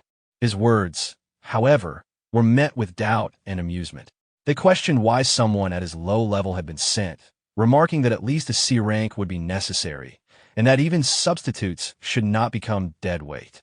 A red-haired girl added her own comment, assuming that his position was gained through connections, and assured the group that they would work hard enough so the substitute would never need to participate. The protagonist did not argue and simply walked away, wishing them well. Sitting quietly on a bench, he reflected on his true purpose in joining this tournament. His goal was not only to support the party, but also to gain C rank qualification, which would allow him to join auctions. That qualification was vital. He needed it to bid for the golden regeneration liquid, the only hope for his sister Karina to walk again. Firmly resolved, he reminded himself that he could not afford to lose. Suddenly, mocking laughter echoed through the area. A loud voice ridiculed the Adventurer Union for sending what they called a level 20 to rank trash substitute, suggesting that the Union must be in decline to rely on someone so weak. The insult drew the attention of the entire gathering, shifting all eyes toward the source. It was the Hato Group, one of the 5 great factions and long-standing rivals of the Adventurer Union. Their members stepped forward, each radiating confidence and arrogance. Poison Fong, a level 37 thief. Blackblade, a level 37 warrior. Gon, a level 36 warrior serving as their substitute. And Demon Fire, a level 36 magic user. Their combat power values were all higher than those of the Adventurer Union members. The protagonist studied them quietly, acknowledging that their strength explained their arrogance. As the Hato group arrived, the red-haired adventurer from a union turned toward them, noting that the 5 great factions and the 3 great guilds had always stood in opposition to the Adventurer Union. She reflected that while the higher authorities often ignored these rivalries, when true interests were involved, conflict was inevitable. Standing beside her, another Union adventurer smirked at the protagonist, pointing out that he was already the subject of ridicule. The leader of the Hato group, brimming with arrogance, openly mocked the Union for relying on a D-rank substitute, declaring that their team would surely end up in last place. One of the Union members grew visibly irritated at the insult. He reminded the Hato faction that the Adventurer Union was the largest authority in adventurer assessments, and that the day's results had yet to be decided. With an angry expression, he warned them not to get ahead of themselves. A member of the Hato group casually cracked his neck, brushing off the protest. He argued that assessment standards had long been unified across regions, and that results would be no different here. With a smug grin, he stepped forward, suggesting a warm-up sparring match before the tournament officially began. He explained that such bouts were permitted under tournament rules, provided both sides agreed, no weapons were used, and no one was killed. Stopping directly in front of the protagonist, he mocked him further, implying that if the Union was too afraid, they could back down.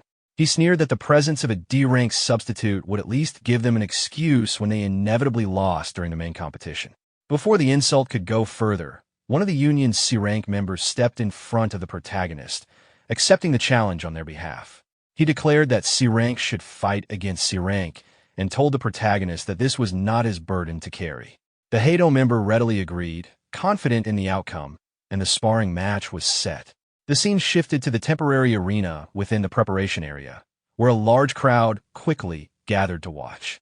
Whispers spread through the spectators that the Adventurer Union and the Hato group were about to clash even before the official matches began.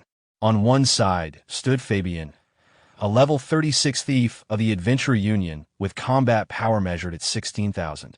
Opposite him was Gantetsu of the Hato group, a level 36 warrior with an equal combat power of 16,000. The atmosphere grew tense as the two prepared to fight, both sides eager to prove their superiority before the tournament even started. The signal to begin was given, and Fabian immediately rushed forward, aiming at Gantetsu with the speed and precision of a thief. He relied on his hand blade technique, confident that even without weapons, his skills would be sufficient. But Gantetsu evaded the strike with ease, dismissing Fabian's effort as nothing more than a petty trick. Fabian was shocked by the warrior's reaction speed, realizing that his opponent was far faster than he had anticipated. Gantetsu countered, boasting that he was well accustomed to fighting thieves and had no intention of dragging the fight out. With a single, crushing kick, he struck Fabian's leg. The impact fractured Fabian's right leg instantly, and he collapsed to the ground, screaming in pain. The Union members shouted Fabian's name in alarm, rushing toward him, but his injury was severe. With his leg broken, his participation in the tournament was no longer possible. Standing over him with arrogance, Gantetsu mocked the Adventurer Union, declaring their members nothing but trash. He prepared to strike again, openly stating he didn't care if it counted as a violation. The Union members rushed in to intervene, shouting for him to stop, but before they could reach Fabian, the protagonist moved. With incredible speed, he bypassed his teammates and appeared between Fabian and Gantetsu, intercepting the attack at the last second. The sudden display of strength shocked Gantetsu, who trembled slightly as he demanded to know who the protagonist was. The protagonist's cold glare silenced the question, making it clear he was not intimidated. His teammates, still recovering from what they had witnessed, were stunned by the sheer speed he had just demonstrated. Turning to the tournament staff, the protagonist requested immediate medical attention for Fabian. The staff complied without hesitation, quickly escorting the injured adventurer away. As Fabian was being taken, he warned the protagonist to be cautious. But the protagonist dismissed the concern, stating firmly that the one who should truly be careful was Fabian himself. With calm determination, the protagonist adjusted his tie, then stepped forward. Announcing his decision to take over the sparring match, he declared that if his opponent was afraid, he should simply back down. Gantetsu stepped forward, laughing at the idea of facing a mere substitute. To him, the fight was already decided. An arrogant Durang brat had no chance against him. With confidence, he charged in at high speed, pulling back his fist for a heavy strike. The union members shouted in anger, realizing Gantetsu's true intent. They accused him of trying to injure their substitute deliberately, knowing that if they lost too many members, they would be disqualified for insufficient numbers. But before anyone could intervene, the protagonist activated the Earth-Wind Law. A surge of power erupted around him, halting Gantetsu's momentum. Shock spread across Gantetsu's face as he realized too late that his opponent's strength was far beyond what he had expected. In the next instant, the protagonist delivered a precise counterattack.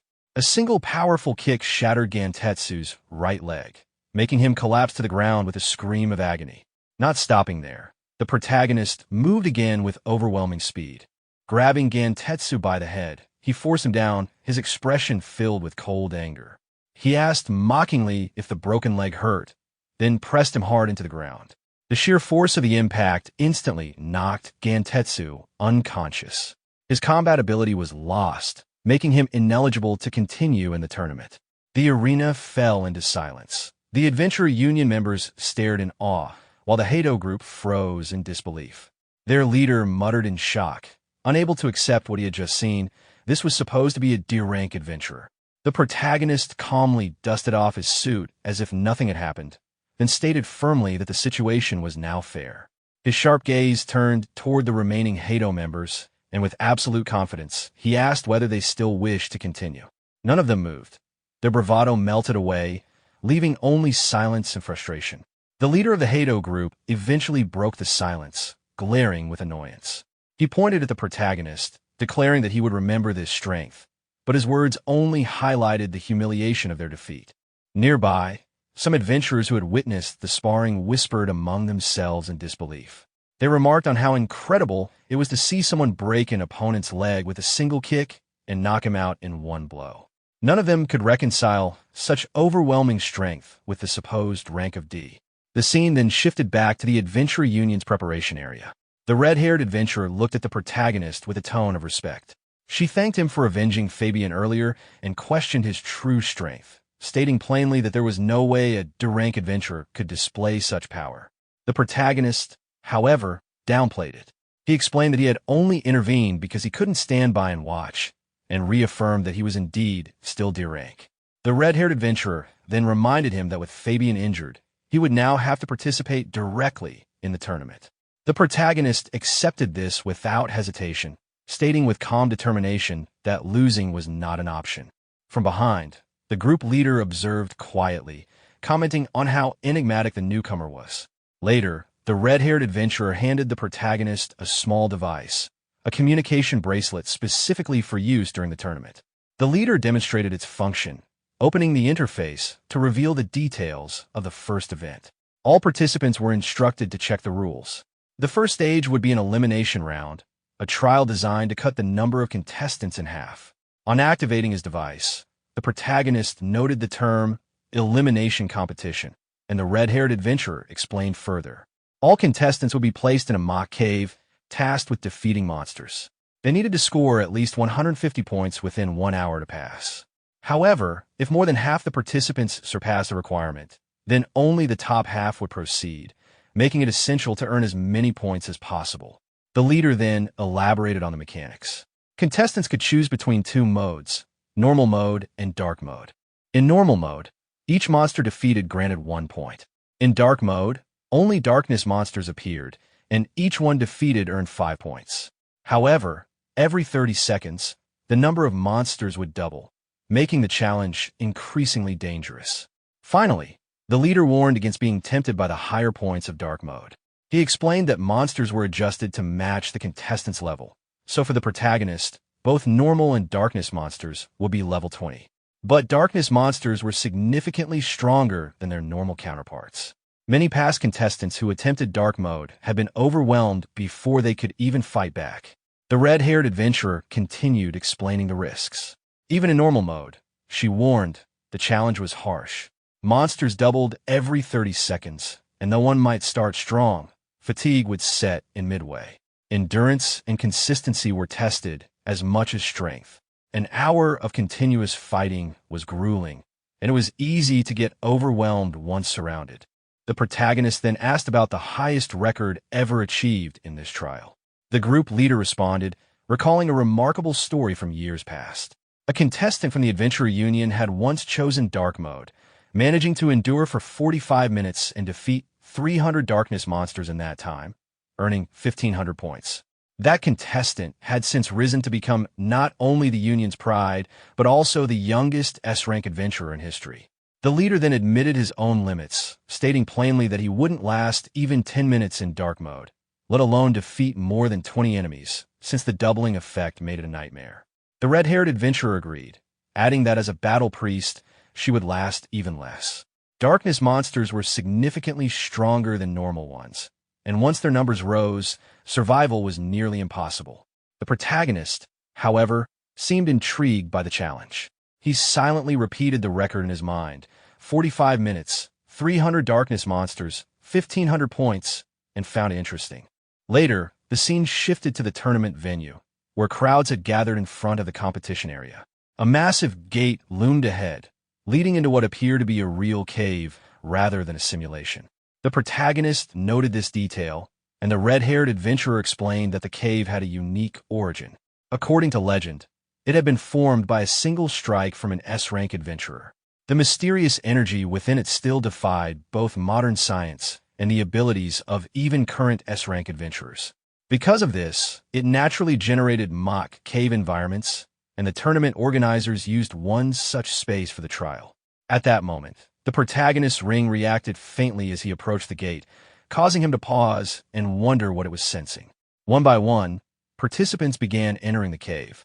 Before it was their group's turn, the leader reminded everyone of their strategy, to stick with normal mode as long as possible, avoid reckless risks, and maintain distance when enemy numbers swelled.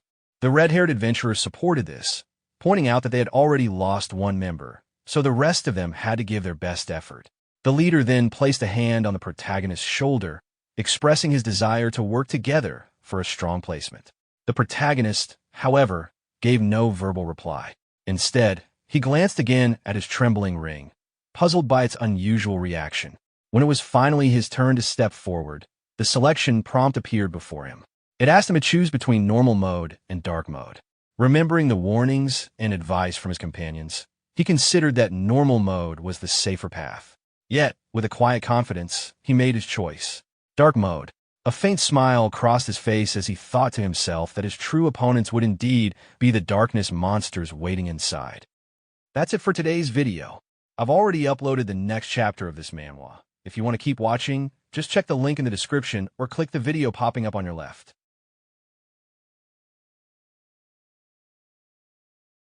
The scene shifted to the Supernova Tournament venue, Ma Cave, dark mode. Inside the cave, Tsuyoshi looked out at the vast forest in front of him and muttered to himself that he didn't expect it to be this spacious.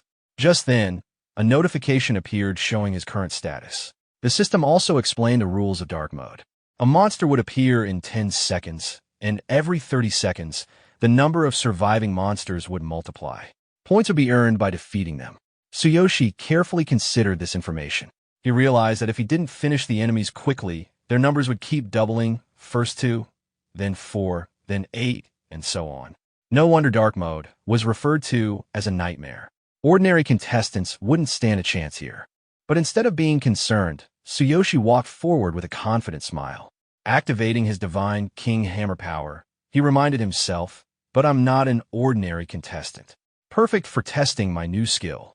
The countdown began, slowly ticking away until it reached 0. A portal suddenly appeared ahead, and from it emerged a monster. The system explained its details. It was a darkness creature at level 20 with a combat power of 8,000. It had tough scales that boosted its physical defense, and its attacks also carried mental damage, meaning it was especially dangerous up close. The system even recommended that he should keep his distance to avoid mental damage and focus on eliminating it quickly. Tsuyoshi studied the monster calmly and said, "Level 20 with 8,000 combat power. Much stronger than ordinary adventurers of the same level. Indeed incomparable to normal monsters," but before he could finish, another update appeared. This time it explained the details of his Thunderbolt skill. The attack could continuously strike one enemy for 10 seconds, within a range of 300 meters, and it had no limit on usage. Looking over this information, Tsuyoshi thought to himself, 300-meter range for 10 seconds. He then shifted his gaze toward a mountain nearby, gripping his sword with determination to use the new skill. Not impossible even at this distance, but with only a few dozen meters between us, the opponent will target me and move out of effective range. Let me attack from the edge and test the enemy's reaction. Once again, the system assisted him, confirming that the top of the mountain was 283 meters away from the clearing below and that the terrain there would be suitable for skill use. Tsuyoshi prepared a leap, muttering, 283 meters. There! With that, he activated his power, Earth-Wind Law. Tsuyoshi suddenly jumped toward the mountain. As he moved, the system indicated that 30 seconds had already passed, which meant the number of monsters inside the cave would now double. When he landed in front of the creatures, he confidently declared that there were now 2 monsters and that he would finish them together. Activating his power, he thought to himself about using Earth-Wind Law and Thunderbolt at the same time, determined to take them all at once. From a distance, he launched his attack, shouting for the monster to take his new skill. The skill, Thunderbolt, activated. He noticed that the monsters showed no signs of detecting him. Lightning began gathering in the sky above them, and within moments it struck down on the creatures, killing them instantly. Holding his sword, Tsuyoshi looked at the defeated monsters and pointed out that he was outside their detection range. At that distance, they couldn't sense him, and he was safe. The system then confirmed the outcome of the battle. It explained that his lightning attack had lasted 10 seconds. 2 darkness monsters had been defeated, and 10 points were awarded to him. With confidence, Tsuyoshi held the blue energy swirling in his hand and remarked that by maintaining his distance and adding the power of his law for 10 seconds of continuous attacks, he was capable of defeating darkness monsters of the same level. He smiled, amused, saying that things were starting to get interesting. The scene then shifted to the Supernova Tournament venue, judge area, where several important figures were observing the trial. These were judge representatives from different factions, all A-rank adventurers. They had been selected by lottery to ensure fairness and to give each faction the chance to witness the potential of the younger generation. Among them, a woman stated that the basic trial had begun and all participants had entered the mock caves. As usual, this stage would eliminate half of the contestants. One of the men responded, mentioning that if everything went smoothly, the trial should conclude in about 30 minutes. Checking the current numbers, he noted with surprise that only 18 out of 100 participants had chosen dark mode. A girl then spoke with confidence, saying that such a result was understandable, since rationally assessing one's abilities was also important. If even half of those who chose dark mode managed to clear it, she considered that an excellent outcome. Another man joined in, pointing out that most prideful young people underestimated dark mode. Since the enemies doubled every 30 seconds and were far stronger than ordinary monsters, it was normal for contestants to fail within 10 minutes. At that moment, the display in front of them updated, showing that eliminations had begun. Many participants were instantly marked in red, indicating they were out of the competition.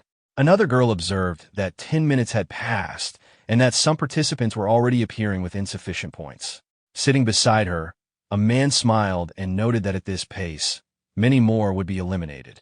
Suddenly, a long-haired man stood up from his seat with a shocked expression, staring at the screen and exclaiming in disbelief, "This is..." Another man, confused by his reaction, asked if perhaps one of his contestants had been eliminated, telling him to simply send them back for more training. The long-haired man quickly clarified, stammering that it wasn't about an elimination. He told everyone to look at the data of contestant Tsuyoshi, insisting that it had to be some kind of mistake. The screen then displayed Tsuyoshi's profile. It showed that he was affiliated with the Adventurer Union, currently a level 20 rank adventurer, and had chosen Dark Mode as his difficulty. His results were shocking. He had already defeated 98 darkness monsters and earned 490 points. The long-haired man, still staring at the screen in disbelief, shouted that Tsuyoshi had already gained 490 points in just 10 minutes, and in Dark Mode.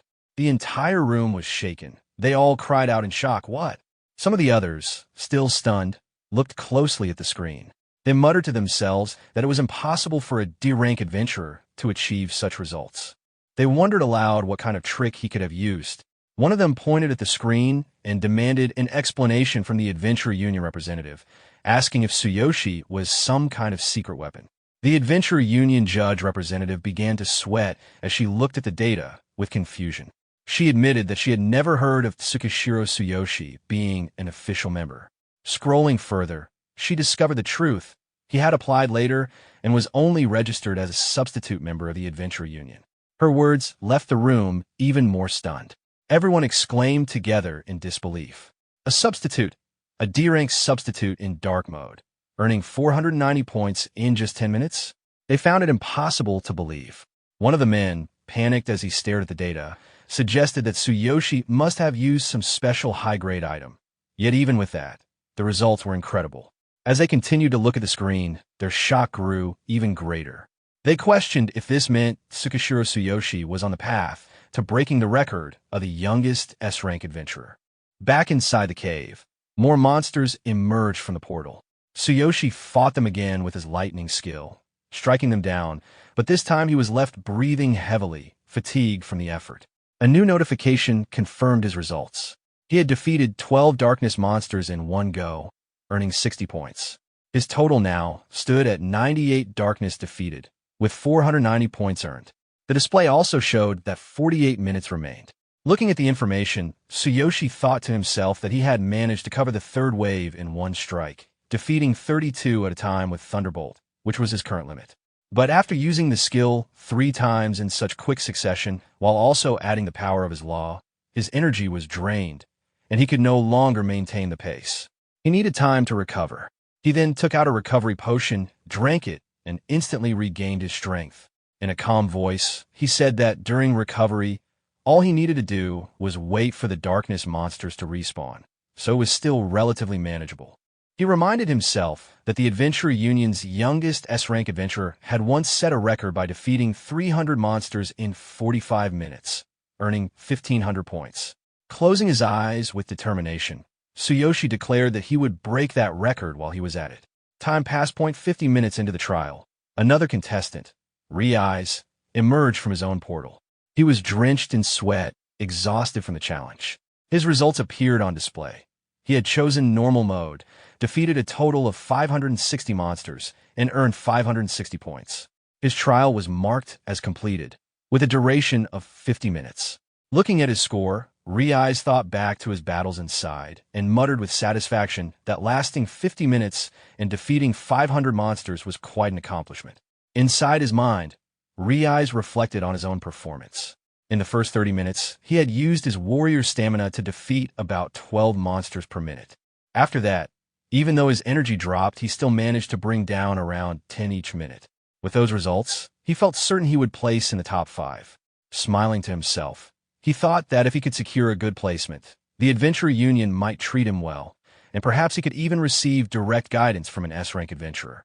Then his thoughts shifted that he realized Tsuyoshi and Sherry should have returned by now. Looking around, he muttered to himself in concern, wondering where they were. Seeing no sign of them, he noted that nobody else was around. But then, he noticed a crowd had gathered in front of the ranking board. He was puzzled why so many people were there and frustrated that he couldn't see the results. At that moment, he spotted Sherry, the red-haired adventurer. Calling out to her, he greeted her with a smile and asked how she had done. She replied that she lasted 30 minutes and earned 386 points. Riyoga told her that her score was impressive for a battle priest, and assured her she should pass without worry.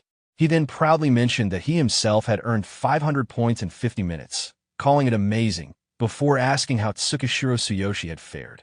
Sherry didn't seem interested in his boasting.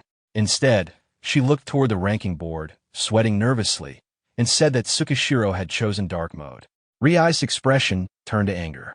He cursed, calling Tsuyoshi a fool, and complained that he had told him not to do that. If Tsuyoshi got disqualified, their party would be reduced to just 2 members, which would be a huge disadvantage in the next matches. He demanded to know if Tsuyoshi had been eliminated. Sherry, still tense, clarified that he was still inside, in the middle of the trial. Ryai was confused. He asked what she meant by still in the middle. Both of them then looked up at the ranking board. That was when he noticed Tsuyoshi's name displayed at the top of the list. His eyes widened as he read the numbers. 588 darkness defeated, 2,940 points, first place. He muttered in disbelief that it was impossible. Sherry, still staring at the board, said quietly that Tsukishiro had already broken the record once set by the youngest S-rank adventurer. Ryai's panic grew as he continued to look at the scoreboard. He said aloud that Tsuyoshi had broken that record, the legendary achievement of 300 darkness defeated in 45 minutes, worth 1,500 points. It had always been the aspiration of young adventurers. In his mind, he reeled at the thought. That record had now been shattered by a level 20 substitute D-rank adventurer.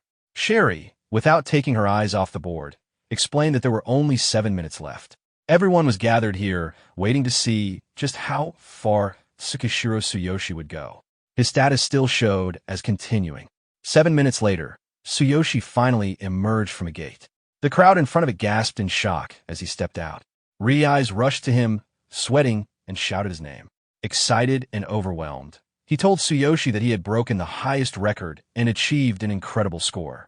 Clapping a hand on Tsuyoshi's shoulder, Ryai exclaimed with pride that he had earned 3,240 points, a truly magnificent result.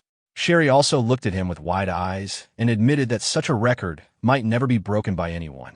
Tsuyoshi, however, remained calm. He looked back toward the portal and remarked with confidence that if he had more time, he could have achieved even more. Just then, an announcement echoed through the venue. It declared that the basic trial was complete.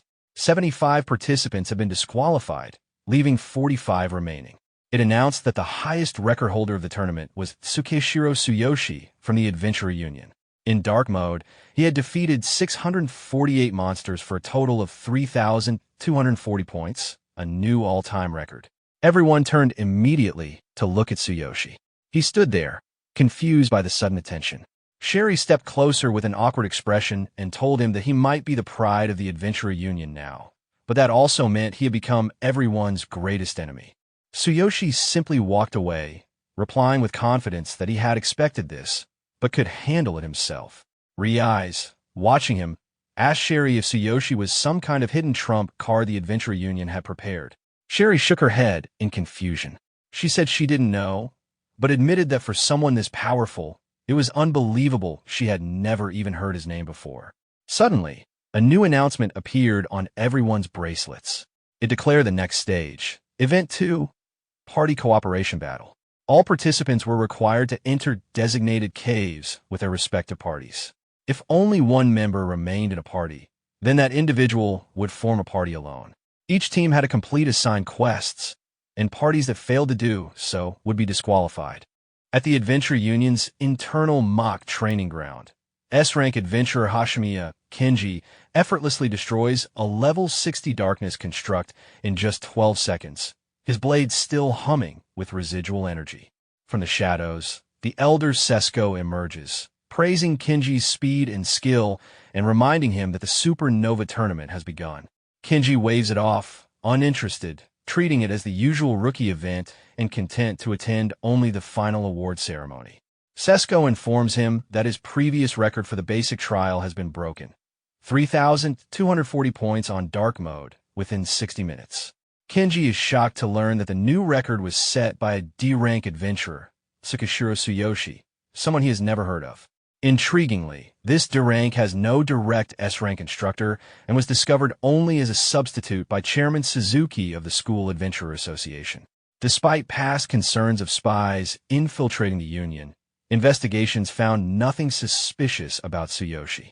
Recognizing his potential, Kenji instructs Sesko to monitor Tsuyoshi closely, noting that if the boy is truly talented, he might be able to open the mysterious door in One Strike Mountain that no one else has been able to unlock. Sesko agrees, committing to keep a close watch on his performance. Kenji reflects on the boy's rise and plans to commend him at the award ceremony, while also wondering how Tsuyoshi might compare to him in strength. Kenji decides he wants to commend Tsukishiro at the award ceremony and is curious how his strength would compare to the boys in the past.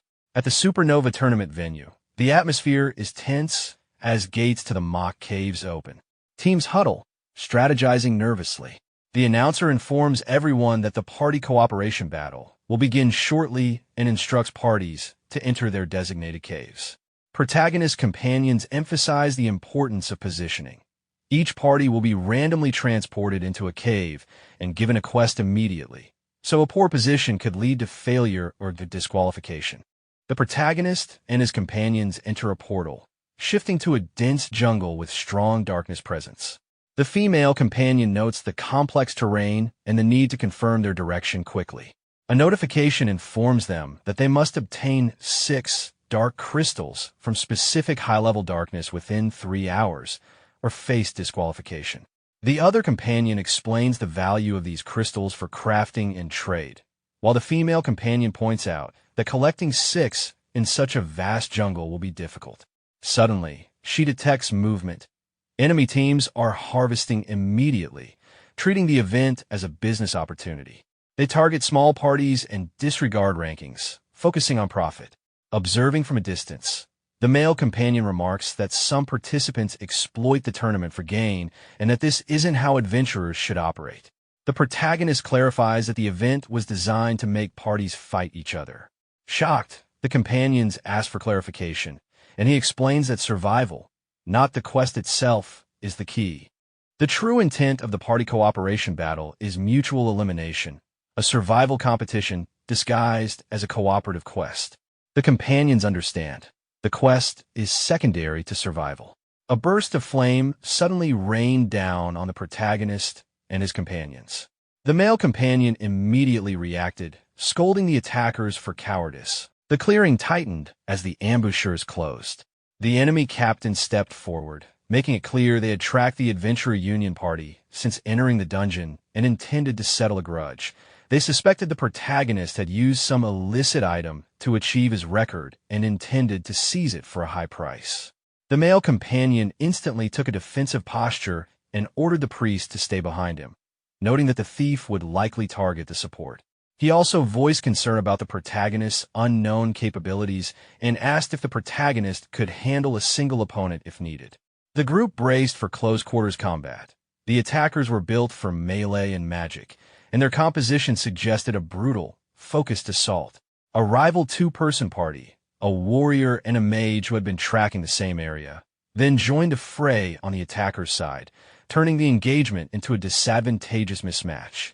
The male companion acknowledged the new allies, and the female companion urged retreat, calculating that with an extra thief and mage they had no chance in a straight fight.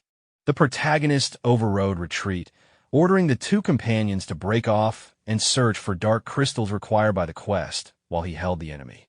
His insistence was urgent. There was no time to waste, and they needed to secure the quest objective. The companions reacted with alarm and disbelief at the idea of leaving him alone against 5 opponents, arguing it would be suicide for a level 20 D rank. The captain intercepted any thought of escape, moving to cut off retreat and making a point of the captive's lack of options. The protagonist urged them again to trust him and run, clarifying that he did not possess any secret items. His strength was not due to hidden tools. The attackers, watching the exchange, began to doubt the protagonist's listed rank. Some whispered that his presence and performance did not line up with a mere D rank. With the decision made, the 2 companions fled through thorny paths toward the objective, while the protagonist prepared to hold the clearing. Behind them, the pursuing thief called for a chase, and the captain barked orders to prevent any escape. The protagonist channeled a concentrated verdant power and struck once with a massive, ground-shattering technique. The blow split the earth and sent gale-force winds through the clearing, launching 4 foes into the air and killing the thief outright. The ambushers froze, mages staggered, weapons trembling, and the warriors' hands went numb from the force and speed of the attack. The captain tightened his grip, stunned that a single strike could repel most of his squad and end one of them. As the enemies reeled and argued about whether the man before them could truly be a low-rank D-adventurer, the protagonist reminded them he had given them a chance outside. Their choice to press the attack only saved him the trouble. The captain, unsettled, ordered the assault to continue despite growing doubt. Cut away. The 2 companions who had been sent to fetch crystals pushed through thorny undergrowth. The male companion's conscience troubled him. Leaving the protagonist alone felt like abandoning him to death. But he also recalled the protagonist's earlier claim that the record had been set without secret items. That memory turned worry into a tentative faith. Perhaps the boy's strength came from skill, not equipment. The female companion reached the same conclusion and resolved that, since he was holding the line, they must secure crystals quickly and return. Back in the clearing, the enemy ranks faltered and the captain barked for a renewed, decisive strike. Finished the lone opponent. Surrounded, the protagonist activated his perceptual overlay, which immediately scanned positions, calculated averages of enemy combat power, and recommended a tactical approach. First weaken the group with wide-area techniques, then eliminate them one by one. He assessed the layout and prepared to follow that plan. The protagonist unleashed his thunderbolt, and lightning exploded across the battlefield, chaining violently from one enemy to another.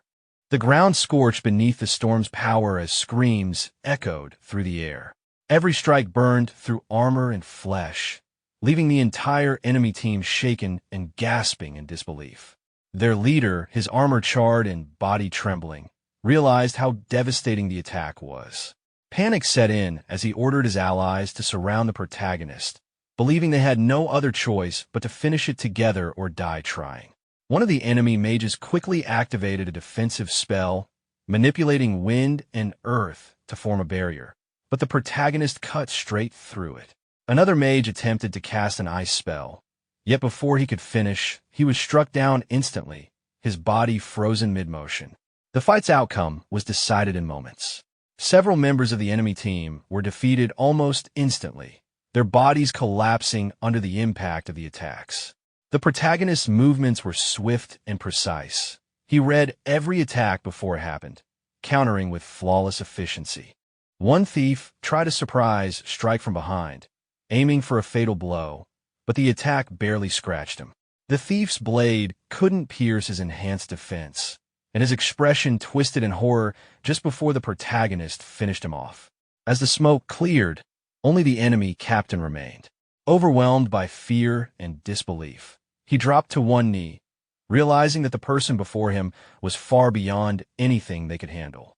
His earlier confidence vanished completely as he begged for mercy, unable to comprehend how someone at such a supposedly low level could possess such immense power. The protagonist remained calm and unbothered, ending the battle with one final strike. The last opponent fell lifeless to the ground, marking the complete annihilation of the enemy team. After finishing the fight, the protagonist gathered the loot, recovery potions, currency bags, black blade sword, and demon fire staff. He stored everything in his spatial ring, thinking it'd be a waste to leave them behind. Sensing someone nearby, he decided to regroup with Riyoga and the others. Deep in the jungle, Riyoga's team fought a crystal darkness beast. Sherry cast a defense buff, managing to cut down a third of its HP, warning Riyoga to watch the horn. Riyoga noticed the dark crystal in its chest and said they should finish it fast. But the beast used a new attack, sending Riyoga flying and breaking his sword. Despite Sherry's buffs, his body ached from the impact, and both started to struggle. The creature's shadows bound their limbs tightly, stopping their movements. Then Poison Fong appeared from the darkness, using shadow manipulation to trap them completely. He revealed himself as part of the Shadow Crowd Guild, assassins who specialized in immobilizing their targets. Once caught, escaping was nearly impossible. The Shadow Crowd Guild ambushed Riyoga and Sherry just as they weakened the Crystal Darkness Beast. Poison Fong mocked them. Impressed, they managed to wound something even his group couldn't harm. Together with his allies, they used Shadow Prison to bind the beast, its purple chains glowing as the trap activated. Riyoga tried to fight back, but couldn't move, realizing the energy restrained everything around it. As the guild prepared to finish off the monster, the beast suddenly countered with a powerful blast. Still, the assassins survived thanks to their own skill restraining the creature. Poison Fong, growing impatient, ordered his men to kill it and then mocked Riyoga and Sherry, declaring he'd kill Riyoga first and play with Sherry after. But before he could act, thunderclouds gathered overhead. Bolts of lightning struck the area, and chaos erupted. A deafening boom followed as the protagonist appeared from the shadows, his aura exploding with raw power. His fist glowed like a forged weapon, and the air itself seemed to crack. The enemies froze in disbelief. Poison Fong recognized him instantly, Tsuyoshi, the one who broke the record. Terrified, he tried to use Sherry as leverage, but Tsuyoshi ignored the threat completely. Without hesitation, he summoned his hammer, his body shining with amplified strength. The fight was about to end in a single, decisive strike. Poison Fong was left speechless, frozen in disbelief as he tried to comprehend what he had just witnessed. His shock was evident as he struggled to understand the overwhelming skill the protagonist had displayed. The male companion, observing the battle, realized how far beyond their level the protagonist truly was. The sheer power and fighting spirit radiating from him were incomparable. At that moment, the system analyzed the situation, detecting the enemy's reaction time to be only 0.3 seconds and the distance between them at 9 meters. Understanding this, the protagonist noted that normal attacks wouldn't work. He decided to trust the system's guidance, knowing Sherry's life was at risk. As he prepared his move, he wished his hammer were smaller for easier handling. And to his surprise, the weapon began to shrink in his hand, responding to his will. He quickly realized this must be due to the system's upgrade, granting him control over its size. Poison Fong, in panic and fear, threatened to kill anyone who came closer, but his words were cut short. The protagonist concentrated his energy into his middle finger, the air vibrating with power. In an instant, he unleashed a strike so fast and destructive that Poison Fong was eliminated before he could react. The system confirmed the result. The Shadow Assassin, a level 35 opponent with a combat power of 14,500, had been defeated in a single blow. The male companion could barely believe his eyes, astonished that such immense power could be unleashed so effortlessly. He realized just how far the protagonist's abilities had advanced. After the fight, the protagonist confirmed he'd cleared the earlier enemies and taken their weapons, which compensated for Riyoga's broken blade. He had just reached level 21 and distributed intermediate recovery capsules while advising the others to recover. With the 2 crystals looted from the assassins, their total rose to 3. 3 more were required to complete the event. Time was limited, roughly 1 hour and 48 minutes remained, so they needed a faster, safer method. They abandoned the slow plan of hunting special darkness monsters. The protagonist proposed a pragmatic change. Don the assassins' cloaks, move unseen, and prey on 3-person parties. The objective was not to kill indiscriminately, but to incapacitate opponents, steal any dark crystals, and leave those teams unable to finish the quest before time ran out. Roles were assigned to maximize success. Sherry would use restriction magic to silence enemy mages for about 6 seconds, preventing spells during engagements. Riyoga would employ warrior striking techniques to immobilize a single opponent as required. The protagonist would neutralize the remaining threats and secure the crystals. With the plan set, they put on the cloaks, slipped into the jungle shadows, and began the hunt under the ticking clock. A team of adventurers, flushed with victory after an ambush, laughed as they gathered loot from their defeated foes. Their excitement was short-lived. A faint sound cut through the air. Before they could react, silence engulfed them. Confusion erupted, one of them shouting desperately, realizing too late that their voices had vanished under a restriction spell. At that instant, the protagonist commanded Riyoga to strike. Riyoga leapt forward, cutting through the chaos as their leader slipped in from the shadows, eliminating one target before the enemy could even turn. Panic followed. The surviving members demanded a fair fight, but their words faltered when two of their comrades fell within seconds. One survivor, overwhelmed by fear, turned to flee. Sherry's voice rang out from behind, scolding him for abandoning his allies before a restraining spell froze his legs mid-step. His panic deepened as he realized his body no longer obeyed him. The protagonist closed the distance effortlessly, ending the fight with a single clean blow. When the last opponent fell, the trio quickly began gathering spoils. Among the drops was a precious dark crystal, their first success. The protagonist, satisfied, counted their progress and noted they now had 4 in total, 2 away from completion. They checked the time. 82 minutes remained. Riyoga pointed out how long it took to locate opponents, but the protagonist reminded them that as the weaker parties were eliminated, stronger ones with better loot would remain, making each encounter more rewarding. Their hunt continued relentlessly. 20 minutes later, the second party was defeated, though no crystals were found. Another 35 minutes passed before the third target fell. This time, Sherry retrieved a shimmering shard, closing the gap to 1 remaining. With only 35 minutes left on the clock, they brought down a fourth group, but luck didn't favor them. Riyoga kicked aside a fallen body in irritation, muttering as they prepared to move again, determined to secure the final crystal before time ran out. After a grueling hour of hunting, the fifth party finally fell, leaving only 20 minutes on the clock. The protagonist scanned frantically, urging his companions to keep searching, desperate for the last dark crystal. Riyoga groaned, exhausted. He'd reached his limit. Sherry slumped, admitting they were tense the whole time, recalling how some parties had canceled silent and confronted them head-on, likely Viper Guild operatives. The protagonist reflected calmly, noting that no matter how carefully plans are made, unforeseen challenges always arise, and they have been fortunate so far. He checked in with the others. Both came up empty. Suddenly, Sherry's fingers brushed something solid. Excited, she held it up triumphantly. The last dark crystal. The system confirmed the acquisition, completing the quest. The group erupted in relief, high-fiving and celebrating their success, ready to rest before the next match. Their celebration was abruptly cut short. A burst of energy sliced through Riyoga's arm. Sherry screamed, and the protagonist shouted in alarm, rushing to check his companion. Riyoga howled in pain, clutching the wound, furious and demanding the attacker reveal themselves. From the shadows, the opponent emerged, sneering, accusing them of targeting multiple parties.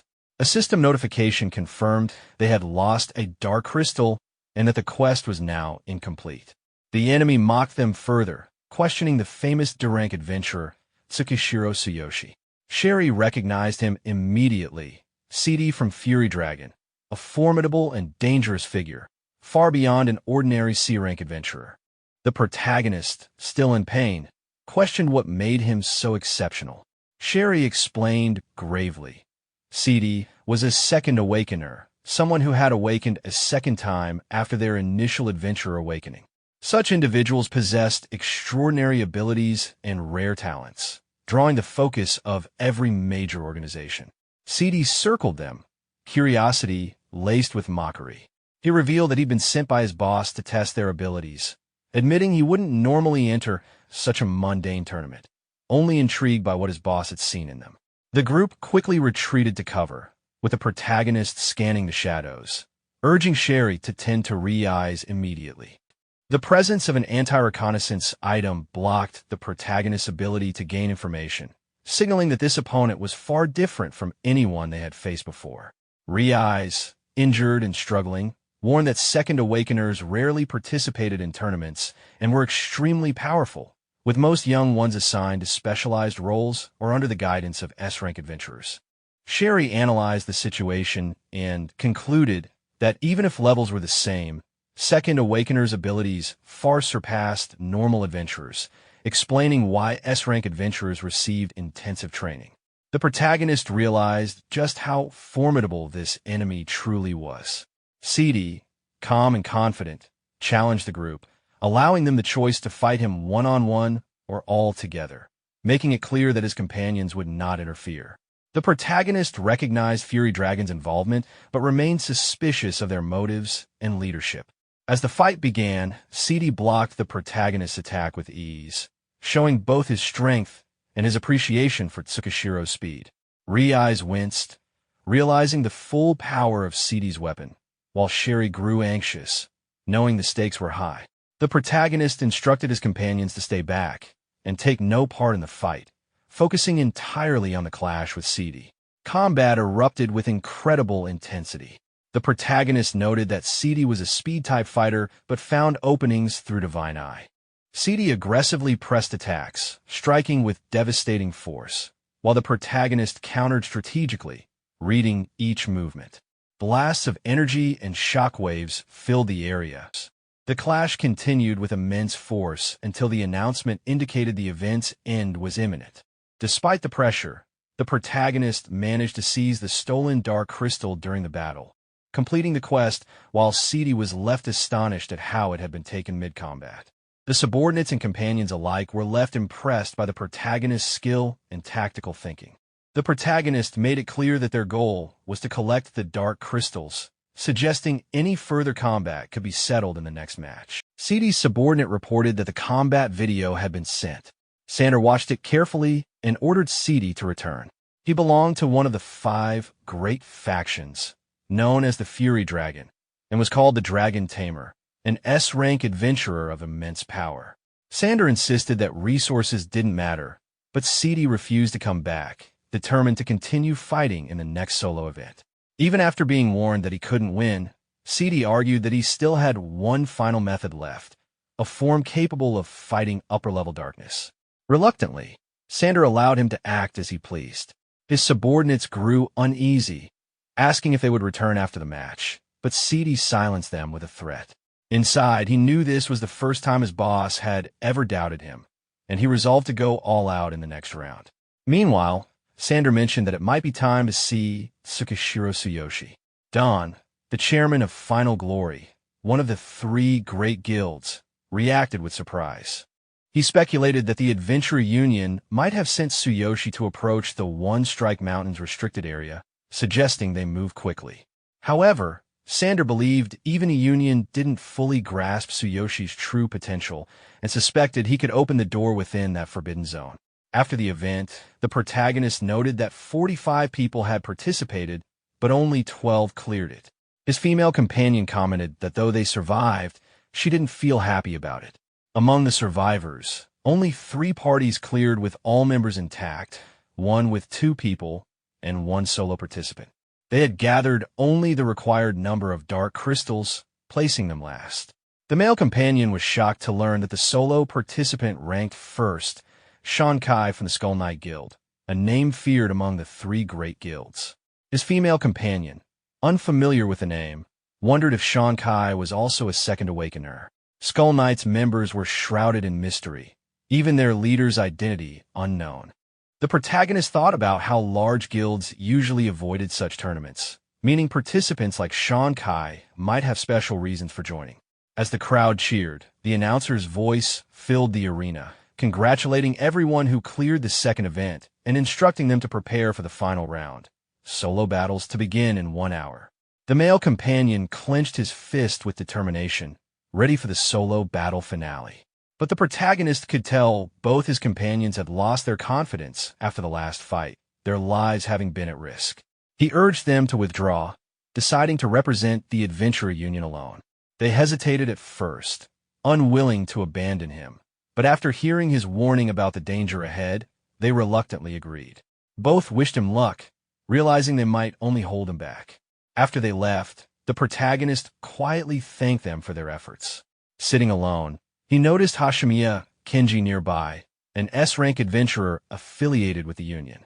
Hashimiya spoke up, saying that standing alone required courage. He recognized Tsuyoshi as the Union's representative chosen by Chairman Suzuki, acknowledging how far he'd come. When asked if he was from the Union, Hashimiya confirmed casually, saying he held a high position. He questioned whether Tsuyoshi was a second awakener, to which Tsuyoshi replied that he wasn't and asked if there were any instructions. Hashimiya explained he was only there as a representative for the upcoming awards ceremony, but wanted to meet him personally after hearing about his performance. Finding the man strange, the protagonist decided to keep his distance and politely mentioned wanting to rest before the match. As he prepared to leave, Hashimiya leaned in, asking if he was interested in the One Strike Mountains restricted area.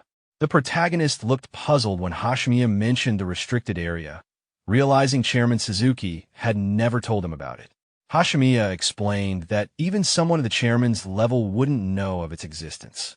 He added that there was still time before the next match and offered to take him there, saying he had something to confirm. Curious but cautious, the protagonist asked for an explanation.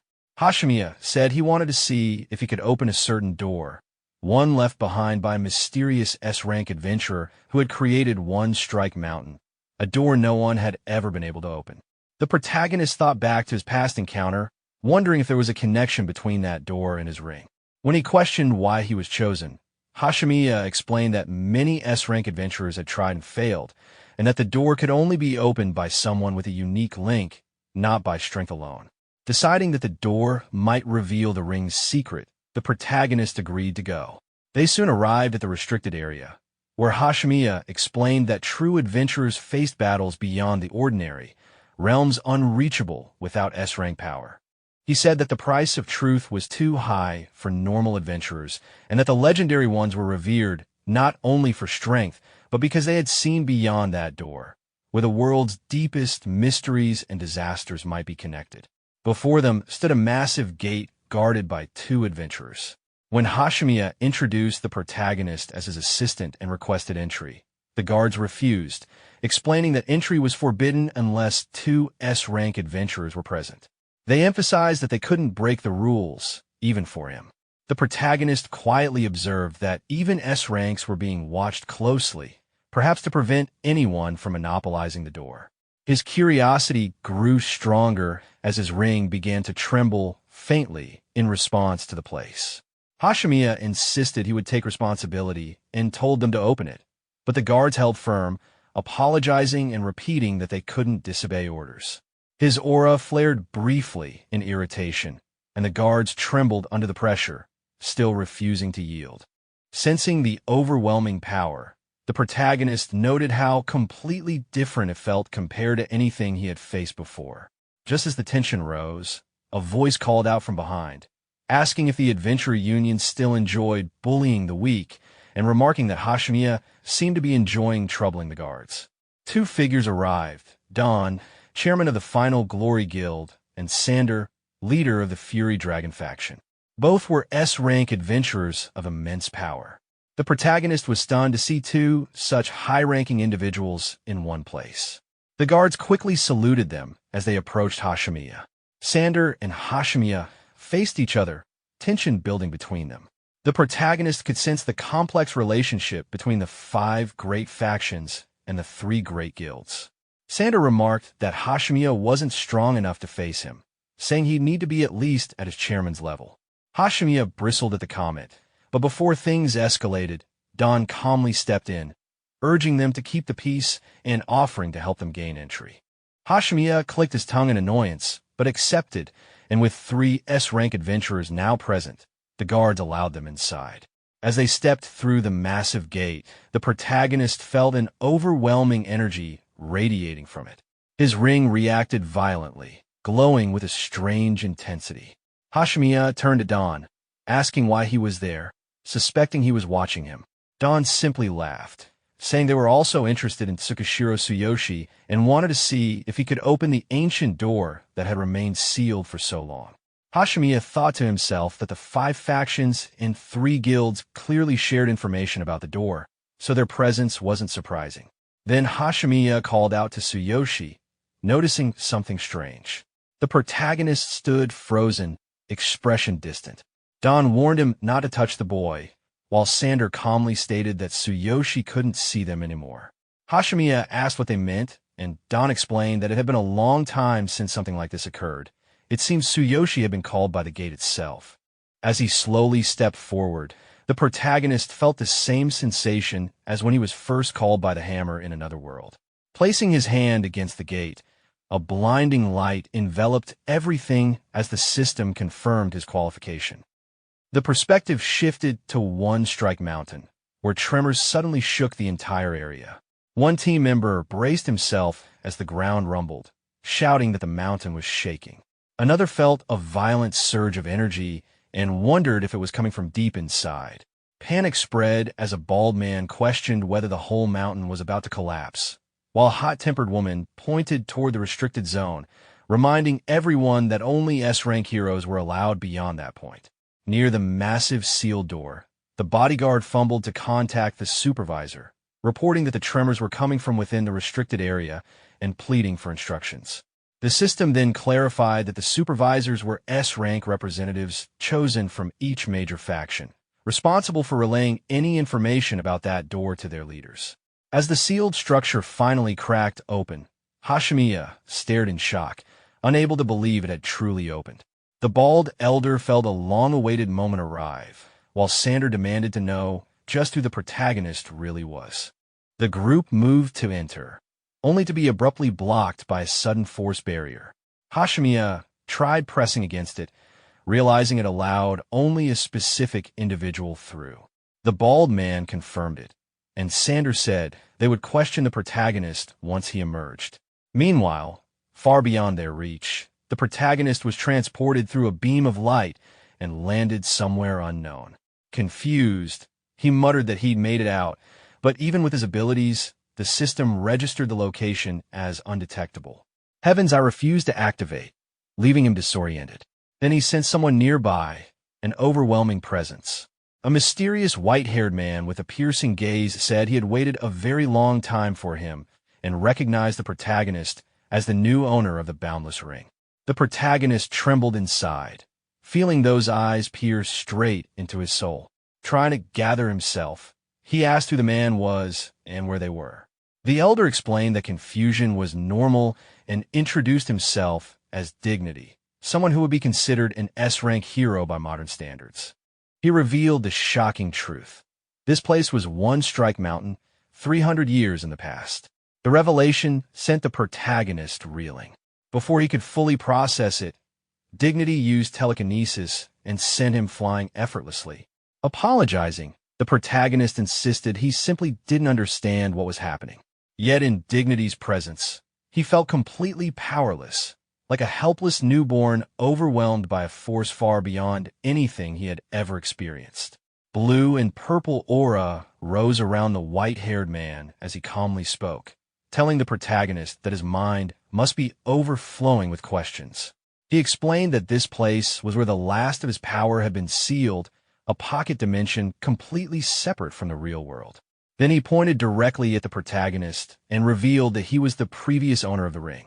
The protagonist reacted with shock, stuttering out his disbelief.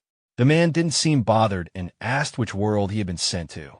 The protagonist explained that he'd been transported to another world that resembled a fantasy realm filled with beastmen, elves, and humans, admitting that he was full of questions himself. The man responded with mild amusement, saying the protagonist was luckier than he had been, since the world he himself was summoned to had not been particularly welcoming. Floating in the air, the protagonist pieced together the implication. When this man obtained the ring, the world he traveled to had been completely different from the one the protagonist experienced. The old man then noted that the protagonist had already obtained the first treasure and asked how much control he had over it, ordering him to summon it. Light flickered in the protagonist's head as he hesitated, thinking about how summoning the Divine King's hammer would drain his stamina just before an important match.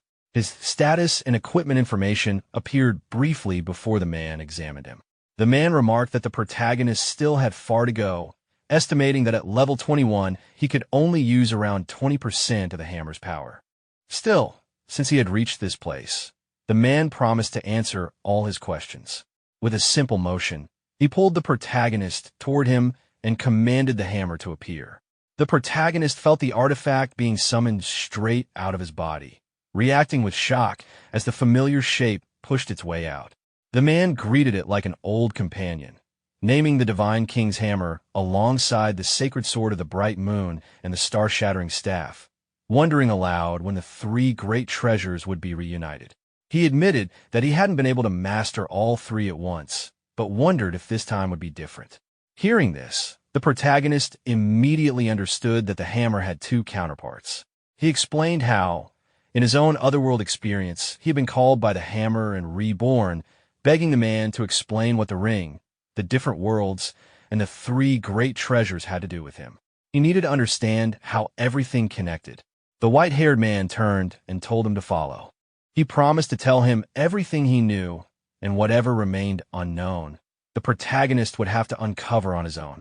This responsibility, he said, was both his duty and his mission as the ring's previous owner. The scene shifted to a peak floating in a different dimension, high above the sky. As the protagonist followed the white-haired man, he called out to him, addressing him respectfully as Mr. Dignity. He admitted there was too much he wanted to understand and asked what darkness truly was. Mr. Dignity responded calmly, saying it was a good question. The protagonist continued, explaining that he had seen darkness in both the other world and this world. They felt similar yet different, so he wondered if darkness existed in every world as an unknown power that parasitized living beings. Mr. Dignity agreed, calling the word parasitize a clever description. He confirmed it. Darkness was an unknown power, an existence descended from some ancient space unknown to humanity. Hearing terms like ancient space and descended existence, the protagonist echoed them under his breath while Mr. Dignity elaborated.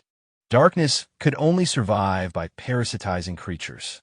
As an example, he explained that creatures from the other world the protagonist had visited would become the darkness that existed in the protagonist's current world once parasitized. The protagonist realized that every corrupted creature he had fought, dark goblins, dark spiders, dark wolves, had originally been normal beings from the other world. They crossed through space after being parasitized. Mr. Dignity confirmed this and explained that these spatial passages were the same as the caves known in the protagonist's world. The protagonist paused, thinking deeply about all of it, before stating that darkness itself wasn't the enemy, but the carriers of a parasitic power, and that these caves were bridges connecting their worlds. Mr. Dignity acknowledged his quick understanding, explaining that darkness was simply the ancient space's power clinging to living things, causing destruction and disaster through the caves. Looking at his ring, the protagonist asked how darkness could be eradicated or the parasitism stopped, and how the ring and the three great treasures were involved. Mr. Dignity answered that the method was hidden within the ring and the three treasures, urging him to follow. Both of them vanished from the sky and appeared before a mountain of ice. The protagonist asked why they had stopped here, and Mr. Dignity replied that if he wanted to know how to counter such terrible darkness, this was the place to learn it. The protagonist agreed, saying he wanted to know everything. Mr. Dignity then told him that the key to controlling that power was located here. Finally, he handed the Divine King's hammer back to the protagonist. After receiving the hammer, the protagonist immediately trembles because the power inside it is too overwhelming. He realizes he can't support the hammer with his normal strength, so he activates the strongest body, concentrating all his power into both arms just to keep holding it. Mr. Dignity senses the change and wants him to understand why the Divine King's hammer is considered one of the three great treasures and why these treasures are the key to controlling darkness. To demonstrate this, Mr. Dignity summons a dense sphere of terrifying energy. The protagonist feels its intensity the moment he gets close, so strong it feels like his body could be torn apart. Mr. Dignity makes him experience this power directly. As the protagonist endures it, he feels his entire body filling with an ocean-like surge of energy. Mr. Dignity explains that he cannot grant him real power. Each owner of the limitless ring must discover their own.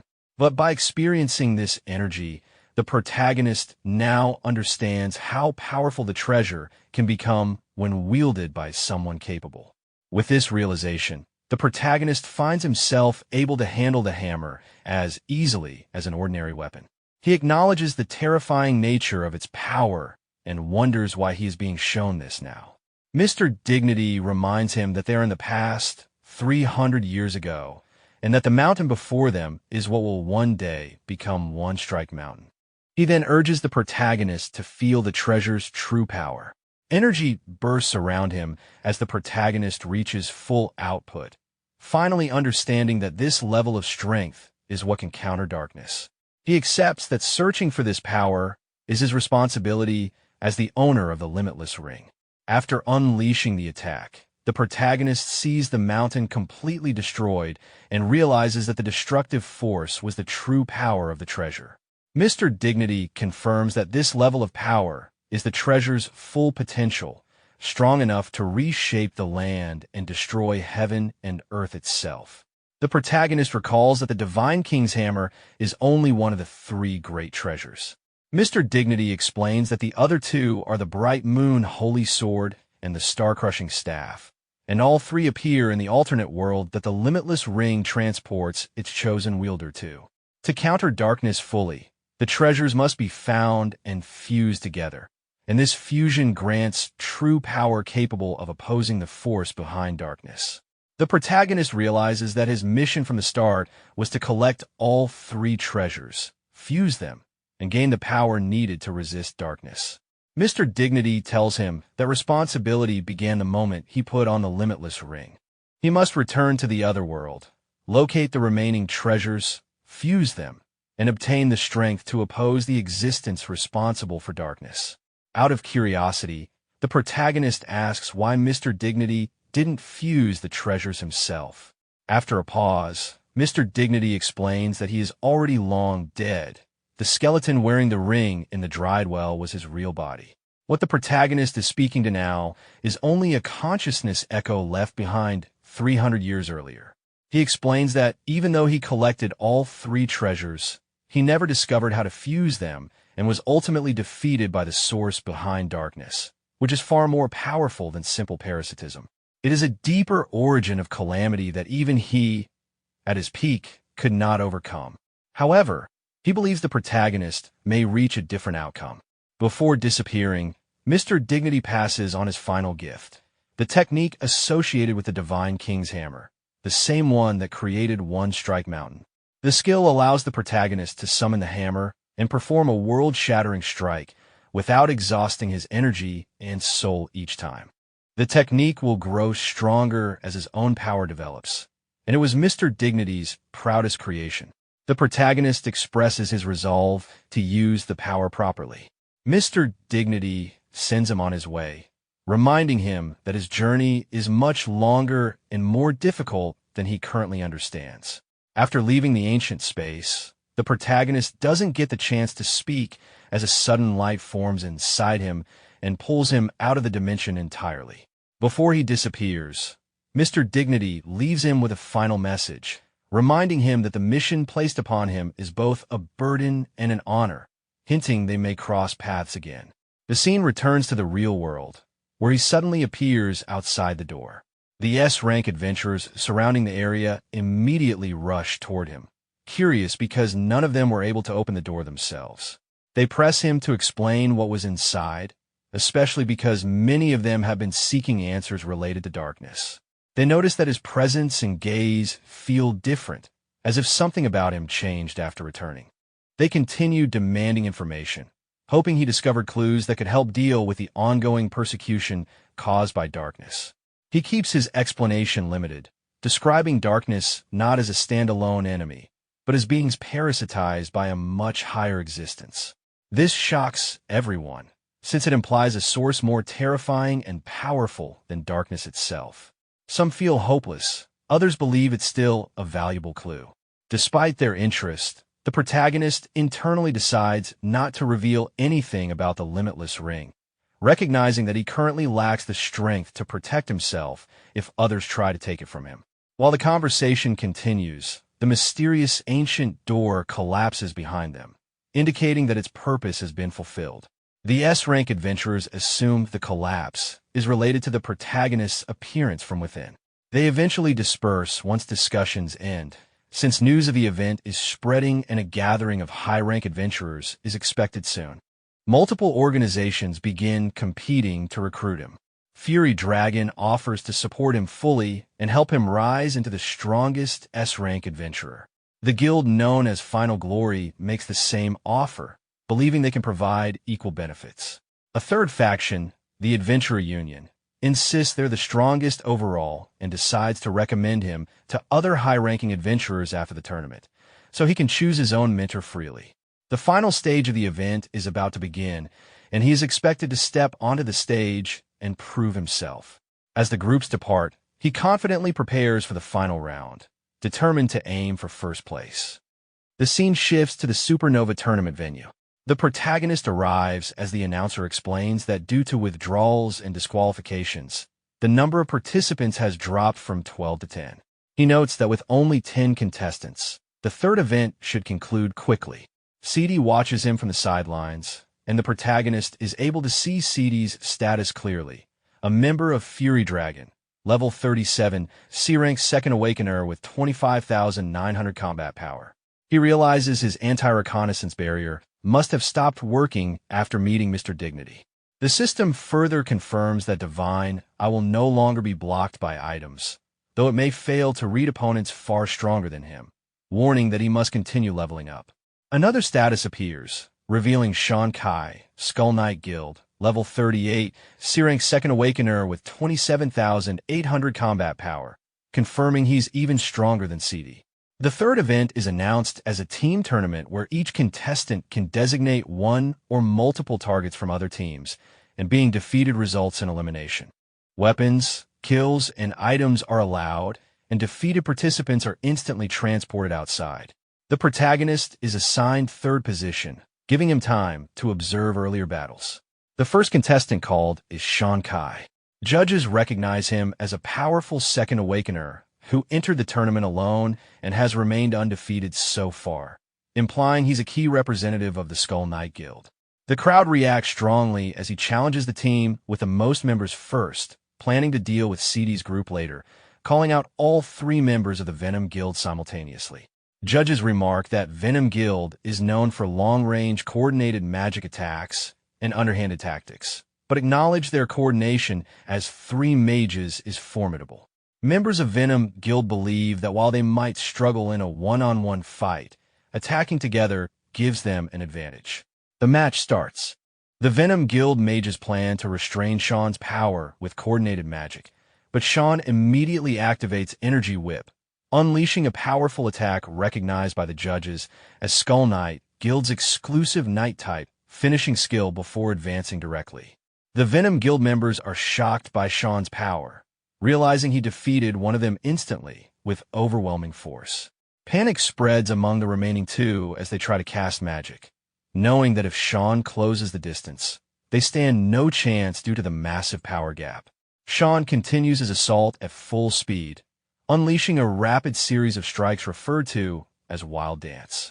One of the members attempts to surrender out of fear, but Sean kills them without hesitation, expressing disdain for adventurers who beg for mercy. The match concludes with Sean declared the victor.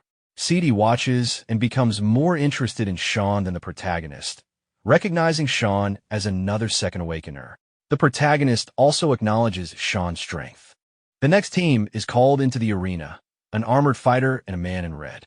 They decide to target the protagonist, choosing him because they believe a D-rank warrior is easier to defeat than stronger contestants like CD or Sean. Judges agree with this choice, noting that while the protagonist has performed impressively, he is still a rookie, and warriors generally have poor compatibility against thieves like these opponents. The armored fighter tells the protagonist to select one of them to fight, but the protagonist instead tells both to attack him at once. The audience criticizes him, believing he is acting overconfident by mimicking Sean despite being much weaker. They point out that warriors face enemies head-on while thieves specialize in ambush tactics, making the matchup unfavorable for him. Angered, the opponents decide to finish him quickly. The protagonist draws his sword, determined not to let the Adventurer Union be humiliated.